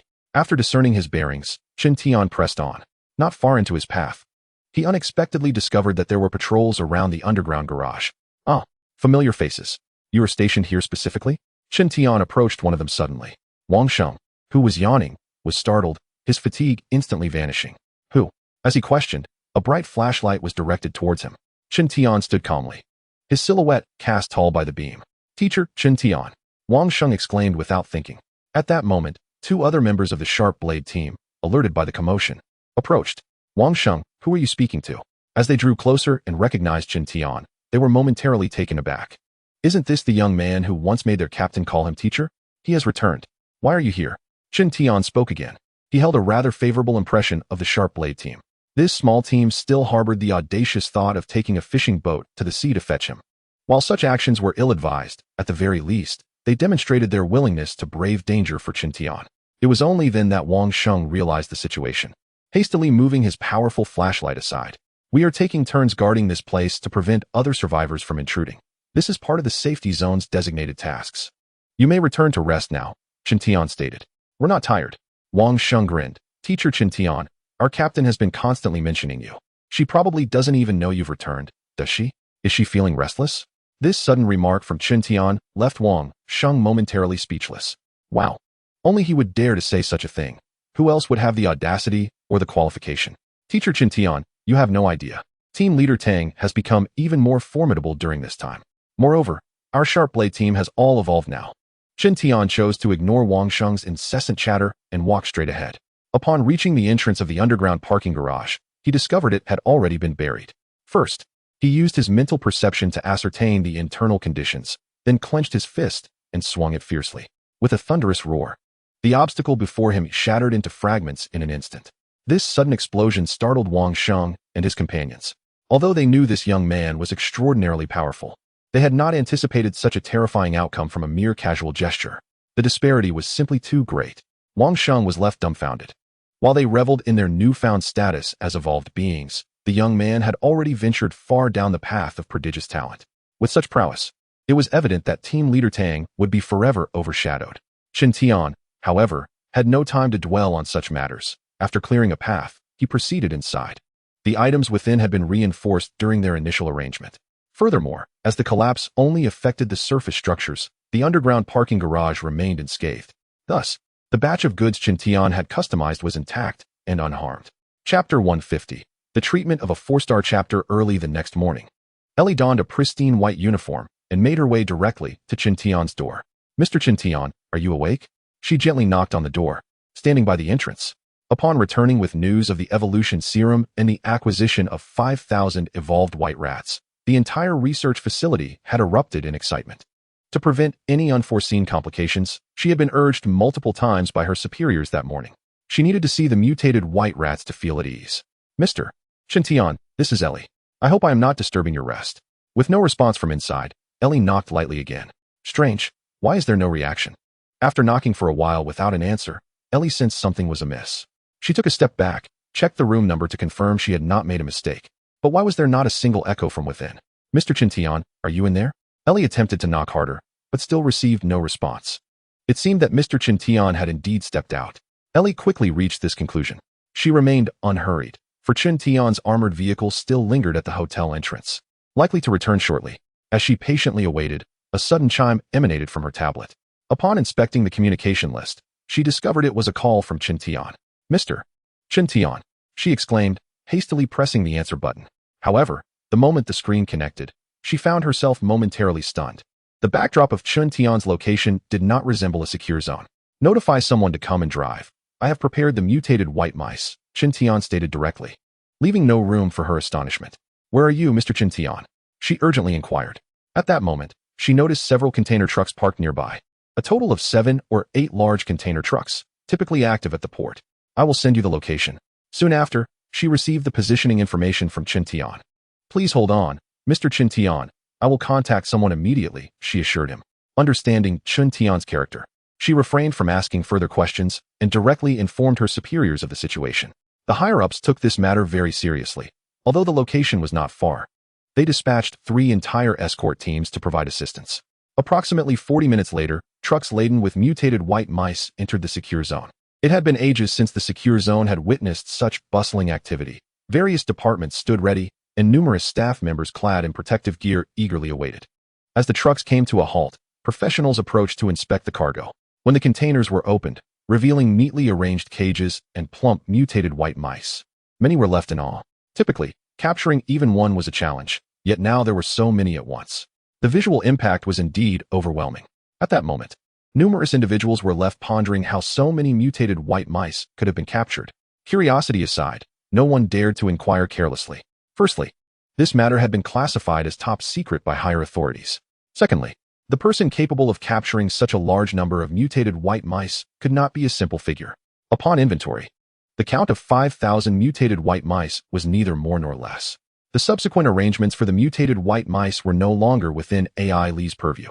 She had successfully fulfilled her task and would be rewarded with a considerable amount of evolution points. Mr. Chen Tian, congratulations. You are now the richest person in the secure zone. AI Li smiled as she approached him. 500 million points had already been credited to Chen Tian's account. To me, it's merely a string of numbers, Chen Tian replied nonchalantly. He truly did not place much significance on those 500 million points. Compared to points, he yearned for tangible items. Unfortunately, there were few items within the secure zone that piqued his interest. Previously, he could utilize points to customize tools. However, after encountering the alloy technology of foreign individuals, he had lost interest in the weapons and equipment produced by military factories. Mr. Chen Tian, would you be interested in becoming a stakeholder in the secure zone? AI Li suddenly proposed as they walked side by side. This inquiry was posed by a superior. Shareholder? Chen Tian was momentarily taken aback. Upon becoming a shareholder, you will not only receive dividends from the safe zone, but also enjoy priority access to products crafted within it. The evolution potion is merely one of them.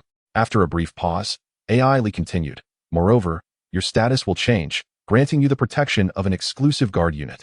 And you will possess a certain degree of influence over the development of the entire safe zone. Additionally, once you have a wife and children, they too will partake in the associated benefits. AI Li was still elaborating when Chen Tian abruptly cut her off with a simple, not interested. His rejection was as unequivocal as ever. AI Li, sensing his disinterest, wisely fell silent. Her previous encounters had taught her that once the young man expressed his stance, it was prudent to avoid prolonging the topic, lest he become agitated. Almost forgot. AI Li exclaimed as if struck by a sudden thought. Mr. Chen Tian, due to your substantial contribution of mutated white mice, your contribution points have now accumulated to a 4-star badge. A 4-star badge? Qin Tian was once again taken aback. He recalled that when he departed, the highest badge in the safe zone was merely 3 stars. How had a 4-star badge emerged now? What rights come with this 4-star badge? Indeed, once your contribution points reach 100,000, you will obtain the 4-star badge. Though you may have to wait a bit to receive the corresponding emblem and certificate, AI Li explained hurriedly. What benefits does the 4-star badge confer? Qin Tian inquired directly. Mr. Qin Tian, this pertains to significant confidential matters of the safe zone. Could we find a private place to discuss it? AI Li suggested earnestly. The two returned directly to their hotel accommodation. Since this location was arranged by AI Li, its security and confidentiality were assured. Can we speak now? Qin Tian asked, eyeing AI Li's mysterious demeanor. Mr. Qin Tian, do you believe in the existence of extraterrestrials? AI Li's question left Qin Tian momentarily stunned. Why would she ask such a thing? Did it have any connection to the 4-star badge? Mr. Qin Tian, within our safe zone, we house extraterrestrial relics, AI Li whispered, keenly observing Qin Tian's reaction. What did you say? Qin Tian's eyes lit up with interest. After enduring the apocalypse for so long, he had only acquired 1 extraterrestrial container, which he had yet to open. He never anticipated that the 56th safe zone would also harbor extraterrestrial artifacts. What could they be? Mr. Qin Tian, as a 4-star badge holder, you have the opportunity to visit these extraterrestrial relics. AI Li added. Chapter 151. There are indeed treasures few things could pique Qin Tian's interest. But these extraterrestrial relics undoubtedly counted among them. The alien container he had previously obtained had brought him numerous surprises. Now, with the chance to visit the safe zone's collection of extraterrestrial items, he certainly would not let it slip away. Where is it? Let us go there right away. Qin Tian urged impatiently. Mr. Qin Tian, please don't be in such a rush. This process requires certain formalities. AI Li replied swiftly. How long do we need to wait? Qin Tian pressed. If you are willing to visit, I can arrange it for you shortly. It will take approximately 1 to 2 hours, Ellie remarked, calculatingly. All right, please proceed with the arrangements now. Mr. Qin Tian responded. Have you ever encountered extraterrestrial civilizations before? Ellie suddenly inquired. Are you testing me? Qin Tian gazed at Ellie. Do not misunderstand, Mr. Qin Tian. I have no intention of probing you.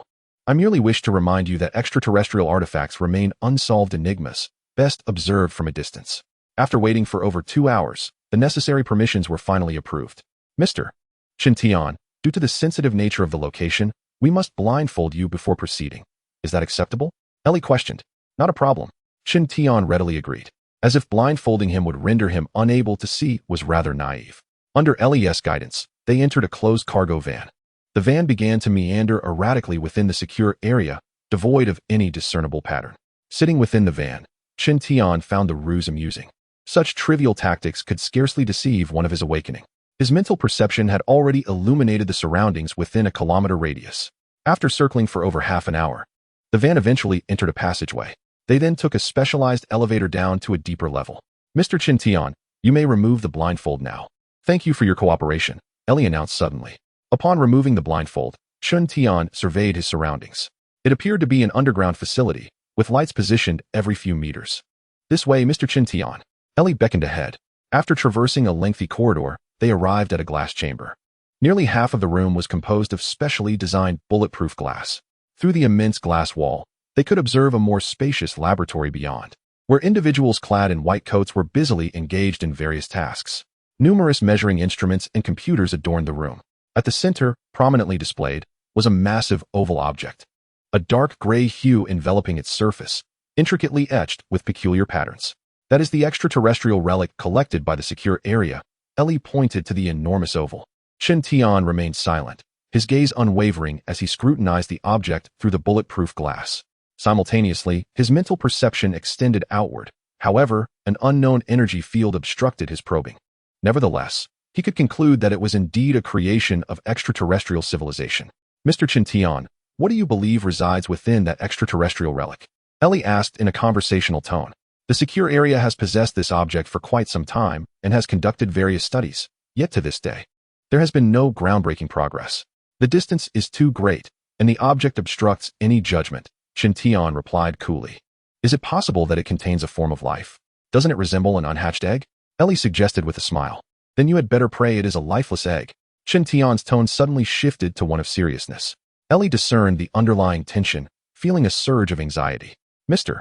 Qin Tian, is it perilous? I am uncertain. I must confirm it up close. Qin Tian replied, gazing at Ellie. Initially taken aback, Ellie quickly regained her composure and said, "Please hold on a moment, Mr. Chintian. They were only permitted to observe from a distance and would require additional authorization to approach. Mr. Chintian, we are allowed to remain for just 5 minutes in proximity. Is that acceptable?" After consulting, Ellie secured the 5 minutes. That will suffice. Crossing the password gate, Ellie and Chintian finally entered the experimental hall. Approaching the extraterrestrial relic, Chintian commenced his close inspection. Meanwhile, Ellie raised her tablet, diligently recording the scene in real time. "Mr. Chintian, we have 3 minutes remaining for observation," Ellie reminded him. Chintian remained silent, engrossed in studying the inscriptions on the object's surface. He recognized only about a third of the text, allowing him to vaguely speculate on the nature of the item. "Mr. Chintian, we have 1 minute left," Ellie announced again. Chintian continued to be silent, furrowing his brow as if lost in contemplation. "Mr. Chintian, our time is up," Ellie expressed with a hint of regret. "Rest assured, there are no unhatched organisms within," Chintian finally spoke. "Mr. Chintian, do you know what it is? I have discerned but a fraction. What is it?" "We are out of time. Let us discuss outside," Chintian said, striding toward the exit. Ellie hurried to keep pace with him. Upon reaching the observation room, Ellie eagerly anticipated Chintian to elaborate on his earlier remarks. To her astonishment, his next words rendered her speechless. "Are these extraterrestrial relics for sale?" Chintian inquired. "Surely not, Mr. Chintian. You wish to purchase this item?" Ellie's expression turned exaggerated. Such a colossal artifact, aside from the secure zone where experts might study it. What use could it possibly serve for an individual? The enigma that eluded so many specialists in the secure zone. Could an individual truly unravel it? "Consider it as if I have an abundance of money with no place to spend it," Chintian chuckled. "I can inquire on your behalf. But do not harbor overly high hopes. This is a subject of ongoing research in the secure zone," Ellie replied with some reluctance. "If you can facilitate this matter for me, I can present you with a valuable item that would be of assistance," Chintian said, feigning mystery. Ellie dashed aside to consult, returning approximately 15 minutes later with her head hung low. "Mr. Chintian, I sincerely apologize, but this extraterrestrial relic is not available for public sale." "What a pity. However, Mr. Chintian, while this item is off limits, there are several other extraterrestrial relics from which you may choose to purchase one." Ellie swiftly redirected the conversation. Chintian was momentarily taken aback, quickly inquiring, "Do you possess many extraterrestrial relics?" Under Ellie's guidance, Chintian beheld the various extraterrestrial relics available for sale. Some were as large as stools, while others resembled steamed buns, all bearing the exterior of meteoric rock, seemingly devoid of high technological value, with some even having been cut open. Chintian's mental acuity swept over these artifacts. "Ah, do not speak. I have indeed discovered something remarkable." Chapter 152. Should we collaborate?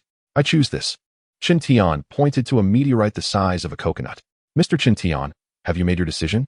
"Once purchased, returns are not permitted," AI Lee kindly reminded him.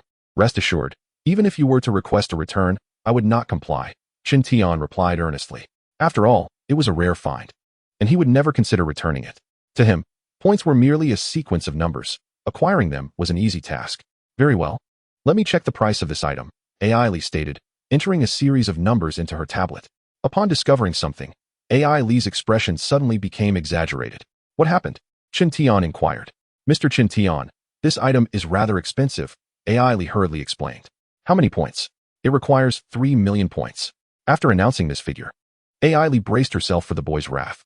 However, after a significant pause, his expression remained unchanged. Did he not find this price exorbitant? After all, it was 3 million points. That cruiser had only cost 300,000 points, yet this diminutive piece of rock commanded 3 million. Even if perceived as price gouging, it would be understandable. "Within my budget," Chintian replied decisively. Without any attempt to haggle, he directly paid the 3 million points. With 500 million points at his disposal, spending a few million was trivial. Moreover, the items here were highly anticipated by Chintian. As he exited the underground research facility, he followed the same route as before. "Mr. Chintian, you haven't mentioned what that extraterrestrial item is." AI Lee broached the subject again once outside. If she could glean even a hint from this young man, it might significantly expedite the research on that alien artifact. "We shall discuss it when you seek me out privately," Chintian stated before departing. He intended to study the object he had just acquired. This time, Chintian did not return to his hotel, but instead went to the derelict residence. Since he had removed all items from the underground garage, there were no guards stationed nearby, resulting in a desolate atmosphere perfect for his research. Upon arriving at the underground garage, Chintian instructed his little black dog and white cat to stand guard outside, preventing any outsiders from approaching. Unexpectedly, he stumbled upon an additional treasure. He took out the meteorite and unleashed his mental probe for further confirmation. With a crack, he clenched his fingers tightly, astonishingly crushing the meteorite. As the outer layer of rock crumbled away, a bracelet-shaped object revealed itself. The entire bracelet was as dark as ink, adorned with spiral patterns. This must be a smart bracelet used by an extraterrestrial life form. Chen Tian gazed at the object in his hand, attempting to concentrate his internal energy to activate it. Initially, there was no response. However, when crimson energy surged from Chen Tian's palm, the bracelet finally reacted. A peculiar sound echoed, and the surface of the black wristband illuminated with a red glow. Chen Tian could sense that the wristband was absorbing his unique energy. After approximately half an hour, it seemed the wristband had finished charging, displaying several characters that Chen Tian could not comprehend. He was left to speculate. His fingers glided over the wristband's surface, and with a hum, a floating window materialized before him. What could this mean? Chen Tian extended his finger and prodded the floating window. Soon, the interface of the window transformed, rippling like concentric waves. The absence of a manual was indeed troublesome. After a prolonged examination, he could not decipher a single capability. However, one thing was certain: the intelligent wristband was intact. It appeared he would have to explore it gradually. Ultimately, Chen Tian stowed the wristband within his space. This unexpected acquisition imparted a significant revelation to him. If he could leverage the resources of various safe zones, he would have greater opportunities to encounter extraterrestrial relics. His greatest advantage lay in his ability to understand certain alien scripts, a skill that others lacked. Perhaps he could capitalize on this advantage and present himself as a research scholar. Chen Tian's eyes glimmered with newfound ambition. The power of an individual is always limited. Should he become a research scholar, he would have the chance to engage with the alien relics within the safe zones. This presented boundless opportunities, akin to exploring an extraterrestrial site. Upon returning to his hotel, AI Li arrived. "Mr. Chen Tian, I have brought you the 4-star badge and the associated certificate," she said with a smile, handing him an envelope. "What special privileges accompany the 4-star badge?" Chen Tian inquired curiously as he accepted the envelope. Before encountering extraterrestrial artifacts, he had not cared for such matters, but now he was eager to listen intently. "You may request a personal bodyguard and have the right to participate in the planning meetings of the safe zones." AI Li patiently elucidated the privileges associated with the 4-star badge. After listening for some time without hearing the privilege he desired, Chen Tian directly asked, "Given my current status, am I eligible to participate in the research of extraterrestrial civilizations?" AI Li was momentarily taken aback. "I can address your earlier question," Chen Tian continued. "I have encountered extraterrestrial civilizations and possess some understanding of their scripts." That single statement struck AI Li like a thunderclap, leaving her momentarily speechless. The way she looked at Chen Tian shifted dramatically. This young man was not only formidable, but also a polymath. The object currently under research in the safe zone, based on my conjecture, should be a luminary brain. Luminary brain? AI Li's eyes widened in astonishment. "You may understand it as a computer utilized by extraterrestrial civilizations," Chen Tian explained with a smile. "Mr. Chen Tian, are you truly speaking the truth?" AI Li understood the gravity of the situation and needed to confirm it unequivocally. The preceding text articulates that further inquiry is essential for clarity. However, what is there to ponder? Ellie pressed for clarification. If one were to conduct misguided research and err in the activation procedures, it could potentially lead to self-destructive explosions, Chen Tian elaborated. This statement essentially conveys, research entails risks. Hence, operations must be approached with caution. I harbor an interest in extraterrestrial civilizations and am willing to contribute to the safe zone. If you are apprehensive, you may consider it as though I have said nothing. Mr. Chen Tian, would you be so kind as to disclose how you encountered extraterrestrial civilizations? Ellie's expression was unusually solemn. I have eliminated foreign evolved beings. They have already integrated extraterrestrial civilization within certain domains. For now, I can only divulge this much. Whether I shall join you in researching extraterrestrial civilizations will depend on your attitude. Chen Tian spoke with conviction. He possessed substantial leverage in negotiations. In this world, individuals capable of deciphering alien script are as scarce as a needle in a haystack. Chapter 153, Meeting the Master. Ellie departed. Given the gravity of the matter, she needed to report in person, articulating both the critical aspects and her personal insights. Chen Tian remained in his chamber to rest. Although his request to join the research team was somewhat abrupt, he felt confident in the eventual outcome. As he had previously conveyed to Ellie, one must not harbor a sense of luck when delving into extraterrestrial civilizations. Random attempts could lead to misfortune or even catastrophe. Merely the fact that he could comprehend alien script set him apart from other experts. One could only wonder how many extraterrestrial relics had been discovered within the borders of Hanxia. At this moment, Chen Tian recalled the extraterrestrial container he had inadvertently acquired. Had he not stealthily followed those helicopters, it might not have been his. His current authority was insufficient, and undoubtedly, other locations had also uncovered alien artifacts. He must become an expert in this field. The more he contemplated, the stronger his conviction grew that he ought to achieve something significant. Only then would he have more opportunities to explore further alien objects. That luminous brain was indeed a remarkable item, though regrettably, it required substantial energy to operate. Chen Tian had entertained thoughts of claiming it for himself, yet that luminous brain offered minimal assistance in enhancing his capabilities. Moreover, its operational energy requirements made it less practical than the intelligent wristband he had acquired. However, for the safe zone, the luminous brain held immense value. It was not only applicable in computational fields, but could also simulate digital imagery and construct a comprehensive defense system. As the sun set, Ellie, who had been absent for nearly a day, returned to find Chen Tian. Mr. Chen Tian, the higher authorities have granted approval for you to partake in the research of extraterrestrial artifacts. When does this commence? Chen Tian, already anticipating this outcome, was not surprised. It begins today. Here is your appointment letter. Ellie presented a document bearing the official seal. Is there anything I should be aware of? Chen Tian inquired. Mr. Chen Tian, first and foremost, you are required to sign a confidentiality agreement. Any matters regarding the research must not be disclosed to anyone else. Ailey wore a serious expression as she produced yet another document. With a swift glance at the confidentiality agreement, Chen Tian signed it without hesitation. The binding nature of such a document was, after all, quite limited. It merely served to provide a sense of moral assurance. Mr. Chen Tian, I shall act as your assistant during your research, capturing the entire process on film, Ailey stated busily. This was within Chen Tian's expectations, and he had no objections. Regarding your appointment letter, it is merely temporary. I hope you can understand, Ailey added. After all, Chen Tian's claim of understanding extraterrestrial scripts was solely his word, and the safety zone warranted further investigation. You will not regret this decision, she continued. Mr. Chen Tian, although your appointment is temporary, your compensation is on par with that of other scientists. The safety zone will deposit points into your account daily, and you will receive various allowances. The open cafeteria will provide meals tailored to your preferences. All of that is inconsequential. If I achieve results in my research, can I be made a permanent member? Chen Tian asked directly. Indeed, not only you, but several other researchers are also temporary, Ailey replied. When Chen Tian, guided by Ailey, arrived once again at the underground research base, it was already deep into the night. The research hall was brightly lit, unaffected by the passage of time. Mr. Chen Tian, would you like to meet your colleagues here? Ailey inquired. No need, Chen Tian replied curtly, accustomed to working alone, and he believed others would be of no assistance. Very well, Mr. Chen Tian, Ailey responded, her expression reflecting her expectation. I will endeavor to remain silent. Should you require anything, please do let me know. In accordance with her instructions, as Chen Tian commenced his research, she stood by, responsible for the recording.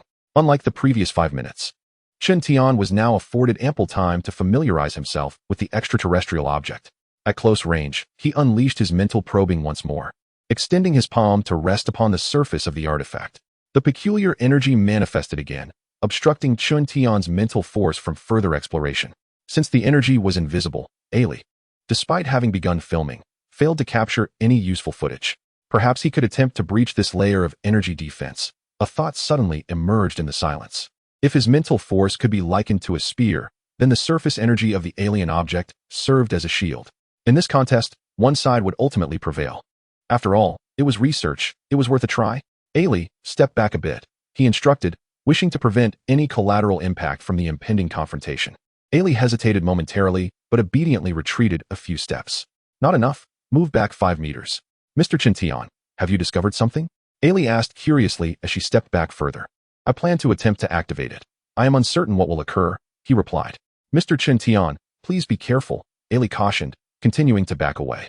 Chen Tian ignored her, concentrating his mind and consolidating his mental force, fully intent on breaking through the energy barrier. Time passed, second by second. In Ellie's perspective, with his eyes closed, Chen Tian remained utterly still, his hand pressing against the extraterrestrial object, devoid of any superfluous movements. Was this truly an act of research? Why did it feel akin to sensing fetal movements? Was I perhaps overly anxious? After a while, Ellie exhaled deeply. She had been apprehensive that the object might self-destruct. Yet after considerable time had passed, there was no reaction whatsoever. Suddenly, without any warning, the surface of the alien artifact illuminated with several intricate patterns, as if triggered. Ellie was taken aback, nearly gasping aloud. She hurriedly grasped her tablet, adjusting the focus to capture the moment with clarity. How astonishing! Countless scientists, tirelessly devoted for so long, yielded results that paled in comparison to Chen Tian's fleeting endeavor. Was this the key to unraveling the mystery? Ellie was overwhelmed with excitement. However, in terms of exhilaration, she could not rival Chen Tian's current state. Master, I have finally awaited your arrival. A foreign voice abruptly echoed in Chen Tian's mind. Despite his exposure to numerous trials, he was momentarily startled. His perception instantly expanded a kilometer in radius, yet he detected no suspicious individuals. I can finally break free from this shell. Master, do not search for me. I am communicating with you telepathically. The unfamiliar voice resonated once more. Who are you? Chen Tian attempted to engage in mental dialogue. I am Yi Jia, an intelligent life form. You are now my new master and may rename me as you wish. Chapter 154. Intelligent life form. Chen Tian retracted his hand and glanced at Ellie, who was recording the footage, softly stating, "That will be all for today." Huh? Ellie was taken aback. She had anticipated unveiling the true nature of the extraterrestrial object. Why had it suddenly ceased? Through her tablet, she observed the symbols on the object's surface rapidly fading, restoring everything to its previous state. Mr. Chen Tian, why did you stop? I am weary today. Chen Tian casually replied. In truth, he yearned to return swiftly and delve into the newly acquired intelligent life form, Yi Jia. The recent telepathic exchange had been too brief, leaving numerous questions unanswered. Mr. Chen Tian, did you gain any insights from the recent research? Ellie inquired again. This was her job. She still needed to complete the record report and couldn't simply leave for rest. The light brain is functioning normally. Further investigation can be conducted later. With that, Chen Tian turned away and exited without a backward glance. At this moment, night had fallen. Chen Tian strolled alone along the desolate street, the dim lights casting his shadow into a particularly indistinct form. Yi Jia. Chen Tian softly called out with his thoughts. Master, I am here, the melodious voice responded once more. Chen Tian furrowed his brow. The sensation of having someone by his side whom he could not see was quite unsettling, evoking a feeling of total exposure of all secrets. Why did you choose me as your master? Chen Tian voiced the curiosity that lingered within him. The enigmatic intelligent life form, whose appearance remains a mystery, must have emerged from that extraterrestrial object. This is a conclusion that Chen Tian could ascertain without inquiry. Master, it is you who awakened me. Otherwise, I would have remained in slumber indefinitely. Is it solely because I roused you? Master, your cerebral expansion value has reached the minimum threshold to qualify as my master. The woman accompanying you, however, does not meet this criterion, for her cerebral expansion value stands at a mere 3. What does cerebral expansion value signify? Chen Tian found himself with yet another question. It is a standard for measuring the potential of a mental practitioner. Master, your cerebral expansion value is 71. I wonder what system of mental techniques you have cultivated. What are mental techniques? Chen Tian's inquiries multiplied again. Master, you are unaware of mental techniques? Your cerebral expansion value has indeed attained 71, which can only be achieved through the cultivation of mental techniques to ensure stable enhancement. Do not compel me to repeat myself. Please do not be angry, Master. Mental techniques are essentially the methods by which a mental practitioner cultivates and manifests their spiritual power.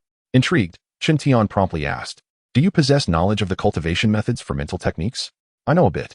My previous master was a mental practitioner who left behind a wealth of legacies. Though I cannot disclose them to you. Why not? Because you must undergo trials to earn the inheritance of the previous master. How can I pass these trials? Chen Tian pressed on. You must locate the starship Night Star. All trials are conducted aboard that vessel. Where's the starship?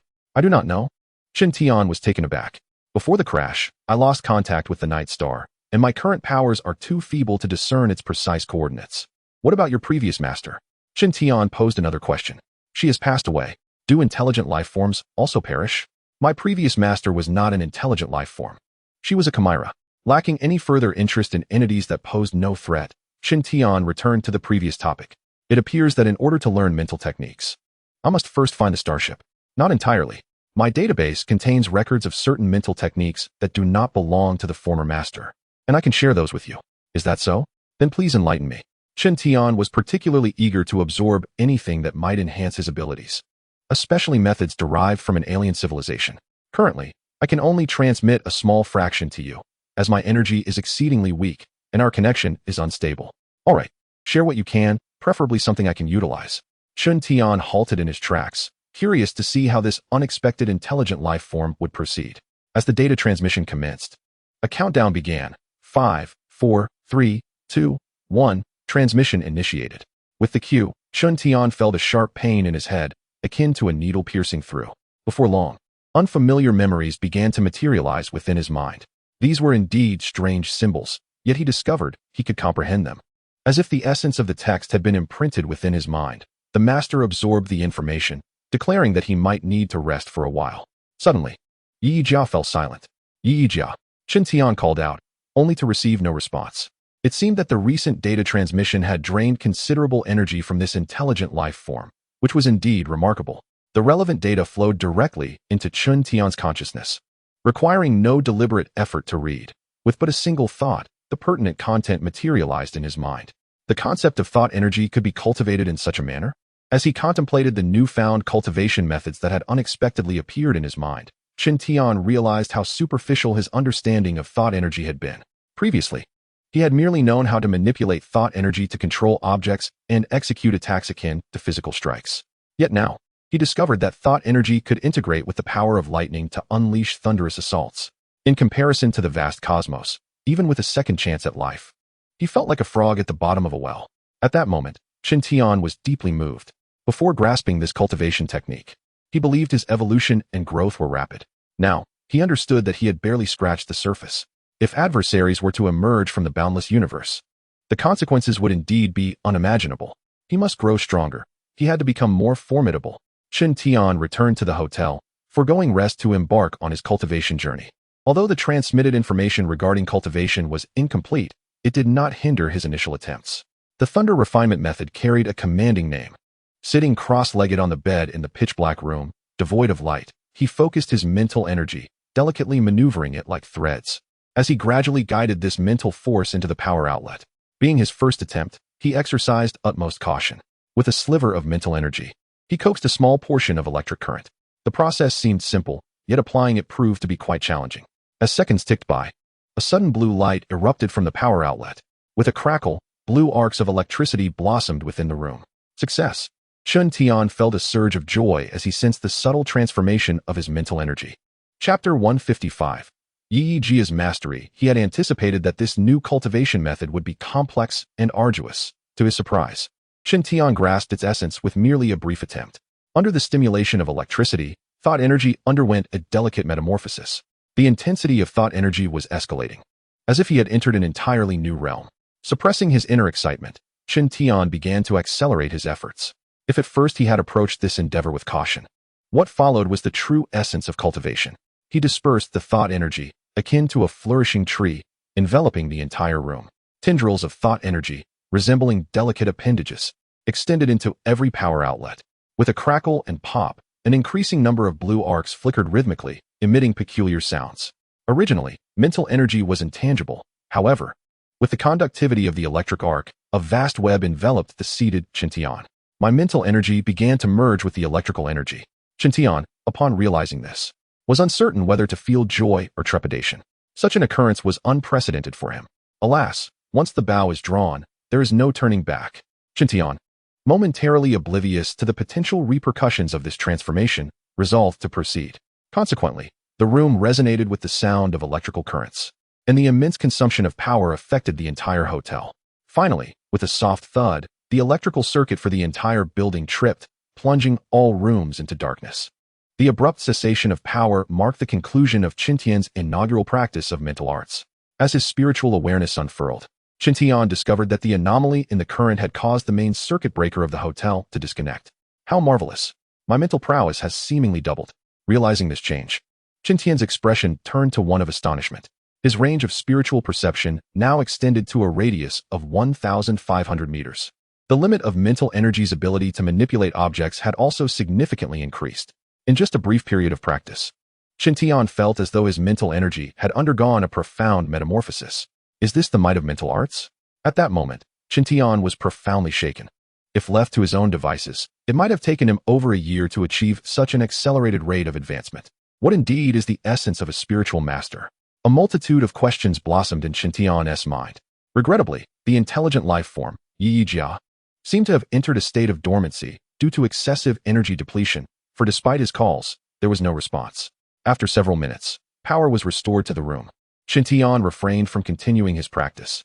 He needed to assimilate the insights garnered from his recent endeavor. The night passed in tranquility. The following morning, the crisp voice of Yi Jia resonated once more. "Master, you are awake." Upon hearing this voice, even a still drowsy Qin Tian was instantly invigorated. "Yi Jia," he exclaimed. "Master, I am here. Why did you suddenly go offline yesterday?" Qin Tian inquired anxiously. "Master, I did not go offline. I merely entered a temporary slumber due to insufficient energy." "How do you replenish your energy?" Qin Tian posed a crucial question. "Your mental energy is one of my sources of power." "Oh," Qin Tian's interest piqued. "How can I transmit energy to you?" "Master, once you grant me the permission to absorb, simply condense the released mental energy a little, and I will be able to absorb it. Let us give it a try," Qin Tian replied as he began to experiment. Under his control, the mental energy began to gather at a point 1 meter in front of his chest. Simultaneously, he endeavored to sense the presence of Yi Jia. Whoosh! The freshly condensed mental energy unexpectedly vanished in an instant. "Master, I have absorbed it," Yi Jia's voice echoed. To this moment, Qin Tian still could not perceive Yi Jia's presence. He was utterly unaware of how the gathered mental energy had been absorbed. "Why can't I sense your existence?" Qin Tian asked. "I am a being of wisdom and energy, inherently unique. Alas, dear master, your power is too feeble for you to perceive my existence. However, this shall change in due time. As you cultivate your mental techniques, your strength will ascend rapidly. Speaking of which, the method of cultivation you have provided is indeed remarkable. After merely a brief practice, I can already feel a significant enhancement in my mental energy. Master, what you have accessed is merely the fundamental technique of mental energy flow. The true potency of mental arts has yet to be fully experienced by you. Yi Jia, how much of your energy has been restored?" "Only a slight amount. Your current mental energy offers limited assistance to me. I can provide you with more," Qin Tian interjected, thus acknowledging the intangible presence of Yi Jia. "Master, your mental energy remains too weak to be of substantial aid. If you could master the mental arts, it should enable you to restore my strength. This is not merely a matter of quantity, it pertains to quality." The mental energy provided by Qin Tian is akin to the light and airy fluff of willow catkins, yielding minimal effect. Were his mental energy to evolve into something akin to a beam of light or a jolt of electricity, that would signify a qualitative leap.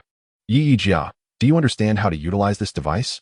With an outstretched hand, Qin Tian produced the intelligent wristband he had previously obtained. "This is the Napudan wristband," Yi Jia exclaimed with excitement, seemingly recognizing it. "Master, may I inhabit this wristband? That way, my energy consumption can remain stable." "Certainly." No sooner had Qin Tian's words left his lips than the intelligent wristband illuminated with a point of light. Subsequently, a floating projection materialized before him. "Master, I have successfully entered. All functions of this wristband are intact, and you may contact me at any time henceforth." "What functions does this wristband possess?" Qin Tian inquired with curiosity, having previously attempted to study it without success. "It possesses numerous capabilities. It can establish connections with various terminal devices. Internally, it houses a compact light brain, capable of processing and recording data in an exceptionally brief time. It also features virtual imaging capabilities. Can you control it?" "Certainly." After a brief pause, Yi Jia added, "Master, I am an intelligent life form.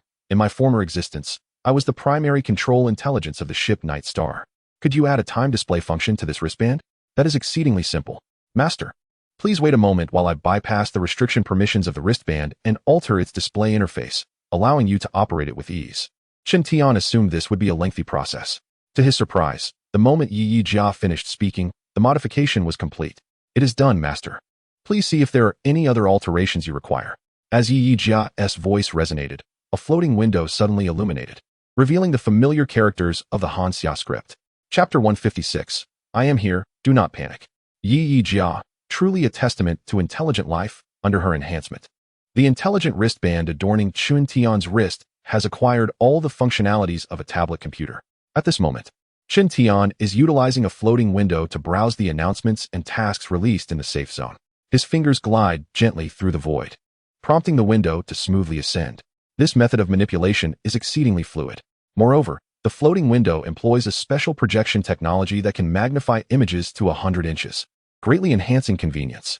Qin Tian is quite pleased with the revamped smart wristband. With this device, accessing maps will be effortless in the future.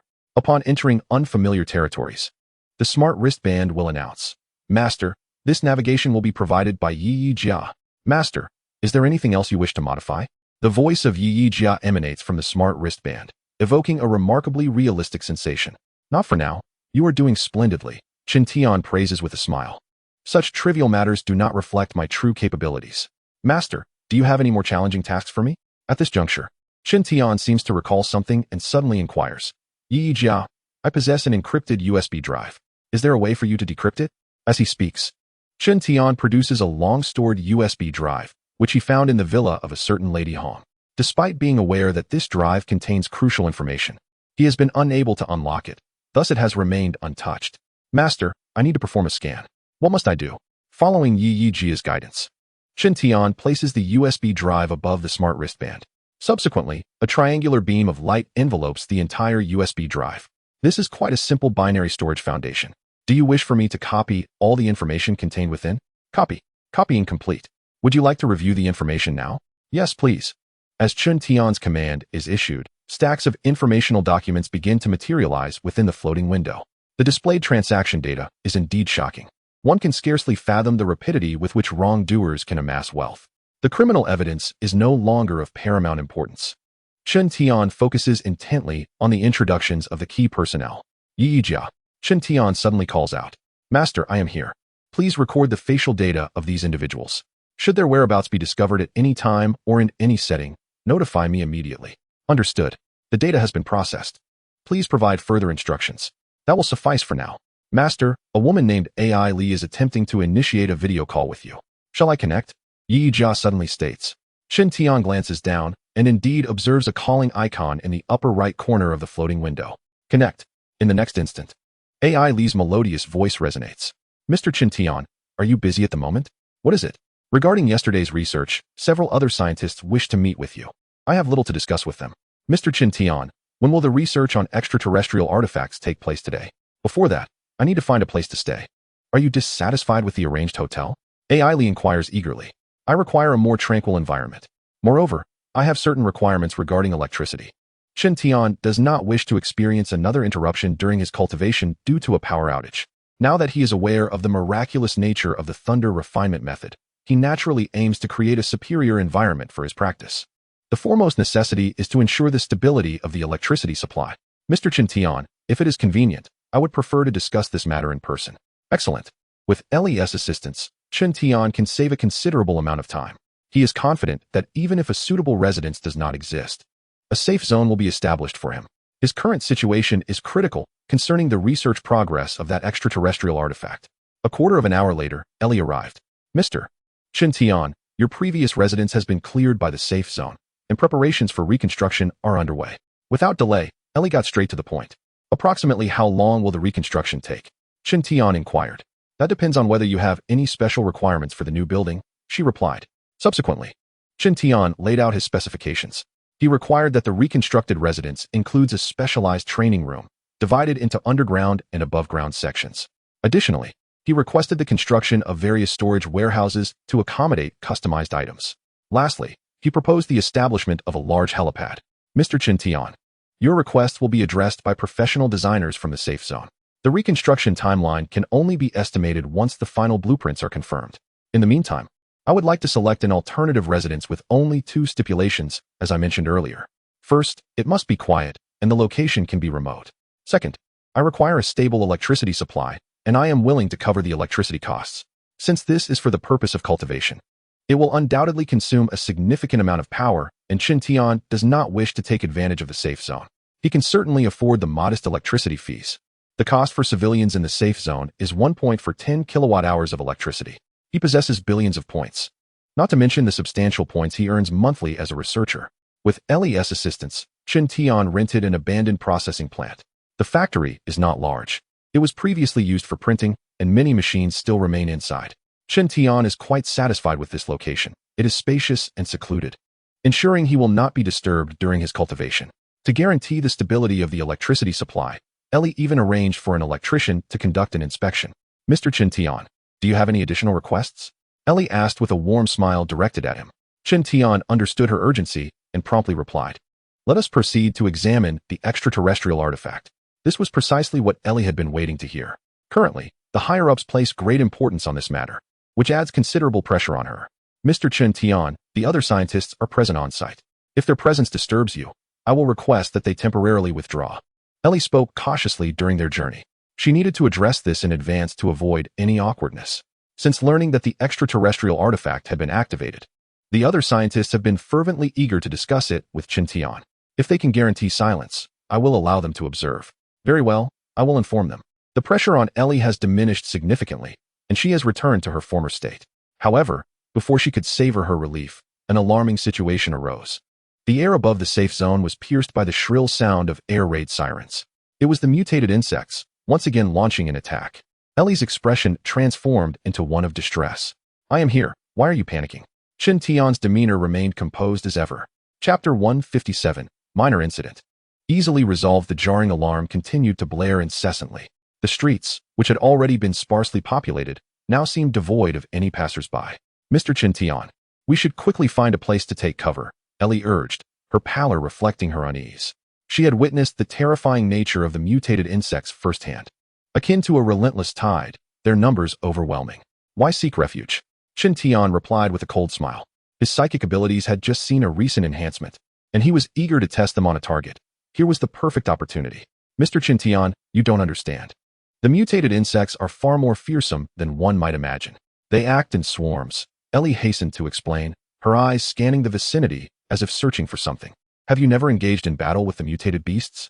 Chen Tian suddenly inquired. Ellie was taken aback, although she had evolved into a combatant. Her unique circumstances rendered her not a soldier. Thus far, she had only undergone basic physical training without any actual combat experience. If you believe there is any place safer than by my side, you are welcome to go, Chen Tian stated calmly. Ellie glanced between the composed Chen Tian and the armored vehicles nearby. After a moment of hesitation, she ultimately chose to remain by his side. If I must perish, so be it. Let it be a sacrifice for the greater cause. She had previously witnessed Chen Tian in action, effortlessly defeating the so-called foremost evolutionist, Tu Yungang. There was no doubt about Chen Tian's prowess. Yet, a saying rings true. Two fists cannot contend with four hands. The army of mutated insects was dense, numbering in the thousands. Against the onslaught of machine gun fire, how could one individual fend them off? Despite her concerns, Ellie resolutely stayed beside Chen Tian. The harsh sirens continued to wail, unaware of from which direction the mutated insects would charge. Chen Tian's mental probing had already been dispatched. Within a radius of 1,500 meters, he could perceive everything with clarity. At this moment, many security teams began to assemble at various firing positions, plunging the entire safe zone into a state of heightened tension. Ellie, inquire which direction the mutated insects will be coming from and their approximate numbers, Chen Tian suddenly instructed. Understood. Ellie responded promptly. The only course of action she could take was to comply with Chen Tian's directives. According to data relayed by drones, tens of thousands of mutated insects were advancing from south to north at a speed of 80 meters per second, expected to arrive in approximately 3 minutes. Ellie hurriedly relayed the information she had just gathered. They are coming from the south? It seems we need to relocate, Chen Tian murmured thoughtfully. Mr. Chen Tian, here are the photographs taken. Ellie eagerly extended her tablet forward, hoping to impart more information to Chen Tian. On the screen, a rather blurred image was visible, hinting at the presence of a jet-black, basketball-sized mutated insect that had flown in. Follow me. However, Chen Tian didn't even glance at it. Instead, he conjured a shield in the shape of a surfboard with a mere gesture. Ellie was still astonished by the sudden appearance of the shield when Chen Tian abruptly seized her. Mr. Chen Tian, Ellie gasped, nearly letting out a scream. Hold on tight. Without further explanation, Chen Tian commanded the shield beneath them, lifting both into the air. Ellie's pupils dilated in shock, instinctively clutching Chen Tian's arm, fearful of plummeting. My heavens, I am actually flying? At that moment, Ellie's mind was nearly overwhelmed. It was her first experience of such unrestrained exhilaration. How could they possibly ascend into the sky? This question eluded Ellie's comprehension. In fact, Chen Tian offered her no time to ponder. Whoosh! The shield carried them southward. The fierce wind whipped against Ellie's face, making it difficult for her to open her eyes. Her fear of heights compelled her to grip Chen Tian even tighter. In mere moments, they had reached a safe altitude above the southern sector. The shield, under Chen Tian's control, hovered several dozen meters high. His sharp gaze remained fixed ahead. Seizing the opportunity, Ellie cautiously opened her eyes, observing the buildings below. Despite their modest height, she dared not move. Mr. Chintian, what is happening? Why are we flying? Ellie attempted to alleviate her anxiety through inquiry. Here they come. Chintian replied, his focus unwavering. At that moment, a buzzing sound approached from the front. Although Ellie's vision was limited, she could discern a large swarm of mutated insects approaching. Brace yourself, we are going in. Chintian exclaimed with excitement.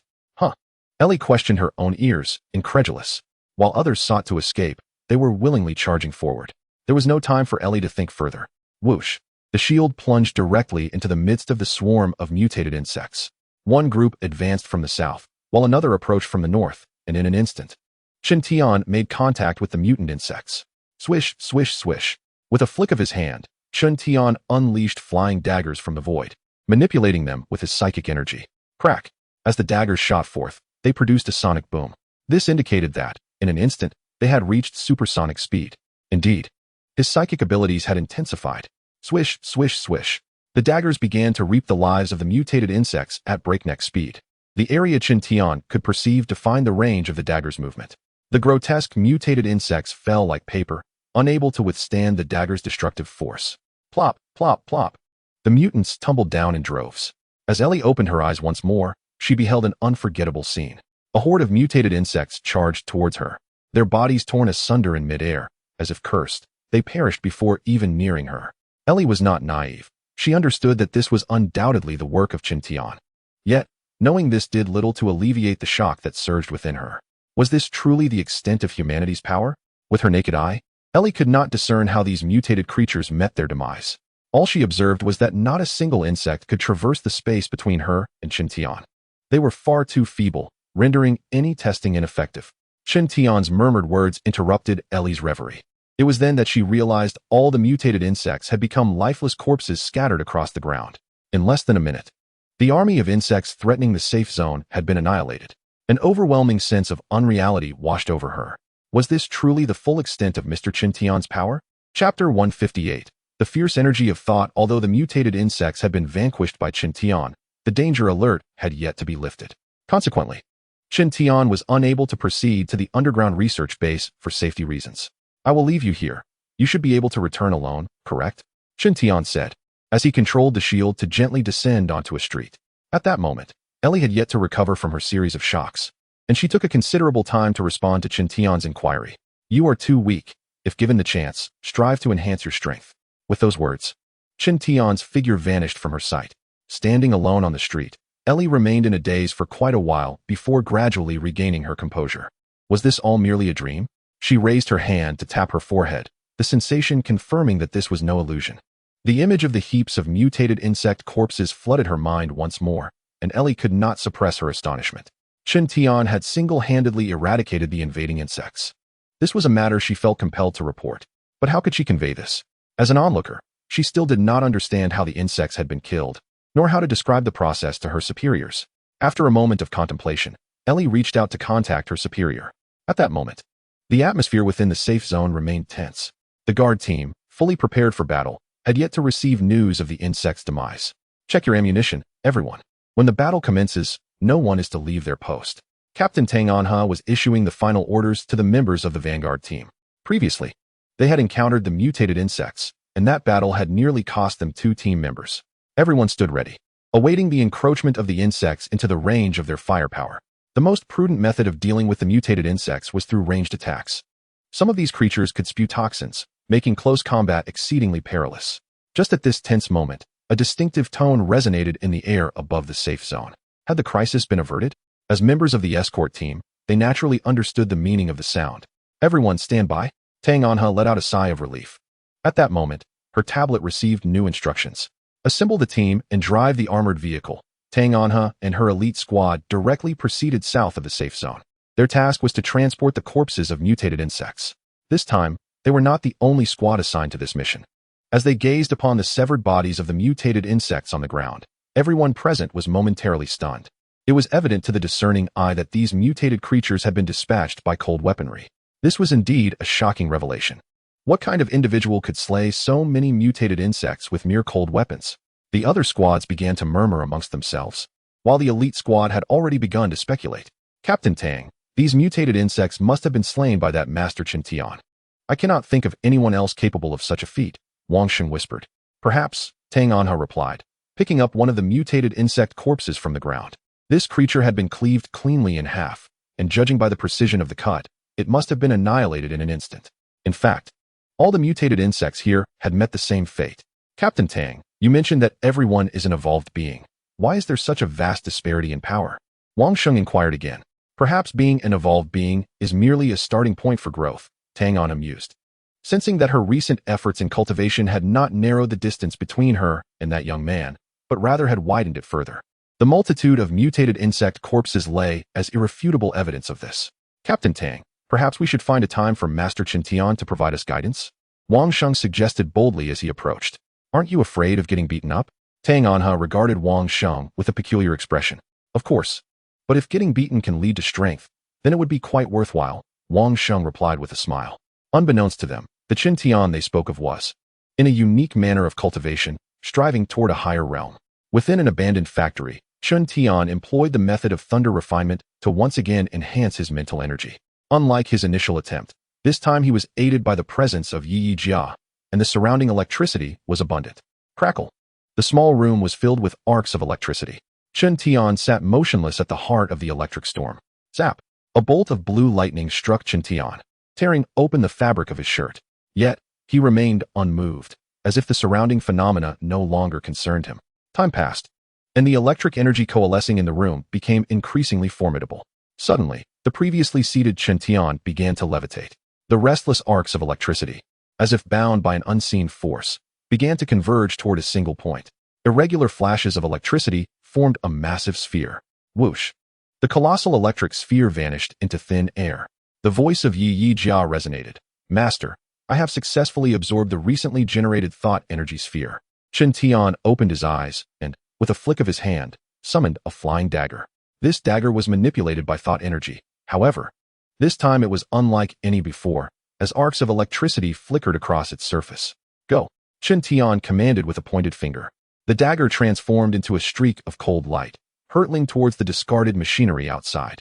With a thunderous crash, the dagger shattered, and the ironclad machinery disintegrated into fragments. The power had astonishingly increased. Chen Tian found this outcome hard to believe. Master, your thought energy has now acquired an electric attribute. This is merely the beginning.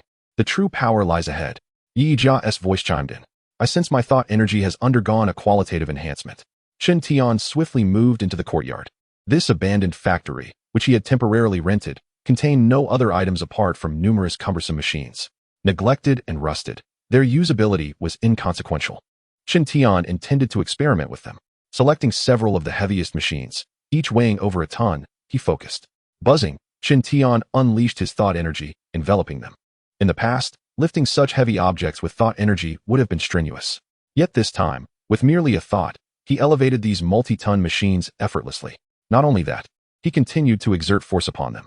With a creaking sound, the machines were compressed and deformed by the thought energy, as if subjected to an immense hydraulic press. Incredible! Chen Tian never anticipated that his thought energy could become this formidable. Chapter 159. Yearning to erase past humiliations in his previous life. Although Chen Tian primarily relied on thought energy in combat, his comprehension of it was at the most rudimentary level. Now, he had not only awakened spatial abilities, but had also witnessed the might of thought energy. Should the focus of his cultivation shift now? Contemplating the crushed machinery, Chen Tian pondered. Before meeting Yi Jia, his training emphasized physical prowess and specialized energy. It now seemed that if the potential of thought energy were fully tapped, it could indeed be terrifying. Master, your account has just received a transfer of points, Yi Jia's voice suddenly announced. Chen Tian lowered his gaze to the bracelet on his wrist, which had replaced his previous electronic watch after modifications. A transfer of points? After a moment of contemplation, he inquired, how much? 600 million. What? Even though Chen Tian did not place much importance on points, the figure Yi Jia had just revealed startled him. He had speculated that this might be the revenue from the evolution serum previously sold to the safe zone. However, it was now evident that could not be the case. No matter how precious that evolution serum developed by foreign forces might be, it could not possibly be worth 600 million. My master, a staggering 600 million points have just been credited to your account. The voice of Yi Jia echoed once more. I conducted an investigation, and the points originated from a special department within the safe zone. Please assist me in contacting AI Li. Chen Tian resolved to seek clarification. Before long, the video call connected. Mr. Chen Tian, how may I assist you? AI Li's tone conveyed a newfound respect. I have just received a substantial amount of points in my account. What is the reason for this? Chen Tian cut straight to the chase. Mr. Chen Tian, I was just about to discuss this matter with you. This sum is a reward from the safe zone for your successful elimination of the mutated insects. The corpses of these creatures possess significant research value, and your actions have spared the safe zone from considerable losses. Upon hearing this, Chen Tian grasped the situation. Had those numerous mutated insects breached the safe zone, the economic ramifications would be incalculable, not to mention the potential casualties that could have severely weakened the community. 600 million points, while seemingly vast, paled in comparison to the losses that could have ensued. If this sum could be used to win the allegiance of a formidable ally, it would be an even greater bargain. He was pleasantly surprised by the generosity of the safe zone. Mr. Chen Tian, the reward and punishment system of the 56th safe zone is the most enlightened, which is why many survivors choose to remain here. Very well, that will be all. Mr. Chen Tian, please do not hang up just yet. Is there anything else? Mr. Chen Tian, the crisis has been averted. If you have the time, might you consider visiting the research hall? Chen Tian pondered for a moment and replied, yes. Please come over. For the sake of the thunder refinement method, he intended to stay within the safe zone for the foreseeable future. Given this, he needed to produce tangible results. Otherwise, his identity as a researcher would lack credibility. Previously, he had inquired with Yi Jia about the light brain in the research hall. In terms of computational power, it was quite similar to the miniature light brain embedded in his smart wristband. Chen Tian had already gained significant advantages.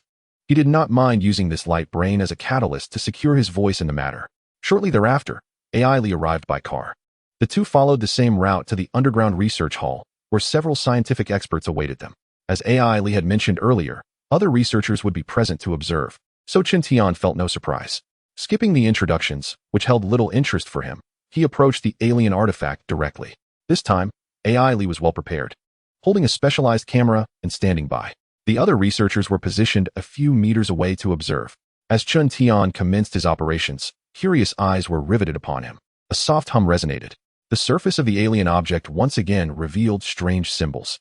At this moment, every observer widened their eyes, fearful of missing any detail. The humming intensified. The number of glowing symbols on the alien object increased, prompting everyone to involuntarily hold their breath. Snap!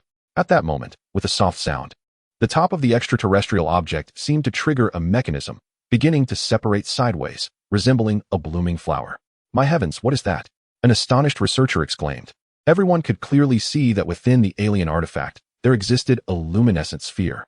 Centered around this sphere, peculiar patterns floated in the void, as if some life form was rotating in a rhythmic manner. How marvelous! What purpose does this entity serve, and from where does its radiant energy emanate? Another researcher could not help but inquire. Could this possibly be a weapon? It appeared unlikely. The suspended patterns seemed chaotic at first glance, yet upon closer inspection, they revealed an underlying order. The next step should be to examine its ripples. Perhaps we can glean some insights from them. I believe we should analyze its carbon-based composition. This may allow us to infer its age. At that moment, while recording, Ellie noticed Chen Tian's brow furrow slightly. Understanding immediately, she hastily gestured to the researchers to be silent. However, the fervent discussion among the group continued unabated, oblivious to Ellie's warning. It was no surprise they were so animated. After enduring a lengthy period of stagnation in their research, today's unexpected revelations had naturally sparked an intense debate on their future investigative direction. Chen Tian felt his thoughts disrupted. Today's research had reached its conclusion. He turned to leave, uninterested in their bickering. Mr. Chen Tian, realizing the gravity of the situation, Ellie hurriedly followed. She had suggested that the other researchers observe from the monitoring room to avoid disturbing Chen Tian. But her advice had been disregarded in favor of the belief that more minds would yield greater strength. And now what was the outcome? Mr. Chen Tian, are you upset? Ellie cautiously inquired. For the foreseeable future, I shall not return here, lest the results we yield become a matter of contention, Chen Tian replied, his expression inscrutable, leaving others uncertain of his thoughts. Exiting the underground research facility, Chen Tian decided to take a stroll. With a substantial amount of credits in his account, he contemplated how best to spend them. His first destination was the military factory. To his surprise, upon arrival, he encountered a familiar face. It's you, towering and robust. Tu Yun Gang emerged from the factory carrying a large box, spotting Chen Tian approaching. This youth was one he would never forget. It was this very boy who had nearly beaten him to death on the streets. After his recovery, he had remained in the 56th security zone. hoping for the day he could redeem his former disgrace. Little did he know that day had finally arrived. Chapter 160. Complete submission after months of searching. I have finally found you. A momentary pause was followed by a fierce intensity in Tu Yun-gang's gaze. In his quest to overcome this boy, he had endured countless hardships and trials, willing to embrace anything that could enhance his strength. Fortune favored the determined, his abilities had skyrocketed, and he had made significant discoveries regarding his powers. Moreover, he had mentally simulated the battle on numerous occasions, convinced that with his current prowess, he would not find himself in the same predicament as before. Mr. Tu Yun-gang. Ailey hastily stepped forward, not wishing to see these two engage in combat. Tu Yun-gang was now a resident of the 56th Security Zone and an important subject in a scientific project. Should he be beaten half to death by Chen Tian, there was a risk he might leave in despair. Ailey had personally experienced Chen Tian's strength. It was not something Tu Yun-gang could triumph over. Although she recognized Tu Yun-gang as an extraordinarily formidable evolver, especially after his recent significant enhancements, what did that truly signify? Could he fly? Could he annihilate the mutated insect horde from a distance? Impossible. The gap between these two was insurmountable. I have no interest in fighting you. Do not obstruct my path. Chen Tian suddenly interjected. From the outset, he had never regarded this imposing figure as a rival, a mere fortunate individual who had fused with the original gene worm. His early evolution was no great feat compared to what lay ahead in his journey. Still as arrogant as ever, Tu Yun-gang suddenly chuckled. Look closely. I am no longer the same as I once was. With that, Tu Yun-gang's muscles began to swell, making his already towering figure appear even more imposing. Mr. Tu Yun-gang, you should leave. You are no match for Mr. Chen Tian, Ailey urged from the side. Unfortunately, her words only seemed to fan the flames. Come on, let us engage in a fair fight. Do not be a coward, Tu Yun-gang declared, casting aside the large box he had been holding and adopting a combat stance. Chen Tian did not even spare him a glance, continuing to advance. Don't tell me you're afraid. If you don't make a move, I will. Tu Yun-gang attempted to speak further, but suddenly felt something enveloping him. What is this? He exclaimed, startled. He sensed an invisible energy acting upon his entire being. Such immense force. Tu Yun-gang's expression changed dramatically as he realized his body was gradually constricting, as if ensnared by an unseen serpent. Break free. Tu Yun-gang summoned all his strength to resist the intangible force pressing down on him, but the disparity was too great. His body continued to shrink, an overwhelming sense of impending doom enveloping him. Mr. Tu Yun-gang, what is happening to you? Ailey, noticing something amiss, inquired anxiously. At that moment, Tu Yun-gang's face had turned crimson. Most astonishingly, his body was being compressed in a bizarre manner toward a singular point. He could no longer utter a word. Speaking would only disperse the energy, hastening his demise. Mr. Chen Tian. Ailey turned her gaze toward Chen Tian, who stood still, watching Tu Yun-gang struggle with a mocking glint in his eyes. Ailey was left in utter shock. Despite standing close by, she could not discern the intricacies of the situation. Could it be that Mr. Chen Tian has become powerful enough to vanquish foes with merely a glance? Mr. Chen Tian. Ailey called out once more. She had already discerned that Tu Yun-gang was on the verge of collapse. With a swift motion, Chen Tian dissipated the mental energy he had imposed upon his adversary. The weakened Tu Yun-gang lay on the ground, gasping for breath. At that moment, his gaze toward Chen Tian was filled with trepidation. One who has not experienced it cannot fathom the sheer terror of that power. It was as if an invisible giant hand had him firmly in its grasp. With a mere thought from his opponent, he could be crushed to death. Thank you, Mr. Chen Tian. Ailey exhaled in relief while expressing her gratitude. She understood that Chen Tian had spared Tu Yun-gang out of consideration for her. Otherwise, the latter would surely have been gravely injured, if not dead. Chen Tian said nothing and strode directly into the military factory. Mr. Tu Yun-gang, please refrain from such behavior in the future, Ailey cautioned before hastily following Chen Tian. Tu Yun-gang stood in a daze, watching the two depart. Though he had failed to redeem himself, he had experienced firsthand the overwhelming power of a true strongman. It dawned upon him that he had always been a frog at the bottom of a well. A man who had placed great significance on rankings now realized he was merely a foolish jester. How laughable. In the face of such formidable strength, he had harbored the delusion of reclaiming victory. His opponent could extinguish his life without lifting a finger. When Chen Tian and Ailey emerged, Tu Yun-gang remained rooted to the spot. Mr. Tu Yun-gang, why are you still here? Ailey inquired first, fearing he might utter more foolish words. To her astonishment, Tu Yun-gang suddenly knelt before them. I was overly arrogant before, and I apologize, he spoke earnestly, addressing Chen Tian. Taken aback by this unexpected shift, Chen Tian pondered whether he had indeed subdued him. Could you take me as your disciple? I wish to learn from you. Tu Yungan's subsequent request left Ailey wide-eyed. This hulking figure was quick-witted. Unable to overcome his opponent, he sought to become his apprentice, a move that demanded respect. I have no interest and little time. Qin Tian rejected him firmly. Tu Yungan's attempt to become a disciple failed, and Qin Tian had already departed with Ailey. I will not give up, Tu Yungang declared, determination etching his features. For someone as proud as he, to genuinely respect another was no small feat. As Qin Tian left, accompanied by Ailey, they wandered about. Perhaps due to an abundance of points or a heightened sense of discernment, they found but a scant few items that captured Qin Tian's interest. Spending the numerous points in his account proved to be a challenge. Just as Qin Tian contemplated returning to the abandoned factory to continue his cultivation, the voice of Yi Yijia suddenly echoed in his mind. Master, I sense an unusual energy fluctuation. This statement piqued Qin Tian's curiosity. What is it? He inquired hastily through thought. The specifics remain unclear. Do you know the location? Qin Tian pressed further. As he strolled along the street, guided by the whispers of the night, Qin Tian unexpectedly found himself at the exchange hall. At that moment, the silhouette of a woman emerged within his line of sight, accompanied by the sounds of her heated argument with the staff. Take a good look. This item is so peculiar. How could it only be worth this few points? Chapter 161. Energy Cube. Qin Tian approached the window with determination. Though he could not discern the woman's features from behind, it was evident that she possessed an alluring figure, her ponytail swaying behind her. As he drew closer, the woman continued her debate with the staff member at the counter. How many points do you wish to exchange? Qin Tian inquired directly, his voice capturing the woman's attention. She turned with a hint of surprise, her gaze lingering on the youth before swiftly shifting to Ailey. Hello.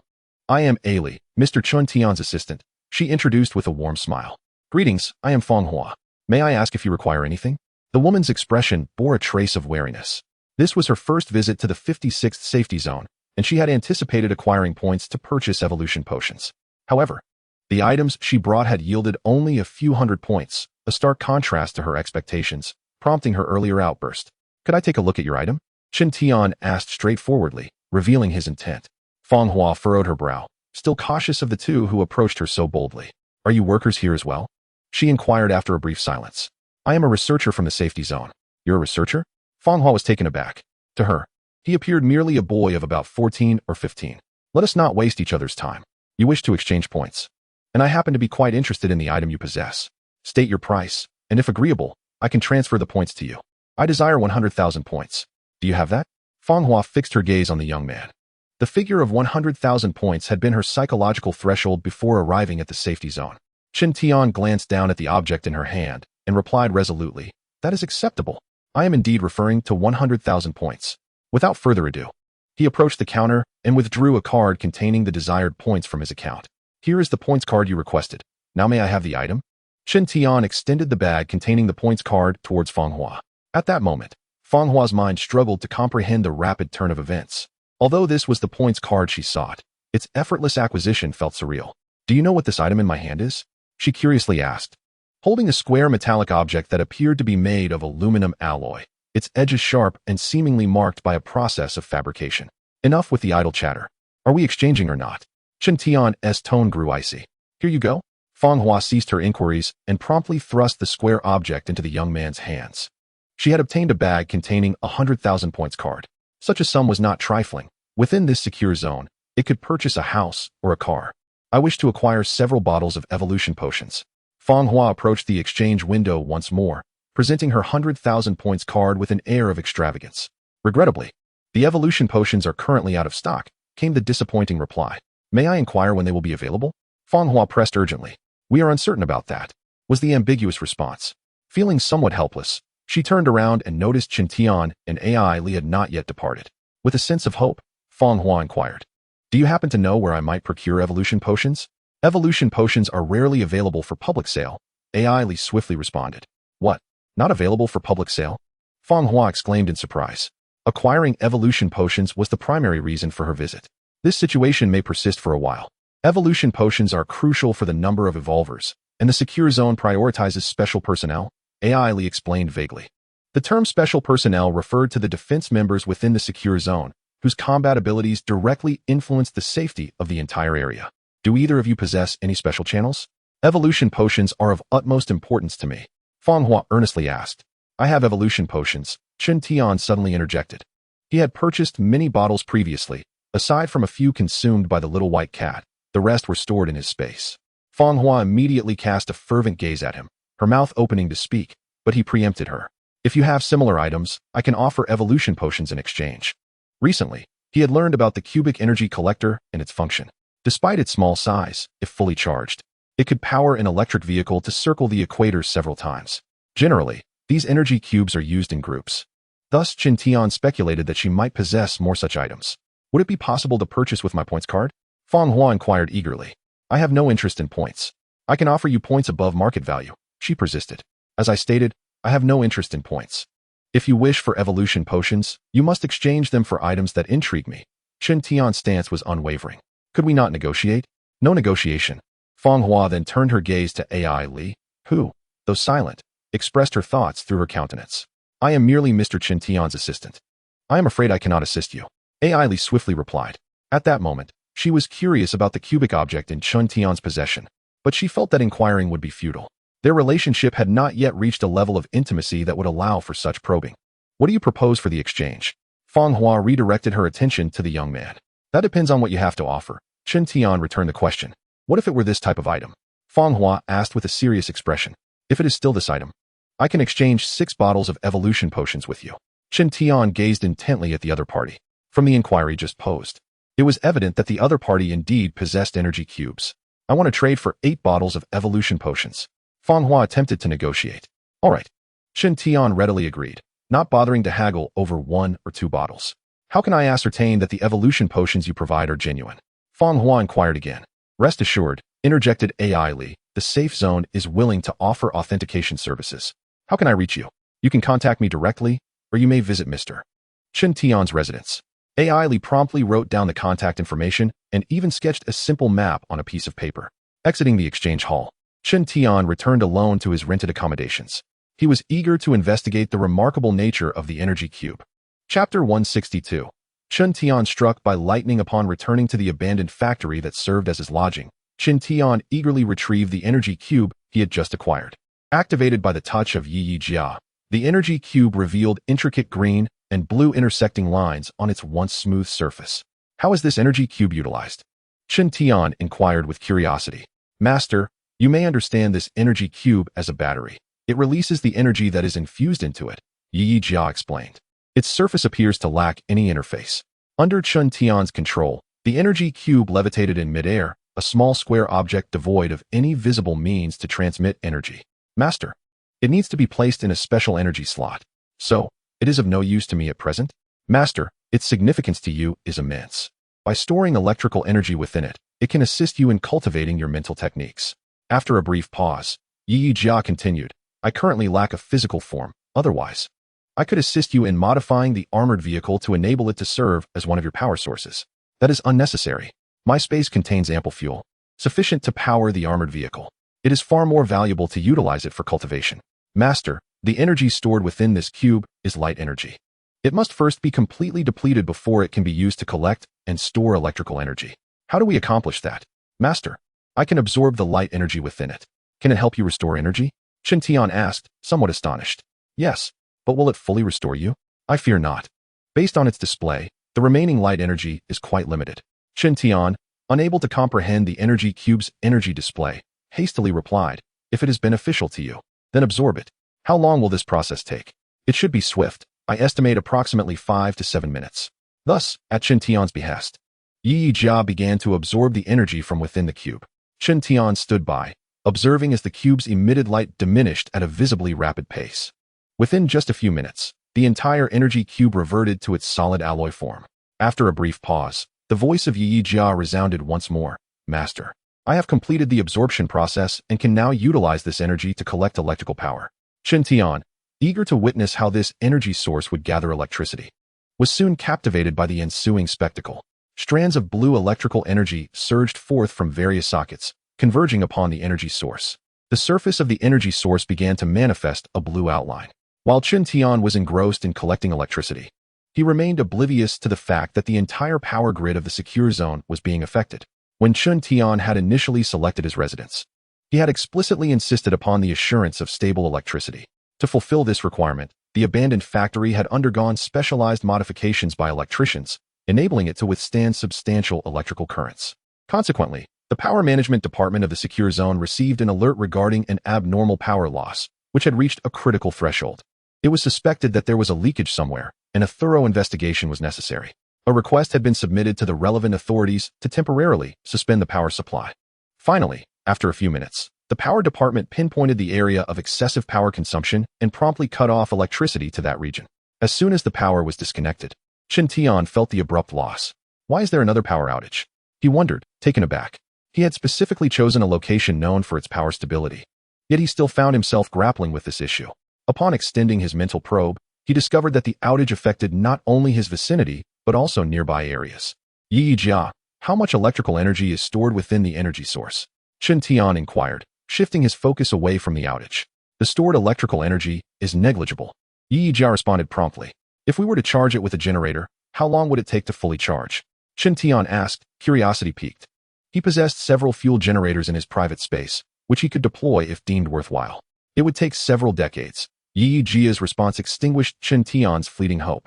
It appeared that fully charging the energy source was no small feat. Furrowing his brow, he contemplated that if the energy source could be charged completely, he could continue his cultivation of thought techniques even in the absence of the secure zone. However, it now seemed that achieving this goal would be quite challenging. Master, it's actually quite simple. Yi Jia interjected. How so? Chen Tian inquired. If we experience a thunderstorm, the energy source can collect lightning from the clouds. This was indeed an excellent suggestion. The energy contained in the lightning above was immense, and humanity's current technology was incapable of harnessing it. Yet, this energy source could. The energy produced by nature was inexhaustible and abundant. Yi Jia, pull up the weather forecast to check when the next thunderstorm is expected, Chen Tian asked with excitement. Master, according to the weather data, there will be a thunderstorm tonight. This was truly splendid news. Chen Tian need not wait long. He can attempt to harness the power of lightning tonight. Given the uncertainty of the commotion that might ensue during the collection, Chen Tian resolved to venture outside the safe zone. Night fell, as anticipated. He found himself amidst desolate mountains, gazing up at the sky. The heavens were shrouded in dark clouds, accompanied by distant rumblings of thunder. This was the highest point in the vicinity. Yijia, will I be struck while absorbing the lightning power? Chen Tian inquired as he awaited the appearance of the lightning. His current physical resilience allowed him to withstand blades and bullets, yet he had never tested whether he could endure a lightning strike. Please exercise caution during the operation, master, replied Yijia, her voice light, devoid of any hint of concern for her master. Chen Tian fell silent, focusing on the energy cube in his palm, which began to rotate slowly. As he waited, the thunder grew louder, and raindrops began to fall. It's almost time. Upon witnessing a flash of lightning streaking through the clouds, Chen Tian's expression turned serious. With a swift motion, the energy cube, previously suspended in his palm, shot straight upward. Standing atop the mountain, he utilized his telekinetic range, exceeding 1,500 meters, to propel the energy cube close to the cloud layer. Suddenly, a crack of lightning descended, striking the energy cube directly before it reached its zenith. Despite his precautions, Chen Tian was taken aback as a portion of the lightning's energy coursed down through his telekinetic force. There was no escape from this thunderbolt. In that fleeting moment of being struck, Chen Tian felt as though a steel needle had pierced his mind, nearly rendering him unconscious from the pain. This effect, transmitted directly to his consciousness through the telekinetic energy, was inescapable. No matter the strength of his physical defenses, they proved futile against such an assault, akin to a mental attack that penetrated his very soul. Thankfully, this sensation lasted but a brief moment. Is this the power of nature? After the pain subsided, Chen Tian stood there, gasping for breath. The recent electric shock was entirely different from his training in the safe zone. A moment's inattention could lead to mental injury. Master, are you all right? Yijia's voice broke through. Is the energy within the cube sufficient? Chen Tian adjusted his breathing and hurriedly inquired. Not nearly enough. It seems my preparation was insufficient. I should procure a hot air balloon to elevate the energy cube into the clouds and avoid further strikes. Master, this presents a prime opportunity for cultivation. The lightning filtered through the energy cube will not inflict substantial harm upon you. Are you certain? Master, you are perfectly safe now. Absorbing lightning power from nature is far more effective than feeble currents. After contemplating, Chen Tian deemed it necessary to attempt this. Despite his current formidable strength, he recognized that it was still inadequate in the face of impending crises and challenges. Without enduring hardship, how can one rise above others? Shen Tian once again focused his mental energy, this time not merely to recharge the energy cube, but also to practice the method of thunder refinement. Unlike his previous training in the safety zone, this experience was distinctly different. The lightning was not a continuous phenomenon, but rather a fleeting moment. Shen Tian had to seize that instant to refine his mental energy. The difficulty, however, was not just slightly elevated. Crack! A bolt of lightning streaked across the sky once more. Shen Tian seized the opportunity to refine his mental energy. Whether it was an illusion or not, he felt remarkably less pain this time. The rain continued to fall in a gentle drizzle, and lightning appeared in rapid succession. As he mastered the rhythm, Shen Tian gradually entered a state of focus, harnessing nature's lightning to begin the refinement of his mental energy. Time passed moment by moment. Immersed in his practice, Shen Tian was completely oblivious to the flow of time. As the thunderstorm raged on, the rain soon came to an end. Why has it stopped? Shen Tian looked up at the sky. Although the clouds still loomed overhead, the lightning was no longer visible. Instead, the wind began to pick up. Just as he had begun to grasp a hint of technique, he was surprised to find the lightning had vanished. Though he felt a tinge of regret, there was little he could do. The whims of nature were beyond his control. Whoosh! The energy cube, which had been suspended high in the air, was drawn back by Shen Tian. At that moment, the energy cube exhibited brilliant blue lines around its surface, resembling a glowing piece of artwork. Is the internal electric energy fully charged? Shen Tian inquired once more. He was aware that the energy cube had absorbed dozens of lightning strikes, yet it had stored less than a tenth of its capacity. Indeed, came the response from the energy cube. To think that this small cube possessed such a vast capacity. It seemed he would need to conduct several more attempts. Shen Tian gazed up at the sky again, uncertain if more lightning would strike. The collected electric energy is already sufficient to assist the master in his training, the energy cube remarked again. With the mention of training, Shen Tian began to observe the changes in his mental energy. To his astonishment, he discovered that his mental energy had more than doubled. If his previous mental energy could be likened to a gaseous state, it now subtly hinted at a transformation towards a liquid state. He was taken aback by the rapid pace of his growth. With a deep breath, he extended his arm, releasing a surge of immense mental energy that enveloped a massive boulder. This boulder, weighing several tons, had remained atop the mountain for countless years. At that moment, it seemed to float like a gigantic helium balloon, soaring into the air. Go! With a mere thought, Shen Tian directed the boulder to crash into the opposite peak. The boulder transformed into a shooting star, its formidable kinetic energy and momentum collapsing the mountain face. Boom! With a resounding crash, countless fragments tumbled down from the opposing summit. Shen Tian once again focused his thoughts, and the boulder that had just been hurled flew back towards him at an astonishing speed. Despite the recent impact that caused some damage to the colossal boulder, it remained immense, akin to a compact pickup truck blocking his path. Gazing intently at the stone, Shen Tian began to condense his psychic energy. Crackling sounds echoed as fissures emerged on the surface of the boulder, and in a mere breath, it shattered with a thunderous roar. The psychic energy continued to contract, and soon, the massive rock vanished, leaving behind only a mound of sand. Using the boulder as a target for a simple test, he was greatly satisfied with the results. With just the force of his psychic energy, Shen Tian felt confident he could crush a tank. This represented a significant enhancement to his power. His mental probing range had now expanded to a radius of 3,000 meters. As his psychic energy grew stronger, he discovered that his corresponding abilities also improved. However, it was regrettable that the number of objects he could manipulate perfectly remained at 27. Indeed, this limitation was not due to the inadequacy of his psychic energy, but rather the constraints of his cognitive processing. Yejia, please scan the nearby areas for any impending thunderstorms in the coming days. Understanding the miraculous nature of this training, Shen Tian was eager to seize the opportunity. While he could not control the weather, he could pursue it. Wherever it rained, he would go. Within his spatial realm, he possessed a captured fighter jet, capable of reaching any location as long as he remained on this planet. Yejia's efficiency was impressive. As soon as Shen Tian finished speaking, she promptly displayed the cities that would experience rainfall in the upcoming days. The projection from his smart wristband clearly illustrated the rainfall timings for several cities. They were not far. They could set off shortly. Having reviewed the data from the projection, Shen Tian made a decision. Yejia, I have a fighter jet here. Can you ascertain its operational methods? With a swift motion, he flew to an open area and summoned the aircraft. Its streamlined body resembled that of a stingray, and the interior of the jet was replete with advanced technology. The most striking feature was a peculiar device positioned at its center. Master, this is a modified fighter jet, and its control mechanism is quite simple. However, Due to technical reasons, the anti-gravity device within this aircraft is not functioning as intended. Just as Chen Tian boarded the jet, Yijia had already comprehended its structure and operation. Truly, she was an intelligent life form. Chapter 164, Daring to Threaten Chen Tian Master. I have detected several positioning devices within the control chamber. How should I proceed? Yijia's voice suddenly echoed. Positioning devices? Chen Tian paused. According to reverse tracking, the signals point to a location overseas. Do you have any suggestions? We could modify the encoding, which would prevent unauthorized devices from locating this fighter jet. Alternatively, we could simply shield or dismantle them. If it's straightforward, let's proceed with the encoding modification. Understood, Master. The encoding modification has been completed, and I will temporarily manage the highest authorization. Are there any other alterations you would like me to handle? My Master, I shall embark on the optimization and enhancement of the control system, while concurrently establishing a connection between the fighter aircraft and the smart wristband, as well as deciphering the permissions of the anti-gravity device. Very well, I entrust this matter entirely to you. Chen Tian has unwavering faith in Yi Yijia. It is most fitting to assign such tasks to this intelligent life form.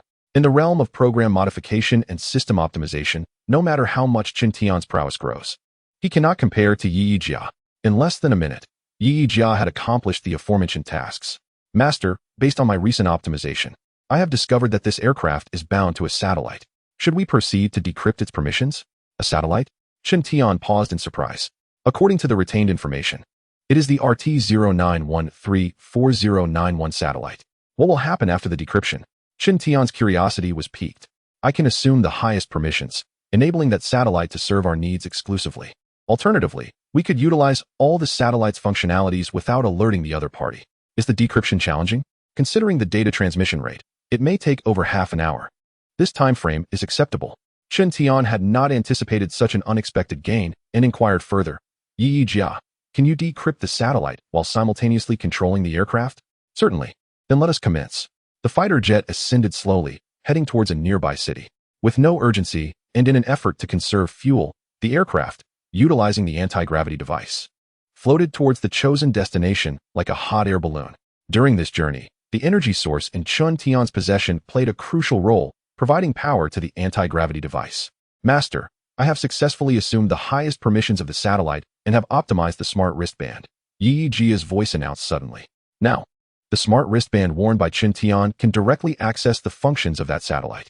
In the future, if the map permissions granted by the 56th security zone are revoked, he can still ascertain his position on the ground through this dedicated satellite. Well done, Chen Tian praised as he reclined in his leather chair. He had often contemplated how much more leisurely life would be with a dedicated driver. Now, with Yi Yijia capable of directly piloting the aircraft, he could rest and rejuvenate within the cockpit. 20 minutes later, the aircraft finally arrived at its destination, hovering above a forest. At that moment, a torrential downpour was underway, accompanied by thunder that resonated repeatedly. Better early than fortuitously late, Chen Tian exclaimed as he leapt from the open hatch. Harnessing the power of nature's lightning, he not only collected energy for the energy source, but also tempered his own mental energy. In the following 2 days, Chen Tian pursued the changing weather. This aircraft provided him with immense convenience. Master, the aircraft's fuel is now down to half, and the energy source is fully charged. It seems we must return to the security zone. A smile graced Chen Tian's lips. After 2 days of intense training, his mental energy had significantly increased, granting him confidence in defeating a king-level mutated beast solely with his psychic abilities.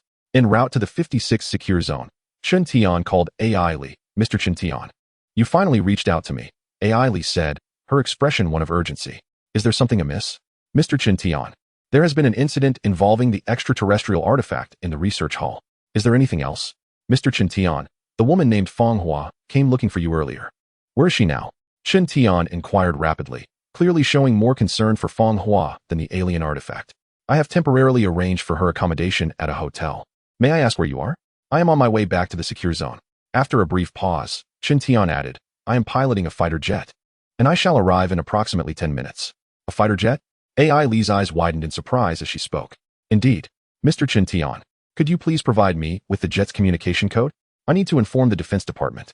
Without prior notification, the jet could potentially be shot down. 10 minutes later, Chen Tian's fighter jet indeed returned to the skies above the secure zone. He instructed Yi Yijia to land the aircraft in the open space outside the abandoned factory. Just as he disembarked, Chen Tian noticed a throng of people waiting nearby. security personnel and specialists clad in distinctive attire, all brimming with curiosity about the aircraft. Mr. Chintian. AI Lee approached him briskly. To be honest, she was equally astonished upon seeing the impressive jet. Now it was clear why Chintian had mentioned constructing a helipad at his new residence. What is the meaning of this crowd? Chintian asked, furrowing his brow. Mr. Chintian, they wish to tour your fighter jet, AI Lee replied, her smile somewhat strained. It was evident this was not her desire. Decline the tour. Chintian replied decisively. At that moment, a tall man approached. Mr. Chintian, greetings. I am Meng Finka, head of the Defense Department of the Secure Zone. The man introduced himself. What do you want? Chintian asked, his expression impassive. To put it simply, the Secure Zone is currently in a developmental phase. With various industries in need of revitalization, facing external threats from mutated beasts and internal shortages of resources. Get to the point. Chintian interrupted him directly. The man offered an awkward smile. Then I shall be straightforward. Our Secure Zone wishes to borrow your fighter jet for research. Not a chance. Mr. Chintian. Please listen to me. Do not make me repeat myself. Chintian's demeanor shifted, exuding an unmistakable intensity. Mr. Chintian, the man attempted to interject again. Anyone who dares approach this fighter jet without my permission will face dire consequences. As the tension escalated, the atmosphere grew charged. The man, now somewhat irritated, reminded him, Mr. Chintian, you must understand this is the Secure Zone. You are threatening me.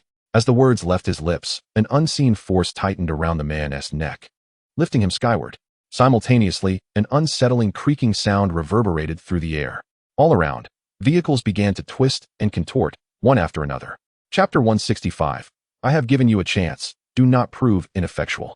Witnessing the continuous distortion of the cars before them, the onlookers were all struck with fear, utterly perplexed by the unfolding spectacle. However, they could all sense an overwhelming pressure that rendered them breathless. Ellie. Chintian suddenly spoke, his tone remaining remarkably calm. At this moment, he was undoubtedly the most composed individual present. Mr. Chintian, Ellie's voice trembled, while others may have been oblivious. She surmised that this bizarre phenomenon was undoubtedly orchestrated by him. She vividly recalled the scene when Chintian annihilated the mutated insect army. Chintian spoke again. Do you believe I could obliterate the entire safe zone? Though it was a seemingly ordinary inquiry, the implication behind it struck terror into Ellie's heart. Chintian. Ellie was truly frightened. Just then, a sudden explosion shattered the tense atmosphere, propelling it to a peak of anxiety. A vehicle, unable to withstand the pressure, exploded as it distorted and transformed. Yet, the debris from the explosion remained confined within a fixed perimeter. Mr. Chintian, I believe. In her panic, Ellie hastily responded. She dared not express disbelief, for the consequences were beyond her endurance. Is the safe zone intending to strike against me? Chintian regarded the terrified Ellie with a half-smile. Ellie shook her head vigorously, her heart racing uncontrollably in her chest, while others, at a distance, might not feel it. Standing beside Chintian, she could sense the chilling aura that cut through the air like a blade. I can wait here, giving you time to gather personnel. Chintian reiterated. Mr. Chintian, please do not be angry. Do you think I am angry? Chintian chuckled softly. No, I am merely ensuring you understand the fate of those who oppose me. Upon finishing his words, the surrounding crowd, filled with dread, was forcefully pressed to the ground by an invisible force. Among them were several evolved individuals, yet their status as such did not alter the precariousness of their situation. The power exerted upon them only grew stronger in response to their resistance. Witnessing this scene, Ellie was utterly stunned. She feared that these individuals might meet the same grim fate as the mutated insects before. She had long reported to her superiors that dealing with Mr. Chintian required a gentle touch, yet some continued to harbor a sense of reckless hope. What now? Has something gone awry? Suddenly, Chintian turned to Ellie, fixing his gaze upon her. Thud. Overwhelmed by the pressure, Ellie knelt down, her voice quaking as she pleaded, Mr. Chintian, I implore you. Chintian's gaze shifted away from Ellie as he raised an arm, and with a swift motion, the man previously suspended in midair plummeted downwards. At this moment, the man appeared pallid, his eyes filled with sheer terror. He might ponder endlessly yet remain perplexed as to how he ascended to the heavens. You might as well summon assistance and declare that I intend to eradicate you. You shall require backup. Chintian stated with an impassive demeanor. Thud. Deprived of the power of thought energy, the man collapsed to the ground like a lifeless doll. The chaos had overwhelmed him, and he lay prostrate, momentarily paralyzed. What happened to his earlier bravado? Chintian's gaze sharpened abruptly, and the man, who had been sprawled on the ground, seemed to be seized by an invisible force. Mr. Chintian, I implore you. came Ellie's voice once more. Chen Tian turned his head to regard Ellie, whose eyes brimmed with tears. Until now, the sole reason he had refrained from acting against her was his awareness that she was not implicated in this tumult. More importantly, she had left a favorable impression upon him. Chen Tian believed that had Ellie possessed decision-making authority, today's events would never have transpired. Within 5 minutes.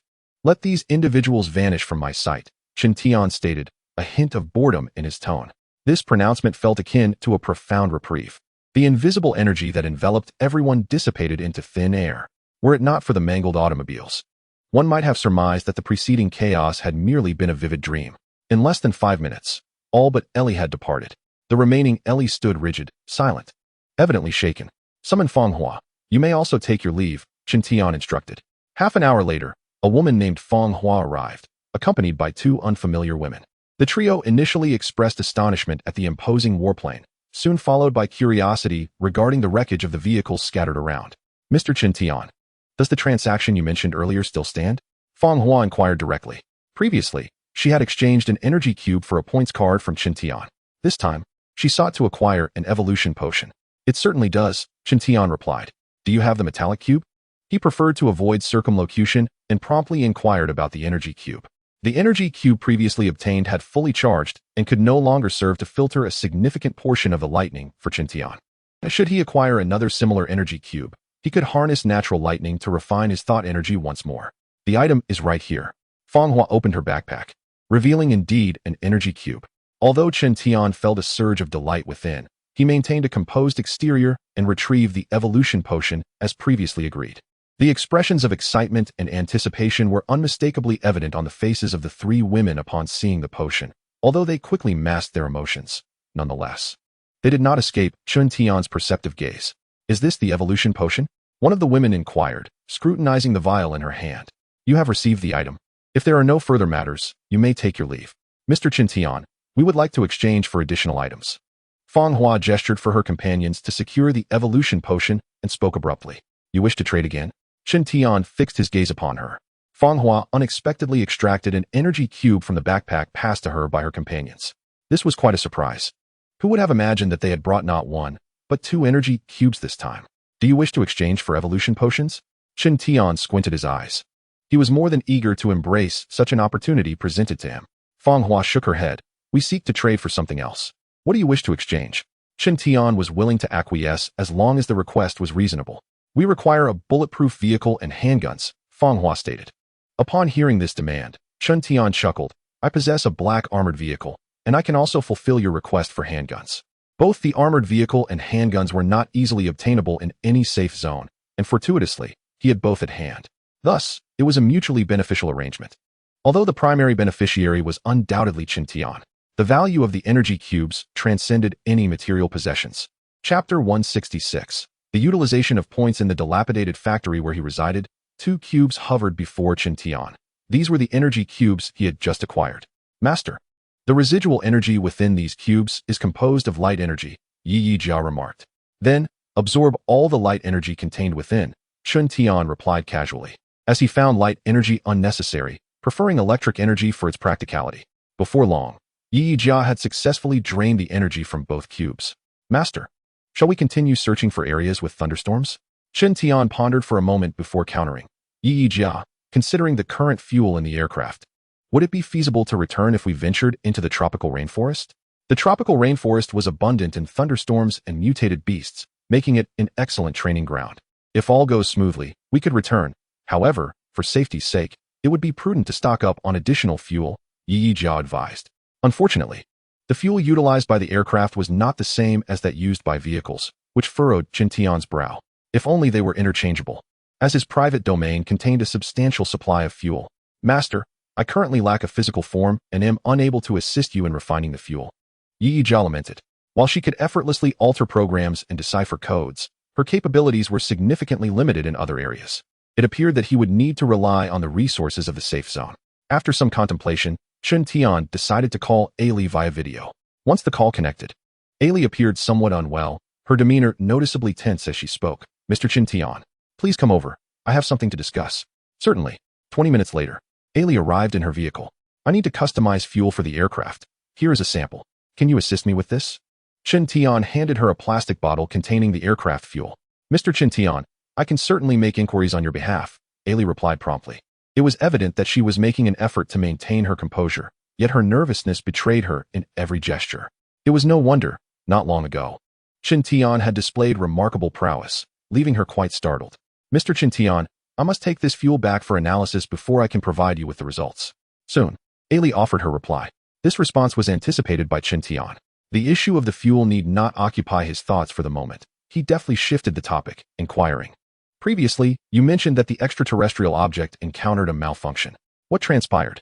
It is as follows. After your departure, several other scientists continued their investigation of that extraterrestrial object, inadvertently triggering some mechanism. Following a blinding flash of light, the object fell silent. Was it damaged? I cannot say. Mr. Chen Tian, if you have the time, I kindly request that you come and take a look. The other scientists have reached an impasse. Please dismiss everyone. I shall take a look myself. Chen Tian had his own plans. He had just communicated with Yi Jia and could lock the highest permissions on that optical brain, subsequently granting subordinate access. In this manner, any data operated by the optical brain could be relayed to Yi Jia via satellite. There was no need to worry about the matter being exposed, as Yi Jia's prowess in intelligent control was formidable. Mr. Chen Tian, I will make the arrangements at once. Ailey suddenly felt a surge of excitement. Neither party mentioned the previous unpleasantness, as though the matter had already been put to rest. Under Ailey's direction, the underground research base was now devoid of any other presence. Chen Tian stood before the dull optical brain, assessing the situation. Mr. Chen Tian, Ailey spoke up suddenly from beside him. May I take some footage? This had been previously agreed upon. However, Ailey, fearing another outburst from Chen Tian, chose to ask for permission as a sign of respect. Feel free. Chen Tian replied without lifting his gaze. To ascertain the condition of the optical brain before him, none would be more suitable than Yi Jia. Though appearing to study the device, Chen Tian was, in truth, collaborating with Yi Jia. Yi Jia had already identified the issue. The optical brain was not malfunctioning per se, but rather its internal energy was nearly depleted, leading it to enter protective hibernation. Master, I have secured the highest permissions for this optical brain and integrated it with the intelligent assistance system. I shall now transmit the operational methods to you. As Yi Jia's voice resonated, Chen Tian's mind received a stream of information. Given his prior experiences, he was not taken aback this time. I have a general understanding of the issue at hand. Next, I shall recharge it, ensuring the stability of the power supply. Chen Tian's sudden proclamation caught Ailey, who was recording, off guard. Mr. Chen Tian, what do you require? I can have it arranged immediately. Cables capable of carrying high current. Understood, Mr. Chen Tian. I will promptly notify the team to bring them to you. The efficiency of the security zone was commendable. Before long, a substantial roll of high-voltage cable was delivered. One end of the cable connected to the distribution box, while the other was stripped of its insulating sheath to reveal the copper wire, which was then meticulously wound around the optical brain. According to Yi Jia, the optimal energy source for the optical brain was solar energy, should that be unattainable. Electrical energy could serve as a substitute. With a sharp crack, the electrical circuit connected, and around the luminous core, blue currents danced like serpents, creating a scene of remarkable splendor.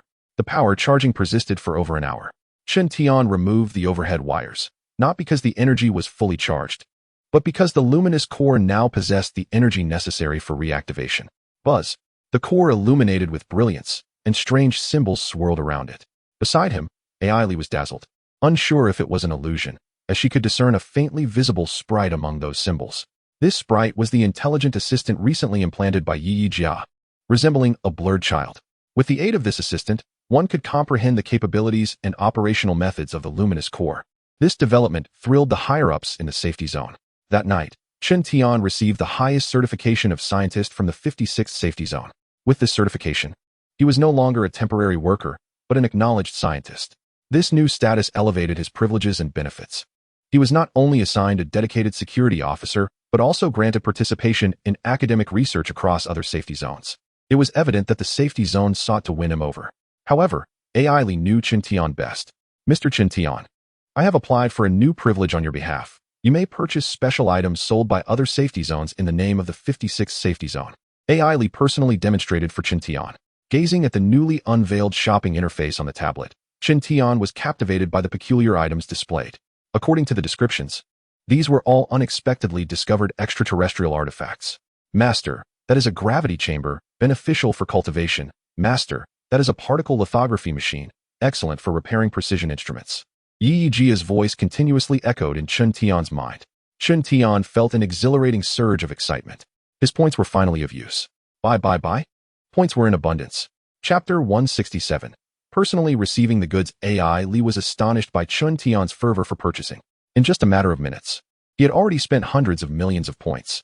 To expend such a vast sum on items that could neither be consumed nor worn was indeed a rarity. How can I receive these items? Chen Tian turned to AI Li, who wore a look of astonishment. First, we must wait for the safety zones to process the orders. Then the goods will enter the delivery phase. This may take a considerable amount of time, as the route is fraught with dangers and uncertainties, necessitating special personnel for escort. If all goes smoothly, it could take 10 days to half a month. At worst, it may take up to half a year. Chen Tian frowned. He did not wish to wait so long. What if I go to collect them myself? That would expedite the process significantly. As long as the items you purchased are prepared, you can retrieve them upon arrival, AI Li quickly responded. All right, I will go directly to pick them up. Chen Tian deemed this method the most reliable, fearing that entrusting the delivery to others might lead to unforeseen complications. Mr. Chen Tian, I shall promptly prepare the necessary documents and proof for you. Just a moment. As AI Li was about to leave, she turned back. Mr. Chen Tian, is there something else? Mr. Chen Tian, please allow me to accompany you when you retrieve the goods. I can negotiate on your behalf. Certainly.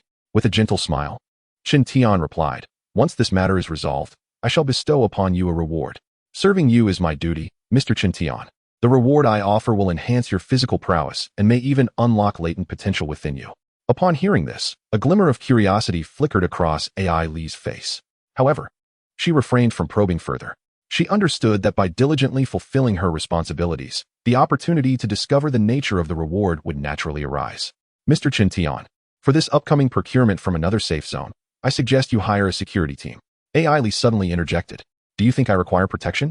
Mr. Chen Tian, a security team would signify your status and authority, effectively mitigating unnecessary troubles in negotiations with other safe zones. AI Li, being astute, recognized the disparities among safe zones. Should it be just her and Chen Tian, they might encounter disdain or obstacles from certain individuals. A security team serves as a form of prestige.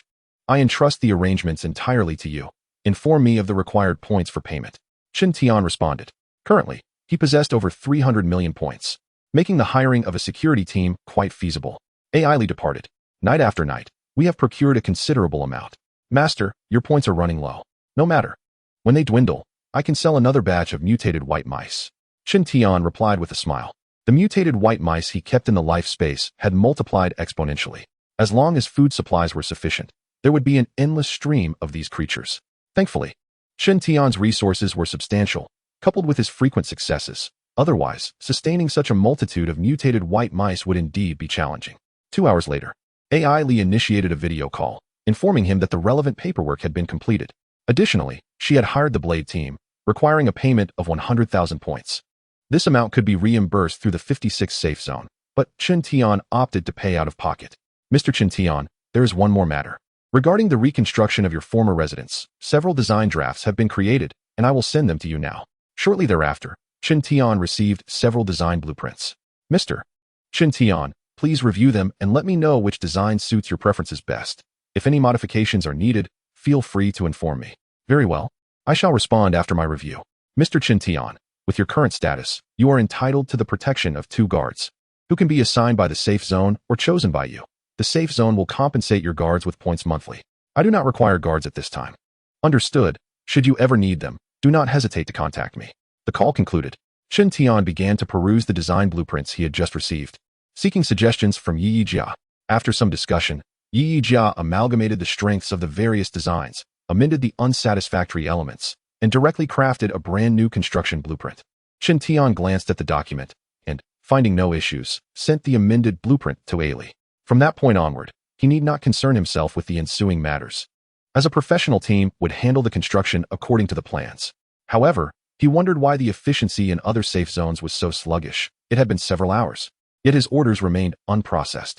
While waiting, Chen Tian checked his orders repeatedly, only to discover that none had been attended to.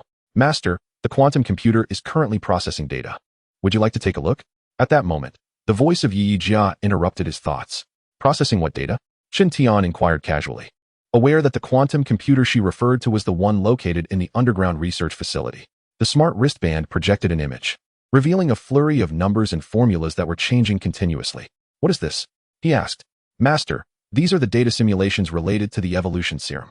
Has the quantum computer been deployed for research so swiftly?" Qin Tian pondered. "Master, this appears to be the testing phase. Relevant data has already been compiled, and someone wishes to verify the accuracy of the quantum computer simulations." After observing for a while, Qin Tian found it uninteresting and promptly exited the view. "Master, your orders have now been processed by a safe zone," Yi Yijia remarked. At this, Qin Tian's interest peaked. "Which safe zone?" "The 53rd safe zone, where we first purchased the gravity chamber. How long will it take to reach there at the speed of the aircraft?" Qin Tian inquired further. "It can be reached within 30 minutes.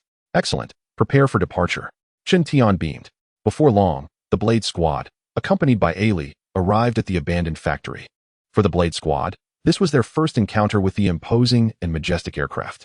The knowledge that they would soon be boarding the aircraft to travel to another safe zone filled them with anticipation and excitement.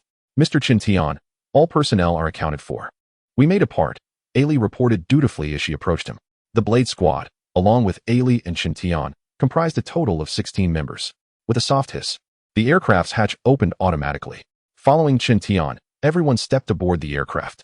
It was only at that moment that they realized this was an intelligent aircraft capable of voice-activated operation, a privilege exclusive to Qin Tian. Thanks to the anti-gravity device within the aircraft, the crew felt no discomfort as it accelerated. Were it not for the rapidly passing scenery outside, one might have doubted whether the aircraft had even taken off. "Please be advised, we have arrived at our destination. The aircraft is descending," announced the intelligence system within the cabin. Everyone was momentarily taken aback. Had they reached the 53rd safe zone so quickly? Chapter 168. Such ferocity among scientists. The aircraft landed smoothly in an open area, surrounded by a throng of people. With a hiss, the hatch opened, and the first to emerge were the armed members of the Blade Squad, forming two lines. Following them, Qin Tian, dressed in casual attire and accompanied by Ailey, stepped out slowly. The surrounding murmurs erupted uncontrollably at that moment. Who is this leader, exuding such an air of authority? I have heard they hail from the 56th safe zone. The 56th safe zone. Doesn't that place rank even lower than ours? Ah, you misunderstand. The numbers preceding the safe zones do not indicate their strength, but merely the order of their establishment. I have heard that the 56th safe zone has developed evolutionary serums, and all its inhabitants are evolved beings, ranking among the elite in terms of power. The discussions surged like waves. Under the watchful control of the security personnel, these curious onlookers could only observe from a distance. "Welcome, welcome." At this moment, a man of modest stature, clad in a suit, stepped forward with a smile. Ailey caught a glimpse of Qin Tian from the corner of her eye, then stepped forward, smiling as she engaged in pleasantries. "Hello, I am the representative for this visit. My name is Ailey, and this is our scientist, Qin Tian." Ailey exuded poise, undeterred by the grandiosity around her. "Pleasure to meet you. I trust your journey has been smooth." The suited man continued with formalities. "We experienced a few surprises but emerged unscathed." Ailey deftly shifted the conversation, directly inquiring, "May I ask if the items we ordered are prepared?" "They are ready and en route," the man replied. "You may accompany us to rest for a while." "Thank you, but we have other obligations and cannot linger." "We will depart immediately upon receiving the goods," Ailey said with a smile.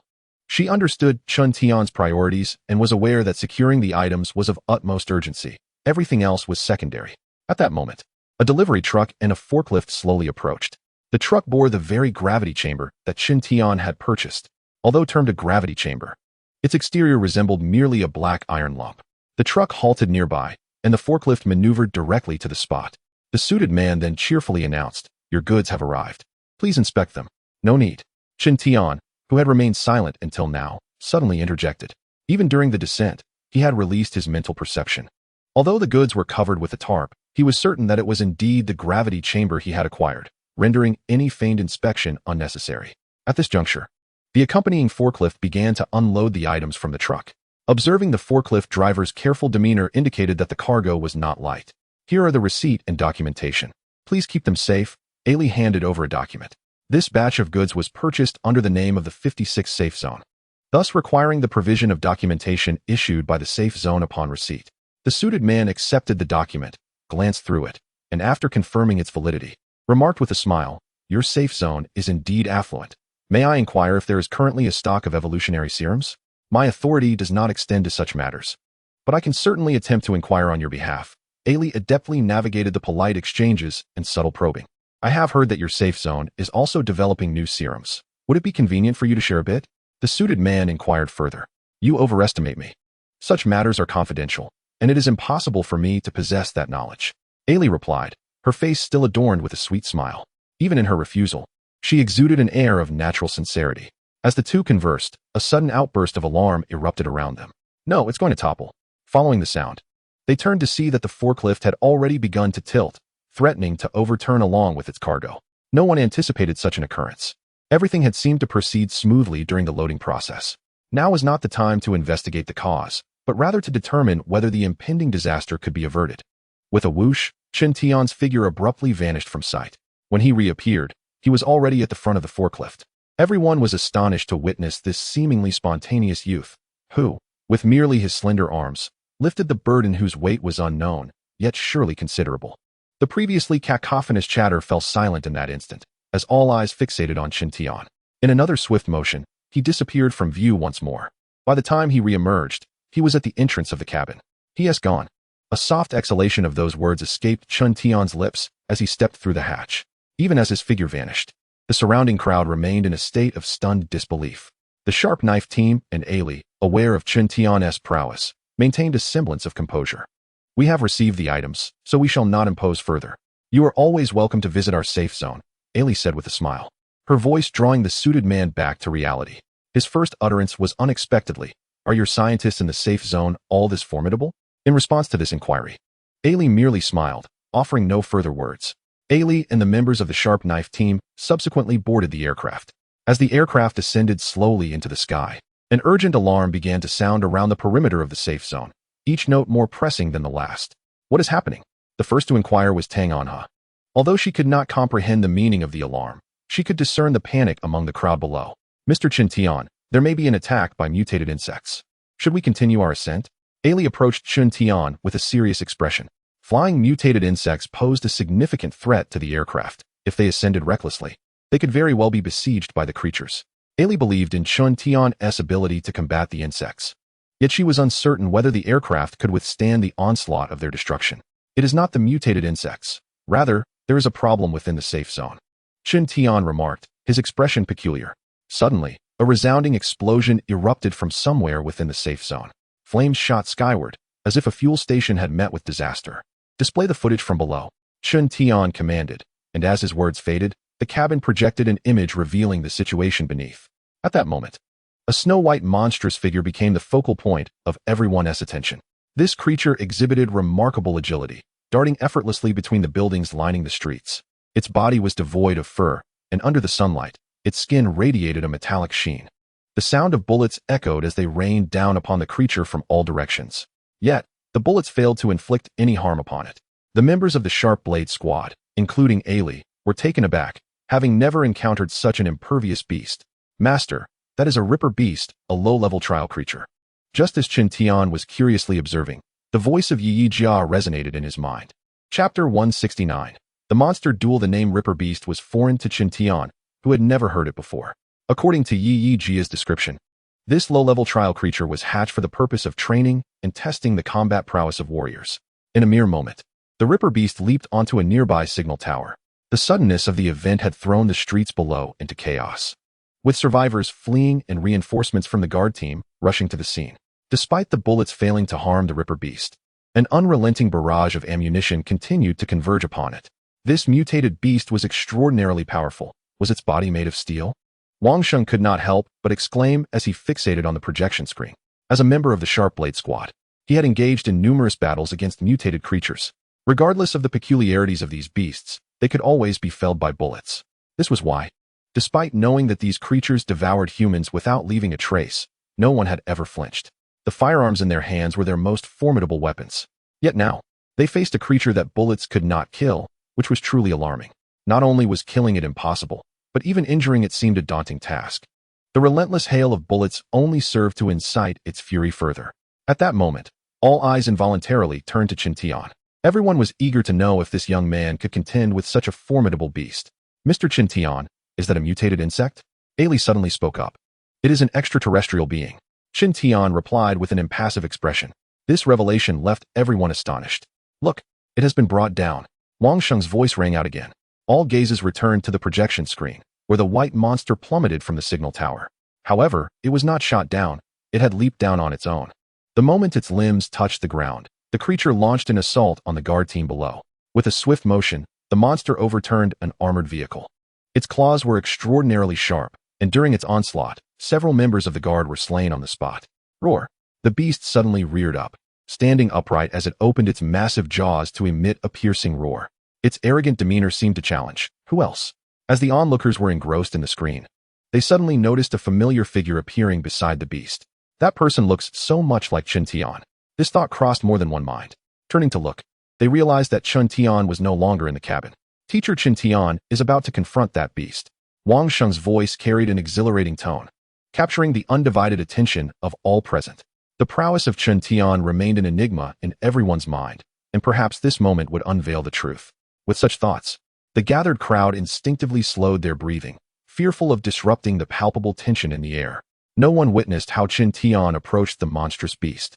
By the time someone noticed him, he was already less than 10 meters away from it. To avoid collateral damage, the surrounding firepower ceased abruptly. The rift beast, its eyes scanning, had already locked onto Chen Tian.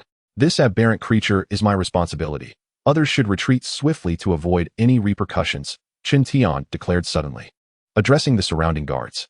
However, before the guards could react, the rift beast charged toward him. Its sharp claws sliced through the air like a myriad of steel blades.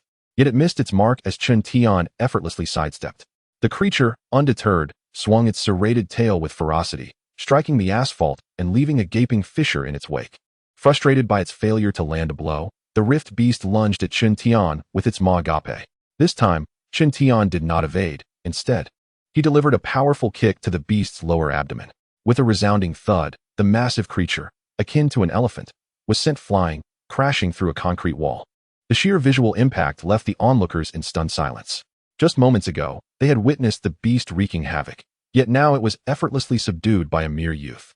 The stark contrast was enough to leave anyone in awe. As the crowd struggled to comprehend the unfolding spectacle, a massive chunk of concrete hurtled toward Chen Tian. The beast remained undeterred, even employing debris as projectiles. Fragments of shattered masonry were hurled at him, yet Chen Tian evaded them with ease. Unfortunately, the parked vehicles around him were not as fortunate, suffering dents and deformation from the relentless onslaught. Some guards, caught off guard, were also affected by the chaos. The rift beast let out another fierce roar, charging at Chen Tian with a deadly intent, its lordly strength contrasted by its subpar defenses. Chen Tian murmured to himself, observing the beast's approach, and raised his hand to meet it with a flying dagger. The blade, crackling with electricity, pierced through the beast's most vulnerable eye, exiting through the other, delivering a fatal blow. The once formidable rift beast, now lifeless, hurtled forward due to inertia, landing at Chen Tian's feet. The entire encounter concluded so swiftly that no one had a chance to grasp how the beast had been vanquished. Master, this rift beast seems to have just recently hatched. The voice of knight armor resonated in Chen Tian's mind. To possess lord-level strength so soon after hatching is nothing short of catastrophic if it matures. Chen Tian bent down, placing his palm on the smooth head of the rift beast. Its touch was frigid, akin to a block of ice. He found no signs of an evolutionary gem within the creature. As he examined it with curiosity, the surrounding guards slowly approached. "Greetings, Your Excellency. We appreciate your intervention in resolving this crisis." A man, seemingly the captain, bravely stepped forward. Upon closer inspection, he discovered that the beast on the ground was continuously exuding green liquid from its eyes. "I shall take this mutated creature," Chen Tian declared, unabashedly. Although he had not discovered an evolutionary gem within the rift beast, his curiosity remained unquenched. An extraterrestrial life form holds immense research value. The man appeared momentarily stunned. He lacked the authority to determine the creature's ownership. Just as he prepared to speak, the beast before them suddenly soared into the sky, ultimately retrieved by a hovering aircraft. "What is happening?" Before the man could react, his walkie-talkie crackled to life. "Requesting backup. Requesting backup. 2 beasts have emerged in Sector 3. We cannot hold them off." Chapter 170. Doing good deeds requires no recognition in Sector 3. Flames blazed high into the sky, and smoke billowed. For the safety zone here. The sudden emergence of 2 beasts had surpassed manageable limits. These snow-white creatures not only possessed formidable defensive capabilities, but also exhibited a degree of intelligence. The beasts prioritized dismantling the heavy machine guns on the defense towers and even understood how to throw objects. When Chun Tian arrived, chaos reigned supreme. The inferno and dense smoke obscured the whereabouts of the two rift beasts. With a hum, Chun Tian released his mental probing, swiftly locating the positions of the beasts. There are indeed many treasures here. To his surprise, he discovered that one of the rift beasts had infiltrated an underground warehouse. This facility housed numerous extraterrestrial remains. The guards within had nearly all been dispatched by the rift beast, which was now wreaking havoc on the structures inside. While the destruction of other items was regrettable, it was the alien remains that posed a potential treasure. Their ruin would be an egregious waste. With a swift motion, Chun Tian dashed forward. Opportunities to both slay beasts and reap benefits are rare. If he did not seize this moment, he would surely regret it. Chun Tian moved with remarkable speed, reaching the underground warehouse in an instant. Clang, clang. The rift beast was assaulting the specially designed security door. Upon his arrival, Chun Tian did not immediately confront it. Instead, his primary focus was on the various items stored around him. With deft movements of his hands, he prepared to act. As Chun Tian began to store the items he encountered, one by one, into his private space, he aptly termed it, clearing the area. His pace of collection was remarkably swift. Whatever came into contact with his palm vanished instantaneously. After several days, he rediscovered the exhilarating thrill of gathering resources, and this time, he was amassing highly valuable extraterrestrial artifacts. Although he remained unaware of the means through which the safety zone procured these items, Chun Tian felt a deep sense of responsibility to protect these relics by securing them within his private domain, thereby shielding them from the destructive claws of the rending beasts. Despite his impressive speed and deftness, the frenzied rending beast soon detected his presence. Ceasing its assault on the security door, it turned and lunged directly at Chun Tian. Abruptly interrupted in his fervent collection, Chun Tian's mood soured. Get away. A powerful slap, imbued with a shockwave, landed squarely on the beast's cheek. The force was tremendous, sending it flying. Boom.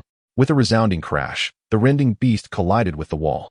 The impact was significant, leaving it momentarily dazed, shaking its head as if trying to dislodge something. Undeterred, Chun Tian continued his collection. In a bid to enhance efficiency, he did not inspect the items shrouded in canvas. He simply claimed them.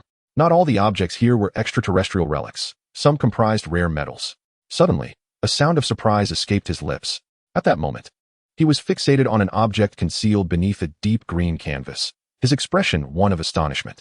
Strangely, this object had not been absorbed into his private space, which was indeed peculiar. With a swift motion, Chun Tian yanked away the canvas to reveal a round, bulbous object. Its surface, a dusty gray, exhibited unique patterns of elevation. Could this be an egg of the rending beast?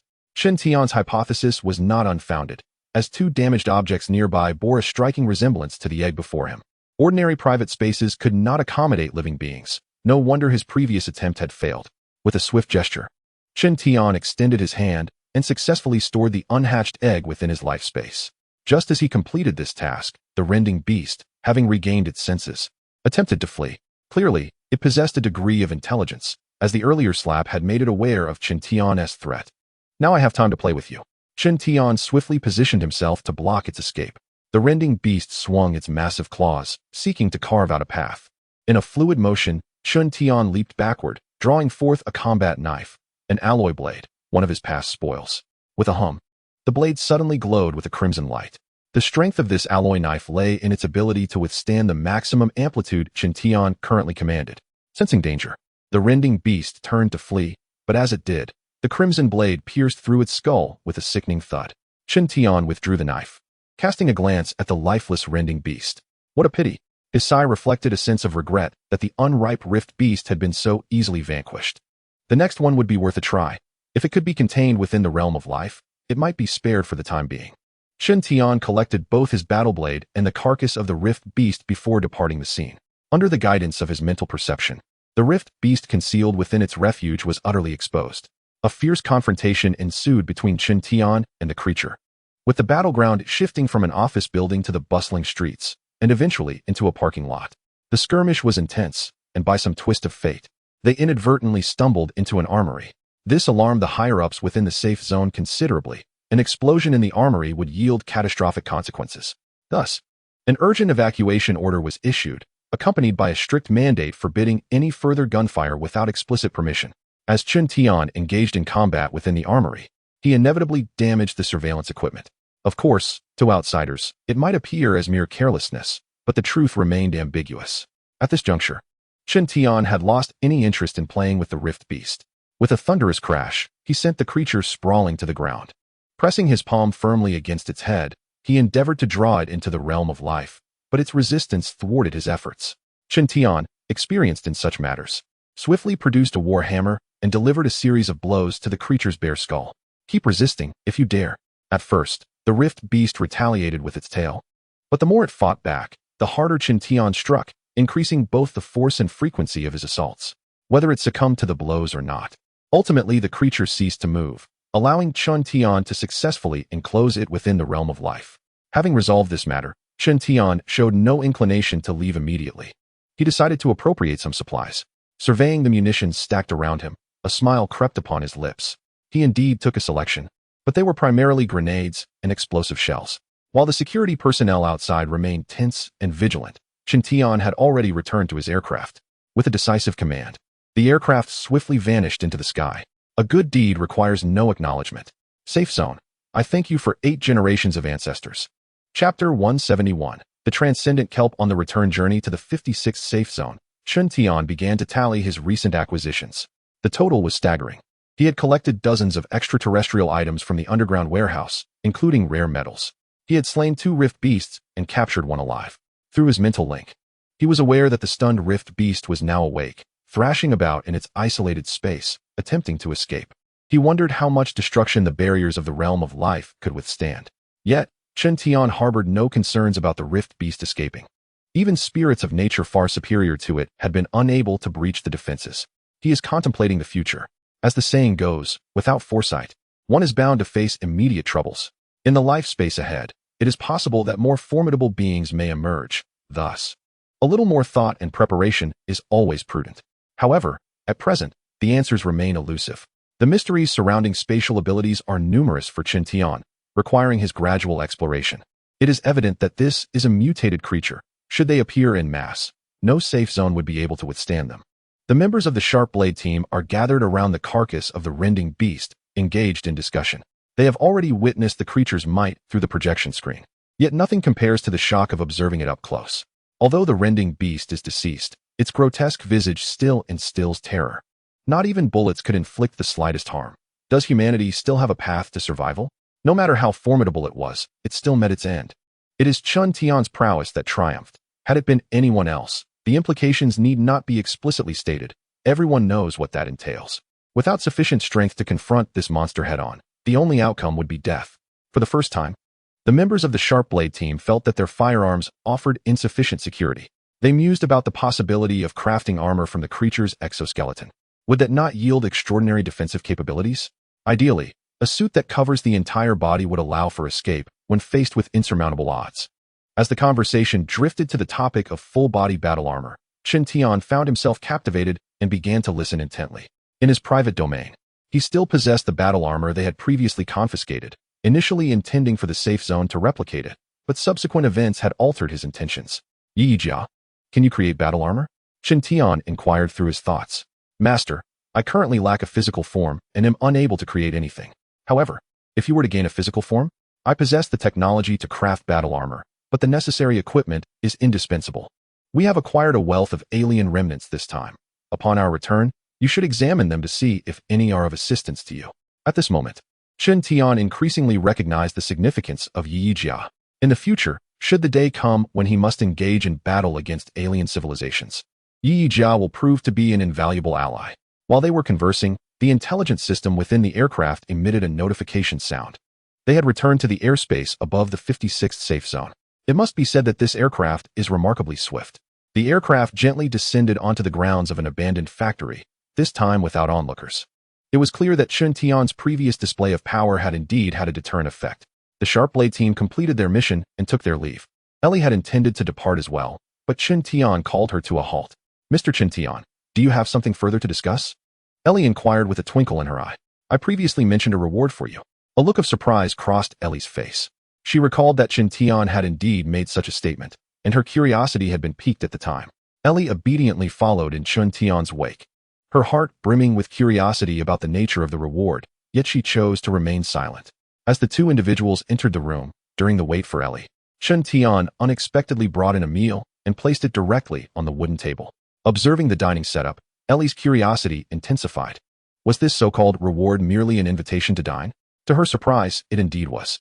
The meal on the wooden table was quite simple: steamed buns, pancakes, several plates of cold dishes, and some braised beef. In the post-apocalyptic world, such food could be considered a luxury, while the other dishes were rather ordinary. The pile of seaweed was something that one must consume. Chen Tian pointed to the stack of seaweed placed before Ellie. Her expression turned peculiar. She was not fond of seafood, and seaweed was among the food she disliked. However, the one inviting her was Chen Tian. "Mr. Chen, is there something special about this seaweed?" Ellie asked casually. Even though she was not keen on it, she would choose to eat it to avoid disappointing Chen Tian. "Very special. You will understand after you try it," Chen Tian replied vaguely. With that, Ellie refrained from further inquiries, picked up her chopsticks, and attempted to grasp a small piece of seaweed. The piece, no larger than a fingernail, was a vibrant green akin to emeralds, and as she held it before her eyes, a hint of the sea's essence wafted into her nostrils. As she placed the small piece of seaweed in her mouth, she braced herself for an unpleasant taste. However, the moment it touched her palate, her eyes widened in disbelief, and a look of astonishment graced her face. What was this flavor? How could it evoke such a refreshing sensation? Her taste buds were captivated in an instant. Swallowing it brought about a peculiar crispness that spread throughout her body, reminiscent of a blissful summer day spent swimming in the azure sea. Unbeknownst to her, Ellie continued to consume piece after piece of seaweed, revealing a rare expression of delight. It wasn't until her plate was entirely empty that she realized she had devoured the entire stack. "Mr. Chun, why does this seaweed taste so extraordinary?" Ellie inquired, still savoring the experience. "It is enchanted seaweed," Chen Tian replied casually, leaving Ellie to question whether she had misheard. "Enchanted seaweed? You need not know too much." Ellie had many questions, yet with Chen Tian's dismissive tone, she felt hesitant to probe further. After sampling the other dishes, which were quite ordinary, she soon found herself satiated. "You may return now," Chen Tian paused before adding. "It would be best for you to remain at your residence today."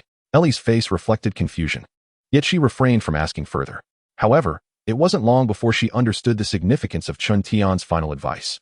On her way back to her dwelling, Ellie felt a tumultuous churn in her stomach, a foreboding sign of impending urgency.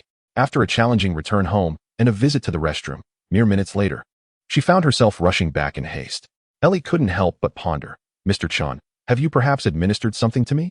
Chapter 172.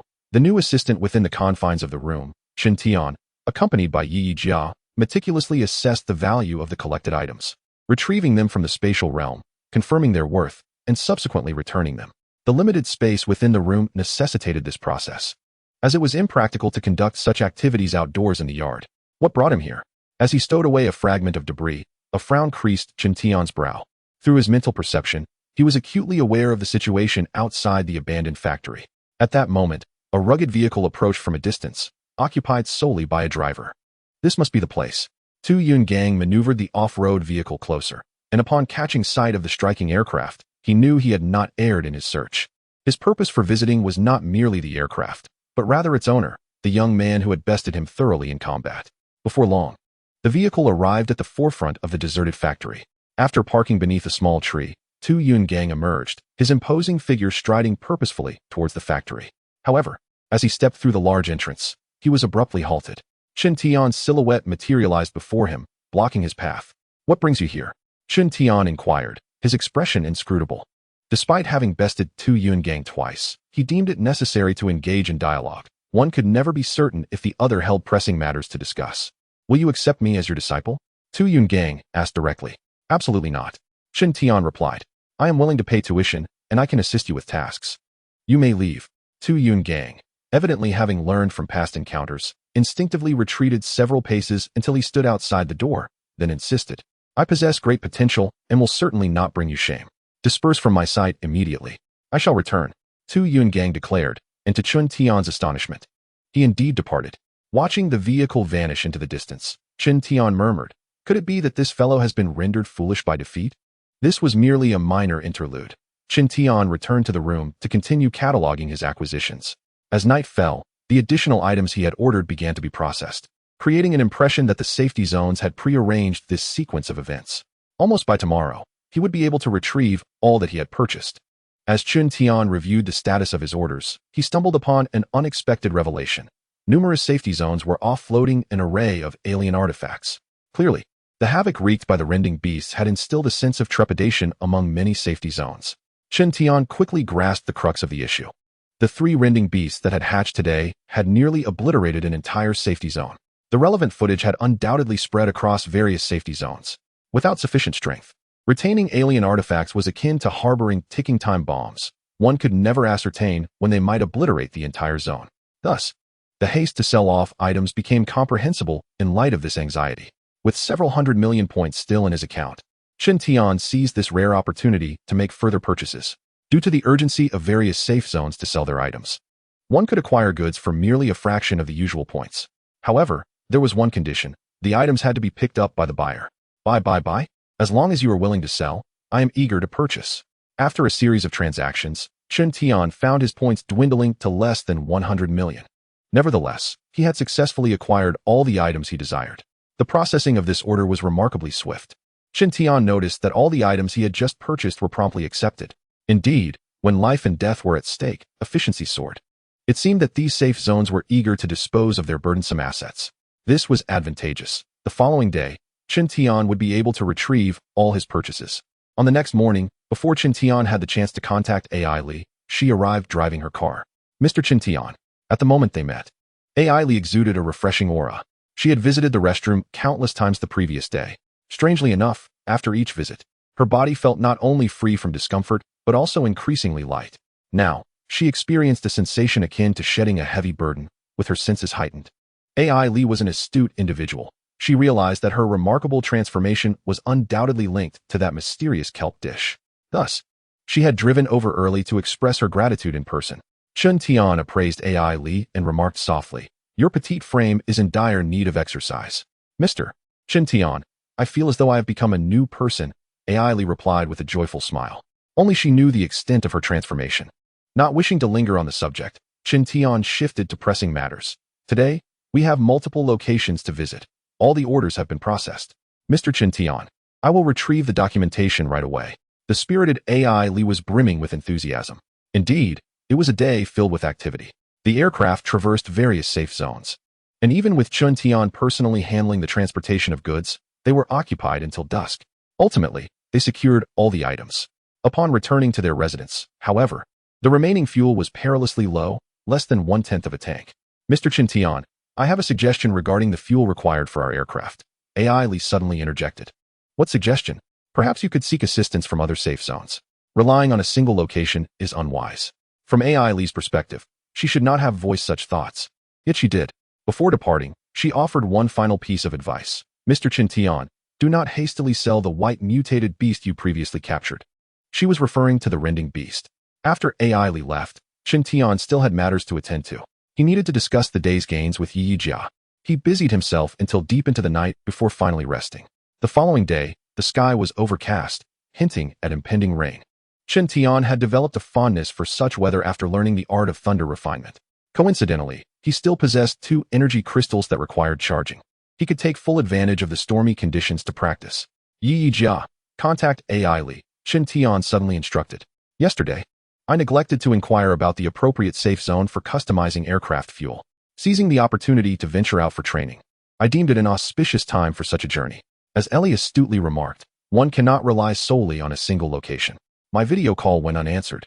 As Yi Jia expressed, could it be that you were too fatigued from yesterday's endeavors and have yet to rise?" A flicker of uncertainty crossed my mind, prompting me to decide to attempt again after a short interval. Half an hour later, while enjoying breakfast in my room, Ellie's video call finally came through. Upon connecting, I was taken aback by the visage that appeared. It was not Ellie, but a stranger. "Good day, Mr. Chen Tian. My name is Liang Jing, and I am your new assistant." My brows furrowed instantly. "Where's Ellie?" "Ellie has new assignments. I will be serving you from now on." Chapter 173. The necessity of meeting Ellie. The abrupt change in assistance was met with my strong disapproval. "Have Ellie contact me."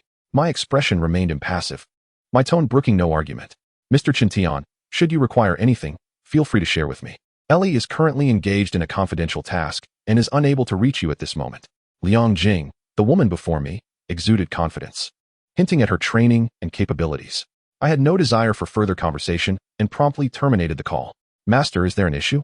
Yi Jia noted my altered demeanor and inquired hastily.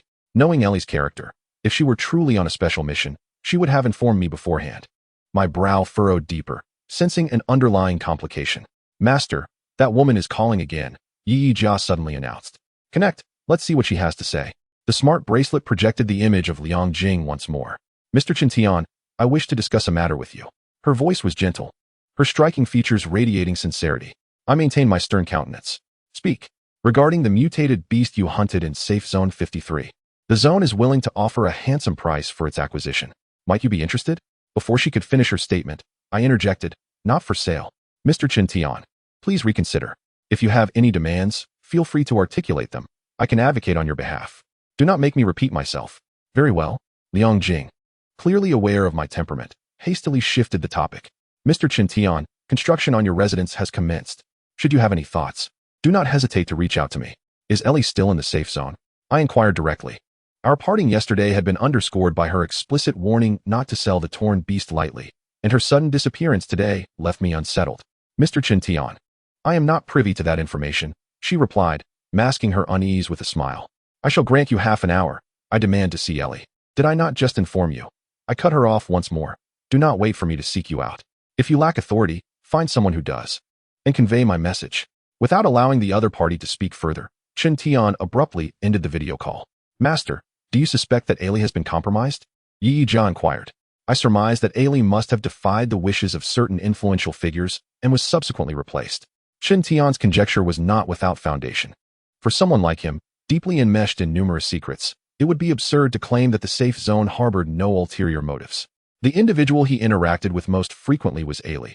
It was conceivable that a leader within the safe zone wished for Ailey to undertake a specific task, perhaps planting a listening device, and when she refused to comply, possibly even engaging in a dispute, the seasoned authority figures could not tolerate such insubordination.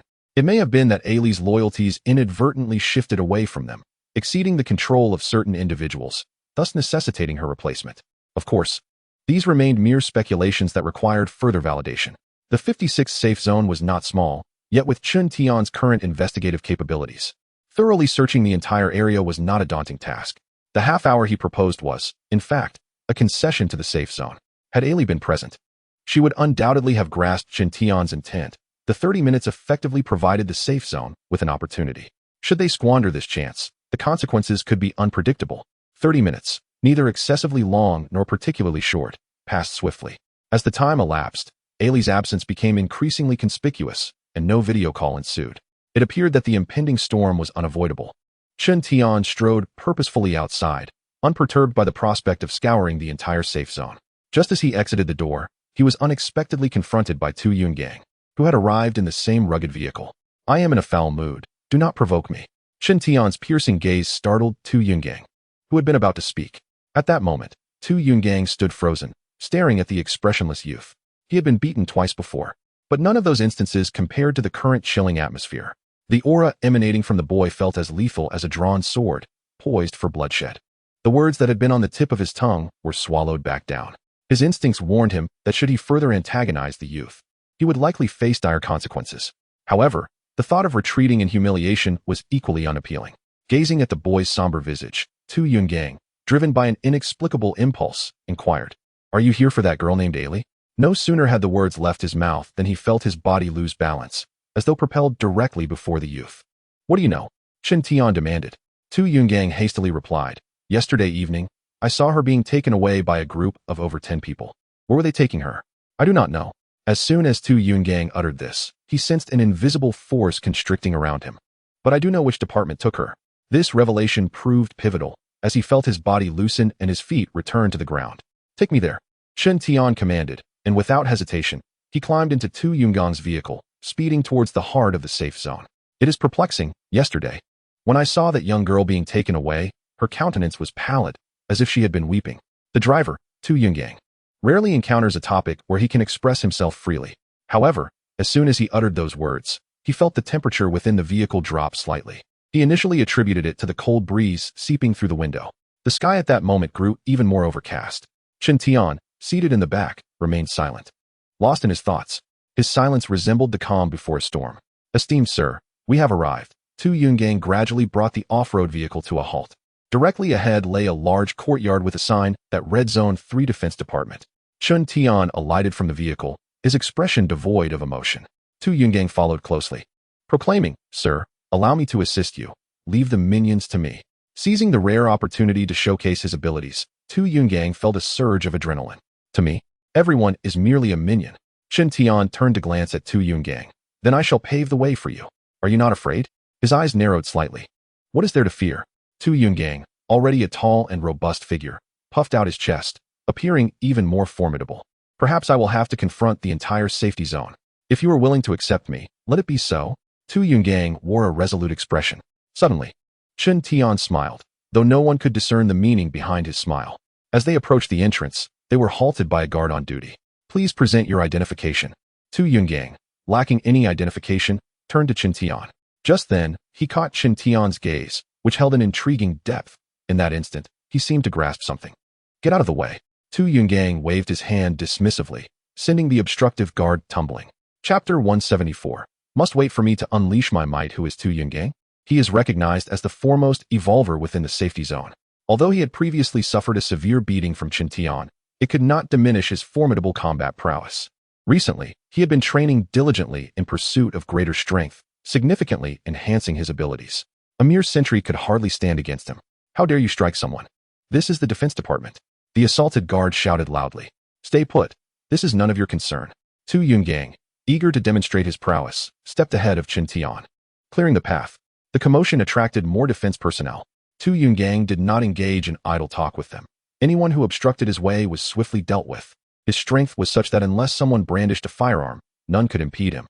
Thus, he advanced unimpeded, directly entering the Defense Department's office. Chen Tian followed closely, his mental probing enveloping the area, yet he did not detect Ella's presence. Bang! A door was forcibly kicked open by Tu Yungang. The man inside was visibly taken aback upon seeing the newcomers. "What do you intend to do?" Meng Fengkai's expression was one of terror. He was not intimidated by the imposing Tu Yungang, but rather by the sight of Chen Tian standing by the door. After all, it had been Chen Tian who had once hurled him into the sky 1,000 meters high. Had it not been for Ella's pleading at that time, he would not be sitting here today. "Where have you taken Ailey?" Chen Tian slowly approached and seated himself opposite the man. "You ought not to involve me in this matter." Meng Fengkai's voice trembled. He understood that if this young man before him wished to annihilate them, no one would intercede on their behalf. "Strike him." Chen Tian spoke lightly. Tu Yungang, now reduced to a mere enforcer, immediately complied. Bang! With a resounding thud. Before Meng Fengkai could react, Tu Yunggang's fist, akin to a heavy stone, crashed squarely into his face. "Have you lost your mind?" Meng Fengkai clutched his bleeding nose, glaring furiously at Tu Yungang. Indeed, Tu Yungang appeared deranged. In response to the accusation, he unleashed a kick. Meng Fengkai attempted to block, only to be sent flying, crashing heavily against the filing cabinet behind him. Bang! The steel cabinet buckled under the impact. Tu Yungang seized Meng Fengkai, lifting him effortlessly. "Where have you imprisoned him?" "Don't pretend you don't know. I witnessed you take him away," Tu Yungang inquired. Meng Fengkai was not made of stern stuff and burdened by fear. He soon divulged the truth. It turned out he was merely acting on orders. The previous night, they had taken Ailey from her residence and delivered her directly to the investigation department. As for her whereabouts now, he was oblivious. He was even unaware of why higher authorities had issued such directives. "Take him with us to the investigation department," Chen Tian commanded. Meng Fengkai was forcibly thrown into an SUV, and no one dared intervene, nor could anyone. Tu Yungang alone could overpower everyone present, not to mention the presence of Chen Tian, who had yet to unleash his capabilities. If Chen Tian chose to act, it would be far more than simply incapacitating those around them. The location of the investigation department was particularly sensitive, situated within a military protection zone. Reaching it necessitated passing through several checkpoints, each guarded by armed sentinels. At this juncture, Meng Fengkai's value became apparent. His identity served as their pass. The SUV navigated smoothly to the investigation department, an imposing edifice towering over 10 stories. Before they even disembarked, Chen Tian sensed that she was not there. Whoosh! The entire SUV suddenly soared into the air, startling Tu Yungang. The vehicle ascended directly towards the upper floors. Boom! With a thunderous crash, the SUV barreled through a window, landing heavily on a conference table. The meeting room had been in session, with high-ranking officials gathered around. The abrupt intrusion of the SUV sent everyone into a frenzy. The room erupted into chaos as panicked individuals scrambled to evade the oncoming vehicle. Click! The car door swung open, and Chen Tian stepped down with an impassive expression. The gazes of those surrounding him converged instantly. Perhaps Chen Tian did not recognize them, but they were all acutely aware of who he was. "Where's Ailey?" Chen Tian's eyes swept across the assembly. No one responded. All remained in shock, seemingly unable to recover from the astonishment. After all, they were on the 12th floor. How had the SUV breached their premises? "I shall grant you 30 seconds to respond." Chen Tian stood there in tranquil silence. Meanwhile, those present had yet to respond when members of the security team burst in. What transpired here? How did an off-road vehicle arrive? The newcomers were taken aback by the scene before them. They had entered, anticipating an assault by mutated beasts due to the commotion. "Get out. This is none of your concern." Chen Tian's gaze sharpened as he regarded the intruding guards. Naturally, they would not retreat at the mere sound of his words. Their duty was to protect those within. A cold snort escaped Chen Tian's lips. In the next instant, boom. A thunderous noise erupted as the defenders, along with the wall behind them, were sent flying. In an instant, dust filled the air. The remaining walls of the conference room began to crack, as if they were on the verge of collapse. Panic-stricken, the crowd instinctively fled. However, an unseen force immobilized everyone. As the 30-second mark arrived, with Chen Tian's declaration, no one could stand. They were heavily pressed against the concrete floor, unable to utter a sound due to the agony. "Master, the woman named Liang Jing is calling via video," the voice of Yi Jia abruptly echoed. As the video call connected, Liang Jing's anxious voice emerged. "Mr. Chen Tian, please remain calm. These individuals are afflicted with a strange illness and are on the brink of death. You may need to prepare for their remains." Through the camera, those on the other end could clearly see the dire situation in the conference room. The floor was strewn with individuals, their expressions twisted in pain, as if an immense weight bore down upon them. "Mr. Chen Tian," Liang Jing exclaimed almost desperately, "Ailey is already en route to your location." Strangely, the condition of the afflicted seemed to improve slightly, as though there was still hope for salvation. Following Chen Tian's words, the agony etched on the faces of those on the ground began to ease, yet they remained unable to rise. "You will see Ailey shortly," Liang Jing continued with urgency in her voice. Indeed, a quarter of an hour later, Ailey arrived, accompanied by several members of the security team. "Mr. Chen Tian." Ailey gazed at him, as if she had a plethora of unspoken words. Chapter 175. What confidence do you possess? It is said in ancient times, strike the mountain to scare the tiger. Chen Tian's decisive action instilled immense awe within the entire secure zone. Those high-ranking individuals who dared to test his limits now felt a chilling dread, as if a blade hung precariously above them. This incident, seemingly instigated by Ailey, was, in fact, a warning issued by Chen Tian. They believed that being shielded by heavy security would allow them to remain unscathed. However, in the face of absolute power, what does it matter how many protectors stand guard? The footage captured by surveillance cameras only deepened the confusion, despite the boy never having laid a hand on anyone. Walls crumbled and people were injured, with more than one being forcibly pinned to the ground, nearly crushed to death. The implications were terrifying. Facing the boy felt akin to confronting a deity. A mere glance from him could effortlessly claim a life. Who among us would not tremble at such a prospect? Who would dare assert that sheer numbers could subdue this youth? Thus, this incident concluded with much ado and little effect. In the end, Chen Tian not only faced no repercussions, but was also met with apologies from the safe zone. As for Ailey, she remained undoubtedly Chen Tian's exclusive assistant. Following this occurrence, none dared to replace her lightly. Indeed, when matters concerning Chen Tian arose, even those high-ranking officials would likely hesitate to make rash decisions. Ailey, designate Tu Yun Gang as my bodyguard, Chen Tian commanded upon returning to his residence. Certainly, Ailey responded eagerly, though internally she was quite astonished. Others may not have known, but she had witnessed twice the scene of Tu Yun Gang being soundly beaten by Chen Tian. How, in the span of a single day, had their relationship advanced? "Mr. Chen Tian, you still have one more quota available. Would you like to utilize it as well?" she inquired. "For the time being, I have no other candidates. Let the remaining spot remain vacant," Chen Tian replied. As an acknowledged scientist within the safe zone, he was entitled to designate 2 bodyguards. Tu Yun Gang's display of valor warranted this designation. It was less a reward and more a means of protection. Once he became his bodyguard, even if only nominally, the safe zone would think twice before taking action against him. After all, no one wished to see a repeat of today's events. "Mr. Chen Tian, do you wish to meet with Mr. Tu Yun Gang?" Ailey asked again. "No need. Simply inform him of this matter," Chen Tian replied. Ailey appeared hesitant, as if she wished to say more. Chen Tian turned to her. "Speak plainly. I detest beating around the bush." "Mr. Chen Tian, there are actually 2 factions within the safe zone," Ailey began, still unsure of how to articulate her thoughts. "Wherever there are people, there exists a hierarchy, especially in an area as vast as the safe zone.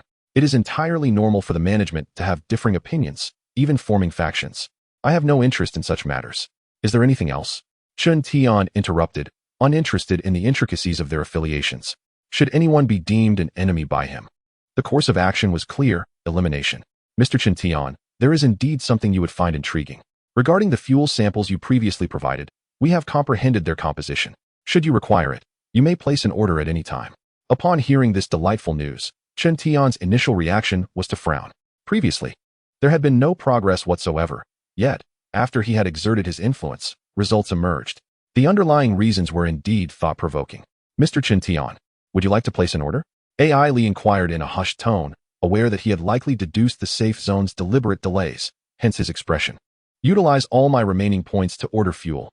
Chen Tian finally spoke after a prolonged silence. AI Li was taken aback. Mr. Chen Tian, are you planning to leave here? This clever young lady was quite perceptive. Chen Tian cast her an odd glance and softly replied, I will be departing for a few months. Mr. Chen Tian, your residence is currently undergoing reconstruction. Are you not planning to leave after its completion? I am pressed for time. Chen Tian spoke ambiguously. With the matter of fighter jet fuel resolved, he could set off for the tropical rainforest without any reservations, a prime location for cultivating the thunder refinement technique. It is foreseeable that in a few months, he would undergo a profound transformation. As to why it would take only a few months instead of a year or two, it is because an event of great significance to him is set to occur during that time. In his previous life, his awakening of thought energy was intricately linked to this forthcoming event. The purchased fighter jet fuel was soon delivered. Although Chen Tian intended to clear his account of points entirely for fuel, the safe zone was momentarily unable to provide such a large quantity of customized fuel. Ultimately, 2,000 points remained in his account. Mr. Chen Tian, the remaining fuel will be transported in batches by the safe zone. The refining process will require some time, said AI Li. I will collect the remaining fuel upon my next return.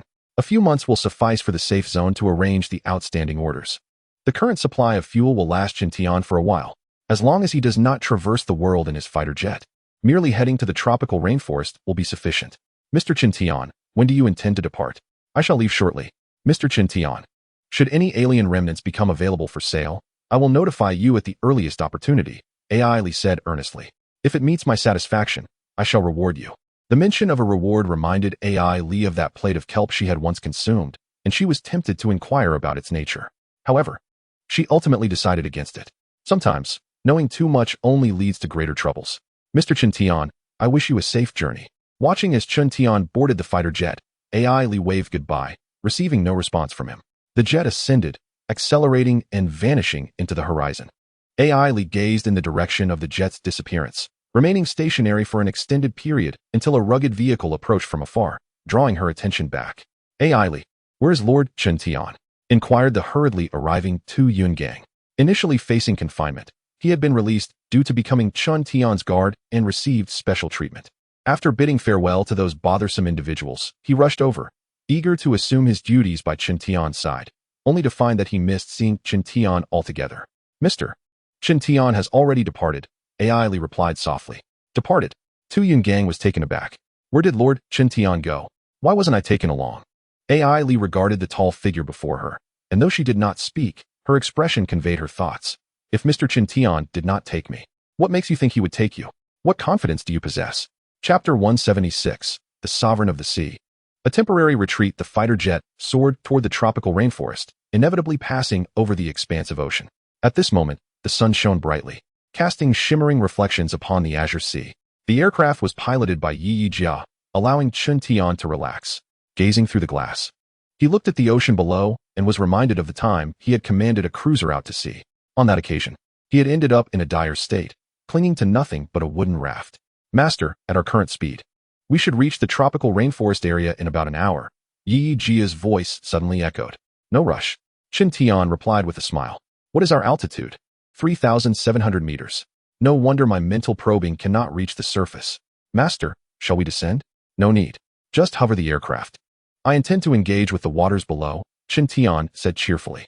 Since we're passing by, why not take this opportunity to collect some evolution orbs? It will also serve as a chance to validate my current combat prowess.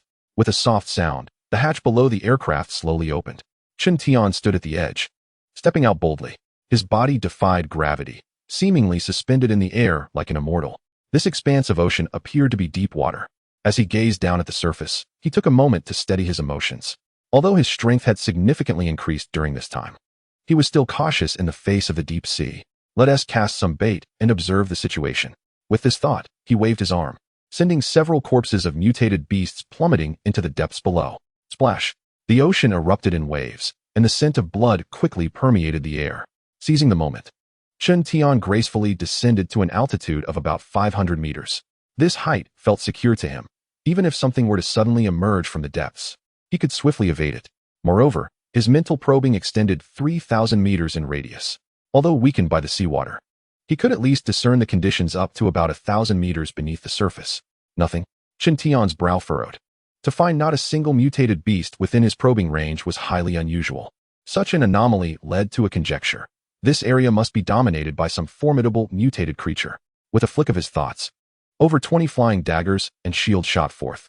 Master, please be cautious. A surge of energy is approaching at a speed of 713 meters per second. Yi Jia's voice resonated in his mind. Chen Tian, already serious, became even more vigilant. With a swift motion, grenades flew out from his private space. Simultaneously, Chen Tian ascended to approximately 1,500 meters in altitude, halting there. Given Yi Jia's sensitivity to energy, Chen Tian was convinced that an exceptionally powerful mutated creature was on the move. To traverse underwater at a speed exceeding 710 meters per second was beyond double the speed of sound. It has appeared. While waiting, a shadow finally emerged within the range of Chen Tian's probing. Before he could discern its full form, the surface of the ocean erupted violently, sending waves soaring 100 meters high. Something surged forth from the depths, sweeping towards Chen Tian's position. The speed was truly astonishing. In the blink of an eye, he had approached the shadow of the creature. Fortunately, he had prepared beforehand, unleashing dozens of grenades that detonated like celebratory cannons. Following this, a metallic shield, crackling with electricity, charged towards the looming shadow. Seizing the opportunity, he ascended once more into the skies. Upon reaching an altitude of approximately 2,000 meters, he finally discerned the nature of the shadow that had been rushing towards him. It was, astonishingly, 2 tentacles adorned with suction cups. Each suction cup was as large as a house, making it difficult to fathom the size of the underwater beast. Could it be a mutated octopus? He was utterly astonished. Having once slain a mutated octopus, he knew that this creature was in an entirely different league. The writhing tentacles could stretch up to a height of 1,000 meters. A feat attributable not only to its immense size, but also to its remarkable ability to extend and retract. Was this a royal-grade mutated beast? The oppressive aura emanating from it led him to such a conclusion. Even if it was not a royal-grade creature, it was certainly not far removed from that level. Taking a deep breath, he endeavored to calm his racing heart. A royal-grade mutated beast was a being that only a master could contend with. As long as he maintained a safe distance, it could not harm him. Gradually, a resolute spirit of battle returned to his countenance. Based on his observations, the creature's tentacles could only extend to an altitude of around 1,600 meters. If he remained above this height, even if the creature were indeed a royal-grade beast, it would merely be a target. If close combat was ill-advised, then ranged attacks would suffice. With a flicker of his mind, he summoned the floating daggers surrounding him to assault the imposing tentacles. The massive appendages resembled towering pillars of the ocean. However, the daggers merely grazed the surface, barely breaking the skin. To his astonishment, the tentacle exhibited remarkable regenerative capabilities, swiftly mending the minor breach. My current mental prowess has transcended my previous peak. Yet this is all I can achieve. Unwilling to concede, he summoned a highly penetrating dart. If the daggers were ineffective, he would change his weapon. Whoosh! The dart surged towards the tentacle at supersonic speed. Yet, to his surprise, the tentacle seemed to possess a keen awareness, swatting the dart aside with ease. Moreover, the suction cups on the tentacle contracted like flowers blooming and retracting. In the next moment, a jet of water, akin to a shockwave, surged directly towards him. He had believed his altitude was secure, yet he had not anticipated this maneuver from the creature. There was no time to conjure a shield. He resorted to his specialized skill, gold plating. Bang! The tremendous force, though unable to breach his defenses, propelled him to an even greater height. Soaked to the bone, he steadied himself. When he looked again, the tentacled monster had vanished, along with the daggers and darts he had just employed in his attack. Water dripped from his face. And at that moment, all the good spirits he had carried with him were utterly shattered. Master, do you have any commands? Please record this location. Recording complete. Excellent. When I become the master, the first to be slain shall be it. Chen Tian possesses the self-awareness to realize that, given his current strength, he cannot contend with the underwater monster. However, this has thoroughly ignited his competitive spirit. Since his rebirth, he has encountered such a formidable opponent for the first time. Knightly armor, proceed at full speed. Upon returning to the aircraft, Chen Tian has set a loftier goal for his tropical rainforest expedition. Chapter 177. From triumph to defeat. In an instant the aircraft gradually slowed, and the coordinates indicated that they had arrived at the tropical rainforest. From a high vantage point, a lush expanse unfolded before him. Truly, this is a tropical rainforest. Not only is the vegetation abundant, but the number of active mutated beasts is also considerable. Selecting an open area, the aircraft descended slowly. As for Chen Tian, he had already leaped down first. There was no telling if he might encounter the spirit of the plants within this forest again. Chen Tian's mental probing spread outwards in all directions. On land, he feared no mutated beasts. Those lurking in the grass or hiding beneath withered wood were all laid bare under his psychic awareness. Recalling the formidable mutated beast encountered in the deep sea, Chen Tian felt a lingering dissatisfaction. He must grow stronger. The mutated beasts of the deep sea possess a strong territorial instinct and will not temporarily assault the land. However, this is merely a temporary reprieve. Once a mutated beast reaches the royal level, it can lead other mutated beasts to unleash a beast tide, which would spell true disaster. With a soft sound, the aircraft landed steadily. Master, there are numerous faint energy fluctuations in this vicinity. The voice of knightly armor echoed in Chen Tian's mind. I am aware. Chen Tian approached the aircraft, extending his hand to store the entire vehicle within his spatial realm. Since he had arrived in the tropical rainforest, he would not need the aircraft for the foreseeable future, so it was better to keep it stored. With a wave of his wrist, the little black dog and little white cat, previously residing in the life space, were released. Woof, woof. The little black dog wagged its tail and approached Chen Tian, while the little white cat remained in place, grooming its fur. Were it not for these two little rascals being so prone to mischief, fearing they might damage the aircraft, Chen Tian would have released them long ago. However, the time is right now, as mutated beasts are already drawing near. It is time to test you both. Prepare for battle. Chen Tian spoke casually, revealing no signs of tension. He did not regard ordinary-level mutated beasts as a threat. Compared to the mutated beast encountered in the deep sea, those nearby were exceedingly weak. Suddenly, the little black dog, which had been wagging its tail in submission, instinctively assumed an attacking stance. Its ears perked up like antennas. The little white cat nearby also became vigilant at this moment. Currently, the Snow Emperor has a physique comparable to that of a lion. Its snow-white fur complemented by gem-like eyes, resembling a guardian of the forest. With a leap, the little white cat sprang onto a withered tree. If defeated, there will be no food.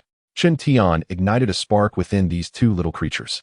Whether it be the small black dog or the petite white cat, both are gluttons at heart, especially when they are beside Chen Tian. Their palates have become quite discerning. Their utmost favorite is the nutrient-rich seaweed, which they indulge in almost daily. The thought of missing out on delightful meals due to losing a scuffle is simply intolerable. With a crunch, the small black dog unleashed its bone blades, its originally diminutive form swelling as if inflated like a balloon. It seems that these days, it has mastered the essence of two distinct genes. Perched upon a rock, Chen Tian narrowed his eyes. While one might perceive him as an inept master, he has been attentively observing the conditions of these two little companions. The reason the small black dog could expand its form lies in its magical skin traits. Meanwhile, the small white cat, under the diligent tutelage of the black dog, has also experienced a swift enhancement in its prowess, particularly excelling in speed attacks. Woof! The small black dog suddenly barked and transformed into a shadow, dashing forward in a rush of anticipation. After a period of tormenting the white cat, it had grown weary of the routine. Now, with a new adversary, it felt as though it had found a fresh toy. As for the white cat, it remained quietly nestled on a withered tree, blending almost seamlessly with the trunk, save for its strikingly white fur. Adopting a strategy of stillness to counter movement, it awaited the opportune moment. Perhaps from being frequently bested, it had developed a habit of observation, its gem-like eyes glimmering as they fixed intently on the underbrush across the way. The underbrush of the tropical rainforest was tall and lush.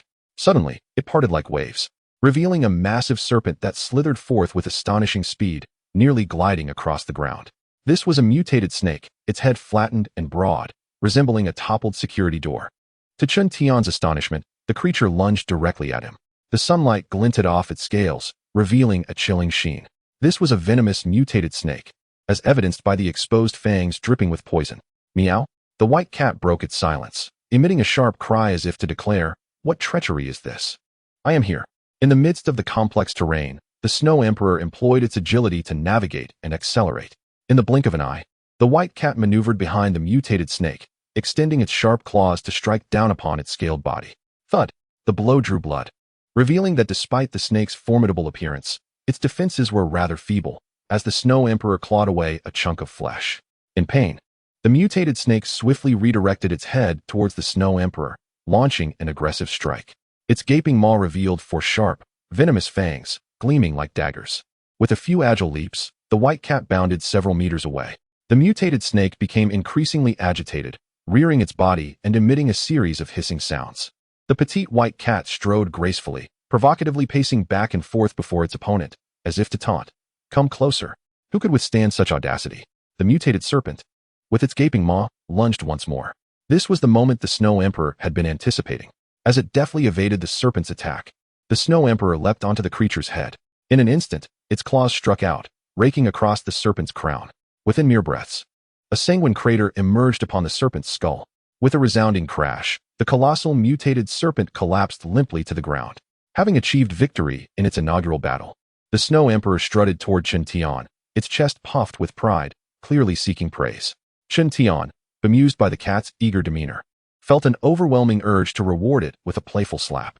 Just then, the seemingly vanquished mutated serpent displayed a flicker of life, unleashing a torrent of venom toward the white cat. The feline's lack of combat experience led to a grave oversight. Despite its swift reflexes, it could not evade the dispersing venom entirely. As the toxic liquid threatened to drench it, a shield materialized out of thin air, intercepting the venomous spray.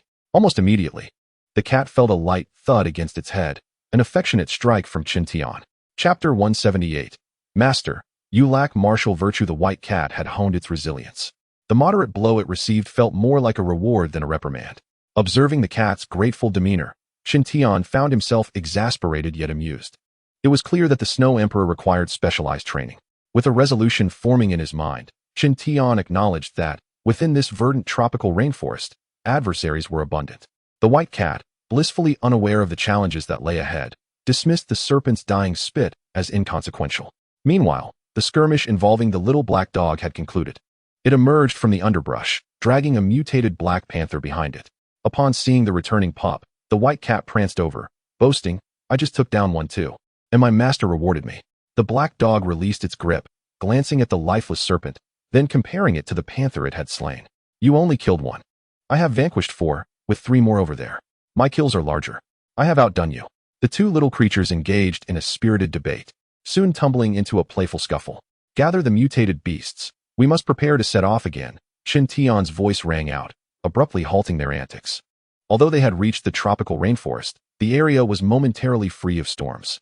They needed to find a shelter capable of providing refuge from the elements, preferably a cavern, spacious and ideal for sentry duty. To further enhance his own capabilities, Chen Tian sought not only to refine his mental energy, but also to develop his unique skills. Notably, he had procured a gravity chamber from the safety zone, which was particularly suited for training. In the tropical rainforest, true pathways were a rarity. Chen Tian merely followed a general direction, heading towards a place where undulating mountains loomed, likely to harbor suitable caverns for establishing a gravity chamber. Furthermore, the mountainous terrain would facilitate the practice of thunder refining techniques. Although the distance could be traversed in an instant by flight, Chen Tian preferred to walk. Along the way, he anticipated acquiring numerous evolution orbs and seizing the opportunity to hone the skills of his two little companions. The towering trees cast shadows that obscured the sunlight, rendering the area below somewhat dim. Even under the bright daylight, walking amidst these trees evoked a sense of eeriness. The intricate landscape concealed potential dangers, making it seemingly difficult to encounter mutated insects in this region. As he walked, Chen Tian's mental probing continuously scanned his surroundings. Mutated insects were formed through the fusion of second-generation genetic insects. In the tropical rainforest, there were no winters, and the abundance of resources ensured that food was never scarce, making the emergence of second-generation genetic insects improbable and, consequently, the formation of mutated insects unlikely. This was perhaps for the best. Should mutated insects proliferate, the entire tropical rainforest could be endangered. Mutated insects were omnivorous, consuming anything that could be eaten. To the left, two tyrants, you handle them. To the right, for snow emperors, that's your task. Chen Tian assigned combat missions to his little companions as they progressed. Having been confined in the life space for too long, the two little creatures grew increasingly eager to hunt. Meanwhile, Qin Tian was not idle. Utilizing mental energy, he manipulated flying knives to retrieve the mutated beast slain by his companions. Thus, they journeyed onward and finally arrived before the mountain range just as the sun began to set. Keep up. With a sudden burst of speed, Qin Tian dashed towards the rugged stones. His little companions, momentarily bewildered, quickly reacted and hurried to pursue him, whether intentional or not. No matter how fast they tried to run, Qin Tian seemed to grow ever more distant. This won't do. If we lose our little master, how will we survive? With a swift motion, the two little creatures unleashed all their energy, striving to keep up with their ungrateful master. After nearly half an hour of relentless effort in this extreme state, they finally found Qin Tian halted beside a rock. "You are far too behind," he remarked coolly while assessing his companions. The two little creatures lay there, panting heavily. They had not felt this exhausted even after battling mutated beasts. It truly felt as if their lives were at stake. "Prepare for combat. There's a formidable creature ahead for you to tackle," Qin Tian suddenly declared, leaving his weary companions momentarily stunned. "Master, you're not joking, are you?" they exclaimed, their faces reflecting a mix of confusion and disbelief. To confront an enemy in their current state was a daunting prospect. With a swift motion, Qin Tian soared into the sky. At that moment, his companions were left in shock. They could not fly. A thunderous roar erupted. As the two little creatures had yet to succumb to their unfortunate fate, a sudden, thunderous noise captured their attention. The sound emanated from several hundred meters away, perhaps due to their overwhelming fatigue. Neither of the little beings noticed that a mutated beast was charging toward them. The ground trembled, and rocks rolled with a resounding crash. This approaching creature resembled a moving cottage, its size beyond comprehension.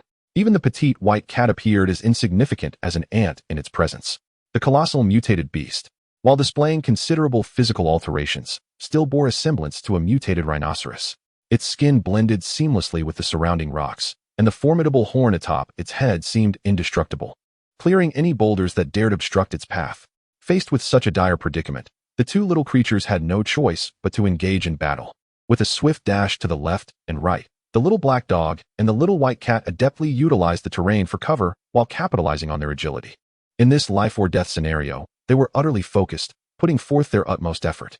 Despite their frequent squabbles, they exhibited remarkable coordination at this critical juncture, transforming into two shadows of black and white that continually shifted positions.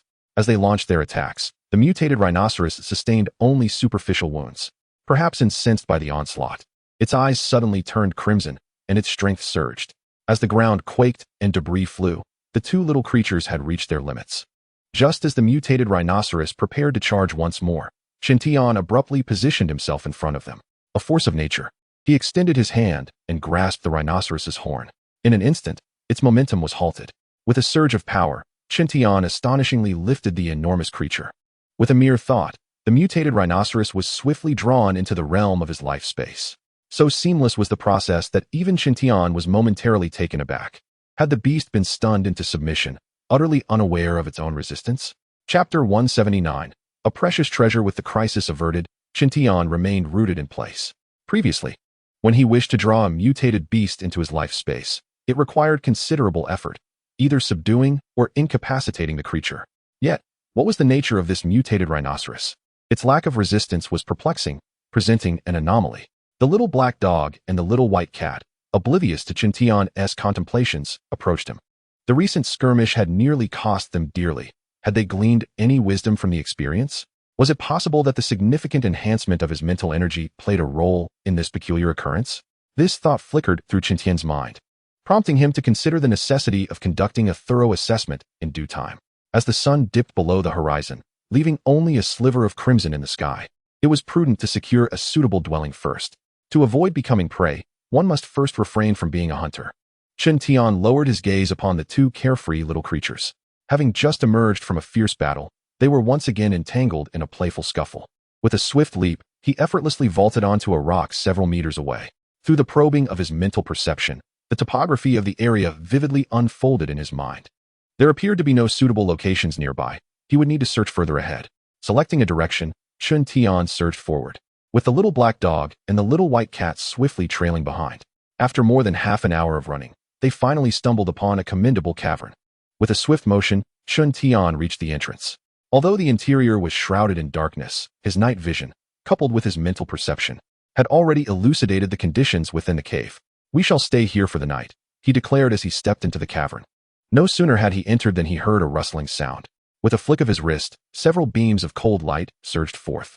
Within mere moments, the entire cave fell silent, the lurking mutated beasts having been eradicated. This was a natural cavern. The initial passage was somewhat treacherous, with a rugged and slick floor. However, after a few minutes of walking, a sense of clarity washed over him. Before him lay an expansive area, reminiscent of a vast gymnasium. "Ye Jia, how do you find this place?" he inquired. "This spot is suitable for installing the gravity device, though the ceiling requires some clearing to prevent the stalactites from crashing down." "Quite simple." With that, Chun Tian commenced his work. Armed with a battle knife, he began to strike at the rocks above.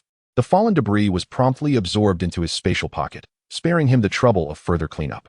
The gravity chamber was, in essence, a device that, once activated, would create a functional area akin to a room. The little black dog and the little white cat felt uneasy in the pitch-black surroundings. While they too possessed night vision, their sight was significantly diminished compared to daylight. With a sigh, Chun Tian returned to the ground, and, with a flourish of his hand, several energy lamps illuminated the space. The distance from the ground to the ceiling surpassed 30 meters, ensuring that the gravity device would remain unaffected, thus alleviating concerns about potential rockfalls. After a simple dinner, Chun Tian retrieved the gravity device, eagerly anticipating the surprises that this alien technology might bestow upon him. "Master, please install the energy cube filled with power," Ye Jia instructed. Lacking any physical form and relying on Chun Tian for operation, in his possession were 3 energy cubes, one of which was fully charged, while the other 2, having been purchased recently, could not yet serve as power sources. "Is it sufficient to place it on this tray?" Chun Tian, a novice in handling such intricate apparatus, felt somewhat out of his depth. As the saying goes, every trade has its expert. How he wished Ye Jia had a physical presence. "Master, the next step is to activate the energy of the energy cube. Every night, Ye Jia is considerate. She projects the operational steps onto the smart bracelet, and Chun Tian merely needs to follow suit."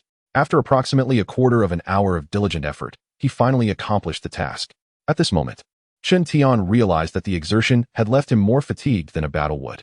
He had genuinely feared that any misstep in operation would render this hard-earned gravity chamber useless. "Ye Jia, as an intelligent life form, can your body be replaced by smart machinery?" Chun Tian suddenly inquired. If Ye Jia could inhabit the smart bracelet, could it not similarly attach itself to machinery? "I have no interest in inferior machines," Ye Jia retorted with a touch of pride. Chun Tian then asked, "What was your previous form like?" "A puppet armor." "What?" Chun Tian was taken aback, unable to comprehend. To human perception, it resembled something akin to a mechanized warrior. Upon hearing Ye Jia's words, Chun Tian began to understand the origin of her name. "Master, the gravity chamber has been activated and is ready for gravitational adjustments. How many times of gravity would you like to initiate?" Ye Jia diverted the topic. "What is the maximum adjustment possible?" "Approximately 15 times. Let us begin with 1 time of gravity." "Understood, master." With a hum, as the exterior of the gravity chamber illuminated with special symbols, Chun Tian could distinctly feel his body grow heavier, though the impact was minimal. "Master, we are currently at 1 time gravity. How does it feel?" "I don't feel much difference. Increase the gravity to 5 times. Master, 5 times gravity has been activated. This time, Chun Tian could perceive the change in his body, akin to donning a suit of armor weighing hundreds of pounds. Moreover, he sensed some unusual conditions within his body. As he casually threw a few punches, the energy expenditure became evidently accelerated. Increasing gravity is not merely about adding weight. It can also influence blood circulation, the functioning of various organs, and energy consumption. This is intriguing. Ye Jia increased the gravity by another notch. After acclimating to 5 times gravity, Chun Tian spoke again. "Raise it to 8 times, and let it stabilize." Under 8 times gravity, Chun Tian practiced his sword movements, and before long, he was drenched in sweat. What a remarkable tool. Chun Tian understood that training under several times the normal gravity not only hones the body, but also tempers the will. Most importantly, it significantly accelerates the pace of cultivation. A preliminary estimate suggests that 1 hour of training under 8 times gravity equates to 5 or 6 days of prior training. With this exceptional apparatus to assist him, Chun Tian's breakthrough to mastery would be greatly expedited. Perhaps, he would not have to wait long before confronting that royal-level mutated beast in the deep sea. Chapter 180. Chun Tian, the novice for 2 consecutive days. It had not rained in the area Chun Tian had chosen. Fortunately, the activation of the gravity chamber provided him with alternative training methods. Unconfined by the need to await stormy weather, under several times the normal gravity, he could still refine his mental energy, albeit with limited efficacy. Tyrant and Snow Empress. If you wish to frolic, venture over there. This time, indulge yourselves to the fullest.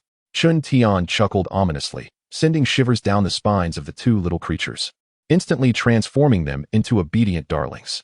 Unfazed by their demeanor, he gave each a swift kick, propelling them into the realm of gravity. The gravity was now set to 5 times the normal level. As they entered this forceful domain, discomfort washed over them. They shook their heads vigorously, trying to shake off the invisible restraints binding their bodies. What's this? Why have you stopped? Weren't you just reveling in joy? With a flick of his wrist, a palm-sized piece of kelp materialized before him.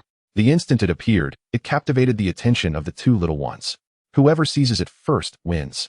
With that, Chun Tian manipulated the kelp with his psychic energy, guiding it to hover between the two creatures. This was clearly a provocation. Woof. Meow. The two little beings became immediately animated, disregarding everything else, and lunged toward the swaying kelp. However, they failed to grasp it, colliding with each other instead. Both were tenacious by nature. Undeterred by their initial failure, they recalibrated and continued their pursuit. Thus, the chase ensued, with the kelp floating gracefully above. Back and forth they went, tirelessly engaged. Eventually, one was exhausted like a dog, the other like a cat, yet the kelp remained teasingly aloft. What's this? Have you lost your appetite? Under Chun Tian's control, the kelp danced provocatively in the air. Perhaps fatigued from their exertions, both little creatures panted with tongues lolling, neither making a move. Chun Tian recognized they had reached their limit. Knightly armor relieved the gravity. As gravity returned to normal, the kelp split in two, landing right beside the snouts of the little black dog and the little white cat. Faced with this delectable offering, neither creature hesitated, swallowing it whole. This kelp, a leaf of the spirit of plants, was imbued with pure energy, possessing miraculous restorative properties. Soon after consuming it, the two little ones would be revitalized. Boom. At that moment, a rumble echoed from outside the cavern. Hearing this sound, Chun Tian couldn't help but chuckle. Finally, he could practice the thunder refining method. Before exiting the cavern, he deftly stowed the gravity chamber resting on the ground. Such a valuable item could not be jeopardized by carelessness. The little black dog and little white cat, too fatigued to move, were disregarded by Chun Tian as he soared to the peak of the highest mountain. Boom. As the thunder roared once more, torrential rain cascaded down. Truly, this was the tropical rainforest. The volume of rainfall here was unparalleled by any other region. In mere moments, Chun Tian was drenched to the bone. Whoosh. Battling the downpour, he conjured an energy cube. Now seasoned with experience, the energy cube soared like a balloon, rising defiantly against the rain. With a powerful release, an immense wave of psychic energy surged forth, akin to a colossal hand lifting above his head. Crack! A flash of lightning, akin to a sharp sword, cleaved through the dark clouds, descending with unyielding force. Despite the filtering of the energy sphere, a substantial current surged forth, striking Chun Tian's body. At that moment, the fruits of his recent cultivation became evident. The current coursed through him, yet he felt no discomfort. His physique had developed an extraordinary resistance to electricity. Crack! Thunder rumbled on, as the storm persisted. Chun Tian engaged in the art of thunder refinement, immersing himself wholly in the experience. Unbeknownst to him, his body underwent subtle transformations with each successive strike of lightning. Zing! The most conspicuous change was the emergence of slender arcs of electricity that flickered around him. Rain continued to pour, the thunder roared incessantly, and the lightning flashed repeatedly. This was the tropical rainforest, the realm of the highest rainfall on the planet. Time slipped away unnoticed, until at last, the rain ceased and the skies cleared. Observing himself now, Chun Tian found his garments tattered and soaked, hanging down in a comical manner. Whoosh! The energy sphere above was drawn back by Chun Tian. Knight armor. How much electrical energy has been collected? He inquired. Master, the electrical energy within the energy sphere has reached 1/5, came the response. 1/5? Chun Tian was taken aback. Previously, gathering electrical energy had required considerable effort. How was it that he had amassed so much in this instance? Master, the electrical energy here is abundant, and you must have sensed it during the lightning strikes, Knight armor elucidated. Thus, it seemed that after a few more encounters, the energy sphere would be fully charged. Realizing this conclusion, Chun Tian felt he had come to the right place. Not only were there abundant mutated beasts to hunt, but also an inexhaustible source of lightning power to harness. It was an excellent location for cultivation. At present, the celestial, terrestrial, and human conditions were all in his favor. When he returned to the 56th safe zone in a few months, what level of prowess would he have attained? Upon returning to the cave, Chen Tian discovered that the little black dog and little white cat were absent. However, he felt no concern, as there were no formidable mutated beasts in the vicinity. Even if they encountered a Lord-level mutated beast, the two little creatures possessed the skills to escape unscathed. Buzz, his mental perception radiated outward, akin to a stone cast into tranquil waters, creating ripples that swiftly expanded in all directions. Soon, Chen Tian locked onto the figures of the little black dog and little white cat, each carrying prey as they approached. It seemed the tyrant and Snow Empress were also putting in their efforts.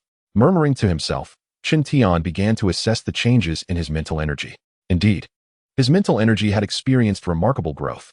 Methodology, it seemed, held greater importance than mere toil. Chen Tian increasingly recognized the distinction between possessing a cultivation method and lacking one. Knight armor, aside from the thunder refinement technique, what else can you teach me? He asked with eager anticipation. Master, given your current circumstances, establishing a solid foundation is of utmost importance. Am I not already laying a solid foundation? Chen Tian inquired, somewhat astonished. He has now surpassed his former peak. Master, should I speak the truth? Speak. Although he knew that what Yi Jia was about to say would dampen his spirits, Chen Tian still desired to hear the unvarnished truth. Master, the thunder refinement technique I imparted to you is merely a small portion of the foundational teachings. You must master the power of lightning to meet the basic requirements. Chen Tian was taken aback. According to Yi Jia, even if he were to break through and become a controller, he would still be nothing more than a novice at the foundational stage. Chapter 181, Control of Energy. Why must there be only 1 days past one after another, and in the blink of an eye, 10 days had elapsed? Now, the energy spheres in Chen Tian's hands were fully charged, and his mental energy had undergone a qualitative transformation. With a crackle, Chen Tian sat on a rock, gazing at the flickering arcs of electricity dancing in his palm. He never imagined that his mental energy could transform into lightning. When he first discovered this, he was stunned for quite some time, and now he was entranced by the blue arcs. The hallmark of becoming a controller is the mastery of one's innate source energy. Could it be that my innate source energy is of the lightning attribute?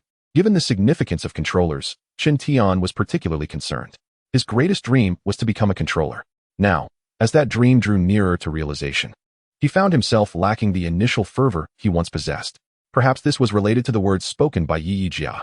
The controllers, regarded as saviors, are merely fledgling novices in the face of cosmic powerhouses. This revelation was indeed a heavy blow. Chen Tian couldn't even begin to fathom the extent of his former master's might. Master, meteorological monitoring indicates that there will be no rain in this area for the next 2 days. Yi Jia's voice suddenly rang out. Even in a tropical rainforest, it is impossible for it to rain every day. I understand.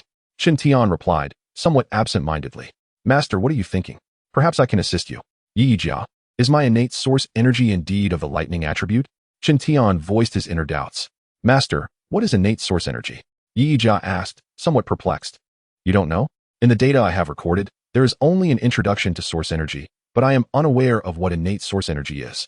Chen Tian was momentarily taken aback, realizing that no controllers had emerged yet, and the introduction to innate source energy would be disclosed in the future international alliance. Innate source energy refers to the elemental energy one masters. Due to the uniqueness of the controlled elemental energy, it is termed innate source energy, Chen Tian explained. Why can one only master a single type of elemental energy? Yi Jia posed another question. Isn't it so? Certainly not. The type of elemental energy one masters is related to cultivation and control. For a mental practitioner to be deemed competent, one must master at least 3 types of elemental energy. What? Chen Tian was astonished. Not to mention my master, I alone have mastered 13 types of material energy. Furthermore, my master's loyal attendants also command 5 or 6 types of energy, and some of them are merely warriors. Very well. The revelations from Yi Jia once again struck Chen Tian profoundly. Master, it is truly unwarranted for you to be troubled by such matters at this moment. You ought to seize the time to enhance your strength, lest you encounter formidable opponents that you cannot overcome. You speak wisely. Chen Tian clenched his fist, and the once flickering arcs of electricity vanished in an instant. Compared to the human survivors, his current prowess was indeed exceptional. However, when juxtaposed with the royal-level mutated beasts of the ocean, he still fell significantly short. Not to mention the unknown extraterrestrial entities. The last creature he encountered, the rending beast, was merely a low-level trial beast, yet it possessed the power to obliterate the safety zone shortly after its hatching. If he were to confront a higher-level trial beast, Chen Tian was uncertain if he could maintain his composure as before. Within the cave, Chen Tian sat cross-legged on the stone floor. Nightshade armor. Activate tenfold gravity. Understood, Master. Tenfold gravity has been successfully engaged. Seated upon the ground, Chen Tian's expression remained unchanged. Under the influence of the tenfold gravity, his body instinctively adjusted itself. With a swift extension of his arm, 2 energy cubes soared forth. These diminutive energy cubes, under the weight of tenfold gravity, were as heavy as several hundred pounds. Yet, at this moment, they floated before Chen Tian like feathers. In the absence of a thunderstorm, he resolved to create an electric environment. With a crackle, the 2 energy cubes flanked Chen Tian, each releasing a powerful current. Do not underestimate these small energy cubes. Their interiors have absorbed the natural lightning. The formidable currents emanating from the energy cubes began to converge around Chen Tian, as if drawn by an invisible force. With his eyes gently closed, Chen Tian gradually found himself levitating. As his assistant, Nightshade armor adjusted the intensity of the currents released by the energy cubes according to Chen Tian's condition. The flickering arcs of electricity, akin to drawn silk, initially gathered around Chen Tian, but gradually began to penetrate his body. However, from Chen Tian's demeanor, it seemed he felt no discomfort.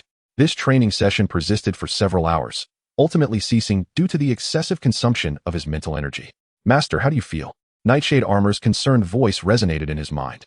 I feel as though I am on the verge of grasping something elusive, Chen Tian replied. A hint of reluctance in his tone. This vague sensation felt akin to witnessing a treasure, yet being unable to claim it. It seems you are on the cusp of a breakthrough. Nightshade armor congratulated him in advance. Yet, Chen Tian did not exhibit any joy. Until he achieved that breakthrough, he still felt a lingering inadequacy. Even that slight deficiency could represent an insurmountable chasm. Otherwise, with so many individuals awakening in the future, why are so few able to ascend to the ranks of the controllers? Nightshade armor. How much energy has been consumed from the energy cubes? Chen Tian extended his hand, and the 2 energy cubes slowly floated closer. The energy expended is negligible. It appears that next time, I must amplify the current during my training. Master. Excessive current may induce pain. Prolonged accumulation of pain can influence one's temperament. Nightshade armor cautioned earnestly. No matter. As a reincarnator, Chen Tian's resolve is far from easily shaken. After extracting some kelp from his private space and consuming it, he felt his spirits rejuvenate significantly. One cannot deny that the leaves of the spirit plants serve as exquisite supplements. Regrettably, it is impossible to concoct a potion from these leaves. Direct consumption would deplete some of their nutritional and energetic essence. Although the erudite Yi Jia possesses knowledge of potion crafting, she lacks a physical form and the necessary instruments at her disposal. While Chen Tian was adjusting and recovering, he was suddenly startled by the distant rumble of thunder. How peculiar. The weather data clearly indicated that this region would remain dry for the past 2 days. Upon realizing that it was not thunder but the sound of aircraft, his eyes gleamed with interest. He immediately soared out of the cave. Above, several warplanes soared through the sky, their designs reminiscent of Chen Tian's own aircraft. The sudden deployment of such numerous planes piqued his curiosity. What could lie ahead? Ignoring his fatigue, he stealthily followed. Chapter 182. Alien relics. The warplanes were flying at a low altitude, suggesting that a landing was imminent. To avoid detection and due to his still depleting psychic energy, Chen Tian opted for a ground-following approach. His body swiftly navigated through the trees, the lush vegetation perfectly concealing his figure. After a while, he finally spotted the aircraft descending in the distance. With a swift leap onto a large tree, he was astonished to discover a camp. Observing the moving silhouettes ahead, his curiosity intensified. This did not resemble a safe zone. Rather, all visible figures were armed individuals. Furthermore, a portion of them donned black battle armor. Could these individuals hail from the same place as the foreign foes he had previously vanquished? Chen Tian's suspicions were not unfounded. Firstly, the armor worn by these individuals bore a striking resemblance to that of his earlier adversaries. Secondly, the recently landed aircraft did not appear to be mere products of casual manufacturing, signifying a unified force. Master, I sense faint energy fluctuations. Yi Jia's voice suddenly resonated. What have you discovered? Chen Tian inquired eagerly. The energy is very weak and intermittent, suggesting the operation of a device that masks energy. If I am not mistaken, there must be alien remnants over there. Yi Jia's revelation transformed Chen Tian's curiosity into anticipation. Could they have indeed found extraterrestrial relics? With that thought flashing through his mind, he could no longer contain himself and resolved to draw closer. With a swift motion, Chen Tian glided forward like a specter, determined to close the distance for better psychic probing.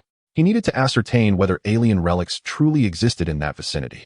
The figures descending from the aircraft were clad entirely in suits of armor, their bodies enveloped in a protective shell of steel, exuding an air of authority and intimidation. What circumstances could have arisen here? Inquired one of the armored men. Report, Commander, all is normal. Excavation is ongoing. We must not be complacent. Heighten the perimeter security. And report any developments immediately. Yes, sir. As the conversation unfolded, the sudden crack of gunfire pierced the air. What is happening? The armored man demanded furiously. Commander, a mutated beast approached the perimeter and has been neutralized, came a voice over the radio. This area is a tropical rainforest, rife with mutated creatures. We must remain vigilant. Understood, Commander. Now, lead us to the extraterrestrial ruins. Certainly, Commander, this way. The soldiers stationed there guided the armored warriors who had arrived for support forward. Originally, there was no path, yet the ground bore the marks of wheels, and nearby trees had been felled. As they proceeded, a sudden, urgent alarm blared. In an instant, personnel who had been on standby surged forth, each brandishing their machine guns, scanning for threats. What has transpired now? The armored man halted. Commander, a life detection device has identified a suspicious light point that has breached the front line. What is the nature of the intruder? He pressed. Commander, we have yet to ascertain. The speed of the light point is too swift, and we can only track its trajectory through the detection device. I grant you the authority to transmit the detection imagery to me. Yes. The urgent alarm continued to sound, and those stationed there remained on high alert, utilizing every available detection instrument, yet still failing to discern the nature of the intruder. The more elusive the enemy, the more terrifying it becomes. With the data being shared, the recently landed armored warriors sprang into action. They operated with precision, forming triads and darting toward different directions, seemingly intent on creating a search net for a thorough sweep. Whoosh! Like a wraith, Chen Tian flickered and finally took cover behind a boulder. Have I been detected? Furrowing his brow, Chen Tian pondered how he had been discovered. He had been exceedingly cautious during his infiltration, yet the alarm had still been triggered. Could it be that among these individuals there exists someone with the ability to detect him? Having been discovered, he resolved to confront them. With this thought, Chen Tian remained in place, awaiting their approach. From his vantage point, he released his mental probing, capable of enveloping the entire camp. Although his psychic energy had yet to replenish, it did not hinder his ability to employ his detection skills. How vast! Under the mental probe, the armored men converging could be distinctly visualized in Chen Tian's mind. However, his recent intuition had been regarding the extraterrestrial remains being excavated within the cave. 3 excavators were diligently at work, revealing alien remnants that towered over 10 meters. Chen Tian possessed the ability to perceive subterranean conditions. Yet he was astonished to find that his mental probing could not encompass the entirety of the extraterrestrial wreckage. The portion buried underground resembled a cosmic battleship, strange in shape, yet immensely vast. He pondered whether his personal domain could accommodate such a colossal entity. At that moment, Chen Tian's gaze became fervently intense. Just as excitement surged within him, several armored figures surged forward. They had accurately pinpointed Chen Tian's location using data shared from a life detection device. Is that a child? Upon seeing Chen Tian, the armored men paused momentarily.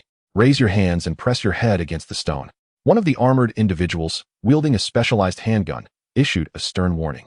This handgun was larger than a submachine gun, its dark muzzle indicating that the ammunition was undoubtedly custom-made. Chen Tian remained motionless, his sharp eyes scanning the group. Raise your hands, immediately. The armed man raised his voice, his booming tone suggesting he was poised to pull the trigger at any moment. Who do you think you are? Why should I obey you? Chen Tian responded in their language. After all, it was merely a battle, and the one at a disadvantage would not be him. What was there to fear? Despite the immense toll that training had taken on his physical and mental energies, he felt more than capable of handling these individuals. This boy is problematic. Capture him and inquire if he has any accomplices. The secrets here must not fall into the hands of foreign powers. If he resists, eliminate him on the spot. The armored men communicated through the intercoms in their helmets, unaware that their signals and codes had already been intercepted by Yi Jia. Chapter 183. Encountering a formidable foe. Nano Blade Edge. The fully armored figures remained oblivious to the fact that their dialogue had been compromised. Do not resist futilely. Raise your hands at once. The dark muzzle had already locked onto Chen Tian, as the man warned while subtly signaling his companions to take action. 2 armored individuals, believing themselves well concealed, were slowly encircling from both sides. Chen Tian stood his ground, not out of underestimation of these men, but rather because he dismissed them entirely. Whoosh! The 2 encroaching figures lunged simultaneously. If they could momentarily restrict the youth's movements, the others would be able to swarm him. Once they captured the boy, They could interrogate him at their leisure. Boom, boom. Two resounding thuds echoed, akin to a mighty hammer striking their hearts.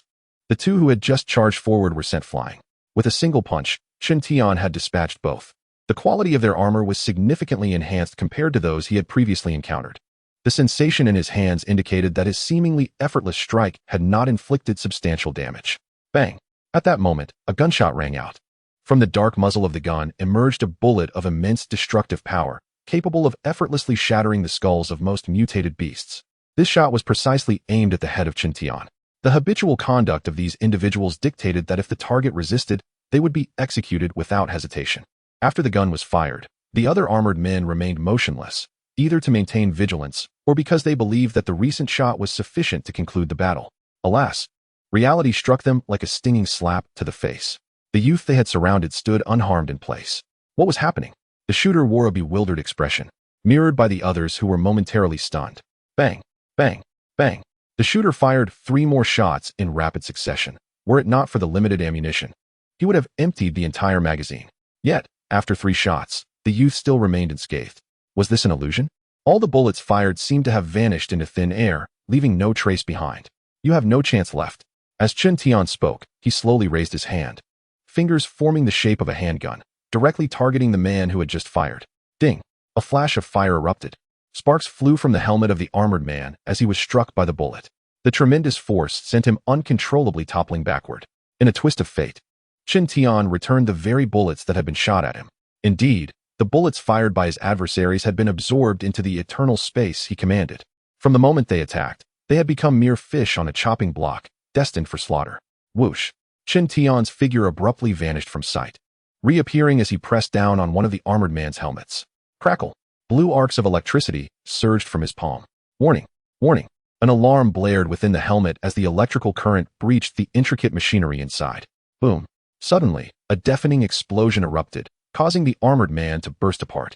This was something Chen Tian had not anticipated.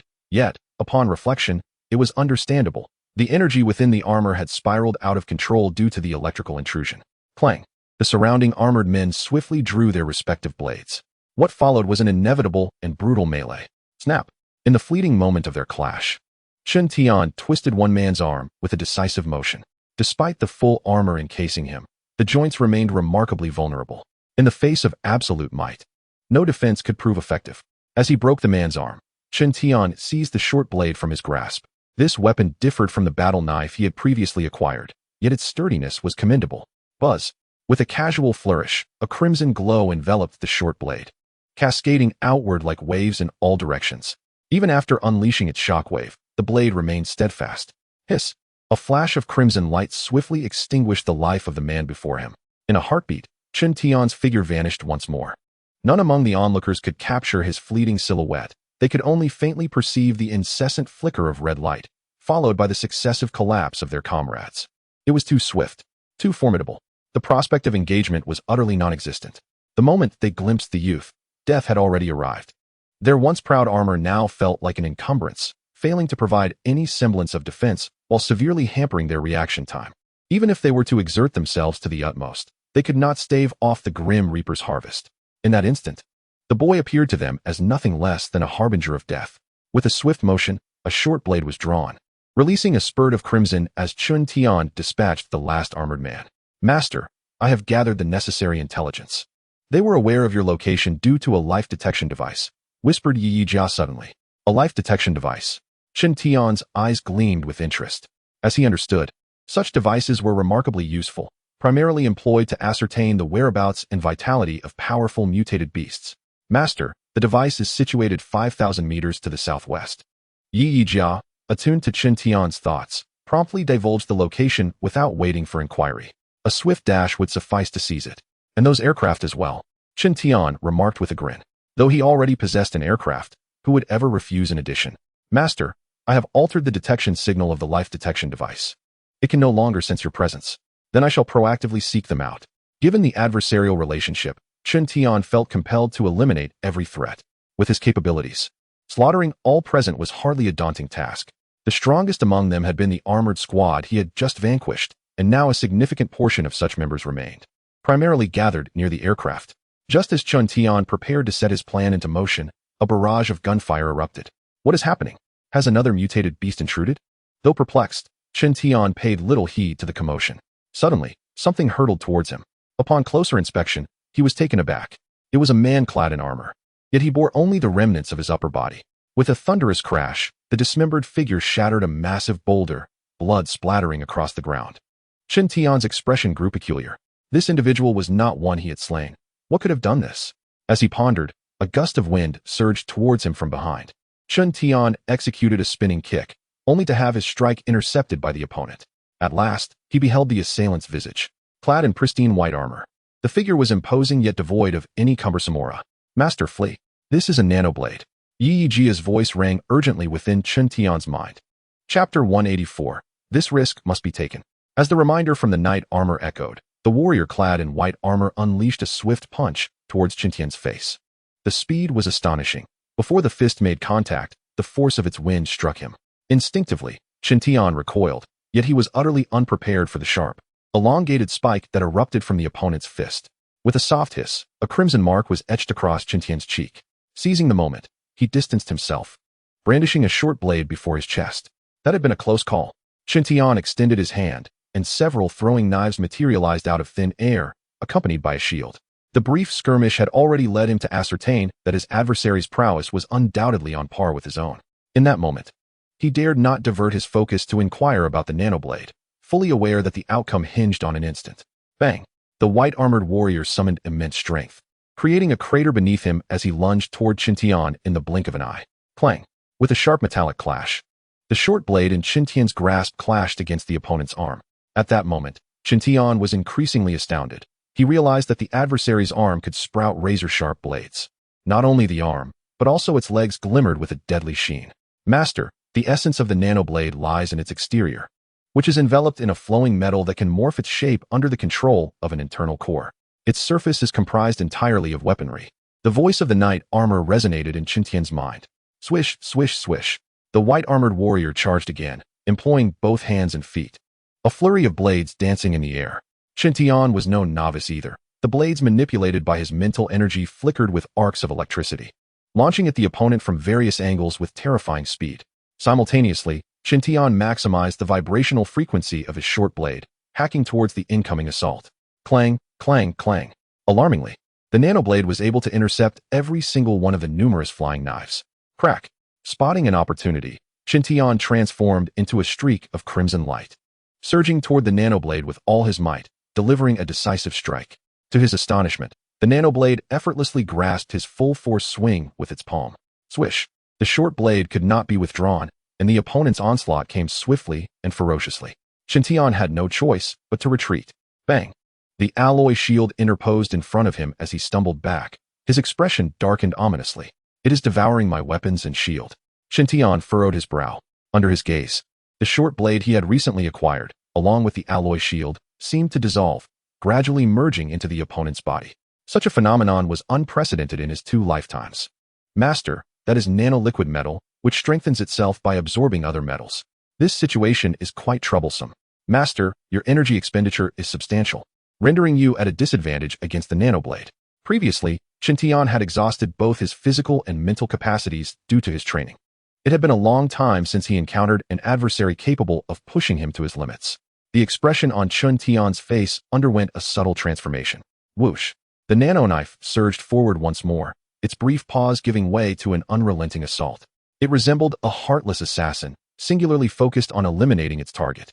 Just as Chen Tian prepared to engage in a fierce battle, something caught his attention, causing his countenance to shift dramatically. Whoosh! Whoosh! To his astonishment, 2 additional white shadows emerged. The nanoknives were not solitary in their pursuit. The situation had turned dire. If there had been only one, Chen Tian might have had a chance to contend. However, confronted by 3, victory seemed implausible. Swish, swish, swish. The trio of nanoknives launched a simultaneous attack, their coordination impeccable. Thud, thud, thud. Chen Tian found himself struck multiple times. Frenzy. Gold plating. This was no longer a matter of triumph, but rather a struggle for survival. He unleashed his 2 signature skills without reservation. Furthermore, he channeled his mental energy with fervor, finally carving a path through the barrage of blades. Whoosh! Following the counsel of Yi Jia, Chen Tian ascended into the sky. Though formidable, The nano-knives lacked the ability to fly. Reaching the heights would ensure his safety. Indeed, the three on the ground merely glanced upward for a moment before retreating. Master, you are injured. It's nothing, merely superficial wounds. Chen Tian took a deep breath. Assessing his condition, his body bore several cuts, yet astonishingly, the wounds were visibly healing at an accelerated pace. He attributed this remarkable self-repair capability to the essence of the plant crystal. Still preoccupied with the recent battle, he had paid little heed to his injuries. Yi Jia, what exactly are the nano-knives? Chen Tian finally seized the opportunity to voice his curiosity. Master, you can regard the nano-knives as robotic sentinels, crafted by the mechanical race. Primarily designed to execute simple tasks such as guarding, protecting, and charging. Are they of high rank? Chen Tian inquired further. Not particularly. The nano-knives are considered cannon fodder due to their affordability, and many spacecraft are equipped with them. Yi Jia's response further illuminated Chen Tian's previously narrow perspective. While he remained fixated on being a master, Yi Jia had inadvertently revealed a broader vista. So, they were merely cannon fodder. A self-deprecating smile crossed Chen Tian's face. The prowess of the nano-knives could rival that of peak-level awakened beings. Were it not for his mental energy, he surely would not have survived this encounter. How ironically disheartening. The strength he had painstakingly acquired was relegated to the status of mere cannon fodder. Yi Jia, is it not within your capabilities to control those nano-knives? Chen Tian suddenly posed a question. Master, my current energy is limited. To control the nano-knives, I require 2 minutes of your assistance. What do you mean? You must firmly seize control of the nano-knives, allowing me to infiltrate their command core. 2 minutes, you say? Chen Tian furrowed his brow. The nanoblade is indeed a formidable adversary, and having experienced its prowess firsthand, he knows that restraining its movements for even 2 minutes is no simple feat. Moreover, there is not just one nanoblade to contend with. Master, the nanoblade can serve as my corporeal form, uttered Yi Jia, prompting Chen Tian to realize that he must conquer the nanoblade. The mere prospect of granting Yi Jia a physical embodiment is worth the risk. I must optimize my physical condition. A surge of determination welled up within Chen Tian. The original plan was set. Yet the emergence of a certain opportunity dramatically amplified Chen Tian's power several-fold. Chapter 185. My frenzied cultivation. High above, the wind howled fiercely. Chen Tian gazed down with a complex expression. The entire base lay in eerie silence, as all personnel had been slain. Aside from the 20 or so armored warriors, the rest were victims of the nanoblade's actions. As Yi Jia explained, it seemed that during the excavation, the ship's defense system had been triggered. The mission of those nanoblades was to eliminate all living beings in proximity to the vessel. Yi Jia, how many nanoblades remain aboard the ship? Chen Tian inquired suddenly. Within his perceptive range, he discerned the presence of 9 nanoblades. However, the interference from the shielding energy rendered him unable to ascertain the situation within the ship. It is rather unfortunate, Yi Jia lamented.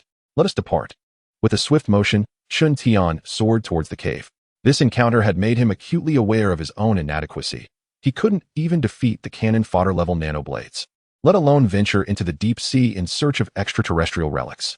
Upon returning to the cave, the little black dog and the little white cat hurried over. Woof, woof, woof.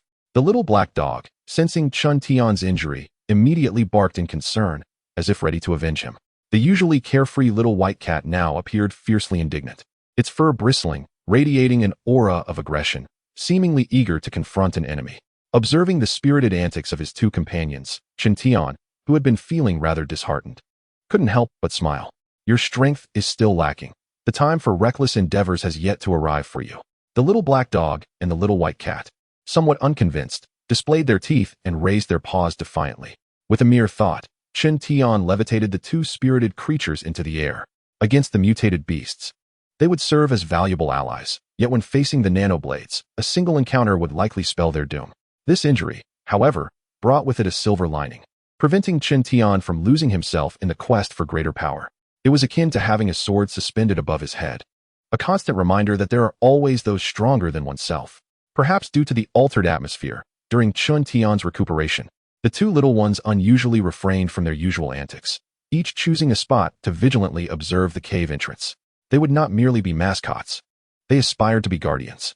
As Chen Tian sat in quiet meditation, his mind revisited the day's battle.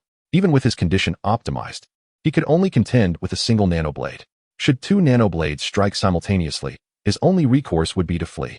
The urgency to swiftly enhance my strength has grown ever more intense.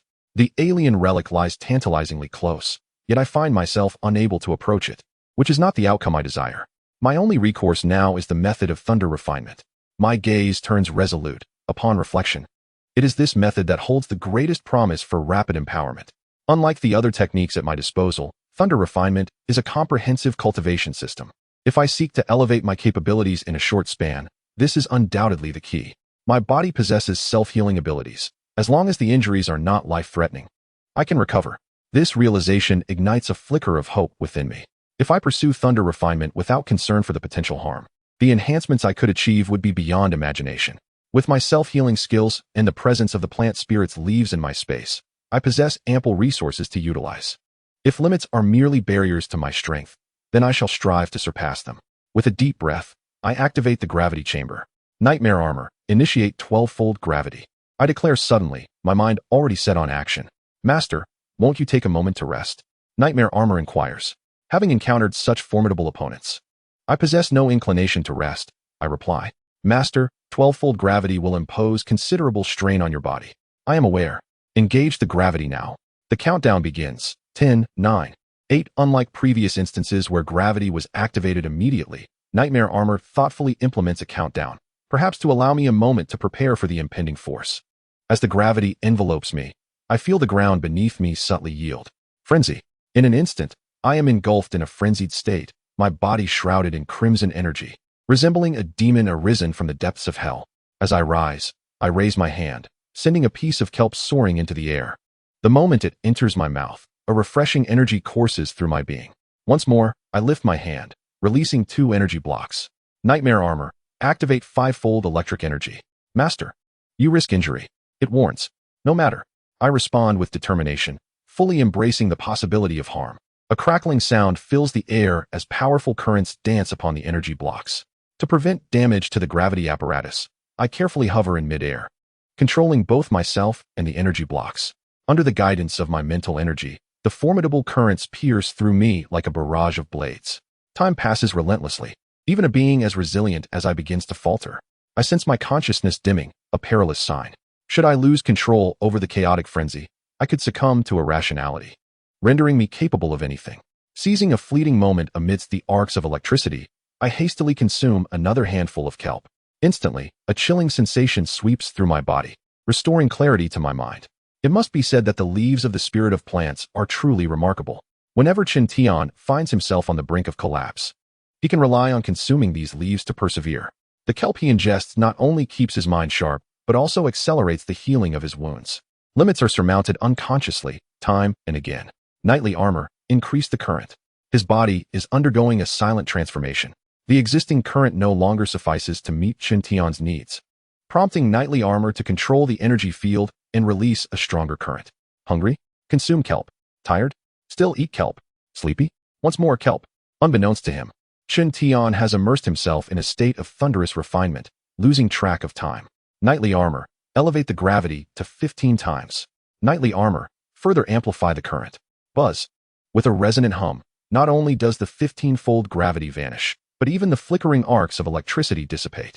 Nightly armor, what is happening? Continue to increase the current. Master, the current in the energy field has been completely depleted. Nightly armor replied with a hint of exasperation. Depleted? Chen Tian was taken aback. Master, you have been cultivating continuously for 9 days.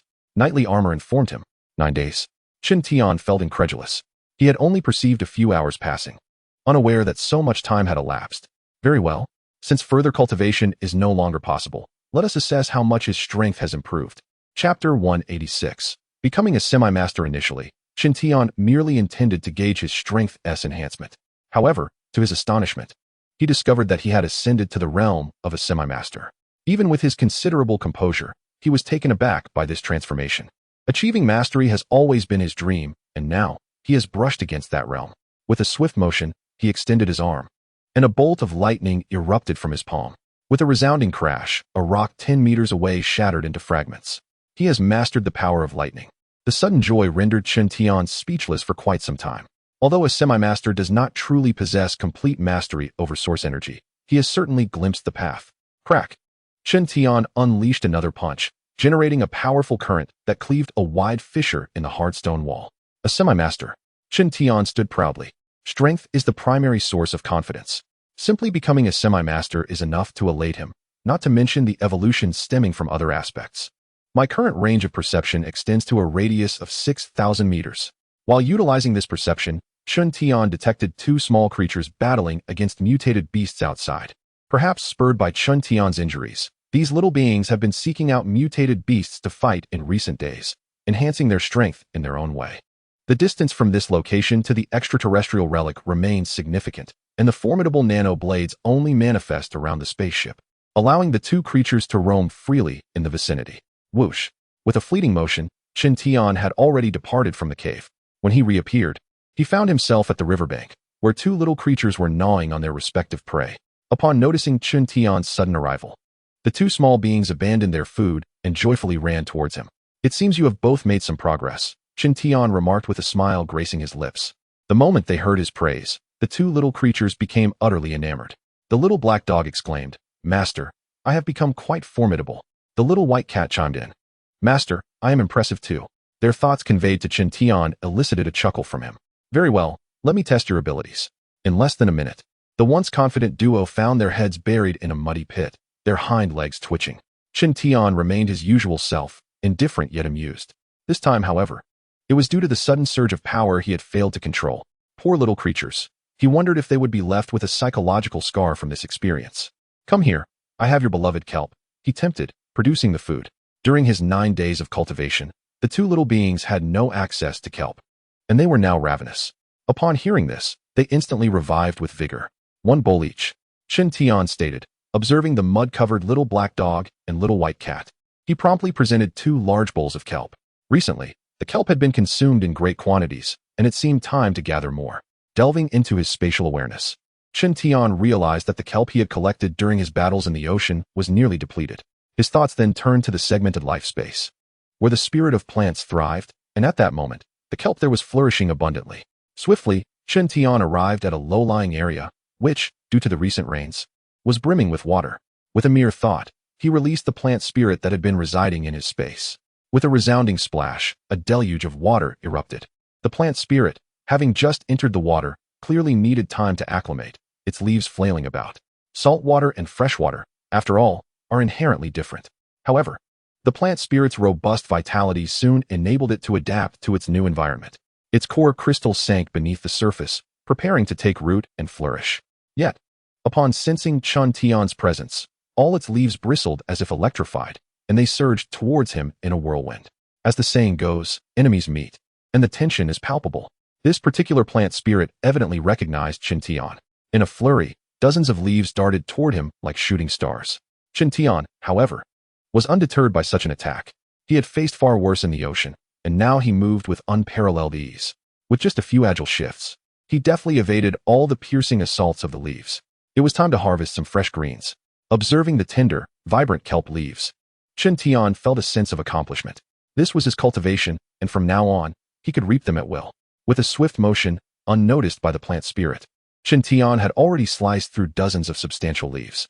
The freshly harvested leaves contained the purest energy, perhaps sensing that it was not a worthy adversary. The spirit of the plant altered its strategy, retracting its dancing leaves to prepare an escape route beneath the water. "You should return." Chun Tian suddenly grasped the core of the situation. Instinctively, those razor-sharp leaves surged towards him. Crackling with immense energy, a protective barrier formed around Chun Tian. As the leaves made contact with this shield, they were repelled. With a whoosh, the spirit of the plant was unceremoniously drawn back into its original life space. In this moment, Chun Tian realized that he was now much more adept at absorbing living entities. It appeared that, alongside the enhancement of his psychic abilities, his spatial prowess was also undergoing subtle transformations. Upon arriving at this conclusion, Chun Tian smiled faintly. Upon his return, the little black dog and the little white cat had finished devouring the kelp in the basin. Woof, woof, meow. The two dirty little creatures gazed expectantly at Chun Tian. "Not enough to eat?" Chun Tian inquired with a chuckle. The little black dog wagged its tail vigorously in affirmation, while the little white cat raised its front paw in a playful manner. With a flourish of his hand, Chun Tian summoned a fresh piece of kelp, which flew towards the two eager companions. They pounced upon it like famished wolves, gnawing without restraint. However, due to the remnants of special energy within the kelp, they struggled for quite some time without managing to tear off a piece. "You too," Clean yourselves up before returning, Chen Tian remarked before disappearing from sight. As night fell, the sound of thunder echoed in the distance. Emerging from the cavern, Chen Tian gazed at the gathering clouds in the sky. This rain was most opportune. A glimmer sparked in his eyes. Through experimentation, he had discovered a method to rapidly enhance his strength. Regrettably, the energy source had been depleted of its electrical power. Now, seizing the opportunity presented by the stormy weather, he intended to gather a substantial amount of energy. Crack! The downpour intensified, accompanied by the rumble of thunder. While the energy source collected the electric energy, Chen Tian did not remain idle. He once again employed the method of lightning refinement. Unlike before, arcs of electricity flickered around him. The power of lightning he wielded had supplanted his psychic energy. However, an unexpected incident occurred. Crack! A bolt of lightning struck down, bypassing the energy source and directly connecting with the arcs he had unleashed. This time, Chen Tian was thoroughly struck by the lightning. Chapter 187. Enlightenment, Breakthrough. Reckoning this instance of being struck by lightning was markedly different from the last. Previously, the energy source had served as a buffer, leaving little of the lightning energy remaining. This time was distinct. Nearly the entirety of the lightning's power was unleashed upon Chen Tian. Crack! The lightning transformed into a white line connecting heaven and earth, striking him forcefully. In an instant, Chen Tian felt his consciousness detach from his body. He could not sense his physical form. His body became rigid, akin to a lifeless fish. After nearly a minute, he finally exhaled, experiencing a surreal sensation of rebirth. I actually withstood a bolt of lightning. Chen Tian hastily checked his body. At this moment, he gradually began to feel the pain radiating from his form, as if every bone within him had become misaligned. Indeed, the power of nature is awe-inspiring. Chen Tian realized that had he not mastered lightning resistance during this period, he might have sustained severe injuries from that recent bolt. Fortunately, apart from a series of aches, his body remained unscathed. Taking several deep breaths and moving his limbs, the pain gradually subsided. My control over the power of lightning has increased manifold. As he attempted to harness an arc of electricity, Chen Tian was taken aback. A brilliant blue arc of electricity coiled around his outstretched arm. He could distinctly sense that this surge of lightning was exponentially more potent than before. With a casual flick of his wrist, the currents converged into a whip imbued with tearing force. Crack! With a thunderous sound, a rock 30 meters away was shattered to pieces. Chen Tian stared at his palm for a moment before lifting his gaze to the overcast sky. Could this be the true application of the lightning refinement technique? It felt as though he had discovered the ultimate path to cultivation, igniting a fervor in his eyes. There's only one way to find out. Since the lightning from above poses no threat to him, another attempt would confirm whether his conjecture holds true. To ensure greater safety, Chen Tian first consumed some kelp. The refreshing sensation coursed through his body, sharpening his mind and revitalizing his being. Crackle! Once prepared, lightning once again enveloped Chen Tian. This time, the arcs surrounding him were undeniably more potent, resembling blooming blue fireworks from a distance. Boom! Crack! The lightning rent the sky asunder, drawn by the energy. It struck Chen Tian once more. Perhaps due to his mental preparedness this time, he could clearly feel the immense electric energy surging through his body, both destructive and reconstructive at the cellular level. In the frenzy of lightning, he was reborn. In this exquisite sensation, Chen Tian endured the second strike of lightning. Indeed, my hypothesis was correct. The stronger the lightning power absorbed through the lightning refinement technique, the more profound the effects. He sensed his body becoming increasingly resilient under the refining influence of the lightning. His mental energy was also undergoing a fundamental transformation, akin to a sharpened sword, now possessing a more terrifying might. Now that he was aware of this, hesitation was unnecessary. Whoosh! Chen Tian soared skyward, ascending towards the clouds. At this moment, collecting electric energy for the energy matrix was no longer paramount. The key was to continuously transcend himself by harnessing the power of nature's lightning. Crack! Up close, Chen Tian endured the baptism of lightning. Crack! Crack! Bolts of lightning struck one after another. Chen Tian hovered high in the air, refining the lightning while consuming the leaves of the spirit plant. Once again, the spirit plant played a crucial role. With its aid, Chen Tian could persist for a longer duration. As the saying goes, quantitative change leads to qualitative change. At last, Chen Tian had grown accustomed to the onslaught of lightning. At the outset, he could still feel a semblance of pain. However, at this moment, he had begun to relish the process of being tempered by the power of thunder and lightning. It was akin to soaking one's feet in hot water. Initially, the heat is overwhelming, but once acclimated to the temperature, an exquisite comfort ensues. Time gradually passed. The tempest had finally dissipated. Yet, Chen Tian remained suspended in the high skies, as if he had become one with the vast expanse of heaven and earth. With his eyes closed and his body standing erect, the fierce winds had, unbeknownst to him, dried the rain from his garments. In the distance, a crimson sun arose on the horizon, heralding the arrival of a new day. Suddenly, a peculiar sound resonated from above. The Chen Tian who was supposed to be hovering there had inexplicably vanished. When he reappeared, he found himself on the ground below. The commotion was considerable. At his standing position, a pit over 6 meters in diameter had formed, and surrounding trees were left in disarray, as if ravaged by a typhoon. Was this the sensation of enlightenment? Chen Tian surveyed his surroundings. Another peculiar sound echoed, and once again, Chen Tian's figure disappeared. He surged forward at supersonic speed, skimming the ground. Wherever he passed, trees and vegetation were obliterated, as though thrown into a blender. In the blink of an eye, Chen Tian had materialized several kilometers away, leaving behind a chasm in his wake. He dubbed this method of movement instantaneous body. He murmured to himself, recognizing that this technique was the result of his recent comprehension, a fusion of thunderous power and his unique energy. At this rate, perhaps within a few months, I shall truly become a master. With this thought, Chen Tian clenched his fist, amalgamating the forces of shock and lightning, and hurled them toward a nearby direction. Boom!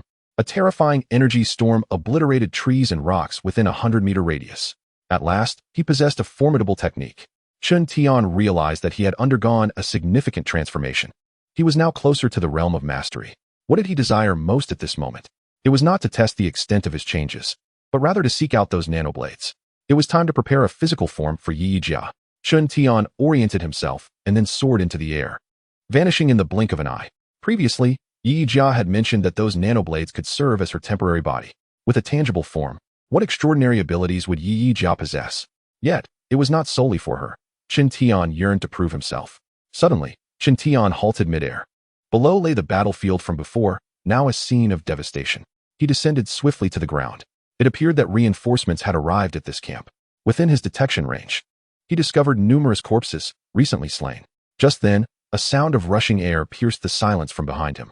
As Chen Tian turned slightly, a white shadow flashed past him. It was indeed a nanoblade. What a fortunate encounter.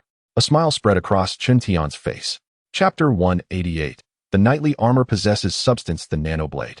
That very same nanoblade, donned in immaculate white armor, appearing as if it were a singular entity. The blades protruding from its arms gleamed menacingly under the sunlight, refracting a chilling light. After a failed strike, the nanoblade charged at Chen Tian once more.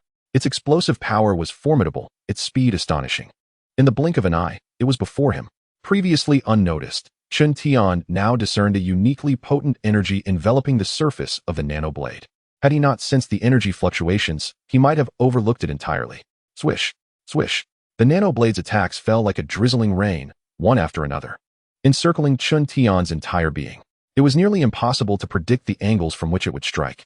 Chen Tian's figure flickered continuously, skillfully evading the onslaught at critical moments. Oddly, he sensed a deceleration in its speed. As he dodged, he realized that the nanoblade no longer exuded the oppressive aura it had previously. The nanoblade continued its assault, employing elbow strikes, leg sweeps, dashes, and combinations. Even when its strikes missed entirely, its movements showed no signs of cessation. A machine is but a machine, devoid of emotion, bound to execute its preordained commands. Now it was my turn. Chen Tian ceased his evasions and met the oncoming force with a powerful kick. Bang! His foot connected solidly with the opponent's abdomen. Whoosh! The immense force sent the nano blade hurtling away. Before it could collide with the rocks, Chen Tian activated his newly acquired instant movement, arriving ahead of it. Bang! With a muffled thud, the towering form of the nanoblade was pinned to the ground by Chen Tian. Master, hold it for 2 minutes, and I shall take control of its body. The voice of the knightly armor echoed suddenly. In the past, such a feat would have been impossible for Chen Tian. Yet now, he possessed the strength to subdue the nanoblade. All right, Chen Tian responded with a single word, only to find 2 more white figures charging at him from either side. 2 additional nanoblades were approaching. Swish! The 2 supporting nanoblades attacked simultaneously, their arm blades slicing through the air like massive scythes, descending from above and below. Whoosh! Chen Tian leaped high, evading the blade strikes while simultaneously delivering kicks with precision. Whoosh! Whoosh! The 2 newly arrived nanoblades were each sent flying by his strikes. As the saying goes, a scholar's worth increases after a 3-day absence. At this moment, Chen Tian was indeed transformed.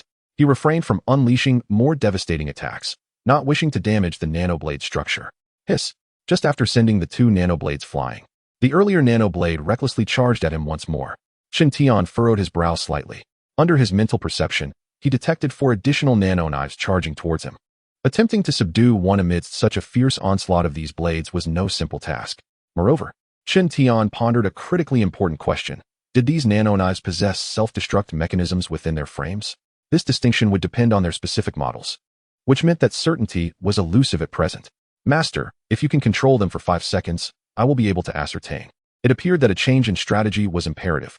Qin Tian ceased his communication with Yi Jia as 7 nano-knives simultaneously advanced upon him.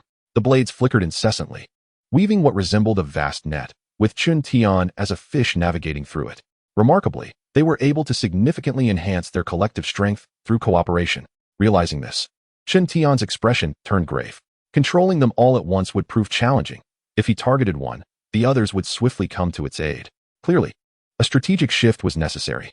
With a determined thought, Qin Tian summoned 27 shields from his private domain. Empowered by his mental energy, these shields possessed an unbreakable defensive capability. The nano-knives, aiming to assimilate these shields through metallic absorption as they had previously, found this task considerably more daunting. The electric energy and mental force enveloping the shields formed an insurmountable barrier. Amidst the fray, Qin Tian singled out a newly arrived nano-knife. The others, momentarily obstructed by several shields, were unable to rush to its aid. Seizing this fleeting opportunity, he launched 3 shields that enveloped the advancing nano-knife like a stubborn adhesive plaster, propelling it into the air. Lacking flight capabilities, once airborne, the nano-knife could no longer maneuver as it did on the ground. The remaining nano-knives could only gaze up helplessly. This was Qin Tian's strategy. The efficacy of his approach soon became evident. Although the airborne nano-knife managed to break free from the 3 encasing shields, it had lost all capacity for movement, plummeting downwards like a free-falling object. Qin Tian would not allow it to return to the ground. With a swift motion, he executed a teleportation, appearing directly beneath the falling nano-knife. With a resounding impact, he struck out, sending the descending nano-knife hurtling upward at an even more terrifying velocity. Once again, Qin Tian teleported, pursuing it relentlessly. Return, he commanded, retracting all 27 shields back into his domain. With the shields reclaimed, he could now channel all his mental energy into the nano-knife. Under the pressure of his mental force, the limbs of the nano-knife seemed ensnared. Yi Jia, Qin Tian called out. Received. Yi Jia responded. As the voice of Yi Jia resonated through the night, the intelligent bracelet on Qin Tian's wrist suddenly illuminated with a radiant glow. 5 seconds passed in the blink of an eye. Yi Jia's voice echoed once more, directly infiltrating Qin Tian's mind. Master, the nanoblade possesses no self-destruct mechanism. Seize the moment to resolve this.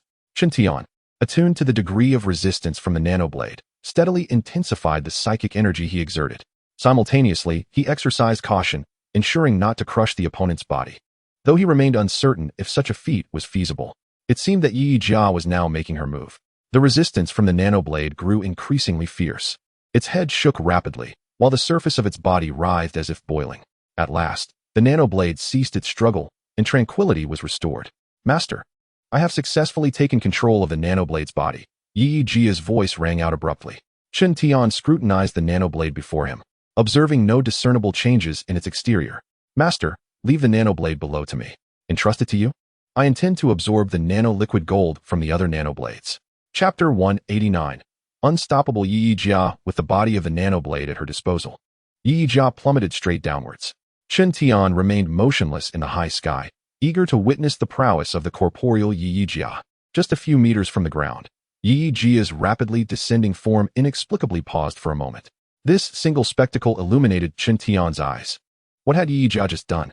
Though curiosity stirred within him, he chose to postpone his inquiry to avoid distracting her. Whoosh! The other nanoblades, lying in wait below, launched a coordinated assault against Yi Jia. Though incapable of flight, their remarkable jumping ability was astonishing. In the face of attacks from all directions, Yi Jia spun gracefully, effortlessly maneuvering through the rain of blades. Qin Tian's intrigue deepened. He observed intently as Yi Jia's body not only hovered but also deftly altered its trajectory midair. Bang! Upon landing, Yi Jia executed a spinning kick, sending the approaching nanoblade flying. Next, her form arched like a bow. Whoosh! Swift as a flash of light, She pursued the recently kicked nanoblade. How could Yi Jia be so fast? Chen Tian's astonishment and bewilderment grew. The speed she had just unleashed rivaled his own instant teleportation technique. Yet, even more astonishing events were yet to unfold. As she caught up with the nanoblade, Yi Jia extended her hand, seemingly penetrating the opponent's body. With Chen Tian's keen eyesight, augmented by psychic detection, he vividly captured an incredible scene. The surface of the nanoblade appeared to flow like liquid, cascading down Yi Jia's arm and merging into her form. It was a silvery liquid metal, undoubtedly the nano-liquid gold that Yi Jia had mentioned. Bang! The nanoblades, having been drawn away by the nano-liquid gold, tumbled across the ground before finally coming to a halt after smashing through several rocks. Meanwhile, Yi Jia had already leaped into the air. It was evident that the nano-liquid gold she absorbed was merging with her very being. Indeed, Yi Jia could soar. As she hovered in midair, Chen Tian's curiosity deepened. Within mere seconds, the absorbed nano-liquid gold had fully integrated, causing her to glisten under the sun's rays. Whoosh, whoosh. With the sound of slicing air, two pursuing nanoblades approached from either side. Once again aiming for Yi Jia. Instead of retreating, she advanced, flipping upside down to seize one of the nanoblades by the neck, plunging downwards rapidly. Boom. With a thunderous crash, the severed halves of the two nanoblades embedded themselves deep into the earth. Yi Jia landed gracefully, absorbing the nano-liquid gold from them. However, her absorption might soon be interrupted, as several more nanoblades surged towards her. Unfazed, Yi Jia acted as if she were oblivious to the impending threat. Just as the sharp blades descended, unexpectedly, a figure sprang forth. With a series of swift punches and kicks, it executed an intricate maneuver to intercept the attack meant for Yi Jia. This figure was not Chen Tian, but rather the one who had previously lost its nano-liquid gold to her.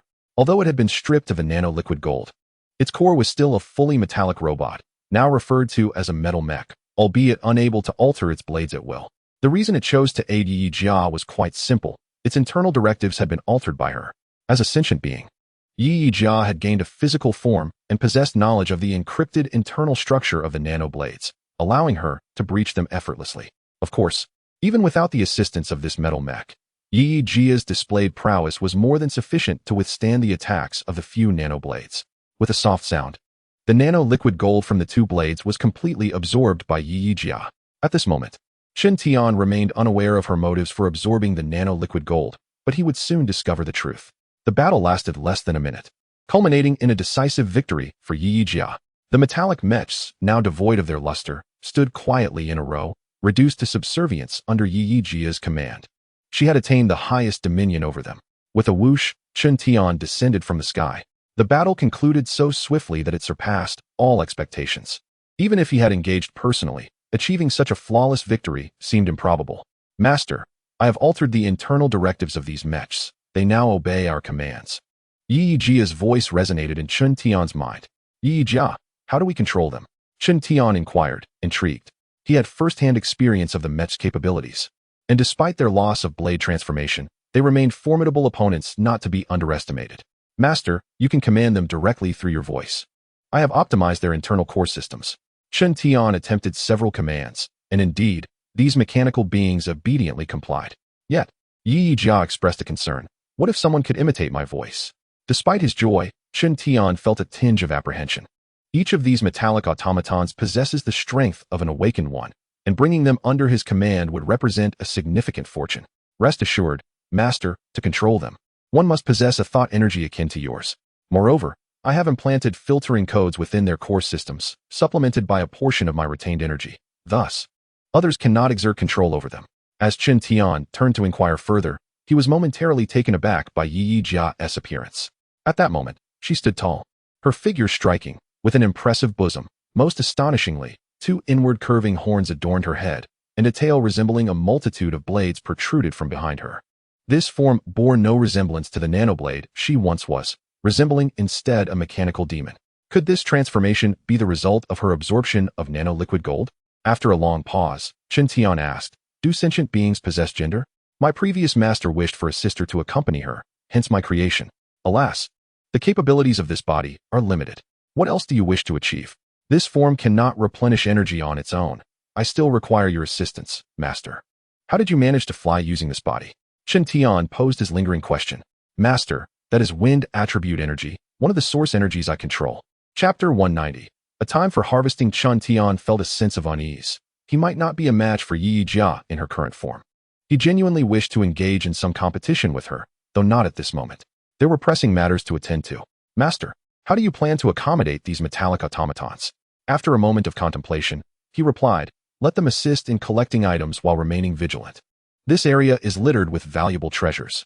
Not to mention the aircraft, the life detector must be retrieved as well. Additionally, certain firearms and ammunition are worthy of collection. At that moment, the recently acquired metallic automatons could prove their worth. They could gather the smaller fragments, and later, Chun Tian would store them in his space. Whoosh, whoosh. Chun Tian and Yi Jia vanished from their location, reappearing on a hillside. This was the site where the life detector was positioned. The massive device was still operational, resembling a spinning globe. Nearby, several sentry posts stood guard, yet not a single living soul was in sight. Numerous slain bodies lay abandoned, victims of the nanoblade's handiwork. Fortunately, the nanoblades were only responsible for exterminating nearby creatures and had spared the facilities and instruments from destruction. It was a pity that the life detector had been disassembled. During reassembly, several detection crystals were damaged, limiting its range to merely a few kilometers. The voice of Yi Jia resonated within Chun Tian's mind. Is it possible to repair it? Chun Tian inquired. If other components are damaged, they can indeed be mended. However, the detection crystal originates from the core of the Yamuta beast, and once it is damaged, it is irreparable. If it cannot be repaired, it matters not. Chun Tian responded with a sense of acceptance, for this acquisition was an unexpected fortune. The ability to detect life signs within several kilometers was already quite remarkable. With a sigh, he stored the several-ton life detector into his private space. Subsequently, he repeated the process, collecting the fighter jets, excavators, shells, and supply boxes into his private domain. Despite having amassed such a multitude of items, there remained ample space within Chun Tian's realm. The next act was the Piece de Resistance, the enigmatic alien spacecraft. As long as it was not excessively large, it could effortlessly be accommodated within his private space. Entering the cave, Chun Tian beheld the alien vessel deeply embedded in the earth, although he had sensed its presence through mental probing. Witnessing it firsthand was an entirely different level of awe. The unearthed section towered as high as a building, its surface a deep, inky black, adorned with numerous protruding nodules resembling the hide of some monstrous creature. Is the alien spacecraft this vast? Chun Tian extended his mental energy beneath the surface. With the enhancements he had achieved over time, he finally grasped the magnitude of the buried portion. Master, spacecraft vary significantly in specifications based on their purpose. Not all vessels are colossal. There exists a smaller class known as the Wanderer, which is not much larger than your fighter jet.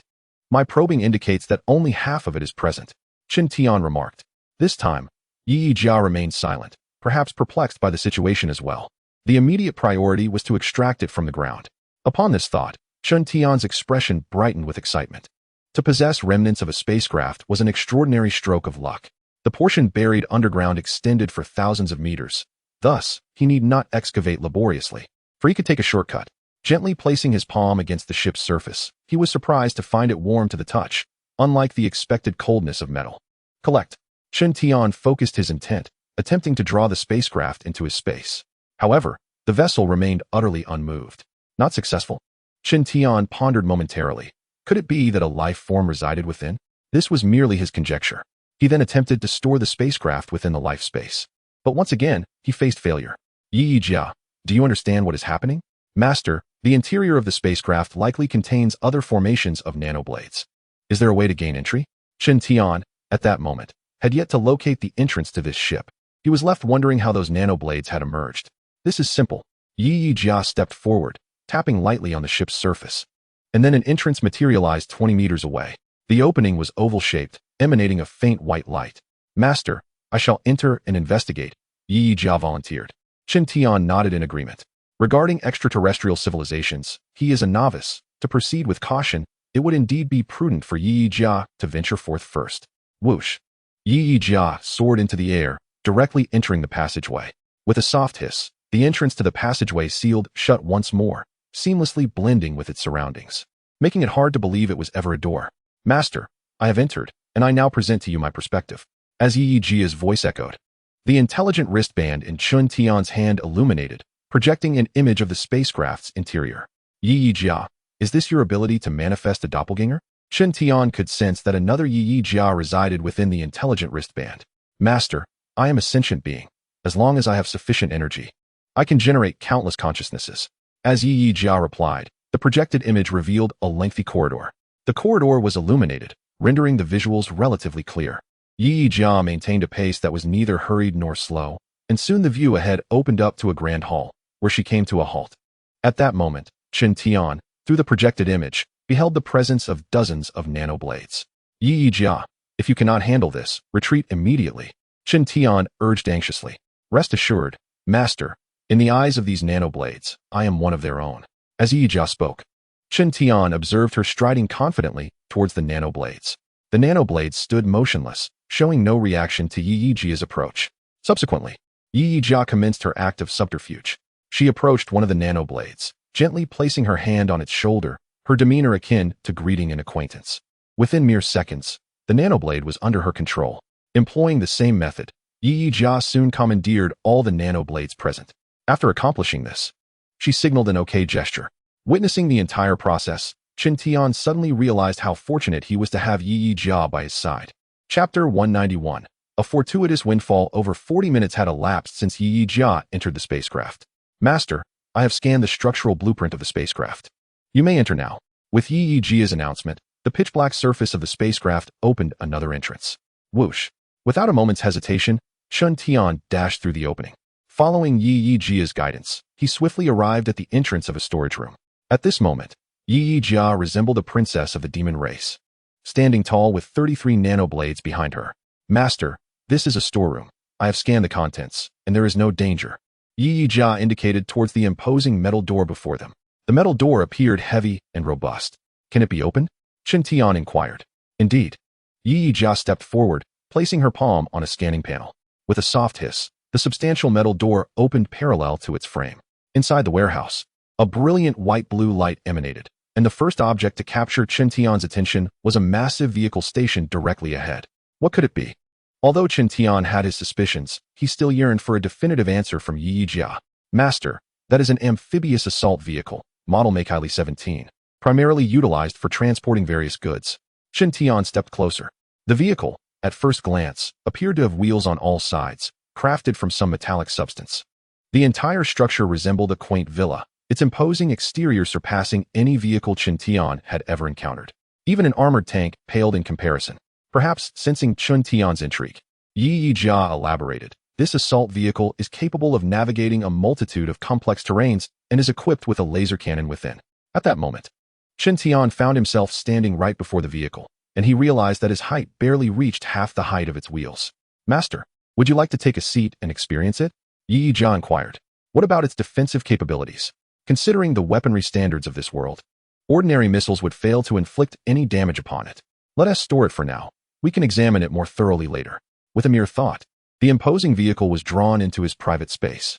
In addition to this formidable assault vehicle, several smaller vehicles awaited, each introduced by Yi Jia. Master, this is an amphibious exploration vehicle, its drill able to carve paths underground. And here is a small supply vehicle. Chen Tian wasted no time in deliberation, swiftly collecting all the vehicles into his space. Once stored, they were rightfully his. What is contained within those metallic cabinets? Chen Tian's gaze shifted elsewhere.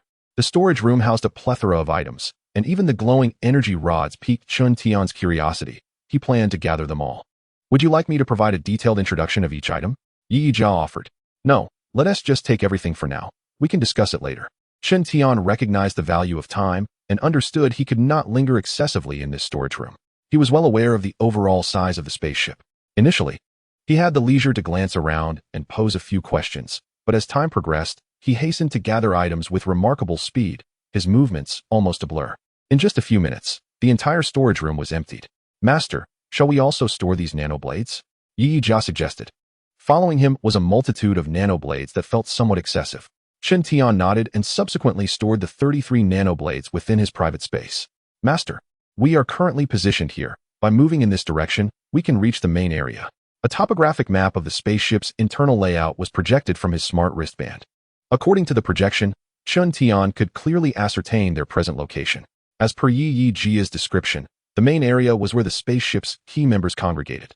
Although it is true that up until now, Chen Tian has collected numerous items from this spaceship, ranging from war chariots to small components. The overall value of these possessions pales in comparison to a single item that could be found within the main area. Consequently, Chen Tian harbors great anticipation for his forthcoming journey to the main zone. Master, once we pass through the barrier ahead, we will. The voice of Yi Yijia abruptly ceased. Chen Tian also came to an unusual halt. Time seemed to freeze in that moment. Both Chen Tian and Yi Yijia remained still, fixated on a shared direction. A terrifying aura loomed ahead. What could it possibly be? Cold sweat beaded on Chen Tian's forehead. Even when confronting a royal-level mutated beast, he had never felt such anxiety as he did now. From merely the aura, Chen Tian discerned that something far more fearsome than a royal-level mutated beast lay ahead. Let us go. After a moment of silence, Chen Tian grasped Yi Jia's arm and sprinted back down the path. At last, the dreadful presence faded away. Master, it is my negligence for not detecting the threat, Yi Jia remarked. Do you have any idea what it was? Chen Tian furrowed his brows. From that aura alone, he could surmise that the entity was likely of the Beast Clan. The Beast Clan? The vastness of the universe teems with countless races and civilizations, among which the Mechanical Clan, Beast Clan, Human Clan, and Spirit Clan are among the more significant branches. Chen Tian felt it was premature to delve deeper into these subjects, so he continued to inquire. So, that aura we encountered was the master of the spaceship? Not at all. Yi Jia decisively refuted. The entity's identity should be that of a beast servant, confined to a specific area. Otherwise, we would not have been able to escape so easily. A beast servant? A subordinate dominated by a powerful being. This explanation was straightforward and clear. Given the risks associated with further exploration, Chen Tian had no choice but to retreat. At Yi Jia's suggestion, they decided to leave behind 5 nanoblades. These mechanical entities might be able to deceive the Beast Clan. Moreover, Yi Jia needed to make some arrangements among the wreckage of the spaceship, thus requiring an insider. Whoosh, whoosh. Chen Tian and Yi Jia emerged from the spaceship.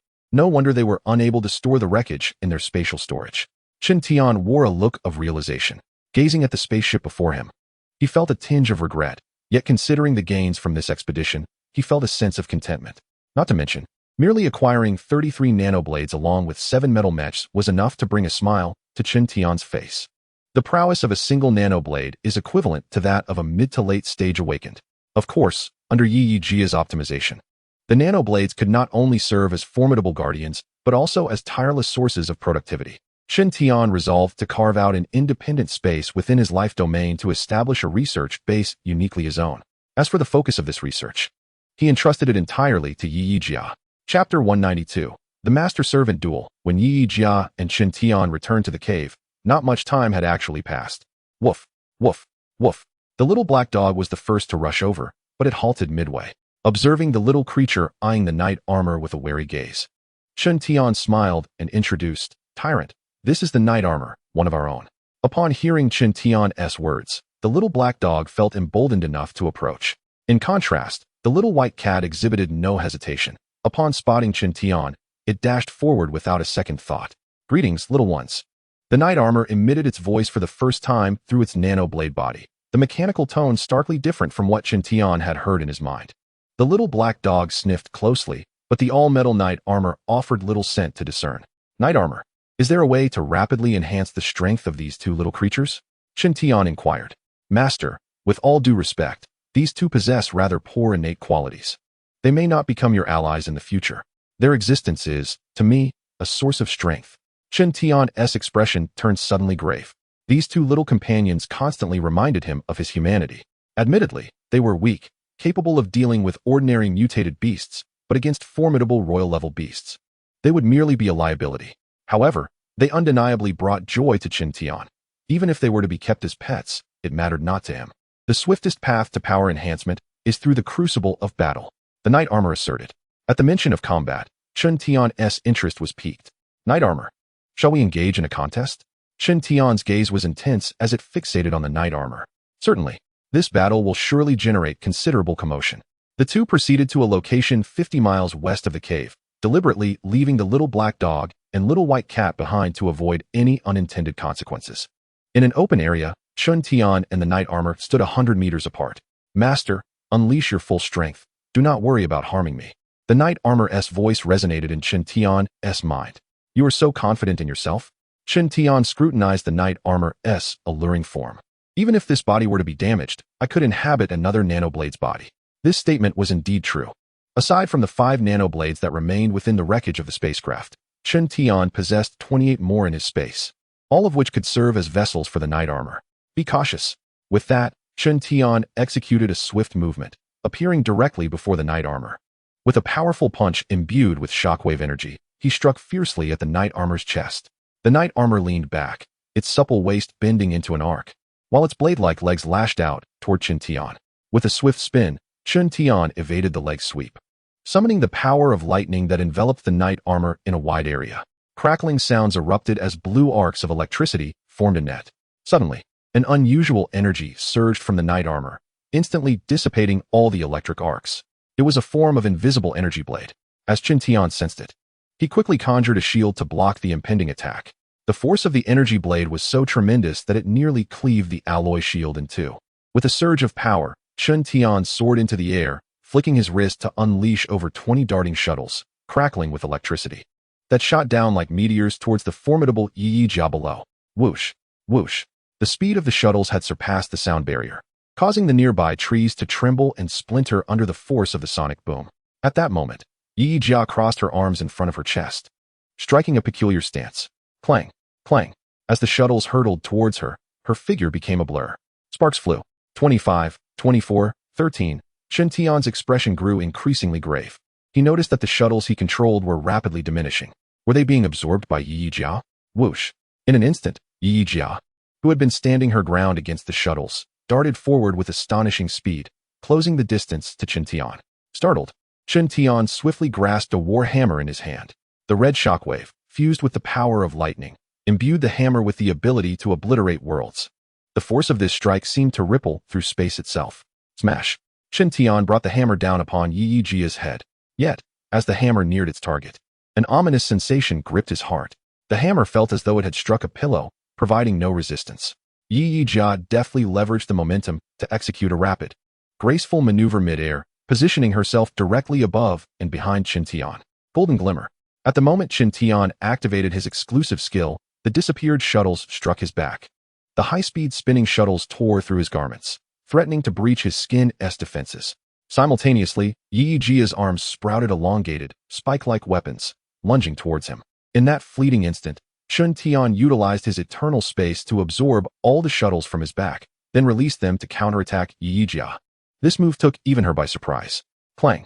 As the spiked weapons shifted from offense to defense, knocking the shuttles away, Yi Jia's tail suddenly whipped towards Chen Tian. That tail was no mere ornament, nor were the 2 horns atop her head. Instantaneous movement. Chen Tian resolved to create distance before concocting a new strategy. However, this time his attempt at instantaneous movement was thwarted. An energy barrier enveloped both him and Yi Jia. Colliding with this barrier, Chen Tian lost his balance. Seizing this fleeting opportunity, Yi Jia delivered a solid kick to his abdomen. Boom!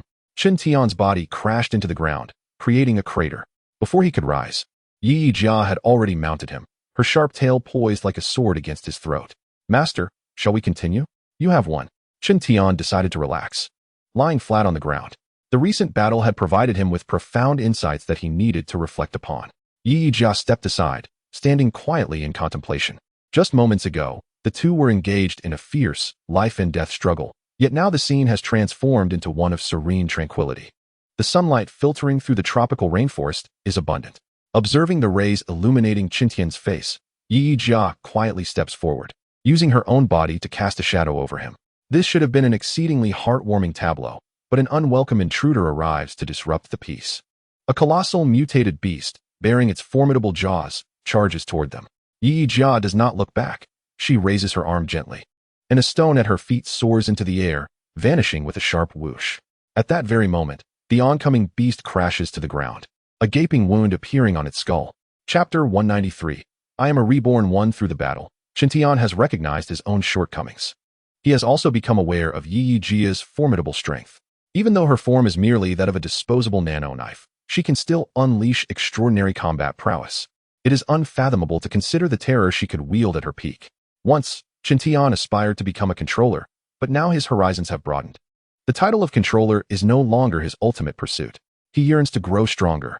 He seeks the power to confront any foreign species. This path is arduous and demands immense time and effort. However, there is no alternative. In the time that follows, whenever Qintian has a moment, he engages in sparring with Yi Jia. If inclement weather arises, he ascends to the skies, enduring the refining trials of thunder. Under such intense training, Qintian's strength is visibly increasing at an extraordinary pace. On that evening, a thunderstorm raged once again. In the lofty heights, Qintian stood as steadfast as a clock, allowing the wind, rain, and lightning to envelop him. Crack! A massive bolt of lightning, resembling a sharp sword, cleaved through the clouds and struck Qintian. His eyes, which had been tightly shut, suddenly opened, revealing deep pupils that shimmered with a blue glow. With a clap, his hands came together, and a bolt of lightning began to coalesce between them. Gazing at the lightning in his palms, Qintian's expression remained inscrutable, as if he were a mere observer. Crack! The lightning in his hands was hurled forth. Simultaneously, a bolt of lightning brewed within the clouds above. Crack! The lightning descending from the clouds merged with the bolt Qintian had cast, crashing down upon the mountaintop below. Boom! A tremendous roar echoed as the struck mountain erupted. Following this, a web of lightning spread outwards in all directions. This strike resembled divine retribution. It seems I have mastered the summoning of natural lightning. At this moment, Qintian's emotions were far from the calm facade he projected. He understood that he was drawing ever closer to becoming a controller. When he finally attains that status and perfectly harnesses the power of lightning, he will embody the very essence of thunder and lightning. Perhaps, within half a year, I shall reach that realm. Tilting his head back, Qintian allowed the cool rain to cascade over his face. Master, congratulations on your progress. Yi Jia's voice resonated within his mind. Knight Armor, will you be able to impart the remaining aspects of the thunder refinement technique to me? Qintian inquired. Initially, Knight Armor had only transmitted a fragment of the information, not the complete thunder refinement technique, partly due to Qintian's limited mental fortitude at that time, and also out of concern for his reckless attempts at advanced skills. Certainly, the remaining information is rather extensive. I recommend you receive it when you cease your cultivation. Knight Armor advised. With a swift movement, Qintian entered the cave. The tropical rainforest was no stranger to thunderstorms, yet such an optimal condition was rare. Qintian aimed to seize this opportunity to deepen his comprehension of source energy. As the information transfer commenced, despite having experienced it once before, Qintian was still overwhelmed by the sudden influx of vast knowledge, leaving him lightheaded and on the verge of fainting. It was unclear how much time had passed when the sensation of pressure finally subsided. Is this the entirety of the thunder refinement technique? Qintian panted, questioning Knight Armor. Indeed. After a brief pause, Knight Armor continued. However, the subsequent cultivation methods are exceedingly domineering and perilous. Please proceed with caution. I am aware of my limits. Qintian replied, though as he began to scrutinize the new information flooding his mind, he was still taken aback. Time seemed to freeze at that moment. After a considerable interval, Qintian turned to Knight Armor, who stood beside him. Master, do you have any queries? Knight Armor. I now comprehend why you did not transmit everything to me earlier. The information he had just received profoundly altered Qintian's understanding of source energy. Had he not recently endured a series of setbacks, he would have been engulfed in astonishment for an extended period, likely questioning the authenticity of this cultivation method. The graceful Knight Armor, standing nearby, offered a thought-provoking remark. Master, the power of lightning is merely one form of source energy. Your greatest potential lies within spatial source energy. Qintian paused. Spatial source energy? In the vastness of the universe, individuals capable of wielding spatial power were exceedingly rare. He furrowed his brow in contemplation. He had never considered that space itself could possess source energy. In his understanding, source energy encompassed only a handful of elements: wind, water, earth, fire, electricity, and light. Yet, it now appeared that his perception was unduly narrow. To illustrate, Knight Armor herself commanded over a dozen forms of source energy. Knight Armor, could you enlighten me about spatial source energy? Master, I am only aware of its existence but possess limited knowledge. Neither you nor any of the formidable individuals I have encountered have mastered spatial source energy. While Knight Armor could not provide assistance regarding spatial source energy, this indirectly underscored how arduous it was to attain such abilities. Recalling past experiences, Qintian realized he had never heard of any powerful individual possessing spatial capabilities. Yet, why did he possess them? Was it truly due to the star spirit crystal he had absorbed? Until now, he had maintained that belief. However, after conversing with Knight Armor, he understood that the role of the star spirit crystal was to aid in the mastery of source energy, rather than to awaken it. Was it due to the fact that he had been granted a second chance at life? The thought flashed through Qintian's mind, leaving him momentarily bewildered. To this day, he had yet to recall the circumstances of his rebirth. Numerous memories remained lost, while others were shrouded in ambiguity. Yejia, what does my master wish to inquire? Is there, to your knowledge, a source of temporal energy? Qin Tian posed a rather audacious question. Master, why do you ask such a thing? I am merely curious. I have not heard of any source of temporal energy. Yejia, are there any beings capable of reversing time? I do not know. Although I am a sentient entity, the extent of my knowledge remains limited.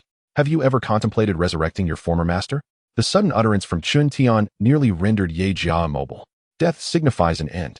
This is an exceedingly simple truth. Once concluded, how could resurrection be conceivable? Master, are you doubting my loyalty to you? After a prolonged silence, Yejia finally spoke. How could that be? Qin Tian chuckled self-deprecatingly. With your power, if you truly wished to harm me, you could have acted long ago. Yejia fell silent again, appearing somewhat aggrieved. Yejia, there exists a secret I have never disclosed to anyone, but I wish to share it with you. Qin Tian turned to face Yejia. I am, in truth, a reincarnate. Chapter 194. Breaking through the thunderstorm limitations. Qin Tian had not anticipated that Yejia would react so profoundly upon hearing his declaration. Yejia, what are you doing? Observing Yejia kneeling on one knee, Qin Tian was taken aback. One might mistakenly believe that Yejia had committed an error and was seeking atonement. Please, master, infuse your mental energy into this energy orb.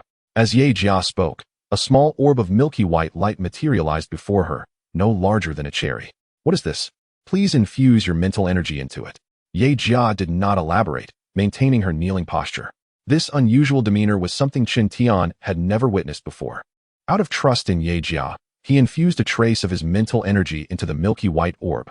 The moment his mental energy made contact, Qin Tian comprehended its significance. Is this your core? Indeed. With the imprint of your mental energy, Yejia shall henceforth be solely yours. Quickly put it away, Qin Tian urged. This core was akin to Yejia's heart. Any misstep could lead to her obliteration. Qin Tian understood Yejia's intentions. She was demonstrating through her actions that even if her former master were to be resurrected, she would only heed Qin Tian's commands. After securing her core, Yejia remained kneeling, as if she had more to convey. If the opportunity arises, I will assist you in reviving your former master. Qin Tian anticipated her forthcoming words. Thank you, master. The bond between Yejia and her former master was less a mere master-servant relationship and more akin to that of sisters. Her creator had designed her to ensure she would have a companion by her side. Rise. Yes, the path we are to tread is one that others have not traversed. And indeed, there exists uncertainty as to whether a road lies ahead. Yejia, I require your assistance. Yejia shall lend unwavering support to the master. In this moment, the bond between the two transcended individuality. In the days that followed, Qin Tian commenced the cultivation of a more advanced technique of thunder refinement. Beneath the radiant sunlight, upon a rocky outcrop, Qin Tian, bare-chested, sat cross-legged, his eyes tightly closed, his body motionless, as if he had melded into the very stone beneath him. Not far away, Yejia stood vigil, resembling a statue, her gaze fixed unwaveringly upon Qin Tian. A faint sound, akin to the whisper of wind stirring fallen leaves, echoed in the air. Surrounding Qin Tian, an abundance of blue luminescent points emerged, surpassing the limits of human vision. His body resembled a colossal vortex, drawing these blue specks inward, directly absorbing the ambient electrical energy, heralding a future in which Qin Tian's cultivation would no longer be confined to tempestuous weather.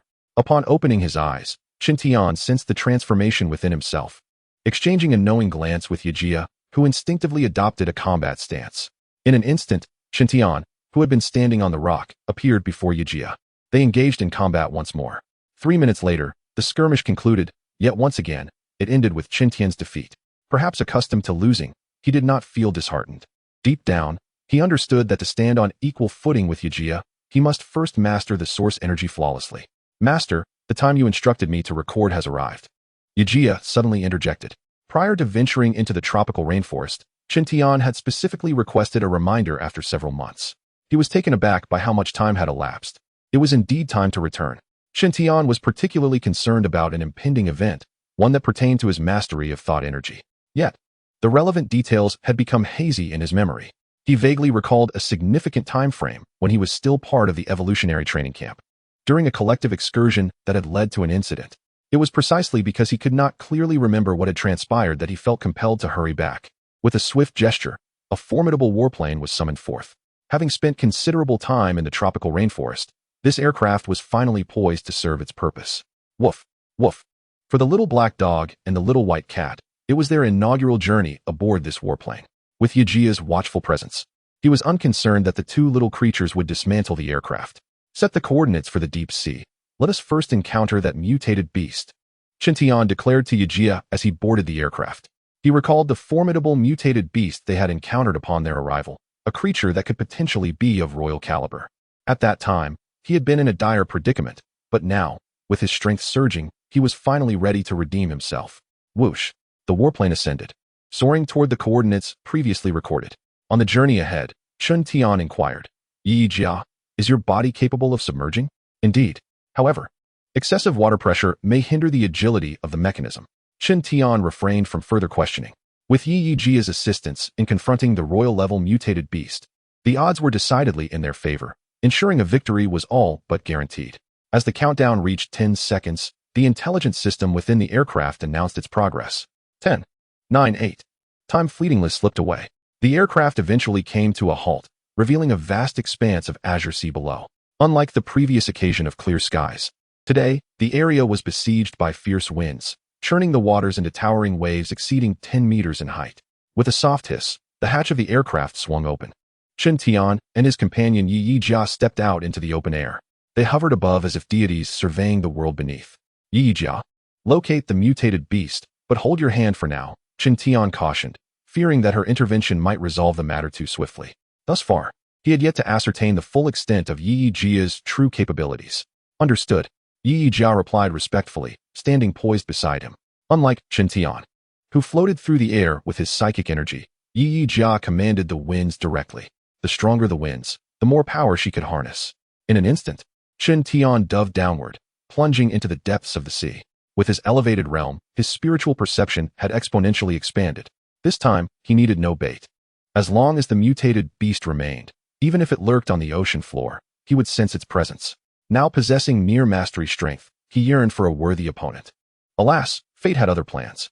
After scouring the nearby waters, Chen Tian found no trace of the royal-level mutated beast. Unbeknownst to him, it had vacated the area. However, his efforts were not in vain. During his search, he dispatched hundreds of lesser mutated beasts. With a splash, Chen Tian resurfaced, swiftly returning to the aircraft. Return to the safe zone. Chapter 195. A nostalgic reflection on places once endured during his time training in the tropical rainforest.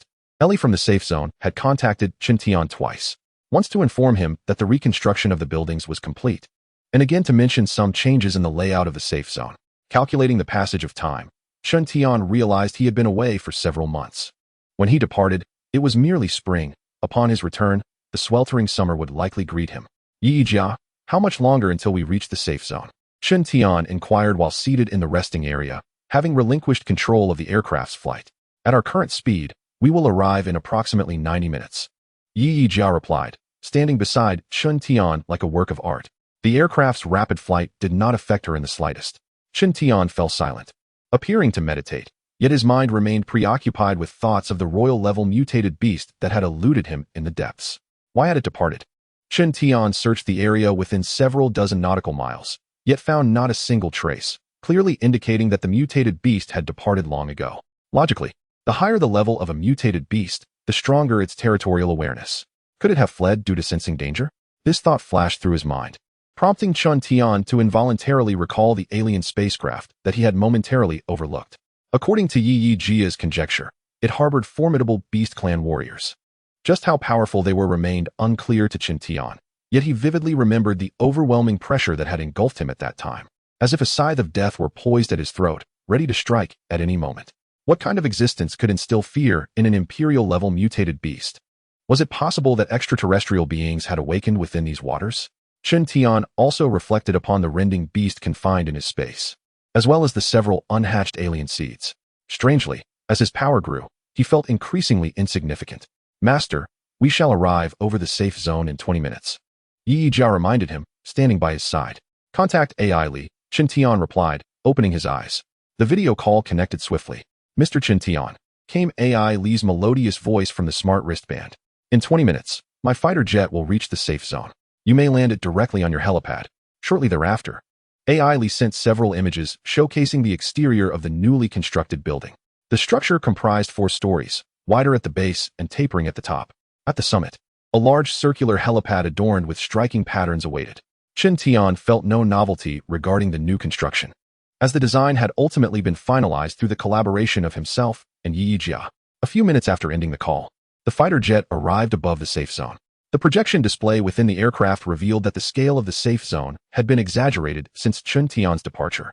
Additionally, numerous critical locations were equipped with anti-aircraft artillery. With a soft thud, the fighter jet landed steadily on the helipad. As the cabin door opened, Chen Tian and Yi Jia descended, followed closely by two little shadows, one black and one white. Mr. Chen Tian, AI Li, who had been eagerly awaiting their arrival, approached briskly. However, her gaze was primarily fixed on Yi Jia. In her view, Yi Jia, clad in silver armor, could not conceal her graceful figure. Walking half a step behind Chen Tian, instinctively, AI Li sensed that this mysterious woman was extraordinary. Mr. Chen Tian, here are the keys and property certificate for your residence, AI Li said, extending a ring of keys and a document folder. Yi Jia reached out to accept them. AI Li, seizing the opportunity, smiled and inquired, "Sister, my name is AI Li. Feel free to ask me anything." She anticipated that the other party would introduce herself in kind, yet after a long pause, no response came. "Mr. Chen Tian, let me show you around the various rooms. If there's anything you find unsatisfactory, I can arrange for modifications," AI Li suggested, skillfully shifting the topic to ease the awkwardness. Under her guidance, Chen Tian casually surveyed the surroundings. "Mr. Chen Tian, the training room lies ahead. Since I am unaware of your specific needs regarding training equipment, it remains empty. Ellie is well acquainted with each room, so there is no need for further inspection." Chen Tian ascended the staircase toward the first floor. "Mr. Chen Tian, do you wish to make any modifications here?" He paused momentarily, then shifted the topic abruptly. "Has he been stationed outside all this time?" This seemingly nonsensical remark momentarily stunned Ellie, but she quickly regained her composure. "Are you referring to Mr. Tu Yinggang? He has been guarding the premises since the construction began." As Ellie responded, she felt a sense of perplexity. How could Chen Tian know this when they had not even exited the room?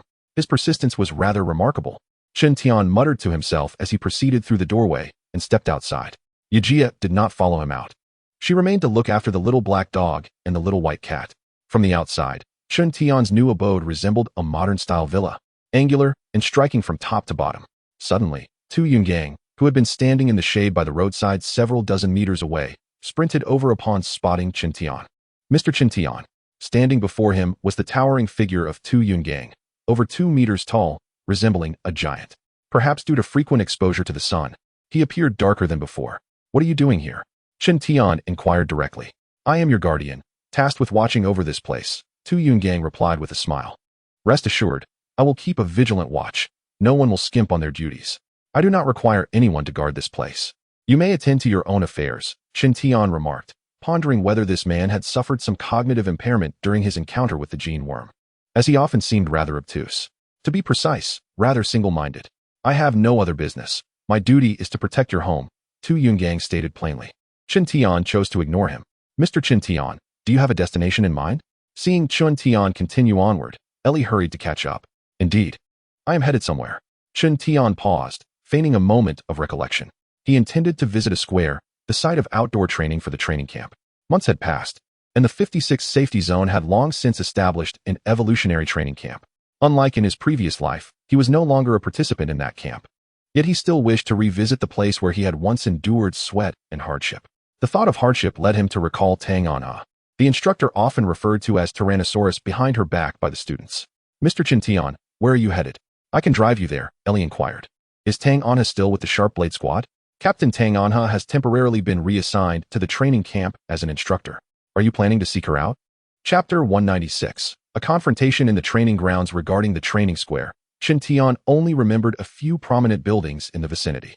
However, with Ellie as a competent guide, locating the square would pose no challenge, and finding Tang Anha would be even easier.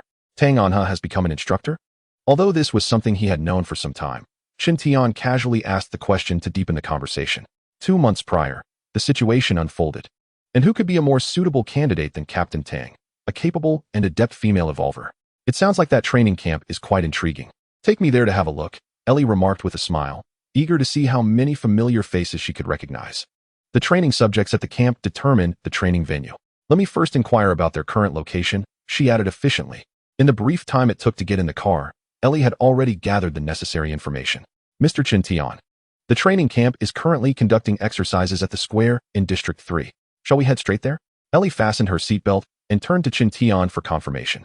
Perhaps it was an illusion, but she thought she saw him smile. Qin Tian recalled distinctly that the so-called exercises were merely warm-ups for physical endurance. Following the warm-up would inevitably lead to being pummeled. In simpler terms, first, they would exhaust themselves, then they would be beaten. Let's go directly. After a moment's pause, he finally responded to Ellie's earlier question. If all went according to plan, he anticipated witnessing quite a spectacle. The vehicle set off towards the square in District 3, where the blazing sun blazed down like an intense furnace, leaving the young men and women who had just completed their physical tests drenched in sweat. With a sharp whistle signaling assembly, everyone was required to line up within the designated time frame, or face punishment. A supervising instructor kept a close watch on his wristwatch. This seemingly mundane action cast a heavy weight of pressure upon the fatigued trainees. In a square filled with nearly 200 individuals, silence reigned. This time, everyone has passed the physical training, which speaks volumes about your progress, announced a man clad in a camouflage vest, the instructor responsible for the physical training. I know you are exhausted, yet this is precisely your opportunity to break through your limits. You are all fledgling evolvers, having only recently crossed that threshold.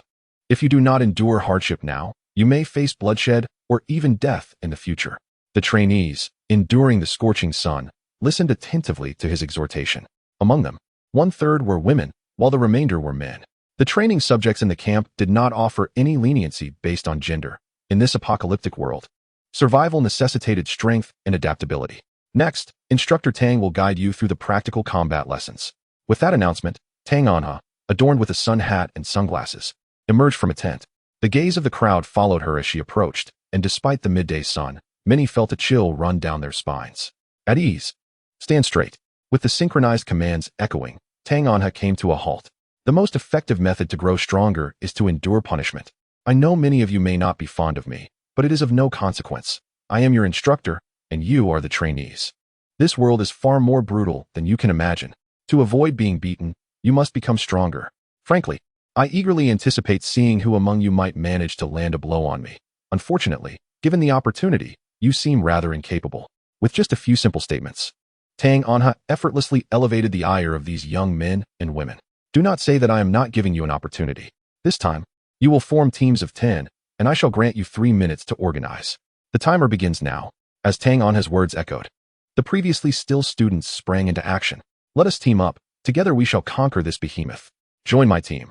I excel in wrestling and can lead the charge. Can I count as one of you? I assure you, I will not hold you back. The scene quickly descended into chaos. Tang Anha did not intervene. She simply observed in silence. Previously, they had battled in groups of 5 against her, and now the number had doubled, instilling hope in the children, only to later plunge them into despair. For some reason, Tang Anha relished this process. As she engaged in combat, a peculiar thought crossed her mind. What feelings had surged through Qin Tian when he had once struck her? 3 minutes swiftly elapsed. Time's up. With Tang Anha's announcement, the once chaotic atmosphere fell silent. Those who had managed to gather their numbers were elated, while those who had not were filled with trepidation. In their previous encounter, the groups of 5 had been thoroughly defeated. Next, they would draw lots to determine the order of combat. Everyone hoped to draw the last number, as that would allow them to seize a favorable position in Tang Anha's successive battles. The first group stepped forward. Tang Anha, having removed her sun hat and sunglasses, stood poised in the square. The other instructors were clearly relishing the spectacle, whether it involved the students being beaten or Tang Anha herself facing defeat. Both outcomes seemed equally thrilling. Soon, 10 challengers emerged, all boys, the youngest perhaps around 15 or 16, while the oldest were nearing 18 or 19. If you can defeat me, you 10 shall be exempt from my classes henceforth, Tang Anha declared as she warmed up her wrists. This statement had some effect. The previously hesitant group now displayed expressions of determination, as if they were prepared to fight to the last. Just as the battle was about to commence, a light green SUV arrived. Normally, during training at the camp, ordinary vehicles were not permitted close to the area. Could it be a visit from the higher-ups? Such a possibility existed, as it had happened before. Tang Anha's gaze instinctively turned in that direction. At that moment, the 10 challengers launched their assault, perhaps sensing an opportunity. Bang! The first boy to charge was swiftly taken down by Tang Anha's rear kick. The others, witnessing the onset of battle, hesitated no longer and surged forward. Bang! Bang! Bang! Tang Anha struck with lightning speed, yet with precise control. Each of her movements felled an opponent, ensuring they remained grounded. In less than 30 seconds, A circle of defeated challengers lay around her. There was no semblance of teamwork. Next group.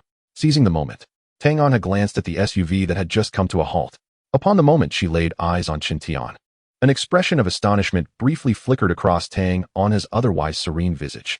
She gestured towards the 10 challengers who had just arrived, signaling them to wait, before hastily making her way towards Qin Tian. The other instructors, perplexed by the sudden turn of events, regarded the youth who had just disembarked with scrutinizing gazes. "Teacher, you're back," Tang Anha exclaimed. Qin Tian's lips curled into a smile, taking on 10 at once. "Impressive. I learned this from you." Tang Anha chuckled, albeit somewhat awkwardly. "No, you are a natural." Chapter 197. You take the beating. I observed Qin Tian's unexpected arrival swiftly became the focal point for all present. Due to the stringent confidentiality surrounding the safety zone, few were aware of Qin Tian's true identity. Thus, to others, he appeared as merely a fair-skinned youth, somewhat pampered and privileged. Given his ability to arrive by vehicle, it was assumed he hailed from a well-off background. The young men and women in the square cast curious glances in his direction. In their recollections, the fierce instructor Tang had never displayed such a lack of composure as to run forth to greet someone. Consequently, speculation arose that perhaps this youth was Tang Anha's younger brother. The students, who had often been on the receiving end of punishment, now regarded Qin Tian with a more hostile demeanor. However, there were two exceptions. "Sister, look. It's the young man who once saved us," Xia Zichen whispered to her elder sister. At that moment, Xia Zai also recognized Qin Tian, her gaze fixed upon him as if she had not heard her twin's words. After they had cooked for Qin Tian alongside their father, they had not encountered him again, having presumed he had gone elsewhere. Little did they expect to meet him again today.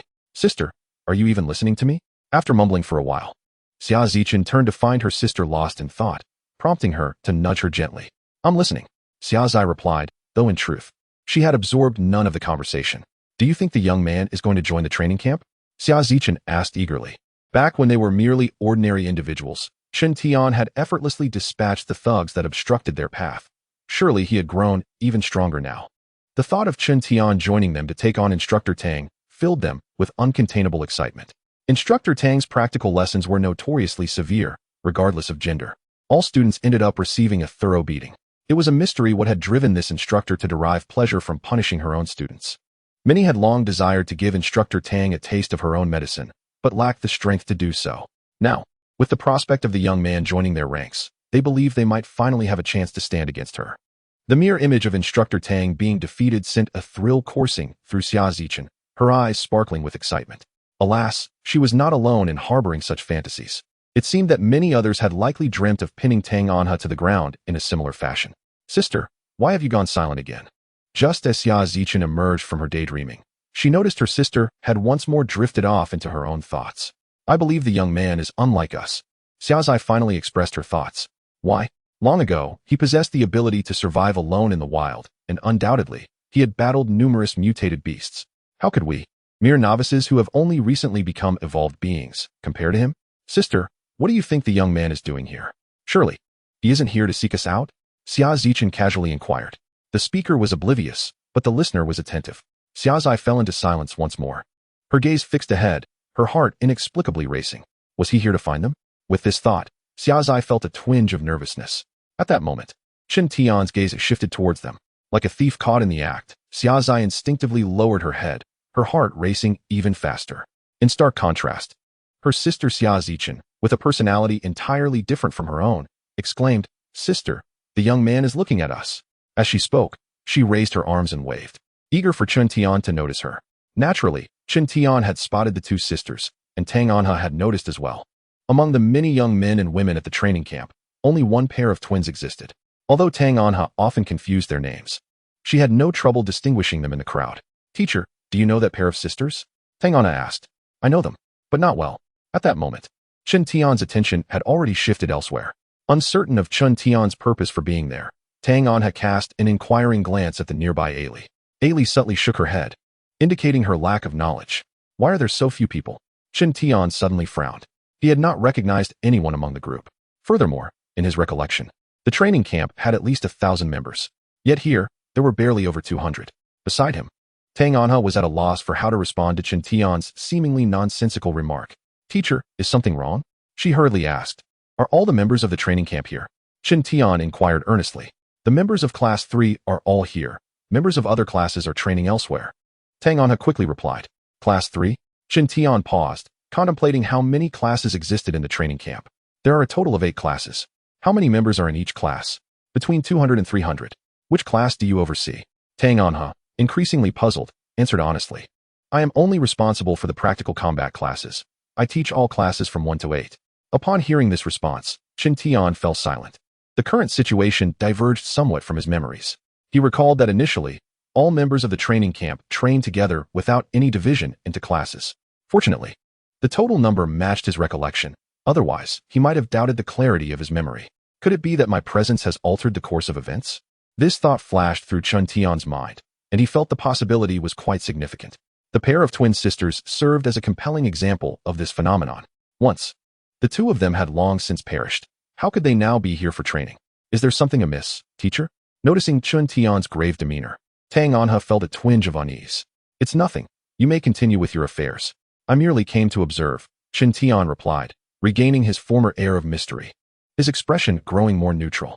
Returning to her post, Tang Anha witnessed the second group of 10, trembling with trepidation, stepping forth to endure the rigors of combat training. Fear had already taken root in their hearts before the battle, yet their adversaries would show no mercy simply due to their weakness. With a sharp reprimand from Tang Anha, the newly emerged 10 were swiftly toppled, their cries echoing in the air. Next group, she declared, standing with undeniable pride. Even the observing instructors instinctively recoiled at her ferocity. Why does it feel as though Instructor Tang has grown more ruthless? Is it because of that boy? They pondered, casting scrutinizing glances at Chen Tian. They beheld him with arms crossed, wearing an expression that seemed to revel in the unfolding drama, as if to say, you may strike even harder. In a brief span, over 200 trainees lay defeated at Tang Anha's feet, clearly indicating her considerable advancement in prowess during their time apart. Teacher, may I challenge you to a duel? Whether it was exuberance or a desire to prove something, Tang Anha boldly issued a challenge to Chen Tian in front of the gathered crowd. Chapter 198. Tang Anha receives another beating. Her declaration astonished the entire assembly. The previously vanquished trainees, as if infused with a surge of adrenaline, perked up in disbelief. Many questioned whether their ears were deceiving them. Instructor Tang had issued a challenge? Who possessed such audacity? The surprise was not limited to the students. The other instructors bore expressions of astonishment as well. They had distinctly heard Tang Anha address Chen Tian as teacher. Surely, not all instructors could be mistaken. Thus, the boy's identity warranted further investigation. Are you certain? Chen Tian inquired, a smile gracing his lips. Indeed, Tang Anha had improved significantly, but such progress was relative to her opponent. Compared to Chen Tian, her advancements were akin to a snail's pace. I am certain, Tang Anha replied, her gaze resolute. Her challenge was not born of a belief in her potential victory, but rather a desire to demonstrate to the students that being beaten was not to be feared. Rather, it was the specter of cowardice that truly paralyzed one. As a role model, she feared neither humiliation nor the moniker of female Tyrannosaurus. Her aim was not to batter the trainees but to instill in them resilience, the refusal to yield, and the wisdom to glean lessons from failure. You will be struck. Chen Tian's light-hearted remark served as an accelerant, igniting the curiosity of all present. What audacity possessed this boy to utter such words before the female Tyrannosaurus? I understand. Yet, I still wish to challenge you. Tang Anha affirmed with unwavering determination. Today, she is prepared to sacrifice herself to allow these children to witness the vastness of the world and understand the true extent of a formidable warrior's strength. A few simple exchanges between the two have piqued everyone's curiosity. All eyes are on them, and the crowd has formed a circle around the scene. Tang Anha instantly regained her authoritative presence, prompting over 200 trainees to clear the square and position themselves at the periphery. The atmosphere shifted to one of palpable tension, as all gazes turned to Chen Tian, speculating whether this young lad would dare to accept the challenge. Since you have resolved yourself, I am indifferent, she remarked, as Chen Tian took steps toward Tang Anha. With the plot having reached this juncture, even the least gossipy among the onlookers found themselves eagerly anticipating the ensuing developments. Logically, one might ponder how formidable a 14 or 15-year-old could truly be. Yet, Tang Anha's formal challenge suggested her own uncertainty regarding victory. Chen Tian halted a mere 10 meters from Tang Anha, exuding an air of composure and relaxation, in stark contrast to Tang Anha, who had assumed a poised stance for attack. The atmosphere had escalated to such a degree that a battle seemed inevitable. Go, Instructor Tang, someone in the crowd shouted, momentarily bewildering the other trainees who wondered who the sycophant was. However, It quickly dawned on them that the heightened tension indicated this encounter would not conclude hastily. Under the intimidating presence of the female tyrant, they dared not cheer for the young boy, but they could certainly rally in a counterproductive manner. With this realization, more voices joined in. Go! Instructor Tang is the best. Instructor Tang is unbeatable. Instructor Tang conquers all. This was no mere encouragement. It resembled a double-edged sword. Beware! With that, Tang Anha erupted forth, charging at Qin Tian with great speed. Whoosh! In an instant, she was upon him, delivering a powerful punch aimed directly at his face. The other instructors watching from a distance were taken aback. They had not anticipated Tang Anha's earnestness in confronting someone so young. If that punch landed squarely, what would become of the boy? Despite their concerns, it was too late to intervene. Tang Anha's fist met nothing but air. Whoosh, whoosh, whoosh. Following that initial strike, she unleashed a barrage of combination punches. The once boisterous crowd fell silent, their attention riveted on the two figures at the center of the arena. For many trainees, their previous encounters with Tang Anha's strength had been purely physical. Yet, the full extent of her prowess remained shrouded in mystery until now. Finally, they were fortunate enough to witness it firsthand. Tang Anha's assault was as relentless as a tempest, employing not just punches and kicks, but also devastating elbow strikes, all executed with such blinding speed that her figure became a blur. Remarkably, the young boy managed to evade every frenzied attack. In the eyes of the onlookers, he merely swayed slightly. The contrast between motion and stillness was striking. While speed was abundant, technique was lacking. As Qin Tian's words fell, he reached out and seized Tang Anha's ankle as she kicked. Whoosh! In the disbelief of everyone present, Qin Tian hurled Tang Anha away, sending her crashing toward the crowd standing nearby. Whoosh! Before Tang Anha could reach those individuals, Qin Tian swiftly positioned himself in front of them. Bang! Tang Anha's abdomen endured a heavy blow, altering her trajectory from soaring through the air to crashing down to the ground. With a muffled thud, she lay at Qin Tian's feet. The scene fell into a deathly silence. Apart from a few instructors who could barely catch a glimpse of the events, none of the spectators could discern how their once-hated Instructor Tang had fallen. Instructor Tang. As a colleague, a male instructor prepared to rush over. Stay back, Tang Anha exclaimed, clutching her abdomen as she rose. This is my practical class. After uttering these words, Tang Anha once again assumed a fighting stance. Locking eyes with Tang Anha, Qin Tian understood her intent. It seemed I must play the villain this time. Whoosh. Bang. This time, Qin Tian did not grant her the opportunity to show off. With a casual kick, he sent Tang Anha flying once more. Again, Tang Anha stood up from the ground yet again. Bang. Another dull thud echoed as the airborne Tang Anha rolled several times upon hitting the ground before coming to a halt.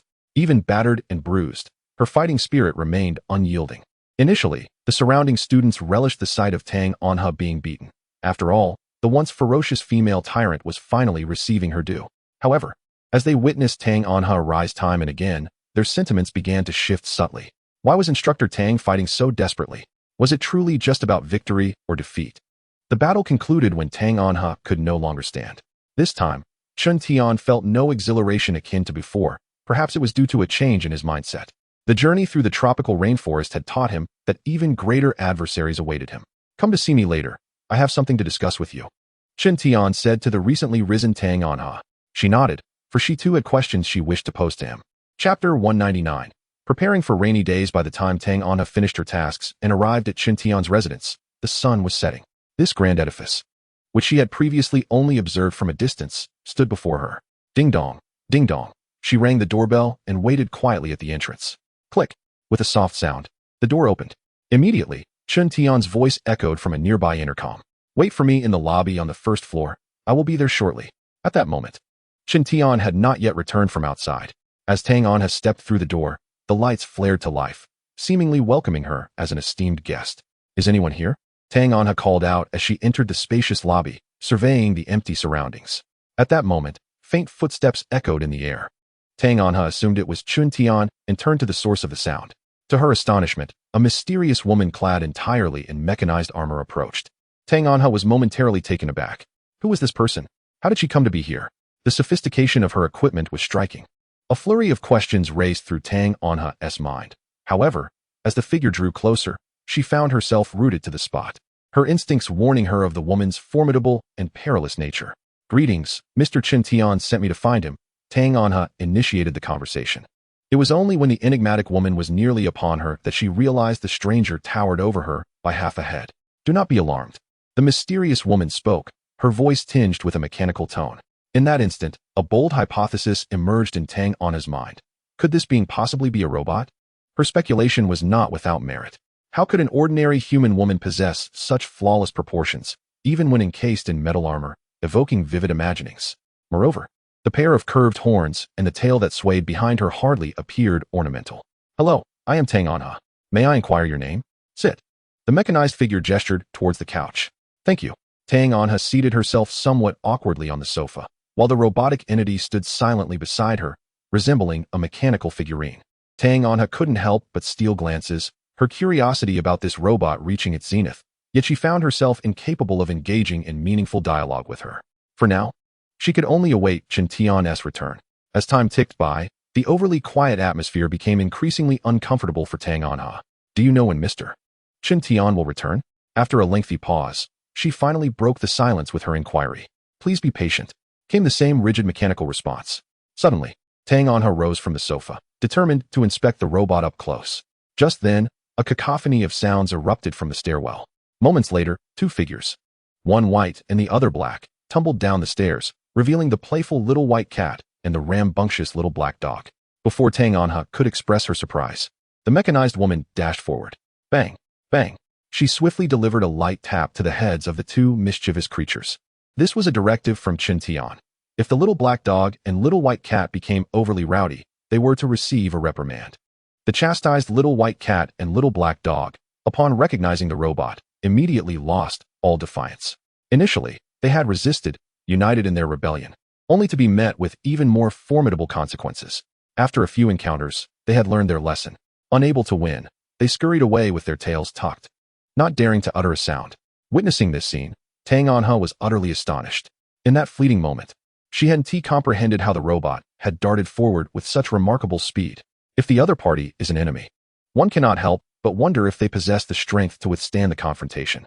Whoosh! The figure of the Knight's Sentinel, which had just been opposite, suddenly vanished. When it reappeared, it was already close to Tang Anha. Sit. The voice remained as rigid and mechanical as ever. Yet, Tang Anha had dared not exhibit even the slightest hint of carelessness and quickly resumed her seat. Having witnessed the other's prowess, she had abandoned any thoughts of conducting close-range research. Fortunately, it was not long before the sound of an approaching car engine echoed from outside. Chen Tian had returned. Teacher. Upon seeing Chen Tian approach, Tang Anha felt the tautness in her nerves finally begin to ease. I dislike beating around the bush, Chen Tian stated, immediately delving into the matter at hand. How long have you been a training camp instructor? Approximately over 90 days. Although she was uncertain why Chen Tian inquired about this, Tang Anha answered truthfully. When did the training camp start dividing into classes? Chen Tian continued. Dividing into classes? When did we start splitting into 8 groups? Tang Anha responded. It was established from the beginning that there would be 8 classes. That was determined during the initial discussions. As soon as she finished speaking, she noticed Chen Tian's brow furrow slightly. An unsettling feeling began to swell within her. Could it be that there was something amiss with the training camp? After a brief silence, Chen Tian asked again, have any of the trainees in the camp ever ventured outside the safe zone? Venture outside the safe zone? Tang Anha was taken aback once more. Why would one need to leave the safe zone? Although many trainees' test performances met the standards of an evolver, they were far too young and lacked many essential qualities. Chen Tian interjected, not even once. As far as I know, no. The members of all 8 classes have not ventured outside the safe zone. At this time of year, there are many mutated beasts and insects outside. Chen Tian bowed his head in contemplation. From Tang Anha's responses, he understood that he had returned just in time. The external training had yet to occur. However, the original collective training of over 1,000 individuals had now been divided into 8 classes, which differed from his previous life.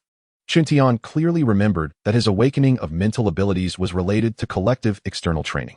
Yet, the subsequent events grew increasingly hazy. He vaguely recalled that during the training, an incident had occurred, and amidst the chaos, he had fallen into a deep pit. In a foggy state of consciousness, it seemed he had glimpsed someone. After that incident, he discovered he was no longer the same. Tang Anha, wanting to break the prolonged silence, attempted to interject. Chen Tian returned to the present, looking at Tang Anha. If your training camp ever embarks on external training, you must inform me at the earliest opportunity. Understood. Seeing Chen Tian's serious demeanor, Tang Anha nodded in agreement. With that, Chen Tian had conveyed all he intended to say, and now it was Tang Anha's turn to pose her inquiries. Her questions revolved around evolvers, such as, is there a connection between the powers of evolvers and their sustenance? Can all evolvers, like Tu Yun just did, exhibit special skills? These questions would soon become public knowledge. Chapter 200. A voice from a past life. Tang Anha's visit was not in vain. She acquired a wealth of knowledge from Chen Tian. Despite the knowledge that would soon be unveiled to the public, it held profound significance for her in the present moment. Seated upon the sofa, Tang Anha was still processing the information she had just received, so engrossed that she failed to notice the encroaching darkness outside. Mr. Chen Tian, if there is nothing else, may I take my leave? The first to suggest departing was Ailey, who had accompanied Chen Tian throughout the day. Upon hearing her words, Tang Anha came to her senses, rising to prepare to leave as well. However, Chen Tian insisted that they stay for dinner, eager to learn about the changes within the safe zone. Both Ailey and Tang Anha were not the type to be coy, so they chose to remain. The task of preparing dinner fell to Yi Jia, but she was deemed unsuitable due to her lack of culinary experience, and Chen Tian was unwilling to cook himself. Thus, he resolved to hire a personal chef. This brought to mind the pair of twin sisters he had encountered earlier that day, which in turn reminded him of their father. Xia Dong, a chef by trade, had seen his and his daughter's lives improve significantly since their arrival at the 56th safe zone. Not only had he utilized his earned points to acquire a property in a prime location, but he had also become a member of the Evolver Protection Program. This program provided special assistance to families with members who had evolved. His daughters, Xia Zai and Xia Zichen, were not only beautiful and sensible, but had also each met the criteria for becoming an evolver. However, the rigors of the training camp took their toll, and seeing his daughters return home fatigued always tugged at his heartstrings. Yet, he knew he could not hover over them indefinitely. They needed the ability to fend for themselves. So he bore the pain of watching them struggle. Preparing delicious meals to reward his daughters was a skill he prided himself on. Today, however, felt different. His daughters were radiant, animatedly recounting their experiences from training. Dad, you should have seen it. That boy is incredible. In the blink of an eye, he dashed from one side of the square to the other. Xia Zichen illustrated her point with animated gestures, her face alight with enthusiasm. Xia Dong listened quietly, a smile playing on his lips. The topic flowed seamlessly from before dinner into after, with his daughters still brimming with excitement. Recalling the young boy, Xia Dong remembered their first encounter, where the lad had exuded an air of a lone wolf. Later, their chance meeting within the safe zone had given him the impression of a solitary challenger seeking to conquer. In short, he was a puzzling figure. Our instructor, Tang, is such an impressive individual. When he scolds us, he does so with authority, yet before that boy, he hardly stands a chance. Xia Zichen continued, her words tumbling forth, only to be interrupted by her sister beside her. You've already said that 5 times. Take a break. You're not the only one who needs to listen. Xiao Zai jested. Hey, you're in no position to criticize me. I saw the way you looked at that boy. I called your name several times, and you didn't even respond. Xia Zichen retorted. I did not. Yes, you did. Admit it. Were you not thinking of offering yourself in exchange? I call you nonsense. The two sisters were in a playful scuffle, each clutching a plush bear and playfully hitting one another. In this atmosphere, Xia Dong momentarily imagined it was before the end of the world, when the family was filled with laughter and warmth. Ding! At that moment, a clear chime interrupted Xia Dong's reverie. He realized that he had been summoned as a chef. All right, I'm on my way. I know the location. Yes. Dad, it's so late. Are you going out again? Upon seeing Xia Dong hang up, Xia Zai hurriedly set aside her sister and approached him. As the eldest daughter, she always wished to share the burden of their father's hardships. Xia Dong looked at Xia Zai but did not respond immediately. It was indeed a coincidence that just moments ago, his 2 daughters had been discussing a certain young man, only to find that he had summoned him to cook. Dad, it's not too late. Let me and my sister accompany you, so we can return early. Xia Zichen also came over. Though she appeared mischievous, she was quite sensible. The harsh realities of the end times compelled one to mature and become more understanding. Xia Dong did not withhold the details of where he was heading and whom he was to meet. This revelation made the twin sisters even more restless. Thus, the trio arrived at Chen Tian's villa. Indeed, they encountered Chen Tian. However, the presence of Tang Anha rendered the sisters momentarily subdued, as they had much to say but found themselves at a loss for words. The first floor boasted a well-equipped kitchen, and with the ingredients prepared by Chen Tian in advance, a sumptuous dinner was soon ready. After dinner, Ailey and Tang Anha did not linger and left together. At last, the twin sisters felt at ease. Big brother, you are amazing. Not only are you skilled, but you can also afford such a large house. The lively Xia Zichen exclaimed with admiration and envy. Had she seen Yi Jia, she might have reacted quite differently. Chen Tian glanced at Xia Zichen and then turned to Xia Zai, who was stealing glances in their direction. In a low voice, he said, Call your sister over. I have something to ask you both. Before long, The twin sisters stood side by side in front of Chen Tian. You both belong to class 3? Yes. They replied in unison. Have you seen any students from other classes? We have during the joint training sessions held bi-weekly, they answered. Joint training? Does that involve all class members training together? Chen Tian inquired eagerly. Shaking her head, Xia Zai clarified. It's a combined training session with class 4. Xia Zichen chimed in. Class 4 is our rival. If either class performs poorly during the joint training, both face collective punishment. However, Chen Tian's interest lay elsewhere. And he promptly asked, have you trained outside the safe zone? Both sisters shook their heads in unison. Xia Zai seemed to recall something and quickly added, I think I heard that our training location might change to a newly designated area. A newly designated area? Chen Tian's brow furrowed. In his previous life, he had no recollection of such a detail. Could this signify yet another shift? I have also heard that it pertains to the newly expanded outer ring of the safe zone. Chen Tian engaged in conversation with the two sisters for a while. Although the information they provided could not be compared to that of Tang Anha, it still held considerable reference value, particularly from the perspective of a student. Certain insights resonated with Chen Tian's memories from his past life. After their brief discussion, the previously hazy recollections of Chen Tian became remarkably clearer. He realized that it was not his memories that had been lost, but rather that he needed specific triggers to evoke them. At that moment, a tender and gentle voice echoed in his mind. This is my last strength. Do not die, but live. Help me. Chapter 2:01. Do not anger him. The sudden influx of memories left Chen Tian in a daze. He endeavored to recall the details, yet the more he sought clarity, the more elusive that memory became. Unable to proceed, Chen Tian reluctantly abandoned his efforts. Fortunately, the time until the event was not far off. When the moment arrived, all the obscurity would dissipate. As night deepened, the twin sisters and their father did not take their leave. Although dinner had concluded, there remained an abundance of ingredients to be prepared. Now that Chen Tian possessed an eternal space, the meals he prepared could be preserved intact, allowing him to prepare more for future consumption. You may only roam the first floor. Before ascending the stairs, Chen Tian warned the Xia family. The first floor was equipped with ample rooms, including a kitchen, living room, bedroom, and bathroom. Xia Dong understood the rules well. He would keep his distance from anything forbidden and had no curiosity to explore restricted areas. Upon reaching the upper floor, Chen Tian made his way directly to the training room. The expansive space spanned several hundred square meters, reminiscent of a training facility. The room was sparsely furnished, with only a minimalist shoe rack near the entrance. Chen Tian stepped into the center of the room and waved his arm. Whoosh! A gust seemed to sweep through the room, flinging open all the windows. Taking a deep breath, Chen Tian felt the electric elements swirling in the air. Following the method of lightning refinement, he practiced for over an hour. When he finally opened his eyes again, Yi Jia stood quietly nearby. Yi Jia, when I control the lightning, I often feel an inability to fully master it, Chen Tian suddenly remarked. The master can specifically practice control. Yi Jia's voice resonated in Chen Tian's mind. Do you have any good suggestions?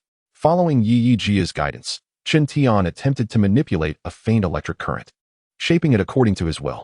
He then endeavored to stabilize the released current at a fixed voltage, with Yi Jia nearby, announcing the values. If he could achieve this one day, he would be able to charge various electronic devices autonomously, thus proving his control was up to standard. In the future, he would no longer need to worry about charging devices. He would be a portable universal charger. The next morning arrived. Chen Tian descended from the upper floor, only to find Xiaodong occupied with his tasks, prompting him to inquire, where are your two daughters?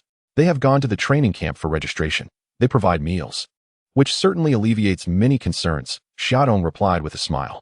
Chen Tian refrained from further questioning, as he was irresistibly drawn by the aroma wafting from the kitchen. It must be noted that Xiaodong's culinary skills exceeded Chen Tian's by leaps and bounds. Even breakfast was a delightful experience. According to their mutual agreement, Xiaodong would reside here during this period, transforming the provisions in the pantry into delectable dishes. Chen Tian was not lacking in ingredients. What lay in the pantry was merely a fraction of the bounty he possessed. The business Chen Tian offered was enough for Xiaodong to earn a handsome profit. Naturally, the labor was commensurate with the reward. By evening, his two daughters would come to assist and stay overnight, a condition that had been previously negotiated. As days passed, Xiaodong had been working at Chen Tian's for a week, and perhaps due to a lapse in clarity, he felt as though the supplies in the pantry were increasing rather than depleting. Good morning, big brother. On this particular morning, Chen Tian came down and unexpectedly encountered Xiangzi Chen approaching to greet him. Aren't you attending class? Chen Tian casually asked. We have a day off every 15 days. And today happens to be one of those days, Xiangzi Chen replied, hands clasped behind her back. her voice bright and clear. "Is breakfast ready?" Chen Tian inquired, making his way to the kitchen. Just then, Xiang Ziyi emerged from within, exclaiming, "Brother Tian, it's already prepared." Soon, the dining table was laden with an array of dishes. Chen Tian, feeling no need for formality, began to indulge in his breakfast. The twin sisters acted like attentive attendants, periodically bringing forth freshly prepared delicacies and clearing away empty plates. After finishing his meal, Chen Tian made no effort to linger and prepared to depart. "Big brother," Xiang Zichen suddenly called out. "What is it?" Chen Tian replied, his expression impassive as he regarded the hesitant sisters. Ultimately, it was Xiang Zichen, emboldened by a touch more courage, who spoke up. "Big brother, you are so remarkable. Could you possibly offer us some guidance?" With that, both sisters gazed at him with hopeful eyes. Ever since that day when their instructor, Commander Tang, was publicly bested by Chen Tian, he had become the focal point of discussion among the students in Class 3. Although the sisters did not boast about their acquaintance with Chen Tian to others, they felt a swell of pride listening to the admiration and praise directed toward him. Today, fueled by courage, they sought to learn from him, hoping to acquire a skill or two that would prevent them from being thoroughly trounced by Commander Tang in their next combat class. "I shall not offer guidance. My expertise lies solely in delivering blows," Chen Tian remarked. Assessing the somewhat frail appearance of the sisters, he added, "You would not withstand my strength." Chen Tian's power was ever increasing. That very morning, he had inadvertently broken a door handle. A fleeting look of disappointment crossed the sisters' faces, yet they dared not speak further. They understood that while Chen Tian was currently speaking to them kindly, any attempt to push their luck could swiftly result in reprimand. Seeking guidance, the individual outside appears suitable. As he spoke, Chen Tian glanced out the window. The two sisters followed his gaze and immediately spotted a tall man standing beneath the tree. That man was none other than the vigilant Tu Yungang. His actions were entirely voluntary. Chen Tian had never requested such diligence from him. "Isn't that Uncle Tu?" exclaimed Xia Zichen, recalling their previous brief encounters and conversations, albeit with limited understanding. "Whether you can persuade him depends on your abilities," Chen Tian remarked with a smile. "Is Uncle Tu truly formidable?" Xia Zichen's eyes sparkled with curiosity as she pressed further. "He has also dealt with your instructor Tang." With Chen Tian's hint, Xia Zichen could no longer remain seated and promptly exited the room. Chen Tian returned upstairs to continue his training. One cannot deny the charm of these twin sisters. It is intriguing how they managed to converse with Tu Yungang. When Chen Tian descended to prepare for lunch, he fortuitously observed them practicing their martial arts outside. Their movements resembled a form of free-fighting technique, striking forcefully and directly. Each move was executed with precision, aimed at vital points. Perhaps weary from practice, the sisters engaged in casual conversation with Tu Yungang. Chen Tian, possessing exceptional hearing, could clearly discern their dialogue. "Uncle Tu, do you know how impressive brother Chen Tian is?" inquired Xia Zichen. "I cannot measure his prowess, but I am well aware that inciting his anger is a most dreadful affair." Chapter 202. Your brother is inferior to my brother Fate is a curious phenomenon. The stark contrast in height between Tu Yungang and the twins did not hinder their harmonious interaction. Over the ensuing days, whenever time permitted, the twin sisters sought guidance from Tu Yungang, who was more than willing to mentor the duo. Meanwhile, Chen Tian remained vigilant, monitoring the developments of the training camp while adhering to his own training regimen. On one particular morning, numerous transport vehicles suddenly arrived at Chen Tian's villa. "Mr. Chen, the items you ordered have been delivered. Here is the list. If all is in order, please sign for them," a courteous staff member in blue attire announced. Chen Tian wore a puzzled expression. Having immersed himself in training recently, he had not made any purchases. "Master, these are my acquisitions," a voice suddenly echoed in his mind. "You bought them?" Chen Tian was taken aback. "I previously consulted you about this," Yi Jia responded hastily. The memory resurfaced. One night, Yi Jia had mentioned using points to procure items for research. At the time, Chen Tian had been preoccupied with enhancing his control over lightning, and he had casually acquiesced to the request. He had never placed much value on the points, especially when it was Yi Jia making the request, so he had no qualms. However, the sight of over 10 container trucks arriving simultaneously left him somewhat astonished. After the delivery personnel departed, Chen Tian inquired with curiosity, "Yi Jia, what do you intend to do with this electronic refuse?" A significant portion of the delivered goods consisted of second-hand electronic items. "I require them to extract certain materials. Is there anything else you need to purchase? The points in my account are at your disposal." "Master, for now, they suffice. I kindly request you to transfer them into the research space." Chen Tian speculated that Yi Jia must have something in mind to create, and he refrained from further inquiries, anticipating a delightful surprise. Within moments, The items from more than a dozen trucks were stored away into the space by Qin Tian. Yi Jia, have there been any new extraterrestrial items for sale lately? He casually remarked while heading toward the room. Although his account balance was dwindling, it did not diminish his curiosity about alien artifacts. There have been no new data updates, Yi Jia replied. As an intelligent being, browsing online content was merely a fleeting thought for her. Yi Jia, has there been any new movement regarding that spaceship in the tropical rainforest? Qin Tian inquired again. Some drones had previously arrived and were dealt with by the nanoblade left behind. The matter of Yi Jia's shopping was merely a minor episode, and Qin Tian did not dwell on it. However, unexpectedly, within just a few hours, Yi Jia presented Qin Tian with a delightful surprise. She had crafted a spider-shaped surveillance device, available in various sizes and functionalities. This device could move and was under Yi Jia's control, powered by a special battery capable of continuous operation for 3 months. By deploying these surveillance devices around the villa, Yi Jia could monitor the surroundings in real time. Yet, the highlight was not merely the surveillance device, but rather Yi Jia's remarkable ability to transform waste into treasure. Yi Jia, let us wander about. If you discover anything useful, we shall purchase it, Qin Tian proposed, feeling in high spirits and deciding to explore. The sun was beginning to set. Strolling along the street without a fixed destination, he ambled leisurely. Along the way, he observed many individuals clad in deep blue attire, each adorned with matching leather belts. Armed and laughing in groups of 3 to 5, these individuals were likely part of the new faction that Ai Li had mentioned. The current 56 security zone was a melting pot of various elements, lacking the vibrant atmosphere it once possessed. One mountain cannot accommodate 2 tigers, and in this security zone, the number of those vying for power was incalculable. Such matters were of no concern to Qin Tian. His continued presence in the 56 security zone was solely due to his past connections and the forthcoming trials to unfold. The streets were not bustling with pedestrians. Even when there were, they hurried along, as if any delay might invite trouble. It was indeed rare to see someone like Qin Tian meandering at a leisurely pace. Just as he was about to enter a shop, the smile on his face abruptly faltered. To his surprise, he detected the recently trained Xia Zai and Xia Zichen with his mental perception. The sisters had intended to purchase some seasonings, but unexpectedly encountered trouble along the way.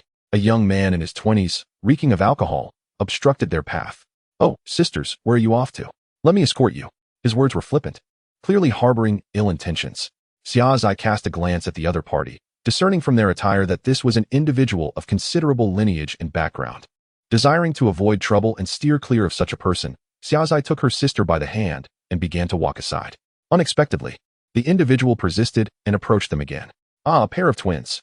How shall I address you both? We do not wish to make your acquaintance." Xia Zichen retorted coldly. "Do not be like that, dear sisters. Do you not know who I am?" The sisters were intent on extricating themselves from this individual's company and had no desire for further discourse. "I am Lei Qi. Should you encounter any troubles in the future, remember to invoke my name. If you continue to harass us, we shall call for help." Xia Zichen stated bluntly. "Call for help?"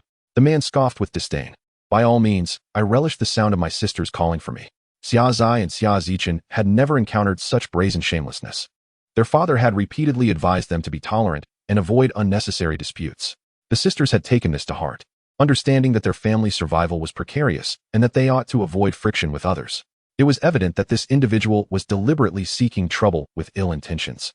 Though the sisters were youthful, they were not naive enough to be unaware of his ulterior motives. Frustration and anger surged within them, and they were tempted to retaliate. However, they hesitated, not out of fear of defeat, but rather from the anxiety of the consequences that might follow. Such is the lament of the powerless, even when in the right. One ultimately bears the burden of retribution. "Brother, we are over here," Xia Zichen suddenly called out, seizing the opportunity while the man turned away in distraction, pulling her sister forward to flee. Yet, to their dismay, the man quickly pursued them, exclaiming in exasperation, "Dare to toy with me? You ought to inquire who I am." "Young master." Both sisters turned to look behind the man. "Do not try that with me." The man, assuming the twins were resorting to the same trick, let out a cold laugh. However, before his laughter could fully escape his throat, it was abruptly silenced by another chilling chuckle. Startled, the man cursed. "Who the hell?" Before he could finish his sentence, he was sent sprawling by a forceful slap. With a resounding crash, the man collided with a row of garbage bins 10 meters away. The sudden turn of events startled both Xia Zai and Xia Zichen, but their initial shock was swiftly replaced by delight. "Young master, are you here to assist us?" Xia Zichen exclaimed, grasping Qin Tian's arm as if in a playful manner. "Let go." Qin Tian's gaze was icy. This time, Xia Zichen was genuinely taken aback and quickly released her grip. An awkward silence enveloped the atmosphere. The sisters, who had intended to express their gratitude, fell silent. The aura exuded by Chun Tian suggested an inclination towards aggression, and they had just witnessed him effortlessly sending a fully grown man flying. Neither of them wished to experience such treatment themselves. Chun Tian disregarded the sisters and strode directly towards the man by the garbage bins. The man, having consumed alcohol earlier and received a heavy slap, now lay there like a mere lump of clay. With a flick of his fingers, Chun Tian unleashed a blue arc of electricity that struck the man amidst the refuse. The jolt from the electric arc caused the man to convulse and abruptly awaken. Who did this? As he gradually regained consciousness, he suddenly realized he had lost several teeth, and his eyes glinted with fury. Having been accustomed to arrogance due to his family's influence, he had grown even more brazen since the onset of the apocalypse. Currently, his family controlled 1/3 of the power in the 56 safe zone, and he was the prince. Those who recognized him either flattered him or kept their distance. No one dared to lay a hand on him. Was it you? The man glared at the youth standing a few meters ahead. Filth. Chun Tian looked on with disdain, though it was unclear whether he referred to the man or the trash surrounding him. Do you have a death wish? Do you even know who I am? Bang. The man was met with a sudden flying piece of brick. He lost consciousness once more, blood streaming uncontrollably. Crackle. A blue arc of electricity suddenly appeared in Chun Tian's palm. Several arcs intertwined like twisted ropes, striking the unconscious man once again. Zing.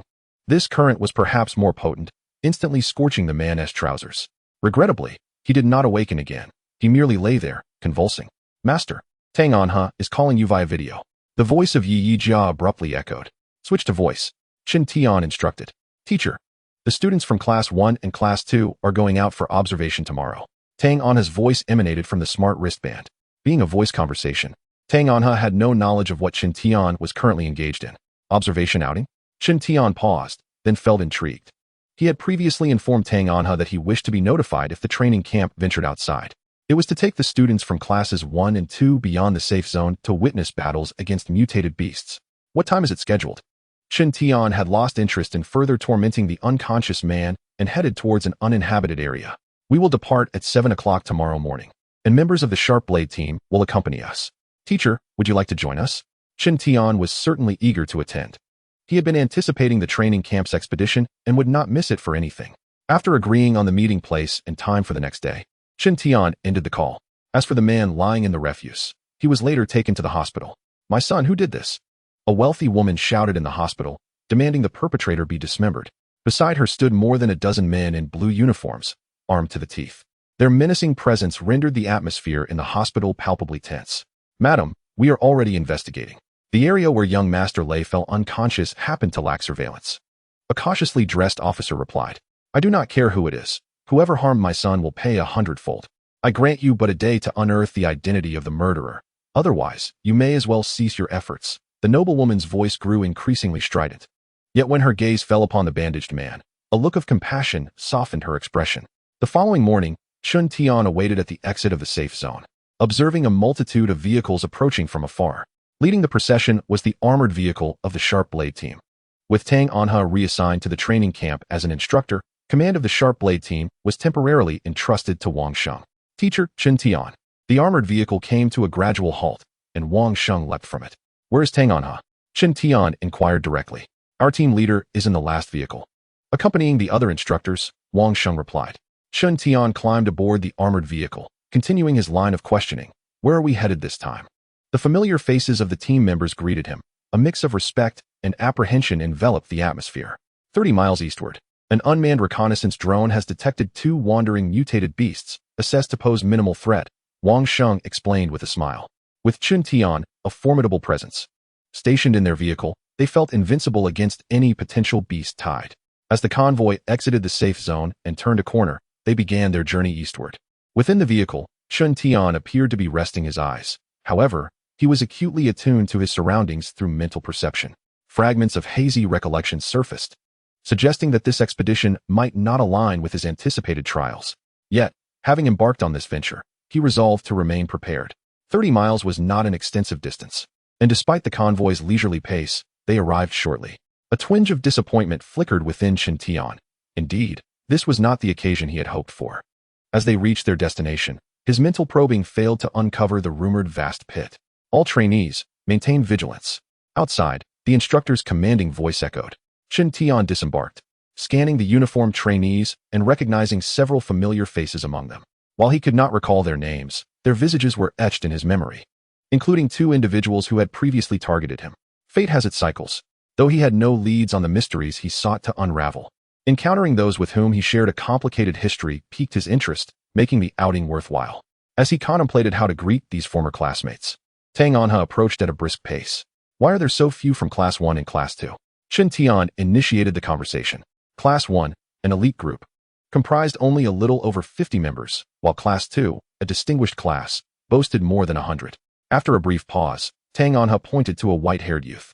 That boy is Mo Bai, the most gifted among them, already possessing the strength to join the guard team. Oh, a smile broke across Chen Tian's face. Since I have a moment to spare, I might as well teach him a lesson, so he understands the treachery of human nature. Tang Anha was initially taken aback, then burst into laughter. Teacher, no matter how formidable Mo Bai is, he cannot possibly compare to you. Chen Tian, however, remained silent, striding purposefully toward the young man. As an instructor, Tang Anha was only aware of the student's academic performance and conduct during lessons, yet she found it challenging to discern the character of each student in their private lives. This young boy with prematurely white hair indeed possessed extraordinary talent. In his previous life, he was a remarkable figure, driven by an insatiable competitive spirit. Perhaps having basked in the glow of genius for too long had instilled in him a propensity for arrogance. In the past, Chen Tian had been humiliated by this very individual. Teacher, you cannot be serious? Tang Anha, who had chased after him, felt a twinge of panic. She was acutely aware of both Chen Tian's capabilities and those of the student in question. It was no exaggeration to assert that Chen Tian could effortlessly subdue an acknowledged genius with just one hand. As an instructor, she wished to avert such an occurrence. Fear not, I shall not truly harm him. Chen Tian's smile broadened. Teacher, my apologies for not being clearer. He is merely of average talent and not worth your effort. In our regular combat classes, I can easily bring him to his knees, Tang Anha continued to persuade. As they drew nearer, they captured the attention of many onlookers. White-haired boy, yes, I am speaking of you. Chen Tian boldly declared, revealing his opponent's nickname. Mo Bai, who despised being addressed in such a manner, immediately cast a sharp glare in his direction. Upon realizing that his adversary was a boy slightly younger than himself, a look of disdain crossed Mo Bai's face. Among all the students, he was the foremost. This was his pride and his leverage. According to various assessments, he had far surpassed the benchmark established for evolvers. No one from the younger generation could compare to him. Thus, upon seeing Chen Tian for the first time, he felt a surge of contempt. I have a name. Mo Bai shot a glance at Tang Anha, who was following closely behind. Were it not for the presence of an instructor, he would have relished the opportunity to teach this presumptuous boy a lesson. Suddenly, without warning, Chen Tian struck. With a swift kick, he sent the proud Mo Bai tumbling. The incident transpired so abruptly that neither Tang Anha nor the other students and instructors could react in time. I do not require knowledge of your name to strike, Chen Tian declared lightly. With a swift motion, Mo Bai sprang back to his feet, glaring fiercely at Chen Tian. Unwilling to concede, Chen Tian chuckled softly. Or do you wish to maintain your image of being exemplary in both character and academics? Why did you ambush me? Mo Bai demanded, his gaze still fixed on Chen Tian. His anger stemmed not only from the fact that he had been kicked, but also from the realization that he had not managed to evade the blow. Ambush. Chen Tian laughed again, and without warning, he delivered another kick. This time, Mo Bai was on high alert, yet he still failed to dodge the incoming attack. The force of this kick was significantly greater than the last, propelling him several meters away.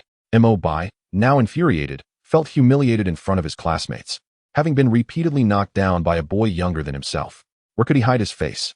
This is your own doing, Mo Bai exclaimed as he climbed back to his feet, seething with rage and charging forward. Boom. As he rushed forward, his body was sent soaring over 3 meters by a single kick from Chen Tian, crashing heavily onto the ground. This time, Mo Bai could not rise instantly. Clutching his abdomen in agony, a profound silence enveloped the scene. The first-year students were the most astonished, fully aware of Mo Bai's prowess. Their understanding of his capabilities made their shock even more profound. Was this truly the genius they had known, rendered utterly defenseless by a mere 14 or 15-year-old? Could it be that the safety zone's criteria for genius were so lamentably low?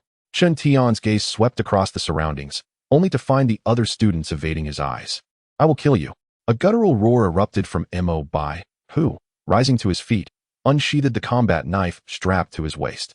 For this observational exercise, Each student had been equipped with a standardized combat knife to confront the threat of mutated beasts.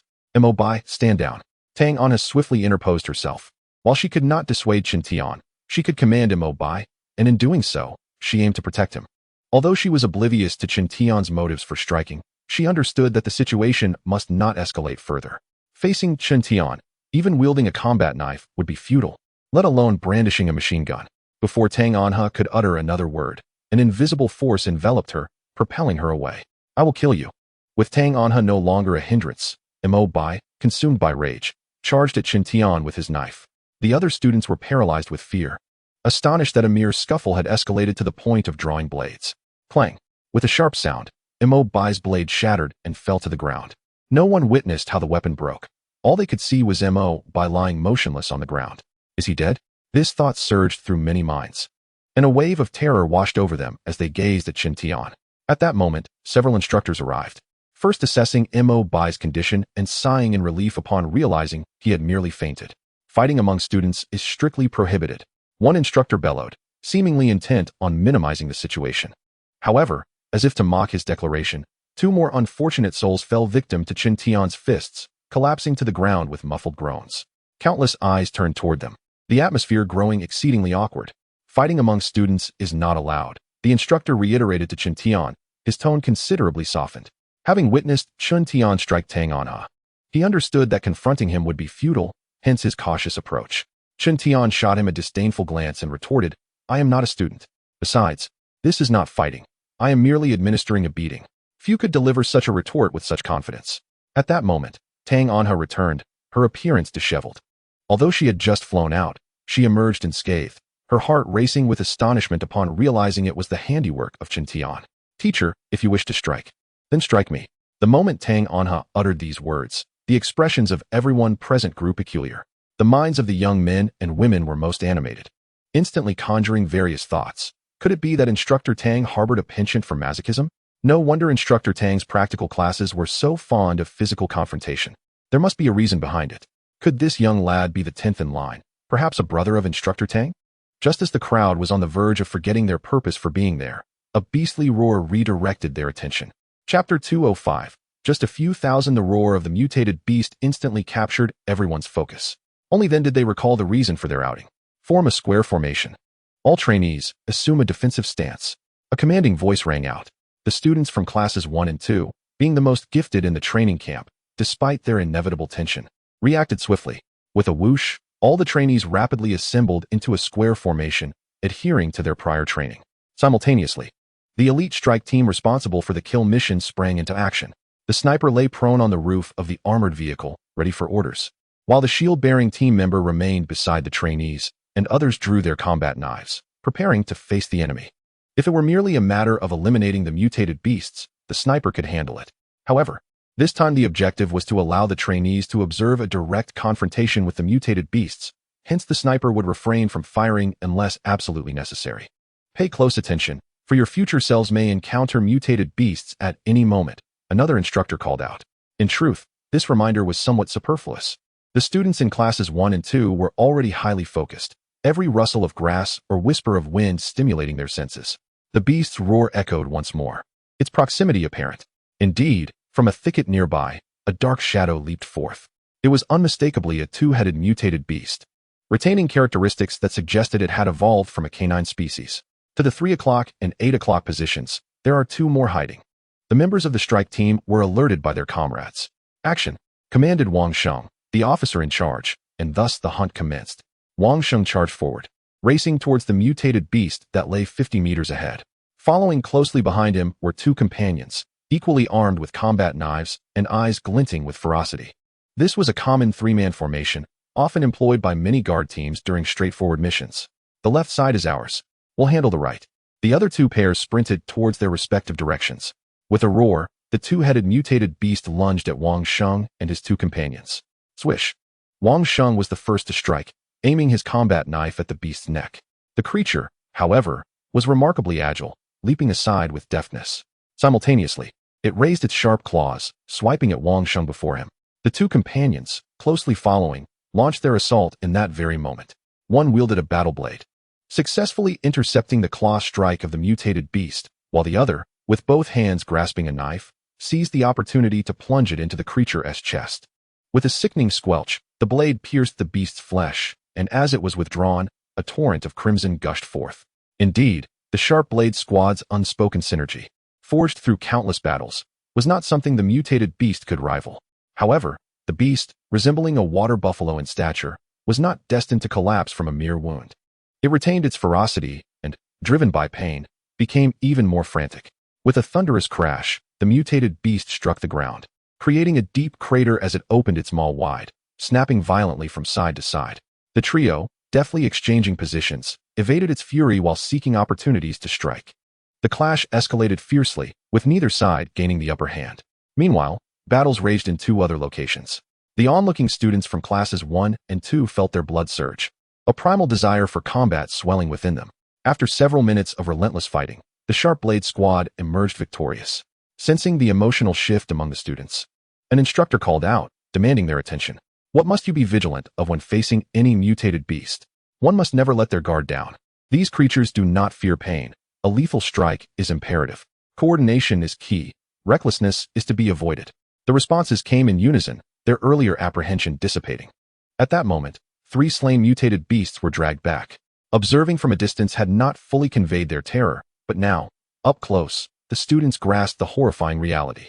Their razor-sharp teeth resembled bear traps, capable of severing a head with a single bite.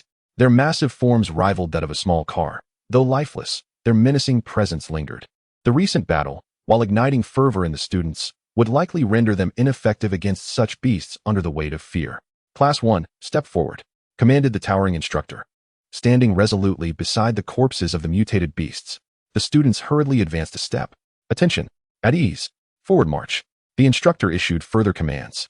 Uncertain of the purpose behind these orders, Class 1 obeyed, drawing closer to the remains of the beasts. The pungent scent of blood intensified in the sweltering heat of the season. Attention! As you can see, the 3 mutated beasts before you lie dead. Now, with the battle blades in your hands, stab each corpse. Upon hearing the instructor's command, the students momentarily froze, shocked at the prospect of desecrating the dead. Proceed in order of your numbers. The instructor reiterated, his voice steeped in authority. This exercise was designed not only to bolster the courage of these fledgling students, but also to provide them with a visceral experience of cutting into a mutated beast. Without the baptism of blood, no matter how exemplary their training records, they would ultimately remain unseasoned. Having been molded by rigorous training, the students dared not defy the instructor's orders, and each took their turn to comply. One would not know until they try, and upon attempting, one discovers the astonishing resilience of the mutated beast's hides. It requires immense strength to pierce their bodies with a battle blade. After the first class concluded, it was time for the second. By the time all the students had personally engaged, 3 mutated beasts lay in a gory heap, nearly resembling a filling for dumplings. Thus, this excursion for observational instruction came to an end. Judging by the reactions of all the students, the experience proved to be beneficial. As for the incident involving Chen Tian, everyone seemed to have forgotten it, not uttering a word. What followed was the tidying of the scene and the journey back home. Teacher, we are heading back, Tang Anha softly remarked as she approached Chen Tian. At that moment, Chen Tian appeared engrossed in something, his gaze fixed intently in one direction. Out of curiosity, Tang Anha looked over but discerned nothing amiss. Teacher, she began, but Chen Tian interrupted. You have made a grave error. This abrupt statement left Tang Anha momentarily stunned.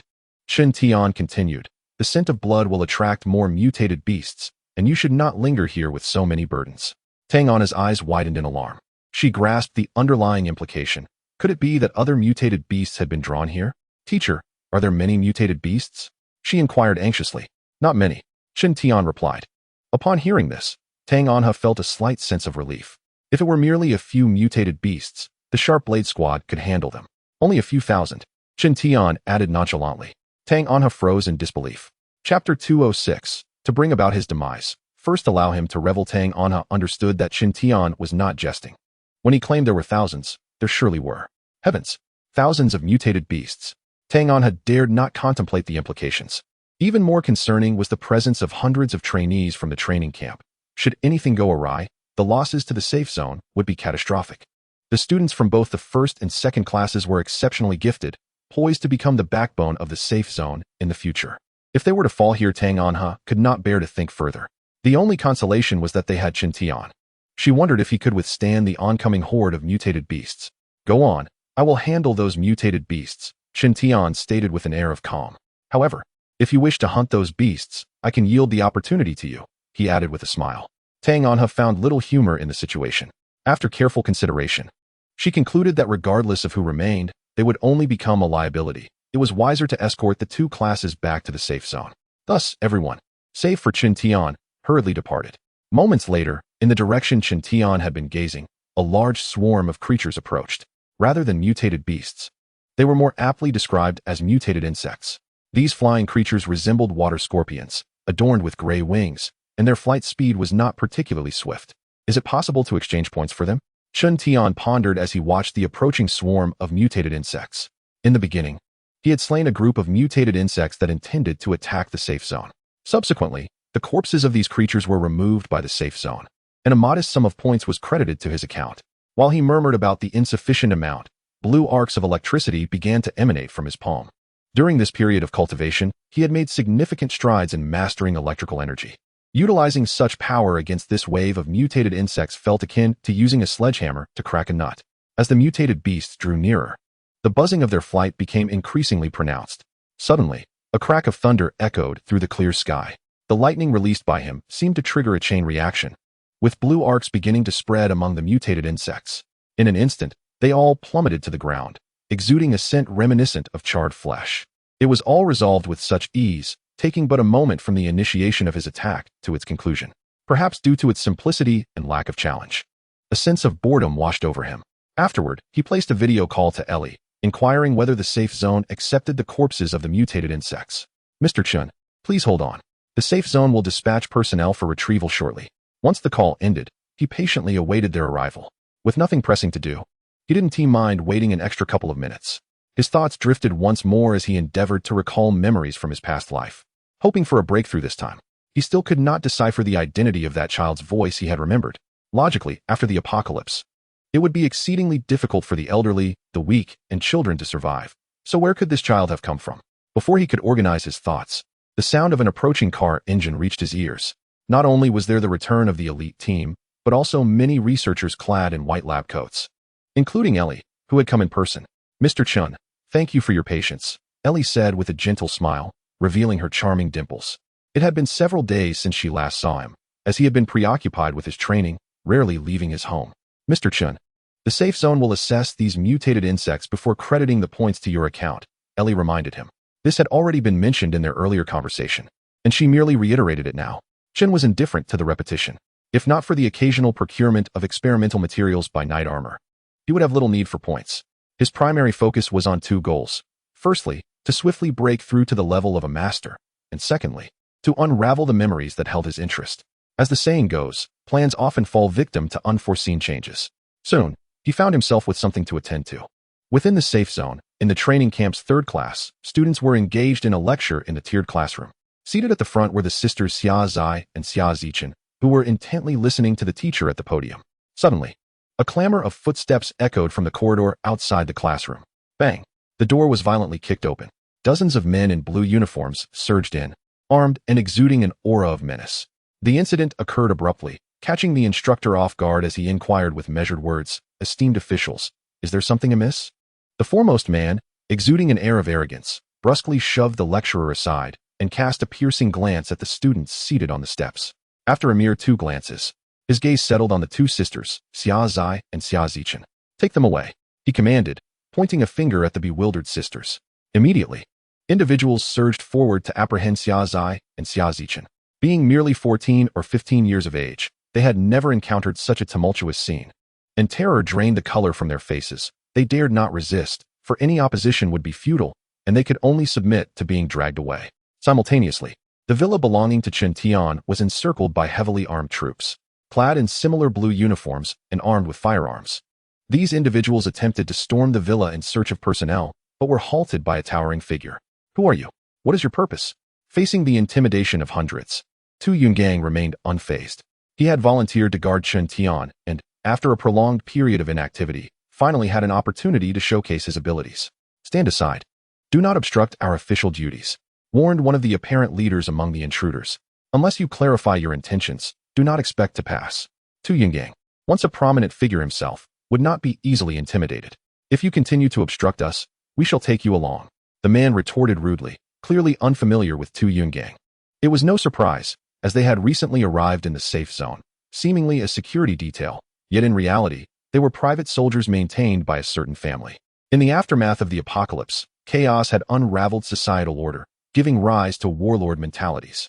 It appears you are here seeking trouble. Tu Yungang seized his civility. Subdue him. The rest of you, follow me and charge inside. At the sound of his command, 5 or 6 individuals approached, intending to subdue Tu Yungang. They had anticipated that he might be somewhat formidable, but were unprepared for the sheer ferocity of his strength. With a series of muffled thuds, the advancing 5 or 6 were swiftly incapacitated by Tu Yungang. Either leave, or I'll make you crawl back. His audacity seemed to be inspired by Chen Tian. The sound of bullets being chambered echoed ominously, as dark muzzles were aimed squarely at Tu Yungang. Fire! Shouted the one in command, and gunfire erupted. Chapter 207. The nuclear bomb is about to detonate outside the safe zone. Personnel busied themselves with the collection of mutated insect carcasses. The disposal of these creatures required them to be placed into specially designed containment bags. Although the bodies of the mutated insects varied in size, each weighed over 20 pounds and were as large as frying pans. To transport them all, it would likely necessitate multiple trips by the trucks. The returning elite squad had initially intended to assist Chen Tian, but found themselves relegated to the role of laborers, tasked with transporting the already bagged mutated insects. Have you noticed? The bodies of these mutated insects are all intact. How do you suppose they met their demise? I cannot speculate, certainly. It could not have been due to poison. So many mutated insects have perished, astonishingly. Had it been anyone else, the outcome would have been entirely different. Members of the Sharp Blade squad busily transported the remains while engaging in hushed murmurs, occasionally casting furtive glances in the direction of Chen Tian. At this moment, Chen Tian stood alongside Ai Li and Tang Anha. Teacher, how did you eliminate those mutated insects? Tang Anha inquired, her curiosity piqued. She had examined the creatures and found no wounds, nor any signs of a struggle at the scene. Want to know? Chen Tian replied, a faint smile playing on his lips. Tang Anha nodded, and Ai Li, intrigued, leaned in closer. Come a bit nearer, let me show you. Chen Tian beckoned Tang Anha with a finger. Show me what? Although puzzled, Tang Anha took a few steps forward. With a soft sound, she suddenly felt half of her body go numb, her eyes widening in shock. Teacher, what is this? Tang Anha stammered, her voice faltering. Ai Li, unable to perceive the underlying mystery and noticing Tang Anha's unusual reaction, instinctively moved closer to scrutinize the situation. Another faint sound followed, and this time, it was Ai Li who succumbed. Her physical condition was significantly weaker than Tang Anha's, and in an instant, her entire body lost sensation, causing her to fall forward uncontrollably. A formless hand seemed to catch Ai Li mid-fall. Teacher, is this some sort of special ability? Tang Anha, having regained her senses, was still reeling from the shock. Chen Tian, without answering, opened his palm to reveal a small, swirling orb of blue electricity. At that moment, both Tang Anha and the gradually recovering Ai Li gazed in wonder at Chen Tian's hand. Master, we have encountered a situation here. Just then, the voice of Yi Jia resonated in Chen Tian's mind.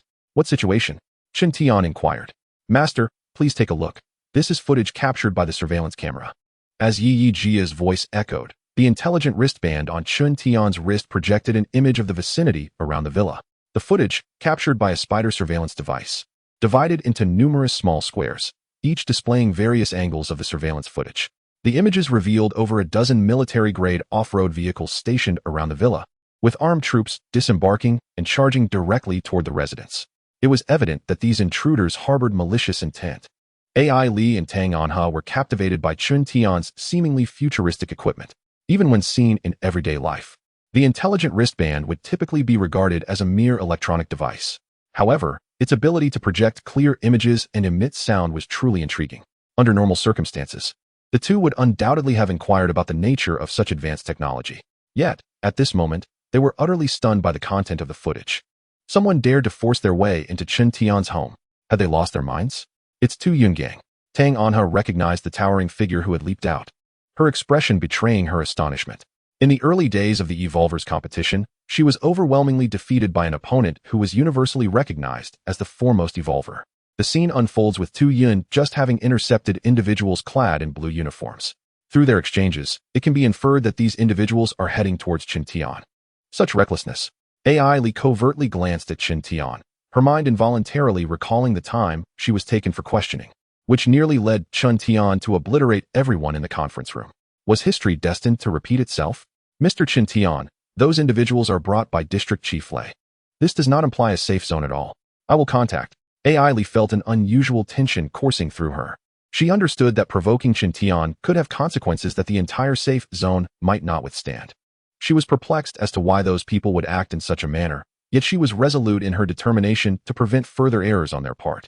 The advanced files of the safe zone classified Chun Tian as a nuclear-level threat, signifying that while he could intimidate enemies, he also posed an immeasurable danger. To provoke him was akin to igniting a fuse. Ai Li attempted to contact her superiors swiftly, but her body was still somewhat numb, causing her to fumble with her tablet for several seconds. In truth, even if she managed to reach her superiors now, it would already be too late, as Tu Yun had already engaged in combat with the opposing group. True to his reputation as the former top evolver, he effortlessly knocked down 5 or 6 advancing foes with a mere glance. However, the adversaries, lacking any sense of martial ethics, resorted to gunfire without hesitation. The sound of gunshots erupted abruptly, a series of jarring cracks echoing through the air. Startled, Ai Li dropped her tablet, her eyes widening in horror as she beheld Tu Yun lying in a pool of blood. A singular thought flashed through her mind. It's over. The nuclear bomb is about to detonate. The safe zone is on the brink of chaos. Tu Yun, Tang Anha was equally shaken. She did not dare to contemplate the aftermath. Her disbelief at their audacity to open fire consumed her. Her immediate concern was for Tu Yun, who lay motionless in the blood-soaked ground. The footage revealed he had been struck by dozens of bullets, including one to the head. As Tu Yun was not yet an awakened being, his defenses were insufficient to withstand such firepower, and it appeared grim for him. Suddenly, a formidable aura emanated from Chun Tian. Ai Li and Tang Anha, closest to him, were the first to feel its impact. They collapsed to the ground as if their bodies had plunged into a pool of blood, sinking deeper. Their heartbeats raced to an extreme, and sweat drenched their clothing. Others, though a bit farther away, felt the terror of that aura. The distance was inconsequential in the face of such overwhelming pressure. In an instant, everyone present, one and all, fell to their knees, as if accepting a baptism of death. In a startling turn, Chun Tian, who had been standing moments before, vanished. The terrifying pressure dissipated. Yet the seated Ai Li found herself engulfed in an even greater fear. She understood all too well what was about to unfold. Chapter 208. The Onset of Carnage. Everyone, charge in. If we encounter any resistors, shoot to kill. The leader commanded, casting not even a glance at the fallen Tu Yun, drenched in blood. As private soldiers under the control of the Lei family, they had accomplished little since arriving in the 56th safe zone. This time, however, presented an opportunity to establish their dominance. To thrive in this apocalyptic world, one must wield ruthless methods and possess the courage to confront adversaries head-on. Armed with firearms, they surged towards the villa ahead. Their target was a youth named Chun Tian, with orders to capture him alive. Should he resist, they were instructed to break his limbs. The law of the jungle, survival of the fittest, remained unaltered. Look, what is that? A voice rose from the crowd. At that moment, the advancing group halted, their eyes fixated on the scene ahead. Just meters in front of them, directly before the villa, a figure hovered in the air. Under the bright daylight, they could discern that it appeared to be a woman enveloped in mechanized armor. The peculiarity was that she floated in midair. Stay alert. These individuals had endured the harsh realities of the apocalypse, and when faced with the incomprehensible, their instincts kicked in. Swish. The barrels of their guns aligned, aimed at the woman. The leader bellowed, "Get down on the ground immediately, or we will open fire." No response. The woman remained suspended, like a phantom. "Two of you, go check it out." As the order was given, several approached cautiously, guns drawn. Boom. Suddenly, a deafening explosion reverberated. A figure plummeted from the sky, none other than Chun Tian himself. As he descended, he shattered the bodies of those who had dared to investigate. The abruptness of the event left everyone frozen in shock. Under their incredulous gazes, a young man stood amidst the chaos of the crater, surrounded by scattered blood and body parts, with no complete corpses in sight. "Were you not seeking me?" Chun Tian emerged from the pit, exuding a fierce aura that engulfed the area. Simultaneously, the armor that had hovered above descended beside him. "Who sent you here?" Chun Tian suddenly retracted his aura, his voice remaining eerily calm. In the grip of overwhelming fear, the nerves of these men frayed. Their instincts for self-preservation took precedence over any orders. "Fire! Shoot now!" With a frantic shout, the leader was the first to pull the trigger. Rat-tat-tat! Rat-tat-tat! Bullets rained down like a tempest. Yet, Chun Tian advanced step by step. and as the bullets neared, they inexplicably halted midair. Rat-tat-tat, rat-tat-tat. The gunfire persisted. Even as their magazines ran dry, they could not inflict a single scratch upon the boy. What in the world is that monstrosity? In that moment, fear gripped every soul present. Their most relied upon weapons have lost their efficacy, and what awaits them is the judgment of death. Whoosh! Thud! In an instant, Chen Tian, who had been walking with measured steps, found himself before these men. The leading figure was cleaved into fragments, dead beyond any hope of revival. Bang! Bang! Bang!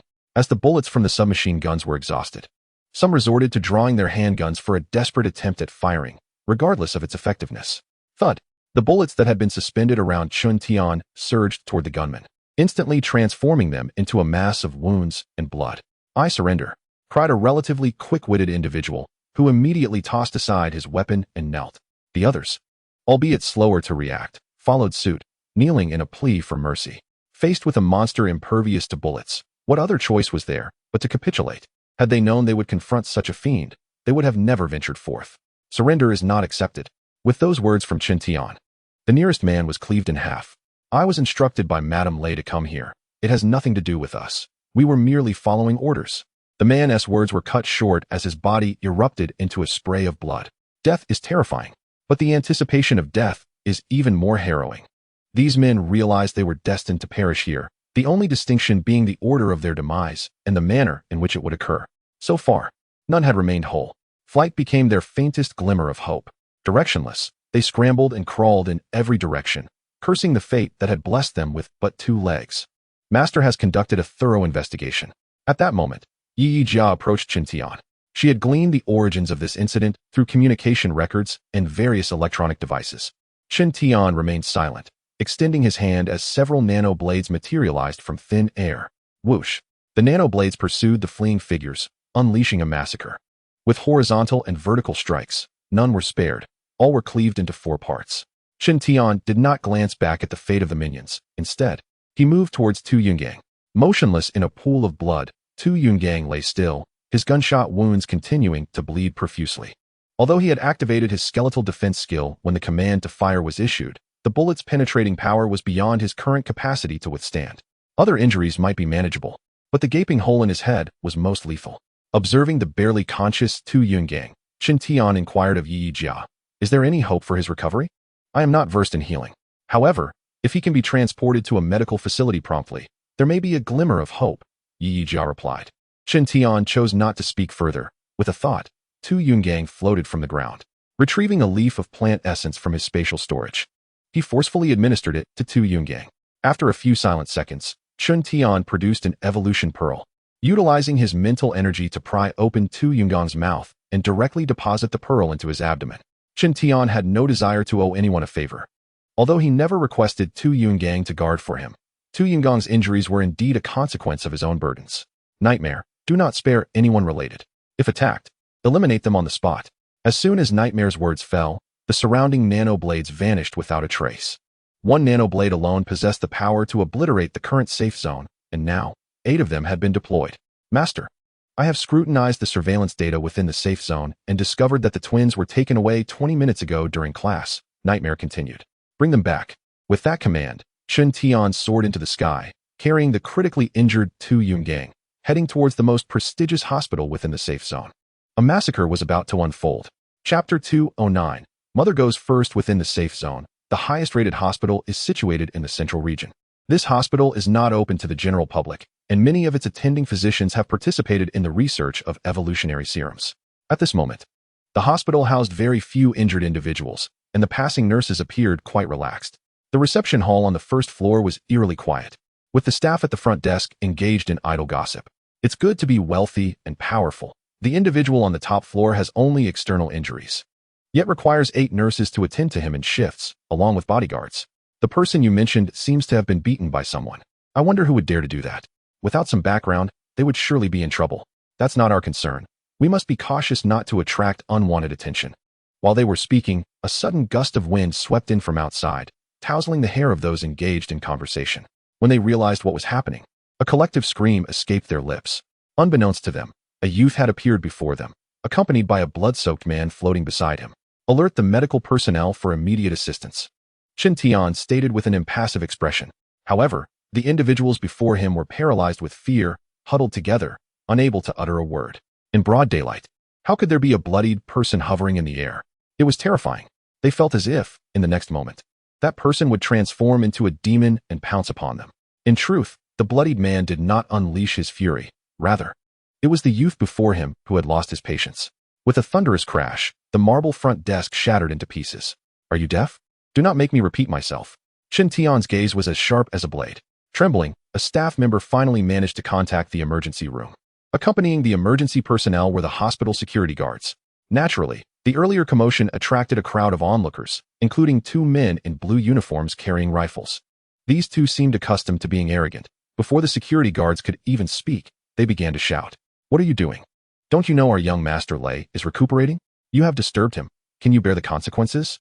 The man's voice abruptly ceased as a strange youthful face suddenly appeared before him. The 2 individuals who had been clamoring moments ago became headless corpses in the next instant. Chen Tian showed no mercy, ruthlessly eliminating them. According to Yi Jia's investigations, those donned in such uniforms were mere private soldiers nurtured by the Lei family. Chen Tian had resolved to eradicate all associated with them. The hall, which had been filled with noise, fell eerily silent following the brutal murders, as no one had anticipated that someone would dare to commit such an act of violence in broad daylight. The horrific demise of the victims, akin to that of a burst persimmon, left everyone in shock. What are you standing there for? Do you wish to meet the same fate? Chen Tian coldly scoffed at the doctors, who were frozen in place. Hurry, take the injured to the emergency room. Many, eager to escape this den of chaos, hastily pushed the severely wounded Tu Yun towards the direction of the emergency room. Stand right there. Do not move. The security personnel in the hospital drew their firearms, aiming them at Chen Tian. With a mere glance, Chen Tian made them feel as if the weapons in their hands were burdensome, causing their arms and legs to tremble uncontrollably. Suddenly, Chen Tian, who had been standing there, vanished without a trace. This unforeseen event sent shockwaves through the crowd, as they felt as though they were facing a formidable beast. Utilizing his mental acuity, Chen Tian pinpointed a specific hospital room on the top floor. Every grievance has a source, and every debt has its owner. The origin of all this chaos lay with the young man lying in the hospital bed. Initially, he had intended to harm the sisters Xia Zai and Xia Zichen, only to be beaten by Chen Tian for his transgressions. Instead of being grateful for merely escaping with superficial injuries, he sought revenge using his family's influence. Now, he was firmly in Chen Tian's sights and could no longer hope for an easy resolution. In the upscale hospital room, the young man was engaged in a video call with a noblewoman. Son, take a look. Are these the 2 wretched girls? On the screen, a pair of twin sisters were handcuffed to a pillar, their eyes swollen and red, clearly having wept profusely. Mother, you've captured them so quickly? Lei Qi, confined to his bed, perked up, his gaze fixated on the screen, his eyes brimming with malice and desire. How dare they harm my precious son? Just wait and see how I deal with them. As the noblewoman spoke, she retrieved a whip from a nearby table. Mother, let me handle them. Don't act just yet. Lei Qi interjected hastily. Son, focus on your recovery. Do not dwell on trivial matters. Do you feel any better today? Much improved. Mother, what about the one who injured me? Have they been caught? People have already been dispatched. News will arrive shortly. Does father know about this? Your father is at a meeting and hasn't returned. This minor issue is something your mother can manage. As the mother and son conversed merrily, a sudden sound of shattering glass echoed from the other end of the tablet. Mother, what happened? Lei Qi asked anxiously. This time, the noblewoman did not respond. It was not that she did not wish to, but rather that she was no longer able to. A sharp blade pierced through the back of her head and emerged from her mouth, instantly claiming her life. Mom, Lei Qi exclaimed in shock, disregarding his own pain as he sat up abruptly from the hospital bed. To his horror, he witnessed the blade that had penetrated his mother's skull being withdrawn, causing a torrent of blood to gush forth. In the next moment, the scene shifted, revealing a voluptuous armored woman on the screen. Mom, Mom, Lei Qi continued to call out desperately. Just then, a mechanical voice emanated from the tablet. Stop calling. Your mother is dead. Lei Qi yearned to inquire further, but the call abruptly ended. This cannot be true. It must be a cruel prank. He had never felt such terror, despite witnessing the entire ordeal. He refused to accept it. He attempted to make a video call, but no one answered. What should I do? This cannot be real. With so many guards at home, how could anyone infiltrate? At this moment, panic enveloped Lei Qi, and he hastily dialed his father. The call connected swiftly, but instead of his father, a striking secretary appeared on the screen. Where's my dad? Lei Qi shouted, his expression contorted with rage. Mr. Lei is in a meeting. My mother has been murdered. Urgently send someone to check the house. Young Master Lei, you must be joking, the secretary replied, clearly skeptical. The Lei family resided in a secure zone, thriving at the pinnacle of power. The ongoing meeting was centered on the redistribution of influence. With their formidable tactics and irresistible incentives, the Lei family had garnered numerous supporters. If all proceeded as anticipated, their influence would surpass that of the founders following this meeting. How dare you? Lei Qi's voice trailed off as he gazed in terror towards the entrance. A youth entered, dragging two lifeless bodies with broken necks. Chapter 210. The harvest has only just begun. Lei Qi, lying on the hospital bed, looked on in horror as the youth approached. Previously, he had been beaten by this very boy. Although he had been inebriated at the time, he was acutely aware of the boy's superior strength.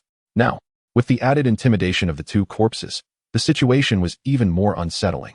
How did you get in here? Someone, help! Panic-stricken, Lei Qi screamed, his face a mask of fear.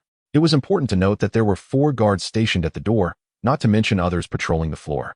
After shouting for an eternity with no response, Lei Qi's heart sank into despair. What do you want? I warn you, if you harm me, my father will not let you go. His voice trembled with fear. Young Master Lei, young master?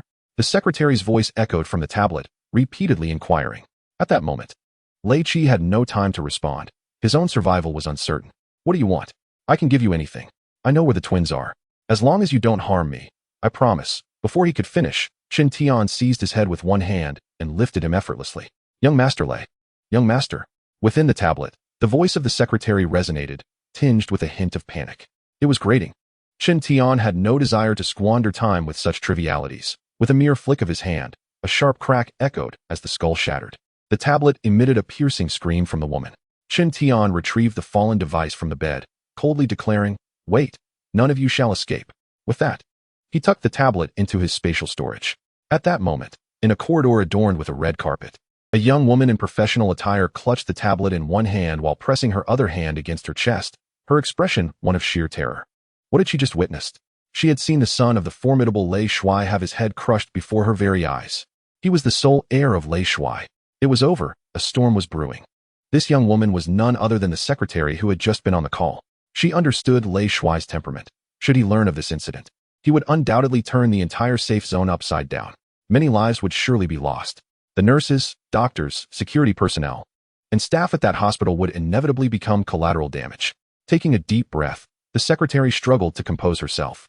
She needed to inform Lei Shuai swiftly, otherwise, her own life would be forfeit.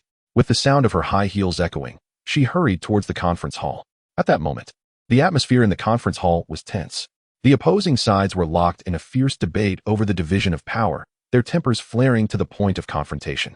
General Yu Hai, the founder of the 56th Safe Zone, wore a furrowed brow. Had he been of his younger self, he would never have permitted such insolence from these individuals. Though the safe zone appeared calm on the surface, it was rife with internal and external troubles. In recent months, various safe zones across the borders of Hanxia had been obliterated. The mutated beasts and insects were far more terrifying than anticipated. The continued safety of the 56th Safe Zone was not due to its formidable defenses, but rather sheer luck. It had yet to encounter a truly devastating mutated beast. Reports from various safe zones indicated that the evolution speed of these mutated creatures was beyond comprehension, with many now impervious to bullets. In such a precarious environment, internal strife within a struggling safe zone was utterly unacceptable. It was utterly unexpected that these individuals, emboldened by Yu Hai's forbearance, had become increasingly audacious, now attempting to seize control of energy resources. Energy was the foundation for the development of the entire safe zone. Such recklessness could not be tolerated. Yu Hai was unwilling to yield, yet the opposing faction was equally determined, resulting in the current state of heightened tension. Just then, the crisp sound of a communication bell shattered the oppressive atmosphere.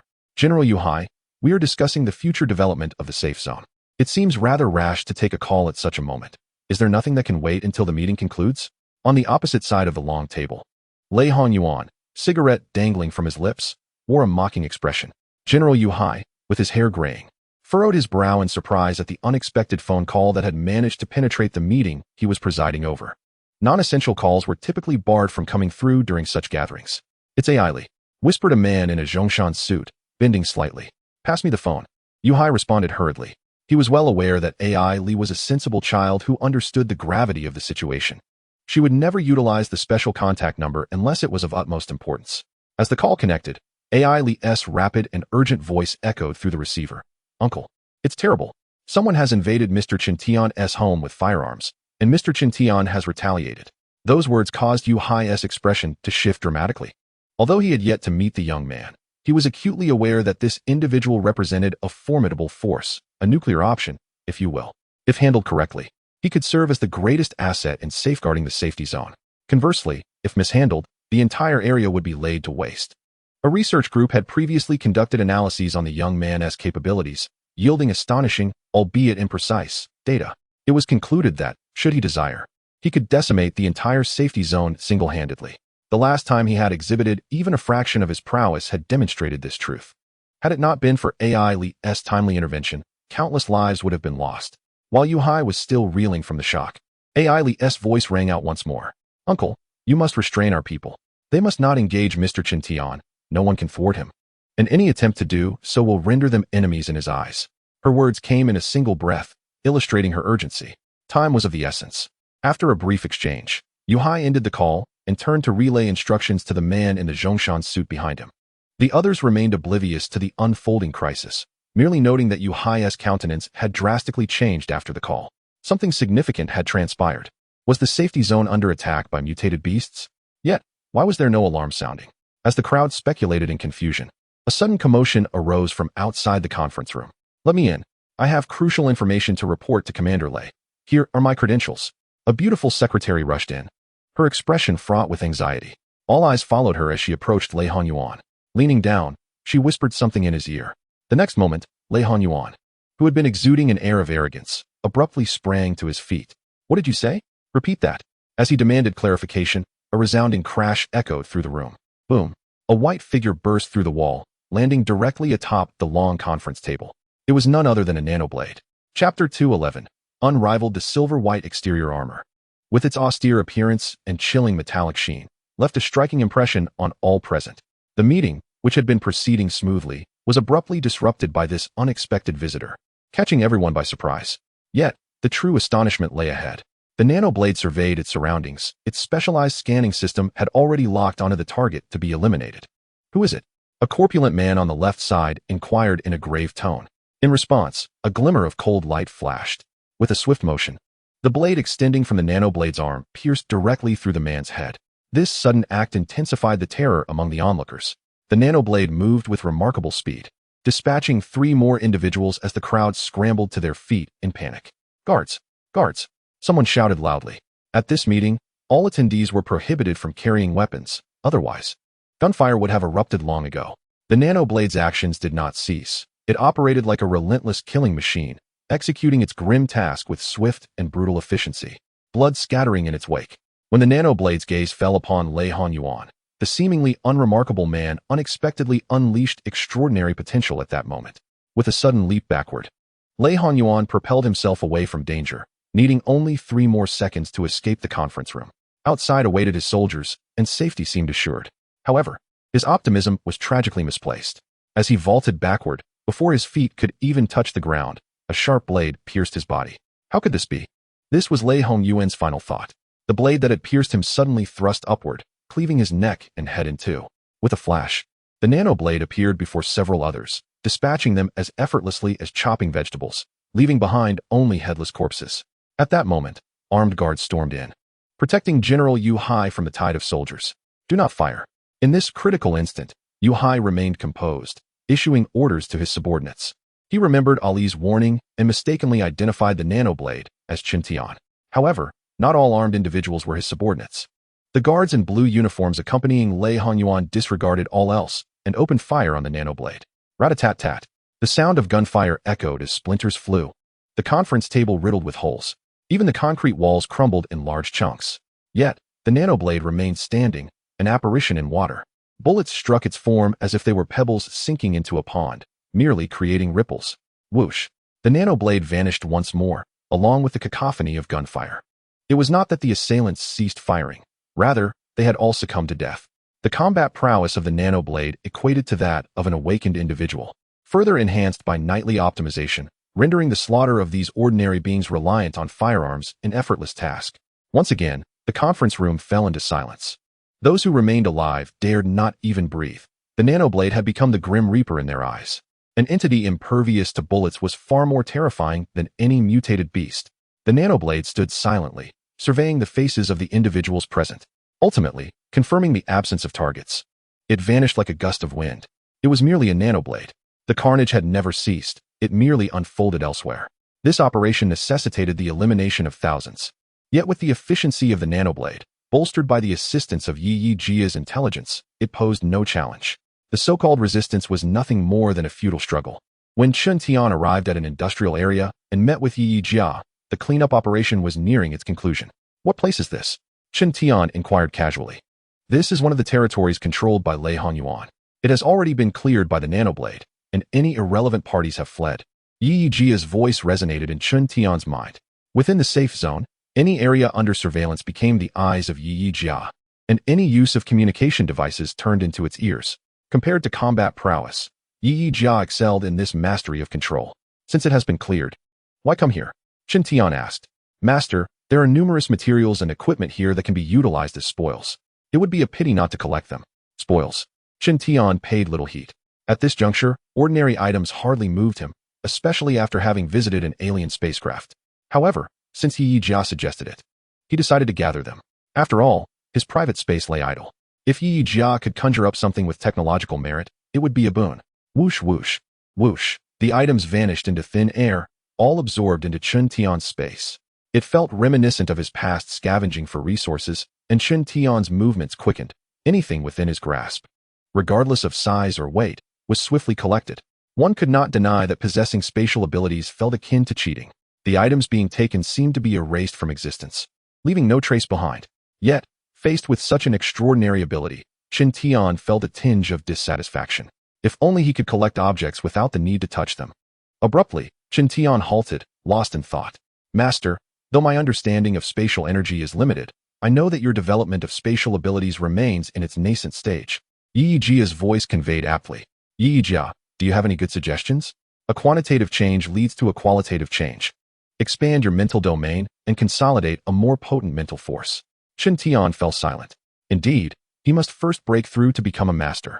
At that juncture, the energy he commanded would undergo a qualitative leap, and his mental domain would expand. Chen Tian had a premonition that he could achieve this breakthrough before the onset of winter. Having completed the collection of items here, Chen Tian and Yi Jia proceeded to the warehouse area. There awaited a nanoblade, standing vigil. This location had once boasted heavy defenses, yet now, not a single living soul was in sight.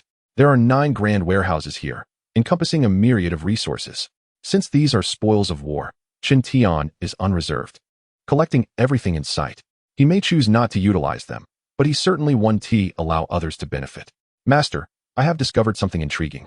The voice of Yi Jia suddenly echoed. "What is it?" "The current high-ranking officials in the safe zone are deliberating on nominating you as the Supreme Administrator." Yi Jia relayed the intercepted information to Chen Tian. Not interested. Chapter 212. Transformed into a monster within a cramped conference room, a heavy atmosphere prevailed. "What are your opinions?" General Yu Hai sat upright, looking considerably aged, perhaps due to fatigue. On the projection screen, images displayed the staggering prowess of the nanoblade across various locations. Its terrifying speed could only be captured by surveillance equipment when it was motionless. This sharp weapon could effortlessly sever steel, rendering flesh and blood utterly defenseless before it. Furthermore, its formidable defense allowed it to withstand a hail of bullets unscathed, as if a deity had descended. Such manifestations had transcended everyone's comprehension. It turns out it is not a single person. I initially thought that the one clad in armor was the young man named Chen Tian, a middle-aged man remarked with a hint of astonishment. Evidence revealed that Chen Tian was not encased in armor. Footage from the hospital depicted him. He bore an appearance unlike that of a human, resembling a form of robotic entity. Another voice echoed this sentiment. "I concur. The movements of those armored beings are exceedingly peculiar, and their blades, appearing and disappearing at will, are utterly perplexing. Could they be extraterrestrial? The pressing issue now is how we can subdue such robots. Only a large-caliber sniper rifle, utilizing specialized armor-piercing rounds, might inflict significant damage upon them." Clang, clang. Yu Hai rapped on the table, halting the ongoing discourse. He had convened this emergency meeting not to discuss strategies against the invincible robots. "We cannot be adversaries of Chen Tian." General Yu Hai's declaration not only underscored his stance, but also delineated his limits. Lei Honyuan and his supporters had brought this upon themselves, mistakenly believing that possessing military power granted them impunity. The immediate concern was still the subsequent issues. We remain unaware of Mr. Chen Tian's intentions. Should he choose to press on, what course of action should we take? General, has Ai Li mentioned anything? Could her presence potentially quell Mr. Chen Tian's ire? Ai Li is on her way back. General Yu Hai replied hastily. This time, Ai Li had performed remarkably, had she not provided prior warning. The defense personnel within the safe zone would have surely retaliated against those robots, leading to consequences akin to those suffered by the slain. If that were the case, the entire safe zone would be doomed. The current situation hinges on Ai Li's arrival. We must refrain from any rash actions. Should we send someone to meet her? As fate would have it, just as they discussed Ai Li, she arrived. Ai Li, as Ellie, breathless and panting, entered the room, all eyes turned towards her. She respectfully greeted the leaders present and stated, I have grasped the situation. Ellie, what is the matter with those white mechas? Someone inquired immediately. This is my first encounter with them as well. I believe they are under the command of Mr. Chen Tian, Ellie replied hastily. Have you been able to contact Mr. Chen Tian? I have attempted several times, but my calls were declined, Ellie responded. Can you persuade Mr. Chen Tian to relent? My words would merely serve as a suggestion to Mr. Chen Tian. This matter is not easily resolved, Ellie frowned. The crowd began to murmur, leaving Ellie unable to converse with General Yu Hai thus far. Everyone, please allow me to speak. General Yu Hai interjected suddenly, his expression reflecting a resolute contemplation. Once the crowd quieted, he continued, I intend to recommend Mr. Chen Tian as the highest leader of the 56th safe zone. At this proclamation, astonishment rippled through the assembly. Even Ellie widened her eyes in disbelief. General, someone stood up, ready to voice dissent. General Yu Hai raised his hand to silence the individual, continuing, in the aftermath of the apocalypse, humanity faces an escalating struggle for survival. You are all aware that nearly 20 safe zones have been obliterated thus far. The crowd bowed their heads in acknowledgement. This was a heavy truth. The destroyed safe zones were not weak. The current 56th safe zone, though seemingly thriving, could hardly compare in strength to those that had perished. I am aging.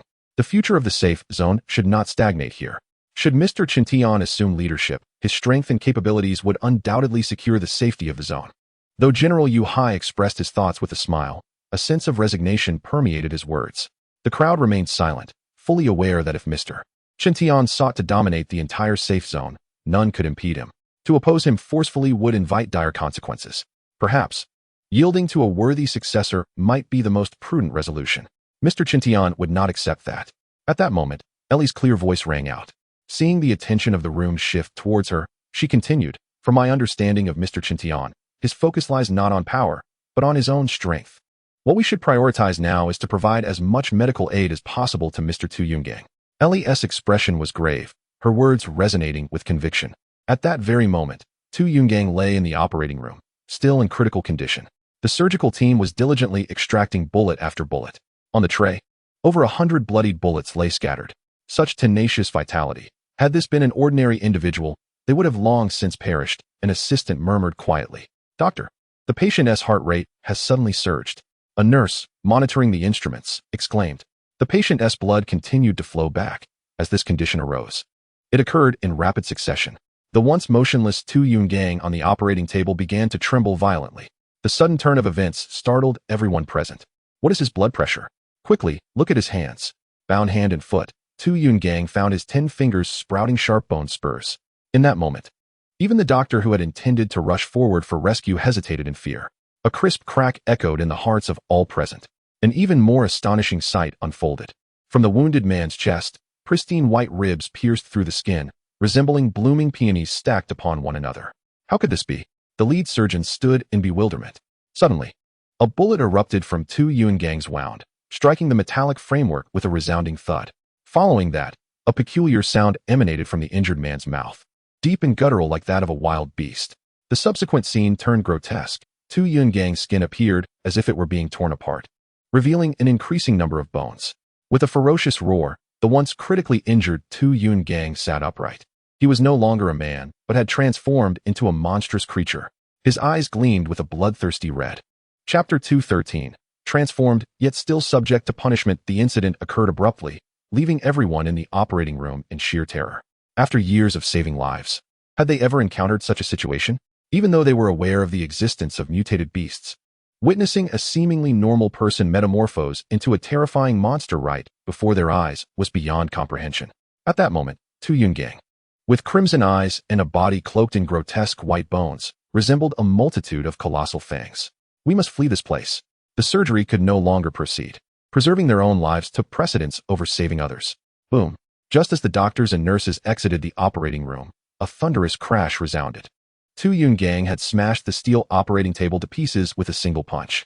Quickly notify the security team. Someone has mutated. Amid the fear, a few maintained their composure.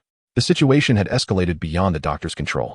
The blaring of a fire alarm filled the hospital, its source unknown, prompting a throng of people to rush outside, unaware of the chaos within. Another resounding crash echoed as the operating room door was deformed. At this point, Tu Yungang had lost all rationality, alternating between rampant destruction and clutching his head in agony, howling. Hurry! Team 3 is responsible for crowd evacuation. Team 2 will secure the various corridors, and Team 1, follow me. The security team finally arrived without any casualties. Their task was daunting. They needed to ensure the safety of the public while safeguarding the life of the mutated Tu Yungang.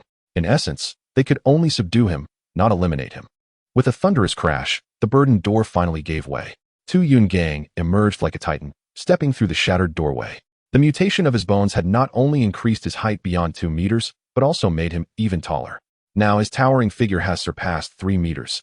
And as he strides through the corridor, his head brushes against the ceiling, compelling him to stoop. The current incarnation of Tu Yungang bears no semblance of humanity. He dangles his arms, encased in white bone, and with a casual gesture, he can etch deep furrows into the walls.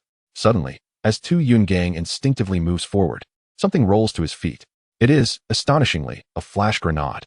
As he pauses to look down, more flash grenades are hurled his way. Buzz. With the activation of the first grenade, Tu Yungang's massive form noticeably sways. Buzz. Buzz. The other grenades follow suit. Now is the moment. Around the corner of the corridor, amidst the commotion, several fully armed individuals rush forth. Leading the charge are those wielding specialized blast shields, their primary mission to restrain the rampaging Tu Yungang. Following closely are those equipped with tranquilizer guns and rope launchers. Whoosh. The tranquilizer darts are the first to be fired, only to ricochet off his armored-like bones. Fortunately, the rope launcher succeeds in ensnaring Tu Yungang. They strive to suppress him, denying him even a moment's opportunity to recalibrate. At a command, the shield bearers, positioned at the forefront, crash their shields into the bound Tu Yungang. Thud. With a muffled thump, the unbalanced Tu Yungang falls backward. Seizing the moment, the others surge forward. Just as they believe they have secured the situation, a sudden turn of events unfolds. Crack. The bone structure at Tu Yungang's chest erupts outward like a bullet. The tremendous force sends the shield bearer flying. Two unfortunate souls find their arms and thighs pierced by bone spikes, blood gushing forth. Roaring in fury, the grounded Tu Yungang bellows, and the bones enveloping his body undergo yet another transformation. Crackle. The peculiar sounds resemble the shattering of ice. The steel cables binding Tu Yungang's body are forcibly stretched apart. Use the electric batons. In an electrifying instant, reinforcements rush in, armed with electric batons, ready to overwhelm him. Unfortunately, before they can close the distance, they are met with a barrage of bone spikes. Despite their bulletproof vests, exposed areas remain vulnerable to injury. Worse still, Tu Yungang is growing increasingly attuned to his form and capabilities. Whoosh. The shield bearers, having just regained their footing, are met with an overwhelming force against their shields, sending them and their shields careening away. Retreat. The cramped passageway is ill-suited for strategic maneuvering, especially with so many team members injured. Retreating is the wisest choice. Yet, their escape is fraught with difficulty. Infuriated, Tu Yungang resembles a bloodthirsty beast, desperately seeking an outlet for his rage, and these individuals present themselves as the perfect targets. Since they have arrived, they shall not leave unscathed. Whoosh. Tu Yungang accelerated swiftly and approached the two injured men, with his hands adorned with bone blades. He swung them toward their necks in an embrace-like motion.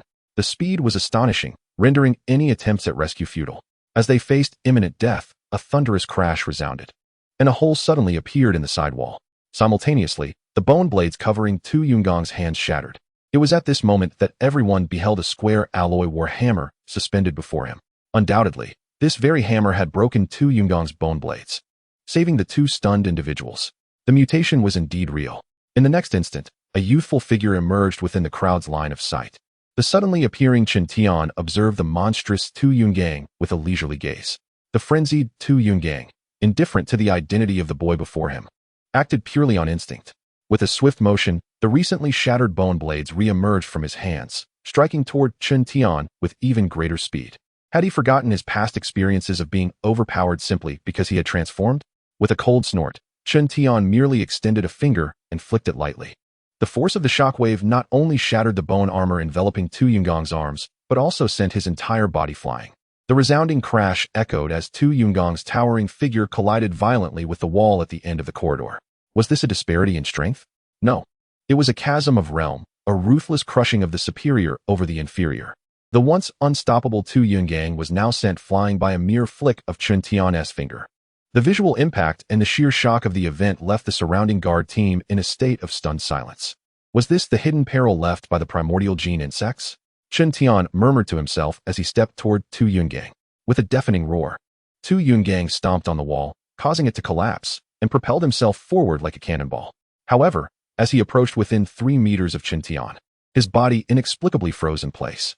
At this moment, Tu Yungang was akin to the alloy war hammer from earlier, his body firmly bound by the powerful mental energy. Unable to advance a single inch, Chen Tian, observing the situation, pondered the possible reasons behind this peculiar behavior.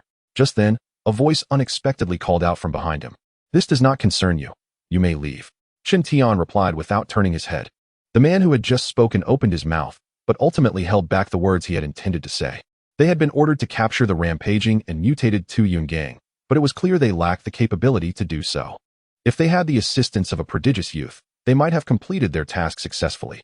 However, given the current circumstances, it was evident that the boy had no interest in them whatsoever.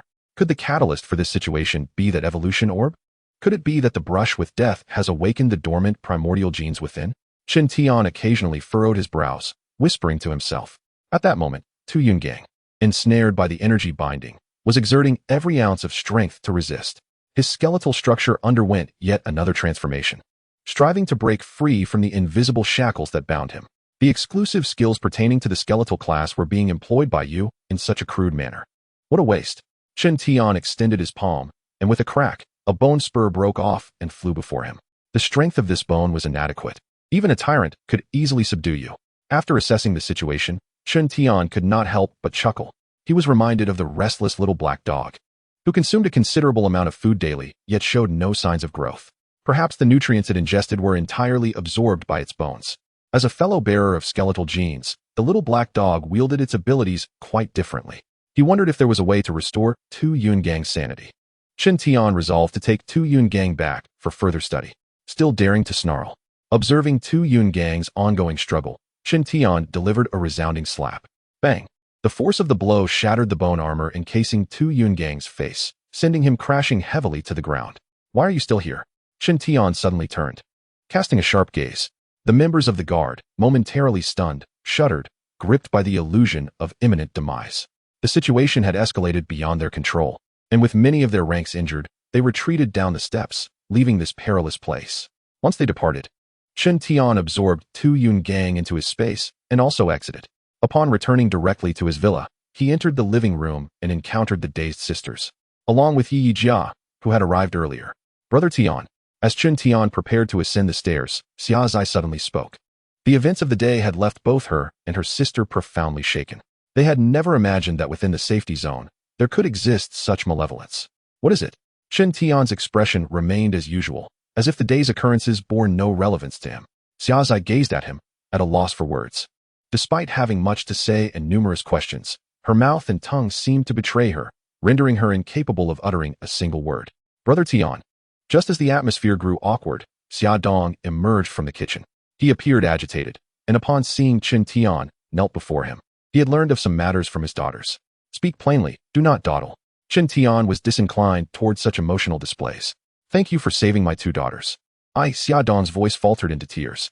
He felt gratitude, mingled with regret. Regret for being ineffectual.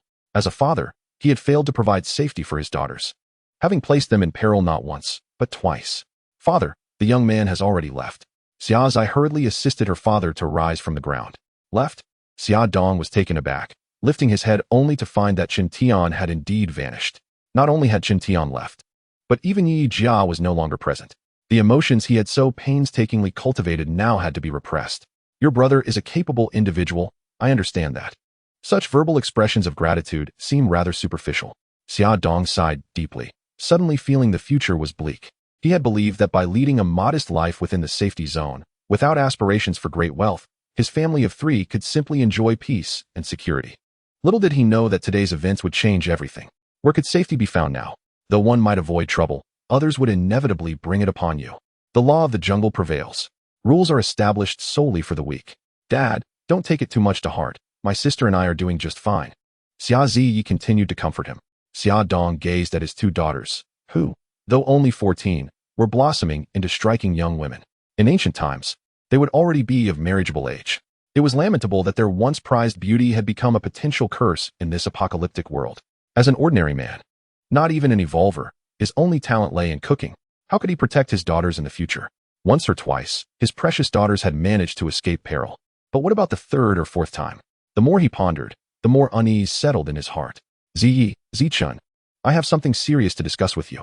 Xia Dong suddenly adopted a grave expression. The twin sisters looked at him attentively. After carefully considering his words, he continued, What do you think of Chen Tian? Very good, they replied in unison. I am contemplating entrusting one of you to him. Xia Dong spoke these words with considerable resolve. Rather than leave his daughters at the mercy of unknown evildoers, he would rather seek a worthy match for them. Chen Tian naturally became his first choice. Although the youth exhibited an eccentric temperament and was somewhat antisocial, he possessed strength and was of a similar age to his daughters. Xia Ziyi and Xia Zichun stared blankly at their father. You two should discuss among yourselves who would be willing. At this point, Xia Dong suddenly found himself choked with emotion. It felt akin to selling his daughters for personal gain. With so many lives lost and events transpiring, he feared his daughters might become scapegoats. If one of his daughters were to align with Chen Tian, at least they would have some protection. Dad, I'm the older sister. I should go. Xia Ziyi spoke up unexpectedly. Dad, let me go instead. I like him. Xia Zichun stated candidly. Zichun, sister, I know you like him too. Seeing his daughters in this manner, Xia Dong, who had been sorrowful, was momentarily stunned. Wasn't it customary for daughters to weep in protest to retract such decisions? Why were they now competing for it? Chapter 215, The Mental Secret Technique.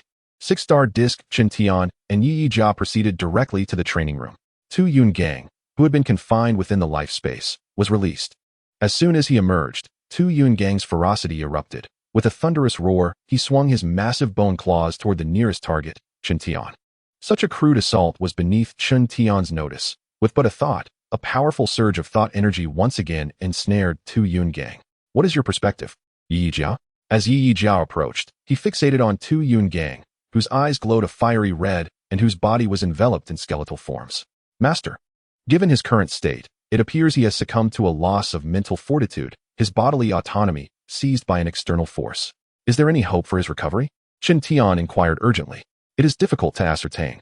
The psyche of any species is inherently fragile. Once damaged, it seldom recovers unaided. Chen Tian discerned the underlying implication and pressed further. If recovery is unlikely on its own, does this suggest that alternative methods might assist him? Indeed, there are numerous approaches. Yet presently, only one is feasible. What method is that? It is you, Master, who must aid him in reclaiming control over his body. This time, Yi Jia did not wait for Chen Tian's query. Continuing, mastery over the mind is the forte of a mentalist. Thought energy can not only manipulate objects and source energy, but it can also directly infiltrate another's mental realm. Chen Tian's interest peaked.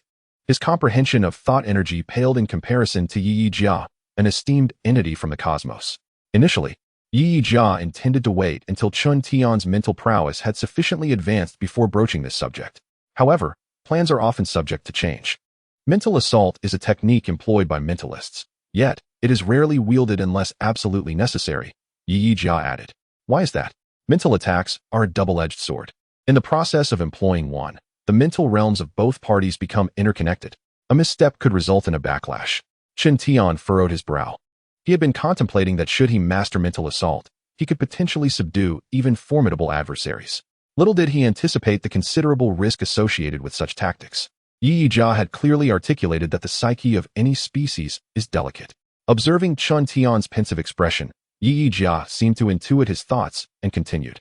Despite this, every mentalist must master at least one secret technique of mental assault. And why is that? Chen Tian inquired eagerly. Yi Jia, clad entirely in metal, appeared to smile, though it was uncertain. After a brief silence, his voice resonated within Chen Tian's mind once more. Mental secret techniques may be optional, but they must not be neglected. Only by mastering such techniques can one learn to defend and retaliate against mental assaults. Master, remember this. The first to employ a mental attack reveals their vulnerabilities, placing them at a disadvantage in the confrontation. Yi Jia rarely adopted such a grave tone. So Chen Tian committed this admonition to memory. Yi Jia raised his gaze to the ceiling, remaining silent for an extended period. Yi Jia, what troubles you? Chen Tian queried, glancing upward but perceiving nothing amiss. My predecessor, she suffered a devastating blow in a mental confrontation, leading to the eventual disintegration of her spirit. Yi Jia's voice echoed once more. Though the tone was unremarkable, Chen Tian sensed the palpable sorrow woven through the words. Previously, Chen Tian had never inquired about the previous owner of Yi Jia. This was the first time he had heard her mention the cause of her former master's demise. Not being an emotionally expressive individual, Chen Tian found himself at a loss for how to console Yi Jia, so he chose to remain quietly attentive. As a being of wisdom, Yi Jia was not swayed by emotions either, and she swiftly redirected the conversation. The realm of mental mysteries is vast and intricate, with mental attacks merely representing one of its many applications. Other aspects include possession, mental imprinting, enslavement, and taming, invoking inner demons, memory searching, and the creation of spiritual entities, among others. Although Yi Jia provided only a brief overview, Chen Tian felt a surge of excitement within him. Can I, in my current state, learn? He inquired eagerly.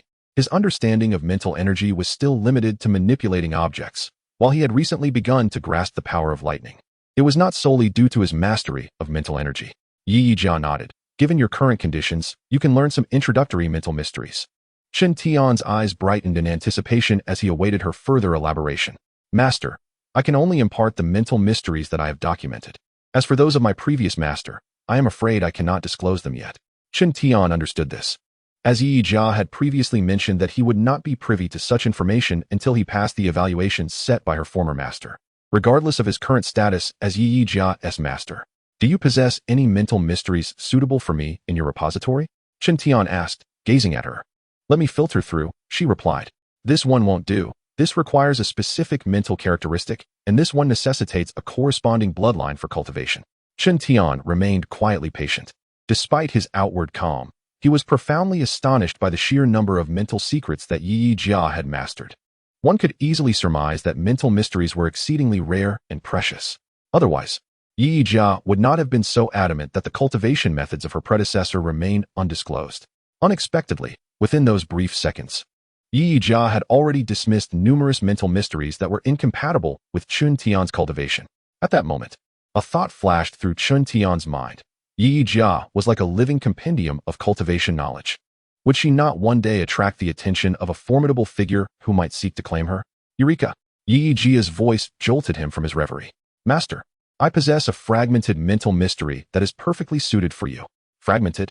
Chen Tian was taken aback. Fear not, Master, when I say it is fragmented. I do not mean that its cultivation portion is incomplete, but rather that the subsequent advanced techniques are absent. The decision is yours. This mental mystery is called the six-star disc, encompassing 3 techniques: mental attack, mental imprinting, and enslavement and taming. Chen Tian nodded, eagerly anticipating the wonders that the six-star disc would unveil. Six-star disc, what a splendid name. In the future, should anyone challenge us, we shall employ it, he declared. However, unbeknownst to them, the previously overlooked Tu Yun let out an ill-timed roar, seemingly protesting. Have you forgotten about me? Chen Tian swiftly delivered a slap to him, and then promptly stored him within his life space. Chapter 216. A disagreement leads to nightly encounters with the bothersome presence of Tu Yun gang no longer around. Yi Jia began to transmit information regarding the six-star disc to Chen Tian. Although he had experienced this twice before, the overwhelming influx of information still caused Chen Tian to furrow his brow uncontrollably. It felt as though a tangled mass of threads had been thrust into his mind all at once. Fortunately, this sensation did not linger for long. It seemed that yet another task had been added to his already busy schedule. A smile graced Chen Tian's lips as he began to explore the newly acquired information in his mind. Curiously, although he did not recognize the characters, he found that when he focused his mind, he could comprehend their meanings. Though the techniques were incomplete, the sheer volume of information was sufficient to occupy Chen Tian for quite some time. Reading through this information was merely the first step. The true challenge lay in understanding and cultivating it. Time passed slowly. Sitting cross-legged on the ground with his eyes closed, one might easily mistake Qin Tian for someone asleep. Yi Jia stood quietly nearby, not uttering a word. An hour slipped by without any change in his posture. Several hours later, he remained motionless. After an indeterminate amount of time, a voice called from downstairs, "Brother Qin Tian, dinner is ready." Like a statue suddenly animated, Yi Jia swiftly exited the room. "Brother Qin Tian, dinner is served." Xia Dong called up from the stairwell. As Qin Tian had previously instructed, no one was permitted to ascend the stairs without his permission. So Xia Dong and his two daughters dared not disobey. Just as Xia Dong was about to call out again, he was startled by a sudden movement and, upon looking up, found the alluring figure of Yi Jia gazing down at him from the staircase. He instinctively recoiled several steps before regaining his composure. "Madam Yi, dinner is ready," he said politely. His daughters had been rescued by her, and thus he held a deep gratitude for this woman he had never met before. "No need to wait. You may help yourselves," Yi Jia replied, her voice strangely altered, raspy and fragmented. "Will you and Brother Qin Tian not join us for dinner?" Xia Dong inquired further, initially hoping to use the dinner as an opportunity to promote his daughters, only to find that he could not even see Qin Tian. "Indeed. But do you require me to reheat the food?" Xia Dong asked again. "No need." Yi Jia remained at the top of the stairs, her gaze fixed on the exterior through the glass door. At that moment, twilight had just descended, and the outside world was not yet completely shrouded in darkness. Through the tempered glass, several military vehicles could be seen slowly approaching. However, only one had drawn near to the villa, while the others remained parked at a distance, waiting. Yi Jia, utilizing the external spider surveillance, was able to discern the individuals within those vehicles. None bore weapons. All were dressed in white lab coats and masks, remaining inside the vehicles without alighting. At this moment, a familiar figure stepped out of a military vehicle that had approached the villa. It was Ellie. Before pressing the doorbell, Ellie took a moment to adjust her attire and inhaled deeply. However, before she could ring the bell, Yi Jia dashed out. Currently, Qin Tian was engrossed in contemplating the six-star disc, and any unnecessary disturbances were to be avoided. "What brings you here?" Yi Jia, appearing as if conjured from thin air, startled Ellie with her sudden presence. Once Ellie discerned the identity of the individual before her, she steadied her nerves and forced a smile, saying, "I have a matter to discuss with Mr. Qin Tian." "What matter?" Yi Jia inquired again. Ellie's smile faltered, becoming somewhat strained. "I wish to speak with Mr. Qin Tian in person," she replied apologetically. If it were not of such importance, she would not have made the effort to come over. A video call would have sufficed. "My master is occupied and is not receiving visitors. Matters can be addressed tomorrow," Yi Jia stated flatly. Her metallic appearance combined with her mechanical voice exuded an aura of coldness. "I can wait," Ellie insisted, as she had arrived with a significant mission and could not leave easily. To this day, she remained uncertain whether the being before her was human or a sophisticated machine. If circumstances permitted, she would gladly engage in conversation with this enigmatic figure. Yi Jia fell silent, as if entering a standby mode. Is that not permissible? The silence unnerved Ellie, causing her confidence to wane. Yi Jia did not respond directly, but instead glanced behind Ellie, asking, "What are they doing?" Ellie turned to look, hastily explaining, "You see, the area is rather unclean. If you would allow, I would like them to tidy up the scene." Her request was couched in polite terms. "Tidy up what?" Yi Jia queried, her tone devoid of emotion. "The bloody scene, of course. You may proceed, but do so quietly, or I shall take action." Yi Jia's voice remained impassive. The warning startled Ellie. She had seen surveillance footage and understood the formidable power of this mysterious woman. "Rest assured, they are all professionals." Ellie managed a strained smile. Upon receiving permission, the individuals from the vehicles began to disembark. They maintained a respectful silence, avoiding conversation as they each retrieved storage bags and tweezers, utilizing the light from their lamps to commence their meticulous work. "You may enter and wait, but maintain silence." Yi Jia suddenly spoke, leaving Ellie feeling somewhat flattered by the unexpected allowance. Once inside the hall, the atmosphere was stark and desolate. Xia Dong brought over 2 cups of hot water, seemingly intent on avoiding interaction, and retreated to her room to join her daughter. Sitting on the sofa, Ellie held the steaming cup, blowing gently on it but refraining from drinking. The imposing presence of Yi Jia beside her instilled a sense of pressure, akin to being under surveillance. "Are you not going to sit down, sister?" Ellie attempted to strike up a conversation. "I will not." Yi Jia's demeanor suggested a determination to stifle any further dialogue. "Do you have any hobbies, sister?" "None." "Sister, you talk quite a lot." With a single phrase, Yi Jia stifled the latter half of the sentence that was on the verge of escaping from Ailey's lips. Ailey had encountered a myriad of individuals, yet none quite like the one before her. Realizing that excessive words could be irksome, Ailey chose to embrace silence, patiently awaiting the arrival of Chen Tian. However, this wait extended into several hours. Awakened from her slumber on the sofa by the piercing sound of a ringtone, Ailey had yet to retrieve her tablet from her bag when Yi Jia's ominous voice echoed, "Silence it." In an instant, a tail adorned with razor-sharp blades halted at Ailey's throat. Chapter 217, Paralyzed with Fear. The glint of the sharp tip exuded a chilling aura, rendering Ailey rigid with terror, unable to even draw a breath. In that moment, a series of vivid images involuntarily surged through her mind, footage of the armored woman before her effortlessly dispatching her adversaries. In mere seconds, she could cleave through multiple armed assailants, transcending mere prowess to embody a terrifying might. The incessant ringing from the tablet, perhaps a result of her heightened anxiety, went unheard as Ailey remained motionless. With a subtle click, the device shattered into fragments, defying gravity as they lingered in midair. The cacophony ceased, undoubtedly orchestrated by Yi Jia. As she retracted her tail, the floating debris sailed towards a nearby trash bin. Serenity resumed. Yet Ailey found herself engulfed in turmoil, plagued by a sense of narrowly escaping death. Though it was merely her tablet that had shattered, it symbolized that her own body could just as easily meet the same fate. The realization of her near brush with oblivion sent a chill coursing down her spine. She had initially thought the pressure emanating from Chen Tian was formidable enough, but now she understood that the true horror lay in the unknown, unfamiliar figures, and unpredictable perils. Yi Jia stood motionless beside her. Time dragged on, and it took Ailey a considerable duration to regain her breath, seated in trepidation, unwilling to move or succumb to slumber. After the recent incident, the prospect of sleep seemed utterly unattainable. Outside, the night remained shrouded in darkness, suggesting dawn was still a while away. As Ailey pondered her circumstances, the fear she had just endured began to fade into the recesses of her mind. The recent video call, although the caller's identity remained unknown, was easy to surmise. At that moment, several high-ranking officials within the safe zone were eagerly awaiting her update. Yet she had been there for quite some time without encountering Chen Tian. When would Mr. Chen make his appearance? The thought of those awaiting news heightened Ailey's impatience. Yet upon casting a glance at Yi Jia, her agitation dissipated entirely. This armored woman exuded a palpable danger that eclipsed even Chen Tian. Ailey sensed that this enigmatic figure was far more perilous, as her thoughts were inscrutable and her actions utterly unpredictable. Uncertain whether Mr. Chen Tian would direct his ire toward the entire safe zone due to the events of today, Ailey found her thoughts spiraling into a tangled mess. Just then, faint footsteps echoed from the staircase, a sound that resonated in Ailey's ears like celestial music. She could almost ascertain that it must be Chen Tian. Indeed, a familiar figure soon emerged into her line of sight. In that moment, Ailey felt an overwhelming surge of emotion, nearly moved to tears. "Brother, at last you have appeared. Aren't you concerned for your woman? It's quite alarming." "Ailey, is there something you need at this late hour?" Chen Tian inquired, his tone and demeanor unchanged from his usual self.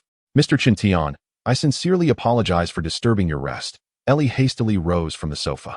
Chen Tian approached directly, a flicker of fatigue evident in his eyes. "Speak, what is it?" "Mr. Chen Tian, today's incident was instigated by the audacity of the Lei family. The safe zone was unaware and uninvolved," Ailey stated solemnly. Her words effectively distanced the Lei family from the safe zone. "While it is true that the management of the safe zone has been lacking, we shall not evade responsibility. On behalf of the safe zone, I extend my apologies." As she spoke, Ailey bent slightly at the waist. Chen Tian remained silent, settling onto a nearby sofa.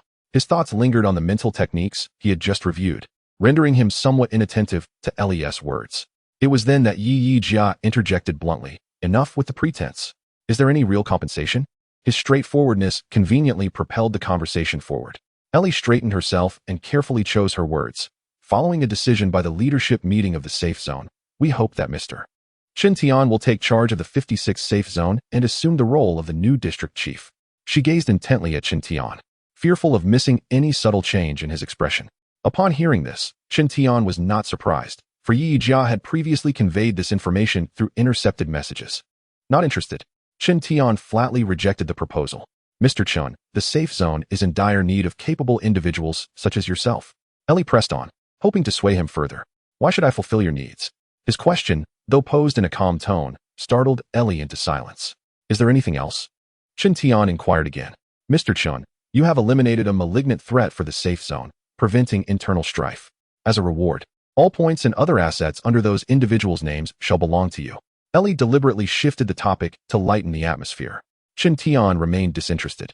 He felt little desire for points, having only sought them previously for items he wished to purchase.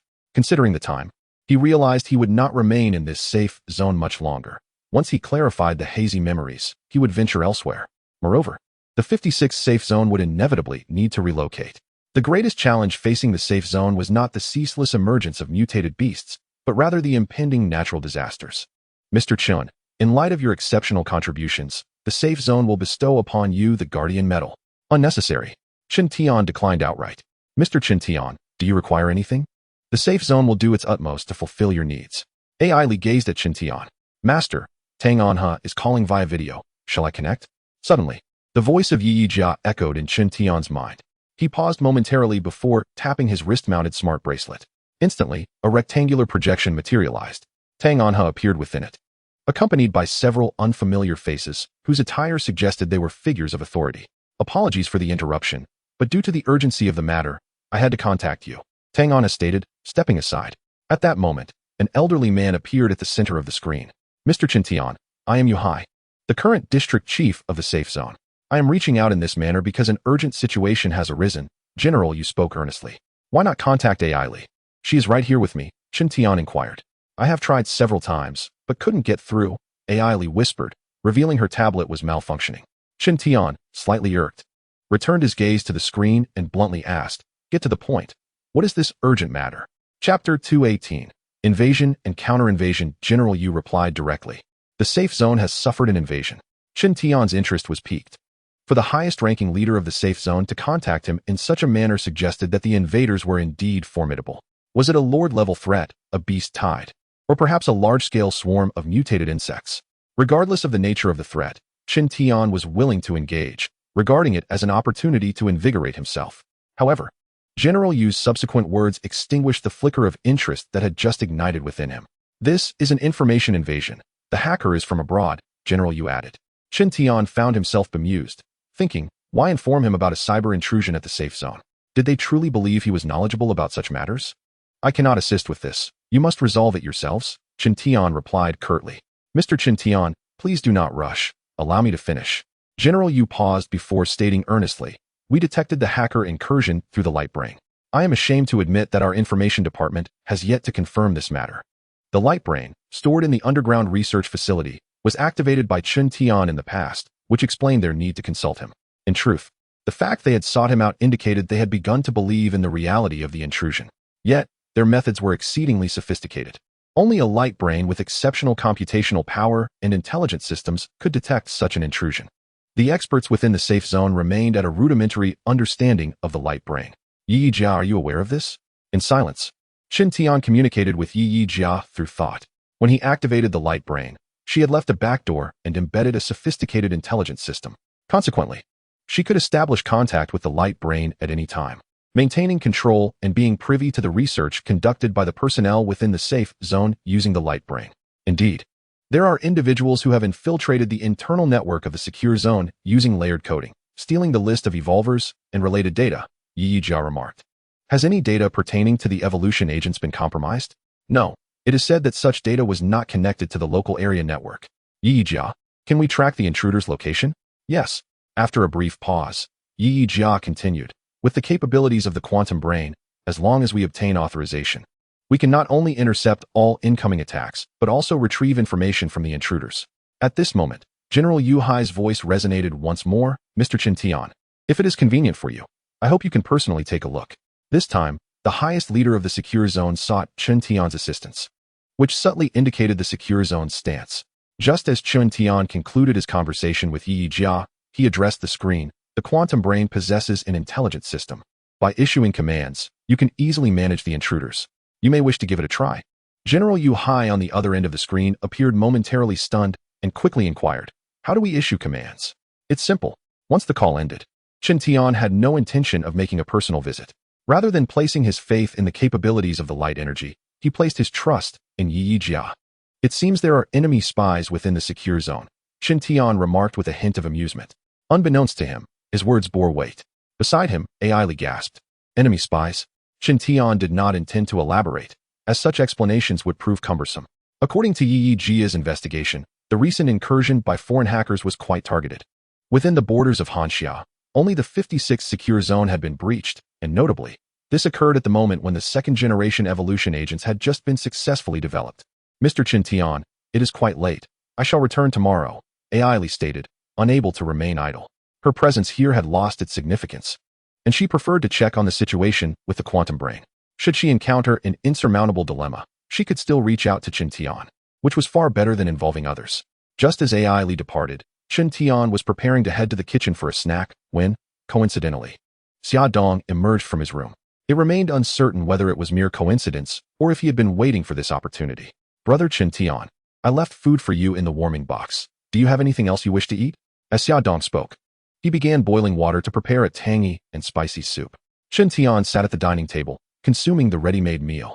Yet his mind began to contemplate the secrets of the six-star disc.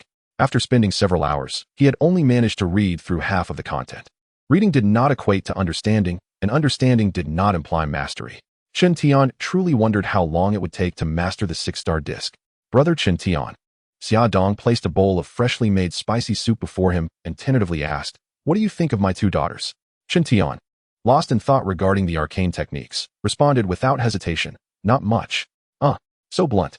Xia Dong hesitated and ultimately refrained from continuing his thought. He felt that the current moment was not yet ripe, so he decided to wait a little longer.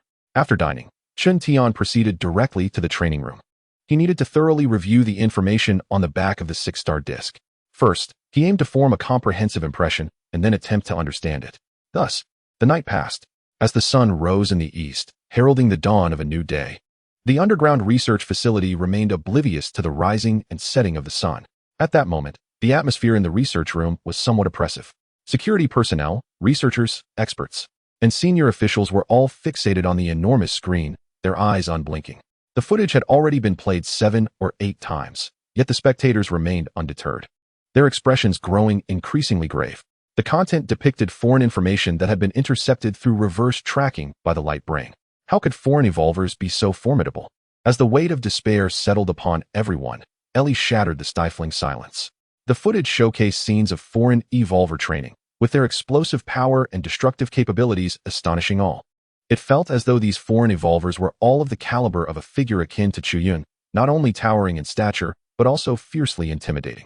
This might be attributed to their primitive genes. Generally, foreigners exhibited superior physical qualities, and after evolution, they experienced even greater enhancements. A middle-aged man clad in a white lab coat expressed his thoughts. The battle armor worn by the individuals in the footage appeared remarkably practical. Regrettably, our light brain had failed to collect further detailed information. If only we could master that type of armor technology, the attendees felt somewhat disheartened. Ding dong. With the sound of an incoming message, Ellie quickly remarked, "Mr. Chen Tian has sent a message." What did Mr. Chen Tian say? Someone eagerly inquired. Ellie had already copied the video information collected by the light brain and sent a copy to Chen Tian, primarily seeking his insights. She promptly opened the unread message on her new tablet. However, she stood frozen in place, her gaze fixed intently on the tablet. Those nearby could even hear sounds emanating from the device. "Ellie, what is happening?" General Yu Hai inquired in a deep voice. As the founder of the 56th Security Zone, he bore a heavy burden, especially after reviewing the recent materials, feeling as if he were being cast aside by the times. "General," Ellie lifted her head, "Mr. Chen Tian has sent me a short video. I will project it onto the big screen now." After some manipulation, the screen before them shifted to display a combat scene in an open area where several individuals donned in special armor were besieging a small figure wearing a helmet. The disparity in equipment between the two sides was stark. However, the outcome of the battle was quite the opposite. The small figure, despite lacking armor, exhibited astonishing combat prowess, single-handedly fending off the assault of the armored assailants. The scene lasts merely a fleeting 20 seconds, captured from the perspective of one of the armored warriors. As the short video concludes, the research facility is once again enveloped in silence. Despite its brevity, the footage vividly illustrated the superiority and agility of the armor, far surpassing any previous models they had encountered. Did Mr. Chen Tian mention anything else? General Yu Hai's voice resonated once more. Mr. Chen Tian stated that clinging to outdated practices is futile. Even mutant beasts are continuously evolving. Holding on to the past will only lead to obsolescence. The research room fell silent once again. At this moment, many were contemplating that if others could fabricate such remarkable armor, then so could they.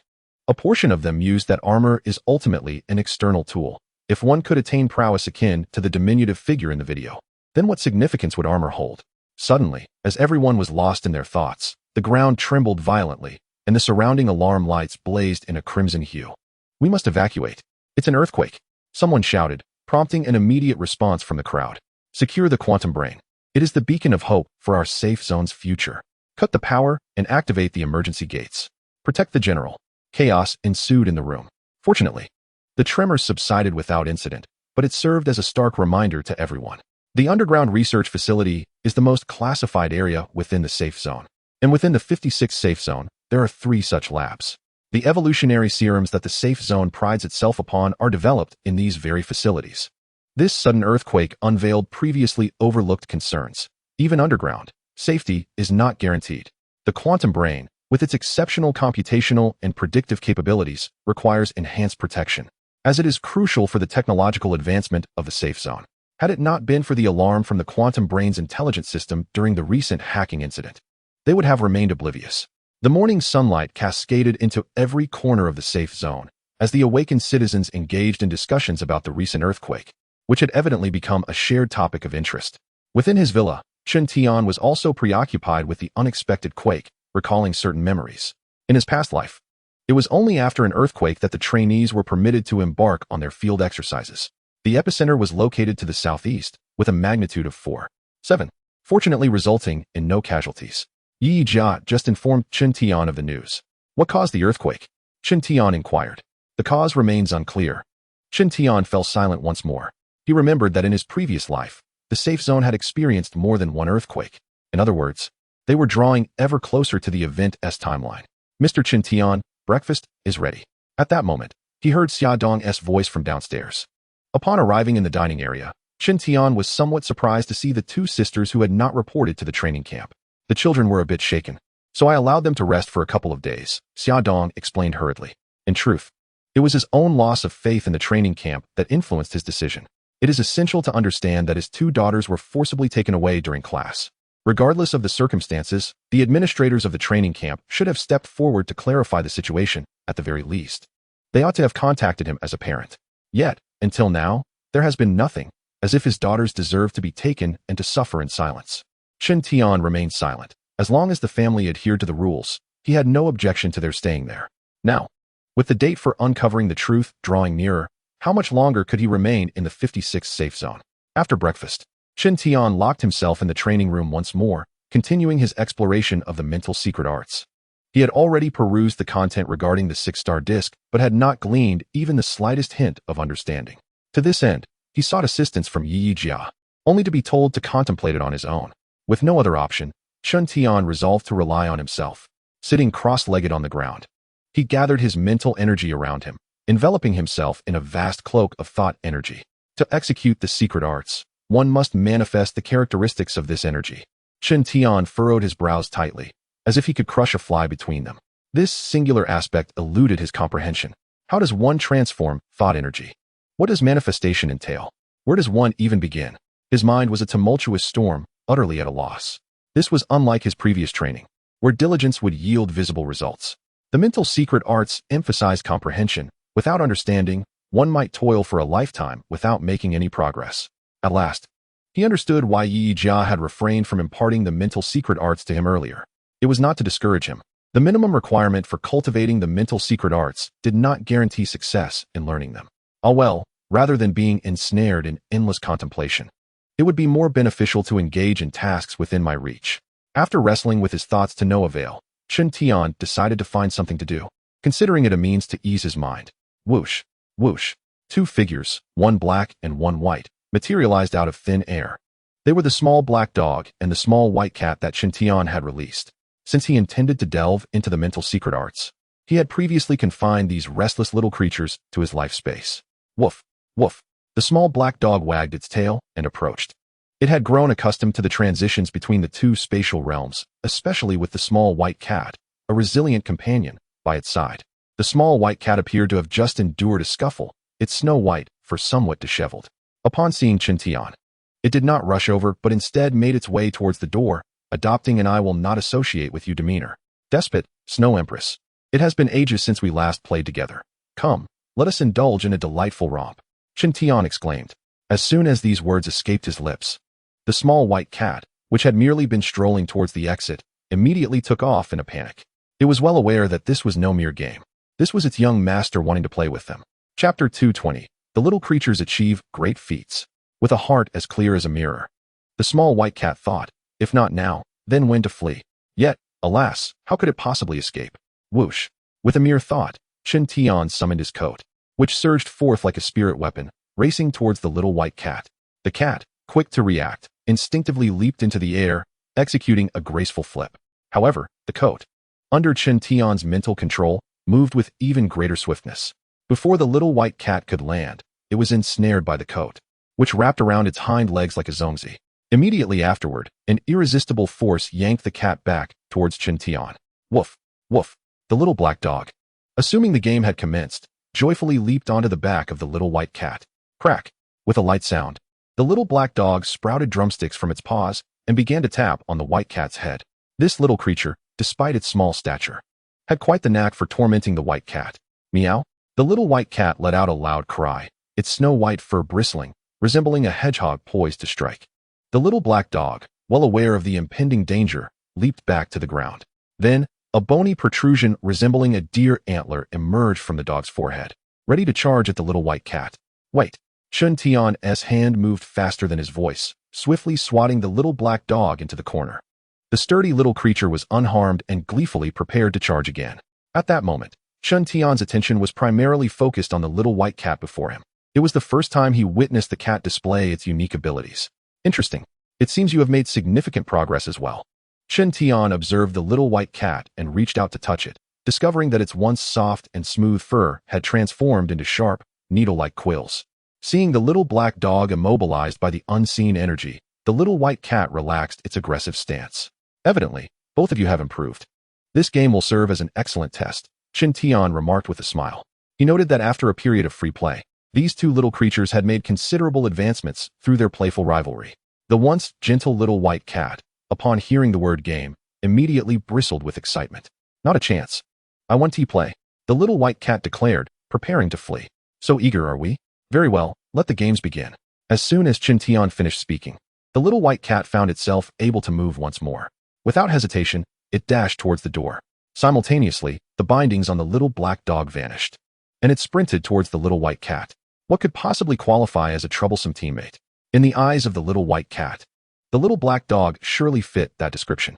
Just as it was about to reach the door, the little black dog lunged, disrupting its advance. Then, with a crackle, a blue arc of electricity enveloped them both. The two little creatures felt a jolt course through their bodies, causing them to topple to the ground. The rules of the game were clear. Evade my attacks as best as you can. Chen Tian remained stationary, his palms shimmering with electric light. The earlier arc had not been particularly potent, and the little white cat and little black dog quickly regained their senses. Just then, a serpentine flash of electricity surged towards them. The cautious little white cat, ever vigilant, immediately sprang forward with a powerful push of its hind legs. It could not allow itself to escape this moment. Evasion was its only recourse. The spirited little black dog followed closely behind, as if to say, "Hey, wait up, little brother." The little white cat felt a surge of frustration. Couldn't it run in the opposite direction? With a crack, a streak of lightning enveloped the two unlikely companions once again. Rising anew, the little white cat, in a fit of feline temper, began to swat at the oblivious little black dog. Mistaking the encounter for a game, the little black dog displayed its own playful antics. However, a more potent bolt of electricity soon sent them both sprawling to the ground. You must adhere to the rules of the game. That was merely a warm-up. Now, it's time to get serious. With this declaration, Chen Tian's expression turned grave, and the crackling arc of electricity in his hand began to coalesce. The instinctual awareness of danger prompted the two little creatures to cease their frolicking and prepare to unite against a common foe. In a flash, they split into two directions, charging toward Chen Tian with remarkable coordination. The finest defense is indeed a good offense, a lesson Chen Tian had imparted to them, and it appeared they had taken it to heart. With a resounding crack, the compressed lightning in Chen Tian's hand split in two, striking the encroaching little white cat and little black dog.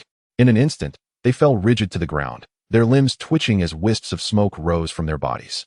The best defense is indeed an offense, yet one must not neglect defense in the process. It seems you have only grasped the first part of the lesson, Chen Tian remarked as the lightning in his hand vanished. In a surprising turn, the previously incapacitated duo launched themselves into action, leaping toward Chen Tian with breathtaking speed. What a clever ruse. As they approached, both the little white cat and little black dog were filled with exuberance, seizing the opportunity to redeem their pride. With a resounding thud, reality proved more brutal than dreams. Just as they reached him, Chen Tian delivered a swift punch to each. The little white cat, looking up with a face full of grievance, exclaimed, "Master, this game is no fun at all." Meanwhile, the little black dog, oblivious to its companion's dismay, asked, "Master, am I impressive? All right, today's game concludes here." As he spoke, Chen Tian retrieved a long strip of seaweed from his spatial pouch, a delectable treat favored by both little creatures. As the saying goes, a slap followed by a sweet date. This tactic of his was always effective. Instantly, the two little companions shifted their focus and pounced upon the seaweed. Watching the lively antics of the two, Chen Tian stood by, silently amused. He did not seek for them to fight alongside him. Rather, he desired their companionship during moments of fatigue. After the recent bout of activity, Chen Tian felt a weight lifted from his heart. Observing the two little creatures jostling for their morsel, nudging and playfully kicking one another, he could not help but chuckle. Suddenly, a spark of inspiration flickered in his mind, startling him. It is a most wondrous sensation, akin to grasping something elusive yet ineffable. The two little creatures continued to tussle over the seaweed, completely oblivious to the peculiar expression on Chen Tian's face. Meanwhile, Chen Tian remains utterly still, fearful that this hard-won insight might vanish. Spiritual mysticism, enslavement, and taming. Why is it that he can comprehend the thoughts of the tyrant and the Snow Empress? Could it be that the essence of their communication is a form of specialization? As the brilliance within his mind grows increasingly lucid, Chen Tian's expression transforms into one of mounting excitement. It appears he has discovered a breakthrough.